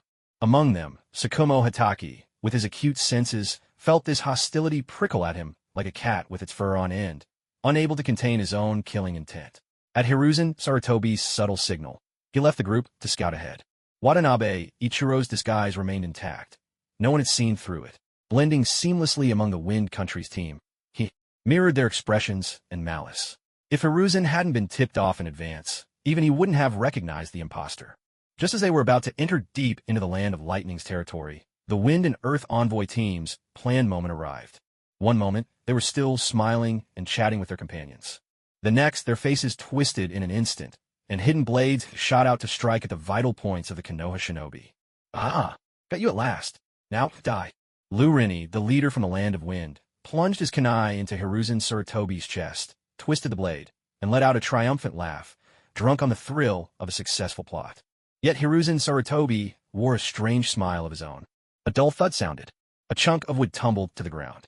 The same scene played out across the battlefield. Those stabbed in vital spots either transformed in a puff of smoke, revealing a substitution jutsu, or a shadow clone, while their real bodies peeked out from behind nearby trees. Some had even stayed in the fray, dodging the attacks outright and retaliating with counterstrikes that had been building up for some time. These Konoha shinobi were nothing like the docile, easy prey their enemies had imagined. Damn you Konoha dogs! Why can't you just die obediently? Rini spun his kunai, switching from a forward grip to a reverse one, and lunged toward Hiruzen Sarutobi, pressing his attack. If he could capture the newly appointed third Hokage, that would be a prize worth boasting about. So what if our plan has been exposed? As long as we eliminate everyone who needs to die, our plan will remain flawless. I don't care about the process. Only the outcome matters to me. Hiruzen Sarutobi, prepare to die. His assault was ferocious, but standing opposite him, Hiruzen Sarutobi's hands were already forming seals at lightning speed. A fire-style jutsu? Rini recognized the first few hand seals. He was also quickly forming the signs for a wind-style technique. I saw this coming. I'll blow your flames right back at you. Earth-style, earth flow wall. Wind-style, great breakthrough. A mighty gale crashed against the sturdy earthen wall, but all it managed to do was scatter a bit of dirt from the top. There was no real damage at all. Rini was stunned. Hiruzen Sarutobi, aren't you supposed to be the Hokage? Where's your fire style? Why are you using earth style instead? Wait a minute. Could the person across from me actually be an imposter from the Land of Earth? Is this all a conspiracy against the Land of Wind? Maybe it's not us from Wind and Earth targeting Konoha. Maybe Konoha and the Land of Earth are colluding together. He couldn't figure it out, and then suddenly he came face to face with a giant dragon surging out from the earth wall. Earth Dragon Flame Stream. A cold shout rang out, and Hiruzen Sarutobi, right after finishing the typical Earth-style seals, immediately followed up with several for Fire-style. To an outsider, this combination of hand signs might have looked random, but it was in fact a carefully crafted technique of his, merging Earth and Fire-style into a blazing torrent of molten earth, both wounding and burning his enemies. Hiruzen Sarutobi was a master of all 5 chakra natures, yet he had never revealed his abilities in battle outside the village. His information remained tightly hidden by Konoha, so the shinobi world still had no idea about the true skills of this professor of ninjutsu, let alone that he could combine all 5 different styles together. Lightning Water Dragon Bullet. Rini, exhausted after fending off the scalding, troublesome earth dragon, looked up to see another dragon, this one crackling with violet lightning, surging toward him. The electric light alone radiated danger. He couldn't help but curse aloud. Damn it, just how many jutsu does Hiruzen Sarutobi know? He was now certain this wasn't some conspiracy targeting the Land of Wind. It was simply that the third Hokage's abilities were beyond imagination. He tried to steady his breathing, his mind racing. Was there any way he could take his enemy down with him, even if it meant his own life? His glare fixed murderously on Hiruzen Sarutobi in the distance. But the sheer number of techniques at the Hokage's disposal was a headache in itself. And as for his own allies, he took advantage of the chaos to quickly scan the battlefield around him. Most of the joint Wind and Earth envoy forces had already been killed or wounded. The survivors were barely holding on. Was there really no chance to turn the tables? Could this be fate? A wave of despair washed over him, but in his eyes a wild, reckless determination was beginning to blaze. Get over here. He barked the order to his subordinates. The surviving subordinates gathered around him. Although they didn't fully understand Captain Rini's intentions, they still followed his lead. Once the group was almost assembled, Rini, while fending off Hiruzen Sarutobi's relentless attacks, cast a fierce look and seized the nearest subordinate. I'm sorry, but become my strength. He twisted his subordinate's neck and bit down hard, his pupils instantly flooding with a crimson light. No one knew what method he used, but his aura grew dramatically stronger in an instant. Captain! The other subordinates were stunned. Instinctively, they took a few steps back, but Rini's blood-red eyes were already fixed on them. What are you hiding for? Come here. He scowled at his cowering subordinates, clear discontent in his eyes. Surrender, and you'll be spared. Hiruzen Sarutobi's voice echoed from afar. This made the subordinates' hesitation even more obvious. A bunch of useless cowards who'll never accomplish anything. This was always a doomed situation. If you're swayed by the enemy's promises, you might as well become my power. Let me kill Hiruzen Sarutobi. Only then will our deaths have meaning. Captain, a team member to his right, face taut with fear but eyes burning with resolve, took a desperate step forward. I'm willing to become your strength, Captain. Use me, for the land of wind, no matter the cost. He trembled, but his steps toward Lurini were unwavering. You're admirable. Finally, Lurini saw the resolve he was looking for. He swept his gaze across the others. But the rest only waited in silence, eyes still wavering with uncertainty. Though they'd steeled themselves before setting out, facing death so close at hand, hesitation was only human. Besides, there was no reason for Hiruzen Sarutobi to deceive them now. Who would want to live if they could? A pack of failures, fit for nothing but ruining things. The red in Lurini's eyes deepened. He pulled the self-sacrificing subordinate close, blood-stained fingers pressing against his throat. Seeing the subordinate's face turn pale, Lurini's voice softened. I'll be quick. It won't hurt. Oh well, I suppose I should thank you for that. The subordinate flashed him a smile then. Lurini's world spun wildly. He saw his own body still standing there, knees buckling as it collapsed powerlessly to the ground. When he looked up, his neck was gone, just empty space above his shoulders. Huh? Me? Am I dead? Within the swirl of white smoke, the familiar face of his subordinate was replaced by a stranger's. The person before him shed their disguise, revealing the uniform of Konoha's ANBU Black Ops. With a deft flourish, the new arrival spun their blade, tracing a graceful arc through the air. With a sharp flick of his blade, a chilling streak of blood arced across the ground, radiating deadly intent. Lowering his gaze, he produced a silver-white mask from somewhere, slipping it onto his face with effortless grace. The black dragon pattern on the mask twisted and writhed in the firelight, sinister yet alive. So he'd hidden in my ranks for so long. I've been outmaneuvered. Lurini's final thought flashed by in an instant, and then a suffocating darkness, death's own silence, rushed in to claim his vision. Reluctantly, he sank into the netherworld. Those still alive among the wind and earth envoys were stunned by the sudden turn of events, instinctively taking 2 steps back as they realized the battle was lost. They exchanged uncertain glances, weapons slowly dropping to their sides, the will to fight utterly drained from them. The Konoha shinobi nearby seized the opportunity, swiftly moving in to disarm and capture them. Thus, both flanks of the Wind and Earth Alliance's battlefield collapsed completely, and their grand plan to suppress, or even annihilate, Konoha fell apart in its entirety. In this battle, not only did Wind and Earth gain nothing, but they also lost a number of elite operatives. It was truly a case of losing both the bride and the army. The plan's failure was mainly because Konoha saw through their scheme first. But part of the blame also lay with the internal discord among Wind and Earth's own leadership. The team sent to ambush Konoha and the squad tasked with assassinating the Hokage were not united.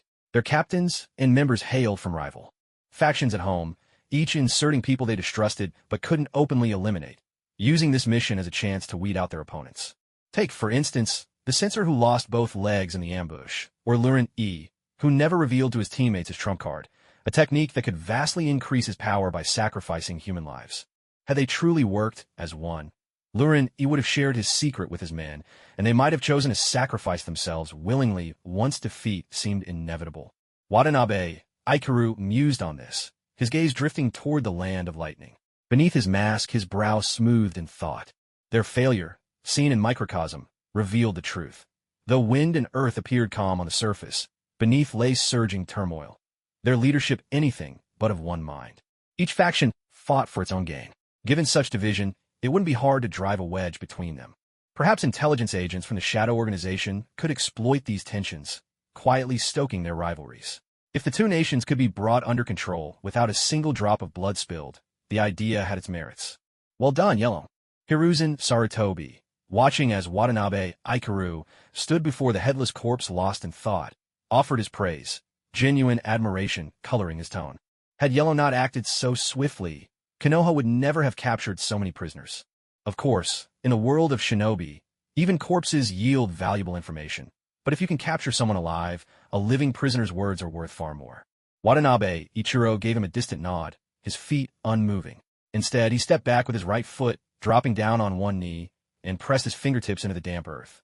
He activated his chakra sensory technique and immediately sensed a vast, unfamiliar chakra signature rapidly approaching from the direction of the land of lightning.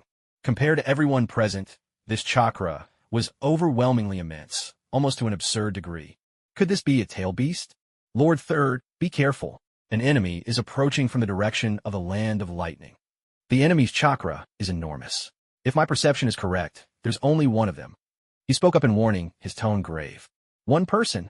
Hiruzen Sarutobi stroked his chin, a hint of unease in his eyes. It was normal for someone from the land of lightning to come investigate, considering how close they were to the border. The battle just now had been anything but quiet, with earth dragons, water dragons, and flashes of blades, an uproarious clash. But for just one person to come and check things out, that didn't add up. At the very least, they should have sent a small squad. When something seems out of place, it usually is. Better to err on the side of caution. Sarutobi called his subordinates over, glancing around. But there was no sign of Tsukumo Hitaki.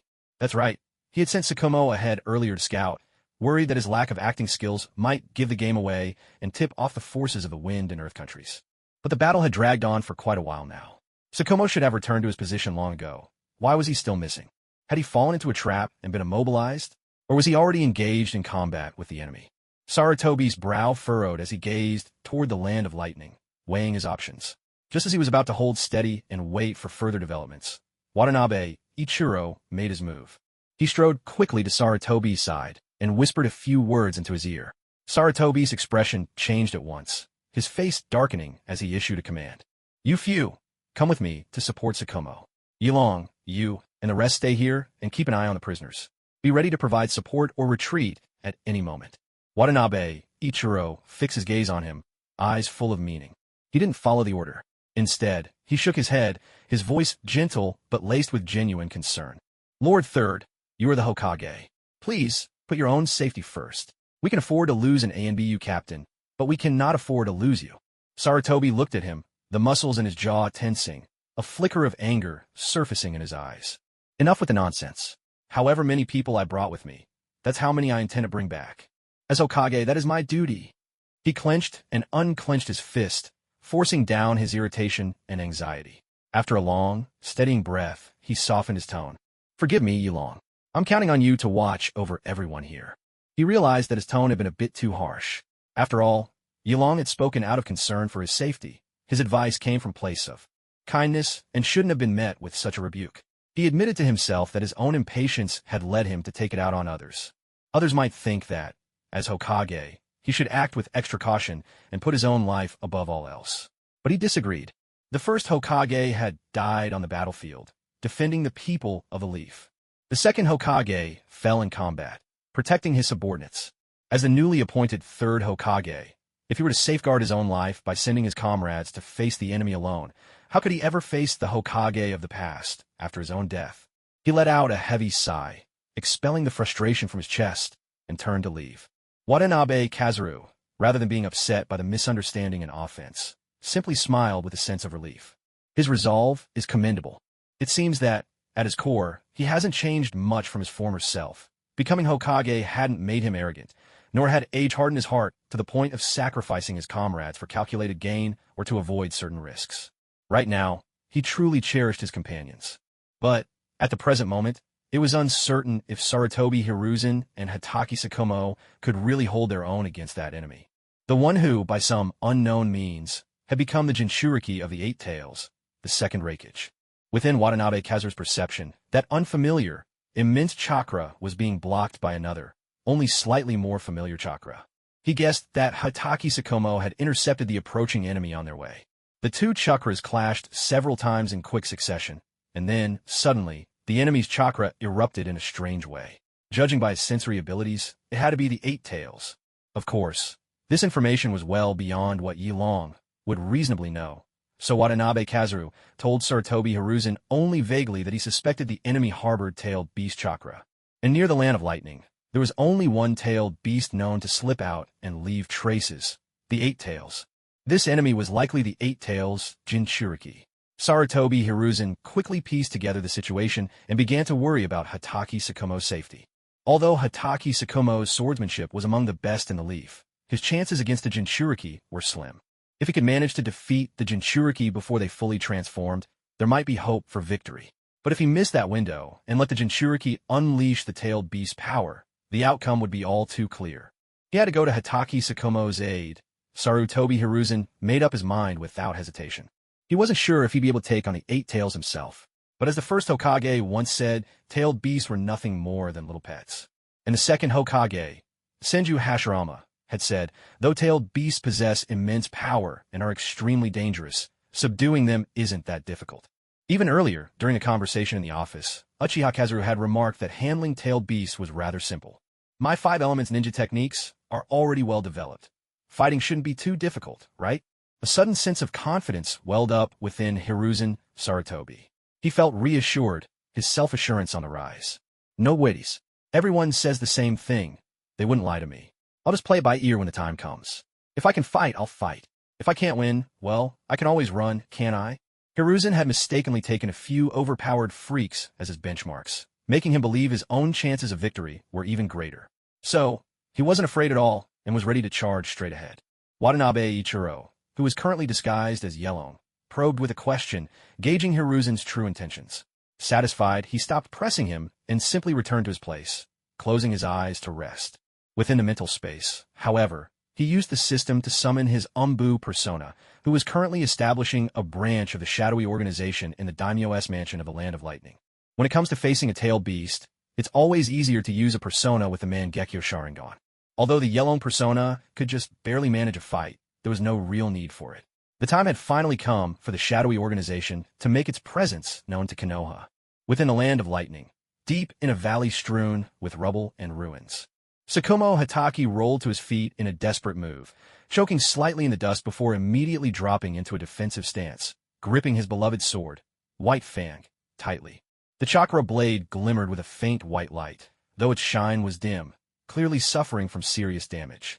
With a pang of heartache, he gently brushed the blade, then at once tightened his grip, his gaze sharpening as he fixed his eyes on the distant enemy. In the distance, the second Reikage stood shrouded in a red aura of chakra, his eyes filled with a calm, yet fanatical madness. Get out of my country, Konoha scum! This is the Land of Lightning. From his moral high ground, Reikage jabbed his finger accusingly, making Tsukumo cough awkwardly, feeling a little guilty. Lord Reikage, we are Konoha's diplomatic envoy, and we've come in peace. Peace! Before he could finish, the second Reikage's fist shot forward with a roar. Tsukumo's face changed dramatically as he dodged back in a flash. The second Reikage pursued him relentlessly, his fists wrapped in the chakra of a tailed beast. Every strike left a gaping crater in the ground, the earth fracturing outward in a web of cracks. Peace? What a joke. You've stormed into the Land of Lightning, fighting and killing, and you still talk to me about peace. If you really wanted peace, you'd give up your Konoha territory. Let's trade. How about you move here, to this godforsaken mountain where not even birds will land? You killed our first Reikage, forced the shame of defeat upon us, and plundered what little resources and money we had left. And now you come demanding payment for a debt that never existed in the first place. Konoha, you've gone too far. The second Reikage grew more enraged with every word he spoke. His naturally blunt and quick-tempered nature became even more volatile under the savage influence of the tailed beast chakra. He knew he shouldn't be wasting time chattering with a mere jonin from Konoha, but it felt as if a dark fire was burning in his chest, compelling him to unleash his fury with every word. At the same time, his attacks became swifter and more ruthless, as if he intended to pummel the infuriating Konoha ninja before him into pulp. Tsukumo Hitaki was suffering terribly. Though he was skilled in taijutsu, he was still no match for the second Reikage, a master of brutal hand-to-hand combat. His swordsmanship, usually his strongest suit, was rendered useless against the tailed beast cloak. He simply couldn't break through the Reikage's defense. He had no idea how Sarutobi Hiruzen was faring on the other side, nor whether the battle had reached a crucial turning point. He dare not let the second Reikage slip past him, so all he could do was exhaust himself holding the line, buying precious time for Konoha's main forces. He could only hope that the third Hokage would finish his fight quickly, notice the dire situation here, and hurry over to provide support. But Tsukumo was not the type of ninja suited for drawn-out battles. With each evasive maneuver, his stamina was draining rapidly. Several times, his strength nearly gave out, and he barely managed to dodge the second Reikage's devastating blows by the narrowest of margins. A thunderous crash echoed through the battlefield. With the second Reikage's relentless onslaught, Tsukumo's breathing grew increasingly ragged. Disheveled and unable to dodge in time, he raised his arms in a desperate block, but the overwhelming force smashed through his guard, driving his arms into his chest. His feet scraped deep furrows in the ground before he finally toppled onto his back. There was a brief glimmer in his eyes, as if he'd realized he'd reached the end of the road. Sensing the opening, the second Reikage lunged forward, only to be met by a wildly off-target kunai thrown by Tsukumo. The bizarre trajectory of the kunai gave the Reikage pause, cooling his anger for a moment. The man before him was like a rat, darting endlessly from place to place. There was something infuriating about it that he couldn't quite name. He cracked his knuckles, the sound sharp and menacing, a cold smile curling at his lips as he spoke. I can afford to make mistakes again and again, but you can't. This mistake will cost you your life.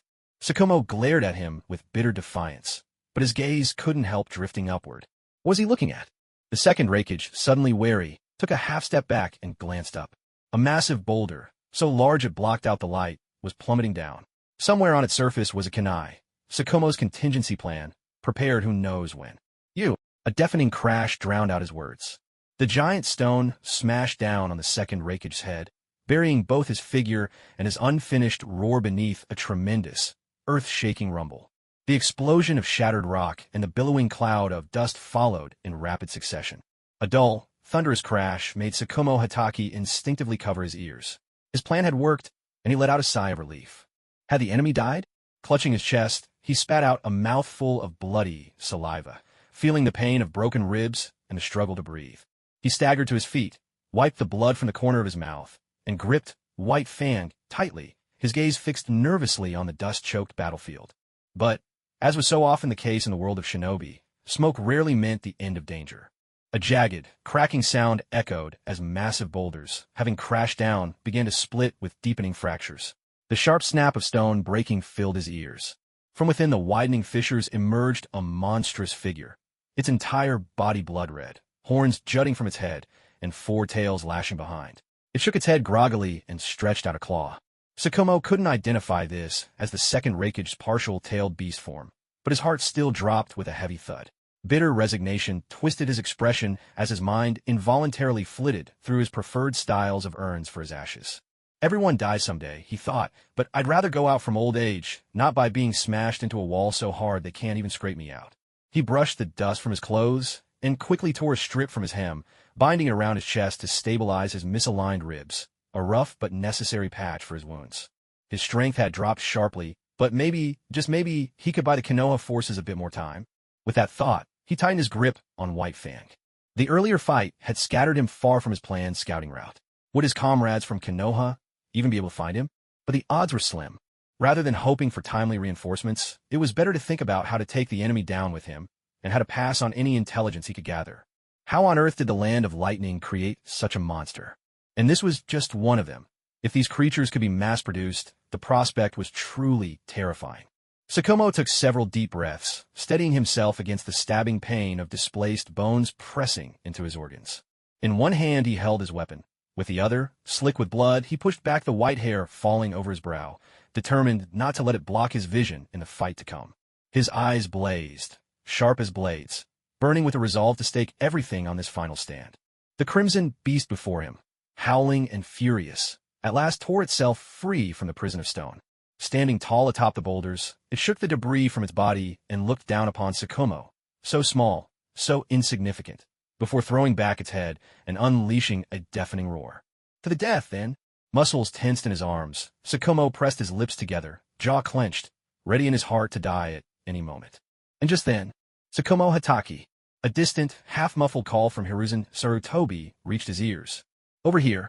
I'm over here. The death-defying resolve that had gathered around Tsukumo Hatake dissolved in an instant. Clutching his aching chest, he raised his voice and shouted with all his might. No sooner had his shout echoed out than a fiery dragon roared onto the scene. It darted out from around the corner, its presence overwhelming, lunging straight for the second Reikage, whose body was half-transformed by the power of the tailed beast. Hiruzen Sarutobi appeared atop a crag of shattered stone, flanked by a squad of Konoha shinobi, signaling to Tsukumo with a wave. Save at last. Relief finally washed over Tsukumo Hatake. He let out a shaky breath, fighting to keep his battered body alive. That single cry had only worsened his wounds. The splintered ends of broken ribs had stabbed deep into his lungs. Every breath now carried the tang of blood and agony, yet this pain was proof that he was still alive. When Hiruzen Sarutobi had hurried to the scene, Tsukumo and the second Reikage had already vanished into the distance, fighting fiercely as they went, their path uncertain. Hiruzen had tracked them by the trail of devastation left behind, when suddenly a monstrous roar split the air. At once, he understood where to go. Abandoning the meandering signs of battle, he moved swiftly and with purpose, homing in as the massive chakra of the tailed beast entered his sensory range. "Tsukumo Hataki," he called out, receiving a muffled reply. "Found him." Hiruzen rushed closer, hands flying through hand signs. In the very instant he grasped the situation, he unleashed the fire-style, majestic dragon flame jutsu at the enemy. The second Reikage, warped by the tailed beast's influence, had his judgment dulled. Instead of finishing off the already gravely injured Tsukumo, he became entangled in combat with the fiery dragon that so unsettled him. Tearing through the blaze with ease, he shredded the dragon, the flames flickering out in midair. Eyes now fixed on Hiruzen Sarutobi, the one who had just attacked him. In his clouded mind, the second Reikage saw Hiruzen as a far greater threat than Tsukumo, and prioritized him above all. Deep inside, the Eight-Tails spirit fueling his rage was just as hostile to the arrivals from Konoha. Years ago, it had lived peacefully in its own domain, feasting on fish and humming to itself, when suddenly a human had appeared out of nowhere. Muttering about power too great, and then, bam, bam, bam, he'd been battered with wood-style jutsu, captured, and sealed inside a scroll. What kind of person does that? Outrageous. Enough to enrage even a beast. In its spiritual domain, the Eight-Tails slapped the ground in irritation with a freshly formed tentacle. Though the one who had captured it was long dead, the villagers he had left behind were no less hateful. Whether it was the weakling lying on the ground, or the powerful one standing above, all those from that village deserved to perish. Their loathsomeness was only a hair less than that of the people of the Land of Lightning, who had once destroyed all its tails. The Eight-Tails and its Jinchuriki found common ground in their desire to kill the man before them. The second Reikage's aura swelled with renewed vigor as the tailed beast chakra surged from his body, growing ever more intense. Hiruzen Sarutobi frowned deeply. This creature radiated an overwhelming sense of danger. Quickly weaving signs with both hands, he unleashed jutsu after jutsu in an effort to disrupt the second Reikage transformation into a tailed beast. Meanwhile, the nearby Konoha ninja moved with swift efficiency. Seizing the moment while the beast's attention was elsewhere, they dashed into the ravine and hauled up the battered form of Tsukumo Hataki. Lord Third, cough, the enemy has both close and long-range abilities and recovers quickly. Tsukumo managed to report what he knew of the enemy through ragged breaths, before blood began to spill uncontrollably from his lips. "Get him to the medics at once," Hiruzen commanded, seething with anger as he looked at Tsukumo's grievous wounds. He regretted leaving Konoha's top medical ninja behind to guard against the joint assault from Wind and Earth nations, an act born from both necessity and his own confidence in his strength. Now, only a medic of average skill accompanied them in this squad. He could only hope she would reach Tsukumo in time. If not, if the rescue failed and Tsukumo died here, it would all be his fault. Watching as the unconscious Tsukumo was carried away by his comrades, Hiruzen was consumed by guilt. Fire style, Phoenix Sage fire technique. Moving at lightning speed, Hiruzen formed the necessary hand signs and spat out a volley of blazing fireballs. The fireballs twisted and curved unpredictably through the air, assailing the half-transformed second Reikage from all directions in the ravine, sealing off every possible path of escape. A barrage of scorching fireballs filled the sky, their searing heat warping the very air and making it impossible to breathe. From afar, the blaze bloomed like phoenix flowers in full glory. Hiruzen's gaze never left the crimson beast below, watching its every move. As he absorbed and analyzed the intel Tsukumo had given him, he prepared a strategy for the coming clash. His hands joined, ready at any moment to change signs and adapt. Yet the beast, cloaked in crimson chakra, didn't even attempt to dodge. Instead, it lowered its front, dropping its center of gravity. Its four tails rose behind it, each one smashing down with thunderous force, shattering the incoming fireballs one after another. The detonated flames burst apart, forming huge, blazing orange fireballs that roiled with heat. Unfazed, the crimson monster burst through the inferno, a streaming tail of fire trailing in its wake as it rocketed toward Hiruzen and his group with terrifying speed. "Scatter!" Hiruzen's shout rang out. Instantly, the Konoha ninja at his side broke formation and darted away in all directions. This tailed beast form was highly resistant to fire. If he used fire style again, he would need to pour in far more chakra, focusing on pinpoint attacks for greater effect. He considered his options, rolling his wrist. In his palm appeared the Nioi golden staff, its length jet black with gleaming golden tips. Before joining the battle, he had already instructed the summoning beast, Inma, to be prepared, ready to transform at any moment into the magical staff, the Rui Jingu Bang, to lend him support. As soon as the staff appeared in his hands, it instantly extended. With a powerful swing, he raised it high, gathering momentum, and then brought it crashing down on the charging crimson beast with tremendous force. A thunderous boom resounded. Struck by the staff, the crimson beast's head jerked to one side. It let out a furious, guttural roar. Immediately, its right hand and tail coiled up along the staff. Using the force of the blow and the pull of its own weight, it yanked hard, tried to upset Huzen Tsurutobi's balance, and drag him down from the mountaintop, narrowing the distance between them. But the staff, tightly gripped in its hands, suddenly extended in the opposite direction. In the blink of an eye, it sent the creature hurtling from midair straight into the ground, raising a cloud of dust. The beast was smashed directly into the rocky hillside, crying out in pain with a mournful wail. Yet, even though he'd gained the upper hand in this first clash, Hiruzen Sarutobi's expression didn't relax in the slightest. His brows were tightly knit, and both hands gripping the weapon tingled faintly with numbness. The strength of this tailed beast was truly formidable. Even after taking his full-powered strike, it showed almost no visible injuries. This creature was both incredibly heavy and astonishingly tough. Clearly, ordinary taijutsu wouldn't work against it. A human simply couldn't match a tailed beast's stamina, nor could they hope to recover as quickly. As for Genjutsu, only the Mangekyo Sharingan might have any effect on a tailed beast. If only they had grasped the intelligence from the Land of Lightning about capturing the Eight Tails. If he'd brought Uchiha Kagami along, defeating this monster would have been effortless. This only proved Konoha's intelligence network still had its flaws. In the future, this gap would need to be filled and more intelligence operatives trained. With Genjutsu and Taijutsu ruled out, that left sealing techniques and ninjutsu. How should I deal with it? Hiruzen pondered. Meanwhile, the Crimson Beast had already recovered. Nimbly, it scrambled up the Rui Jingu Bang, racing along it like a road, barreling toward him with menacing energy. Its four tails unfurled, eyes sharp and predatory, as if ready to devour anyone in its path. Feeling the subtle tremor in the staff gripped tightly in his hands, Hiruzen's lips curled into a faint, knowing smile. Just as the Crimson Beast reached the midpoint, he abruptly released the summoning of Enma. With a sudden whoosh, the path vanished beneath the beast's feet. For a split second, it was bewildered, claws grasping at thin air, nothing beneath it. The crimson figure traced a perfect arc through the sky, before crashing to the ground with a howl of frustration and rage. It was powerful, but its strength seemed to have come at the expense of its wits. Hiruzen quickly formed hand seals, calling forth for shadow clones. The five elements, Grand Bullet Barrage technique, was ready to be unleashed. This was one of his most destructive jutsu, and his latest proud creation. At the same time, he summoned four shadow clones to coordinate with each other. The original and the clones each unleashed high-level ninjutsu of five different elements: fire, lightning, water, earth, and wind, attacking the enemy simultaneously to deliver devastating damage. Such overwhelming force could inflict fatal injuries even on a Jinchuriki who had undergone partial tailed beast transformation. Of course, that's only if the attacks actually landed.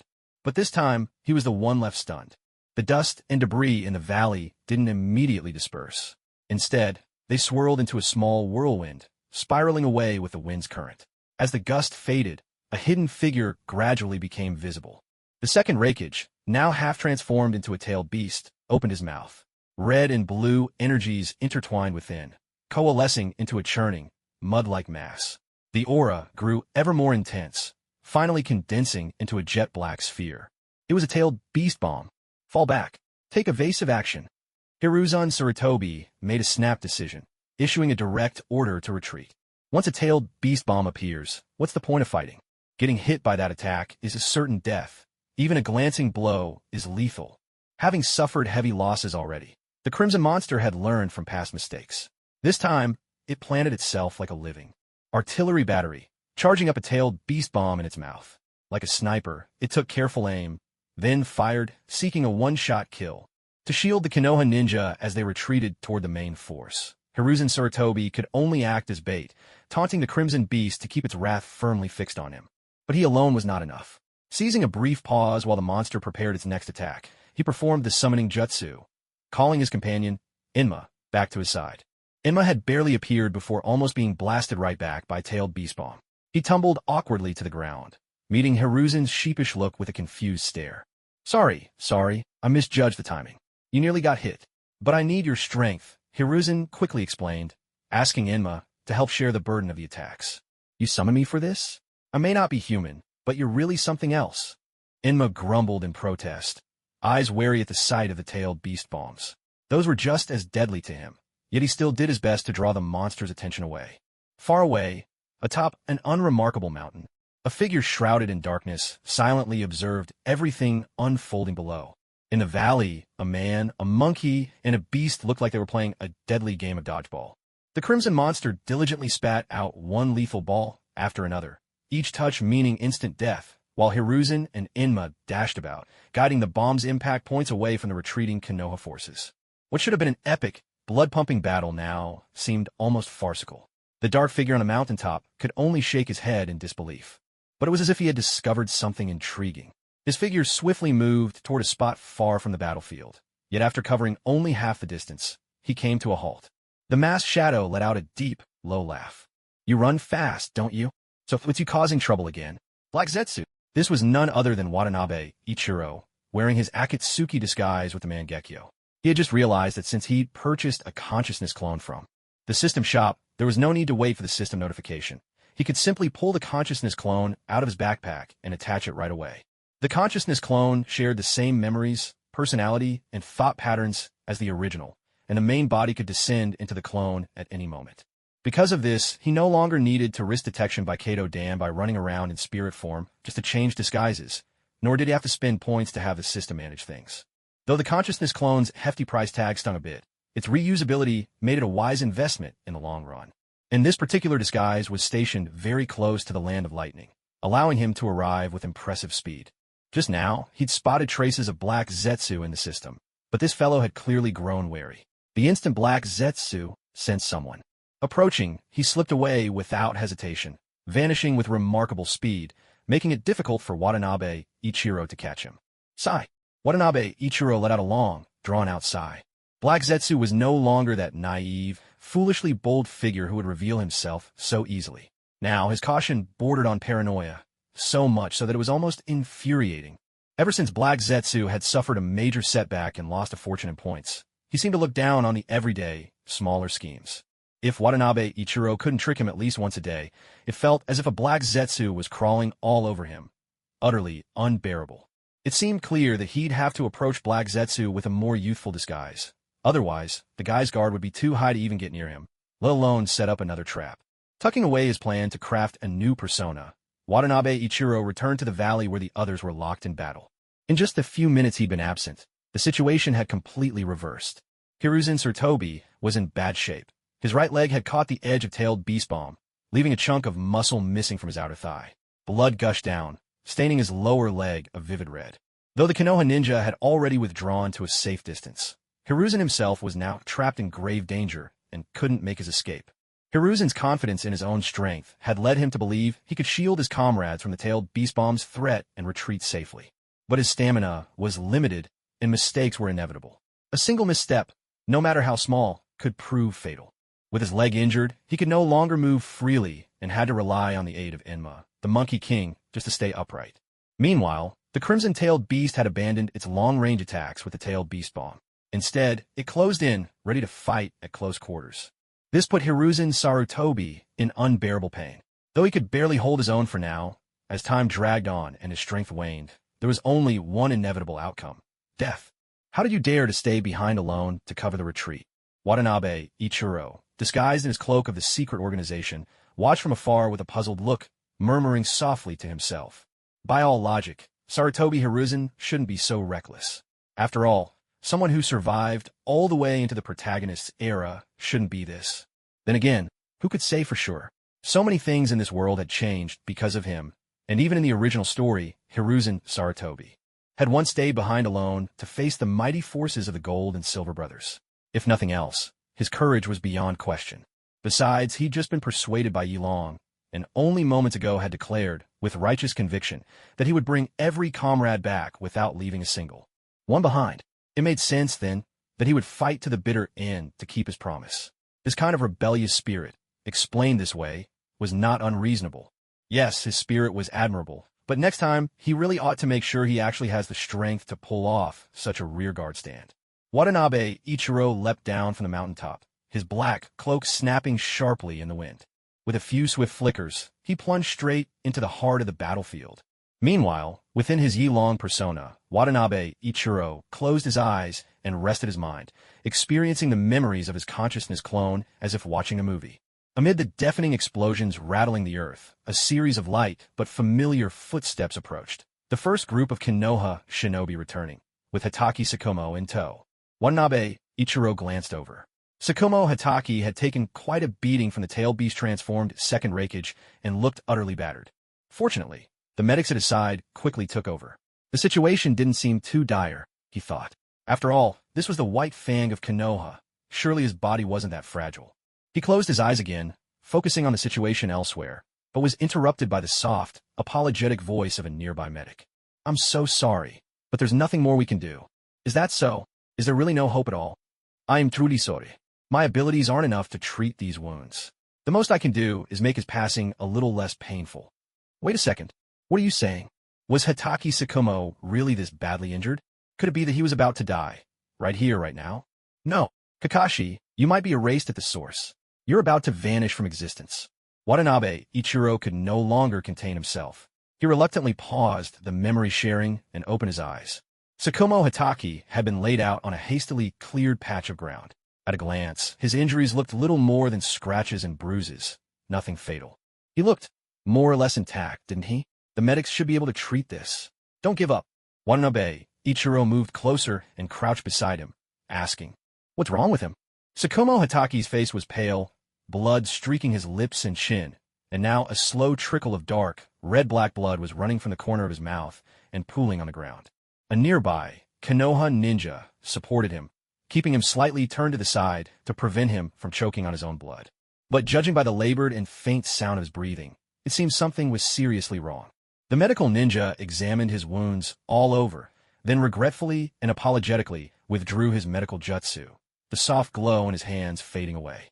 Lord Tsukumo's internal organs are almost completely shattered. His ribs are broken, and the fragments have pierced his lungs and heart.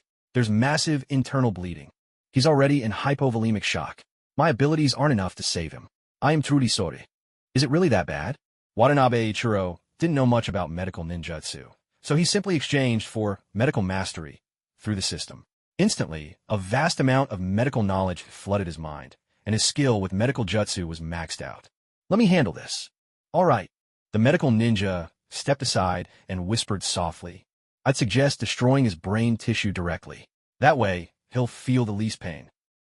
Watanabe Ichiro and the medical ninja looked at each other in disbelief. Nearby, the Konoha ninjas watching the scene averted their eyes, unable to bear it, and let out heavy sighs.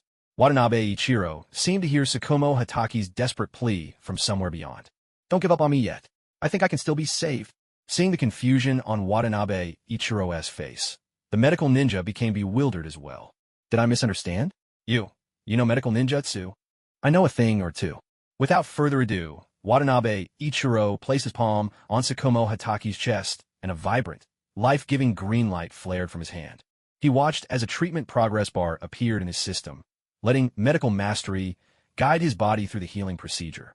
The medical ninja and the Konoha onlookers watched as he deftly disinfected his hands, used a chakra scalpel to open Tsukumo's chest, extracted the bone fragments lodged in vital organs, and quickly cleaned out the wounds.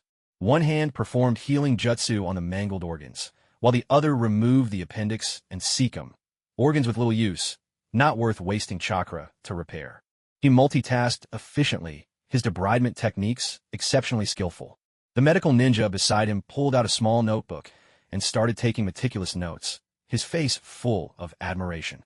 Although Watanabe Ichiro looked entirely focused on the surgery, in truth, medical mastery was handling everything. His own attention had drifted off to observe the battle between Hiruzen Sarutobi and the Eight Tails in the distance. Then, with a crisp chime as the progress bar reached its end, his focus shifted back from the distant fight to the present moment. Tsukumo Hatake was now full of life, already awake. He gave Watanabe Ichiro a nod of gratitude, then grimaced in pain as someone beside him helped him take a sip of water. Even the deep cuts on his chest and abdomen had been completely healed by his medical ninjutsu. Not a single scar remained. There was no trace of the life-threatening injuries he'd suffered just moments before. Whoa, that was some thorough healing. But this might be a bit much. The essence of medical ninjutsu is to stimulate cell division for emergency treatment.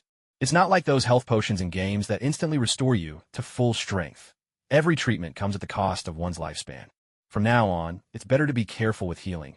Just deal with the life-threatening wounds, and let the body handle the superficial ones. Trading years of life just to get rid of scar hardly seems worth it. After all, Tsukumo Hitaki isn't some young maiden worried about her looks. He's a grown man, and there's really no need. Watanabe Ichiro was musing over this when he looked up and found himself surrounded by a circle of Konoha shinobi, their eyes burning with excitement.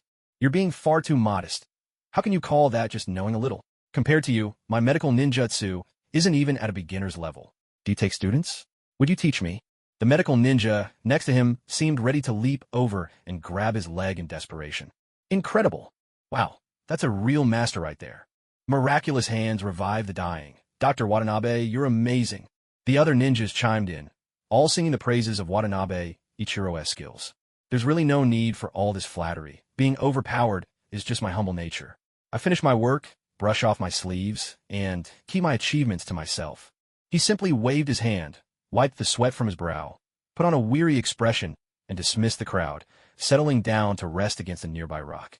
Meanwhile, his attention had already drifted to the distant valley, where the thunderous booms continued unabated. In the midst of his fierce battle with the Eight Tails, Hiruzen Tsurutobi caught a glimpse of a shadow darting into the fray. There were no identifying marks. He couldn't make out who it was. His heart sank. This was bad. No one from Konoha would dress like that. Whoever it was, they were almost certainly reinforcement from the Land of Lightning.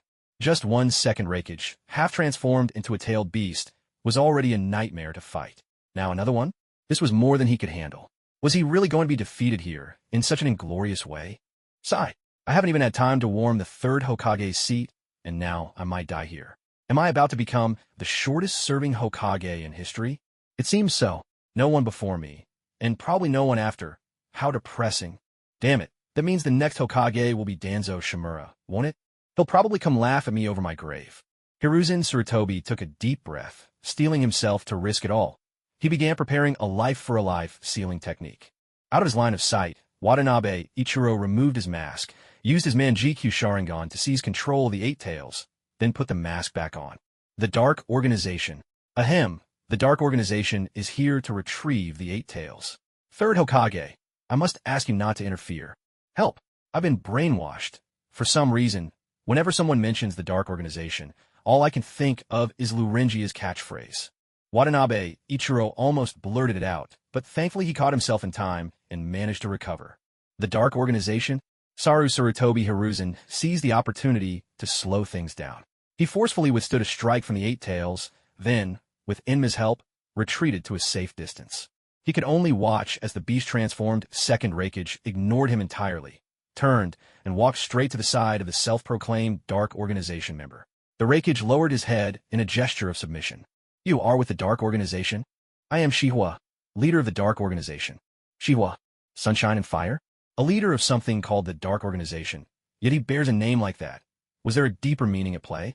Sarutobi Hiruzen committed this piece of information to memory, watching this uninvited guest, who claimed to lead the Dark Organization, with deep wariness. Please, there's no need for tension. The Dark Organization was born out of war, but we are devoted to love and peace. In fact, we've already received official recognition from the daimyo of the Land of Lightning. We're a legitimate, law-abiding group. Legitimate and law-abiding? You took over the daimyo's manor and forced him to sign the papers. Do you even know what those words mean? You're most welcome to visit us, Lord Hokage. I look forward to exchanging ideas on governance with you. No, thank you. Who in their right mind would visit you? No one ever comes back from there. Still, you can't slap a smiling face. Whatever the truth, the fact remains, they took away the beast-transformed Reikage and didn't attack me while I was gravely wounded. At the very least, this was a gesture of goodwill. For now, I should respond with some diplomatic niceties. Sarutobi Hiruzen tidied his appearance and summoned the Hokage's aura he'd secretly practiced so many times. Thank you for your kind invitation, leader of the Dark. Konoha, too, aspires to peace and always welcomes organizations that approach us with goodwill to share their experiences. Shiwa gave him a slight, indifferent nod. Very well. Once I've finished my affairs here in the Land of Lightning, I'll bring a modest gift and pay you a visit. With that, he said no more. He turned and led the raikage, still under the control of the Mangekyo, away. Sarutobi Hiruzen was left speechless. I was only being polite. I didn't actually invite you. Why does he take everything so literally? It's like when an elder gives you a red envelope at New Year's. You go through all the polite refusals. Oh, I couldn't possibly. Or no, that's not necessary. Waiting for them to insist, just take it. No need to be so formal with family. After a few rounds of refusals and insistence, you finally accept it, acting all reluctant. But this time, the elder didn't play along. He just took the money back. These dark organization folks don't play by the usual rules. He's really coming to visit Konoha. Is he coming to destroy Konoha? How am I supposed to handle this? Can I take back what I just said? Hiruzen Sarutobi let out a long, weary sigh. The movement tugged at his wounds, twisting his face with pain. With Inma's help, he staggered back to rejoin the main Konoha forces. Lord Hokage, welcome back. Are you all right? You're injured. Medical team. Elder Yellow, over here. The Konoha shinobi crowded around him, their faces alight with joy, voices overlapping as they expressed their concern. Catching sight of Tsukumo Hatake, who sat leaning against a rock and smiled at him in greeting, Hiruzen finally felt the weight lift from his heart. He looked around, taking in the sight of every single Konoha ninja, all present and accounted for, assembled in perfect order. A smile finally broke across his face. I've returned. With relief and no further incident, Hiruzen Sarutobi and his party made it safely back to Konoha. Incidentally, after being treated by Ikaru Watanabe, Hiruzen couldn't praise him enough and express his hope that Ikaru would become the head of the medical corps. Ikaru Watanabe did not refuse. In fact, this was exactly what he'd been aiming for. By leveraging his expertise to catch the attention of Konoha's leadership, he could shorten the otherwise lengthy vetting process and swiftly enter the village's inner circle of power, thereby keeping a close watch on Konoha's every move. Though Tsukumo Hatake's serious injury had been an accident, it conveniently allowed Ikaru Watanabe to showcase his abilities at just the right time. Hiruzen Sarutobi soon reunited with Danzo Shimura, who had remained behind in Konoha. Both men had good news to share. However, Hiruzen also brought back troubling tidings. The Shadow Organization intends to visit Konoha in the near future. What business do they have in Konoha? Danzo's brow furrowed, and both men instinctively turned their gaze toward Ikaru Watanabe. Yellow, Danzo addressed him. Based on what you know of the Shadow Organization, do you think that man was their leader, Shiwa? And what could be his purpose in making this move? Ikaru sat nearby, leafing through the medical corps' documents, responding with a calm focus as he multitasked. I spent about a year undercover in the Shadow Organization, so I'm familiar with most of the people and matters within. The only mystery to me is the leader, Shiwa. From her description, I believe the person who met with you, Lord Hokage, was indeed the leader himself, to be able to instantly suppress the raikage-tailed beast transformation and then appear in the Land of Lightning. There's probably no one else who could pull that off. But honestly, if he hadn't given you his name, I wouldn't have known it. Within the organization, we usually just refer to him as Lord Shadow. As a whole, the Shadow Organization is an entity defined by strict discipline and well-established rules. Peace, stability, and a sense of security. These are the names it shows to the world. After every individual swears allegiance to the Shadow Organization, their loyalty is personally inspected by the leader of the organization, known as Lord Shadow, who is in fact Shiwa. However, I cannot say with certainty whether he himself always conducts these examinations. The Hokage also knows that his attire never changes, always that black robe and mask, making it nearly impossible to tell who's really beneath the cloak. This leads to a reasonable speculation. Perhaps there's more than one Lord Shadow. Or, to put it another way, Lord Shadow may simply be a title, with the person behind the mask changing at any time, much like the raikage, where each successor is renamed a. One thing is clear. Lord Shadow has a remarkable talent for recognizing people's strengths and assigning everyone in the Shadow Organization to the role that suits them best.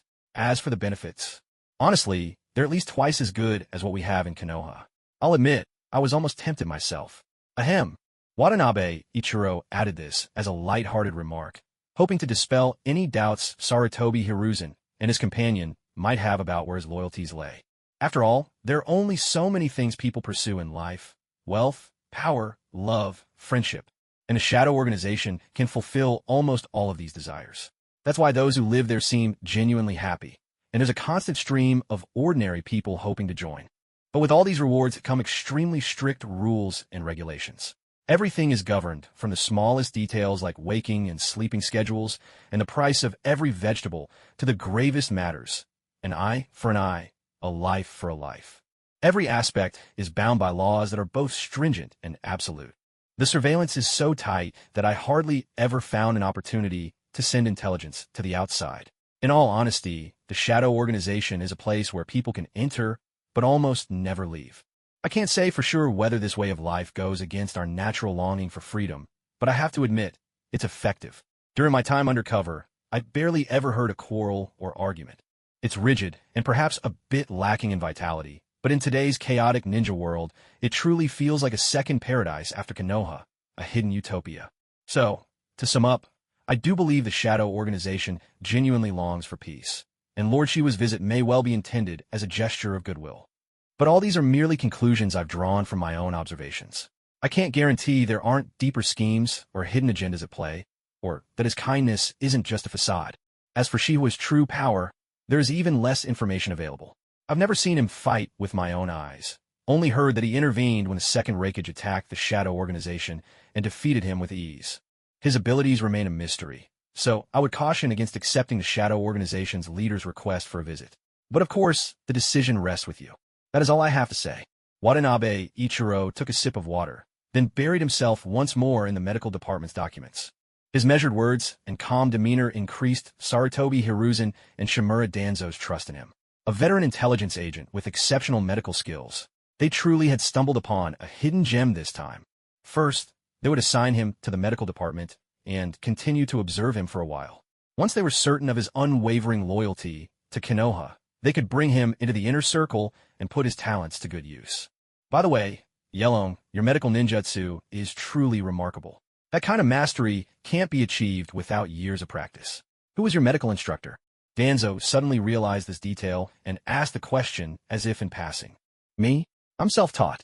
After Lord Ichiryu gave me access to all the medical resources Konoha had, I just studied them a bit. I started practicing directly on my first day, and after spending a little more time, I became proficient. Honestly, medical ninjutsu isn't all that difficult. Lord Danzo, you should give it a try when you're bored. A cough, that's really impressive. Danzo was caught off guard by this humble brag and replied with a touch of envy. With talent like yours, Yelong, your learning ability is truly extraordinary. Most people couldn't achieve that kind of progress. Sarutobi stroked his beard in admiration. Oh, it's nothing. I'm used to it. Such a genius. How had they never heard of him before? That Ichiryu was sly indeed, sheltering such a talent so carefully. But luckily, they had discovered him now. They would make the most of him. So, Yelong, why did you choose to work in intelligence gathering? With your talent? That seems like a waste of your abilities. Danzo took advantage of the pleasant atmosphere to ask. Hearing this, Watanabe Ichiryu closed the medical department file, pressing the book thoughtfully to his chin. His gaze drifted upward, unfocused, as if lost in distant memories. After a long silence, he finally replied in a voice that sounded almost like a dream. I'm not really sure myself. I grew up in Konoha's orphanage, and when I was older, Lord Ichiryu took me under his wing, and I've always followed his arrangements. My studies, my daily life, even the work I'd do in the future, everything was orchestrated by Lord Ichiryu. He said I needed to interact more with outsiders, otherwise I'd live too. He considered for a long moment, then finally found the word. Lonely. But I never really understood why he said that. To be honest, I didn't feel anything in particular. But ever since I learned from a Ninja World Daily, published by the underground organization, that Lord Ichiryu had passed away, he placed his hand on his chest, confusion flickering in his eyes. It hurts so much inside. Is this what loneliness feels like? I think I finally understand.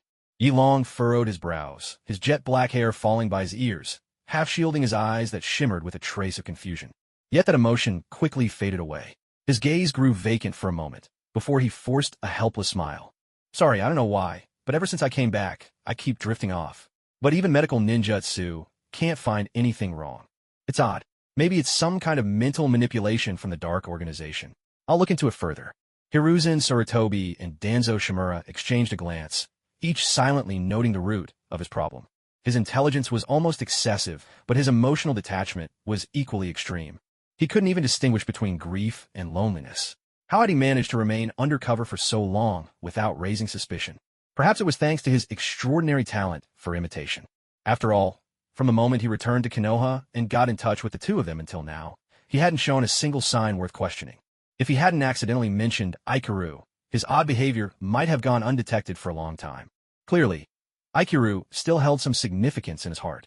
A talent like him, if properly nurtured and bound by strong ties, could become a superb blade, ready to serve their purpose. But if left unchecked, if he turned against them, or was swayed by outsiders, then that very blade could become their most dangerous enemy. Every skill and technique he'd been taught would become a weapon turned against them. What a thorny problem. No wonder Uchiha Ikiru had never put him to use. A weapon without loyalty was just as likely to wound its wielder. Perhaps Ikiru had sent him out hoping contact with the outside world would help him develop an understanding of emotion. Maybe his intention was to shape Yi Long into a flesh-and-blood person, a genuine companion worthy of trust. But from the looks of it, that plan hadn't succeeded. He learned to wear a mask, but deep down, he was still lost. Even so, Yi Long clearly had some emotional ties to Konoha. Otherwise, given his praise and fondness for the Dark Organization, why didn't he just stay there for good? Especially since his records had been destroyed back when Jiraiya was around. Not even a trace of his appearance remained. Yi Long could have simply assumed a new identity and started over, leaving behind the orphanage and his AMBU past. He could have built a new life. But he didn't. He risked everything, incited a rebellion, broke free from the Dark Organization, and made his way back to Konoha in the end. Perhaps, deep in his subconscious, Konoha was already synonymous with home. No wonder Ikiru had shared their embarrassing moments with him. Maybe it was just another way to tie him closer. Hiruzen Sarutobi and Danzo Shimura kept their expressions neutral, quietly weighing their options. But neither of them realized that, without noticing, their wariness and suspicion of Yi Long had quietly faded quite a bit. Revealing a few of your own minor flaws at the right moment, or reaching out for help with something neither too big nor too small, is a quick way to build rapport with others. Watanabe Ichiro, ever the drama king, whispered this to himself in his heart. Time flew by in the blink of an eye. On the side of the Shadow Organization, the second Reikage was taken away after being placed under the control of his Mangekyo, and several support squads that rushed over were also subdued by Watanabe Ichiro. The already unstable situation in the Land of Lightning spiraled further into chaos, and the Shadow Organization swept in, taking control with barely any effort. Watanabe Ichiro unearthed intelligence in the Land of Lightning about Black Zetsu and the second Reikage having contact, but the details were about as vague and misleading as the stories it fed to others, so there's little point in elaborating further. Recruitment unfolded as before, money, supplies, and manpower poured in with a bang. The civilians and shinobi of the Land of Lightning felt as if they'd stepped into paradise, drifting along as they joined the Shadow Organization. From then on, the entire territory of the Land of Lightning fell directly into the Shadow Organization's hands. With a mischievous sense of humor, Watanabe Ichiro renamed it the Land of Light, turning it into a rising superpower. As for the region itself, a construction foreman, Kakazu, was dispatched to handle the infrastructure, and development began at lightning speed, matching the architectural style of the Shadow Organization's main city.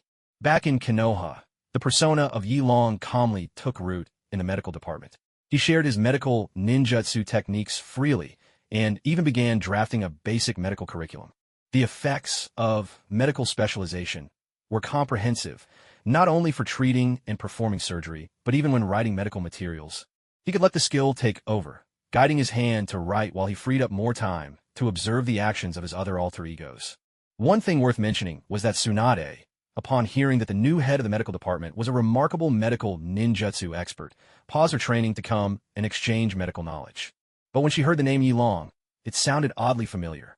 She sat down, hesitating for a moment, before asking about his connection to Jiraiya. So, I've been found out. Watanabe Ichiro hadn't tried to hide anything, but being asked so directly still felt a bit strange. The Yi Long that Jiraiya talks about, that's me. I'm sorry for deceiving him for so long. It was a secret mission entrusted to me by Lord Ichiro, meant to help change his reckless nature. Tsunade fell silent for a long time, then spoke softly. But, don't you think that's a little too cruel? It's still better than him dying carelessly in some forgotten corner, isn't it? Tsunade sighed and nodded in agreement. You care about him, don't you? Watanabe Ichiro pressed. What? Of course not. No way. We're just comrades. Isn't it perfectly normal for teammates to worry about each other?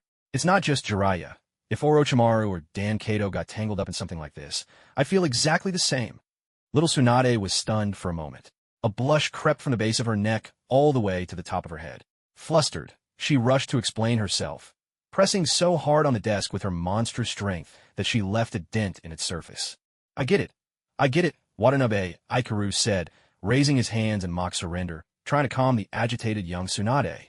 He hadn't been keeping close tabs on the progress of these 4 kids lately, but from the looks of it, something subtle was indeed changing. It seemed there would be new opportunities to tease them in the future. Jiraiya hasn't been back to Konoha for quite some time now, has he? Watanabe, Ikaru, shifted the topic. It's been almost half a month, Tsunade replied, a trace of disappointment in her voice. He's training in sage arts at Mount Myaboku, she continued. He said he won't come back until he's mastered them. Oh, I see. But I've heard it's really difficult, Tsunade said, worry clouding her face. She propped her puffed-up cheek in her hand, her fingers unconsciously stroking the medical book Watanabe, Ikaru, had just finished writing in a flurry of inspiration. Most people can't learn it all. Is he planning to never return to Konoha? Watanabe, Ikaru, immediately slid the book out from under her hand. Please, don't ruin it, he thought. He'd worked so hard to finish it. Absent-mindedly, his other hand ruffled Tsunade's hair. Don't worry about him, he said gently. He'll figure it out. Even if he isn't as clever as you or Orochimaru, he's still a prodigy in his own right. Besides, I have a way to help heal what's troubling his heart. Would you be willing to help me, Tsunade? Oh, big brother Yulong. Are you planning to let Jiraiya know you're back? Tsunade found the touch on her head oddly familiar, but before she could dwell on it, his words caught her full attention. Even her way of addressing him changed, becoming warmer and more intimate after he'd acknowledged his identity. Something like that. But I'll need your help to keep it a secret from him for a while. Watanabe, Ikaru, smiled mysteriously. Hot blood trickled past his fingertips, and the body in his arms went from tense to limp, finally collapsing with no strength left. Black shadows intertwined with bright red blood, writhing like demons, slowly tearing the world before his eyes to shreds. Someone grabbed his ankle, sending a sharp jolt of pain through him. Jiraiya looked down. Big brother Yulong, his face covered in blood, smiled up at him. Go, Jiraiya. Don't stop here. Whack. Something struck him hard on the head. Focus, young Jiraiya, Fukusaku said, holding a dark wooden staff, and sighed helplessly. Take a break. It's time for dinner. All right, Jiraiya replied, taking the box meal Fukusaku handed him. When he opened it, plump white bugs, drizzled with sauce, were lined up neatly inside. Crispy, greenish little insects were piled in a steaming mound on the side. In the soup bowl, bizarre-looking bugs, spotted with dots, floated in a purple broth. Ugh, the colors look really strange, he muttered. Sitting to the side, Yilong spoke up. Jiraiya's fingers paused for a moment, but his gaze didn't waver. He simply opened the lid and began to eat, his face expressionless. Little Jiraiya, there's someone looking for you in the Leaf Village. After finishing a box of bugs, Jiraiya rinsed out his lunchbox in the nearby stream, then looked up at Master Fukusaku, who was waving at him. Tsunade left you a scroll, Fukusaku said. She said it's related to a mission involving the so-called Evil God Cult, and wants to know if you're interested. The Evil God Cult? The lunchbox in Jiraiya's hands creaked under his tightening grip. Wait for me. The border of the Land of Wind. We've arrived. Jiraiya, now taller and leaner than before, held the mission scroll and double-checked their destination. According to reliable sources, signs of the Evil God Cult had been seen here. Under the joint investigation of the Leaf Village and the Shadow Organization, 7 out of the cult's 8 major branches had already been eliminated. Only this branch in the Land of Wind remained, along with the cult's mysterious headquarters. I've been here on missions before, so I know my way around. Follow me, Tsunade said, pointing toward the town ahead. Oh, this is my first time in these parts, Dan Kato said, scratching his brow as he gazed into the distance. Be careful, a squad leader from the Leaf, someone Jiraiya didn't recognize, reminded them quietly. This 4-person team was missing Orochimaru, who was currently lost in his own world in Tobarama Senju's laboratory. With all the funding Konoha could provide, he had finally discovered his true passion, scientific research. Now, he spent every day and night in the lab, utterly captivated. Forget about leaving the village for missions. He didn't even want to step outside the lab doors, sleeping there day after day. Jiraiya and his group set off and entered the town. They used transformation jutsu for a simple disguise and began their investigation. As expected, the Evil God Cult was up to its old tricks. Recruiting, sending people back, and then recruiting again. Since ancient times, deep affection has never lasted. Only clever schemes win a heart. Didn't this cult have any new tricks? After some digging, they learned there was just one laborer in town who had managed to return safely and quickly found out where he lived. They headed out right away, but found the house empty. Instead, a neighbor nearby, eyed them warily, asking about the purpose of their visit. Dan Kato smoothly stepped forward. His transformation jutsu had turned him into a young man with a fresh, amiable face. Hi there. This guy owes us money and just won't pay up. We heard he came into some cash recently, so we're here to collect. I mean, a debt's a debt, right? Fair's fair, wouldn't you say? Hearing this, the neighbor relaxed a little, a hint of schadenfreude on his face. In that case, you'd better hurry. He's probably gone off to the pleasure district again. Catch him before he spends it all. Otherwise, you might never see your money. He winked and gestured in a particular direction for the group. Armed with this crucial piece of information, they thanked him and set off once more, resuming their pursuit. After a round of searching, they finally found their target, dead drunk, slumped beside a garbage bin in the entertainment district. Drink up. Why did you stop? Listen, don't be shy with me. Hick, I've got plenty of money. Tonight, I'm covering everything for everyone. Drink up and enjoy yourselves, folks. He was hiccuping, fraternizing with a rat as if they were old friends, even trying to shove his bottle into the rat's mouth. Well, it seemed they'd found the reason he got thrown out. His reckless generosity had left him broke in an instant, and spending in this district was notoriously expensive. The group eyed his drunken state and tried to question him, but his answers were all over the place. Nothing they could use, let alone any details about the location of the cult. Dan, do you have any way to interrogate him? Jiraiya's brow furrowed tightly. He had witnessed firsthand the cruelty of the cult. They killed with more ease than eating or drinking. Every minute wasted could mean another life lost to their hands. No. Kato Dan shook his head, and the team leader Jonin silently did the same, signaling that he too was at a loss. So they just had to wait? Jiraiya let go of his grip on the man, frustrated and helpless. The group left him in a nearby inn, planning to rest for the night and wait for him to sober up. In the end, they divided the tasks as follows. The team leader Jonin and Jiraiya would go out separately to gather more information. Kato Dan would use his spirit transformation technique to scout the area for clues. Tsunade would stay at the inn to protect both the man who knew the cult's whereabouts and Kato Dan's physical body. In the heart of the entertainment district, Jiraiya walked with a heavy heart.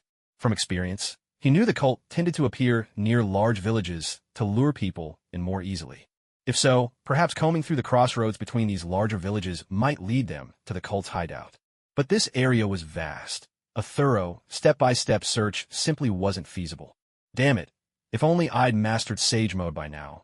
My senses would be sharp enough to locate them, and we wouldn't have to wait for someone to sober up. For now, all he could do was hope Kato Dan's spirit transformation might find the cult's lair. The entertainment district was crowded and chaotic, but packed with information. By blending into the throng and eavesdropping here and there, maybe someone would let slip a clue about the cult's location. Sir, a sweet, alluring voice called out to him, but he didn't break his stride. I'm Miss Yang from Willow Lane, won't you come upstairs and play?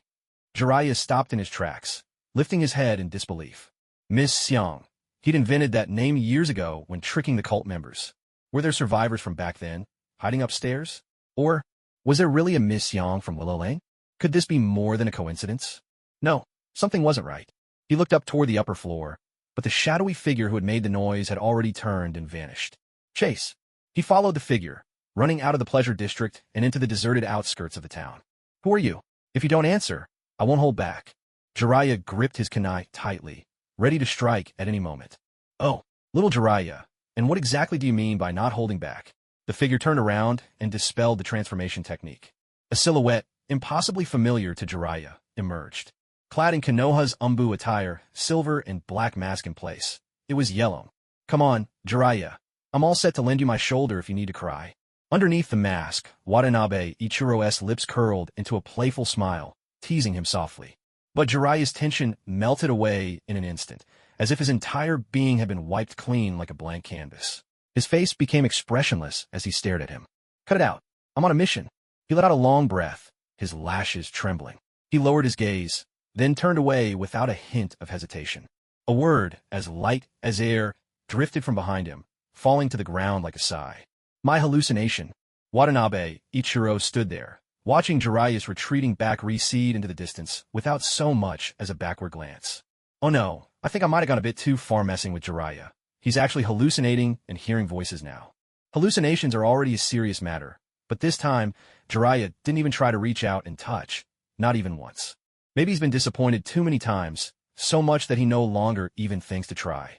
He's probably grown used to living with these hallucinations interrupting his days. So, from a moment of Yelong's death in the story until now, How long has he been living like this?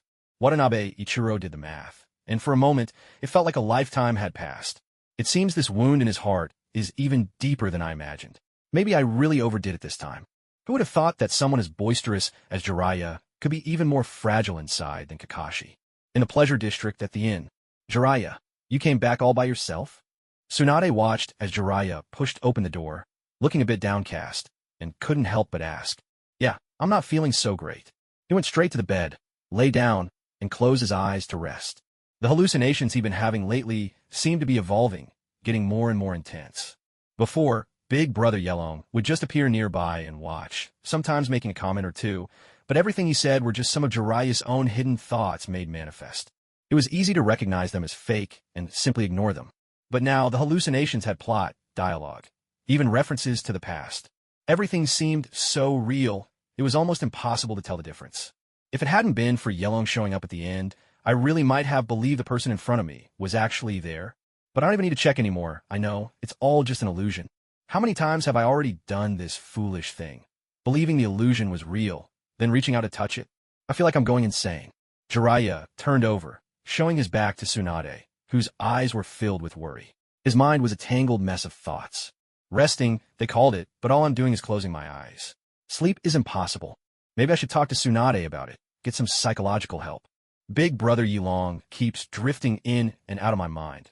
And while that's usually fine, what if it happens during a fight? What if I make a mistake and end up hurting my teammates? But Jiraiya brought his limp hands together over his chest. The only place I can see Yelong again is in these illusions. If I get treated and he disappears forever, I just can't bring myself to let go. Forget it. No more overthinking.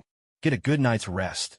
And tomorrow morning, I'll take care of those wretched cultists once and for all. If only they didn't exist. TCH, scum like that should never have been born into this world. Tsunade stared at his unmoving back for a moment, then met eyes with the Jonin team leader, who'd just come in. The two exchanged a silent look. Big Brother Yelong, what happened? Weren't you planning to tell Jiraiya who you really are? Tsunade mouthed the words at him. He thought I was just a hallucination. Didn't believe me. Watanabe Ikuru mouthed back, spreading his hands in resignation. Tsunade's eyes widened in disbelief as she glanced back at Jiraiya. He's having hallucinations? He never told us. He never said a word, but as a medical ninja, how could I have failed to notice? Tsunade swallowed the rest of her thought, her mood sinking. It's all right. It's my fault, not yours, so don't blame yourself. Watanabe Ikuru waved her off, pondering how to help Jiraiya recover. It only takes a few seconds to knock down a sandcastle on the beach, but rebuilding it can take a long, long time. Maybe the only thing that can help, what truly matters, is staying by his side after revealing the truth. The rest will have to be healed by time. Emotional wounds need emotional remedies. When someone you thought was long gone comes back into your life, maybe that's the best medicine there is. At dawn the next day, someone who knew the whole story finally crawled out of bed after a long, sound sleep, groggily searching for the bathroom. But as soon as he opened his eyes, he found several burly men, clearly disguised with transformation jutsu, standing menacingly at the foot of his bed. Huh, BB Big Brothers, what brings you here to see me? He shook his head, memories flooding back, recalling last night's wild spending spree, and let out a miserable wail. I'm flat broke now. Not a single coin left. I've got absolutely nothing. We don't want your money. We want to know the place where you were hired to work. The hulking men flexed their muscles, silently making their threat crystal clear. The informant, hearing the question clearly, felt a slight sense of relief. With trembling hands, he drew a map on the paper, pointing out the precise directions and location for the group. Having obtained this invaluable information, they set out without delay. Staring at the all-too-familiar entrance of the cave, Jiraiya clenched his jaw. There was no mistaking it. This was the place. After a brief tactical discussion with his companions, Jiraiya took the lead, stepping into this place filled with dreadful memories. Inside the cave, a faint scent of herbs lingered in the air, a false entrance meant to confuse and disorient intruders.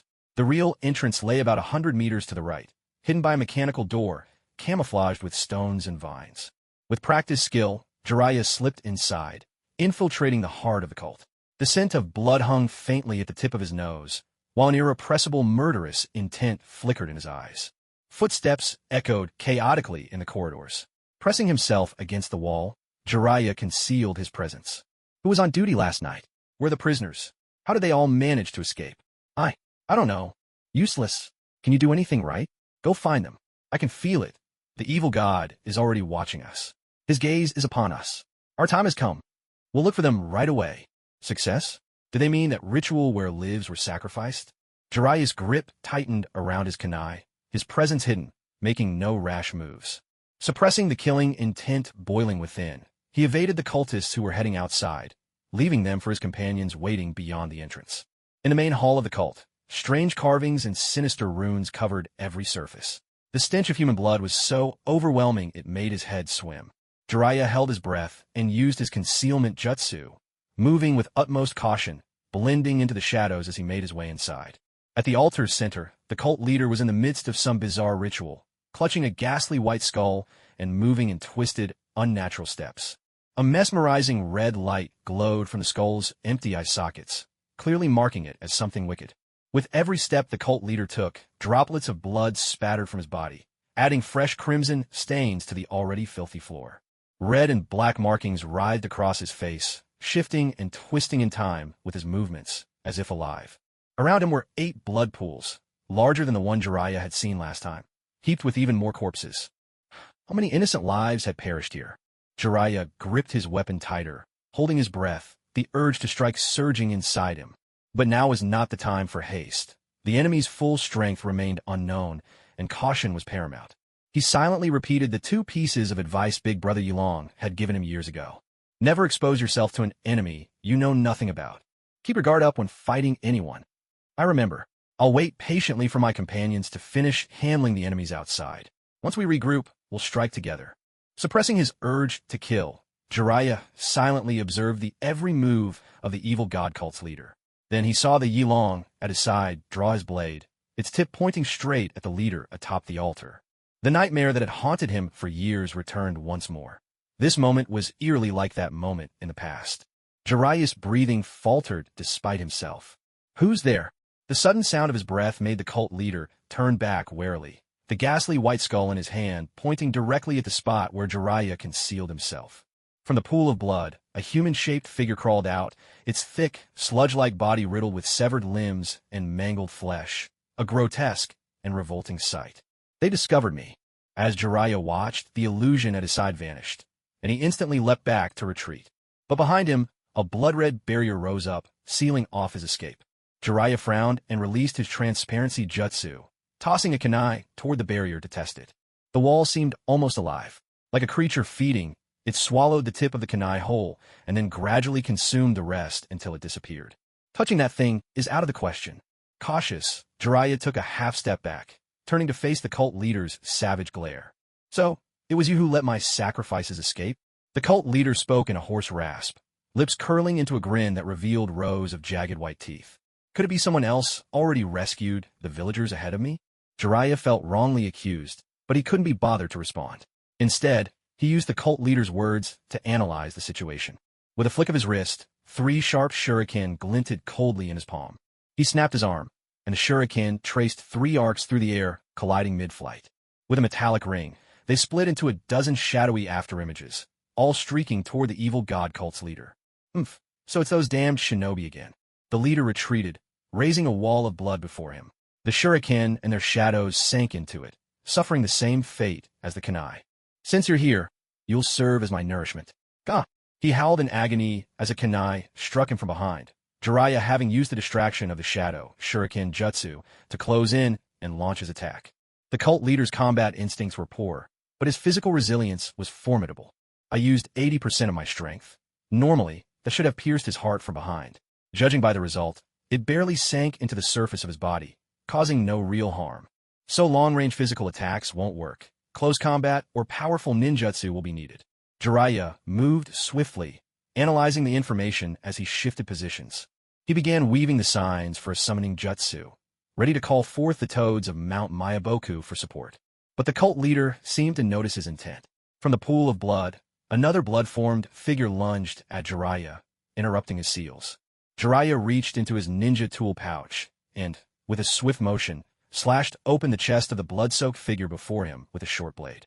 Crimson blood crept up the blade, and Jiraiya clicked his tongue in annoyance before tossing the weapon to the ground. The corrosiveness of this thing was simply too much. The blood figure, despite its chest being split open, merely staggered and collapsed to the ground. Yet, before long, it rose again, its form reassembling perfectly as if nothing had ever happened. Troublesome.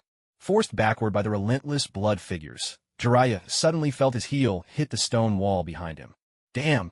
A cold bead of sweat formed on Jiraiya's brow as the blood figures lunged, swarming over him. Oomph! I thought you'd be a formidable ninja. Turns out, you're just a snot-nosed brat. Hearing Jiraiya's cries of pain, the cult leader of the evil god cult sneered with disdain, rubbing his bleeding back, his face contorted with malice. Since you've delivered yourself so willingly, I'll use you to complete the ritual. The blood of a ninja is the evil god's greatest delight.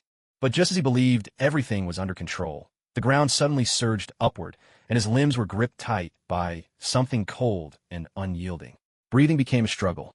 Something pressed his head forcefully downward, smashing his face into the blood-scented earth, rendering him speechless. Only then did he realize he had been dragged into the soil by the mind decapitation technique. In the distance, Jiraiya, who just moments earlier had been pinned down and corroded by the blood figures, vanished with a sharp pop, the work of a shadow clone. UMMPH. The cult leader tried to spit out a threat, and the blood figures, reacting instantly to Jiraiya's disappearance, whirled around and lunged at him all at once. But, too late. Jiraiya's foot crashed down on the back of the cult leader's head, pinning it to the ground, utterly immobile. With a quick twirl of his kunai around his index finger, a cold glint flashed and settled firmly in his palm. The icy, razor-sharp tip pressed against the pale, vulnerable skin at the back of the cult leader's neck. Jiraiya gripped the kunai with both hands and drove it in, all strength focused on this single moment. A wet, sickening sound split the air. A muffled cry was abruptly silenced. The kunai pierced tough flesh and muscle, plunging directly into the brainstem. That soft, fragile center, responsible for sustaining life, was churned to liquid under Jiraiya's hand. Heartbeat and breath, like lights cut off at the switch, flickered out and ceased. In an instant, the cult leader was dead. The blood figures he controlled and the crimson barrier sealing the exit melted away into pools of blood, spreading across the stone floor. Jiraiya pulled the kunai free and tossed it aside, immediately retreating several steps. He waited for a long moment, yet nothing happened. The cult leader's head lolled lifelessly to the ground, and the blood pool beside him remained still and unchanged. Was that it? Jiraiya wiped the blood spatter from his cheek, a flicker of confusion and puzzlement breaking through his otherwise expressionless face. Is that it? Is your cult of the evil god really this weak? Jiraiya drew another kunai, slowly retreating toward the exit. His hands formed seals, preparing to unleash fire style, flame bullet at a moment's notice. You brat, must you really hunt us to extinction?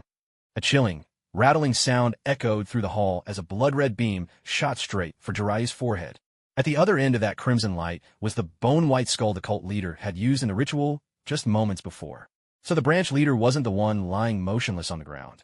He was this skull, whose eye sockets now burned with a deep, sinister red glow. It was an object sustained by blood, a vessel for a lingering spirit, the newest creation of the cult's dark rites. Jiraiya's shoulders dropped as he unleashed a burst of fire style. The flames and the red light streaked past each other like forces from separate worlds, neither interfering with the other as they crossed paths. The flame bullet struck the skull, now empty of its eerie glow, and shattered it in an explosion. Yet at the same instant, the red beam shot unimpeded into Jiraiya's forehead. KHKH, young flesh, at last, I'm coming for you. The red light let out a wild, maniacal cackle. Then, with a soft pop, everything changed. The powerful, youthful body it had just seized vanished in a thin air. This Jiraiya, just like the figure before, was nothing more than a shadow clone. Damn it! Curse it, treacherous ninja! The red glow erupted in furious curses as its light began to fade, growing fainter by the second. Far off, hidden by the false entrance to the cult's lair, the real Jiraiya absorbed the clone's memories and allowed a faint smile to touch his lips. He still didn't know what that red light truly was, but it was wiser to withdraw for now. As he sorted through the clone's memories, Jiraiya turned to push open the false door, only to freeze mid-motion. In a split second, he channeled energy into his legs and sprang forward. In the corner of his eye, he caught sight of that deadly red glow. It had tracked him down in an instant. Jiraiya had opened the door and retreated the very instant the shadow clone vanished. There was barely half a second in between. Though the glow was much dimmer than when the clone had seen it, the fire style from earlier had already proved that this red light couldn't be stopped by any physical means. Was there anything that could stop it? Running was pointless. It was simply too fast. Jiraiya spun around, determined to fight back. He might not know how to deal with this thing, but waiting to die was out of the question. Water style, wild water wave. But the red glow was too quick. Before Jiraiya could even finish the last hand sign, it was already upon him. He could feel its icy, sinister presence looming closer than ever. I've failed. It's going to possess me. Jiraiya felt his heart stop in an instant, as if time itself slowed before his eyes. The rapidly advancing red light crept toward him, frame by frame. After trying so hard for so long, in the end I still can't do anything at all. He closed his eyes. Well done. A soft chuckle sounded right by Jiraiya's ear. That's Big Brother Yelong's voice. He opened his eyes, and right in front of him was Yelong's hand, mere inches away. Yelong's hand was clenched into a fist, as if he had caught something. Yelong turned his face and smiled at him kindly, and then the water release. Wild water wave that Jiraiya had just performed was unconsciously guided by his body's muscle memory, completing the final hand sign. The technique activated, chakra surged, and the jutsu was unleashed. Boom! A torrent of water erupted, sweeping the unsuspecting Watanabe Ichiro straight off his feet, carrying him into the false gateway of the evil god cult. Huh, Big Brother Yelong? Jiraiya's vision was blocked by the water technique he had just unleashed.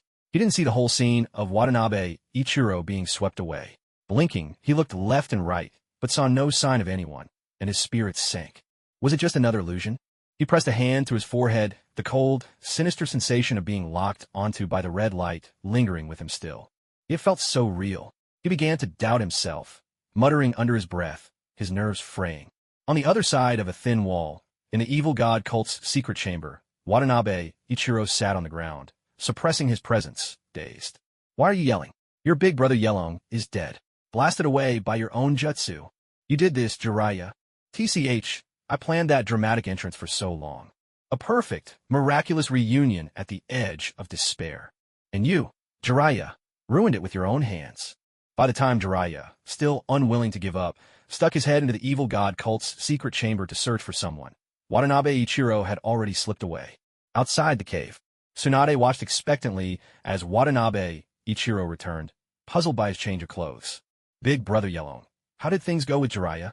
Watanabe Ichiro's gloomy expression gave Tsunade her answer. Don't tell me Jiraiya still doesn't believe us? Why would that happen? Tsunade was bewildered. Don't worry about him. Watanabe Ichiro replied sullenly, clearly in a foul mood. Huh, did something happen? Kato Dan, having just dispatched the last member of the evil god cult, wiped the blood from his hands and walked over. Did Big Brother Yelong run into some trouble? Huh, do you really think I'm going to tell you that I just got swept away by Jiraiya's C-rank water release because I let my guard down and now I'm so embarrassed I don't want to talk to him? Kato Dan watched Watanabe Ichiro's expression, tilting his head in confusion, then headed into the cave to look for Jiraiya. Meanwhile, Jiraiya wrestled with his thoughts for a long time, but in the end, he couldn't resist scouring every inch of the evil god cult's hideout. Then, they found no trace of anyone. Jiraiya, you really are the biggest fool in the entire ninja world. You know perfectly well that he's been gone for so long. Yet even now you stubbornly refuse to accept it, chasing after illusions as if they were real people. How foolish can you be? Jiraiya sank into self-reproach, dispiritedly brushing off a few odd questions from Dan Kato, who had hurried over to him, and then drifted back to the group, absent-mindedly. An odd tension hung in the air among the team. Tsunade glanced at the two weighed down by gloom, uncertain how to offer comfort. Instead, it was Dan Kato who, looking utterly exhausted, eased up to the team's Jonin leader, grumbling that he couldn't walk any further and needed a break. Watanabe Ichiro eyed Dan Kato warily, wondering what scheme he might be cooking up, then looked around at Tsunade and Jiraiya, both drained by their battle against the cultists. With a sigh of resignation, he shook his head. It was true. Though he himself could fight at full strength, sneak out at night to raid the cultists and free hostages, then support the team in every daytime skirmish and still be full of energy, he could even carry a few sacks of rice back to Konoha for good measure.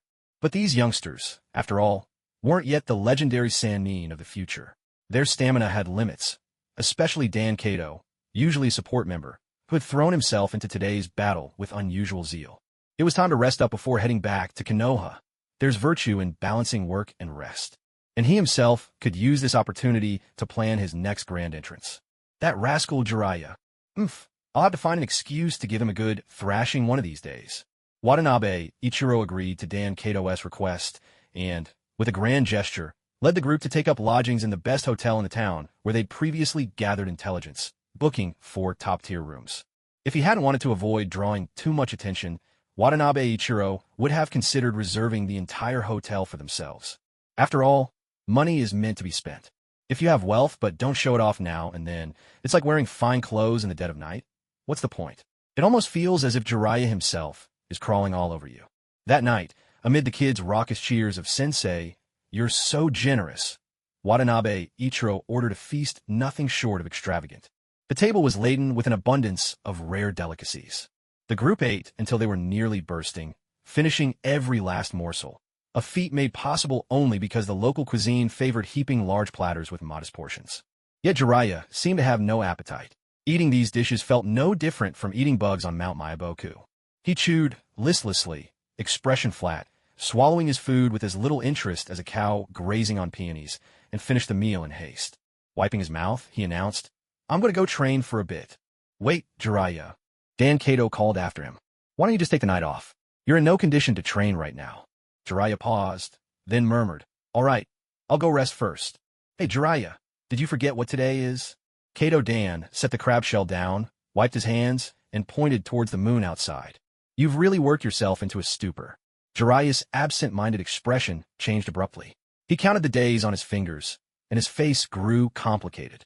Muttering quietly, "No wonder," he thanked Kato Dan and hurried out without another word.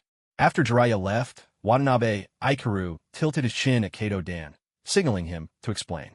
Kato Dan exchanged a glance with Tsunade, who let out a long, wistful sigh. "Brother Yellow, have you forgotten? Today is your death anniversary." "Wait, today's my death anniversary? Honestly, I really don't remember that. Come to think of it, who in their right mind would keep track of the day they died? No normal person would remember something like that, right?" Watanabe Ikaru fell silent, turned away, and picked up a plum from the side to nibble on, helping his digestion. Since it's a death anniversary, the person in question probably shouldn't make an appearance. Every year on this day, Jiraiya sneaks off to drink alone. Kato Dan added from the side. "It's strange, isn't it, Tsunade? Even though he can't taste anything anymore, he insists on drinking the strongest liquor. I remember last year he even drank himself into a stomach bleed, didn't he?" "Huh? Oh right. It's so odd. Jiraiya barely ate anything just now either. Maybe we should get his stomach medicine ready in advance." Tsunade echoed, her voice tinged with concern. "He can't taste anything. That's right. Ever since then, he's been like this. At first, I really thought the pastries I brought him were just awful, but after testing him, it turns out he truly can't taste anything anymore." As Tsunade spoke, she gestured to the bowl where Jiraiya had been eating. Watanabe Ikaru had noticed something odd earlier. Why did the kid look so indifferent while eating? Now, the reason was clear. Kato Dan watched Watanabe Ikaru's expression, then added, "Jiraiya might end up crying all night again, just like in the past years. You're saying this on purpose, aren't you?" Watanabe Ikaru caught the hint, turned, and fixed Kato Dan with a stare. "Which part of that are you making up?" Kato Dan avoided his gaze, staring intently at the crab shell in his bowl. Yes, this crab was certainly a crab. Tsunade lowered her head, tracing the wood grain on the table. Yes, this wood was certainly wood. "Ta!" Watanabe Ikaru tapped the table twice, letting a little pressure seep into his voice. Well, at the very least, Jiraiya is really grieving. That much is true, right?" Kato Dan managed under the pressure, skillfully sidestepping the main point. He reached for a plum on the table, using it as a distraction to ease the tension. Watanabe Ikaru slid the fruit plate with the plums out of his reach. "I'm not sure what trick you're playing, kid, but you're definitely messing with me on purpose. You don't like eating this." Kato Dan awkwardly withdrew his hand and rubbed his nose. "Actually, I quite like it. Then it just means I don't want to share it with you." A soft laugh escaped Tsunade. The atmosphere eased, and Watanabe Ikaru let out a sigh. "All right, you two, go back to your rooms and get some rest. Make sure you sleep straight through till morning. I don't want to see any little mice sneaking past the door crack." "Got it." Kato Dan and Tsunade laughed as they scampered off together. Earlier, when Kato Dan was searching for Jiraiya in the evil god cult, he'd noticed the puddle of water by the doorway. Remembering that Watanabe Ikaru had changed into fresh clothes, he pieced together what had happened. Then, thinking back on his brief encounter with Brother Yulong, he guessed the man was probably someone who responded better to a soft approach than a hard one. On a whim, he came up with a plan to help Jiraiya by playing the sympathy card. It was an off-the-cuff idea, and he hadn't discussed it in advance. But as soon as Tsunade heard his nonsense, she immediately caught on and played along. Ever since Uchiha Ikaru had exited the stage, Watanabe Ikaru hadn't interacted much with Jiraiya, so for a moment, he genuinely couldn't figure out what this kid was up to. A tiny seed of worry sprouted in his heart, even though he knew not to take most of what these two kids said at face value. It was an open conspiracy. They'd struck a soft spot in him. Ah, the kids are growing up and getting rebellious. They've even started plotting against me. He made a mental note to hold a grudge, planning to jot it down in his notebook and give them each a proper scolding in the future. Finishing all the plums on his plate and leaving none for Kato Dan, Watanabe Ikaru wiped his hands clean. With his fingertips pressed to the floor, he activated his chakra sensing technique. Tsunade and Kato Dan were behaving themselves, quietly staying in their room. Jiraiya, on the other hand, had slipped out through some window and was now sitting out in the courtyard. Though then wasn't exclusively theirs, this little courtyard had been reserved, so there was no need to worry about interruptions. He tidied up the table at a leisurely pace, changed into Yulong's clothes, then pushed open the small door and stepped into the courtyard. He made no effort to mask his footsteps, walking straight over to Jiraiya and taking a seat on the mat beside him. Between them sat a low table with a flask of sake and 2 cups. I did pretty well, didn't I, Brother Yulong? Jiraiya was lost in thought. He hadn't even noticed the obvious approach behind him. He simply looked up at Watanabe Ikaru and, after a long while, finally smiled. For a brief moment, Watanabe Ikaru felt as if the figure before him overlapped with the little Jiraiya from long ago. Reckless and uninhibited, carefree and light-hearted, as if the future held nothing but promise, that everything would turn out all right. At the same time, he had nerves of steel. Watanabe Ikaru sometimes worried that, one day, the kid would get so hungry he'd actually try to gnaw on an explosive tag. Standing before him was Jiraiya, who had been through harsh trials. He'd grown taller, his gaze now sharper and more determined, and the turbulence of his childhood left him with a calm, faintly melancholic air. Yet, when he smiled just then, it was as if a glimpse of his former self shone through. He raised his cup toward Yulong. To you, brother. He took a small sip, but in the next instant, someone snatched the cup from his hand. Kids shouldn't be drinking. Watanabe Ichiro sat down, draping his arm casually across the back of the chair, and took a sip himself. It was plum wine, fragrant and sweet, with hardly any alcohol to speak of. So much for strong liquor. Stomach bleeding from drinking, really? I knew these two rascals were just making things up, crafty little devils. He gulped down the rest from both the cup and the flask in one go, putting an end to Jiraiya's underage drinking then and there. I only took a sip. Hardly enough to get drunk, right? Jiraiya propped his chin on his hand, watching with an amused smile as Watanabe Ichiro finished off the wine, then glanced at his now empty hand in mild confusion before dismissing the oddity. The moonlight was cold and clear, and slowly, Jiraiya's expression dimmed. He traced his fingers across the table for a moment, then, gathering his resolve, spoke softly. Once this is over, I need to seek treatment. I'm sorry, Brother Yulong. Even though I'd like to stay by your side, I have to admit, I'm not yet strong enough to fight while being plagued by illusions. And besides, I can't keep going like this. I can't stay trapped in the shadows of the past forever. I have to look forward, don't I? With a magician's flourish, he produced another wine flask from his robes and, imitating Watanabe Ichiro, drained it in a few quick gulps. Then he turned to meet Watanabe Ichiro's gaze. He was sitting nearby, arms crossed, watching him with a gentle, knowing smile. I'll come to terms with it, brother. You can go now with no worries. Jiraiya forced a smile toward Watanabe Ichiro, but it was strained and awkward. He lowered his head, his white hair falling to shadow his eyes. It's time for you to go, Brother Yulong. Shall I take my leave, then? Jiraiya remained silent, saying nothing more. The autumn night felt a little chilly. The moon was full, its silvery light spilling like a thin veil, soft, delicate, and achingly beautiful. I'm sorry. Clutching the wine flask, Jiraiya turned away, his words muffled and broken. A single droplet fell into the empty flask, landing with a heavy thud. Then came the gentle patter of more drops, like a quiet, persistent drizzle. They were Jiraiya's tears, falling softly into the flask. Elite, I can't let it go. I'll never be able to move on. Whether I was a burden to you, or whether I killed you with my own hands. I can never forgive myself. I truly can't let go. He choked on his words, biting his lips, as tears streamed steadily down his face and fell, one after another, into the flask. Tears mingled with the tiny drops of wine at the bottom, pooling into a bitter brew that mirrored the shimmering moonlight above, only to be scattered into fractured halos by fresh waves of grief.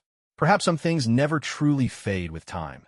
Instead, they ferment in the river of years, becoming a cask of sorrowful wine. Remorse and guilt are the seal on that cask, and the youthful spirit is drowned within it. But is there truly any way to grow without pain? Advice, warnings, or moral lessons? Do any of them really help?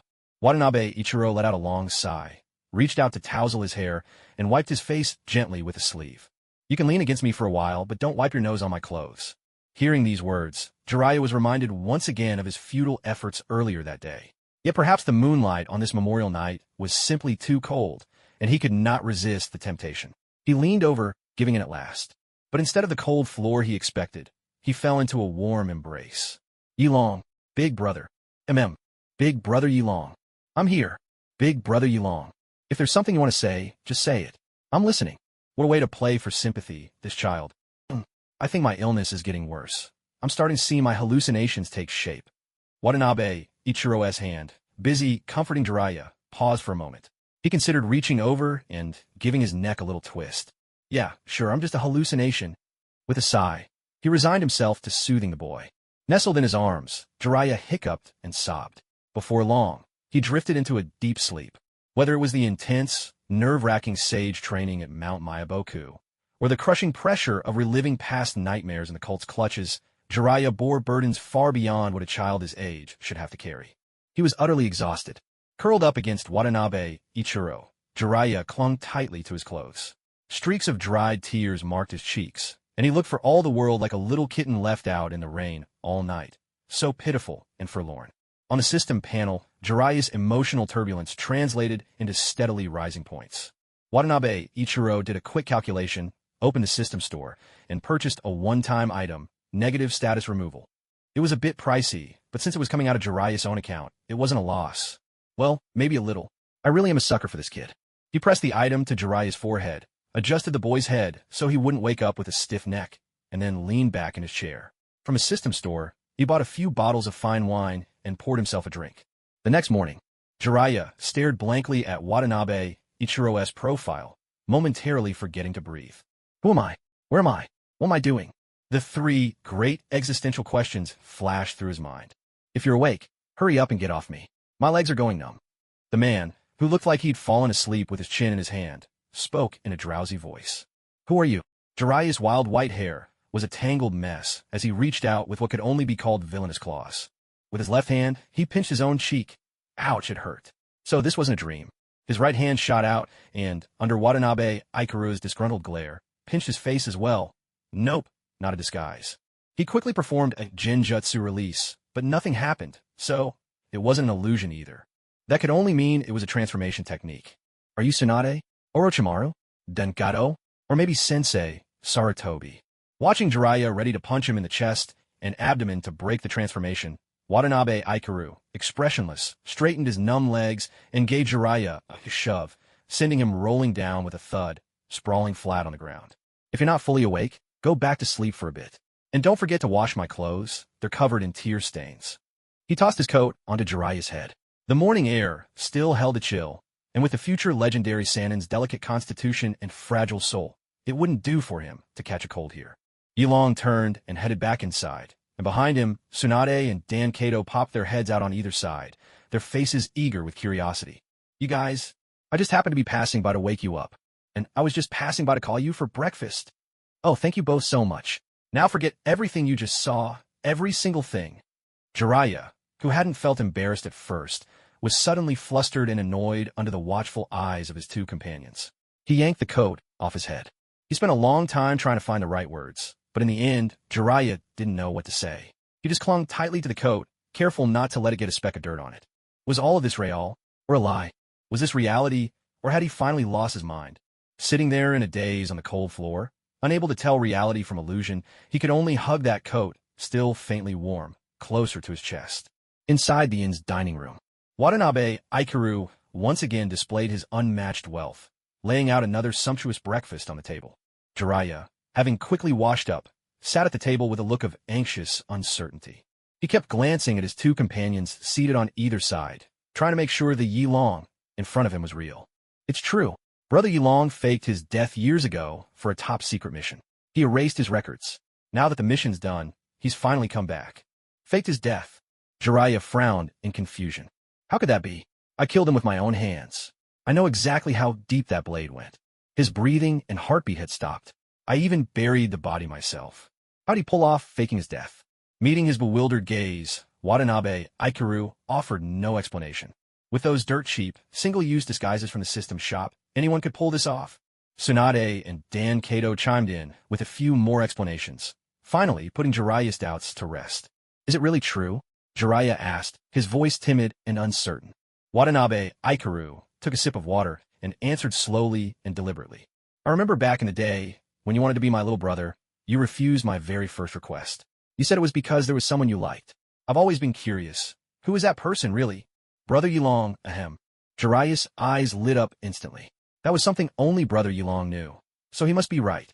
But still, why would you say that in public? The person I like is sitting right next to me. Brother Yulong, you did that on purpose, didn't you? A surge of joy, embarrassment, and awkwardness all flooded Jiraiya's mind at once, overwhelming his emotional processor as if the CPU had short-circuited. He wobbled, lifted his bowl, and took a sip of porridge. The seafood porridge, brimming with tender shrimp and silky slices of sea cucumber, tasted exquisite. The fresh aroma of rice mingled with the briny sweetness of the sea, its warmth soaking straight through to his very core. That invisible weight that had pressed down on him for so long, nearly suffocating him, seemed to melt away like thawing snow. This time, I could really taste it. The sun rose higher, chasing away the chill of morning, its rays streaming through the doors and windows, bathing them all in golden light. Friends long absent sat across the table. Cherished companions and the person he loved were right by his side. Jiraiya cradled the warm bowl in his hands. Life, it's truly wonderful. Jiraiya finished the last of his porridge, head bowed, when a sudden thought struck him. What about Teacher Aikaru? Did he fake his death too? Ahem, he cough. Watanabe Aikaru choked on his water, coughing for quite a while. Kid, why do you have to bring up the one thing we shouldn't talk about? Faced with the hopeful gazes of the three youngsters, he simply fell silent. The three quickly understood his answer, and though a little disappointed, they just lowered their heads and continued eating, not overly saddened. After all, Uchiha Aikaru had died on the battlefield of Konoha. There had been Kato Dan spirit technique as a warning first, followed by a complete funeral, plenty of time to come to terms with it. They had already accepted his death. Bringing it up now was just a passing fancy, a small test of hope. Though your teacher Aikaru truly has passed on, no matter how far we go, no matter where life leads us or what stands we take, we will always meet again at the journey's end. Watanabe Aikaru wiped his mouth with a napkin, spreading his hands as if to reveal just a sliver of the secrets he held. So, enjoy life as it is now. The journey's end, death is it? Yes, in the end, all of us must die. So while we still walk this earth, let's live earnestly. Only then will we have no regrets when we reach that distant shore. Isn't death, too, a kind of reunion? If we spend our days drowning in the past and giving in to despair, what right will we have to face Teacher Aikaru again after we're gone? The children pondered these words, thoughtful expressions spreading across their faces as the lesson truly sank in. Although he couldn't be sure exactly what they had imagined, as long as their spirits were lifted, that counted as a successful pep talk. This was what Kazuniga Watanabe thought to himself. After a good meal and some rest, the group checked out of the inn and set off on their journey back to the Leaf Village. However, along the way, Jiraiya proved to be quite clingy, keeping his gaze glued to Watanabe Kazuniga. For someone as sensitive as Watanabe, it was more than a little uncomfortable, but he simply let it be. Hokage's office building. After several days of travel, Kazuniga's team finally returned to Konoha and disbanded in front of the Hokage's office. Tsunade and Dan Kato walked off together, but Jiraiya, quite clearly, was reluctant to leave. He hesitated, his feet stuck to the spot, grinding a small pebble beneath his shoe. With his head bowed, he looked absolutely pitiful. Though he said nothing, his meaning was plain as day. I want a promise. A promise that you won't suddenly disappear. Truly a clingy kid. Taking advantage of the cover his ninja tool pouch provided, Kazuniga discreetly purchased a crystal stone from the system marketplace and did a bit of quick work on it. Here, he tossed the crystal to Jiraiya. The crystal was a clear, deep blue and shimmered with an ethereal light. Inside, a vein of inky black ran through it like a delicate etching, not marring its beauty, but instead lending it an air of mystery. This is a crystal stone forged through secret techniques. If you're in real danger, you can crush it to block a fatal blow. But it's linked to my chakra. If I die, it won't work anymore. So, in a way, it can also be used to check if I'm still alive. There's only one. If you lose it, there's no replacement. Before he could finish, Jiraiya lunged forward and hugged him, cutting him off. "Thank you, big brother Yellow." Jiraiya beamed with joy, a glimmer of that mischievous young boy shining through. The hug was brief and quickly broken. With a wave, Jiraiya bounced away, off to Mount Mayaboku for more training. Off you go, off you go. Dealing with kids is exhausting. Kazunaga watched as Jiraiya's figure vanished around the corner, then lowered his hand, rubbed his neck, and called out, "Have you seen enough, Captain Tsukumo?" What a coincidence. Tsukumo Hatake poked his face halfway out from the Hokage office doorway. "I just happened to have business with the Hokage and heard your voices outside, so I thought I'd wait and walk with you." "Oh, so you wanted to walk together. I almost thought you'd come down from the second floor just to eavesdrop on me." Kazunaga teased, laying bare Tsukumo's true intentions. Having his thoughts so plainly exposed, Tsukumo grew sheepish. "Well, you see, I was genuinely curious. How's that little rascal Jiraiya doing?" He really was interested. After all, Hiruzen Sarutobi himself had told him about Yelong and Jiraiya. He was especially eager to hear what would happen next between the two, so the moment he spotted their figures on the second floor, his heart itched with curiosity, and he slipped quietly down to the first floor to eavesdrop by the door. Unfortunately, he was a bit late, catching only their final farewells before departure. Ever since I received the mission to erase my identity with a fake death, he's been completely listless. Watanabe Ichiro, showing great tolerance, didn't mind being overheard. He picked out the most interesting bits and shared them with Hatake Tsukumo, all while leisurely making his way upstairs. But who could have guessed? That very night turned out to be the anniversary of my death. Your death anniversary? What a coincidence. Exactly, and it was that night that Jiraiya said to me, "Oh, we're here." Their footsteps paused in front of the Hokage's office. "Wait, what did he say?" Unable to resist, he blurted out the question, hoping to delay their entrance just a little longer. But Watanabe Ichiro was already knocking on the office door. "Lord Hokage, Yelong requests an audience." "Kid, you think you can get away with eavesdropping and still expect to hear the rest of the story? Dream on." Hatake Tsukumo was now convinced that Watanabe Ichiro was doing this on purpose, always stopping right before the good part, keeping everyone hanging. TSK, these infuriating juniors. It seems the matter with the evil god cult and Jiraiya has been resolved smoothly. Sarutobi Hiruzen sat behind his desk, watching the two enter the office. Yes, Jiraiya's psychological block has been mostly dealt with. With time, he should fully recover. Yelong handed the mission scroll to Sarutobi Hiruzen and started a methodical mission report. Standing to the side, Hatake Tsukumo listened and found the report unbearably dull, making him long for Watanabe Ichiro's vivid storytelling from earlier. And on the night the mission ended, Jiraiya and I. He strained his ears, thinking that even if the mission report wasn't entertaining, perhaps he could still catch what happened next. Jiraiya and I had an honest talk. With the help of Tsunade and Dan Kato, we managed to resolve his psychological trauma. So, what did Jiraiya actually say afterwards? "You skipped over the most crucial part. That was exactly what I wanted to hear. Why won't you just say it?" Hatake Tsukumo kept his expression neutral, but inwardly he was already pummeling him. So that's what happened. But what exactly did young Jiraiya say in the end? Their conversation outside the office door had not escaped Sarutobi Hiruzen's notice. How could he not be curious as well? Jiraiya said he was sorry for accidentally killing me, but that he was simply glad I was back now. That's it. How anticlimactic. Both Hatake Tsukumo and Sarutobi Hiruzen felt let down by the lack of drama in the story's conclusion. It left them utterly bored. But somehow, it still felt like he hadn't told the whole truth. They turned their eyes to Watanabe Kazunori, who had already masked his expression. Unable to read anything from his face, they could only set the matter aside for now. But there were only two people involved here, Yelong and Jiraiya. Yelong could not be questioned, and as for Jiraiya, it was even less likely to get anything from him. So this would remain an unsolved mystery. "Shomao, what brings you here?" Hiruzen Sarutobi shifted his gaze to Tsukumo Hatake. Tsukumo, who had been growing bored with the ongoing discussion, straightened his back and replied with a face full of solemnity. "Lord Hokage, I wish to become the Nine-Tails Jinchuriki." The Nine-Tails Jinchuriki? Hiruzen's brows knitted together, and even Watanabe Kazunori looked at him in surprise. In this world, the Nine-Tails was sealed within Konoha's forbidden grounds, guarded by members of the Uzumaki clan, masters of sealing techniques, and a squad led by Uchiha Kagami, who possessed the Mangekyo Sharingan. The seal was stable, perfectly secure. There was no real need to contain the beast using the unstable and somewhat inhumane method of a Jinchuriki. Jinchuriki, as vessels for the tailed beasts, could indeed harness their power and become significantly stronger. Their strength was unquestionable, but they also ran the risk of having their minds eroded by the beast's will. What's more, should the tailed beast be forcibly extracted, the Jinchuriki would die instantly, unless they possess some special bloodline. There was another problem. The reputation of Jinchuriki was far from good. Just look at Naruto and Gaara from the original story. Treated as monsters, shunned and discriminated against by their own villages. Any loss of control could turn them into tailed beasts and endanger everyone. To ordinary people, a Jinchuriki was a walking bomb. Who would dare get close?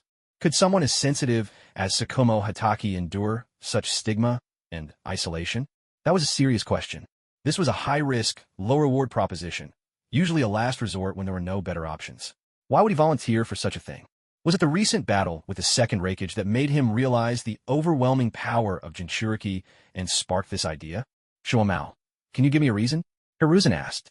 You understand the risks and uncertainties that come with being a Jinchuriki. Tsukumo stood at attention, hesitated for a moment, and then spoke. After fighting the Raikage last time, I realized my own strength was lacking. I want to rely on the power of the Nine Tails to raise my capabilities. That's my personal reason. And secondly, he pulled out the latest intelligence report from inside his cloak. This is today's report from my subordinates. The land of wind and the land of earth have already begun creating their own Jinchuriki.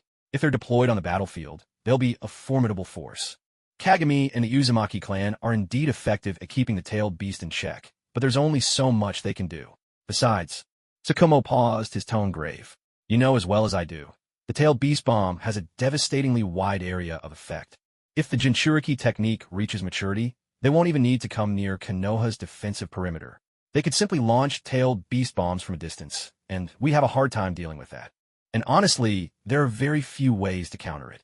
One is to somehow create stronger barriers for defense. The other is to develop our own Jinchuriki as a deterrent. A Jinchuriki doesn't have to take the field or see action, but Konoha can't afford not to have one. That's why I believe Jinchuriki will become a central focus of research for every nation in the future. Sooner or later, Konoha will have to start its own research into Jinchuriki. That's why I'd like to volunteer as a test subject, to see if I can withstand it. I know I don't have the special bloodline of the Uzumaki, and my chances of failure are high, but I do have faith in my willpower. With that, Tsukumo Hatake finished his speech, his expression steady and resolute. I'm willing to accept all the consequences of failure. If your original fate hadn't been to die by your own hand, I might have believed you. Watanabe Ikaru lowered his head, weighing the feasibility of making Tsukumo Hatake the Nine-Tails Jinchuriki, then quickly dismissed the idea. Tsukumo's sense of the bigger picture was admirable, and his predictions for the future were spot on. But when it came to physical lineage and mental fortitude, he just didn't measure up. He'd be a last resort candidate at best. Never mind whether Konoha even decides to study tailed beasts. Even if they do, the Hatake clan wouldn't be first in line. Back when Konoha was first founded, the Uzumaki clan moved in masse under Madara Uchiha's cordial and warm invitation, bringing even the Reaper mask from their ancestral shrine. Any Uzumaki would be a better candidate for Jinchuriki than Tsukumo Hatake. Tsukumo's dedication to Konoha was praiseworthy, but he really was overestimating his own importance. Tsukumo, the risks involved in Jinchuriki experiments are far greater than you imagine. Orochimaru is in charge of this project. You could talk to him. If you're able to convince him to let you participate, I'll consider your request. How's that sound? Hiruzen Sarutobi declined him without leaving a trace, though it was clear Tsukumo misunderstood and thought the Hokage was giving him a special opportunity. He bowed gratefully and excused himself, heading off to find Orochimaru, who'd been holed up in Tobarama's old lab for some time. Ah, what a pure-hearted workplace rookie, eyes still sparkling with that innocent kind of foolishness. If this were back in my old world, he'd be the type to spin the table away when the boss tries to share food, or to refuse a toast out of awkwardness. Once Tsukumo had left, Hiruzen tossed the intelligence report in his hand to Watanabe Ikaru. Yelong, as Konoha's finest intelligence officer, what's your take? He asked in a deliberately vague way, offering Watanabe an open-ended question with no clear direction. Watanabe Ichiro glanced at the scroll in his hand, comparing it meticulously with the intelligence gathered by the secret organization, and a frown creased his brow. There's something wrong with this intel. Tell me your reasoning. The report says that the wind and earth countries are pouring all their resources into the Jinchuriki project, but that's simply impossible. I might not have done any scientific research myself, but if you compare it to making poisons or antidotes in medicine, you need large sums of money, test subjects, and talented researchers. None of these are dispensable. Let's be honest, do either of those countries have that kind of capability? I'm not sure how Danzo, the Hokage's advisor, negotiated with the wind and earth countries. But as the losing side, both countries are weaker than Konoha. There's no way Lord Danzo wouldn't have squeezed them dry. They'd barely managed to scrape together enough supplies just for basic research. On top of that, their countries aren't stable. There are at least two factions vying for power internally. And once the tailed beast experiments begin, they won't go unnoticed. In such a volatile domestic situation, how could they be so confident their experiments wouldn't simply benefit their rivals? Based on everything I know about these two nations, I just can't see them pulling this off. That's why I think it's highly unlikely that the Wind and Earth countries are truly pushing the Jinchuriki project with all their might. The credibility of this report is very low. Even though each piece of intelligence is signed by an Umbu agent, which should guarantee authenticity, seeing isn't always believing. My guess is that someone is deliberately leaking this information to mislead Konoha. That's what I think. Watanabe Ichiro handed the intelligence scroll back, watching as Hiruzen Sarutobi murmured to himself, wondering who could be targeting Konoha. And who could that possibly be? Isn't it obvious? It must be Shimura Danzo, or rather, the scapegoat of the shinobi world. Black Zetsu. Hiruzen Sarutobi slipped into deep thought, spreading the reports out across his desk. So, in your view, there's an unknown enemy trying to mislead Konoha. What do you think their goal is? I can only guess that it's related to the Jinchuriki, but as for the specifics, there isn't enough information. I wouldn't dare to make wild assumptions. Watanabe Ichiro replied in an official tone, standing to the side, though in his heart, he had already reached a conclusion. Black Zetsu's final goal is singular, to save his mother. And to free Kagaya, two conditions must be met. One is the Rinnegan, and the other is to gather all 9-tailed beasts. Last time, when Black Zetsu tried to get the Rinnegan, he got beaten back hard. It's unlikely he'll try again so soon. So what else could he be after? It has to be the tailed beasts. I may not know his exact scheme, but if Konoha creates a Jinchuriki for the 9 tails, then Black Zetsu could find a way to make that host lose control inside the village, unleashing the 9 tails and destroying Konoha. Thinking about it, does that make sense? Isn't that where all the trouble begins? It might be a bit early, but Watanabe Ichiro suspected that Black Zetsu was trying to recreate the 9 tails incident, using it as an opportunity to take revenge on Konoha. He incited the Wind and Earth countries to attack Konoha, somehow managed to make the second Reikage the Jinchuriki of the 8 tails, and then sent him to ambush the Konoha forces. Black Zetsu's recent moves were, for the most part, easy to predict. However, it seemed his plans were about to fall through once again. After a brief discussion with Hiruzen Sarutobi, Yilong took his leave and returned to the medical division to continue writing the medical textbook, letting his medical specialization skill guide his body while his consciousness synchronized with Akihi, the leader of the Dark Organization. Once he had taken away the rampaging, tailed beast, transformed second Reikage, Akihi immediately ordered his subordinates in the Dark Organization to seize the last bit of territory remaining to the Land of Lightning. As for himself, he found a quiet, open space, pulled the 8 tails out of its host, and began a conversation with it. The massive tailed beast slumped to the ground, utterly dejected, showing no intention of trying to escape. Seeing such awareness of the current situation, Watanabe Ichiro couldn't help but feel a little sorry for it. He reached out his hand as a gesture of goodwill. "Hello, 8 tails. I'm Akihi, leader of the Dark Organization." The 8 tails lay flat, silent, curling itself into an even tighter ball, like a giant octopus dumpling retreating into its shell. Akihi simply used the Jinchuriki bond to restrain it, and this kind of control left the beast extremely disgruntled. The Mangekyo Sharingan was simply too effective against tailed beasts. Subduing it was child's play. It couldn't even muster the courage to curse, nor the strength to run, nor the power to fight back. So it simply gave up, resisting in the most passive way possible. "Say whatever you like," it thought. "I'll just ignore you and let the awkward silence do the work. I'm here because I wanted to ask if you'd be interested in becoming our organization's mascot. If you join us, I promise that as long as I live, no human will ever disturb your peace again. Our organization treats its members very well, you know." Watanabe Ichiro laid out all the benefits, but seeing the 8 tails stubbornly turn its head away and keep silent, he finally added a slow, lightly veiled threat. "If you don't join us, I'll just use my Mangekyo to make you go and kiss the 9 tails." The 8 tails didn't budge. "Huh, we grew up together. What's a kiss between old friends? Is that all you've got? You think you can corner me with that?" Watanabe Ichiro lazily added a few more words. "Kiss the 9 tails, but..." At this, the 9 tails slowly materialized a question mark above its head. "Can you please act like a decent person?" The 8 tails finally cracked. First, there was Hashirama Senju threatening to spank them in front of the other tailed beasts if they misbehaved, and now Aki pops up, threatening to make him kiss someone's, but if he doesn't listen. Just what is it with you humans and butts? I mean, I respect every species' preferences, but aren't you humans going a bit overboard? Fine, I agree. I'll join your dark organization. It nodded, enduring humiliation and swallowing its pride, and slowly spoke that fateful sentence. Its 8 tentacles loosened their grip and collapsed limply onto the ground, motionless, as if it had just given up something deeply precious. Oh, what was it that just broke? Ah, it was my insignificant shred of dignity. On the system interface, the radiance of absolute command began to shine. The profile of the mascot, the 8-tailed ox octopus, appeared and was successfully added. Truly, those who recognize the times are wise indeed. I thought it would take more persuasion. Watanabe Ikaru was quite pleased and beckoned with his finger. Come on, let me show you around the dark organization first. After that, you can find a spot you like and settle in. The massive 8 tails resigned itself to fate and transformed into a tiny octopus, scarcely bigger than a thumb. Though clearly annoyed, it obediently crawled onto his palm. It curled up in his hand, cool and smooth to the touch. Its body was soft yet resilient, squished gently in his grasp.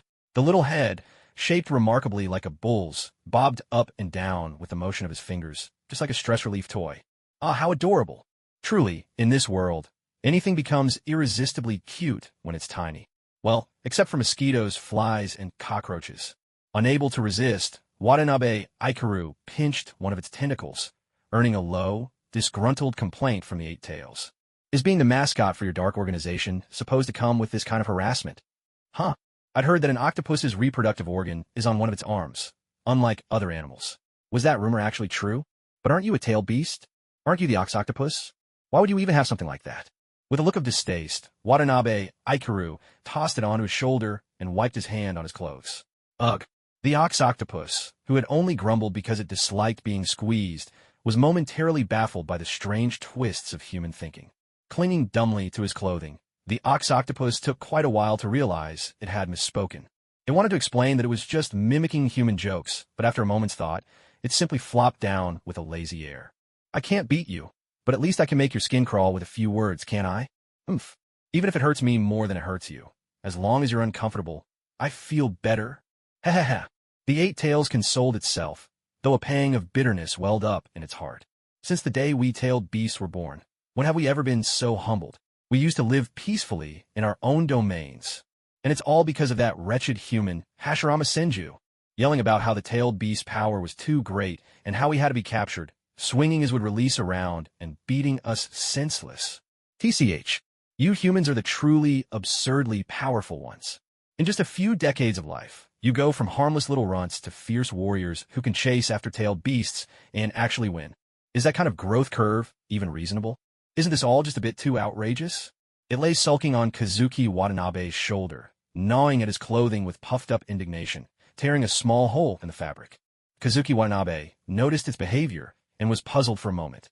Do tailed beasts really enjoy chewing on things like this? He had never seen that in the anime. Or perhaps its intelligence had regressed along with its reduced size. Well, no matter. If that's what it liked, he'd let it be. The clothes were ruined anyway. Nothing particularly interesting happened in the memories that followed. Shiwa simply led the 8 tails on a tour around the Akatsuki. Afterwards, Kazuki Watanabe used the system to thoroughly figure out all the 8 tails' secret likes, things he had never shared with anyone else, and managed to coax the grumpy beast into a cheerful mood. From then on, the 8 tails started to think that this human, Kazuki Watanabe, wasn't so bad after all. It settled obediently on his shoulder, content to play the part of an ornament. The minds of tailed beasts were as straightforward as a group of kindergartners. If they started to cry, just give them a piece of candy and all was well. At any rate, they were much easier to please than Jiraiya. And so the 8 tails was quickly won over and took up residence in the Akatsuki as a mascot. Meanwhile, in the Konoha office, about an hour after Kazuki Watanabe had left, Tsunade and Dan Kato were called in by Hiruzen Sarutobi. I saw that Jiraiya seemed quite happy earlier. How did your brother Yellow manage to cheer him up? Hiruzen Sarutobi began with a warm smile, still a bit vexed by his unsatisfied curiosity. I don't know either, Tsunade replied listlessly, though in truth, she was just as curious. Brother Yellow told us to stay in the room, so we didn't eavesdrop. Brother Yellow was in a bad mood over a small accident, Dan Kato added, recalling, with a hint of regret, the UME fruit he never got to taste. We didn't dare get on his bad side. As for the fruit plate, Brother Yellow didn't leave me a single piece. By the next day, it was all gone. Tsunade, hearing this, tilted her head and chuckled. Ah, I checked that plate the next morning too. It was totally empty. Oh, what was gone? Hiruzen Sarutobi asked casually. It was the you and me. Brother deliberately teased him and finished off the whole plate of fruit, Tsunade explained. You and me? Hiruzen Sarutobi's face stiffened for a moment. Is something wrong? Dan Kato tried to recall the whole situation, but couldn't pinpoint anything amiss. It's nothing. Dan, could you recount your entire mission again? The more details, the better, Hiruzen Sarutobi said, regaining his composure, his smile returning. Sure. I was at the training ground when Tsunade told me that Brother Yellow was back and filled me in on the whole plan. I packed up quickly and set off. After that, Dan Kato sensed something was off, so he described everything that happened along the way in detail, with Tsunade adding her own perspective as needed. After listening to the entire account, Hiruzen Sarutobi fell silent. Did any of you notice anything unusual about Yilong? Unusual? Not really. If I had to say, the only thing that stood out was how easily he got along with people. When he first met me, he called me by name right away, as if we'd known each other for ages. Our conversations flowed naturally. None of that awkwardness you'd expect when meeting someone for the first time. I heard from Tsunade that Yilong is the most skilled intelligence officer around, and I can believe it. I never felt the slightest need to be on guard around him. Even though I knew we'd only just met, I immediately felt at ease. I imagine things must go smoothly for him when he's gathering information. He's really impressive. I'd love to learn some of his techniques. Dan's intuition was as sharp as ever. However, misled by the preconceived notion of Yilong as the top intelligence officer, he hadn't noticed anything amiss. Well, I did feel like Yilong was a bit too familiar with us. It was almost as if he'd known us for a long time already. The way he looked at us wasn't the gaze of a stranger becoming a friend, but more like he already knew us inside and out. Also, Dan, don't you think he reminds you of someone? Tsunade, having interacted with Yilong while seeking advice at the medical division, had picked up on even more subtle details. Dan froze, his gaze flickering uncertainly for a moment. A name drifted just beneath the surface of his thoughts, but he didn't want to speak it and disturb the memory of the dead. Instead, he looked toward Hiruzen Sarutobi. Hiruzen Sarutobi nodded gravely. You're not mistaken. Yilong, the man you know, was personally trained by Uchiha Ichiro. He came back this time after hearing the news of Ichiro's passing. What? Tsunade and Dan stared in disbelief. They'd only known about Yilong's history with Jiraiya. His connection to Ichiro was news to them. No wonder. That explains why he seemed so familiar with us. Ichiro-sensei must have told him about us. The two of them suddenly understood, but Hiruzen Sarutobi shook his head. It seemed that as long as Ichiro wasn't mentioned, Yilong's disguise was flawless. That's not all. Tsunade, Dan, didn't you notice how much he resembles Ichiro? Not just his words and actions, but even his attitude toward you, and his favorite foods. You mean Yilong is imitating Ichiro-sensei? Denfentured. That's my suspicion, Hiruzen replied with a nod. He was not the sort to speak carelessly, so his words carried considerable weight. Tsunade and Dan exchanged glances, feeling that lately, the people around them seemed plagued by an overabundance of psychological issues. So, then, why did you call us here? Spend more time with him. In Konoha, the only bonds he might truly have left are you, his fellow Ichiro students. Hiruzen Sarutobi let out a long, wistful sigh, deliberately overlooking himself and Danzo Shimura. After all, children have a natural way of healing others. It's only normal for them to be clingy. There's one more thing. He might be a bit numb when it comes to emotions. Seeing the puzzled looks on Tsunade and Dan Kato's faces, Hiruzen spread his hands in gentle resignation. You didn't notice, did you? He's truly a master of disguise. Both Ryu's ability to imitate and to learn are top-notch. If you don't believe me, try mentioning Ichiro or teacher in your conversations with him. Just be careful not to overdo it. His reaction might surprise you. The two exchanged a glance and nodded in agreement. So, are you two hoping to learn my undercover disguise techniques? Ichiro Watanabe tidied up the manuscripts at his side, put them away, and then lifted his gaze. To be honest, I don't have much to teach you in that regard. My understanding of the theory is shallow. I mostly just rely on adapting to the situation as it unfolds. Please, teach us, sensei. The two clung to one of Ichiro Watanabe's arms, rocking it back and forth, their voices taking on an exaggeratedly sweet tone. Something's off. It's a bit too much. Watanabe instinctively pulled his arm back a little. Besides, these two little schemers haven't been held accountable for tricking me yet, have they? Following his instincts, Watanabe let the warmth fade from his face, tucking any hint of emotion behind his eyes. His head dipped slightly. The gleam in his gaze disappeared, leaving only pitch-black pupils reflecting back the duo's frozen expressions like glass. Then he spoke, his voice flat and level. "Are you testing me?" What should have been a casual question landed as a statement, tinged with a cold, mechanical detachment. At some point, the arm they'd been hugging slipped free, moving silently to rest around their necks. Cool fingertips pressed gently against the delicate pulse in their throats. "Speak. This side of Ryu, didn't it emerge not too long ago?" Dan Kato swallowed hard, feeling the hairs on his arms stand up. "This pressure, it feels so familiar. The last time I talked back to Ryu, he had the same tone and look. Only that time, he hit it again so quickly that we barely noticed. So, cold, controlling, a powerful presence, sharp and unrestrained. Is this Ryu's true self, the one he never bothers to disguise?" Thinking back, the gentle, approachable face he usually shows the world is just like Sensei Ichiryo's. Teacher Hiruzen was right. Ryu really is modeling his words and actions after Sensei Ichiryo. The stoic face of Brother Yilong before me seemed to merge with that of Teacher Ichiro Watanabe, then drifted apart again, peeling away into two completely different visages. Be Brother Yilong. He meekly surrendered, pressing the vulnerable side of his neck gently into Watanabe Ichiro's palm, trying to show that he meant no harm. With pitiful eyes, he glanced up in silent appeal. Meanwhile, Tsunade pressed both her palms firmly against Watanabe Ichiro's wrist, a sharp glint flickering in her eyes, ready to resist at any moment. Beneath Watanabe Ichiro's fingertips, Tsunade's heartbeat was racing faster and faster, gathering strength for a possible outburst. Garodun, on the other hand, seemed to calm down, his heartbeat gradually returning to normal. He must have realized I wouldn't actually hurt them.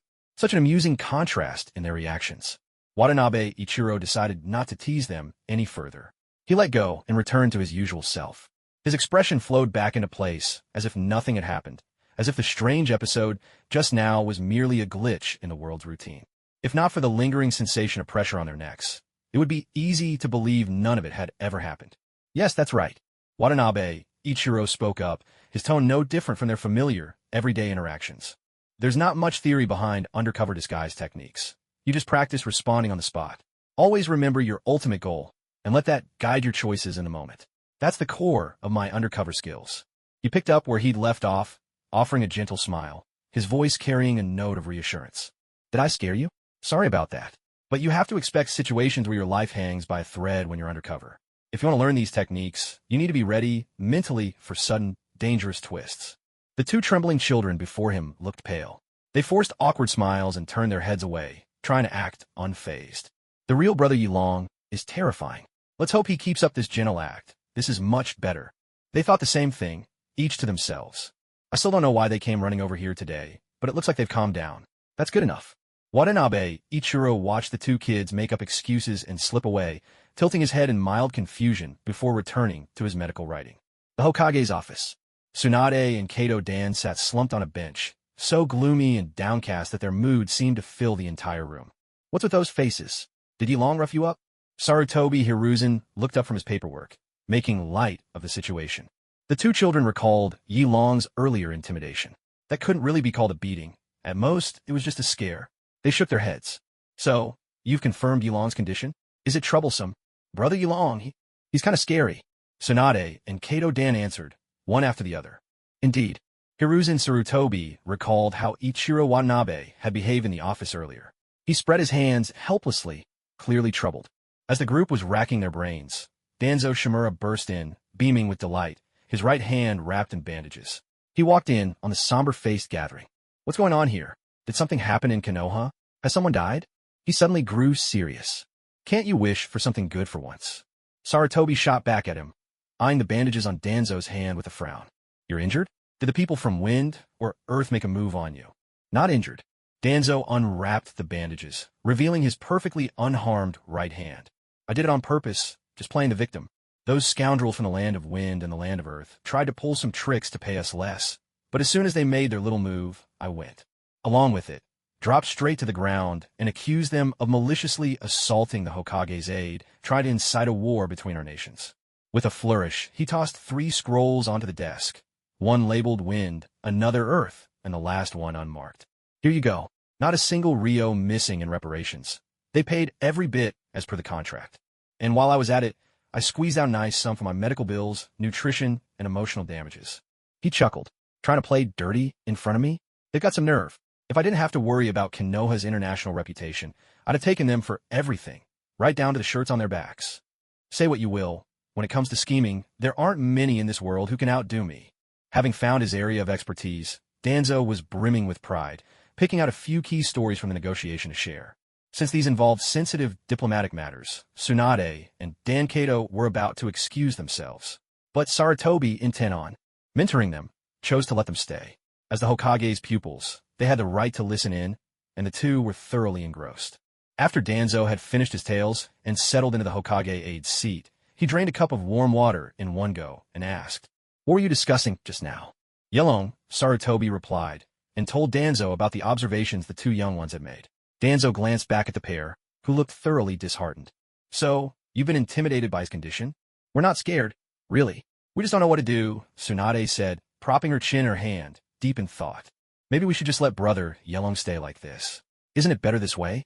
Dan Kato didn't say anything, but silently agreed. If he had to choose between Yelong's gentle side and his aloof one, he'd pick the gentle brother without hesitation. Danzo sipped from his cup, pondering quietly to himself. "When I first learned about Yelong's situation, I had my subordinates in the Foundation start gathering relevant information. This sort of case actually happened once back when Konoha was first established. In that instance, the elder brother died in battle. The younger brother, on the surface, went on living normally, without any sign of overwhelming grief. However, his words and actions gradually started to mirror his late brother's more and more. Eventually, their mother noticed something was off, but she didn't intervene much. In the end, when a younger brother reached the age at which his brother had died, on the anniversary of his brother's death, he took his own life. While we can't say for certain that the two cases are directly connected, it's still something worth considering. Moreover, if Yelong were to do something drastic, will we even realize it in time to stop him?" His words sent a chill through everyone present. It was true. Yelong was far too skilled at concealing his feelings, and he wasn't a prisoner. They couldn't possibly keep watch over him every hour of the day. So, Shimura Danzo raised his cup and spoke slowly. "We need to step things up. So that's what this was all about." Watanabe Ikaru's spirit touched his chin thoughtfully, leaning lazily against the office wall. No wonder those two kids had shown up out of nowhere, insisting on learning undercover techniques. Now the real reason was clear. Well, he had to admit, everyone here had an outstanding imagination and sharp analytical skills. Too bad they got both the process and the conclusion completely wrong. Still, sending those two kids over wasn't a bad idea. It was the perfect chance to train times, bully, square root them a little. This could be a lot of fun. From the next day on, Kato, Dan, and Tsunade started coming up with all sorts of excuses to visit Watanabe Ikaru. Each time, they'd leave, looking utterly defeated, on the verge of tears, only to show up again the next day with a look of tragic resolve, ready to face their fate. "I'm sorry, I know picking on kids isn't exactly virtuous, but I just can't help myself. Seeing them flustered and frustrated is just too entertaining. Ha ha ha." After several days of this, their companion therapy was showing real results. Yelong was finally beginning to shake off Ikaru's shadow and was gradually revealing his own personality. On the outside, this meant he now showed even less emotion on his face, and his word became increasingly brief and commanding. A clearer distinction between Yelong's and Uchiha Ikaru's personalities was emerging. Though they weren't sure if this was necessarily a good thing, Tsunade and Kato felt that any change was better than none. So they kept coming every day, getting a taste, well ahead of time, of the sorrow felt by every corporate drone forced to go to work against their will. It was taking a toll on their minds and bodies. But then again, isn't this a kind of growing up? Watanabe Ikaru was in excellent spirits and was ready to push forward with his next plan. Not long after, in the Hokage's office, a gold-trimmed invitation lay in the center of the desk. Hiruzen Tsurutobi, Danzo Shimura, Kohori Yuditane, Hamura Mitokado, and Tsukumo Hataki all gathered around, their eyes fixed with curiosity on this extravagant invitation. Only Watanabe Ichiro sat idly to the side, listlessly writing his medical textbook. There was no need for him to appear overly curious. Given his status as a defector from the Dark Organization, he certainly had to keep a low profile whenever their people visited, lest they notice anything suspicious and cause trouble. So, whether he paid attention or not, he was never meant to be present at this meeting to receive the Dark Organization. Inviting him was merely for the sake of calling it a high-level conference. What's more, The invitation itself had been written by none other than the Dark Organization's split consciousness, essentially by himself. He knew himself too well. The letter would be full of grandiose and empty rhetoric, but the core message could be summed up in just one sentence. The Dark Organization is coming to Konoha, so he might as well spend his time on something meaningful.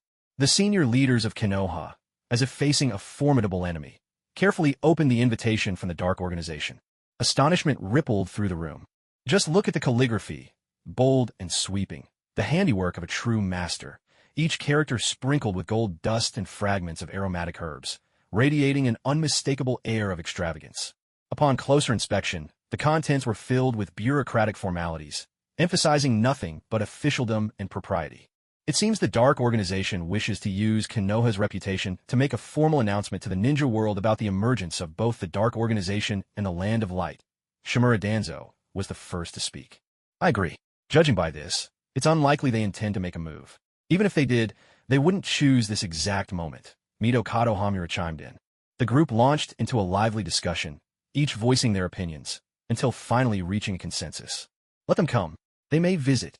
However, the number of attendants must be strictly limited. All must undergo rigorous inspection, and their every movement in Konoha must be under complete surveillance. Such terms weren't overly harsh. After all, if you're visiting someone's home, it wouldn't be appropriate to show up armed to the teeth. The wording just needed to be polished so that everything appeared proper on the surface, but such paperwork was hardly Watanabe Ichiro's concern. When the meeting ended, he put away his half-written textbook, bored, and turned to leave, only to be called back by Hitaki Tsukumo. What is it? Watanabe Ichiro, now used to playing his recently adopted distant persona, responded curtly. Huh? Is something bothering you? You don't seem happy lately, Tsukumo asked. Recently, Tsukumo had been running between the ANBU and the lab, so he hadn't noticed the change in Yelong's demeanor. In his memory, Yelong had always been an optimistic chatterbox. But today, during the meeting, he'd sat there expressionless, scribbling away, which made Tsukumo a bit worried. It's nothing, Watanabe Ichiro replied, slipping back into his old, more familiar tone with Tsukumo, smiling warmly and easing his friend's concern for now. It's just that I've been a bit tired from all the work at the medical department lately. Did you need something, Captain Tsukumo? Oh, it's nothing important. Sigh, I got turned down by Orochimaru again. I just wanted to ask if you had any ideas. Orochimaru? Are you still fixated on becoming the Nine-Tails Jinchuriki? Watanabe Ichiro was at a loss for words. He had no intention of helping him. Still, it had been quite a while since he last saw Orochimaru. Perhaps this was a good opportunity to pay him a visit. I don't have much of a relationship with Orochimaru, honestly. If you're asking me for help, I doubt I'll have any great advice. But you can tell me about your problem. The two of them walked side by side, heading in the direction of Orochimaru's laboratory. Orochimaru said, I didn't meet the standards. I don't satisfy the prerequisites for the experiment. That's all he said? Not exactly. I asked him many times, and every time he'd come up with a different set of standards to turn me down. Some of it was so technical, I couldn't even understand. That's why I was hoping you, with your medical expertise, might help me figure out how I could qualify. Have you really not considered the possibility that Orochimaru is just politely refusing you? And behind him, who's to say the third Hokage, Sarutobi Hiruzen, hasn't given instructions? When it comes down to it, why would they ever make you, a genius with the sword, into a test subject? No matter how vast Konoha's resources, they wouldn't squander talent like that. Watanabe, Ichiro, and Hitaki Tsukumo chatted quietly as they reached the door of the laboratory and pushed it open. Tobarama Senju's old laboratory had clearly been reorganized, now filled with new researchers, people of scientific talent whose backgrounds and qualifications had been thoroughly vetted. Orochimaru, with his remarkable aptitude for research, had earned everyone's respect, becoming the youngest ever to hold the highest authority here. And as they moved through the lab, having Hitaki Tsukumo, the captain of the Umbu, leading the way meant they never needed to announce their arrival. Still, it was clear Orochimaru wasn't particularly happy to see them. There was a knock at the door to Orochimaru's private lab, and he opened it with obvious irritation. Orochimaru hadn't changed much, just seemed a bit larger than before.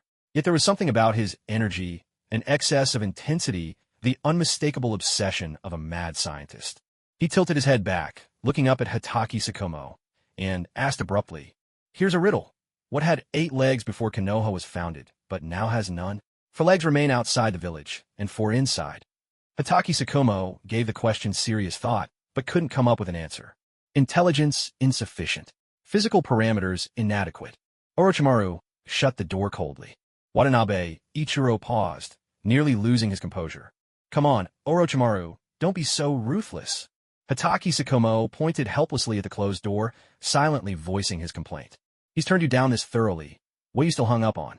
Watanabe Ichiro rolled his eyes inwardly, and together with Hatake Tsukumo, tiptoed away from the lab. Both sides of the hallway were lined with experimental areas, not a place to make a scene or disturb anyone. Still, Watanabe Ichiro took the chance to check on the artificial human disguise he'd left in the lab. Disappointingly, even after all this time, it was still unusable. This ill-fated artificial human had yet to mature enough to bear the power of the Rinnegan.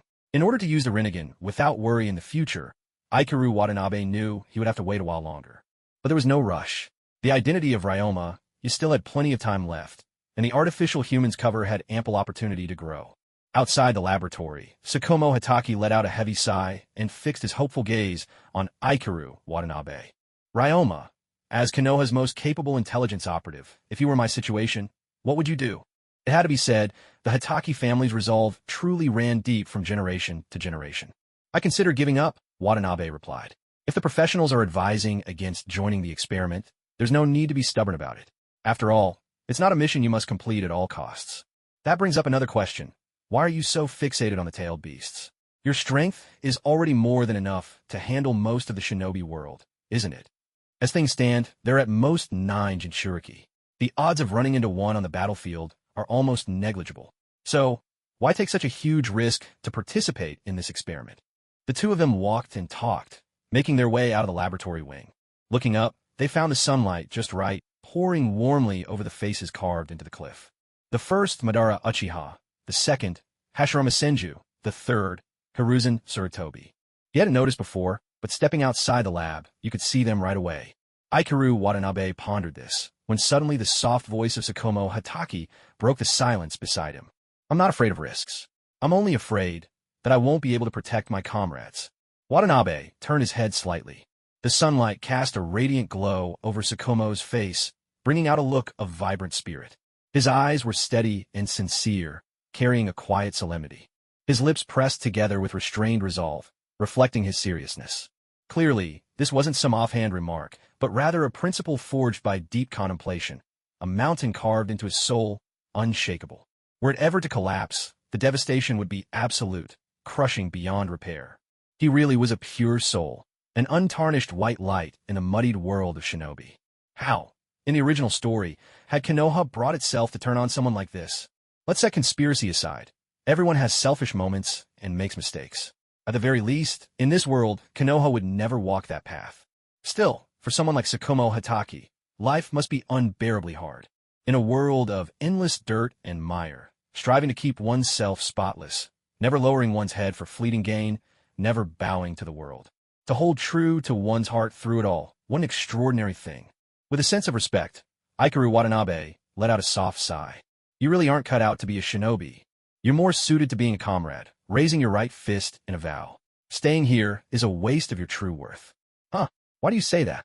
Kakashi's father, Tsukumo Hatake, rarely showed his true feelings, so being told he wasn't suited to be a ninja left him a bit baffled.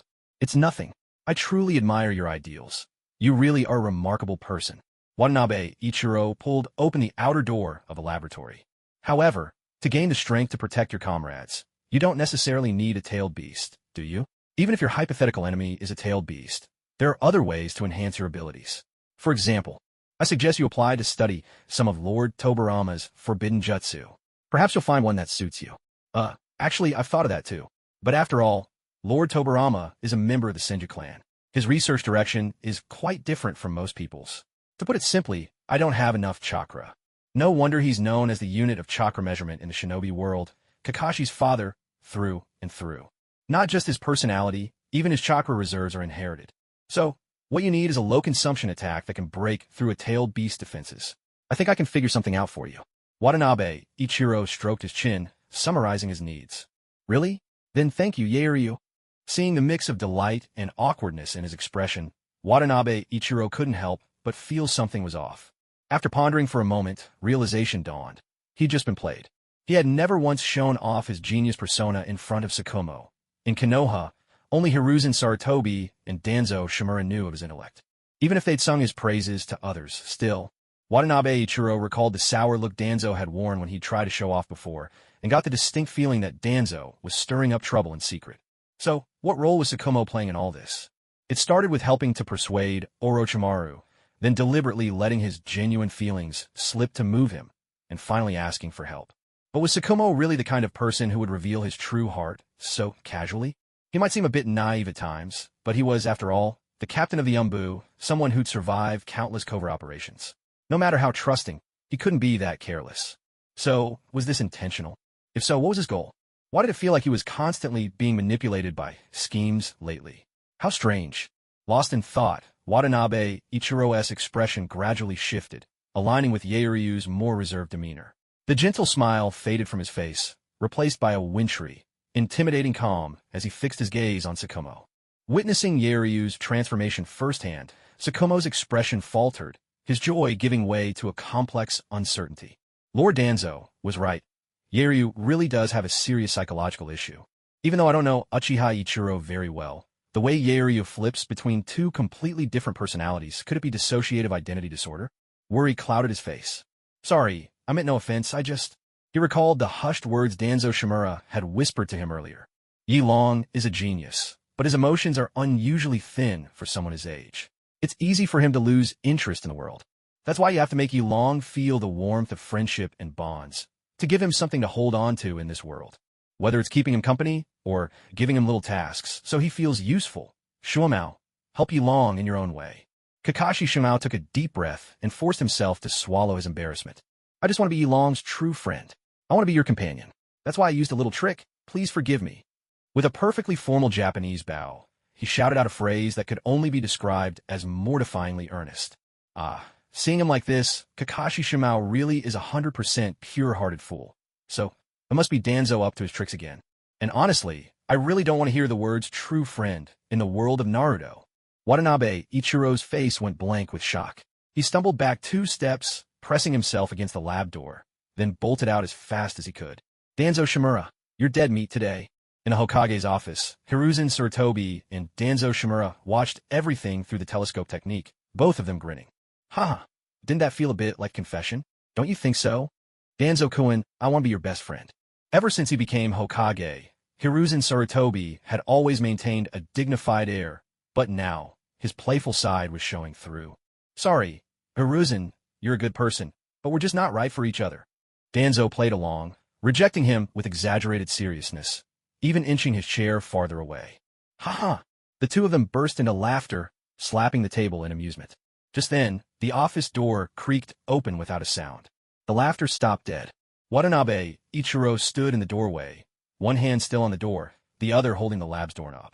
He stared at them in silence, his dark eyes absorbing no light at all. Yi Long-kun, we really just wanted to help you. That's right, Yi Long-kun, everyone is just trying to help you in their own way. Caught red-handed, the two of them fumbled, tripping over their own words as they tried to explain.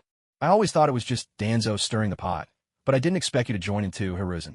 Fine, so this is how you want to play it. Having a good laugh, are you? Maybe you don't realize. Do you know what happened to the last person who laughed so hard in front of me? Your little scheme has truly moved me. Moved me so much that I'm shaking. With clenched fists. Don't call me Yi Long anymore from now on. I am pain. Damn you, little brats of Konoha. Right now, I'll deal with you myself. No, he couldn't make a move now. As an intelligence operative, Yi Long wasn't even sure he could win in a fight against the two of them. Besides, for many reasons, it would never be justifiable to attack the Hokage. But one doesn't need a blade to kill, nor do fists have to be raised to wound the heart. Watanabe Ichiro let go of the handle. The doorknob to the laboratory fell to the floor with a crisp, ringing sound. Casually, he closed the office door behind him. He took his place before the two men, and the icy air he exuded made the already uneasy pair swallow hard. Hokage-sama. The young man with black hair stood there, a storm of anger in his eyes at having been deceived. He fixed his gaze on Hiruzen Sarutobi, seated at the head of the table, hiding emotions that churned in his eyes, lips pressed together. He spoke at last, his tone restrained, revealing a depth of emotion unlike his usual tightly held composure. You could have simply ordered me to help Tsukumo Hatake develop new jutsu. Be it my knack for intelligence gathering, my medical skills, my capacity for learning, or any other talent I possess, all of it exists for the sake of Konoha. If you wish to make use of me, Hokage-sama, and Danzo-sama, you only need to say the word. But why resort to schemes, and manipulation? Is it that I am not worthy of your trust? Is it Konoha that doesn't trust me?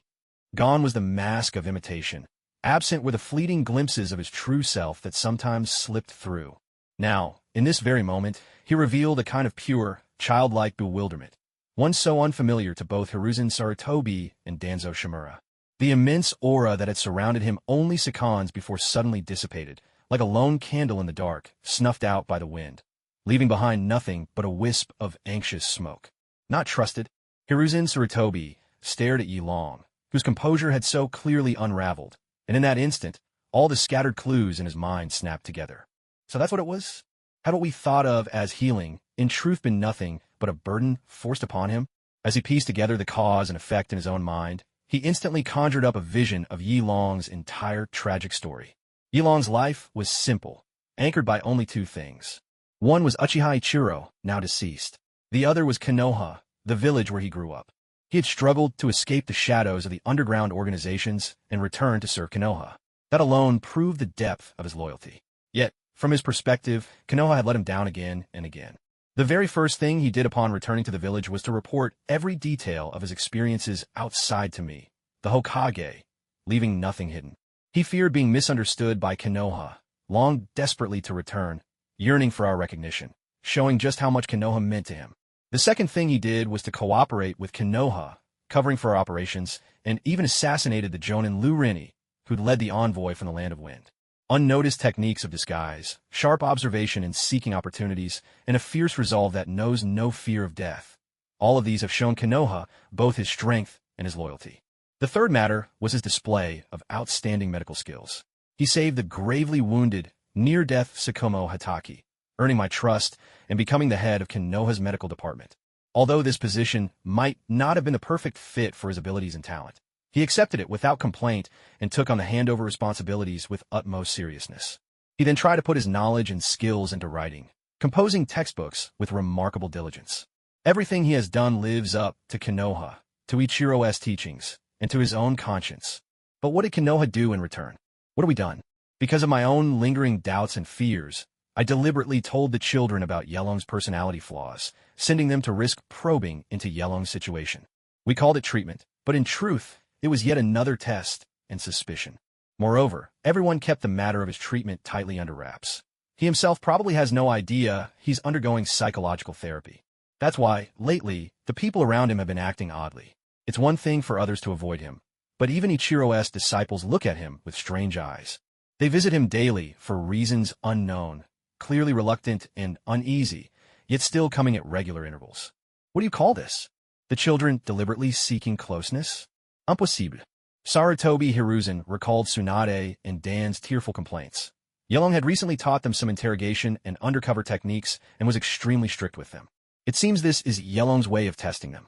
If the children were acting of their own accord, they'd surely find excuses not to come. Yet they still turn up every day, which means they're not coming willingly, they're being forced, ordered by someone. Sarutobi Hiruzen put himself in Yelong's shoes. Two words came to mind: surveillance and threat. A person without attachments, flaws, or weaknesses can never be fully understood or trusted.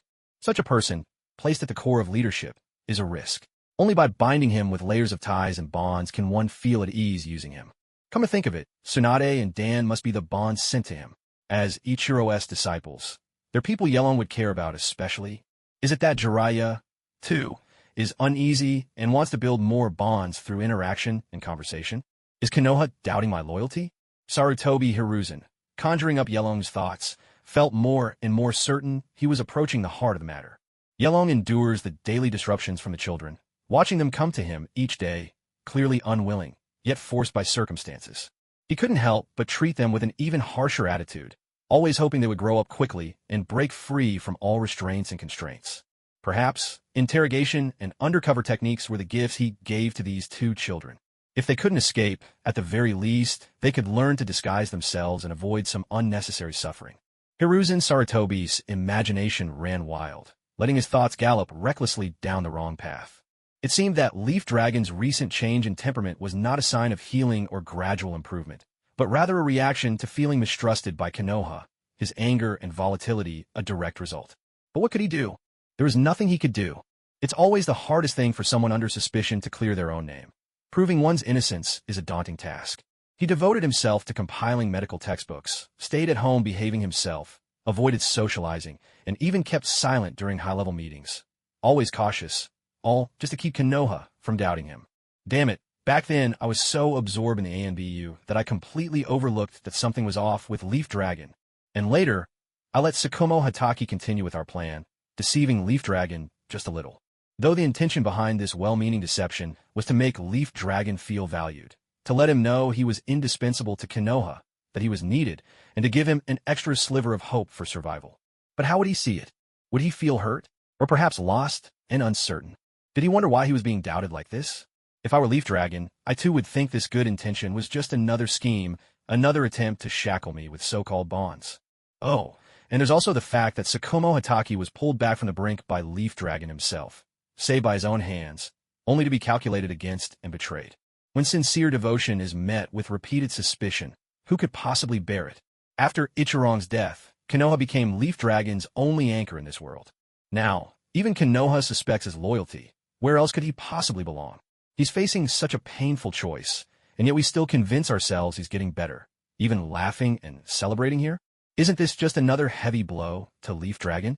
We really are far too foolish. How many times have we hurt him, whether we meant to or not? What were we even doing? Sarutobi's thoughts raced, and he swallowed with difficulty. Even if my speculation isn't completely accurate, it can't be that far off. I have to say something. Leaf Dragon, please believe us. We have never doubted your loyalty. Not for a second. We only want to help you. He faltered. Help with what? Help deepen his wounds?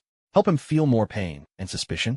He found it hard to breathe, guilt gripping his heart so tightly that even the eloquence he was known for failed him. Yilong's emotions, which had first flared up in a brief outburst, gradually faded away. His gaze, once direct and unflinching, slowly lowered until it settled on the Hokage hat hanging from the chair nearby. He paused for a long time before speaking at last. His voice was cold and hoarse, like an old machine worn down by years of use. Why do you have to treat me with lies? If everything before my eyes is false, then what is real? How am I supposed to distinguish between reality and illusion? He shifted his gaze back to Sarutobi Hiruzen's face. Why are you the one sitting here? Where is Lord Yilong? With a sigh-like question, even as his words seemed almost disrespectful, Yilong's last bit of doubt dissipated into thin air, vanishing like clouds on a windy day. But his interrogation was not yet over. With a final, devastating blow, he pressed on. Oh right, he's dead. This cold, self-answered remark was like a shard of ice, and with it, every trace of emotion vanished from Yilong's face. The turmoil within him subsided, leaving only an eerie calm. His sharp words pierced right through both their hearts, unleashing a torrent of guilt and pain that flooded their bodies, filling every limb and bone with overwhelming emotion. It was as if they could see something essential being stripped away from Yilong, leaving him changed. Sarutobi Hiruzen stood up, his voice dry and awkward as he began to speak. Yilong, listen to me. We never meant to doubt you. Our actions might have led to misunderstandings, but our intentions... No, I won't make excuses for myself. Yilong, I apologize. I truly am so sorry. Yilong bowed his head obediently, listening intently. Then, with both hands, he picked up the Hokage hat from the chair and respectfully offered it to Sarutobi Hiruzen. Watching this gesture, Sarutobi felt a measure of relief. Perhaps it wasn't too late. There was still time to make things right. He continued to explain himself, painstakingly recounting every detail of what had happened, until his mouth was parched and his voice cracked. He spoke until Shimura Danzo tugged at his sleeve and shook his head. Yilong, have you forgiven me? Yilong stood there, dutiful and proper. As Shimura Danzo let out a heavy sigh, Yilong finally raised his head. There was light in his eyes, yet there was no reflection of Sarutobi Hiruzen or Shimura Danzo within them. What do you require of me? Please give your orders, Lord Hokage. It was already too late. Yilong, the true Yilong, had died amid suspicion and probing, leaving behind only an empty shell, a weapon brimming with potential. A chill swept over Sarutobi Hiruzen. At this moment, standing before Yilong was not Sarutobi Hiruzen the man, but merely the office he held, the title of Hokage, ruler of the Hidden Leaf. Yilong saw only the one who held the blade, the one whose orders he must obey and carry out. Sarutobi Hiruzen understood what had disappeared from the young man before him. It was Yilong's humanity. This was a bond painstakingly nurtured over years of companionship, a deep understanding of emotion that had grown within him, thanks to Ichirong's unwavering dedication. It was also the purpose Ichirong had hidden away for so long, the final hope he cherished. This was the very potential that made him a reliable companion. But now, I have destroyed him. I made the wrong choice at the wrong time. Now, Yilong is nothing more than a sharp weapon obeying the Hokage's command. He's no different from a kunai or a shuriken. Sarutobi Hiruzen felt guilt seize his chest, leaving him breathless. How did things come to this point? He slumped down in defeat. After I die, how could I possibly face Ichirong in the Pure Land, in that realm beyond? An oppressive, deathly silence spread throughout the room, as if everyone was living at the bottom of the sea, weighed down by an unbearable pressure. Breathing became a struggle, each inhale and exhale demanding every ounce of strength. Even Sarutobi Hiruzen, whose breath would remain steady even before a tailed beast, now found himself gasping in disarray. His mouth opened instinctively, desperately drawing in oxygen just to keep his body functioning. At that moment, the sound of small footsteps approached. A rhythmic knocking sounded at the door. "Teacher Hiruzen, is Brother Yilong here? We couldn't find him at the medical department. Captain Tsukumo said he might have come to the Hokage's office." Things had just gotten worse. Kato Dan's cautious inquiry came muffled through the door. Right on its heels came Tsunade's voice. "He's definitely here, Dan. Look at this doorknob on the floor. Isn't that from the laboratory? Brother Yilong must be inside." As the granddaughter of Hashirama Senju, Tsunade had no such hesitations. She pressed her hand directly against the door. "Wait, don't open it yet. Something feels off." Kato Dan's warning came a moment too late. His hand hung awkwardly in the air before he withdrew it. The door swung open. A familiar figure appeared before them. "Good afternoon, Brother Yilong." Tsunade's energetic greeting echoed through the empty office. It's over." Having already foreseen what would follow, Sarutobi Hiruzen and Shimura Danzo shut their eyes in resignation, their composure shattered. One could only say, thank goodness Jiraiya wasn't here. Otherwise, things would have been even more complicated. What now?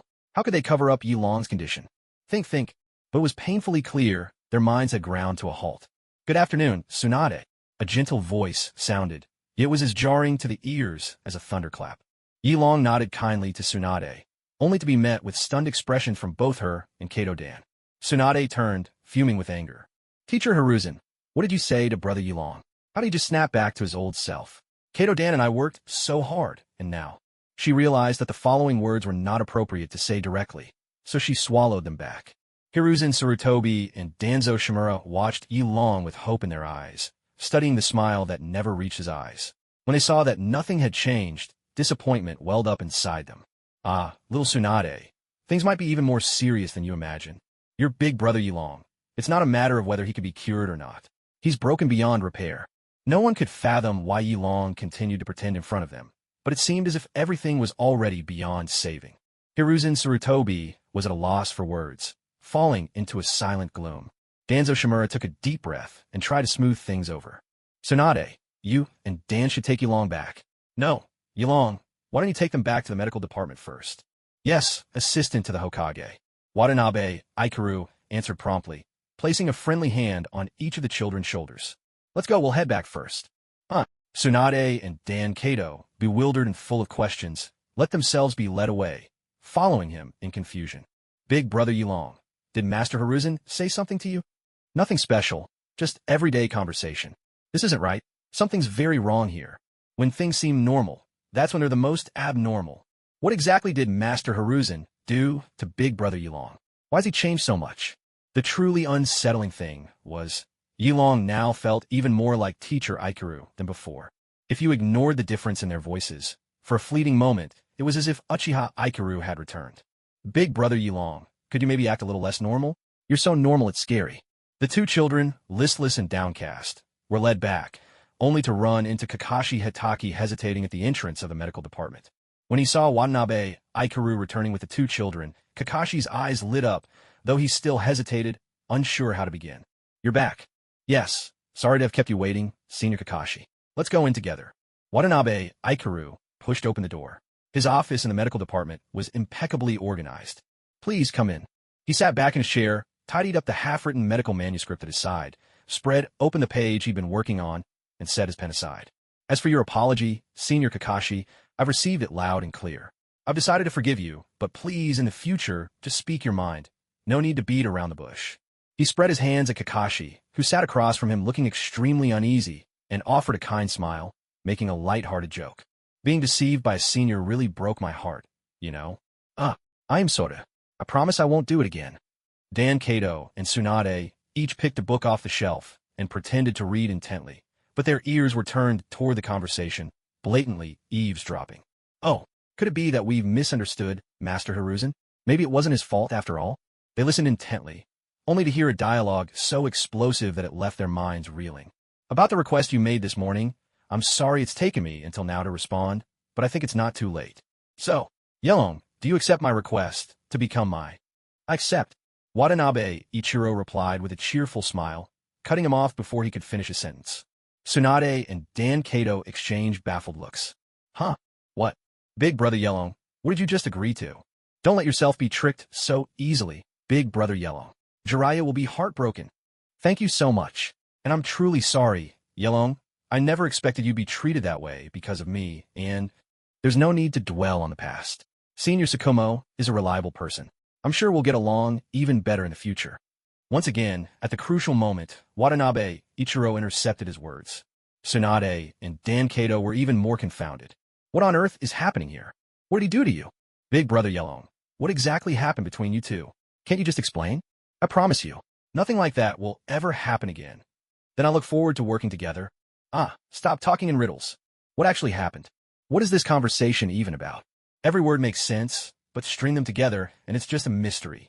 She was suddenly reminded of her childhood, playing at Senju Momoka's house, and discovering some strange romance books under the bed. The situations described in those books felt oddly similar to what was happening now. What was that scene called again? Something like a secret lifelong vow. Yes, that's it. Even their conversation sounds the same. Tsunade could no longer hold back. She couldn't let Big Brother Yelong end up like the heroine in those stories. Wait a minute. I don't agree. She strode over to Yelong, grabbed his chin, and turned his face to look directly at her. Big Brother Yelong, beware of scoundrels. Secret vows never end well. More often than not, they lead to heartbreak and a life of misery. Watanabe Ichiro looked briefly stunned, but before a smile could curl at the corners of his mouth, he immediately withdrew his spirit and let the system take control. Across from them, Tsukumo Hatake, upon grasping what Tsunade had just said, replayed the recent conversation in his mind, and his face changed color in an instant. Oh no, that's not it. We were just talking about, just that. Presented so matter-of-factly before, it hadn't seemed odd, but now, given the context, no matter how Tsukumo tried to explain, it all sounded suspicious. You've misunderstood, little Tsunade. Senior Tsukumo and I were only talking about becoming the closest of friends. Under the system's control, Yelong explained himself calmly, following Watanabe Ikaru's intentions, his eyes pure and innocent. He was the very picture of an oblivious, delicate little flower. Tsunade watched and felt that this Tsukumo Hatake in front of her was even more infuriating. She shot him a fierce glare. What kind of person is this? I didn't mean it like that. His face flushed instantly, and he found himself utterly unable to explain. He hadn't thought much of it before, but now he realized perhaps his friendship really was a bit too close for comfort. Why? It was supposed to be just a normal friendship. How did it end up like this? Yelong, you're definitely doing this on purpose. You're deliberately cutting me off mid-sentence. Just like those stories you never finished before. This has to be intentional. He stared accusingly at Yelong, whose expression read, Yelong knows nothing at all, but the subtext was clear. Yes, I did it on purpose. He fled in embarrassment, exactly the way Watanabe Ikaru had run off that morning. Yes, Tsukumo Hatake, Hiruzen Tsurutobi, Danzo Shimura. They've all been paid back in full. Now that feels better. Big Brother Yelong, listen to me. You must be careful around him. Don't go anywhere unfamiliar with him. Don't ever be alone with him. Tsunade rushed over, locked the medical department's door behind her with a sharp click, then hurried back, slapping both hands down on the desk, her face solemn. All right. I'll listen a little, Tsunade. Tsunade puffed out her cheeks in frustration, looking just like a little river pufferfish. Dan stood to the side, stroking his chin, a look of utter confusion on his face. He had no idea what was going on, his mind completely blank.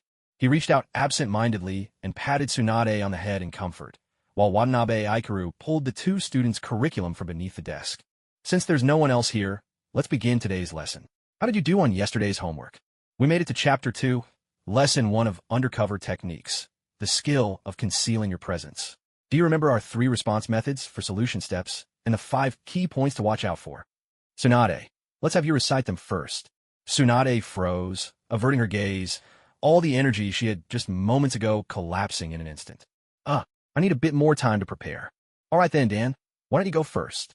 Okay, the first method is to control your heartbeat. In that moment, the two kids' chaotic thoughts were swept away, their minds spinning furiously as they tasted the pain of a pop quiz. Yes, this is how childhood should be. Tormented by homework, scheming to play with friends, racking their brains to trick the teacher and sneak a little rest.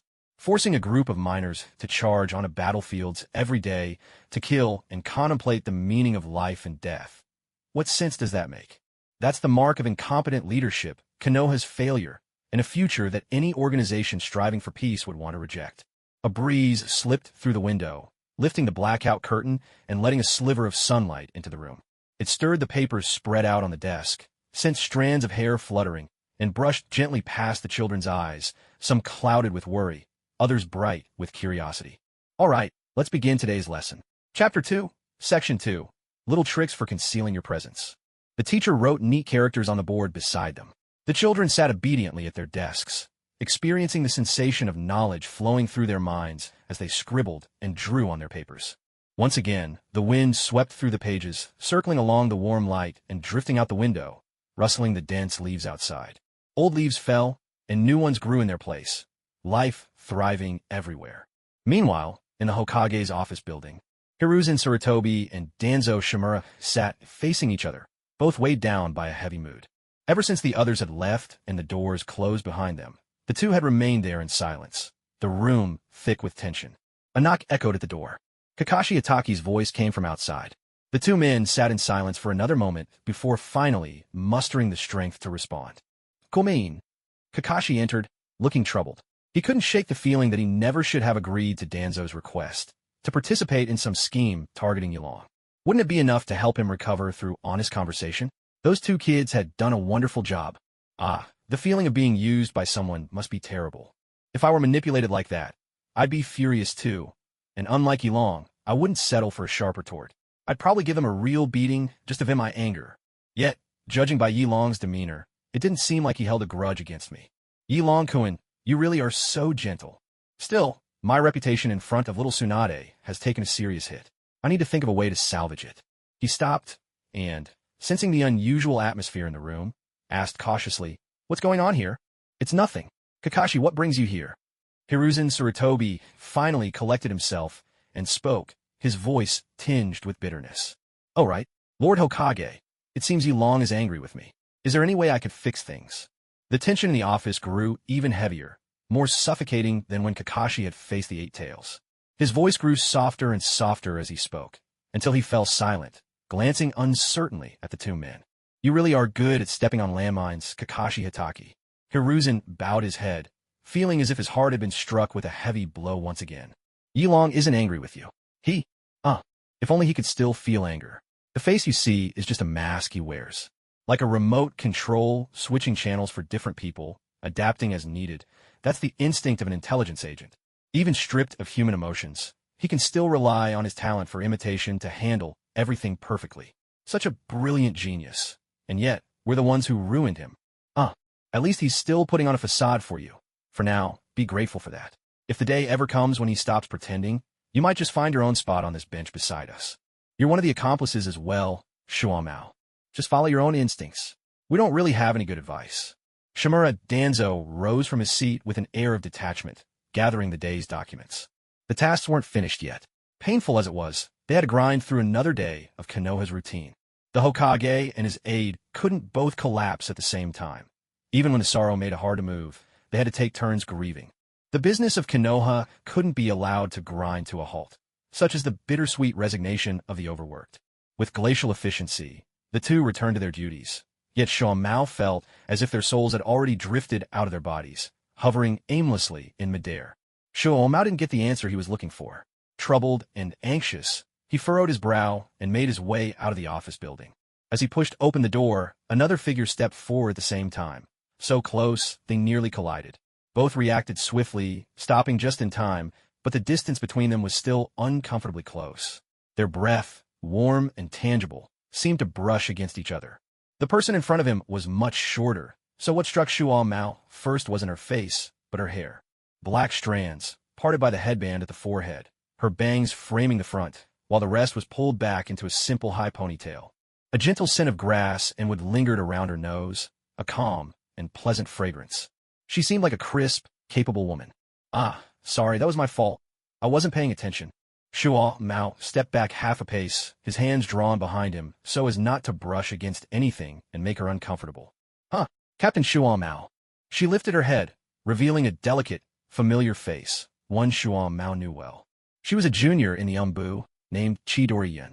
Once, during a mission, she'd nearly been caught in an explosion tag, and he'd saved her. Since then, he hadn't found time to check in on her, and by the time he remembered, Yin had already fully recovered and transferred to the logistics department. Though her combat skills weren't outstanding, she excelled in logistics. He'd heard she was now one of the department's mainstays. Wow, it's really been a long time. You saved me back then, Captain, and I never got the chance to come by and thank you properly. As it happens, today's my day off. Captain, how about grabbing a drink together later? Chidori-yun was direct with her invitation. Before he could even respond, she slipped past him, waving the scroll in her hand. Let me just report today's work to Lord Hokage, and I'll be right back. Promise you'll wait for me. Sure, all right. Today's work was finally wrapped up, so taking a break outside didn't seem like a bad idea. As luck would have it, Chidori-yun was a woman with a delicate touch. Perhaps she could offer some advice to help Yilong cool off. Kakashi Tsukumo leaned against the outer wall of the Hokage's office building, idly rubbing the tip of his nose. A faint scent of grass and wood still lingered in the air, leaving behind an inexplicable sense of delight, making his heart flutter for reasons he couldn't quite name. Oh, so that's how it is. I didn't expect you, Senior Tsukumo, to meet such an interesting person. But honestly, I think it's best for you to just stay as you are, Senior. Though they talked about grabbing a drink, the two of them ultimately chose a barbecue place instead. Meat sizzled on the grill, sending up mouth-watering aromas. After dipping in their favorite sauces, they savored each bite slowly. The taste was simply exquisite. Chidori-yun narrowed her eyes in contentment, happiness written all over her face. Once she'd eaten her fill, she shared her thoughts. Stay as I am? Tsukumo asked, confused. Yes, that's right. From what you've described, Yilong is quite the unique ninja, gentle, but with a strong sense of conviction. With someone like that, it's probably easier to get along if you just go with the flow. Besides, it seems like he's quite fond of you, Senior. Maybe in his heart, he already sees you as a true friend. Huh. Tsukumo remembered all the times Yilong had playfully teased him, and couldn't quite see where Yun was coming from. He shook his head in disagreement. I may work in logistics, but I've heard all about Senior Yilong. Everyone calls him the handsome, gentle guy, or says he's smooth but hard to get close to. That's what all the single girls in my department say. As the head of the medical department, even if he doesn't socialize much privately, Yilong still interacts with plenty of people every day. Think about it, Senior Tsukumo. Does he treat anyone else the way he treats you? So, maybe your worries are completely unnecessary. There's no need to fret about how to make him feel better or overthink things. Just keep getting along with him the way you always have. That's my advice. As for the children, why not do what they like? Tsunade, for example. I've heard she and Lord Hashirama Senju share a certain fondness for, actually, maybe that's not a great idea. Let me think about it some more. While Chidori-yun's suggestion wasn't perfect, it did open up a new line of thought for Tsukumo. Now that he'd found a way to resolve his troubles, he thanked her earnestly, paid the bill, and said goodbye. See you next time. See you next time. Chidori-yun forced a stiff smile as she bid him farewell, then poked absent-mindedly at the sauce on her plate, feeling both a little exasperated and amused. Ah, Senior Tsukumo really is hopelessly naive. Who brings a girl out for barbecue on their first time alone together? Shouldn't they have gone somewhere a bit more private and cozy? And why did every topic of conversation keep circling back to another man? What the heck? I tried to change the subject several times, but nothing worked. So annoying. I worked so hard to seize the right moment, carefully dressed up just for this accidental encounter. But then again, this is also why I like him. He values his companions, treasures friendship, and carries a strong sense of responsibility. Once he decides something is his duty, he shoulders it fully, making up for it in his own way. She lifted her bangs, gently touching a barely noticeable scar, a faint smile appearing on her face. This was left by the aftershock of an explosive tag long ago. The intricately set explosive tag went off right beside her, the deafening boom still ringing in her ears. Noticing something was wrong, Tsukumo Hatake pulled her into his arms just in time. Scorching debris grazed her forehead, and flames burned her in several places. Blood trickled down from her forehead along her cheek, making her look quite a mess on the outside. Tsukumo had no idea how badly she was hurt. After swiftly dealing with the enemy, he scooped her up and called her name in a panic. Chidori-yun, can you hear me? Don't fall asleep, hold on. Where's the medical team? What? They've all been killed. Everyone fall back. The firelight was reflected in his dark eyes, overflowing with worry and guilt that struck Chidori-yun deep in her heart. She pressed her lips together and said nothing, leaning into his arms, eyes closed. Tsukumo's grip tightened in alarm, thinking she was about to die, his mood growing heavier as he raced back to Konoha. Honestly, it wasn't even that bad. I just wanted you to call my name a few more times. Coming back to herself, she realized she had poked the sauce in her bowl into the shape of a heart. Oh no, wipe it out quick. Blushing furiously, Chidori-yun stirred the sauce until there was no trace left. She buried her flushed face in her arms and slumped over the table to recover from the embarrassment. Then, with fierce resolve, she lifted her head and stared at the spot where Tsukumo had just been sitting, a tiny fong showing at the corner of her determined smile. Oomph. Tsukumo-senpai, I'm not giving up on you.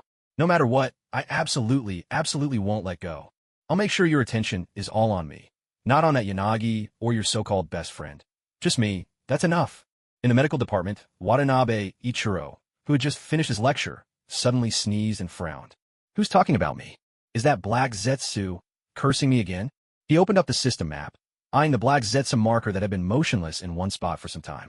After a moment's hesitation, he let the system take over his body, his spirit detaching and deftly avoiding Dan Kato's area, heading straight for black Zetsu.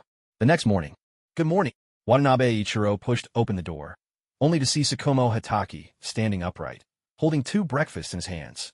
Without a word, he closed the door. Although it shouldn't be the anniversary of Watanabe Ikaru's passing just yet, today he had no choice but to disappear. This Konoha's peculiar atmosphere was simply too much to bear. He couldn't stay any longer. Hey, Yilong, don't pretend you didn't see me. Hatake Tsukumo, having been turned away at the door, widened his eyes and chased after, knocking in vain. Well, what a coincidence. Tsukumo-senpai, you're here too? A crisp, lively voice rang out from around the corner. It was Chidori-yun. Good morning. As for Yilong, he lowered his voice, leaning in to whisper softly by Chidori-yun's ear. He's still ignoring me. This trick just isn't working. Being whispered to so intimately by her crush made Chidori-yun's heart pound wildly. She fixed her gaze on the slight movement of Tsukumo's Adam's apple as he spoke, her mind going blank. It took her a long moment to regain her senses and respond. Wait, do you bring him breakfast every day? No, today's the first time. I heard someone say that's what best friends should do. Silly, best friends are just friends, not a couple. It's completely normal for him not to accept it. Chidori-yun eyed the extra breakfast, itching to snatch it for herself. She couldn't deny she was jealous. However you usually act, just keep treating him that way. Don't try anything extra, or you'll just scare him off. If he feels uncomfortable, he'll stop hanging out with you altogether. So, you can't just show up at his door out of the blue. Just do what you always do. Leave home, go to the ANBU for your duties, come back home for a short rest at noon, then head back out to work in the afternoon. Ahem, just stick to your normal routine. Don't make any big changes. Chidori-yun added a few more words, then watched as Hatake Tsukumo nodded with utmost seriousness, assuring her he understood. What is this, some kind of kindergarten friendship game, you two? And Tsukumo, honestly, I could cry for you. Haven't you noticed she's been following you every single day? She's basically confessed right in front of you. Watanabe Ikaru's spirit folded his arms, finally piecing together the backstory. He watched the two of them, so close together, secretly whispering in broad daylight, and silently offered his verdict. A solid 6 out of 10. Am I just another prop in your little couple's play? Watanabe Ikaru sized up Chidori-yun from head to toe. Her looks were fresh and charming, her manner crisp and capable. She even bore a passing resemblance to Kakashi, and there was a tiny beauty mark below her lip. Wait, does that kind of thing get inherited? Or is it just a coincidence? After pondering for a moment, Watanabe Ikaru was pretty sure this was Kakashi's future mother, and he couldn't resist playing matchmaker in his mind. Let's get this show on the road and have Kakashi born already, so I can raise him for fun. He slipped back into his alter ego, pushed open the door to the medical department, and raised the scroll in his hand. Sorry, the wind slammed the door shut earlier.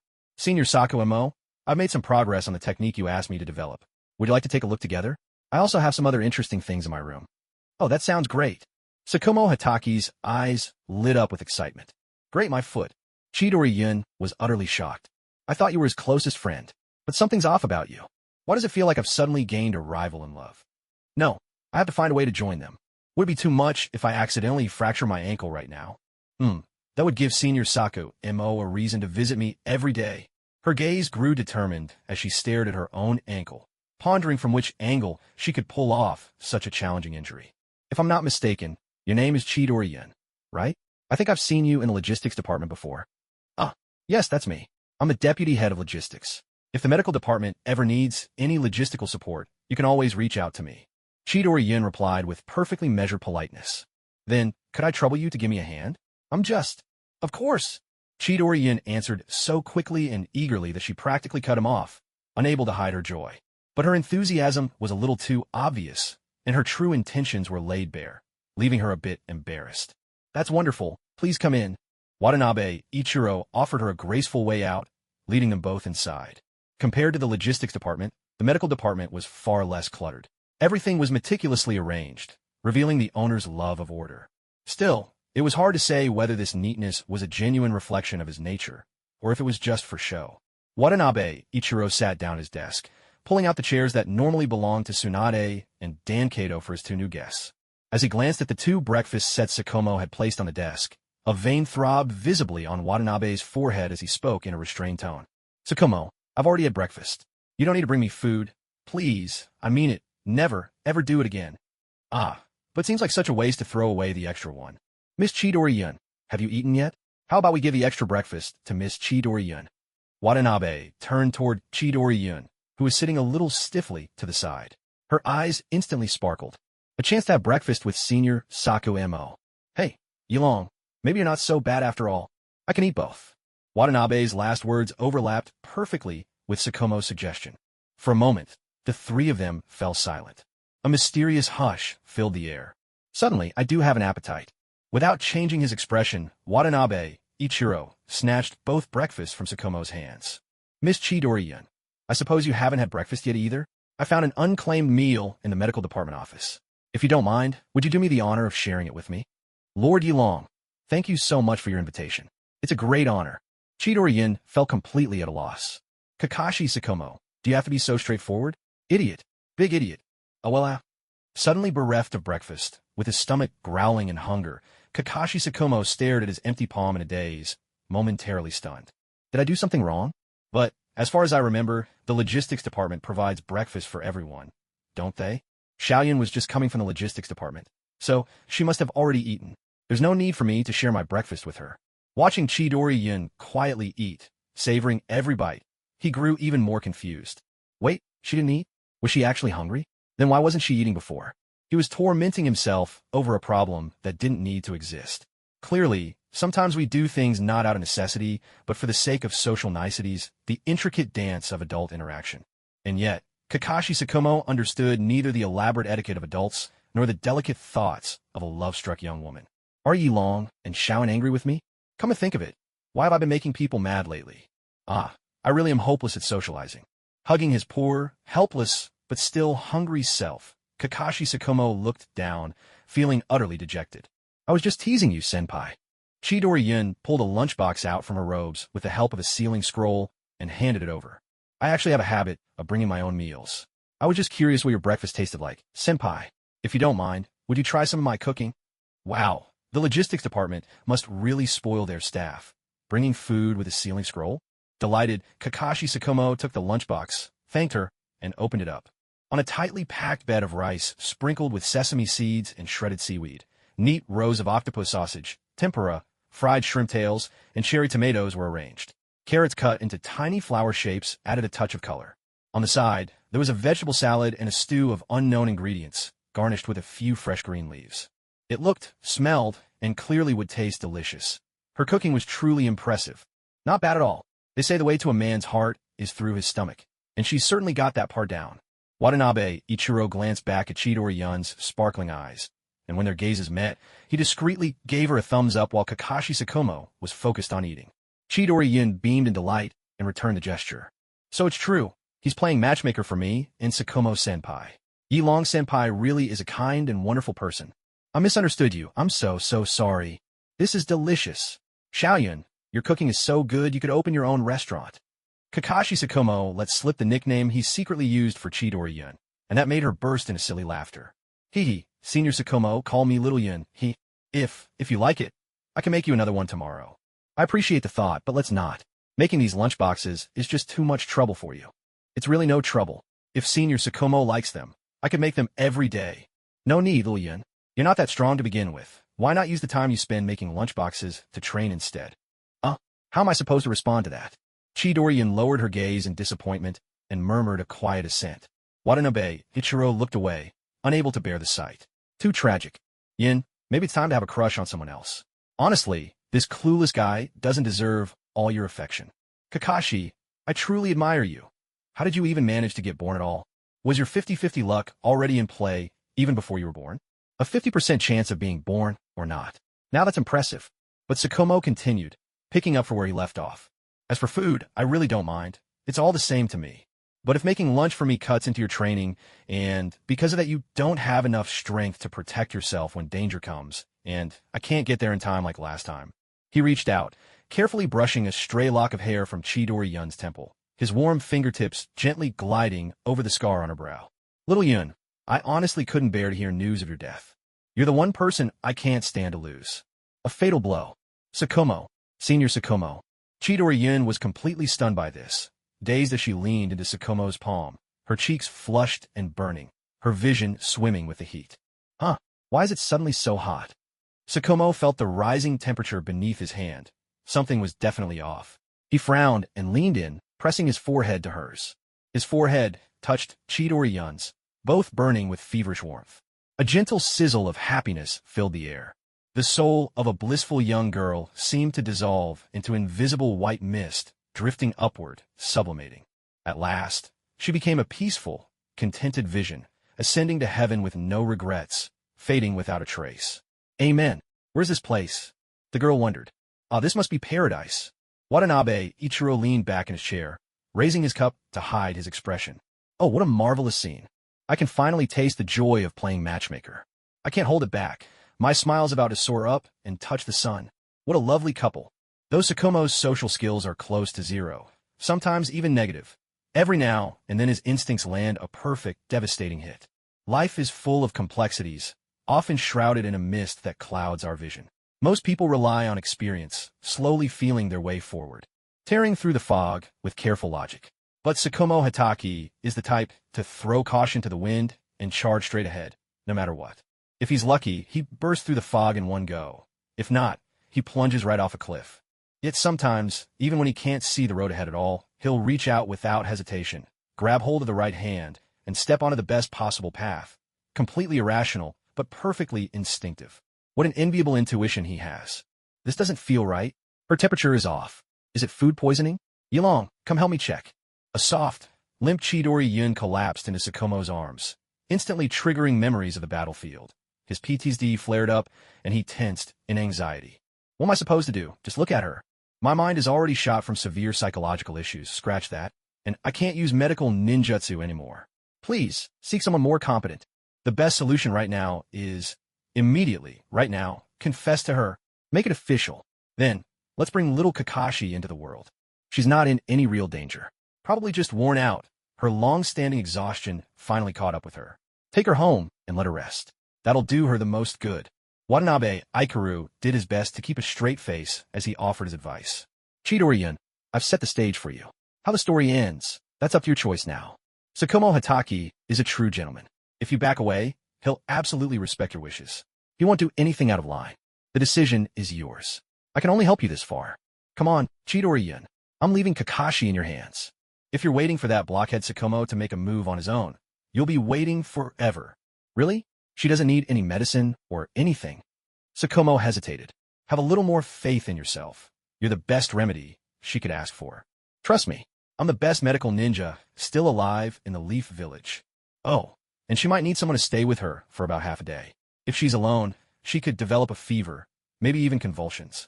Can you handle that? Yeah, leave it to me. Tsukumo nodded solemnly, holding the delicate Chidori-yun gently in his arms.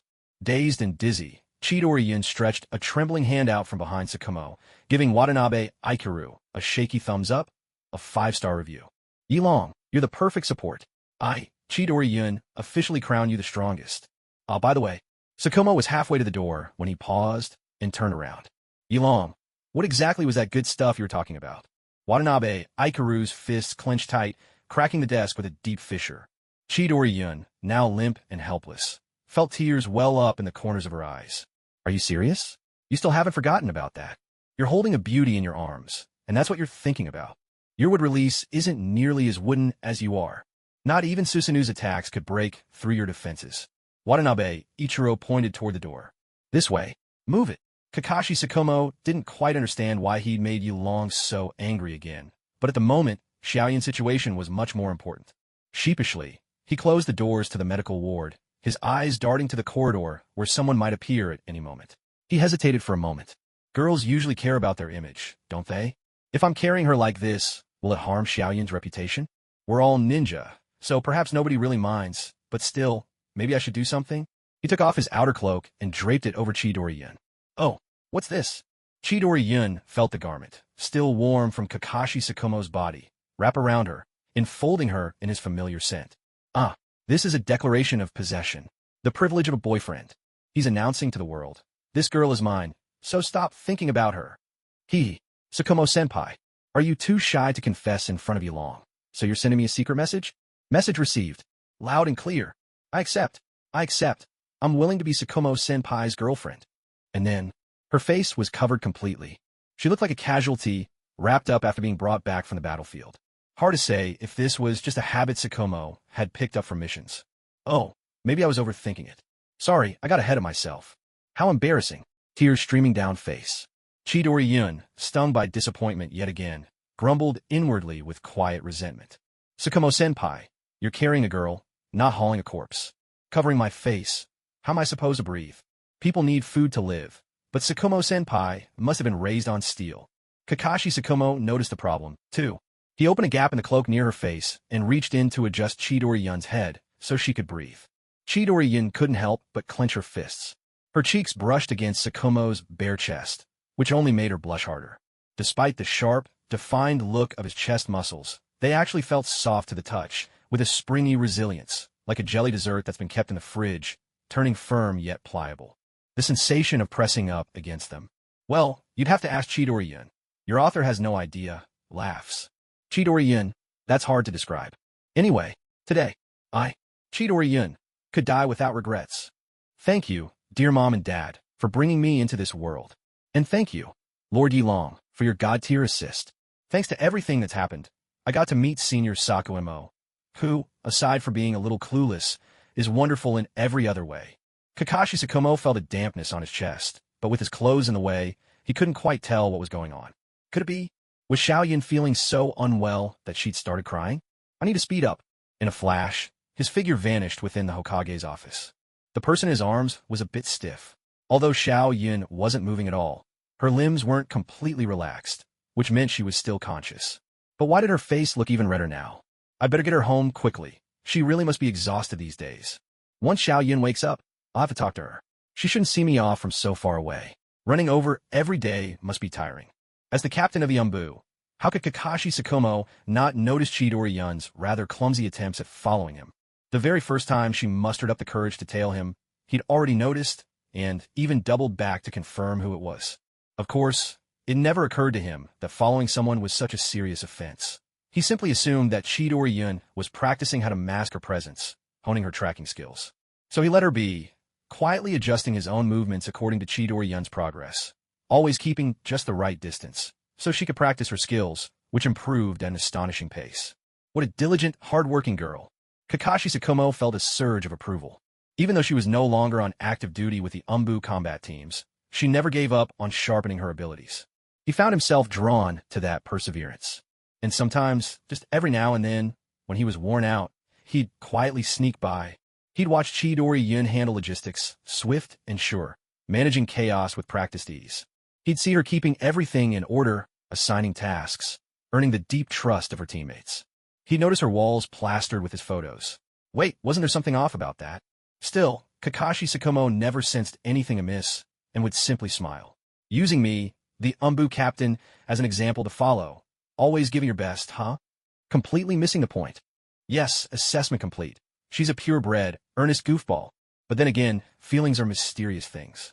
In all those little unintentional moments of affirmation and fluttering hearts, The woodpecker of love had finally managed to tap a crack in his wooden heart. Chidori Yun, a common enough name, had taken on a very special meaning for him.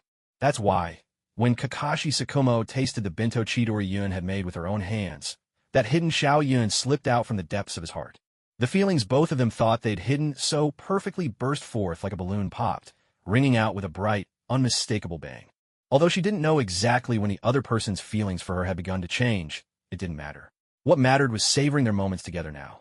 At the Chidori Yun family home, in the entryway, Chidori Yun's parents had passed away early, but they had left her a generous inheritance and a house that was neither too big nor too small, keeping her from a life of hardship. Since she lived alone, she could decorate and arrange every corner of the house exactly as she wished. For example, a bedroom wall covered with photos of Kakashi Hitaki. Chidori Yun thought of this particular arrangement, an interior design that could easily doom her socially. Yet she had no idea that Kakashi Hitaki himself couldn't care less about it. So, when she realized Kakashi was about to open the bedroom door, while holding her, threatening to reveal the wall crowded with his photos, she moved with a speed that could impress even the yellow flash. She sprang from Kakashi's arms, locked the door in one swift motion, and tossed the key straight out the window. It was all done in a heartbeat, so quickly that Kakashi didn't have time to react. Wow, what incredible reflexes! As expected, Leaf's top medical ninja works wonders. Chidori Yun looked perfectly fine once she got home. Remarkable. How are you feeling? Kakashi looked calmly at Chidori Yun, who still seemed a bit pale. He was the picture of composure, the very image of a gentleman. Chidori Yun, breathing a little heavily, clutched the jacket Kakashi had draped around her shoulders, kicked off her shoes, and set her pale, delicate feet, untouched by sunlight, on the slightly chilly floor. She braced her feet apart, lowered her center of gravity, and fixed him with a determined gaze. It was a stance made for attack. Yun, want to spar? If you're not feeling well, should we do this another day? Kakashi brought his hands together, blocking Chidori Yun's sudden charge. Even as he defended himself, he couldn't help but critique her in his mind. Yun still needs more practice. Her form is all wrong. She really needs some serious training. If she were an enemy, I'd break her attack in an instant with a knee strike followed by a kick. Kakashi-senpai. A tremor of frustration colored her voice. Kakashi looked up, meeting eyes that shimmered with unshed tears. Chidori Yun's eyes were turning red at the corners. No one had ever told her that chasing after a man could be this hard. Kakashi froze, mentally retracing his steps. Was it something I said this morning? Next time, if I bring breakfast, maybe I should bring 3 portions. Then Chidori Yun swept his legs out from under him. His instincts kicked in, and before he knew it, he tripped her up as well. The two of them crashed to the floor together in a heap. Why? How can someone like Kakashi-senpai even exist in this world? I swear, if I treated the Ninetales like this, even the Ninetales would become my kindred partner. But Senior Tsukumo would only drag me down to the ground with him. Chidori Yun winced, clutching her fingertips that had been smacked by Tsukumo Hitaki's hard head. She had tried to cushion his fall, worried that the back of his head would hit the ground. Tsukumo Hitaki rubbed his elbow, which had gone numb from the impact. He had wrapped his arm around Chidori Yun's waist as they tumbled, trying to shield her from the fall. Just a pair of equally clueless fools. Xiao Yun, are you alright? Chidori Yun ignored his concern, biting her lip in a mix of embarrassment and frustration. She forcefully pushed aside the bothersome arms in front of her, then pressed them down with all her might. With a thud, Tsukumo Hitaki's hands were pinned to the floor, forced into a pose of surrender. Chidori Yun took a deep breath, her sharp canine teeth flashing. I can't hold back my feelings for you any longer. Tsukumo-senpai, I like you.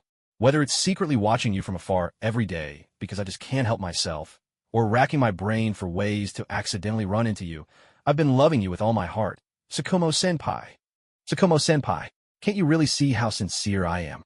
The girl demanded, her eyes fierce and unwavering. Xiao Yun actually likes me? Tsukumo Hitaki, mind in meltdown. Oh boy, he truly didn't see it coming. Even a slowpoke turtle would scoff at Tsukumo Hitaki's lack of awareness, but at last he understood. So that's what all her strange behavior lately was about. So that's it. That's what it's been all along. But to be in a relationship, don't we still need to exchange letters, confess, hold hands, go on dates? At Xiao Yun. Smack. No more useless words from you. Just shut up. Tsukumo Hitaki clutched his now warm and tingling lips, utterly bewildered.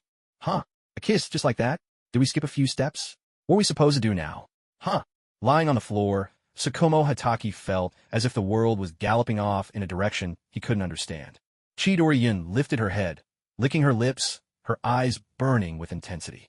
What step are we at? The very last one. You're stronger than me, and your fighting skills are far better. If you wanted to push me away, I wouldn't be able to stop you.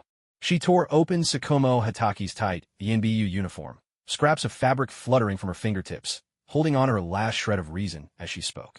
So, Tsukumo-senpai, if you dislike this, just push me away at any time. But if you don't refuse, then I'm going to do something very, very naughty to you. She threaded her fingers between Tsukumo Hataki's, locking them tightly together. Wow, Chidori-yun, you really are a brave soul. I salute you. Watanabe Aikaru watched the unfolding events with his spiritual form, flicked the lingering dust off what little conscience he had left, and quietly withdrew before the paid content arrived. Peeping really is something one should do in moderation. As devilishly handsome as I am, I'm actually a man of righteousness.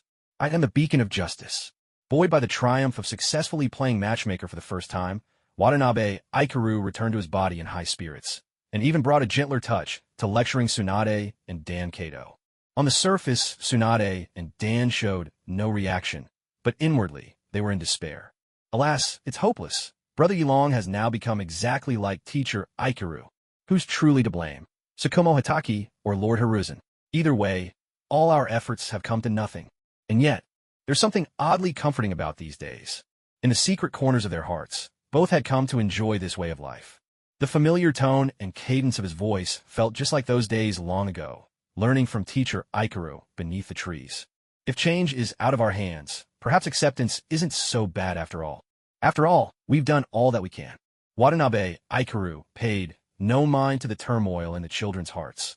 He simply went about his duties in the medical department, methodically compiling teaching materials.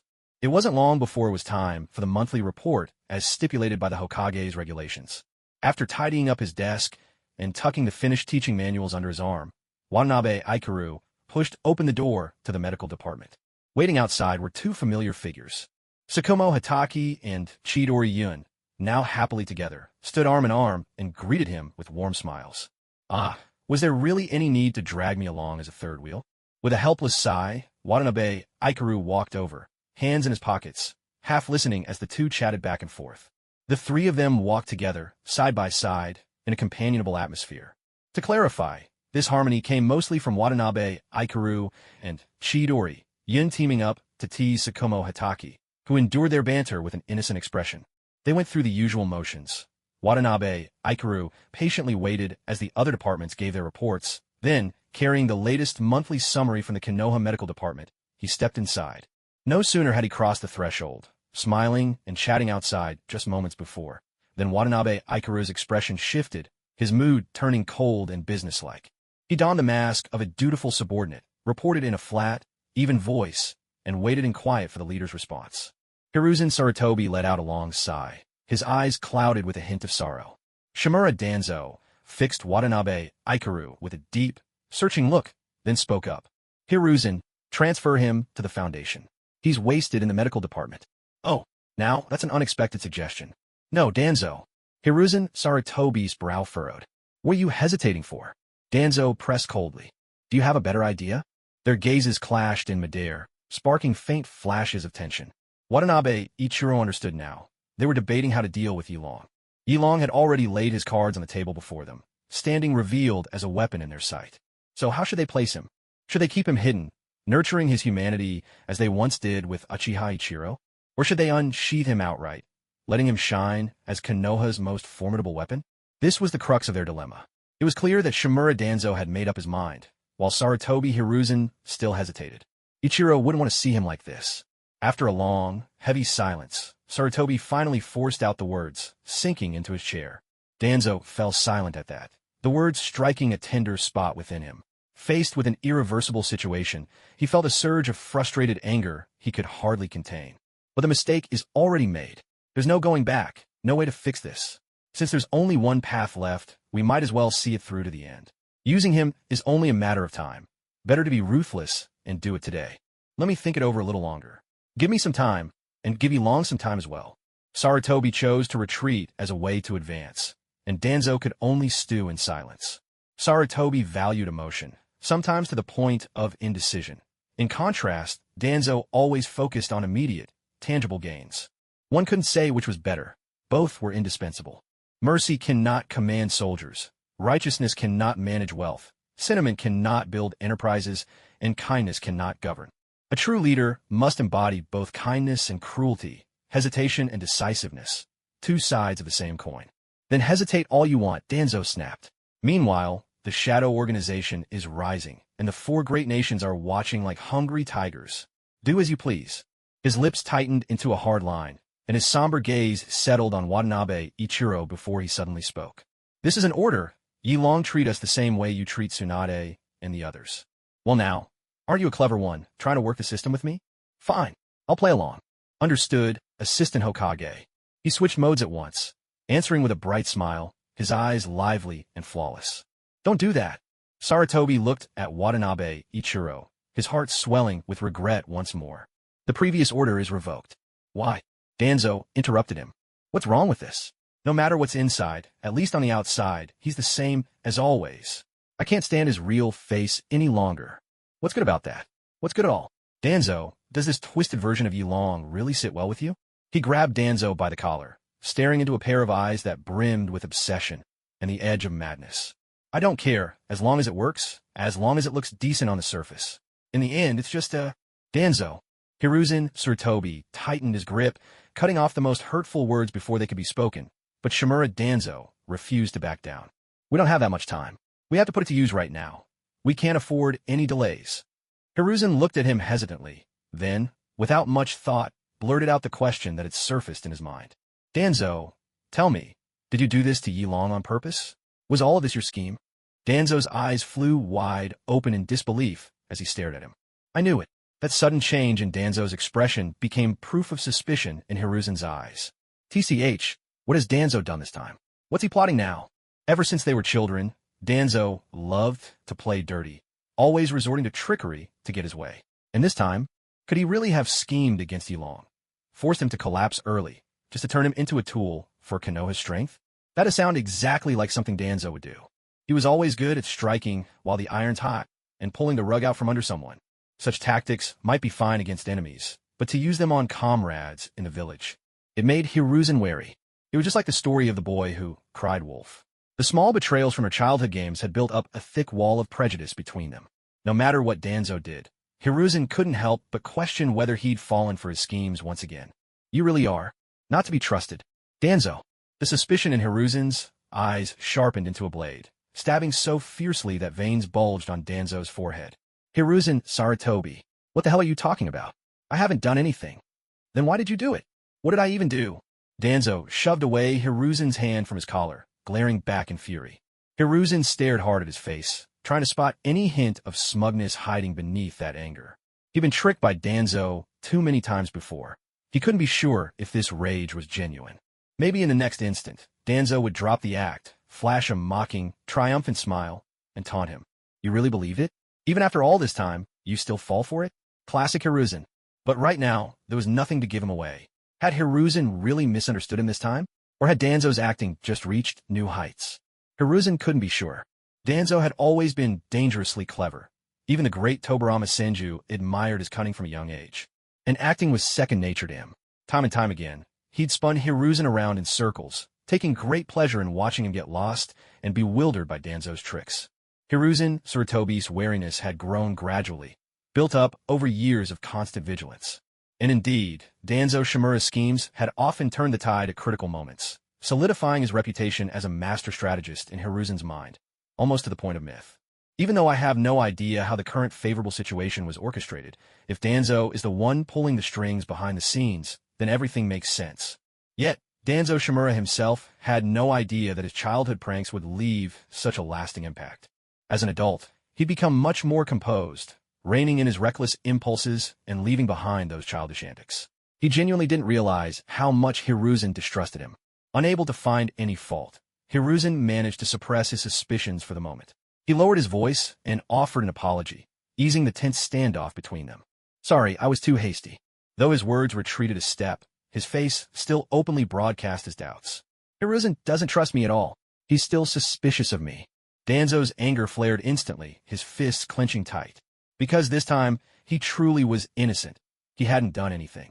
From his perspective, he'd been far away in the land of wind and the land of earth, doing everything he could to win advantages for the Leaf.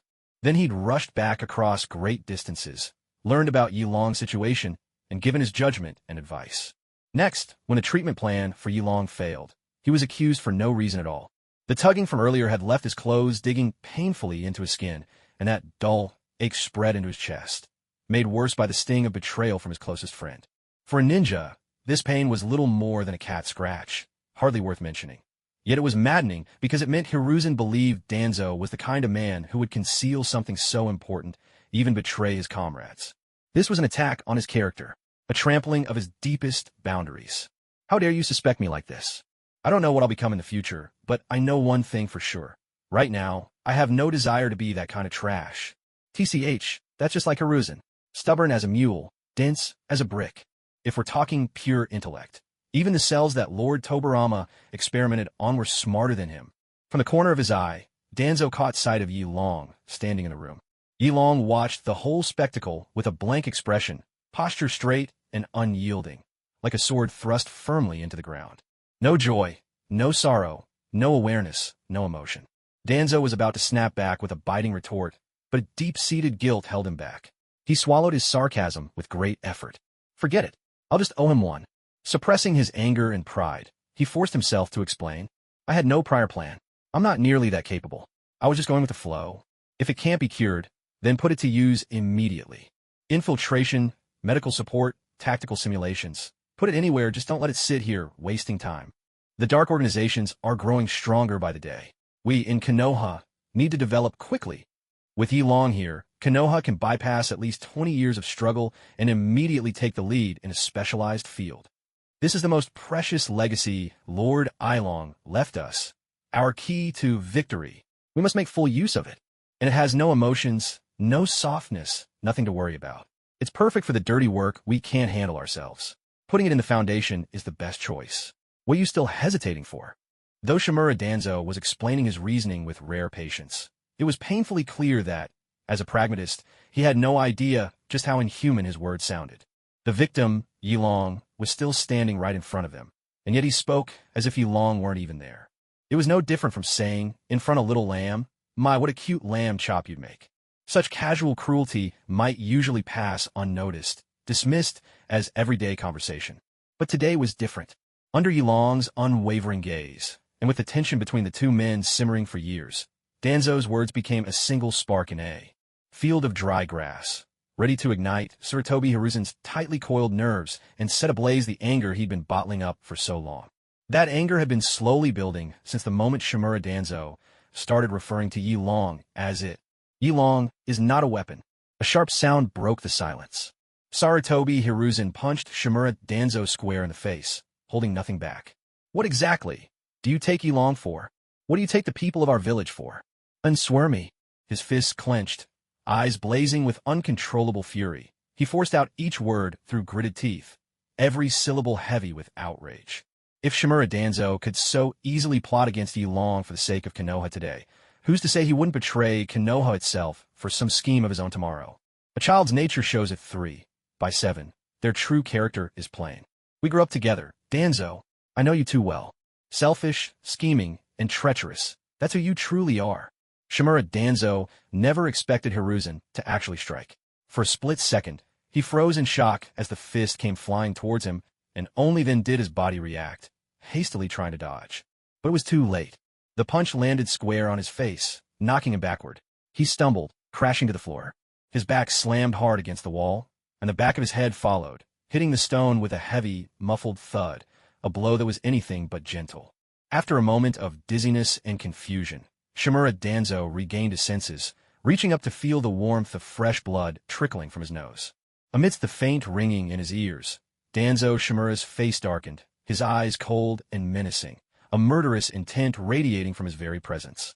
The fury in his gaze was, if anything, even fiercer than Hiruzen Sarutobi's. Hiruzen Sarutobi, he spat, each syllable like a thunderclap. What did I take Yilong for? What did I take my comrades for? Hiruzen Sarutobi, where do you get the nerve to question me? Truly, since you became Hokage, your skin has grown visibly thicker.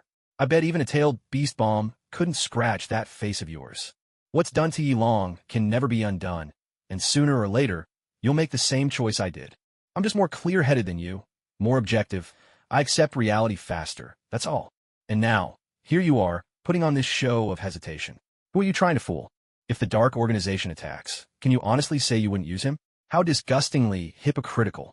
Danzo recalled that night in the land of wind and earth, the low murmur of warning outside his tent. Beware the dark organization. They mean Konoha no good. A restless anxiety welled up inside him, stronger than before, and his fists clenched tighter. Moreover, what happened with Ilong was something we both planned together. Now that the plan's gone awry, you dump all the blame on me? Have you no shame? You've been like this since we were kids. The moment something goes wrong, you suspect me, always pinning it on me. Yes, I like political intrigue and manipulation. So what?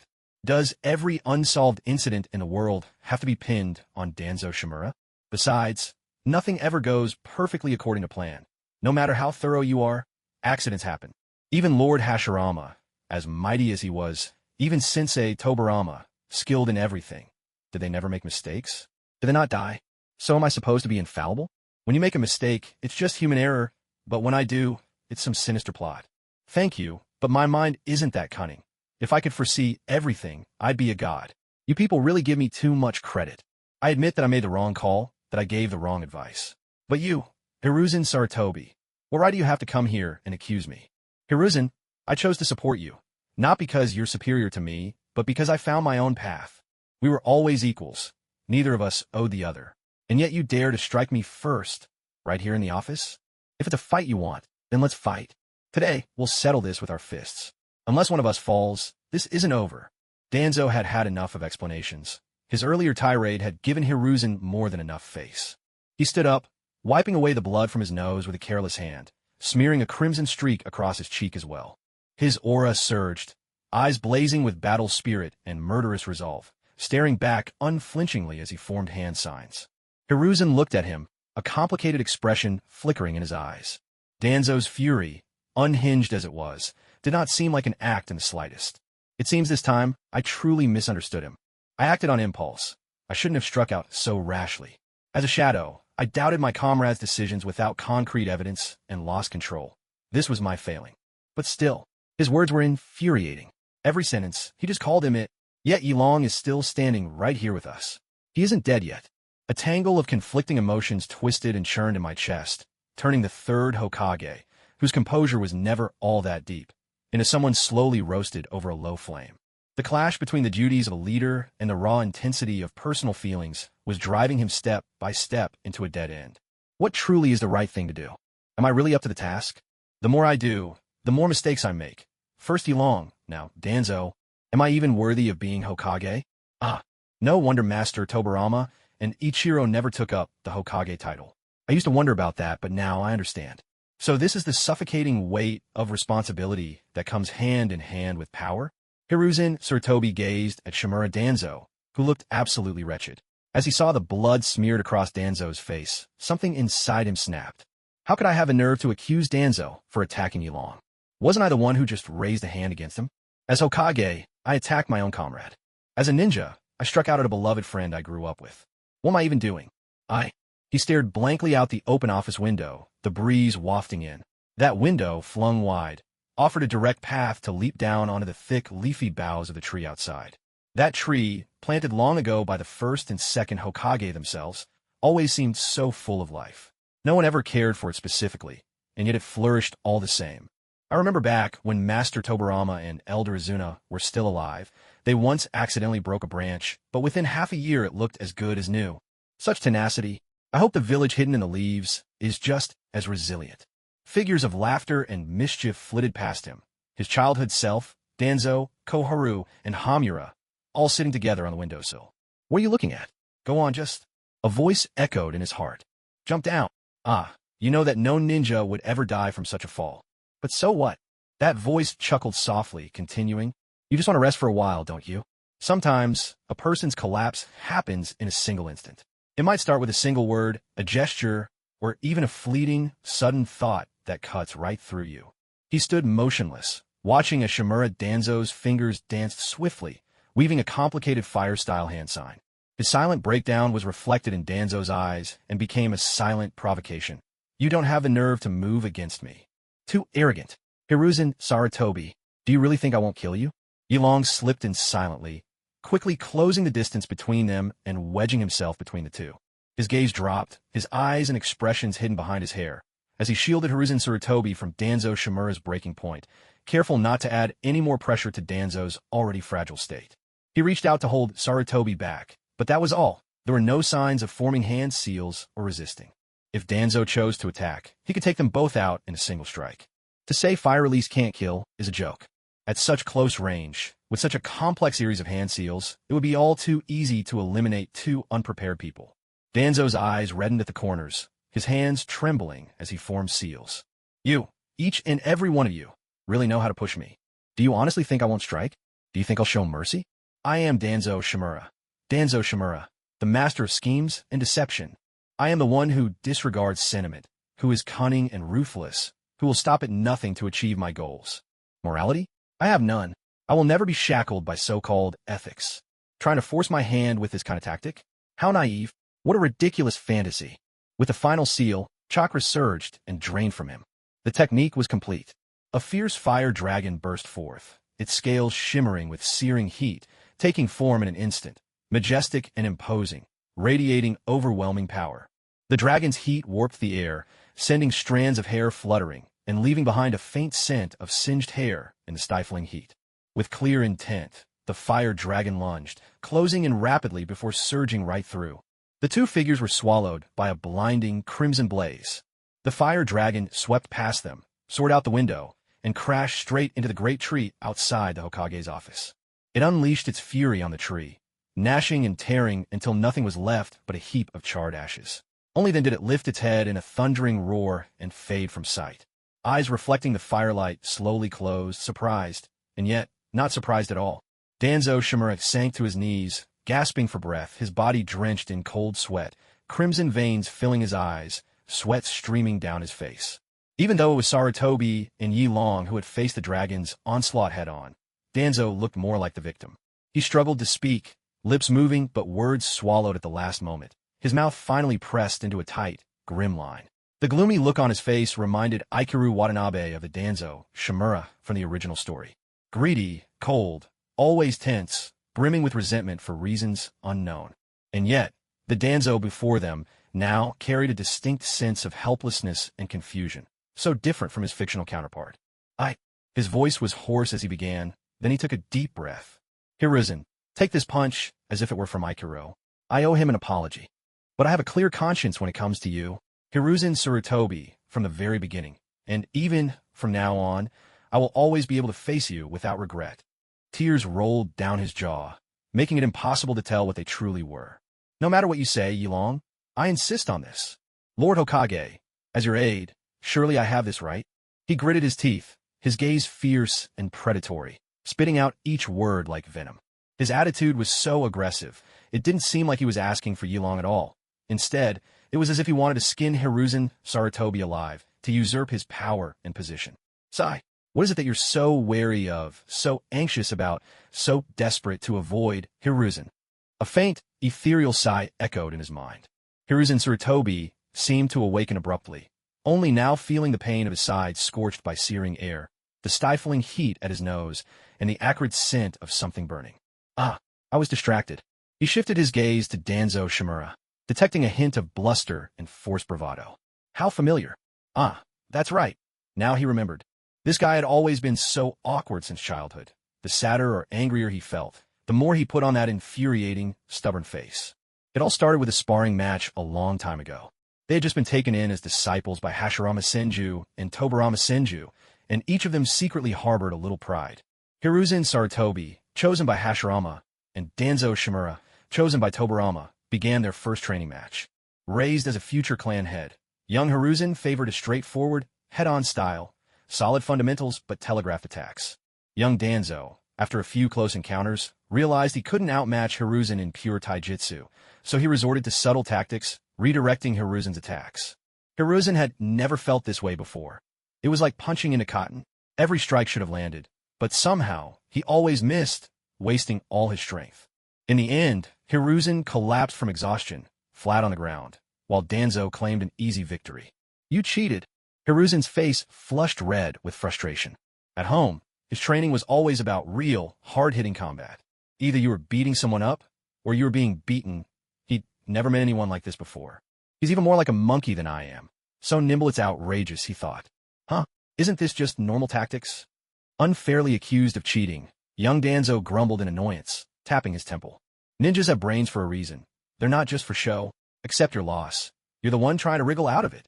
But he was simply training his body and hadn't learned any real techniques yet, so little Hiruzen frowned in confusion, his mind stalling. It was just like an ordinary student who follows the teacher's steps to solve math problems carefully, suddenly encountering a prodigy who solves everything in a flash with clever tricks. He could sense something wasn't right, but couldn't put it into words. All he could do was pout, muttering, "You're cheating." Little Danzo instantly shot back with a single retort. "Cheating rebounds."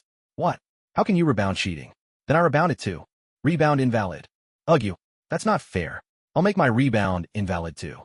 "Invalid, invalid." Hiruzen had never met such a quick-witted opponent before. He pouted, not knowing how to respond. He turned to his teacher for help, pleading, "Teacher, look at him." Then he saw Hashirama leaning against a tree, laughing openly without a care, while Tobarama stood with arms crossed, head lowered, shoulders quivering as he tried to hold back his laughter. Seriously, how humiliating. That awful guy actually made me look like a fool in front of our teachers. I trained day and night for 3 whole months just for this fight. Now all my hard work has come to nothing. You're so mean. How could you do this to me? Tears welled up at the corners of little Hiruzen's eyes, anger and frustration mixing inside him. You're such a sneaky, devious person. I don't want to be your teammate. With how bad you are, you'll definitely betray us one day. For the first time, little Danzo lost his calm. This was the first time he'd been hit with such a serious accusation. I'm not a bad person, and I don't want to be on your team either. You muscle-brained idiot.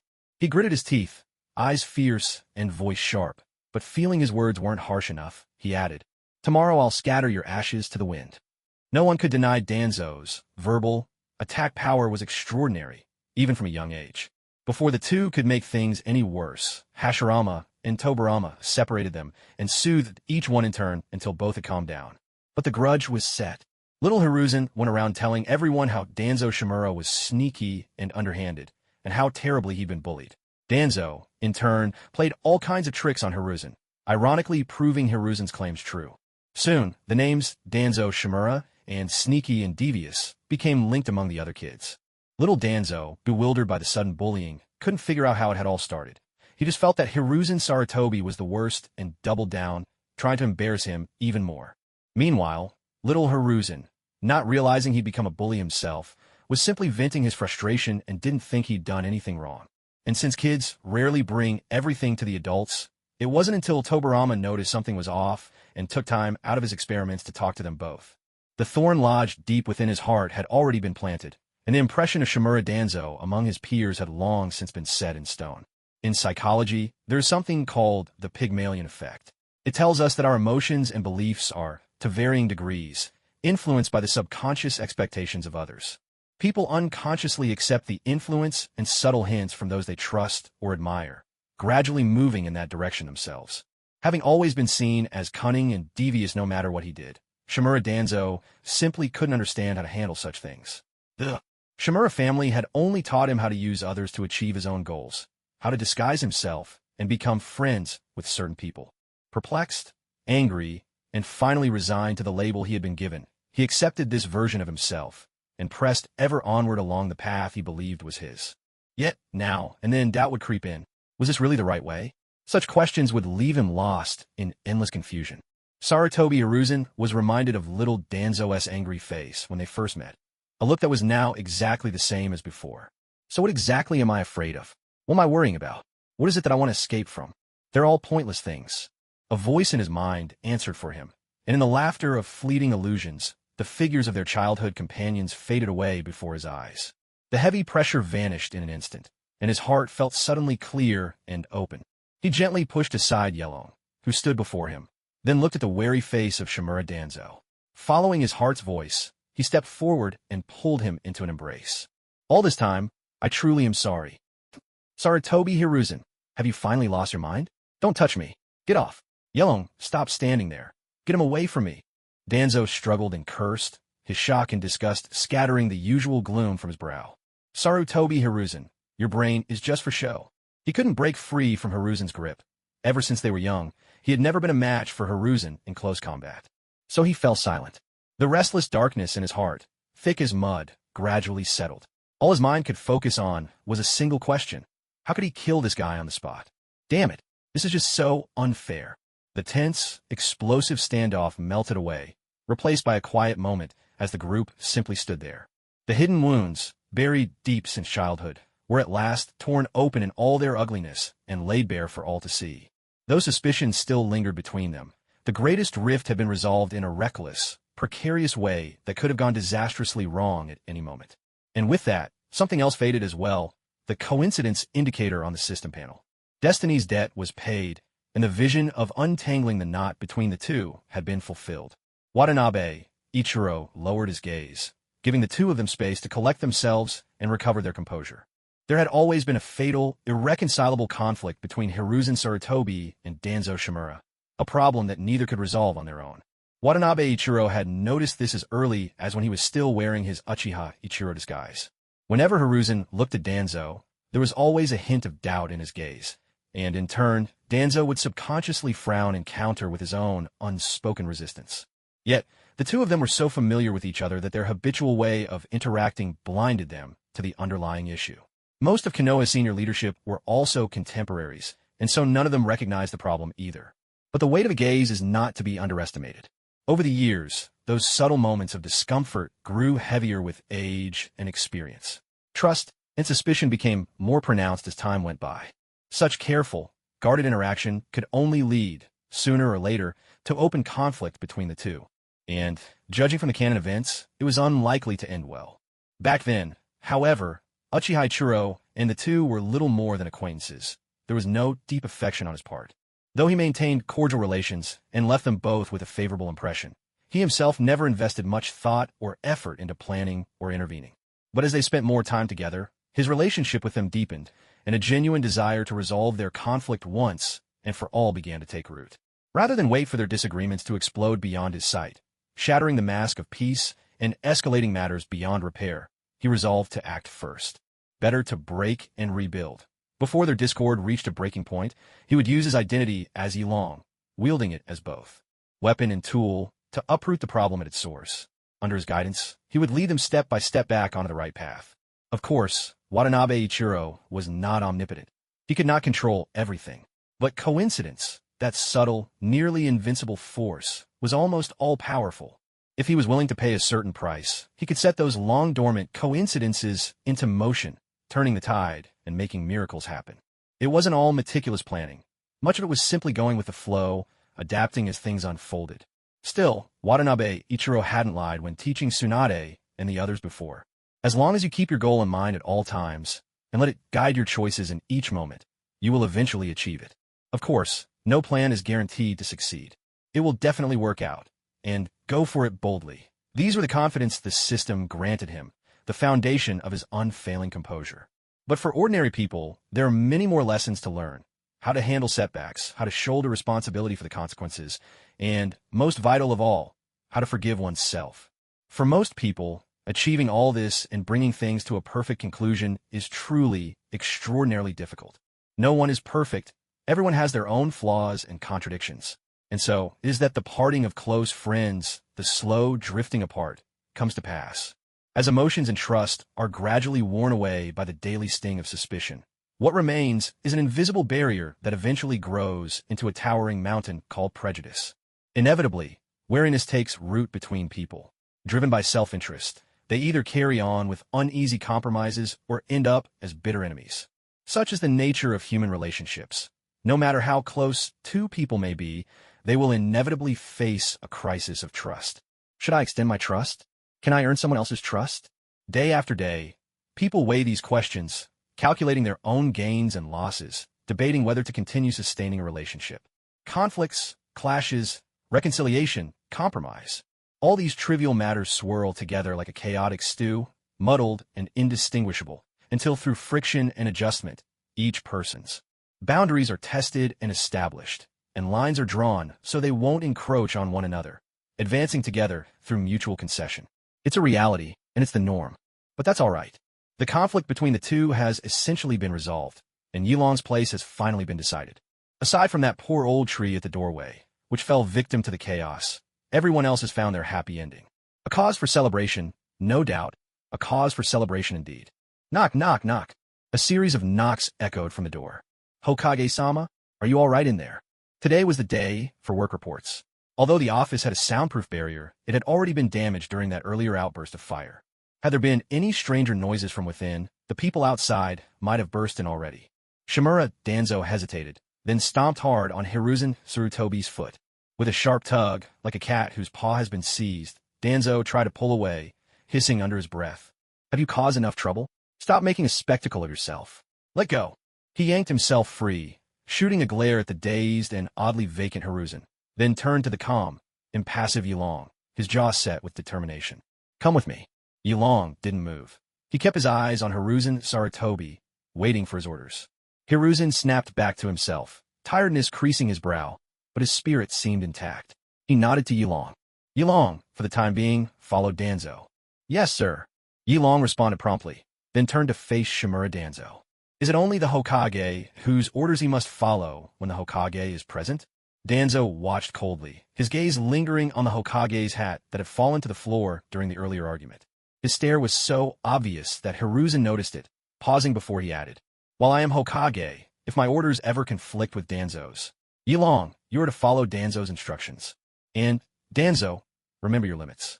Don't go too far. The words almost slipped out, but Hiruzen caught himself, realizing how little trust they implied. He forced himself to swallow them back. Oh, Danzo raised an eyebrow in mild surprise, then looked away. Humph, putting on a show, such an affected display. Who knows how much of it is genuine? But perhaps that's for the best. Since you're bold enough to let go, then I can throw caution to the wind and act with abandon. My ambitions reach far beyond this little village of Konoha. Let's go. He straightened his clothes with a quick, practiced hand, then strode out of the office with long, purposeful steps. Yilong followed silently behind him. Those waiting outside had already grown restless. If they didn't get a response soon, they were ready to force their way in. With a sour expression, Shimura Danzo announced that today's briefing was postponed until tomorrow, dismissed the crowd, and left the Hokage's office building. At the entrance, the trees were scorched and blackened, a thick layer of ash scattered densely across the ground, a testament to the fire's fury.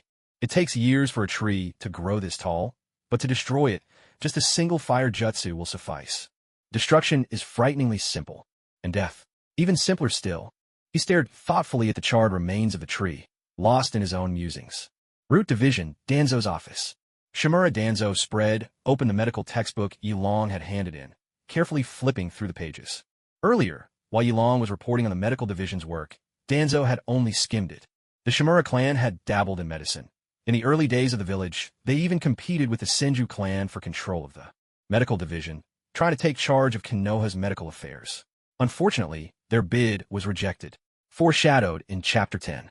Though Danzo only had a basic understanding of medical ninjutsu and couldn't use healing techniques himself, he was fully aware of the book's significance.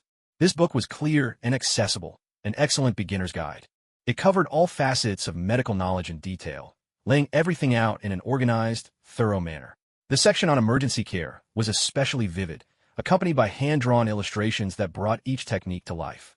If this book were mass-copied and taught at the Ninja Academy, Konoha could quickly train a new generation of shinobi versed in battlefield first aid, a move that would greatly improve their survival rates. That's why, even in the midst of his earlier outrage, Danzo had been careful not to damage this textbook. But there was just one problem: the handwriting. The first half of the textbook was clearly imitating Uchiha Ikaru's penmanship. Both the writing style and the way the brush was handled were copied to perfection, identical to the corrections Ikaru made during his years in power. Yilong's ability to mimic was almost disturbingly precise. This, too, suggested that his relationship with Ikaru might be closer than I'd imagined. But in the latter half, the handwriting shifted to a mechanical, rigid print, neat but utterly devoid of spirit, like it had been spat out by a printing press.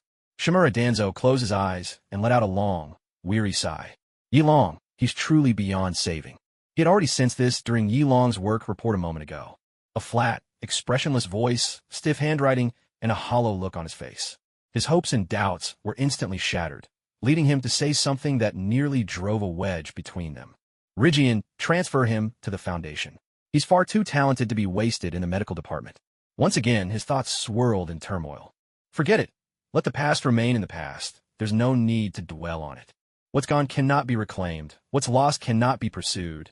But the future is still within reach. Yi Long is capable of so much. I need to let his abilities shine to the fullest. Leaning back in his chair, he closed his eyes in contemplation, then issued his first order. Yi Long, I need you to master the tailed beast sealing techniques as quickly as possible and improve upon them. The goal is to allow ordinary ninja to harness the power of the tailed beasts. Yi Long looked at him, bowed his head, and accepted the order. So, Shimura Danzo intends to utilize the tailed beasts by refining the sealing techniques? This approach isn't all that different from using Jinchuriki. Has he really been swayed by those false reports? Still, enabling ordinary ninja to wield tailed beast power. Rather than focusing on boosting a single person's combat strength, Danzo actually wants to raise the overall might of the village. This line of thinking is unexpected. What could have inspired such an idea? But Danzo offered no explanation. He merely waved his hand wearily, his gaze fixed on nothing, lost in thought. Thus began Yi Long's life as a tool. His position as head of the medical department was replaced by the title of honorary advisor. An empty role, simply a cover. Naturally, the lessons with Tsunade and Dan Kato came to an end. The two of them thanked Watanabe Ichiro with much reluctance, clearly saddened that their joyful yet grueling study sessions had ended all too soon. Originally, they had come to treat Yi Long's psychological issues, yet in the end, their efforts were fruitless, and instead, they walked away with a wealth of experience in undercover work and infiltration, all free of charge. Feeling uneasy, the two pondered for a long time, then pooled their resources to gift Yi Long a pair of expensive tactical gloves. Half-fingered, crafted from a black fabric of unknown origin, soft yet remarkably tough. In battle, these gloves could be fitted with small steel claws or specially designed kunai, without hindering the flexibility of the fingers at all. For the daring, a few explosive tags could be tucked inside, ready to catch an enemy off guard. Of course, caution was advised when storing them. You wouldn't want to blow off your own hand before injuring the enemy. Many components of the tactical gloves could be detached, so after a fight, they could be used for everyday purposes as well. They were both practical and stylish. No wonder they cost a fortune.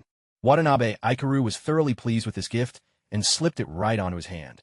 The fabric was silky smooth, the fit was perfect, and it felt exceptionally comfortable. But most importantly, it looked really cool. Looking cool is a lifelong pursuit. As a return gift, Watanabe Ikaru offered his improved and fully upgraded versions of the Yin sealing technique and spiritual transformation technique, causing the two children to jump up in delight. These two techniques were not only less draining, but also far more effective, making up perfectly for the pair's shortcomings in combat power. Just what they needed.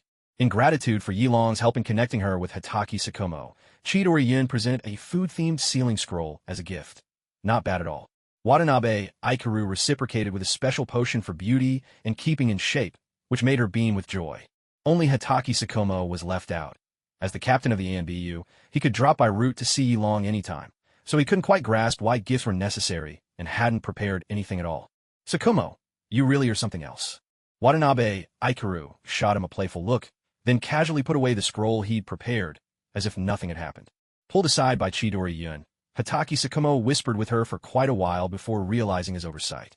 Finally, he sheepishly handed over the gift Chidori Yun had prepared on his behalf. Watanabe Ikaru eyed Tsukumo's belated gesture, took the gift by its corner with a hint of disdain, and turned to leave. Hey, wait, what about mine? Hitaki Tsukumo gestured, tracing out the shape of a scroll with his index fingers. What are you talking about? Watanabe Ikaru tilted his head, fingers absent-mindedly brushing the edge of a scroll peeking out. You mean the scroll? It's classified root intelligence.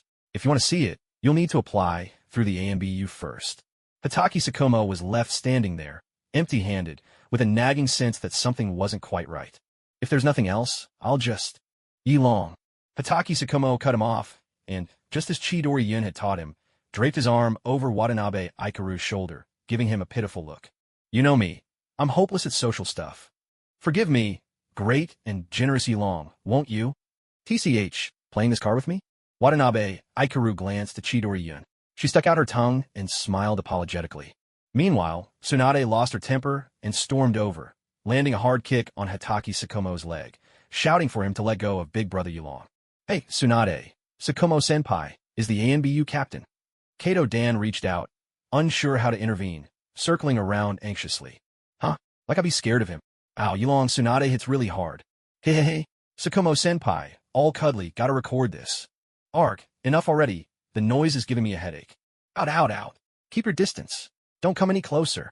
Watanabe, Ichiro jabbed the scroll against Hataki Sakumo's forehead, pushing his empty skull away. Honestly, the same trick only works on me once. There won't be a next time.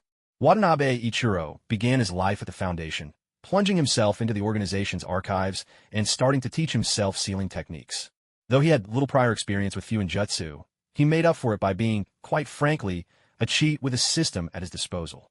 He dug out an introduction to sealing techniques, crammed the fundamental knowledge into his mind, and moved on to learning the basic techniques, reading, understanding, and then directly engraving each skill into his system. If he wanted to use a technique, all he had to do was focus on the skill icon in his systems panel, just like activating the Flying Thunder God technique. Quick and effortless. It took him 3 days to master the basics, 5 days to get the hang of intermediate level, but he hit a wall when it came to advanced sealing arts. As the techniques grew more powerful, their complexity increased exponentially. The intricate incantations became nearly incomprehensible, and Ichiro found himself at a loss. His rule for system integration was simple. If he could understand it, he could input it. But if even he couldn't make heads or tails of the script, there was nothing he could do. So, he went straight to Shimura Danzo and asked for a teacher who had mastered sealing techniques. Danzo was surprisingly efficient. By the next day, Ichiro had his instructor. He was to be taught by none other than the widow of Senju Hashirama, Uzumaki Mito. Ichiro wasn't particularly familiar with her. Although, in name, Uchiha Ichiro was the joint disciple of both Hashirama and Tobarama, which by rights meant he should address Mito as teacher's wife. Uzumaki Mito kept to herself and was rarely seen. They had little to do with each other, and hardly exchanged words. Still, according to what Tobarama-sensei had told him, her greatest passion was the study of sealing techniques. Every major upgrade to Konoha's barrier had relied on this sealing master. And in this world, where she didn't have to serve as the Nine-Tails Jinchuriki, Uzumaki Mito had far more time to devote herself to the study of Fuinjutsu, achieving even greater mastery than in the original story. He couldn't help but wonder what kind of person she truly was.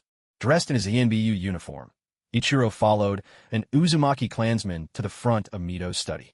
Lady Mito, Yeryu from the Foundation requests an audience. The clansman announced his presence. A gentle shimmer danced across the study door, and it opened on its own. Please go ahead. The clansman gestured for him to enter, but did not proceed any further.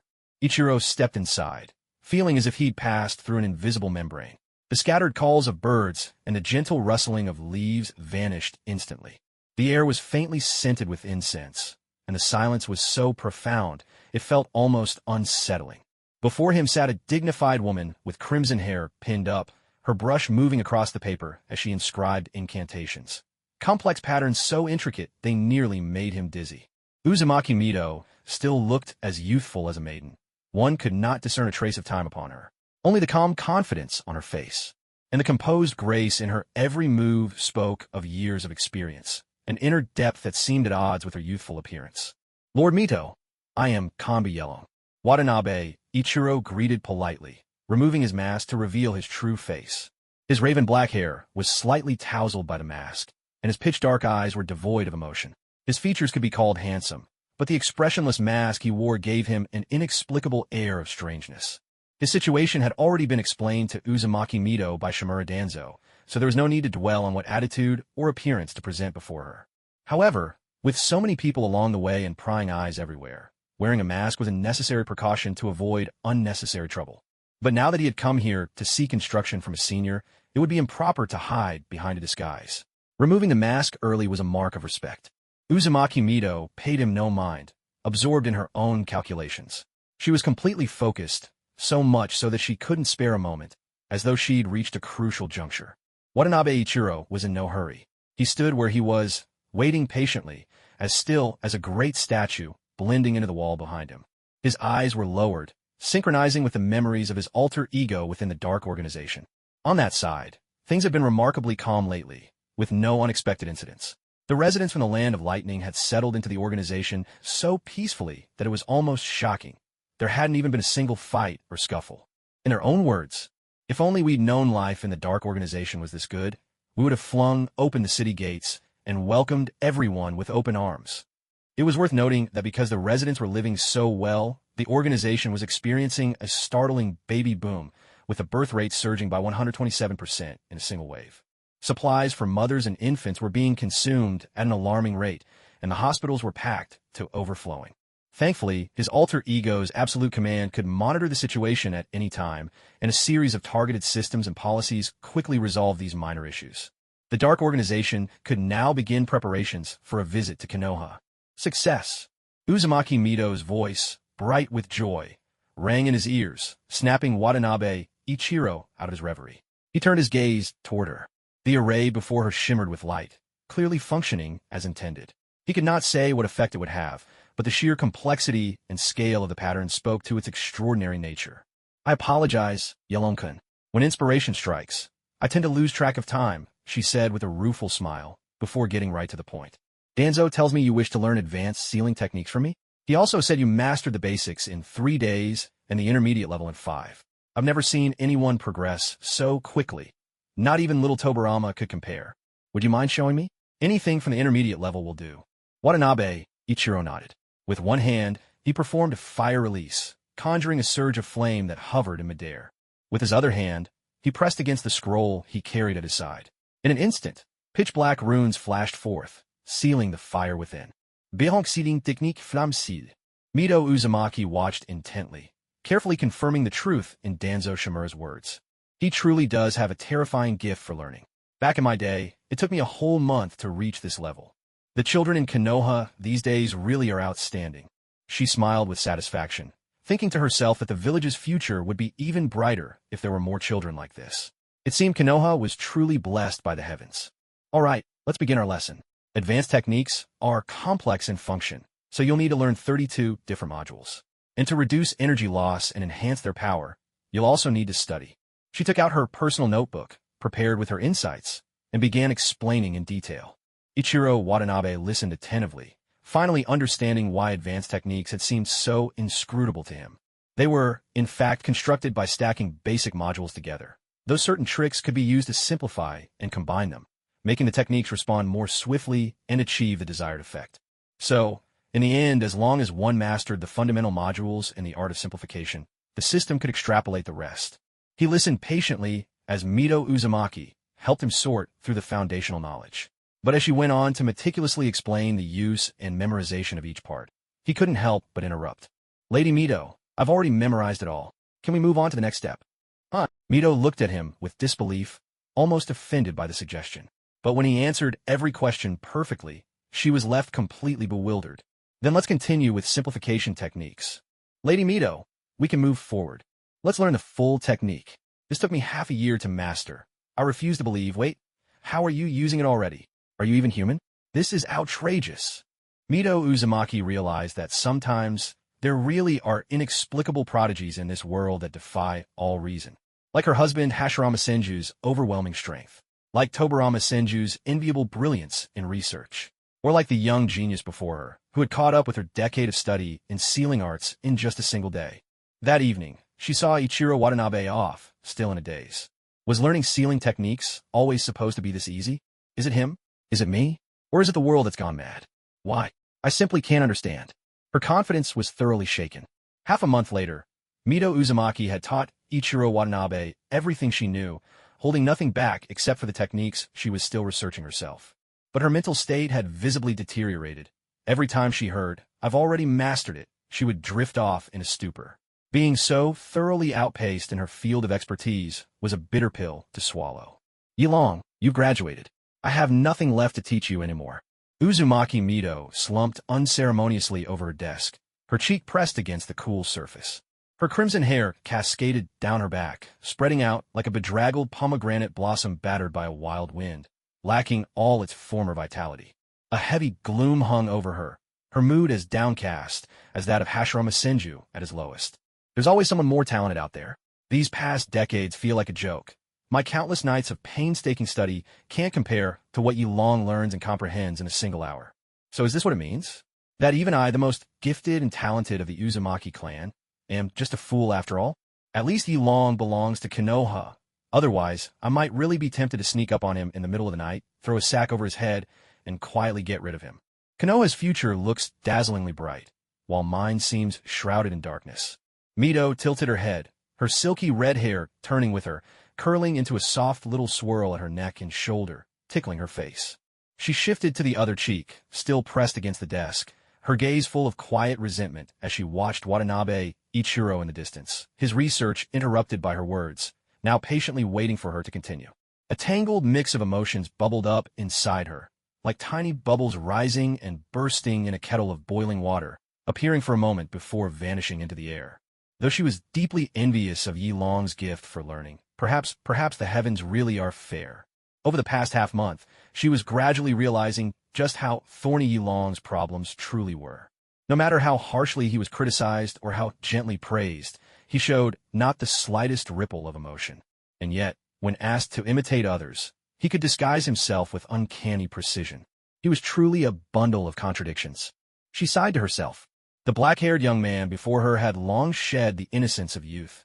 Now, his bearing was restrained, his expression cold. His dark eyes always seemed to gaze emptily at some point in the void. At the moment his name was called, he would turn and respond at once, revealing that he hadn't actually been lost in thought.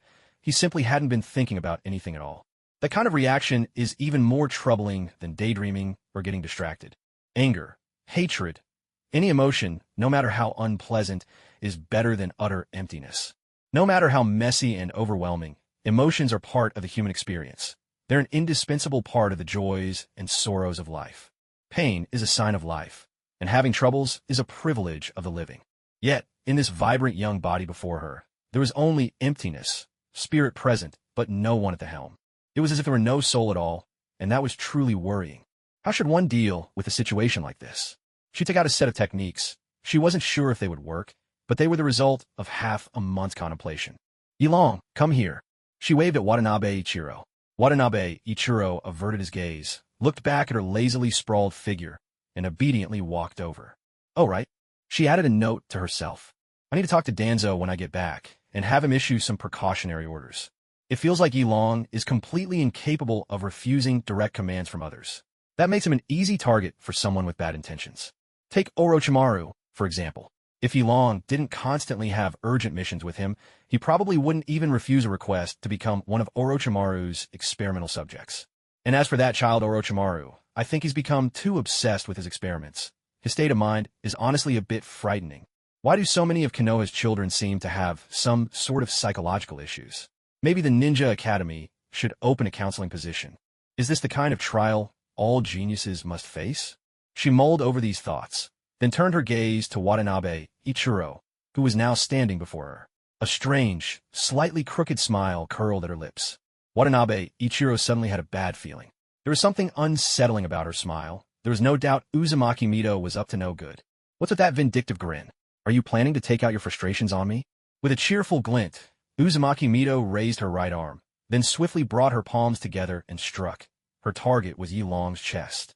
The attack was sudden, fast, and forceful. It almost felt like she was trying to silence him for good. Whoa, a sneak attack. That's not playing fair. Watanabe Ichiro couldn't quite grasp her intentions, but he sensed she meant to do something beneficial for Yi Long, suppressing his body's instincts. He stood perfectly still and let her hit him square in the chest. Ouch, that stings a bit. Watanabe Ichiro leaned back slightly from the impact, took half a step backward to steady himself, but his expression didn't change at all. Meanwhile, intricate seals began to emerge on his chest, densely packed and dark as tadpoles swirling out to cover his entire body. Then, as suddenly as they appeared, they shifted to a vivid red before fading from his skin. A sharp, inexplicable pain shot through him, only to vanish in an instant. The world before his eyes seemed subtly altered. There was a faint mist surrounding Uzumaki Mito now, a soft white haze tinged with an almost imperceptible trace of black. This was goodwill, mixed with a touch of harmless mischief. Looking closer, he could even distinguish other emotional currents drifting within the mist. Ah, so that's what this technique does. It turns a person's emotions into something tangible. What an ingenious invention. But did she really have to hit me just to activate it? Was Uzumaki Mito testing my reaction?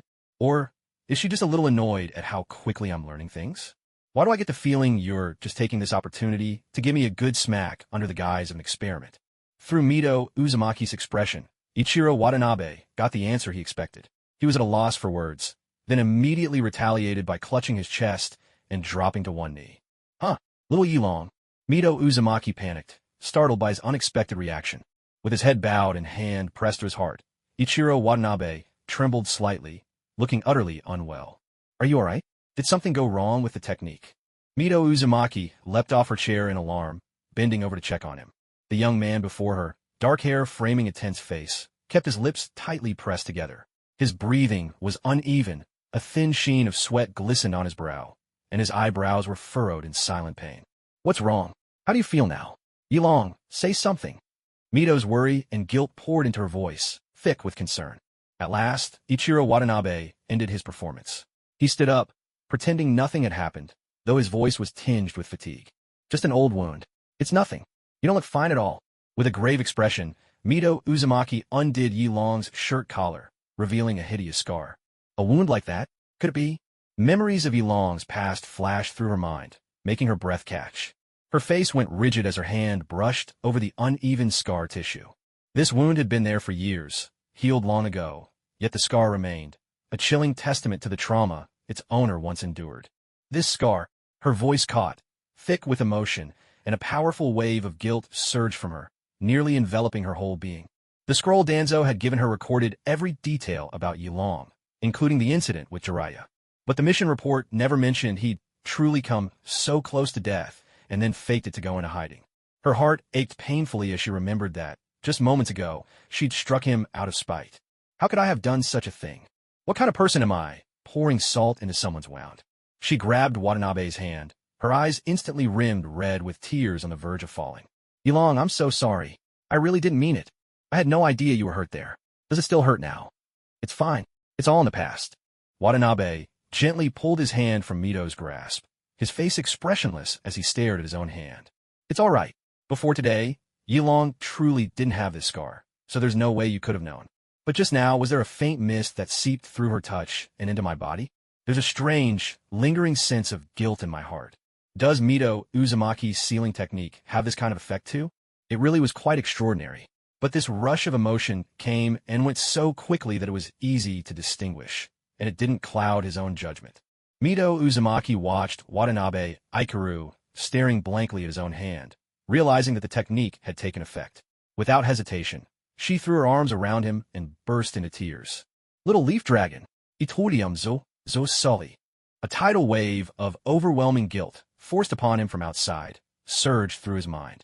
Oh no, Teacher Hashirama, I hope you're seeing this clearly. It's Sensei's wife who's clinging to me. This isn't my fault. The moment she hugged him, even if only lightly, Watanabe Ikaru instantly flickered backward, using a touch of combat skill to do so. He moved so quickly that he accidentally bumped into the barrier behind him, a dull thud echoing from his back. His unexpected reaction made Mito Uzumaki pause her weeping. A hint of delight flashed across her face. She didn't know exactly why this child was avoiding her, but the fact that he was acting on his own will prove just how effective the technique had been. Strike while the iron is hot. She pressed in closer, determined to push further. Watanabe Ikaru, wary, quickly dispelled the barrier and retreated. I'm not feeling well. I think I need to rest. Not feeling well, that's just as expected. Regaining sensitivity to emotions probably wouldn't be comfortable at all. But Mito Uzumaki was relentless. TSK, what a hassle. Watanabe Ikaru pressed a hand to his chest and stopped retreating, but a subtle pain flickered across his face as he looked back at her. Reluctantly, Mito Uzumaki gave up. Enough for today. It seemed she couldn't press too hard all at once. But seeing how resistant he was, this technique really was effective. In an instant, it had drawn a response from someone who had been a mindless, senseless puppet, only following orders. Even if she couldn't be certain whether his resistance was triggered because she'd hurt him and his body was responding instinctively. Still, any reaction was better than none, wasn't it? If he reacted today, perhaps tomorrow he'd begin to recover, and the day after that, he might be healed completely. No, she had to be patient. Yilong still bore old wounds. Slow and careful was the best approach. Mito Uzumaki felt a surge of relief at having found the right path, while Watanabe Ikaru could only feel helpless in the face of the sealing technique's incredible versatility. This type of technique might have limited value for a real patient, but for Watanabe Ikaru, it was almost too powerful. After all, he couldn't just pretend to ignore the true identity of the person before him and let her get close. He lowered his head and quietly said, Lady Mito, I'll take my leave now, and vanished from the room in a flash. Fortunately, he'd finished learning the sealing technique, so there'd be no need to come back. Given Mito Uzumaki's reclusive nature, she likely wouldn't seek him out specifically, so as long as he kept a low profile, he should be fine. On his way back, Watanabe Ikaru straightened his clothes and returned to the root archives, where he began to work through the technique's intricacies once more. Although he could have relied on the system to assist with the deduction, this time Kazuki Watanabe took it upon himself to study various sealing techniques, and attempting to work through the process on his own brought him a certain enjoyment, much like playing a challenging game. While Kazuki Watanabe was immersing himself in the study of sealing formulas, elsewhere, the alternate identity of the shadowy organization made its move. Once again, a letter of visitation, written on specially crafted gold foil paper, was delivered to the Hokage's office. The letter, adorned with elegant handwriting, specified the date for the organization's visit. How extravagant, truly money talks. Last time, it was a gold-trimmed envelope. This time, the whole letter was made of gold foil. These people clearly have wealth to burn. How impressive. The higher-ups of Konoha gathered around the letter once more, each feeling a twinge of envy in their hearts. It had been over a month since the shadowy organization's last letter, giving Konoha ample time to prepare. Clearly, the organization attached great importance to this visit. Yet, stretching the timeline so far brought its own problems. To properly receive their visitors, Konoha was forced to take some unusual measures. For instance, they had to strengthen the village's protective barriers, reassign a large number of shinobi even in peacetime, and carefully inspect every route between Konoha and the organization to prevent any enemy from sabotaging the upcoming meeting. Such large-scale activity could not escape the notice of those who were watching closely. Several nations picked up on these unusual signals. Some grew anxious, others hesitant, and each responded in their own way. Though Kazuki Watanabe's original intention was merely to have the shadowy organization make an appearance, as a vast group that had recently absorbed the land of lightning with mysterious methods, every move they made drew intense attention. Meanwhile, the Nine Tails learned of the organization's impending arrival before Konoha did, for one simple reason. The Eight Tails had summoned a meeting of the tailed beasts. 9 colossal tailed beasts, some lying down, others standing tall, each radiated their presence freely within the tranquil space. This was a world reserved solely for the tailed beasts. No one else, not even their Jinchuriki, could enter without their consent. Gyuki, you said you had good news for us. What is it? The two tails, with black markings across its body, lounged lazily. Life had been pleasant lately. No humans intruding into its territory, nothing to disturb its peace. Previously, it hadn't realized how precious such freedom was. Only after a few tailed beasts were captured and lost their liberty did it learn to treasure every tranquil moment, savoring a life of comfort whenever possible. Humans these days were terrifying, appearing out of nowhere, dishing out beatings without warning. The tailed beasts had to train diligently and enjoy life while they could, free from interference. The Eight Tails sat at the center, adopting a serious expression as he began, using the very words Kazuki Watanabe had taught him. Have you heard of the Shadow Organization? The Shadow Organization? The one that swallowed up the land of lightning. One well-informed tailed beast replied. Yes, that's the one. The leader of the Dark Organization made a promise. As long as we agree to live in the place controlled by the Dark Organization, he'll make sure no humans disturb us. I met with the leader of the Dark Organization for a bit. He's actually not a bad guy, and life's been pretty comfortable so far. If you ever run into any problems you can't solve, you might want to try reaching out to the Dark Organization. He said that from now on, there might be a steady stream of humans wanting to use your power, coming to find you. What? You're running errands for humans now? Shikaku curled its lip in disdain. Life in Sunagakure of the Wind Country had been miserable. Studied day in and day out, it had developed a deep aversion to humans. Running errands? No. Shikaku, he's my friend. Do you understand what a friend is? Someone who doesn't keep you locked up or use you for experiments. Someone who gives you their best just to make you happy. Ah, I know you've never heard of that. You never had the chance to escape on your own, after all. Yuki shot right back. Huh, who says I couldn't escape? I stayed here on purpose. They didn't catch me. I chose to stay. Ah, you stubborn old tanuki, keep telling yourself that. With your half-baked skills, you really think you could have gotten away? Hearing Shikaku's excuses, Kurama couldn't help but mock, remembering its own days of captivity. Stupid fox, that's not it. I stayed here by my own will. I won't be here. I actually like it here. We all know you just can't beat the ninja. No need to make excuses. Nonsense. I just like it here, that's all. I love the Wind Country. The people here are so talented and speak so nicely. I absolutely love it here. And so, the daily bickering between Shikaku and Kurama resumed. Meanwhile, Gyuki let out a silent sigh of relief. Earlier that morning, Aki, the leader of the Dark Organization, had asked Gyuki to introduce the group to a few of the tailed beasts. Though he hadn't been too keen on the idea, Gyuki felt obliged after having accepted the organization's hospitality and help. Besides, it had been ages since the tailed beasts had gathered together, so he agreed to call everyone for a meeting. The long-separated tailed beasts chatted briefly, learned about the Dark Organization's reputation and generous treatment, and then each left the group chat in turn. Shikaku, still fuming from Kurama's jabs, stormed out with a loud, "I like it. I just like being here. Mind your own business." Only Gyuki and Kurama remained. "You really like that human?"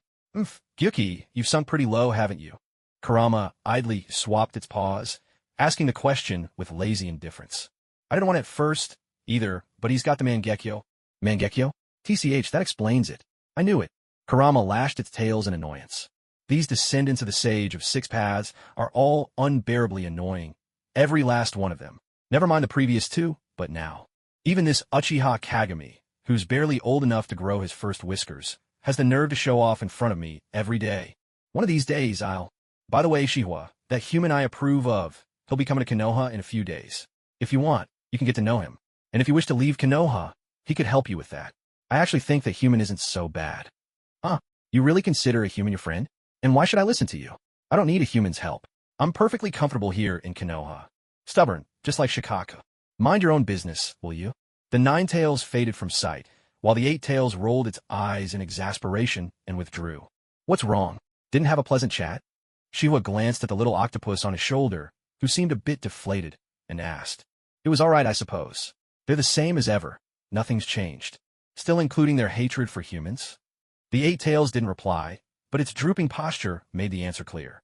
That was only natural. Beasts and humans were never the same species to begin with. Some mutual aversion was to be expected. To be honest, if the Eight Tails hadn't surrendered so quickly and behaved so well afterward, docile, easy to coax, and easily persuaded, Watanabe, Ichiro, might never have developed that urge to keep it as a pet. Otherwise, his original plan was to seal them up and use them as a source of clean chakra energy. Well, that was the idea, anyway.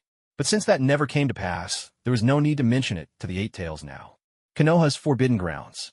The sealed Nine Tails battered the chains etched with sealing runes in a fit of irritation. "What's your problem now?" Uchiha Kagami leaned on his hand and looked over. All trace of drowsiness vanished from his face. The Nine Tails was watched in turns by Uchiha Kagami and members of the Uzumaki clan. Guarding a tailed beast was a tedious task, so Kagami spent his days bickering playfully with the Nine Tails.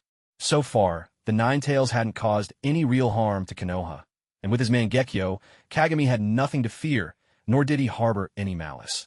He simply treated the Nine Tails as a dangerous power source to be guarded against, just in case. Although the Nine Tails found him insufferable, its senses told it that Kagami harbored no ill intent, and it couldn't see any opportunity to escape. It decided it would simply wait until Kagami died of old age. After all, humans only live 100 years at most. If it couldn't defeat him, surely it could outlast him? The Nine Tails didn't really mind their daily banter, and listening to Kagami talk about what was happening in Konoha was at least a welcome diversion from the monotony. "Do you know the secret group called Shihwa?" "I've heard the name, but I don't know much about them." "What? Is he coming here soon?" "He really is coming to visit Konoha." "But how do you know that? Do you have some other source of outside information?" "Tell me about him." "Huh? Big Fox. Is that how you ask someone for a favor?" If you don't know, just say so." The Nine Tails flicked its tail, its tone dripping with disdain. "Of course I know, but why do you want to know about him? It's not like you can leave this place, can you? Can't I just be curious?" Fine, fine. You really live the life of a king for a prisoner." Uchiha Kagami stretched lazily, running through the intel in his mind. Why would the usually well-behaved Nine Tails suddenly bring up the Dark Organization? Could it be that Shihwa managed to contact it somehow? Is the leader of the Dark Organization coming to try and snatch the Nine Tails? A change in the Nine Tails' behavior definitely needs to be reported to Lord Hokage. Sensing the shift in his emotions, the Nine Tails gave an annoyed grunt. "What wild ideas are you coming up with now? You know I can sense it, right?" "Well, when you dodge the question and won't answer, what am I supposed to do? Watching over you is my job, after all. I have to do it, don't I? Otherwise, Lord Hokage might dock my pay. And besides, you wake up and suddenly ask me something like that. Who wouldn't be suspicious? Lord Nine Tails, what's really going on?" Uchiha Kagami sat down carelessly, his man Gekyo giving him the upper hand in this conversation. He was gradually getting used to the Ninetales temperament, learning how to steer the conversation while letting the fox think it was in control. And unlike a typical Uchiha, Kagami wasn't all pride and bluster. Living with Ichiro, he'd picked up a few tricks about feigning weakness or backing down to advance, and he'd often banter and bicker with the Ninetales, sometimes flattering it, sometimes ruffling its fur, leaving the beast both fond and frustrated. Sometimes it wondered if it was being manipulated. The Ninetales mulled it over, realizing its question had been a little abrupt, and offered an explanation. Gyuki told me, "You two are so far apart, and you can still talk? Not even Lord Madara or Lord Hashirama could do that. That's amazing." Mere humans. How could they compare to me? The Ninetales was quite pleased, and, picking and choosing its words, gave a rough explanation of the sequence of events. When it came to scheming, tailed beasts really couldn't outplay humans. Not long after, a secret letter landed on the Hokage's desk. She was suspected target. Ninetales. Ninetales, you really sold me out fast, didn't you? The Ninetales? Is the Dark Organization planning to take advantage of this opportunity to snatch the beast? Koharu Yuditane studied the secret letter, muttering to herself in puzzlement. It's possible, but I don't think it's likely. Shiwa has no reason to make a move in such a high-profile moment. Hamura Midokado chimed in. Indeed, with the Dark Organization's visit, all of Konoha's restricted areas would be under even tighter watch than usual. This would hardly be a good time to make a move.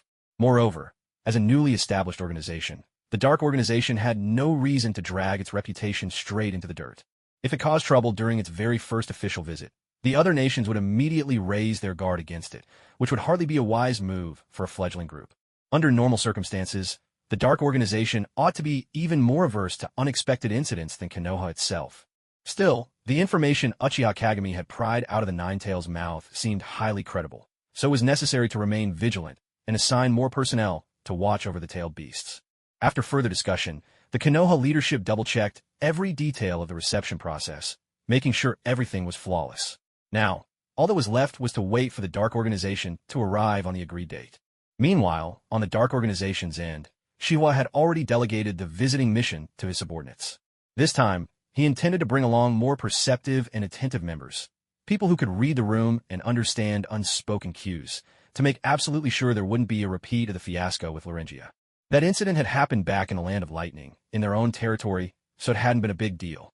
But this time, they were going to Konoha. To lose face, there would be truly unbearable for him. Before long, the list of gifts for the visit was finalized. The theme of the gifts could be summed up in a single word: extravagance.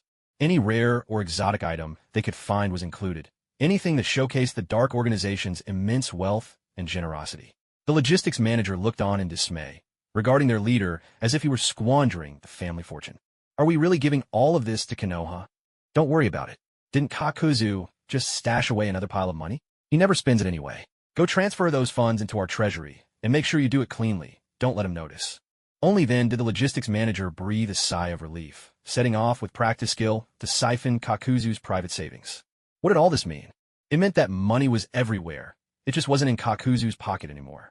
It meant that if you only ever save and never spend, your money will eventually end up in someone else's hands. So, live in the moment, spend boldly, and enjoy life, or maybe not. Soon enough, the Dark Organization had finished all preparations and was ready to set off.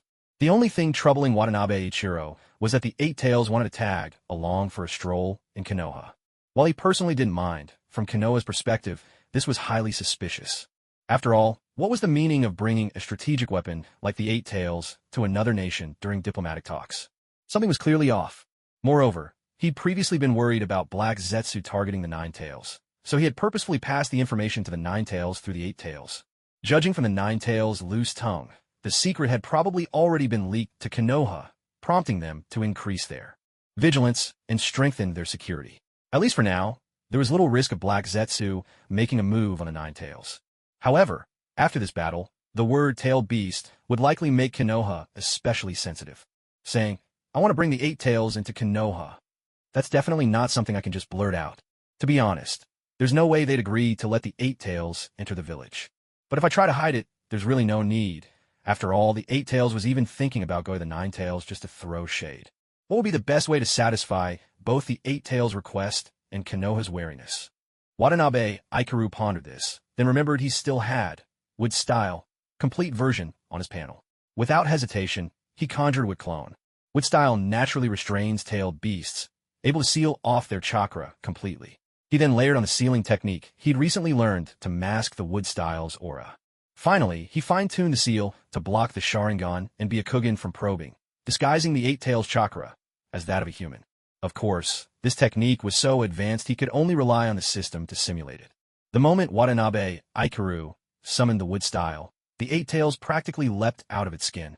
Besides the Mangekyo, you can use Wood style too.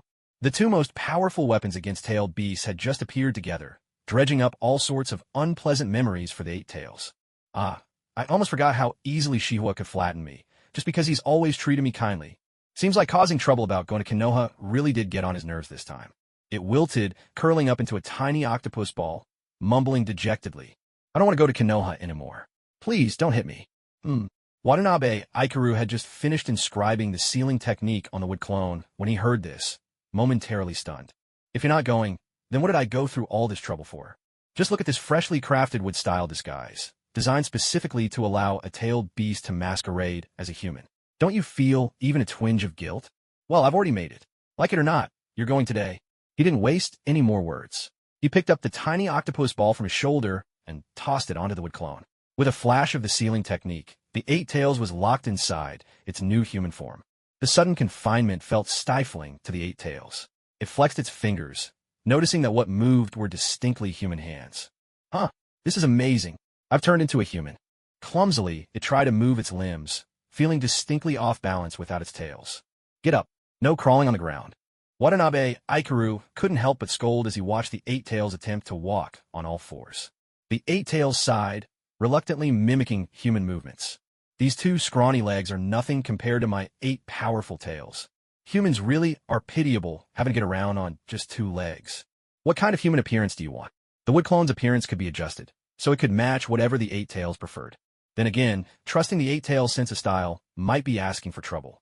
He chose for himself a human form standing over 2 meters tall, with a face as innocent and sweet as a child's, paired with a burly, muscular body capable of smashing through trees with a single punch. What kind of bizarre creature is this supposed to be? There were never many faces in the Dark Organization to begin with. Could you guys please try not to waste them? Watanabe Ikaru couldn't take it anymore. He dragged him over and molded his face into a cheerful, energetic look, adjusting the muscle proportions to better match the new visage. Although he wasn't particularly skilled at shaping people's features, after so much practice crafting different disguises, he had picked up some experience. Yet, Ikaru still found it irritating that this Eight Tails disguise was half a head taller than himself. With a few decisive pats, he pressed the guy down until he had to tilt his chin up slightly to meet Ikaru's gaze. Only then was he satisfied. Shihua, I think this line of sight is way too low. Compared to your original height, any difference is going to feel low. There's really no need to change it further. That'd make some sense. Eight Tails nodded, dropping the issue. So, what's your human name going to be? Any ideas? Should I just go with Yuki? Wait, no, that's my true form's name. For a human name, maybe Nyonyo? Gue? You really have a knack for naming, don't you? Watanabe Ikaru sighed. Let's just use a single character. Gue. Works for me. With their identities settled, everything fell into place. The Dark Organization was now ready. Both sides of the impending meeting were in position, and the nations of the ninja world watched, waiting for the outcome of this most unusual gathering. Beneath the surface of calm waters, hidden currents churned. A shadowy figure slowly turned. Black Zetsu stared coldly at the mortals dying one by one in the ritual, utterly bored. Humans, what a troublesome species. When their will to live kicks in, they can survive through anything, stubborn and tenacious beyond belief. Yet if you know the right way to kill them, it's almost laughably easy. Strong enough, they can even threaten a being like himself, who has lived for 1,000 years. But let their guard down, and they perish in an instant. Both powerful and fragile, how detestable. Both cunning and foolish, how easy to exploit. The time had come. It was finally time to deal with Konoha. The Rinnegan, the tailed beasts. Damn you, Konoha. I'll wipe you out until not a soul remains. Except for the Uchiha. This time, I'll seize what I can. Let the Nine Tails run rampant in Konoha and cause a true spectacle. Release it and let chaos reign. I don't believe that after so long in captivity, the Nine Tails won't tear Konoha apart. Corpse Squad, move out. Our target, Konoha. Shrouded in a jet black cloak, he raised his arm high. His followers, faces marked with eerie black patterns, cheered wildly. Watanabe Ikaru realized with some regret that he made a big mistake going to see Uzumaki Mido. He had been happily immersed in deciphering the sealing technique at the Foundation, thoroughly enjoying the puzzle like a cryptic game, when suddenly someone knocked on his door.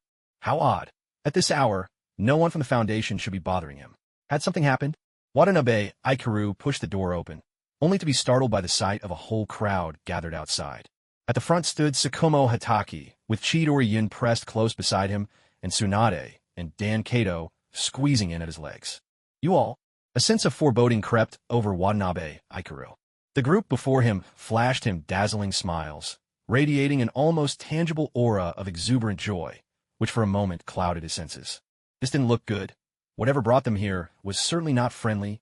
He quickly composed his face into a stern mask, grabbed the door handle, and tried to shut them out. But he was too late. Tsukumo Hataki had already wedged his fingers into the doorframe. Ow, ow, my hand.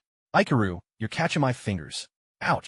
Tsukumo grimaced in pain, but was visibly delighted when the door opened just a crack wider.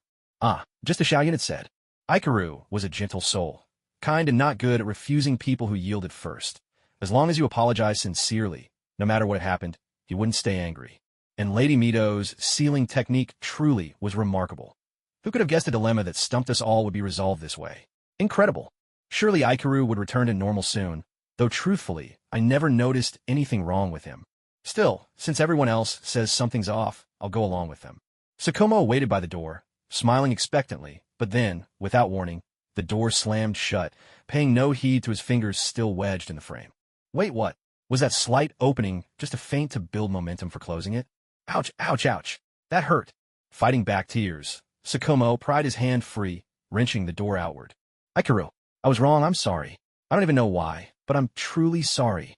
We heard from Lady Mido that she's developed a technique that could help you, so we wanted to come and lend a hand. If this offends you, I really apologize. But, Ikaru, I'm genuinely worried about you. I just want you to always be happy and healthy. Ikaru, please, open the door. His voice rose in a plaintive wail, echoing through half the Foundation. TCH, shut up. Keep it down. Watanabe Ikaru hissed through the crack in the door, his glare sharp enough to kill. If you don't care about your reputation, at least let me keep mine. I still plan to work in the ENBU for a while. Why are you making such a scene? I don't need any treatment. Tsukumo, with a cheeky grin, leaned in until their eyes met. Ikaru, please, let us in, won't you? Chidori Yin was scribbling and drawing on his back, still helping him come up with more tricks. Ahem, it's not really any kind of treatment. It's just that I missed you, ow. The door suddenly burst open. Watanabe Ikaru, face expressionless, grabbed him by the collar and hurled him over his shoulder, slamming him hard onto the floor inside with a deafening crash. Kakashi Tsukumo, you really are my nemesis. Please, come in, everyone. He ground out the words to those still outside, pausing after every single one, as if each syllable carried the weight of their fate. In his mouth, those 4 simple words turned into 40, as though he weren't just inviting 4 people in, but demanding their very heads. The crooked, splintered door creaked open, and Tsunade and Dan Kato shuffled in hesitantly. Chidori Yin trailed in last, eyes darting away, clearly afraid to meet Watanabe Ikaru's gaze. Can't you teach him something good for once? Watanabe Ikaru mouthed at her silently. Chidori Yin nodded frantically, like a pecking chick, but Watanabe Ikaru had a feeling she was the sort who would eagerly admit her mistakes yet never truly change. With a sigh, Watanabe Ikaru reattached the battered door, looked over the 4 now, sitting upright and proper in the room, and felt utterly defeated by life. Are you all really this free? Don't you have anything better to do? We're off duty today, Chidori Yin, Tsunade, and Dan Kato replied in unison. I skipped work today, Kakashi Tsukumo chimed in. 6. It's always you, Kakashi Tsukumo. I really don't need any treatment. I am perfectly healthy. There's nothing wrong with me. He looked up, meeting their sparkling, eager eyes, as if they were thinking, wow, it works. Yelong has never gotten this mad before. The angrier Watanabe Ikaru got, the more excited they became. Their joy seemed to float through the air like fluffy cotton, sun-warmed and soft, enveloping the room in a gentle, buoyant warmth. Even though he couldn't sense their emotions through touch, this pervasive cheerfulness was impossible not to relax into. The irritation from his interrupted plans and the slight anxiety from things slipping out of his control were quietly soothed away. What exactly do you want from me? And what did Lady Mido say to you? It's nothing special, really. She just asked us to spend more time with you. Chidori-yun replied softly. Just be straight with me. We're supposed to approach Yelong with positive emotions, and if possible, give him a hug. Big brother Yelong, can I give you a hug? Tsunade threw the pitch directly, her intuition telling her this might just be the perfect move. Do as you like, Watanabe, Ikaru said, giving in with a wave. I'm such a fool, truly. I know they're all experts at being direct, and yet I never know how to handle it. From the very beginning, I couldn't afford to be soft-hearted, or else they'd discover this flaw in my character and keep pushing my boundaries with reckless abandon. Honestly, why do I keep digging holes for myself? Bottom lines, I suppose, are meant to be broken. Maybe I should just move them a little further down. He felt, with a resigned sigh, for fluffy heads nuzzling up to him, the warmth of their affection flooding through his limbs and seeping into his heart. The group was squeezed together on his tiny sofa, all huddled up in a cozy heap.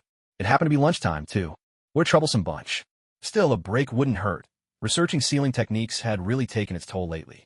There shouldn't be anything in the village that needs my immediate attention. Everything is running smoothly for now. Maybe. He drifted off to sleep.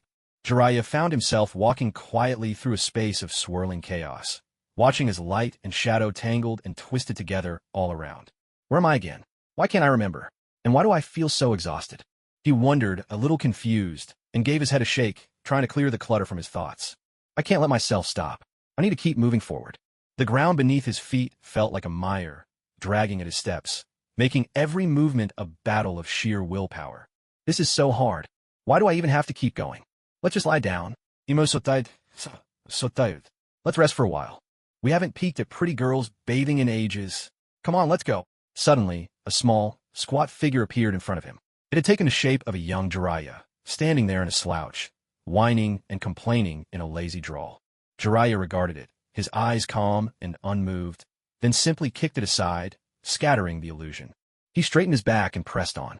Jiraiya, our wedding is about to begin.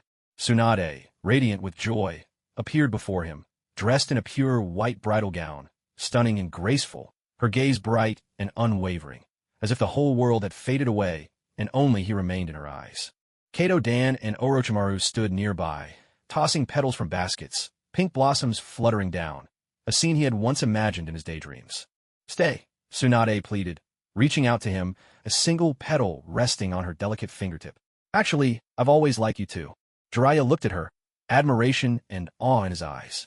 If Tsunade ever wore a wedding dress, she'd surely look just like this. No, she'd be even more beautiful. He smiled, then reached out and scattered her image with a wave of his arm. A fake. The three figures vanished before him. He pressed on, stepping onto blood-soaked earth, the stench of iron thick in the air. He let out a quiet sigh. Just as I thought. The image of Yilong's gruesome death flashed before his eyes again, a nightmare that had haunted him for years, a scene far too familiar to forget. In the past, I always met defeat here, but this time will be different. I will no longer be afraid. He reached out his hand, and the person before him shed all traces of blood and grime, looking at him with gentle composure. Then, Yilong, standing across from him, stepped aside, clearing the path ahead, allowing the road of light to open before him. Go on, Jiraiya. Go and do what you truly wish to do. The two of them gazed at each other in silence, and Yilong's face broke into a warm, inviting smile. Jiraiya responded with a smile of his own and stepped forward. Yet as he passed Yilong's side, his wrist was suddenly caught. But, Jiraiya, Yilong's hand, gripping his wrist, began to drip with warm blood. Slowly, Yilong opened his mouth, and vivid red blood streamed from his ears, nose, eyes, and mouth. Sooner or later, I will die. All people must die. Even if nothing unexpected happens. As your elder, I will most likely leave this world before you. Right now, you've conquered your inner demons because I'm still alive, but when the day truly comes that I die, what will you do then? Jiraiya, tell me, if Yilong dies once again, what will you do? Jiraiya had no answer. His stubborn gaze remained fixed on the blood-soaked phantom before him. It was the question buried deep in his heart, the challenge he posed to himself. Become stronger, and quickly. Dark clouds are gathering on the horizon. The bloody vision faded, vanishing into nothingness. Jiraiya looked down at the half-formed bloody handprint on his wrist, clenched his fist, and then, with unwavering resolve, stepped onto that white road. Mount Myaboku. In a moist air, a current invisible to ordinary eyes gathered atop the mountain, flowing into Jiraiya. The thick essence of nature swirled all around him. Jiraiya sat motionless where he was, letting natural energy circulate through his body. His aura grew steadily more powerful, then gradually settled once more. He opened his eyes. Crimson markings appeared at the corners of his eyes and along his cheeks. Sage mode complete. Little Jiraiya? Fukasaku's voice was brimming with irrepressible joy as he tucked away the black staff he'd been holding. Just now, Jiraiya's condition had been precarious. Fukasaku had almost intervened several times, torn between worry and urgency.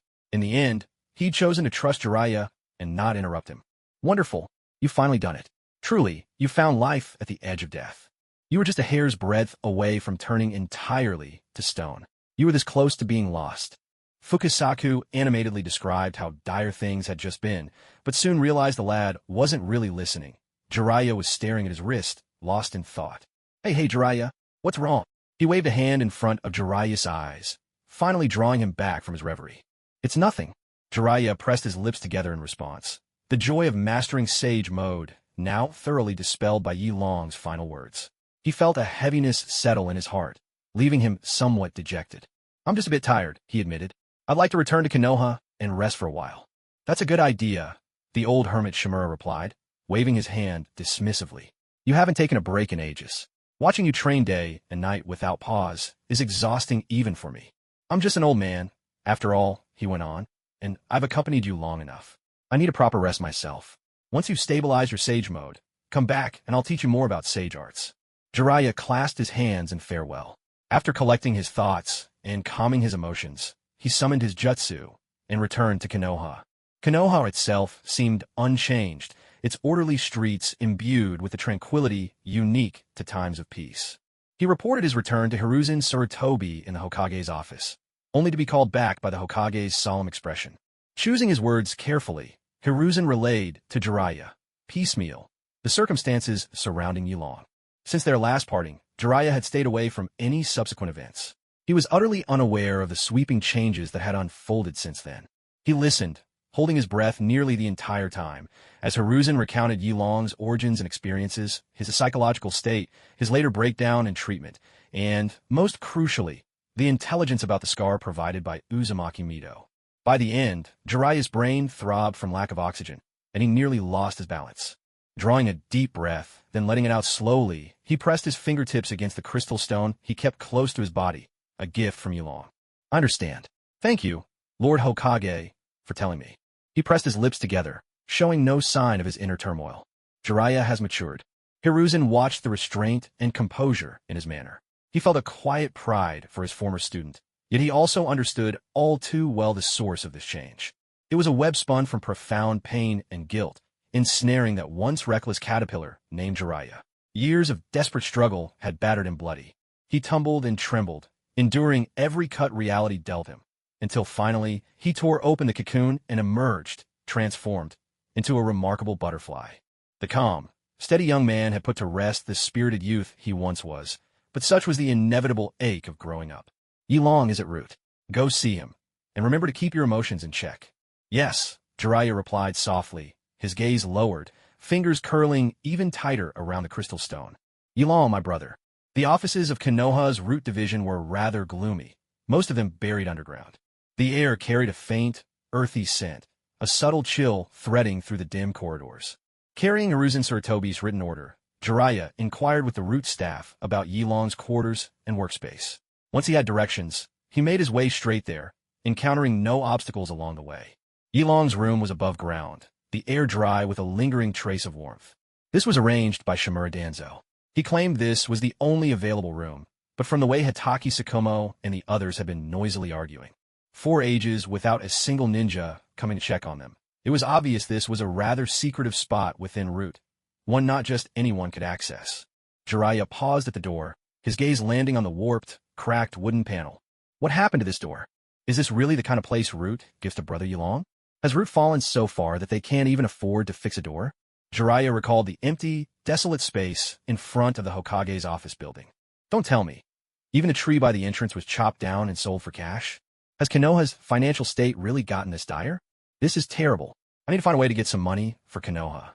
The door creaked open with careful caution. Shoo. Chidori Yin poked her head out, pressing a finger to her lips for silence. Jiraiya's eyes went wide with shock. Why is there a woman in Brother Yi Long's room? What earth-shattering events have happened to Brother Yi Long in just the month I've been away? Stiff as a rusty cog, Jiraiya nodded to show he understood, then tiptoed inside, moving with exaggerated care. Unlike the gloomy, oppressive feel typical of Root, Yilong's quarters had a large window. Gentle afternoon sunlight poured in, bathing the people leaning against each other in a golden glow. They looked like a bunch of perfectly ripe bananas, all snuggled up together, each in their own posture, yet connected at the root as if they shared the same lifeblood. Oh, everyone's here. That's a relief. Wait, no, something's still off. Why are you all here napping with Brother Yilong? Damn it, I'm so jealous. Jiraiya recalled what Tsurutobi Hiruzen had said earlier and pieced together the probable cause. Is this that companion-type therapy where positive feelings are passed on through physical contact? That must be it. Well, that actually makes sense. If I were in Konoha and heard about Brother Yilong's condition, I'd have dropped whatever I was doing and rushed over too. Everyone really is doing everything they can to help Brother Yilong. Sometimes it's a bit counterproductive, busy efforts leading to less than ideal outcomes, but still. Brother Yilong, you are deeply loved by everyone. That much is beyond doubt. No matter how the future unfolds, we'll all stay by your side, just like today.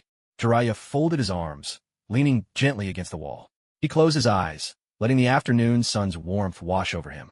On a face long worn smooth by hardship and training, a faint smile slowly emerged.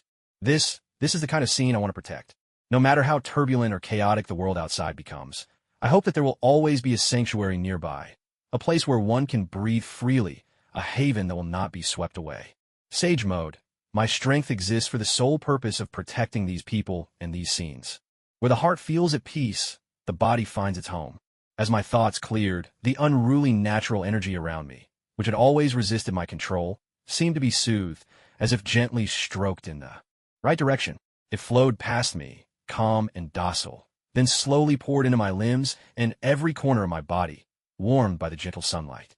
Sage mode isn't about fighting against nature or stealing its immense power like a thief. It's about blending into it, becoming a part of the natural world. It means going with the flow, borrowing the force of nature, following the path set before you. Jiraiya opened his eyes. Faint red markings appeared at the corners, sharp lines extending from his eyes down his cheeks. Apart from these red marks, there were no other frog-like transformations on his body. This was the perfect sage mode. So this is what it feels like. Now I understand. The red marks faded, and Jiraiya let out a long, slow breath. Chidori-yin tilted her head in curiosity. Jiraiya stood right there before her, and yet his presence seemed to melt into the wall behind him, becoming one with his surroundings. It was as if a gentle breeze had blown through, leaving only a fallen leaf in its wake. If not for the evidence of sight, one could easily forget he was there at all. Did he just have some kind of breakthrough? Still, young Jiraiya probably wants to spend a moment alone with Yilong, doesn't he? Chidori-yin wasn't quite sure, but she walked over and tapped Hataki Sakumo lightly on the forehead. Everyone else leaned gently against Yilong, but only Sakumo truly treated him as a pillow, lying with his head in Yilong's lap, eyes closed, quietly resting. Yilong, for his part, seemed accustomed to the intrusion. He relaxed, letting Sakumo lie there as he pleased. Well, it was Sakumo after all. Even if he suddenly took to streaking down the main street for no apparent reason, nobody would be all that surprised. Chidori-yin prodded each of them in turn. They woke up with a start, quickly collecting themselves and slipping away, leaving only Yilong lying on the sofa, his breath steady and calm. Tsunade and Dan Kato, delighted to see Jiraiya return after so long, greeted him with squinting smiles and each gave him a warm hug. The bond between Jiraiya and Yilong ran far deeper than theirs. Not long ago, when Yilong was troubled by a serious mental burden, they had wanted to call Jiraiya back to help stabilize Yilong's condition, if only they hadn't feared that Jiraiya himself might break down under the strain. Waving goodbye to their old friend after such a long separation, they stepped out the door, leaving the room to Yilong and Jiraiya. Jiraiya gazed around the suddenly empty room, feeling a bit dazed. The traces of scent and presence left by the others gradually faded away, until only the deep, even sound of Yilong's breathing remained. He had been exhausted lately from studying sealing techniques, and the abundance of positive emotions around him was so warm and comforting that he let down his guard and slept deeply. Even with all the commotion, he didn't wake up. Jiraiya walked over to Yilong in silence. Seeing that defenseless, peaceful sleeping face, he felt a strange unease, as if the sleeper might open his eyes. At any moment, to calm himself, he continued around to the back of the sofa, gazing at the swirl of black hair, and felt a faint sense of reassurance. He leaned gently on the wooden frame behind the sofa and stretched out his hand. Specks of dust floated in the air, illuminated by sunlight, glimmering like tiny stars. As his hand moved through them, they swirled and danced, then settled back into stillness. His fingers opened and closed, letting sunlight stream through the gaps and settle between the rough calluses of his palm. Years of rigorous training had rubbed his palms raw, the skin toughening into scabs, and over time, repeated wounds had formed calluses that no longer hurt. He envied how the body could protect itself this way. If only memories, too, grew less painful with every ache until they didn't hurt at all, how wonderful that would be. The sound of slow, steady breathing filled the room, unhurried and gentle, like a bird gliding into a cloud drifting into a forest, landing lazily in his open palm. Cool and faintly ticklish. Jiraiya closed his hand, as if catching a breath that smelled of sunshine. This was enough. This was all he needed. To him, this was redemption. As Tsukumo Hatake and the others filed out of Yelong's room, Uchiha Kagami, who happened to be on break, passed by and glimpsed the backs of the departing group from afar. He tilted his head in confusion. Huh, isn't this Yelong's personal area? The exclusive space for one of Root's key figures? Granted, I've been out of the loop lately, busy keeping watch over the Ninetales, so I'm not as well informed as I'd like. But if my memory serves me right, Yelong is an adult man, isn't he? Looking at the group, there's an adult woman, a burly man, a little girl, and a young boy. They're all in casual clothes, not mission gear, so it couldn't be a work meeting. And Root members usually keep to themselves, avoiding social gatherings as much as possible. So why are these four, a motley crew of all ages and genders, coming out of his room together? At the same time, no less. Something's fishy here. Wait, could Yelong really be that kind of person? That's a bit much, don't you think? How terrifying. Does Lord Danzo know Yelong is so unrestrained? I'd better warn Momoka to be careful around him. No, I should be careful too. From now on, I'll steer clear of this floor unless absolutely necessary.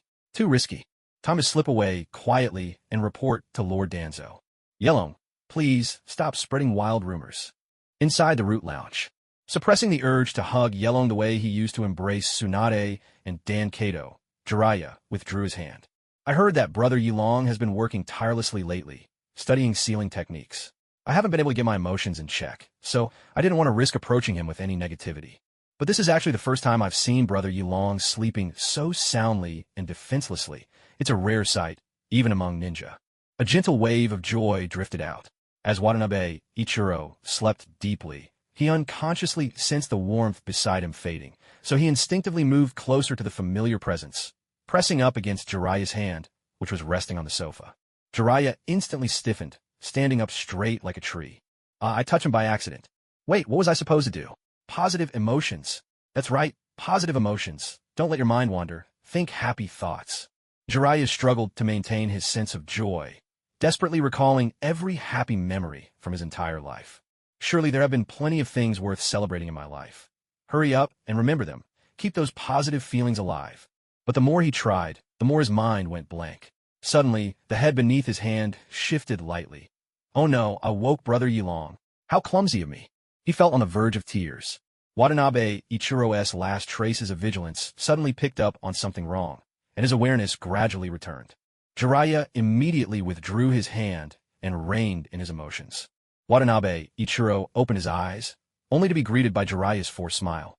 A smile so strained, it looked worse than crying. Huh, what's with that face? Did I skip ahead in the story? Or did I die without realizing it? Wait, no, my heart's still beating. According to normal human standards, I'm pretty sure I'm not dead yet. So what on earth is going on? What happened here? Watanabe Ichiro looked utterly baffled. Emoticon, riant de toutes ses dents. He reached out, wanted to hold on to Jiraiya, but Jiraiya took a step back instead. The air was thick with chaotic, muddled emotions, impossible to untangle. What's happening? Did something go wrong? Is there some crisis? Did Black Zetsu attack Konoha? Is everyone dead? The more Watanabe Ichiro thought about it, the worse he felt.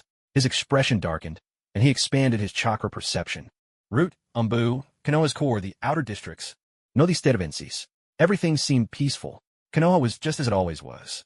So what exactly happened? Watanabe Ichiro asked directly. What's wrong? Nothing really. I just perfected Sage Mode and wanted to share the good news.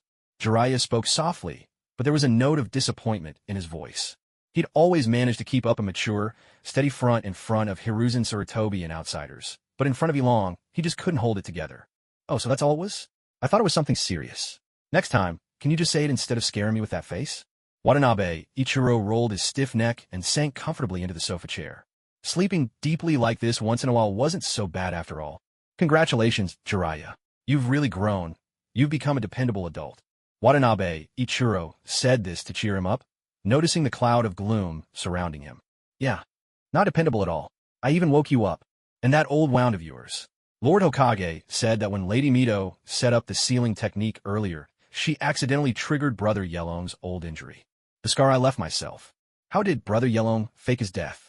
When we reunited, I only wondered for a moment. Then I was swept up in happiness. I never even asked him a single question. I was just caught up in my own joy. A wound like that, how much must it have hurt? Just to keep his identity a secret, Brother Yellow went that far. In the end, it's all because of me. No, I can't fall apart now. I have to pull myself together. Brother Yellow can sense our emotions now. I need to show him I'm happy. I can't keep causing him trouble. Jiraiya spiraled into his own thoughts, mumbling a low response. But his efforts were in vain. He only felt more dejected. Sigh, kids grow up, and they're not so easy to cheer up anymore. He used to smile just from a little praise. Watanabe, Ichiro, let out a sigh and patted the empty spot beside him. Sit with me for a bit? No, thanks. I know Brother Yellow needs positive energy right now, but I just can't do it. I can't adjust my own emotions. How could I deserve to sit beside him? Ugh, I'm such a mess. The blue mist of sorrow wrapped around my face, and even breathing it in felt salty and bitter, as if it were made of tears. All right, that's enough from all of you. First it was Sakumo and his bunch, and now another one. Jiraiya. There's no way I can stay in this village any longer. I can't take it anymore. I have to find a chance to get away. Watanabe, Ichiro lay back with a blank expression, utterly defeated. Jiraiya, I want to sleep a bit more. Can you let me use you as a pillow for a while? It just feels a little strange, not having anyone by my side. But it's my request. Please.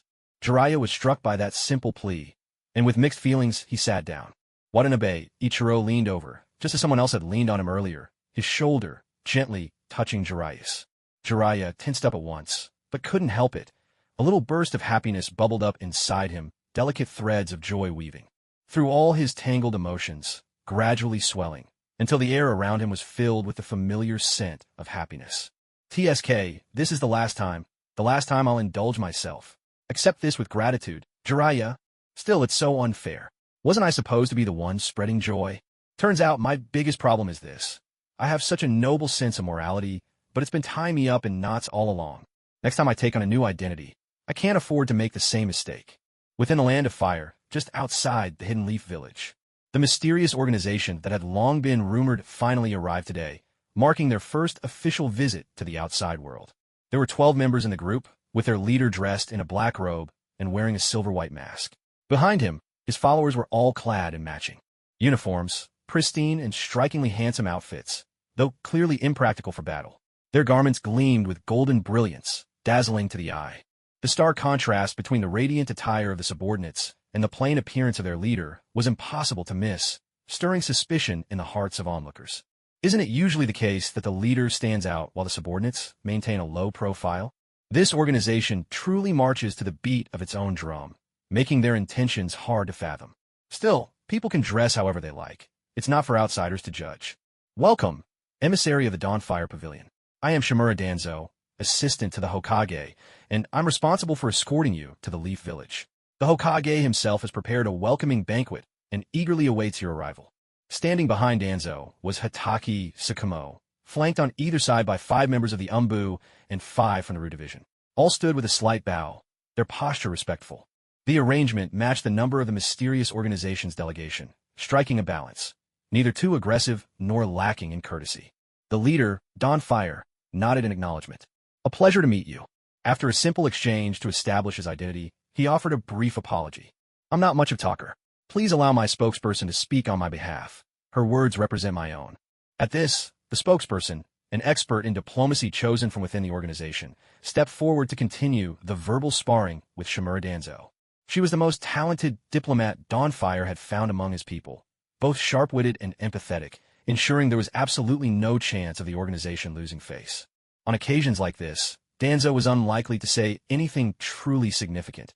It was all probing and polite small talk. But honestly, as the dignified leader of such an organization, if I were to engage in friendly banter with you, wouldn't that diminish my mystique? A true master carries himself with the air of one. There's no need to indulge you. Off to the side, The eight-tails ox demon was getting restless. He didn't care for this slow, ceremonial walk, finding it rather dull. He shifted from side to side like he was plagued by fleas. Despite much practice, walking on two legs still felt unnatural, and he could only just manage to pass for human. As I expected, you can't stay still for long. But honestly, there's no need to hide it. Making a tailed beast act like a regular human is a tall order. The Leaf's welcoming party eyed this peculiar member with suspicion. After all, any diplomatic mission typically brings only their most presentable members. For someone to behave so oddly, there must be a deeper meaning behind it. Surely the organization had some hidden agenda. Sigh, Ox Demon, come here, Dawn Fire called with a wave. Given the command, the eight tails perked up and trotted over eagerly. My apologies, everyone from the Leaf. I'm sorry you had to witness such a spectacle. This is my biological younger brother, Gue. When he was a child, he suffered a severe head injury while trying to save me, and his mind has remained at the level of an 8-year-old ever since. Sometimes, he can't control his actions or behavior. He can't trust others and can't bear to be away from me for even a moment. So, I've had no choice but to bring him along. I hope you can all understand. The eight tails felt as if he'd just been insulted. I can control myself, Gue complained, his voice full of grievance.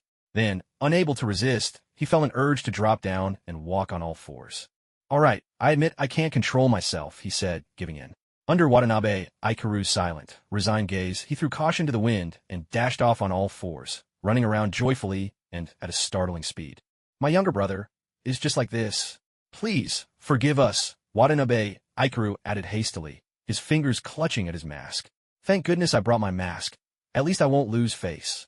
I should have never hoped for things that don't exist, like the dignity of a secret organization.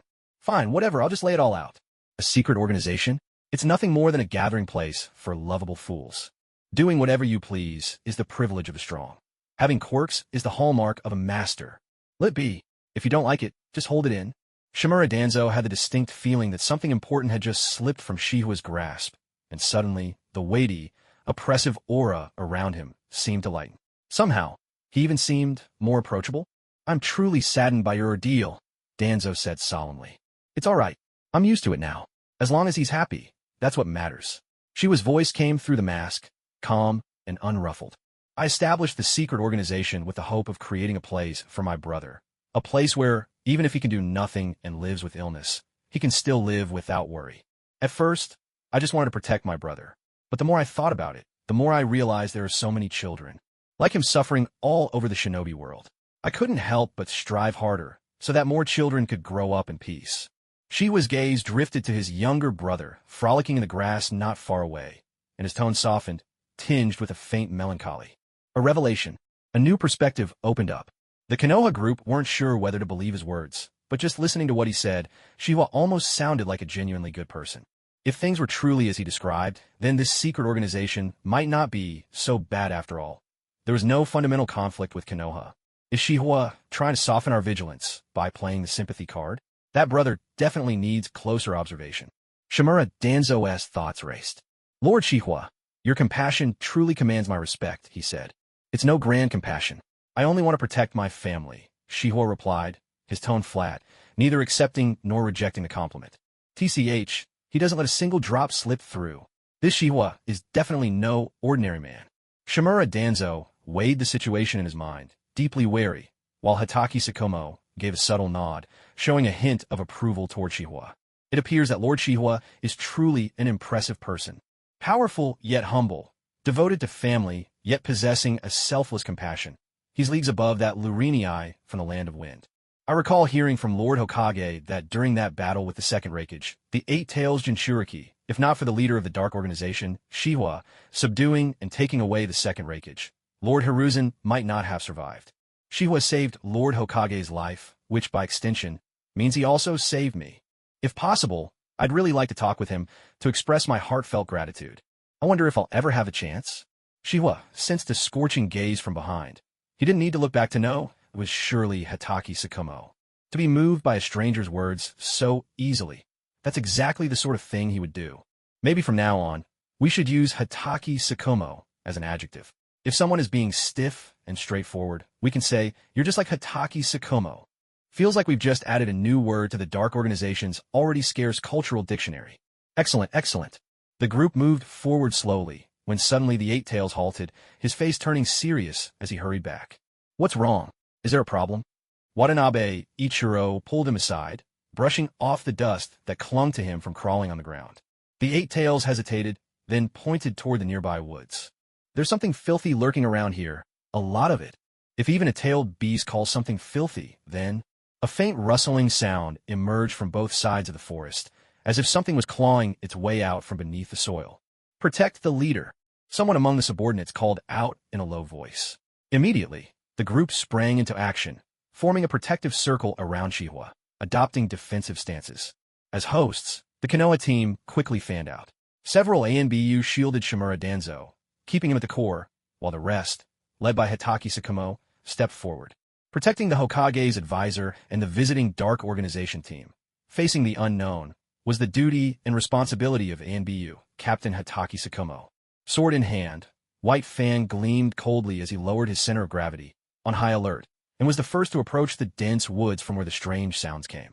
The ANBU and Root ninjas following behind him took a half-step back, spacing themselves out. They grouped in 3s and 5s, watching each other's backs, forming a web of support and defense for battle and swift aid. What had moments ago been a scene of camaraderie now turned grim in an instant. Though the enemy remained unknown, their brazen actions were a stinging slap to Konoha's face. Shimura Danzo frowned as he watched Hitaki Sakumo scouting ahead in the distance, inwardly seething over this sudden turn of events. Hadn't this area already been thoroughly cleared out? How could something like this still happen? What exactly are the Konoha sentries and patrols doing? Are the Hyuga clans Byakugan and the Uchiha Sharingan just for show? If you don't know how to use them, give them to me. A blunder at such a critical juncture. What will the Dark Organization think of Konoha? We haven't even set foot in Konoha, and we're already under attack. Is your strength really up to par? Maybe you're just not good enough. Soon, several of our nations will be hosting a grand Shinobi World Summit. But guess who won't be receiving an invitation? That's right. You, Konoha, a worthless shinobi village that can't even protect its distinguished guests. No, this won't do. I have to restore Konoha's reputation.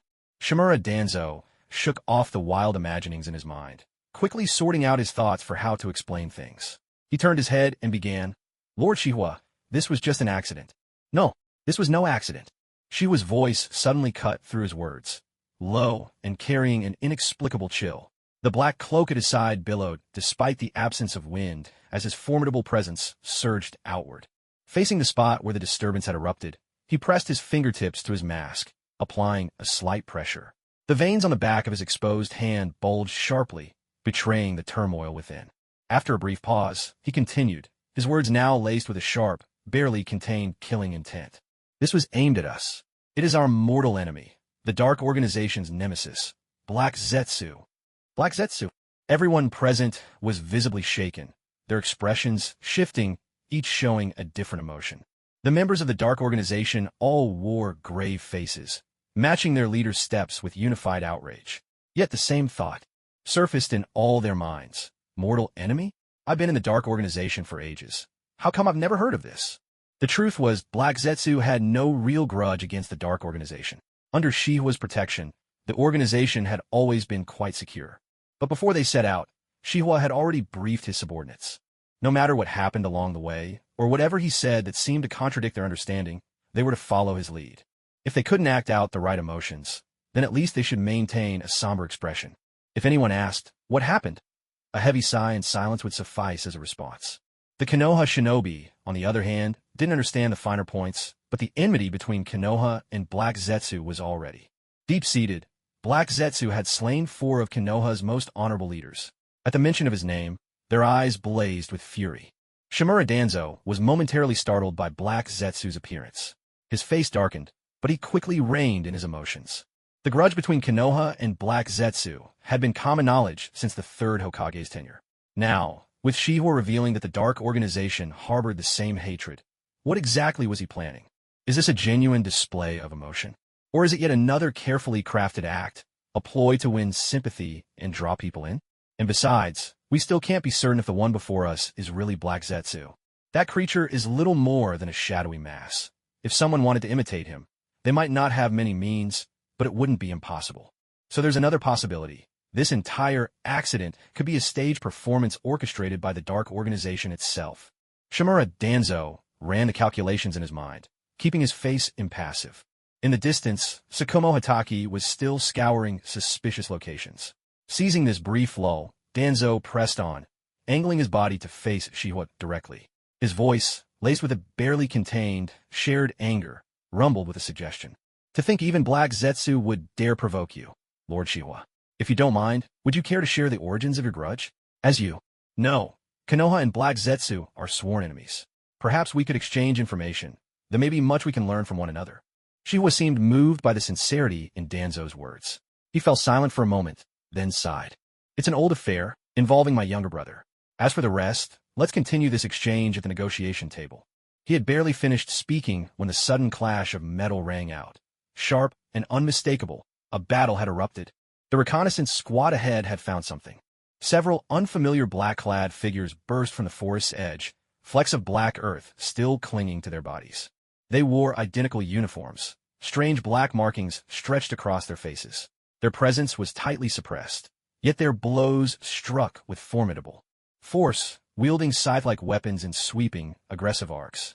And yet, astonishingly, there was not the faintest trace of chakra emanating from them. Even using sensory techniques, one would register nothing more than a handful of dirt or a clump of greenery, utterly unremarkable and completely unthreatening. It was bizarre in the extreme. The cult of the evil god. Danzo blurted out. Konoha knew the cult of the evil god all too well. Ever since Jiraiya's summoning technique failed and he stumbled into their midst, Konoha had already wiped out 2 or 3 of their branches in succession.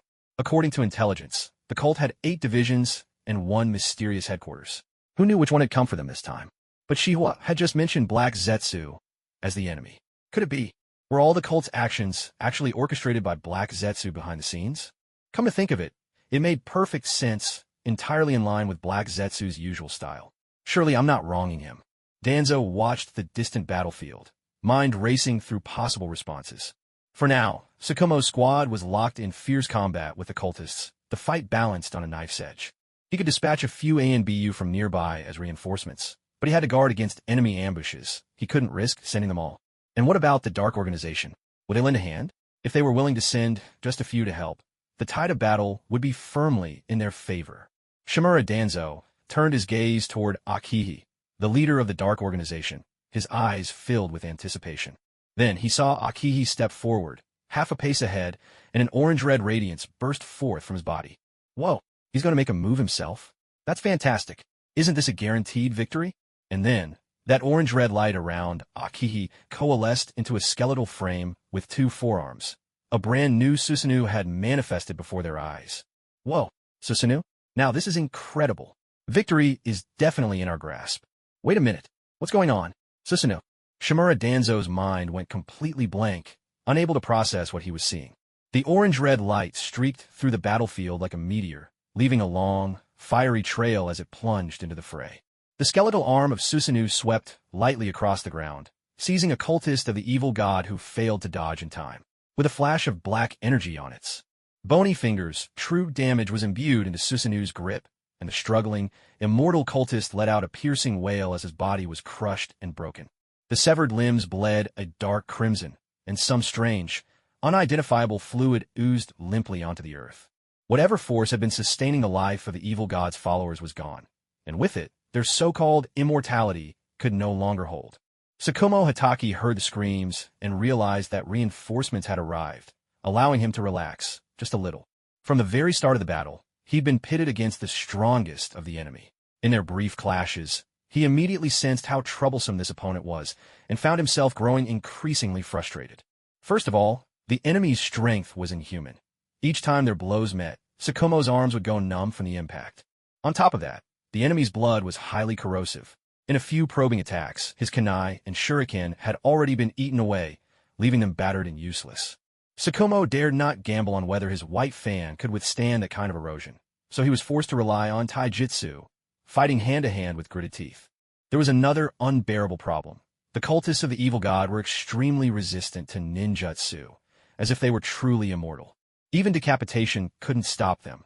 Their bodies would continue the fight, and the severed stumps writhed with some bizarre red matter. As soon as the limbs were pressed back onto the wounds, they would reattach and heal instantly. What kind of monsters are these? They're definitely not human. Tsukumo was on the highest alert.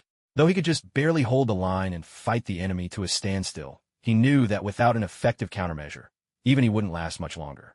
Fortunately, someone had come to his aid. Let's see who it is. Oh, it's Susanoo. Looks like Uchiha Kagami is here. Wait, no. Kagami should be guarding the Nine Tails at this very moment. Who is this? The leader of the dark organization, Akihi? Huh, this is strange. Tsukumo kicked at his opponent's knee, using the momentum to spring backward. With a sidelong glance, he took in the mysterious sight of Akihi's appearance on the battlefield and pondered in his heart. So this Dark Lord is actually of the Uchiha clan? That's wonderful. The Uchiha clan members are quite approachable. As long as you make a sincere request, they rarely turn you down. Looks like after the fight, I'll have a chance to chat with Lord Shihua and express my gratitude. He glanced at the blazing orange-red Susanoo not far away, radiant as the midday sun, then made 2 backward gestures, signaling his team to retreat. Their squad didn't have weapons or skills effective against the cultists. Staying here would just be a waste of time. Better to clear the battlefield and let this leader of the dark organization unleash his full strength. Lord Shihua is truly formidable. Kakashi Tsukumo watched as Shihua effortlessly dispatched one cultist after another, swiftly clearing the area. He couldn't help but admire him as he checked over his own squad's injuries. Not bad. Everything was within manageable limits. Only one teammate had been carelessly bitten by the enemy, his right arm bleeding profusely. Who knows what strange illness he might have caught. The cultists all looked disturbingly abnormal. Tsukumo sighed inwardly, assigned a teammate to rush the injured man to Konoha's medical unit, and returned to Danzo Shimura's side. Danzo nodded at him, his expression complicated and inscrutable. No matter how deep his cunning, enough to leave 100 Tsukumos in awe, the fact that the leader of the dark organization was an Uchiha truly baffled him.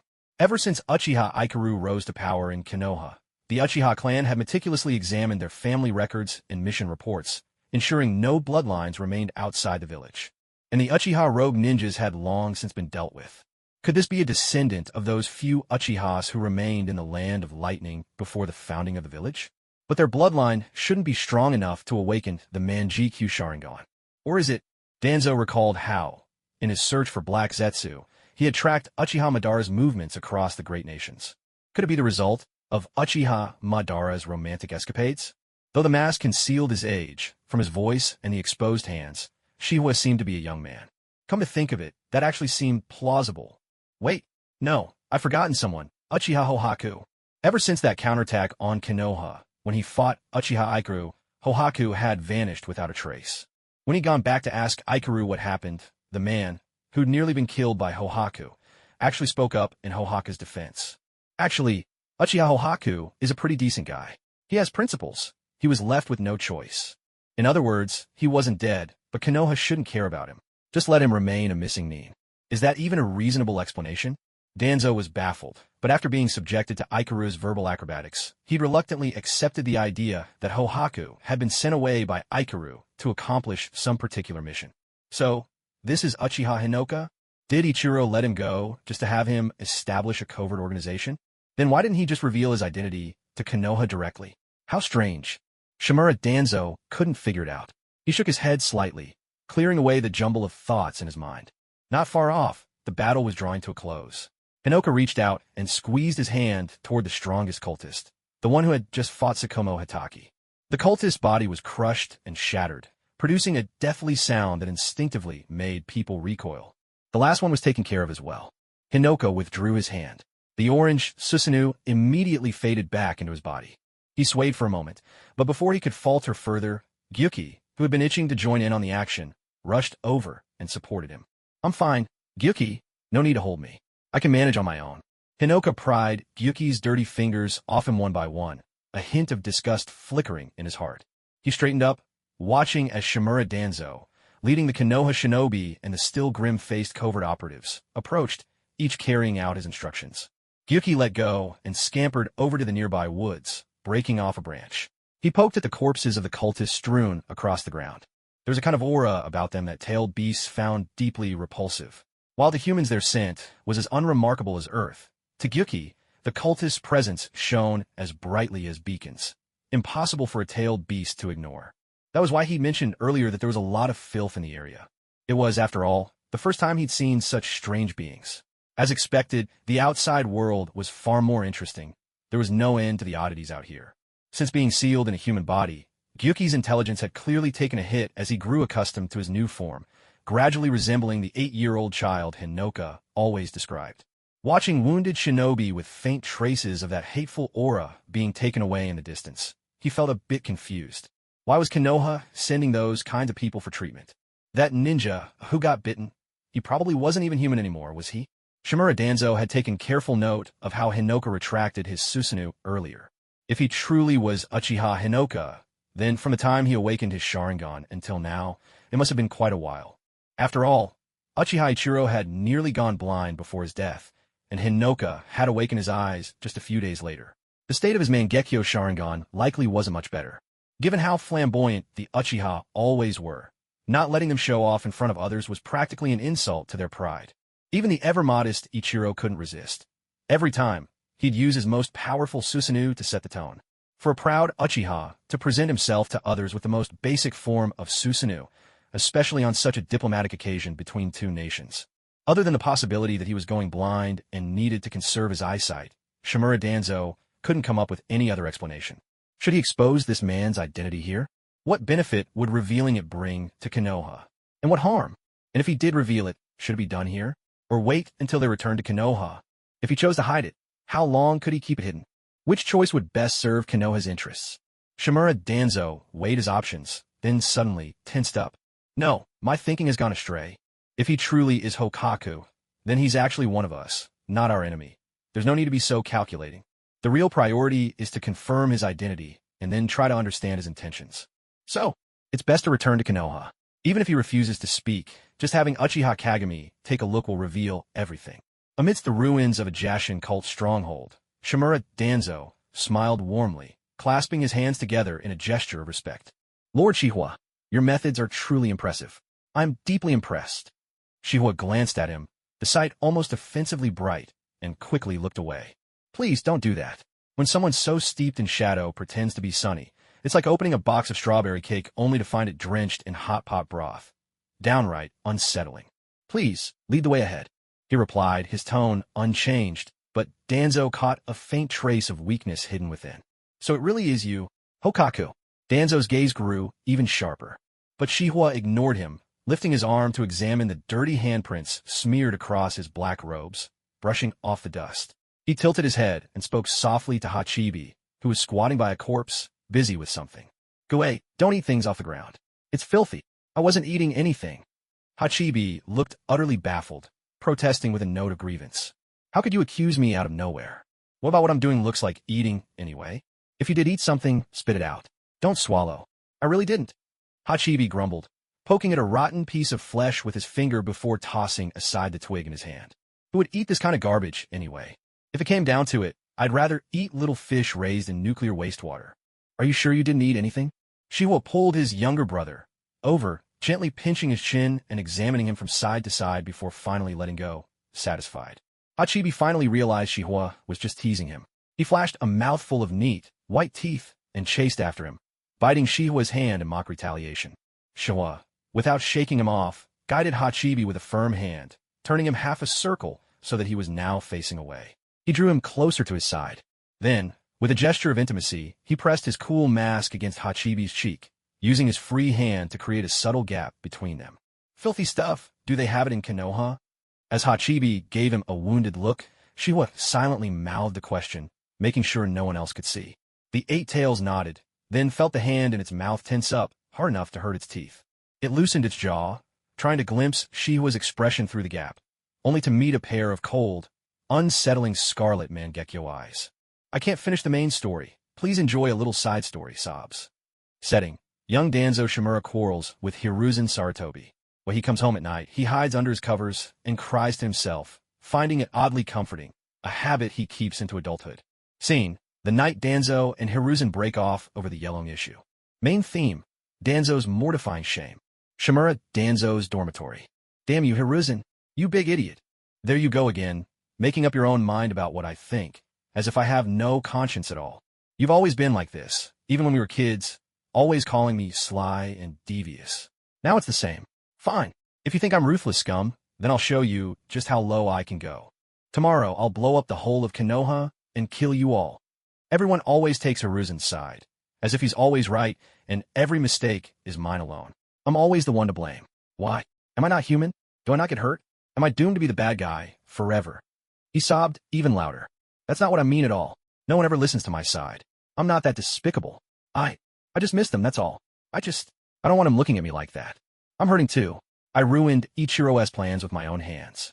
I let Ichiro down. I let Tobirama-sensei down, but I didn't do it on purpose. He broke. What was I supposed to do? How could I save him? I didn't have any solutions. Am I supposed to die to make up for it? Tomorrow morning I'll jump off the Hokage's building, so you'll all feel guilty for driving me to my death. Or maybe I'll sneak into Orochimaru's lab, grab a bottle of sleeping pills, and take them quietly. Then, when you finally wonder where I've gone and open my door, you'll find me long gone and spend the rest of your lives racked with guilt.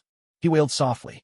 Shimura Danzo spent most of the night crying under his blanket, while Watanabe Ichiro listened nearby, pounding the floor in barely contained laughter, his very soul feeling unstable from hilarity. Oh my god, high-strung, rebellious teenager vibes. Danzo, so this is who you really are. You're crying your heart out, but honestly, I can't help but laugh, even if it's wrong. I thought you were the kind of person who'd say, "You dare cross me? Huh. Tonight, I'll draft a plan to wipe out your entire clan." But now I see. Do you seriously crawl under your covers and shed golden tears every time you argue with Sarutobi Hiruzen? There goes your fearsome reputation, gone in a flash. Ha ha ha ha ha. I'm going to laugh at you for the rest of my life. I even recorded the whole thing, your epic meltdown from start to finish. I'll play it at your wedding someday. No, that's not right. Danzo Shimura never got married. But that doesn't matter. If you don't have a wedding, you'll at least need a funeral, right? I'll have your funeral play this on repeat. Ha ha. Just imagining it makes me laugh so hard. I could die laughing. After yet another typical argument. Once again, Danzo Shimura storms off, slamming the door behind him, when he suddenly hears a voice, barely holding back laughter. Are you going to hide under your blanket and cry again tonight, Danzo? Danzo's eyes widen in shock. What are you spouting nonsense for? Have you finally lost your mind, you bastard Hiruzen? But a click interrupts his tirade. BZT, I'm not such a petty person.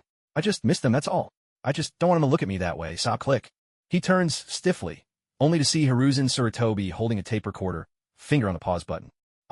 So that's one of Orochimaru's latest gadgets.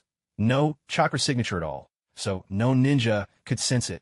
Ruth's been using these recently for eavesdropping. Was it placed in my bedroom? You actually spied on me? Hiruzen, you're something else. I always said you were more devious than I am, but no one ever believed me. See? I've never once used something like this to spy on my own comrades. He gazes out the window at the sky above the Hokage's office. It's a brilliant, cloudless blue. Perfect weather for dying. What's the point of living, anyway? Let's all die together. 4 symbols seal, inner gate. Wait, hold on, I was just kidding. Did you forget? Today's your birthday. The door swings open, and Kohor Yutane, Amira Mitokado, and Tsukumo Hataki walk in carrying a birthday cake, followed by familiar faces, Jiraiya, Tsunade, Orochimaru, Dan Kato, and other younger comrades. They all freeze in shock at the sight of Danzo, blood swirling into black markings across his body, and are visibly shaken by the resolve and despair in his eyes. You all heard it too, didn't you? Perfect timing. No one's getting away. You can all die together. Boom. A dense, black barrier engulfs the Hokage's office, then rapidly contracts and vanishes. On this day, the Konoha leadership is wiped out. Just kidding.